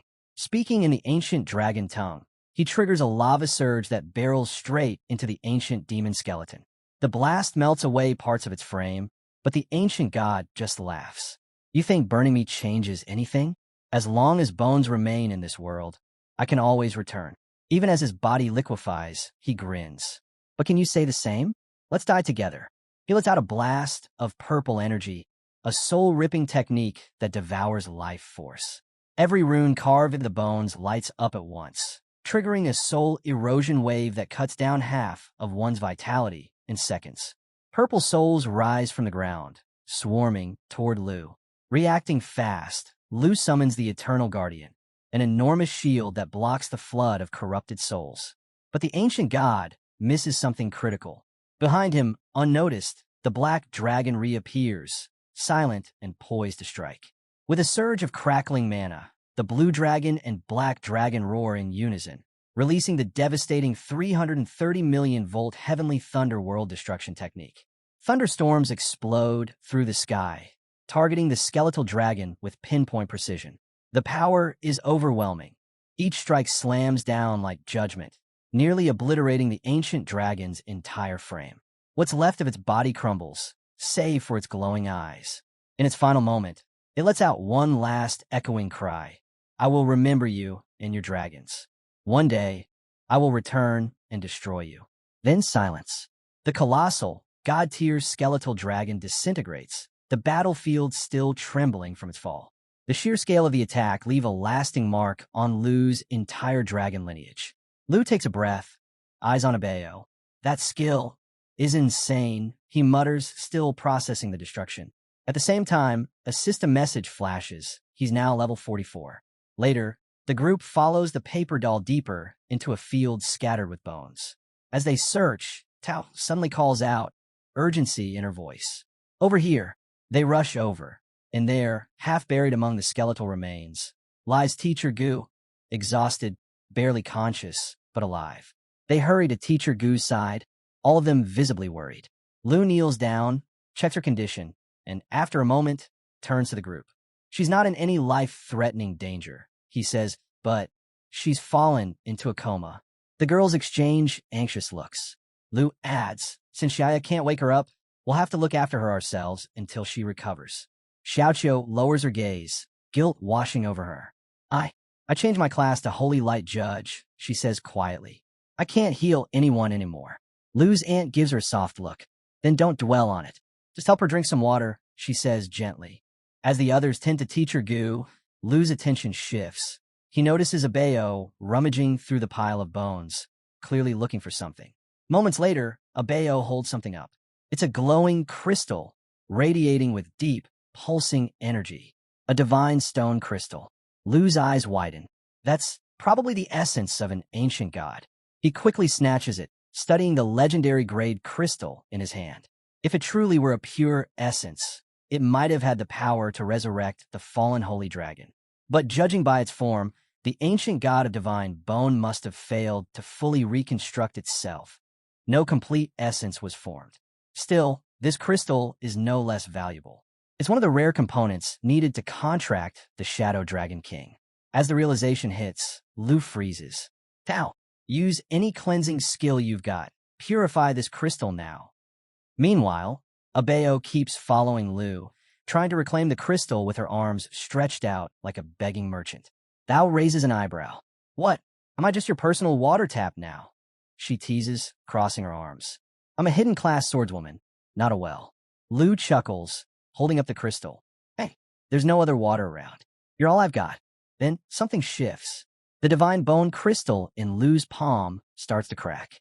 A moment later, a glowing fragment drops out, an actual divine bone essence. Lu exhales. All right, that's enough. It's draining too much mana. Relieved, he smiles. Good. The crystal still works. That was close. Now, with the essence in hand and the material intact, he knows it's still fit for crafting. Holding the uncharged essence in his hand, Lu can't help but wonder, could this incomplete item still trigger the evolution of the fallen holy dragon? Without wasting a moment, he calls out to Xiaoye. Summon the holy dragon's corpse. Let's try it. Xiaoye responds, channeling natural assimilation to bring forth a new form. What emerges is the twin golden dragon horse, a golden dragon infused with swirling green mana. Lu steps forward, steady and focused. Come forth, third, ancient god essence. The dragon lets out a thunderous roar, launching a golden beam into the sky. For a moment, energy surges with promise. Lu watches with anticipation as the evolution begins. But then the beam fizzles out. Lu blinks. That's it. He checks the system panel, confusion written all over his face. Turns out, the essence didn't have enough charge to complete the full transformation. Still, the creature gained a new skill from the attempt, a small win. Off to the side, Abayo crosses her arms with a little pout. Show off. Lu pulls up the stats of the fallen corpse holy dragon. Even in this state, it's gained a unique edge. Divine Bone Fusion allows it to absorb 1% of another being's attributes. And with fallen corpse control, it can endlessly convert puppets, creating the potential for infinite growth. He thinks it over, then nods. The best targets for this would be the demonic soldiers. Time to bring them back, he says. Leave the 9 realms demons and the 5 national defense heroes behind. They'll keep pressure on Taichi Nation. Just then, Lu's aunt calls out in urgency. Everyone hurry. Teacher Gu is awake. They rush over as Gu begins to stir.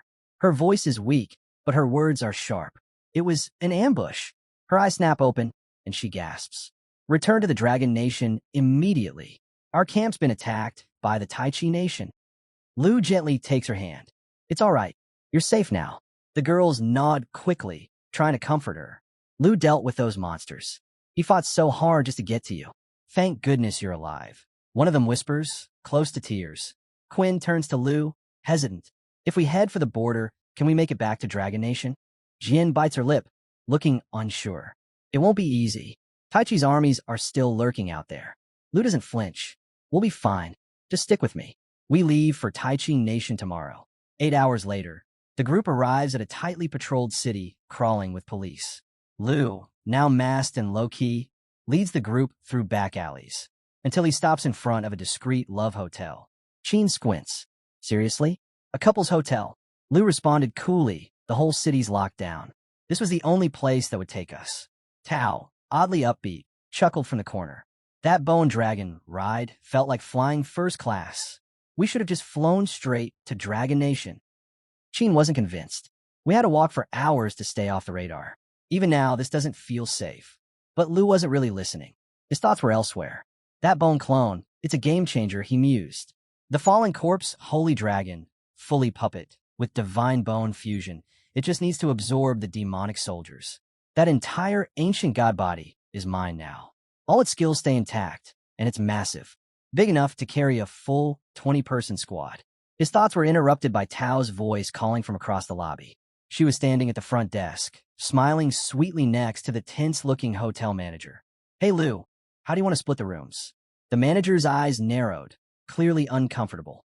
You really shouldn't bring this many girls in without proper ID or clearance, he muttered, giving Lu a suspicious look. Lu stepped up quickly and sorted the room arrangements. We'll be gone before tomorrow night, he assured him. Just as they were about to head up, a news broadcast flashed on the screen behind the counter. Everyone turned to look. The Jin government had just released an official wanted bulletin. Lu Fan, named as a Dragon Nation envoy involved in the national trial, was now accused of orchestrating a terrorist attack. His face appeared front and center. The hotel manager glanced from the screen back to Lu and froze, his expression shifting as recognition set in. The manager glanced from the screen back to Lu, squinting slightly. He hesitated for a moment, suspicion brewing, but ultimately shook his head, convincing himself it was just a coincidence. He handed over the keys. Lu took them without missing a beat and passed them to Jian. Get everyone settled, he said. When she asked where he was going, he replied without hesitation. I'm heading out to scout the Jin family's movements. I won't be long. Teacher Gu, resting nearby, had recovered enough to sit up and talk. Meanwhile, Tao and Sheen tried their best to act normal, though their red faces gave them away. The Love Hotel's overly suggestive posters weren't helping. Lu turned back to Jian. "You're in charge while I'm out. It'll all be over by tonight," he said calmly. As the girls headed into their rooms, the manager watched them disappear down the hallway, his face twitching with envy. "Lucky guy. Definitely a player," he muttered under his breath. That same night, far across the city, near the Jin Mansion in Taichi Nation, 2 guards stood on watch. "I still can't believe it," one of them muttered. "The 5 national defense heroes betraying us?" His partner shrugged. "Doesn't matter. Better to guard this place than be thrown onto the front lines." Just then, an explosion. The ground shook as the building behind them erupted in flames. Debris rained down. "Alert!" one of them shouted. "The 9 realm demons have hit Tenshu City." Chaos followed. Emergency calls for reinforcements went unanswered. The Earth Demon charged through the streets, reducing everything in its path to rubble. The guards realized in horror. They were defenseless. Only 4 troops left in the entire city. In the heart of the mayhem, a single woman remained calm. Jin Shuyan, once a top-tier imperial guard of the Jin family, now stood alone in front of the burning mansion. Her voice steady, she ordered an evacuation. "The Lord are still inside, in council. Their safety is my duty." Before her, 2 enormous monsters began their assault. She didn't flinch. And then, Lu appeared. He landed inside the mansion like a shadow, dropped from the sky. Xiaoyan raised her sword, her tone ice cold. "So it's just you and me now? You really are a sneaky rat." Lu's grin was relaxed. "Took you long enough to find me." She didn't blink. "You think you can get past me alone? That's madness." Flames erupted as Lu drew his sword, his gaze locked on hers. "Then let's go crazy." Far across the city, inside the Jin family's heavily guarded office, tension filled the air. A man turned to Zayn, eyes narrowing. "What's wrong? You don't think you can handle this?" Zayn's expression was tight. "Qinsheng might share the same bloodline, but giving up the Jin Mansion and asking me to kill Lu Fan, that's not a plan. That's a death wish. You don't understand him. Not even Lord Jin ever could."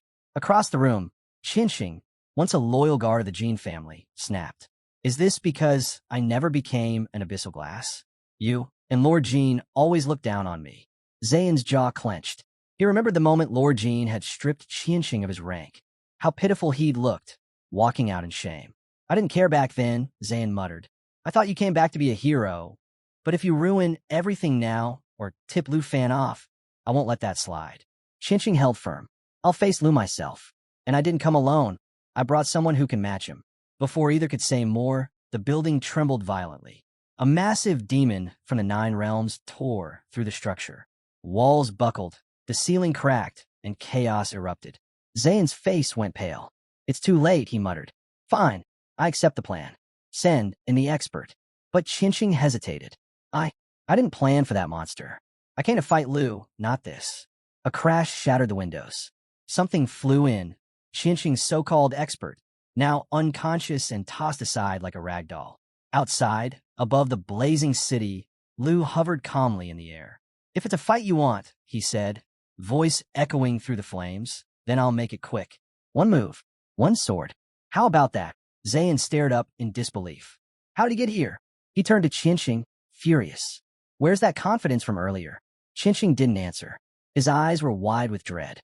Even Xiaoyan, she fell. Lu extended his hand. Red mana spiraled around him, swirling with power. "Another piece of the Jin family in front of me," he said coldly. "Let me show you what the ancient god's body can do." From the sky, the ancient god's massive form let out a roar and dove downward. In one crushing blow, it smashed through the Jin family office.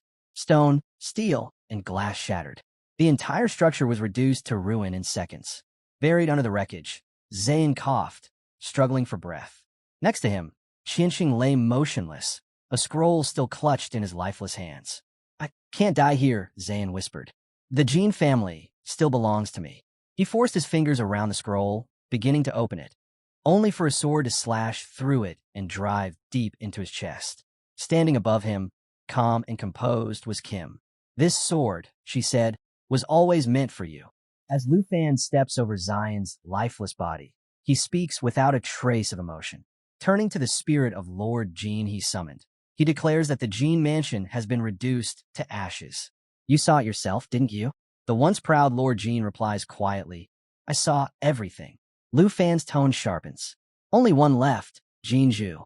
Once I track her down, her fate will be the same. Then, without hesitation, he blasts into the sky like a missile. Mid-flight, he instructs Lord Jean to remain where he is so the townspeople can see the hero they once admired. He gives Bone Clone a final order. Raise what's left of the city. Out of nowhere, a flash of scarlet light splits the air, and a voice booms. Lu Fan. That's enough. The voice is unmistakable. It's his principal, just in time. He descends, his gaze fixed on Lu Fan. You've crossed the line. One moment later, and Tinshu City would have been wiped out. I'm starting to think you're a bigger threat than the Tai Chi nation itself. But Lu Fan doesn't flinch. Jean Mansion got what was coming. I meant to destroy every last brick. The principal is at a loss for words. Just then, someone else speaks up, thanking the principal for showing up when he did. He assures him that Teacher Gu and the others are safe, explaining that Xiaoqiu's search paper doll was the reason he found them. The relief doesn't last.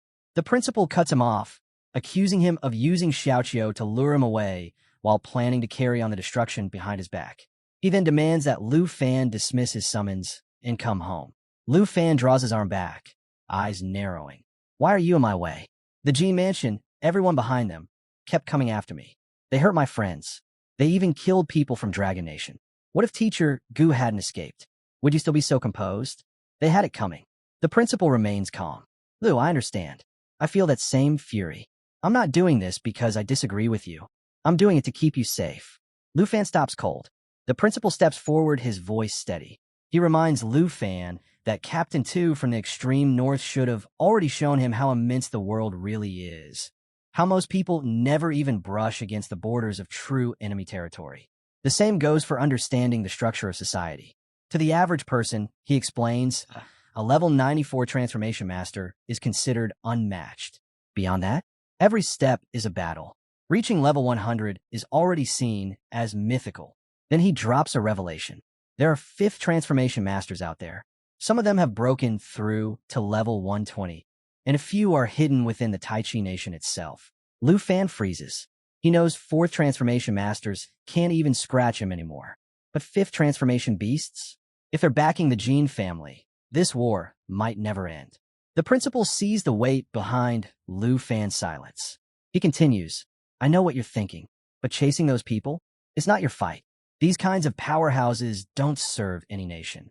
They work from the shadows, manipulating entire governments to move according to their will. He explains that the Tai Chi nation is simply the easiest to control, which is why those true power holders stay hidden there, pulling strings behind the scenes. Lu Fan lowers his head slightly, realization hitting. The Jean Mansion wasn't the enemy. It was just a front for those death transformation monsters. If he keeps going, he's just inviting something worse. The principal nods. Exactly. Your mission was to end what the Jean Mansion started. You've done that. If you keep pushing, you won't be dealing with local politics anymore. You'll be triggering a crisis only the Dragon Nation might be strong enough to contain. And you're not the kind of person who destroys just to destroy. Lu Fan lets out a long breath. A flicker of purple forms in his hand as his power surges. With a calm word, he activates his skill. A wave of energy ripples outward. Fallen corpse manipulation triggers. One by one, his summoned creatures vanish in bursts of light. Even the Earth Demon, mid-swing, disappears just before it could crush the last piece of the city. Turning to face the principal, Lu Fan speaks. Jean Mansion's finished. You've said your piece. I'll leave the Tai Chi nation alone. In a flash, every summon dissolves into golden light, spiraling back into his palm. The principal gives a nod, casually mentioning that when it's time to face their next opponents, he'll unleash the Griffin Corpse. But Lu Fan stops him. Not just yet, he says. I owe you a gift first. He pulls out a necklace, glimmering with the cold brilliance of unmelting ice, an epic-grade accessory, and holds it up with a grin. The principal arches a brow, clearly intrigued. Lu Fan laughs. Drop the act already. Bring out your little sister. She almost had me fooled, almost. If she doesn't want it, I'll just hand it to Anne instead. Before he can finish, a cloaked figure darts forward and snatches the necklace. You've got some nerve thinking you can give my gift to someone else. She throws her hood back, and there she is. The ultimate surprise waifu reveal. Fooled him. Fooled us. Fooled everyone. If I didn't have to deal with certain family matters, I'd have gotten this from you a long time ago, she says, eyeing the necklace with a mix of pride and satisfaction. How'd you know it was me? She asks. Lu Fan's grin widens. Your scent gave it away.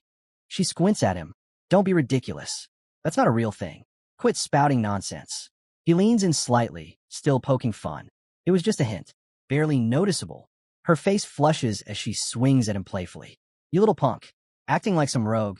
Just wait till we're back home. You're in for it. He chuckles. Might want to take the long way around. There's a couple's and up ahead. She stiffens instantly, cheeks turning even redder. It's not like that. Everyone's just resting there, that's all. Trying to save face. She straightens up. Anyway, priority is getting everyone home. The principal's better at dealing with brats like you.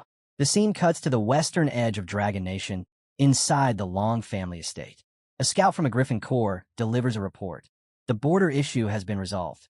And even more surprising, the principal of Dragon City Academy personally ventured into the Divine Valley Forest to rescue trapped teachers and students. An unfamiliar man, seated calmly, chuckles as he sips his tea.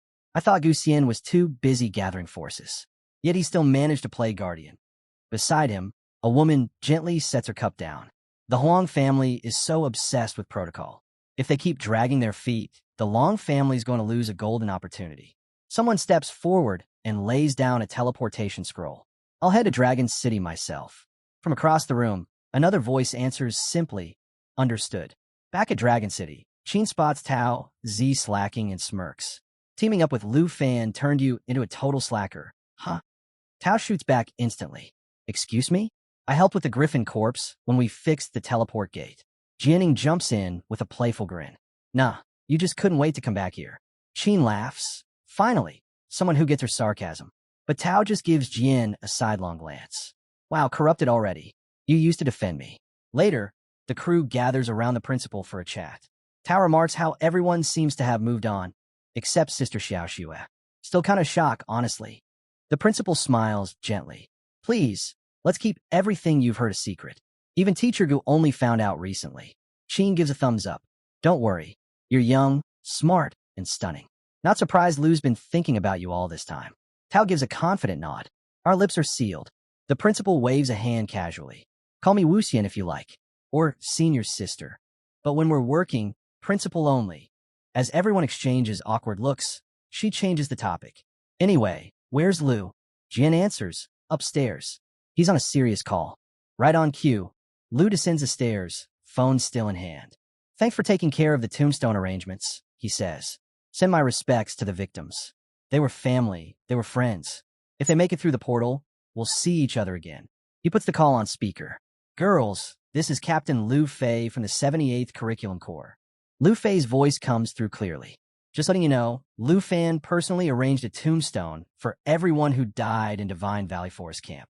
He's also helping investigate the border attack. A squad mate chimes in. Not that we had to do much. By the time we crossed into the area, Lu had already resolved everything. Major props to Dragon City Academy's principal for clearing the way. The girls exchange confused glances, but Wuxian cuts them off before anyone can speak. No dumb questions. One of the officers asks how Lu has been holding up. Lu gives a small nod. It's been almost 6 months since we last saw each other. The scene cuts to a quiet graveyard, where a massive, unmarked tombstone stands in solemn silence. Lu's voice echoes in his thoughts. How those who died stayed behind to buy him time, to escape, to teleport out. He hopes that with the fall of G Mansion, they've finally found peace. The voice on the phone breaks the silence. Come visit once everything with Taichi Nation is over. Suddenly, a new face appears on the screen. Someone even Lu Fei stands up to salute. Lu, caught off guard, asks, "Who's that?" The man responds calmly, "I'm here on behalf of our team leader to deliver the official investigation results. The report will state, the heretics launched an attack on the Dragon Nation camp, then targeted the Taichi Nation, which led to Gene Mansion's collapse. Meanwhile, the Griffin Corps and Dragon City Academy successfully rescued the survivors." One of the heroes in the room objects. "That's not right. You're shifting the blame for Gene Mansion's failure onto the heretics." Before Lu can respond, the principal steps in smoothly. This outcome works for everyone. It's the smartest play. Everyone goes silent, confused. The mysterious officer nods in approval. Exactly. This way, Lu avoids political backlash in Taichi Nation and it lures the real heretics out into the open. Lu finally gets it. Appreciate the clarity. The officer returns the salute, then logs off. Elsewhere, the principal lounges in a warm bath, letting the steam rise as she quietly ponders. A gold badge officer saluted Lu, meaning he must hold the same rank now. So he has a gold badge, too. Back in the kitchen, the ants had enough of the serious talk. Let's shift gears. I'm starving. Time to cook. The girls cheer and rush to help. Lu walks over to the principal. What's on your mind? She responds casually, just thinking how everything changed so fast. Jean glances at Jian and says she'll help with the cooking too. Being ordered around by senior sister just feels strange. The principal smiles to herself. Maybe this whole decision wasn't so bad after all. Then, a knock at the door. Lu opens it, and there stands Andre, grinning ear to ear. You think I wouldn't show up for you? Lu bursts into laughter and throws his arms open. You actually came all the way to Dragon Nation? Get in here. As soon as Andre steps inside, the scent of food hits him, and he lights up. The ant immediately recognizes him from Lu's stories. Come eat with us, she says warmly. Now seated around the table, Andre launches into story after story about Lu, much to the girl's annoyance. One of them groans, just admit you want seconds already. The principal laughs. Sister Han's cooking must really be something. She's winning over foreign students now. But Andre grins and shakes his head. Not a student. I'm here to invite Lu Fan to Snow Country. Lu raises an eyebrow. Seriously? Andre nods. Here, let me show you. He pulls out an item wrapped in layered seals. An epic tier material corrupted with shadow, ice energy. Shadow, island breed. Lu's eyes widen the second he sees the item. Shadow, island breed. It's one of the 3 remaining materials he needs to complete the Shadow Dragon King contract. Right alongside the ancient god crystal he already secured. Andre begins explaining. His family had taken on a commission to destroy the Shadow Spring, deep in the heart of Shadow Island. But the place is wrapped in dense black fog and crawling with vicious creatures. Only Andre made it out alive, carrying this one piece. The mission's still incomplete, which is why he thought of Lu. Mid-sentence, Andre reaches for the last chicken ball, but Lu grabs it without hesitation. I'm in, he says, already fired up. Andre stares at him. You're agreeing that fast? Outside, a man in elegant robes walks calmly past the house. His appearance turns heads. Local girls whisper about his fancy look. Clearly, someone important. Back inside, Lu turns to the principal, practically bouncing. I want to go to Shadow Island. I need to check out the Shadow Spring. She tries to answer with her mouth still full, ends up coughing, then clears her throat and nods. If it helps you, of course it's worth it. Then, another knock. The ant sighs. The wind's probably gotten a Wuxian. Lu, get the door. Lu opens it to find a stranger asking for Wuxian by name. As soon as she hears his voice, the principal freezes in place. The man introduces himself as Long, saying he's here on a private visit. He wants to discuss urgent matters at the western border. Wuxian bolts from her seat and storms outside. What are you doing here? We agreed on next month. Lu follows quickly, trying to support her. You're sick, don't push it. But Long brushes off the tension. This is better. Let's get to the point. If you bring the Yi family under the Long family banner, I'll help you take down Yuan. I'll even throw in Yin Mountain. After all, the Yi family still owes us. Wuxian glares at him, voice like ice. You bastard. More blood trickles from the principal's lips, and Lu's concern spikes instantly. She waves it off, claiming it's just an old wound flaring up again. Lu narrows his eyes, troubled. How had he not noticed sooner? Then it clicks. That's right. Huang Strike left you with internal injuries. Something like that doesn't just heal in a month. His tone sharpens. In your condition, there's no way you can take on both the Long and Huang clans. You need to rethink this. Before she can respond, Lu cuts in with unwavering conviction. No need. She won't back down. That's when Long loses his temper. What a joke. Has the mighty He family really fallen so far that they're depending on some rookie to guard the seal? Oh, my bad. Should we be calling you the Dragon Nation's great hero now? The principal tries to keep Lu calm. Lufin, don't stress yourself. Conflicts between the Western families operate on a different level. Regular folks can't even comprehend it. But Lu doesn't budge. You've always had my back. Now that you need help, there's no way I'm just watching from the sidelines. Long sneers. A couple of wins, and now you think you're invincible? That hero title doesn't come free. It's paid for with your life. Tension crackles in the air as both begin channeling mana, pressure thickening. Lu simply smirks. If it's just you, I've got more than enough to deal with it. Right then, Andre's voice rings out. Lou turns to see him, and the girl's already armed and ready. Andre steps forward. You shouldn't overexert yourself right now. Leave this one to me. But Lou shakes his head. No need. I've got something special planned. A little surprise for every Western clan. Out of nowhere, Xiao Yi bursts in, launching a sudden attack. Long reacts on instinct, summoning a ring of swords to shield himself. You dare mouth off to me, you worthless clown, he snarls. The principal quickly intervenes, reminding him of their pact. But Long brushes her aside. Relax. In just one MO, he doesn't finish. Xiao Yi lands a brutal blow to his chest, blasting him straight through the window of a nearby villa. Lou watches calmly. I told you to take it outside. Number 1 villa's still under repairs. Don't go trashing villa number 2 too.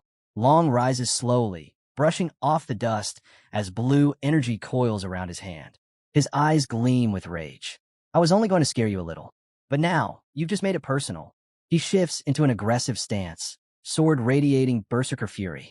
Above him, Lou hovers, red dragon blades circling in the air, ready to strike. What a coincidence, Lou says coolly. I've had a change of heart too. With a sharp command, Xiao transforms into her full black dragon form, unleashing her complete power and spirit. The ground trembles under her might. Long's expression shifts instantly, his eyes wide with disbelief. This is the strongest being alive, he mutters, stunned. Then he forces a twisted grin. No matter. Today, I'll slay a dragon and bring honor to the Long name. Lou casts Dragon Inspiration, sending a powerful surge through Xiao, her strength and attacks soaring by 30%. The oppressive force she exudes is enough to paralyze Long on the spot. He tries to move, but his body won't listen. His limbs shake violently, consumed by fear. This is real dragon power, he whispers, shaken to his core. Still, he grits his teeth. Anyone else would be begging right now. But I'm along. With a roar, he unleashes his blades. Dragon breaks the sky. But Xiao swats the attack aside effortlessly, shielding Lou without the slightest scratch. Long stares in disbelief. No way, not even a dent. Lou steps forward, his voice calm, cutting. Burn this into your memory. This is absolute power. Xiao rears back and unleashes a deafening roar. Long clutches his head in agony as the sound pierces through him. In a blink, her claws slam down, ripping through his defenses and drawing blood with terrifying ease. Lou stops right before him. Best keep your voice down. Her temper's worse than mine. Long lies pinned beneath Xiao's claw, helpless. Lou glares down. Didn't I tell you? Dealing with you wouldn't take an hour. He draws his sword, placing it at Long's throat. I'm letting you live, but not because I fear your clan. He steps back, his voice steady. Go tell the Long and Huang families. 1 month from now, we're coming to the west. Senior sister and I will finish this. That's final. Xiao Yi, show him the door. She's been waiting. With a single swipe, she sends Long hurtling into the sky like a rag doll, disappearing into the clouds. She snorts proudly, clearly pleased with herself. Lou turns back to the principal. Looks like we're tied together in this now. Before he can say anything else, she's already in front of him, gently grabbing his shirt, a soft smile blooming on her face. Acting on instinct, Lou gently told her, no need for all this formality between us. The principal, still caught in her emotions, suddenly felt a wave of guilt. Her mind drifted back, 6 months ago, during the He family's push into the unexplored Western lands. The price had been devastating. 4 foreign elites, including her grandfather, were killed.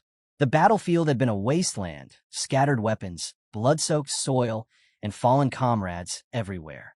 Amid the wreckage, a handful still stood tall, holding their banners high. She couldn't forget how the Long and Huang families, locals to the western region, pounced on the chaos like vultures. Their aim was obvious, to snatch the Yi family's remaining assets. She'd reached out to every ally she could find, but no one dared challenge the might of those 2 clans. At that point, she was ready for the worst, the complete collapse of the Yi family. Her only hope was to save as many lives as possible. As she shared the memory, Lou listened quietly, stunned. Your actions today might have seemed rash, she said softly, but thank you. I finally understand. I'm not alone anymore. Lou shook his head. No need to thank me. You were the one who trained me in strategy, found ancient scrolls for me, and crossed half the continent to save me in the Tai Chi Kingdom. and all that while hiding your injuries and dealing with the Yi family's disaster. Then his voice firmed. Now that the Long and Huang families are coming after you, there's no way I'd sit back and do nothing. Her heart warmed. She never imagined Lu, the student she once guided, would one day become her strongest support. Behind them, their friends exchanged glances, grinning at the sight, like a pair of birds chirping sweetly in sync. 1 month later, Primordial Forest. The heavens roared with thunder, lightning ripping through the stormy sky. This was their battleground, an ancient training ground granted by Old Han, hidden deep within the forest. A place built for one purpose: to prepare for war against the Western clans. Leading his crew inside, Lu and his companions plunged into nonstop battles, pushing their limits with every clash. Tao, now level 34, took on Nightmare Beast head-on. Han, Qin, Jian, and even the Blue Dragon fought like a tempest. The dragon, unleashing its crimson jade thunder, obliterated enemies with cataclysmic power. As the dragon reached level 25, its power exploded. The crimson jade evolved into yellow jade, doubling its might and unlocking terrifying new abilities. Amid the relentless storm of combat, two devastating skills emerged: Thunder Vortex and Thundercloud Expansion. A week later, Andre returned with news that lit a spark in the group. The teleportation array linking Longdu Academy to Breakwave Harbor was finally complete. Lu had originally planned to tackle Shadow Island with just Andre, given how dangerous the place was. But before he could set things in motion, Senior Sister stepped up and insisted on coming along. Her eyes were unwavering. Even though Lu was still worried about her injury, there was no changing her mind, and he didn't have the heart to stop her. They soon arrived at Breakwave Harbor, nestled deep within the frigid lands of the north. The air was biting cold. From a distance, Andre spotted Lu and lit up with a grin, waving like a brother who'd been waiting a lifetime. Without wasting time, he introduced 3 of their strongest allies, each one a 4th-turn cultivator. Victor, level 91, stood firm like an immovable mountain.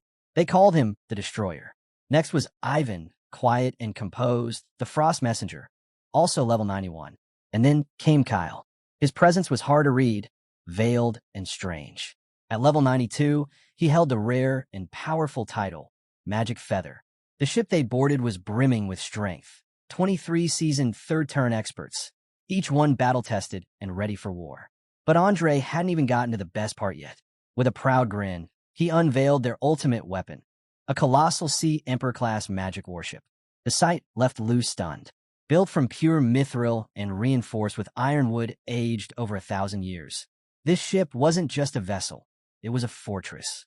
36 high-grade magic cannons lined its decks, each capable of leveling a small island. Designed by master engineers and backed by immense funding, this ship represented their determination. They weren't just heading to Shadow Island, they were going to conquer it. Lu was impressed. It felt like overkill, but there was no denying it. This mission meant everything. Andre's confidence was unmistakable. With Lu on board, he truly believed they could pull it off. As the ship departed, its magical systems roared to life. Above them, the sky shimmered as the Starfall formation was activated. Starlight cascaded down like a celestial waterfall, blanketing everything in a divine glow. Within its radius, all combat techniques could be used at full power until the spell ended. The light storm would continue until someone turned it off. Then came a second wave, Heavenly Punishment Calamity. It locked onto a target and unleashed a relentless barrage of thunder strikes, each one cracking the sky with brutal lightning. The force was monstrous, like the wrath of the heavens themselves. Andre watched the storm of magic unfold with quiet satisfaction. The last time he'd been to this realm, everything had felt unstable, chaotic. But now, everything was smoother, more precise. The difference was clear. Not far off, Star Dragon 2 floated with calm dominance, steady at level 34. Its presence was so commanding that even the wind seemed to follow its lead. Beside it, Blue Dragon now stood at level 26. All the battle training, the sleepless nights, and grueling fights, they were finally paying off. Xing Chun and Abeo had both leveled up as well. Lu felt a flicker of hope. If they could just secure the right synthesis materials on the island, they'd be ready, completely ready. Suddenly, a crew member rushed up with urgent news. They had arrived. Ahead of them, Shadow Island rose into view. Wrapped in a veil of mist, its jagged cliffs and eerie silence gave nothing away. It was ominous. Uncharted. Andre glanced at Lu, a confident smile on his face. "This is just the outer edge," he said. "The real challenge lies further in." But he wasn't nervous. With the mission guide in hand, he could navigate straight to the island's core without stumbling into death traps. The warship would land smoothly, just as planned. This was it. Shadow Island stood before them. Everything from this moment on depended on Lu, and somewhere in the heart of the landing zone, another figure touched down. His arrival didn't go unnoticed. Hang had arrived. Level 98. Title: Peerless Sword Cultivator. The name alone echoed with weight, and he was already waiting. The ancestor stood quietly, eyes fixed on the shrine before him. The Yi clan's flying immortal ancient shrine truly lived up to its fame. In just a few short days within its walls, he shattered the barrier at level 97 and pushed through to level 98. The progress was staggering, proof of the shrine's legendary power. His thoughts drifted to the time he and the uncles had secluded themselves together for 3 days. Despite all their effort, their combined gains couldn't even compare. It wasn't just about individual aptitude. Class roles played a critical role. They were all Sky Curse Masters, but the shrine housed the spirit of a sword immortal. Their cultivation paths simply didn't align. No surprise they couldn't sync with the shrine's energy. A shame, really. The shrine allowed only one visit per person, and only for 3 days. He couldn't help but wonder, if he'd had 6 months, or even a full year inside, could he have reached level 100? Turning to Yukin, he shared a vital truth. After the 4th revolution, grinding for experience became nearly pointless. Advancement no longer relied on sheer effort, but on understanding. Once someone mastered their class's true essence, strength would flow naturally, and leveling up would follow with ease. Yukin's eyes lit up as the realization hit. That surge of growth he'd felt in the shrine wasn't just about numbers, it was insight. A deeper understanding of his own path had allowed him to rise without force. Yin chimed in then, recalling something he'd heard while making his way up the mountain. Tensions had flared between the Yi and Long families. Someone from the Longs had violated the rules, trying to pressure the Yi girl ahead of the agreed time. But, unexpectedly, one of her students had stepped in and publicly humiliated him. The ancestor arched a brow. A student? That was unexpected. Even if the boy had reached the 4th revolution like Ling, he'd be hard-pressed to last more than a few moves against someone at that level. Yin clarified with a hint of awe. The student was only level 45. But he wasn't just anyone. He was the sole dragon tamer in recorded history. The same figure being hailed as the hero of Dragon Country. He'd conquered the national trial at level 45, and had even brought down Long Xing. The ancestor acknowledged the boy's impressive strength, but didn't shy away from pointing out the obvious. Without the dragons, the kid wouldn't have stood a chance. His confidence reeked of arrogance, sending a message to declare he'd return in a month to settle scores with the Huang and Long families. Bold. He even claimed he'd bring the Yi girl back with him. Clearly, the boy didn't understand the weight noble families carried. He was reckless, too ambitious for his own good. A meteoric rise like his often ended in disaster. Still, the fact remained, he had dragons. Multiple at that. If he actually stepped into the western borderlands a month from now, he might prove useful. If he chose to submit to the Huang family, there was a chance to mold him into something greater, maybe even a powerful commander. The ancestor figured that if the boy had any foresight, he'd come to appreciate the opportunity. But there was another concern. The Long family likely had similar plans. If the Yi clan was absorbed, conflict between the two great houses would be inevitable. Yin stepped forward and gave his word. If the Longs didn't cooperate, he'd remind them exactly what it meant to come from noble blood. Meanwhile, aboard the warship, doubts began to surface. Someone voiced concern about the plan. Taking too many people deep into Shadow Island would be dangerous. The outer mist was tolerable, but the deeper they went, the more it sapped stamina and drained life force. A larger party would only slow them down. Lu's choice to lead the charge was questioned. A few scoffed at the idea that a 3rd revolution cultivator could call 4th revolution elites a liability. They argued that without a priest backing him, he wouldn't make it far. Lu responded coolly. His dragon could fill the priest role. That drew some chuckles. Dragons, they said, were meant for destruction, not support. Healing wasn't part of their design, but mockery faded into silence. Despite the skepticism, Lu's command was respected. The crew stayed behind on the warship, watching and waiting for his return. As Lu stepped into the mist, the toll was immediate. His limbs felt heavier, and the oppressive aura gnawed at their vitality. Then Xiao Fei acted.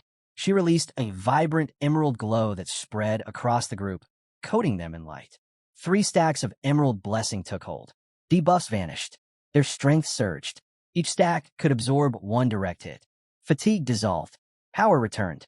Even seasoned warriors who had fought alongside top-tier priests were floored.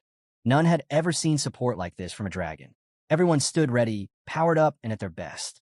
The team pressed forward, eyes locked on their goal, the heart of the island, where the shadow spring awaited. But just as they began to advance, Lu abruptly lifted a hand. He felt it. Something ahead was off. Something was waiting. Lu Fan spun around just as a shadow slashed through the air. A dagger, swift and silent, slicing from the darkness like a phantom's fawn. His body reacted before thought could catch up. A roll. The blade missed by a breath. He landed, steady and composed, drawing the dark bow in one fluid motion. This wasn't just a weapon. It didn't need arrows. It unleashed 12 enchanted shots on command, each one slicing away a fifth of the enemy's vitality. The bow wasn't just meant to kill, it was meant to warn. The land itself pulsed with ancient, forgotten magic. Even the air whispered of unseen danger. Lu Fan fired. The arrow screamed through the sky like a falling star. Then it hit. The earth shook. Flames burst through the grass. Smoke swallowed the clearing. And through the fire and haze, something emerged. A silhouette. Not quite man, not quite beast. It moved like death given form. Level 80. The Shadow Swordsman. Cloaked in black mist, every step echoed dread. Lu Fan could feel it. Raw, overwhelming power. Its first move was a shadow strike that always came from behind. Silent. Deadly. The second, a dark shield. 5 seconds of near-total invulnerability. The third, resonance. A 10-meter blast of shadow energy that devoured all in its path. Lu Fan tensed, ready to act, but voice cut through the rising tension. Andre. He rushed to Lu's side, chest heaving. He didn't sugarcoat it. The last time they crossed paths with this thing, the toll was high. Too many didn't make it back. His voice trembled as he explained. It shrugged off 70% of all attacks. Sword, magic bow, it didn't matter. And then, when you least expected, it would dissolve into black mist, silent, unseen, and lethal. The air went still, until she stepped forward. Senior sister. Her gaze calm, her dark red robes flaring with heat. Her smile wasn't kind, it burned. So this was the threat? A fire spear crackled in her grip. The ground blackened beneath her feet. Then, with a single leap, she soared upward. Her weapon ignited, then descended like a comet. The demon split in half, flames devouring its form. She hovered in the smoke, her spear shifting, blade, staff, flame. Each change fluid, each one an extension of her will. Then she froze. Something moved behind her. Dozens of glowing eyes blinked in the fog. Unblinking, piercing, alive. Andre's warning came fast. They never come alone. One appears, then the pack follows. The shadows surged forward, familiar and terrifying. His voice cracked with memory. He remembered that fight. They weren't outmatched. They were exposed. Read like a book. Weaknesses laid bare. They didn't win that day. They simply lived. Lu Fan finally spoke, his voice laced with shock. Not even a rank 4 could stop them. Andre met his gaze, calm and certain. Strength means nothing here. His voice dropped lower. That thing feeds on fear and rips apart the soul. Lu Fan listened, unmoved. A faint smile crossed his lips. Where is it? He asked, then added. This time, it ends differently. He glanced at Xiao Fei and gave a slight nod. Call the Holy Dragon, he said. Xiao Chui rose into the air, dragon bone flute in hand. The atmosphere turned heavy. Light erupted from fallen corpses. The Holy Dragon awakened, eyes glowing with ancient fire, divine energy radiating from its form. This was the same corpse dragon, one whose strength always mirrored its summoner. Andre stood frozen, barely breathing. One dragon, summoning another? His mind couldn't keep up. Lu Fan unsheathed his blade. It shimmered with sacred light. Using the dragon's wings, he soared upward like a figure descending from the heavens. From above, he called out to Xiao Fei. Release the emerald light, and the blessing.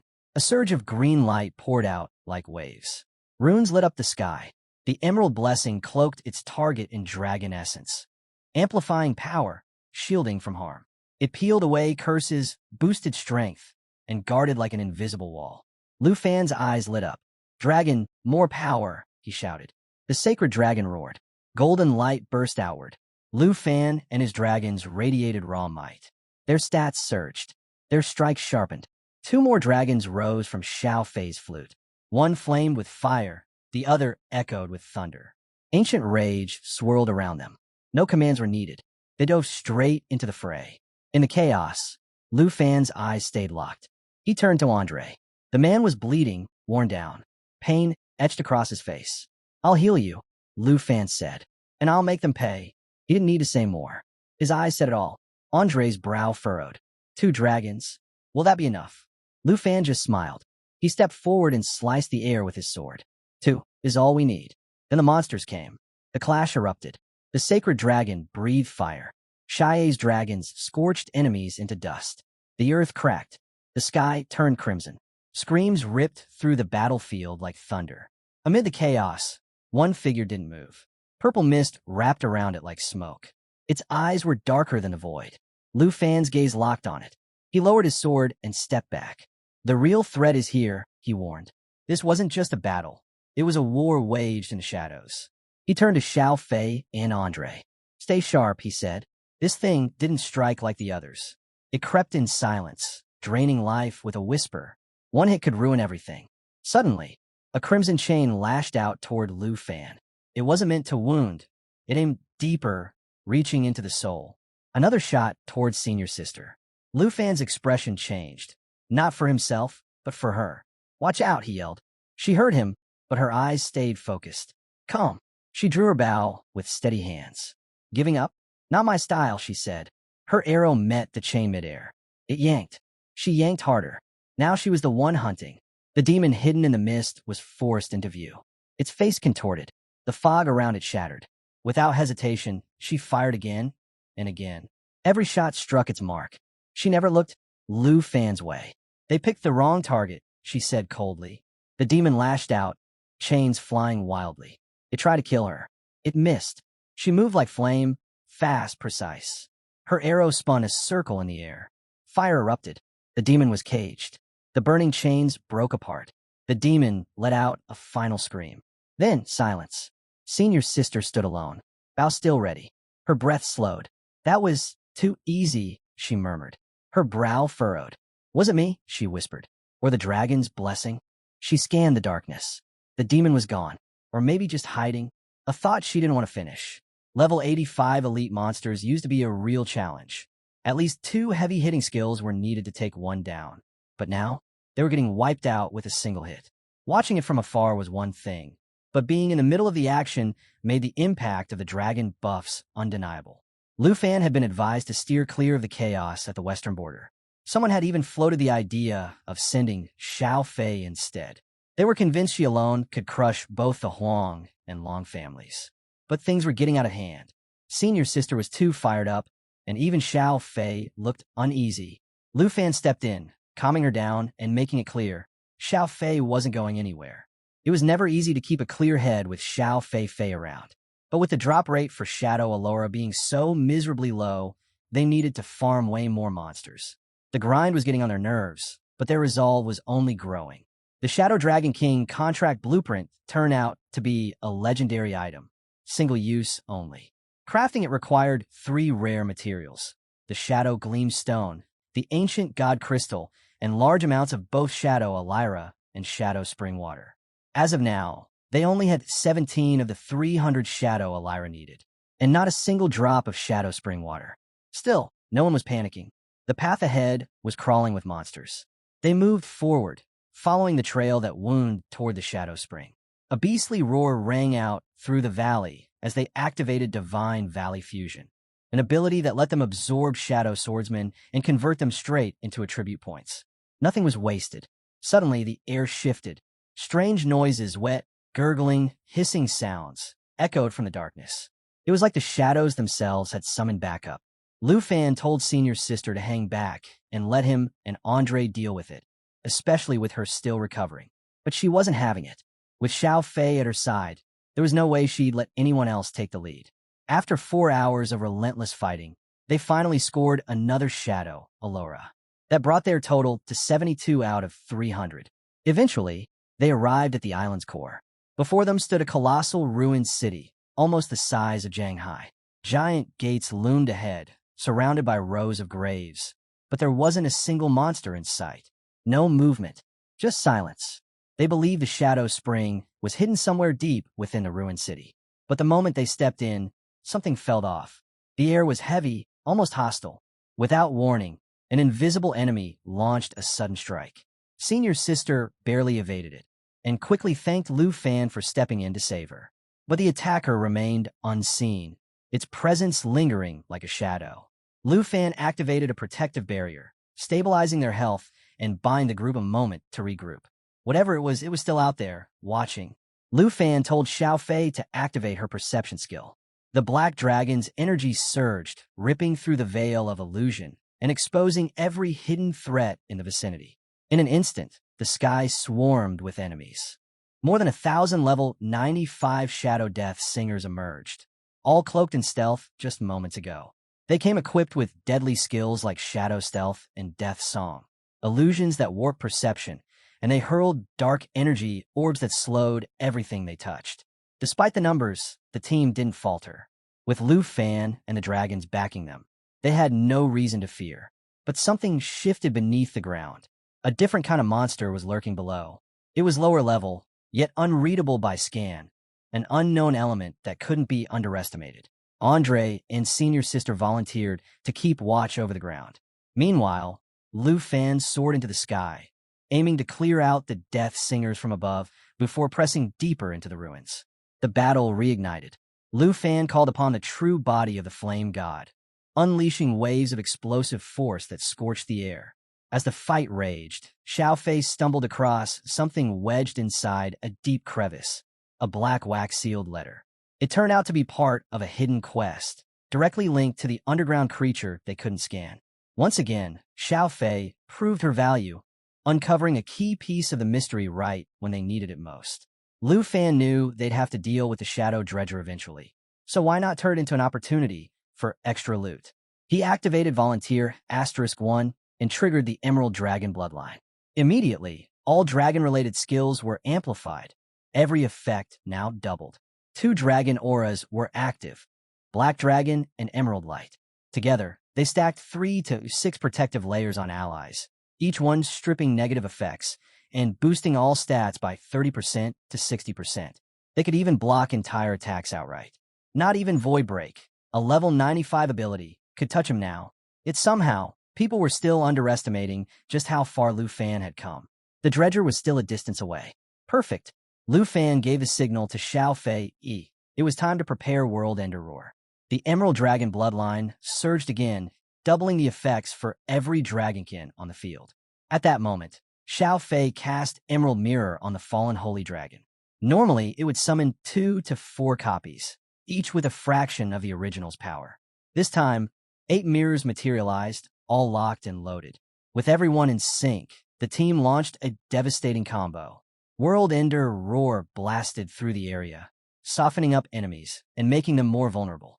Demon Dragon Assault then consumed corpse energy to form a thick armor shield, while surging forward, dealing brutal damage, cutting incoming harm to nearly 0 and bouncing debuffs right back. Lu Fan's speed was unreal. He was landing 10 hits per second. As the warning came that the Dredger was closing in, he didn't even flinch. He unleashed Break 2, layering his weapon with Dragon Aura. 2 swift slashes followed, both crackling with dragon energy.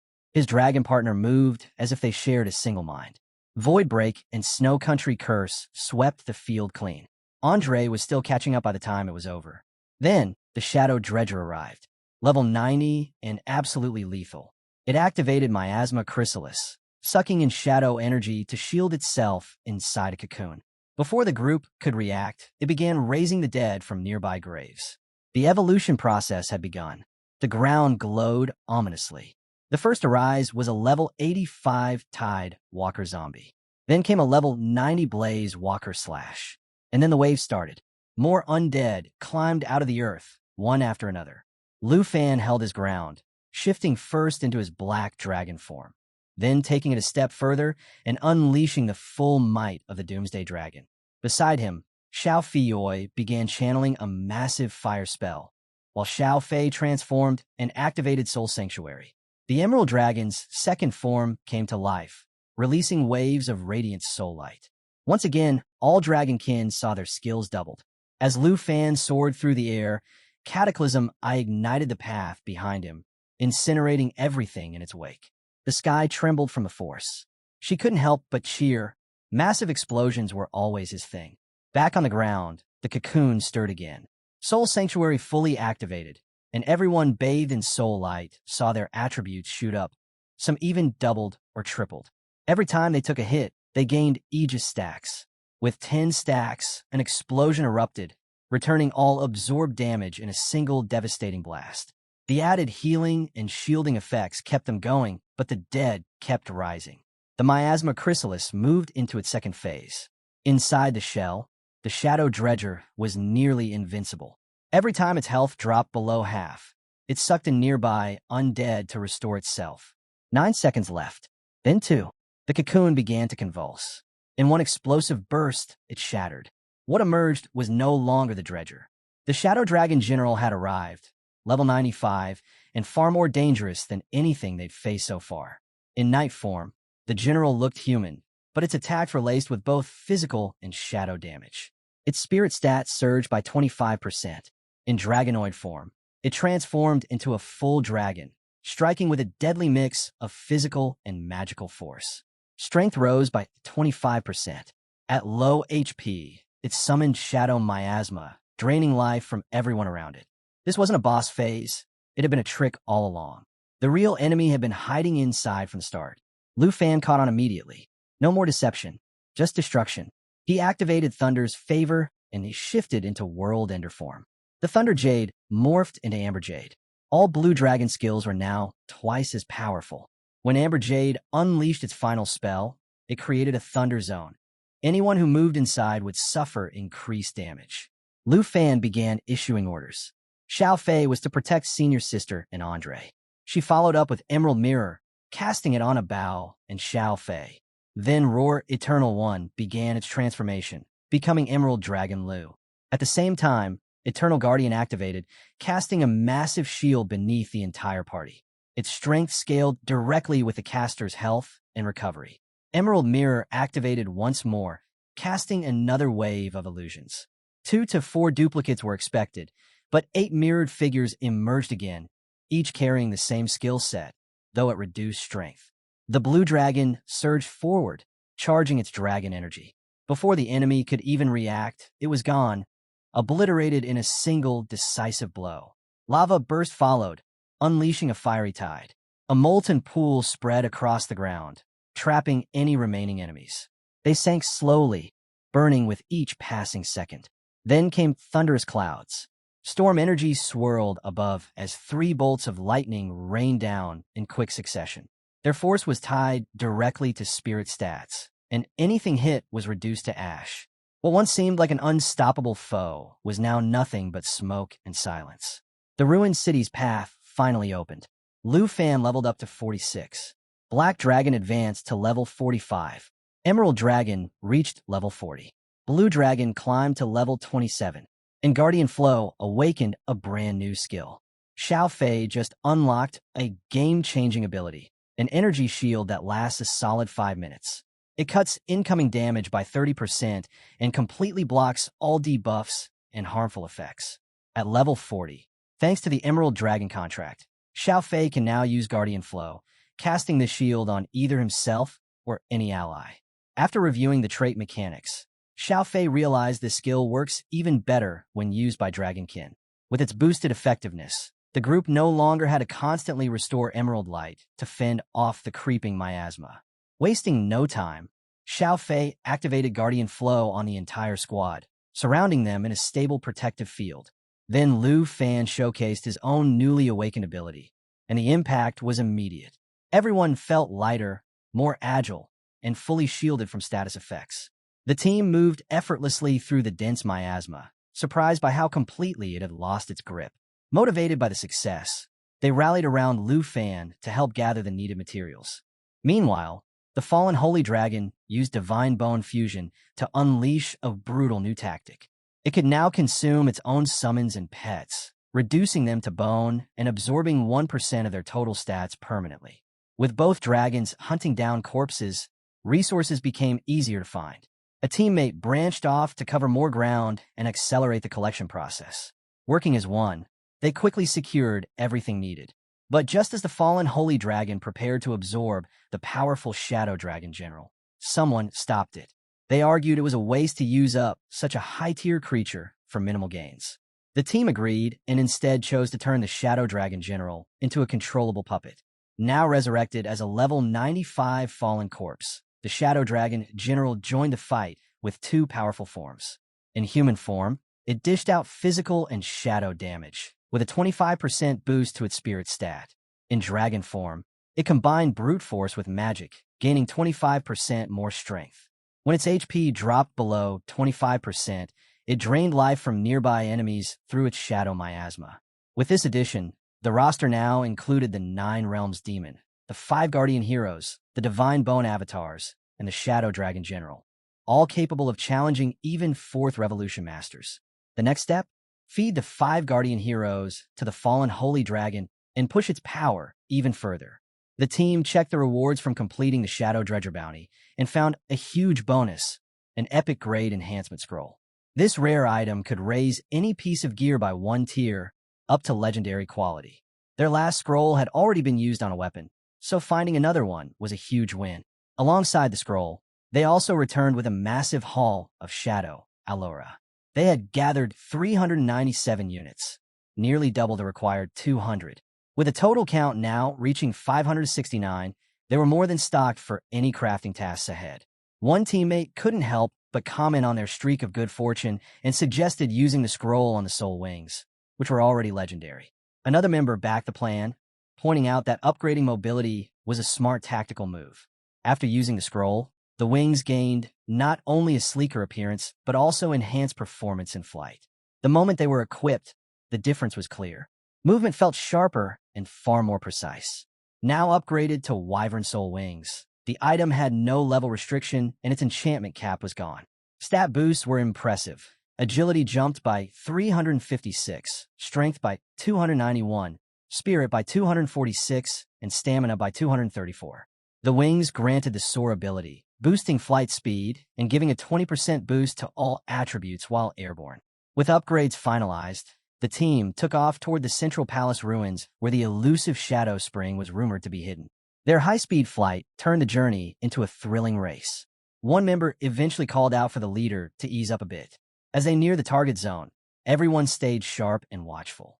To scout discreetly, one of them activated magic mimicry, a disguise skill previously used by Senior Sister to impersonate the school principal.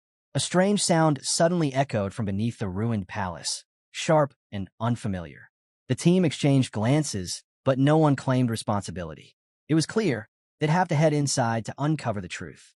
Deep within the ruins at the core of Shadow Isle, a mysterious voice began to speak. It grew clearer with every step, and the group realized the source was nearby. The voice confirmed what they had hoped. The Shadow Spring was indeed here, untouched for the past 3 centuries. Without warning, a ghostly dragon emerged and launched a sudden attack, throwing the group into a brief moment of chaos. A voice from the past echoed through the air. Some of them recognized it. The spectral presence didn't appear hostile, but they stayed alert. The figure introduced himself as the court grand mage of the former Tenfu Kingdom. He had perished while defending the sacred fortune light spring 300 years ago. He explained that a black dragon's invasion had unleashed the miasma, corrupting the entire island. The king fell into darkness, and the people were turned into undead. The mage begged them to free the king and end the suffering that had plagued the island for generations. He revealed that no other adventurers had made it this far since the fall. The Shadow Spring was still protected, but by the corrupted king himself. A new quest appeared, the Court Grand Mage's request. It told the tragic story of how Tenfu Isle had fallen into ruin and become Shadow Isle. The once noble king had been transformed into a monstrous half-dragon abomination, while the citizens were cursed into the undead. The Court Grand Mage's last wish was for the group to defeat the Shadow Dragon King and bring peace to the land. the promised reward, full ownership of the 10-foot territory. Heavy footsteps echoed from deep within the palace. The team tightened their formation. They knew this would be their toughest fight yet. Then the Shadow Dragon King emerged, a level 95 boss made from pure miasma. Its form twisted and massive, its every move spreading corrosive shadow energy. It didn't follow any predictable patterns. There'd be no easy win here. The final battle had begun. In this heightened state, Death Sentence becomes a devastating force. With a colossal greatsword, it strikes the target with pinpoint precision, delivering an unavoidable hit that deals 490% shadow damage. The only catch, it can be used once every 90 seconds. Dragon Roar follows next, echoing with the voice of a dragon and weakening all enemy stats across the board. When the user speaks in a human voice instead, it triggers a mind control effect, turning the tide in an entirely different way. The Ghost King has fully transformed, a monstrous blend of man and dragon. Its presence casts a suffocating pressure over the battlefield, making every moment feel heavier. Lu Fan holds position. Andre is ordered to stay put and not make any reckless moves.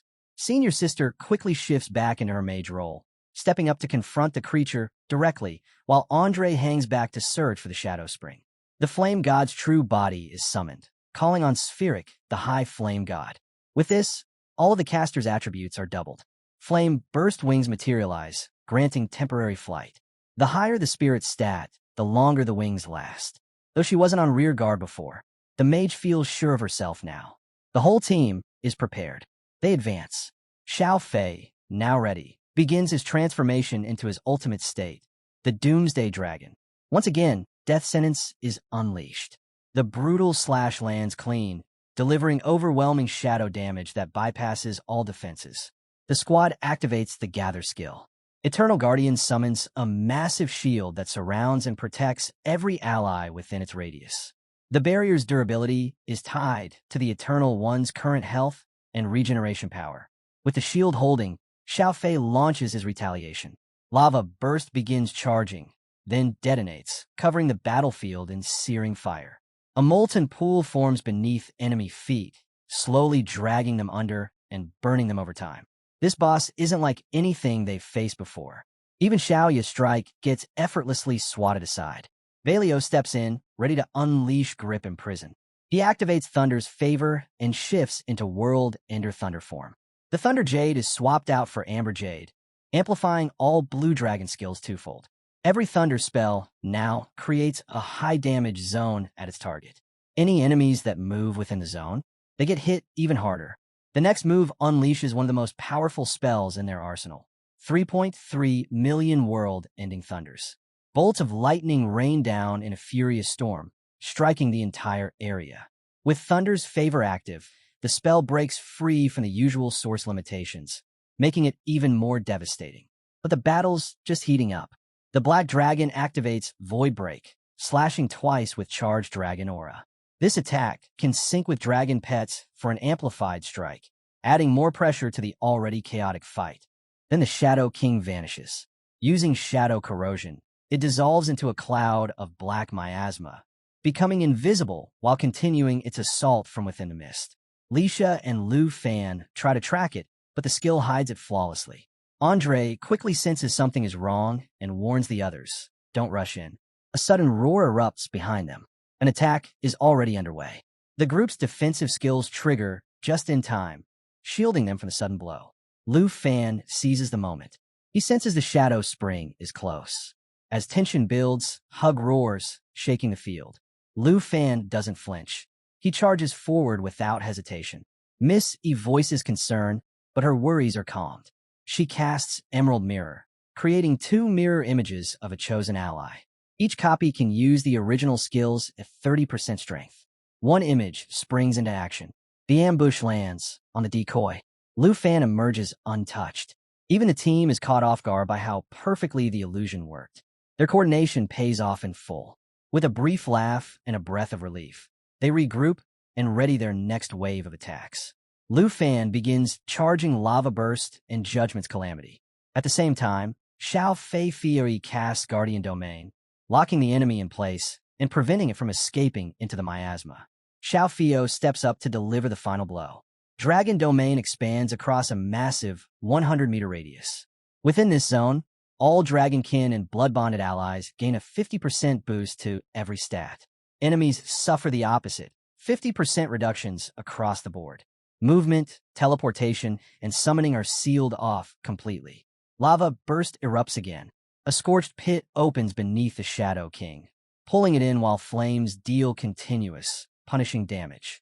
Judgment's calamity locks on, striking again and again with divine bolts of heaven's wrath. Each hit lands hard, pushing the boss toward defeat. The fight intensifies. Blue Dragon I reaches level 28. Blue Dragon 1 and Emerald Dragon 2 hit levels 28 and 41. Black Dragon 2 climbs to level 46. Lu Fan himself ascends to level 47. At last, resting atop the fallen boss's crown is the Shadow Gleam Stone. The contract with the Shadow Dragon King nears completion. The quest log updates. The Court Arch Request. The current objective: defeat the Shadow Dragonoid King and release the trapped souls. The mission isn't over yet. Thanks for watching. Don't forget to like, comment, and subscribe for more.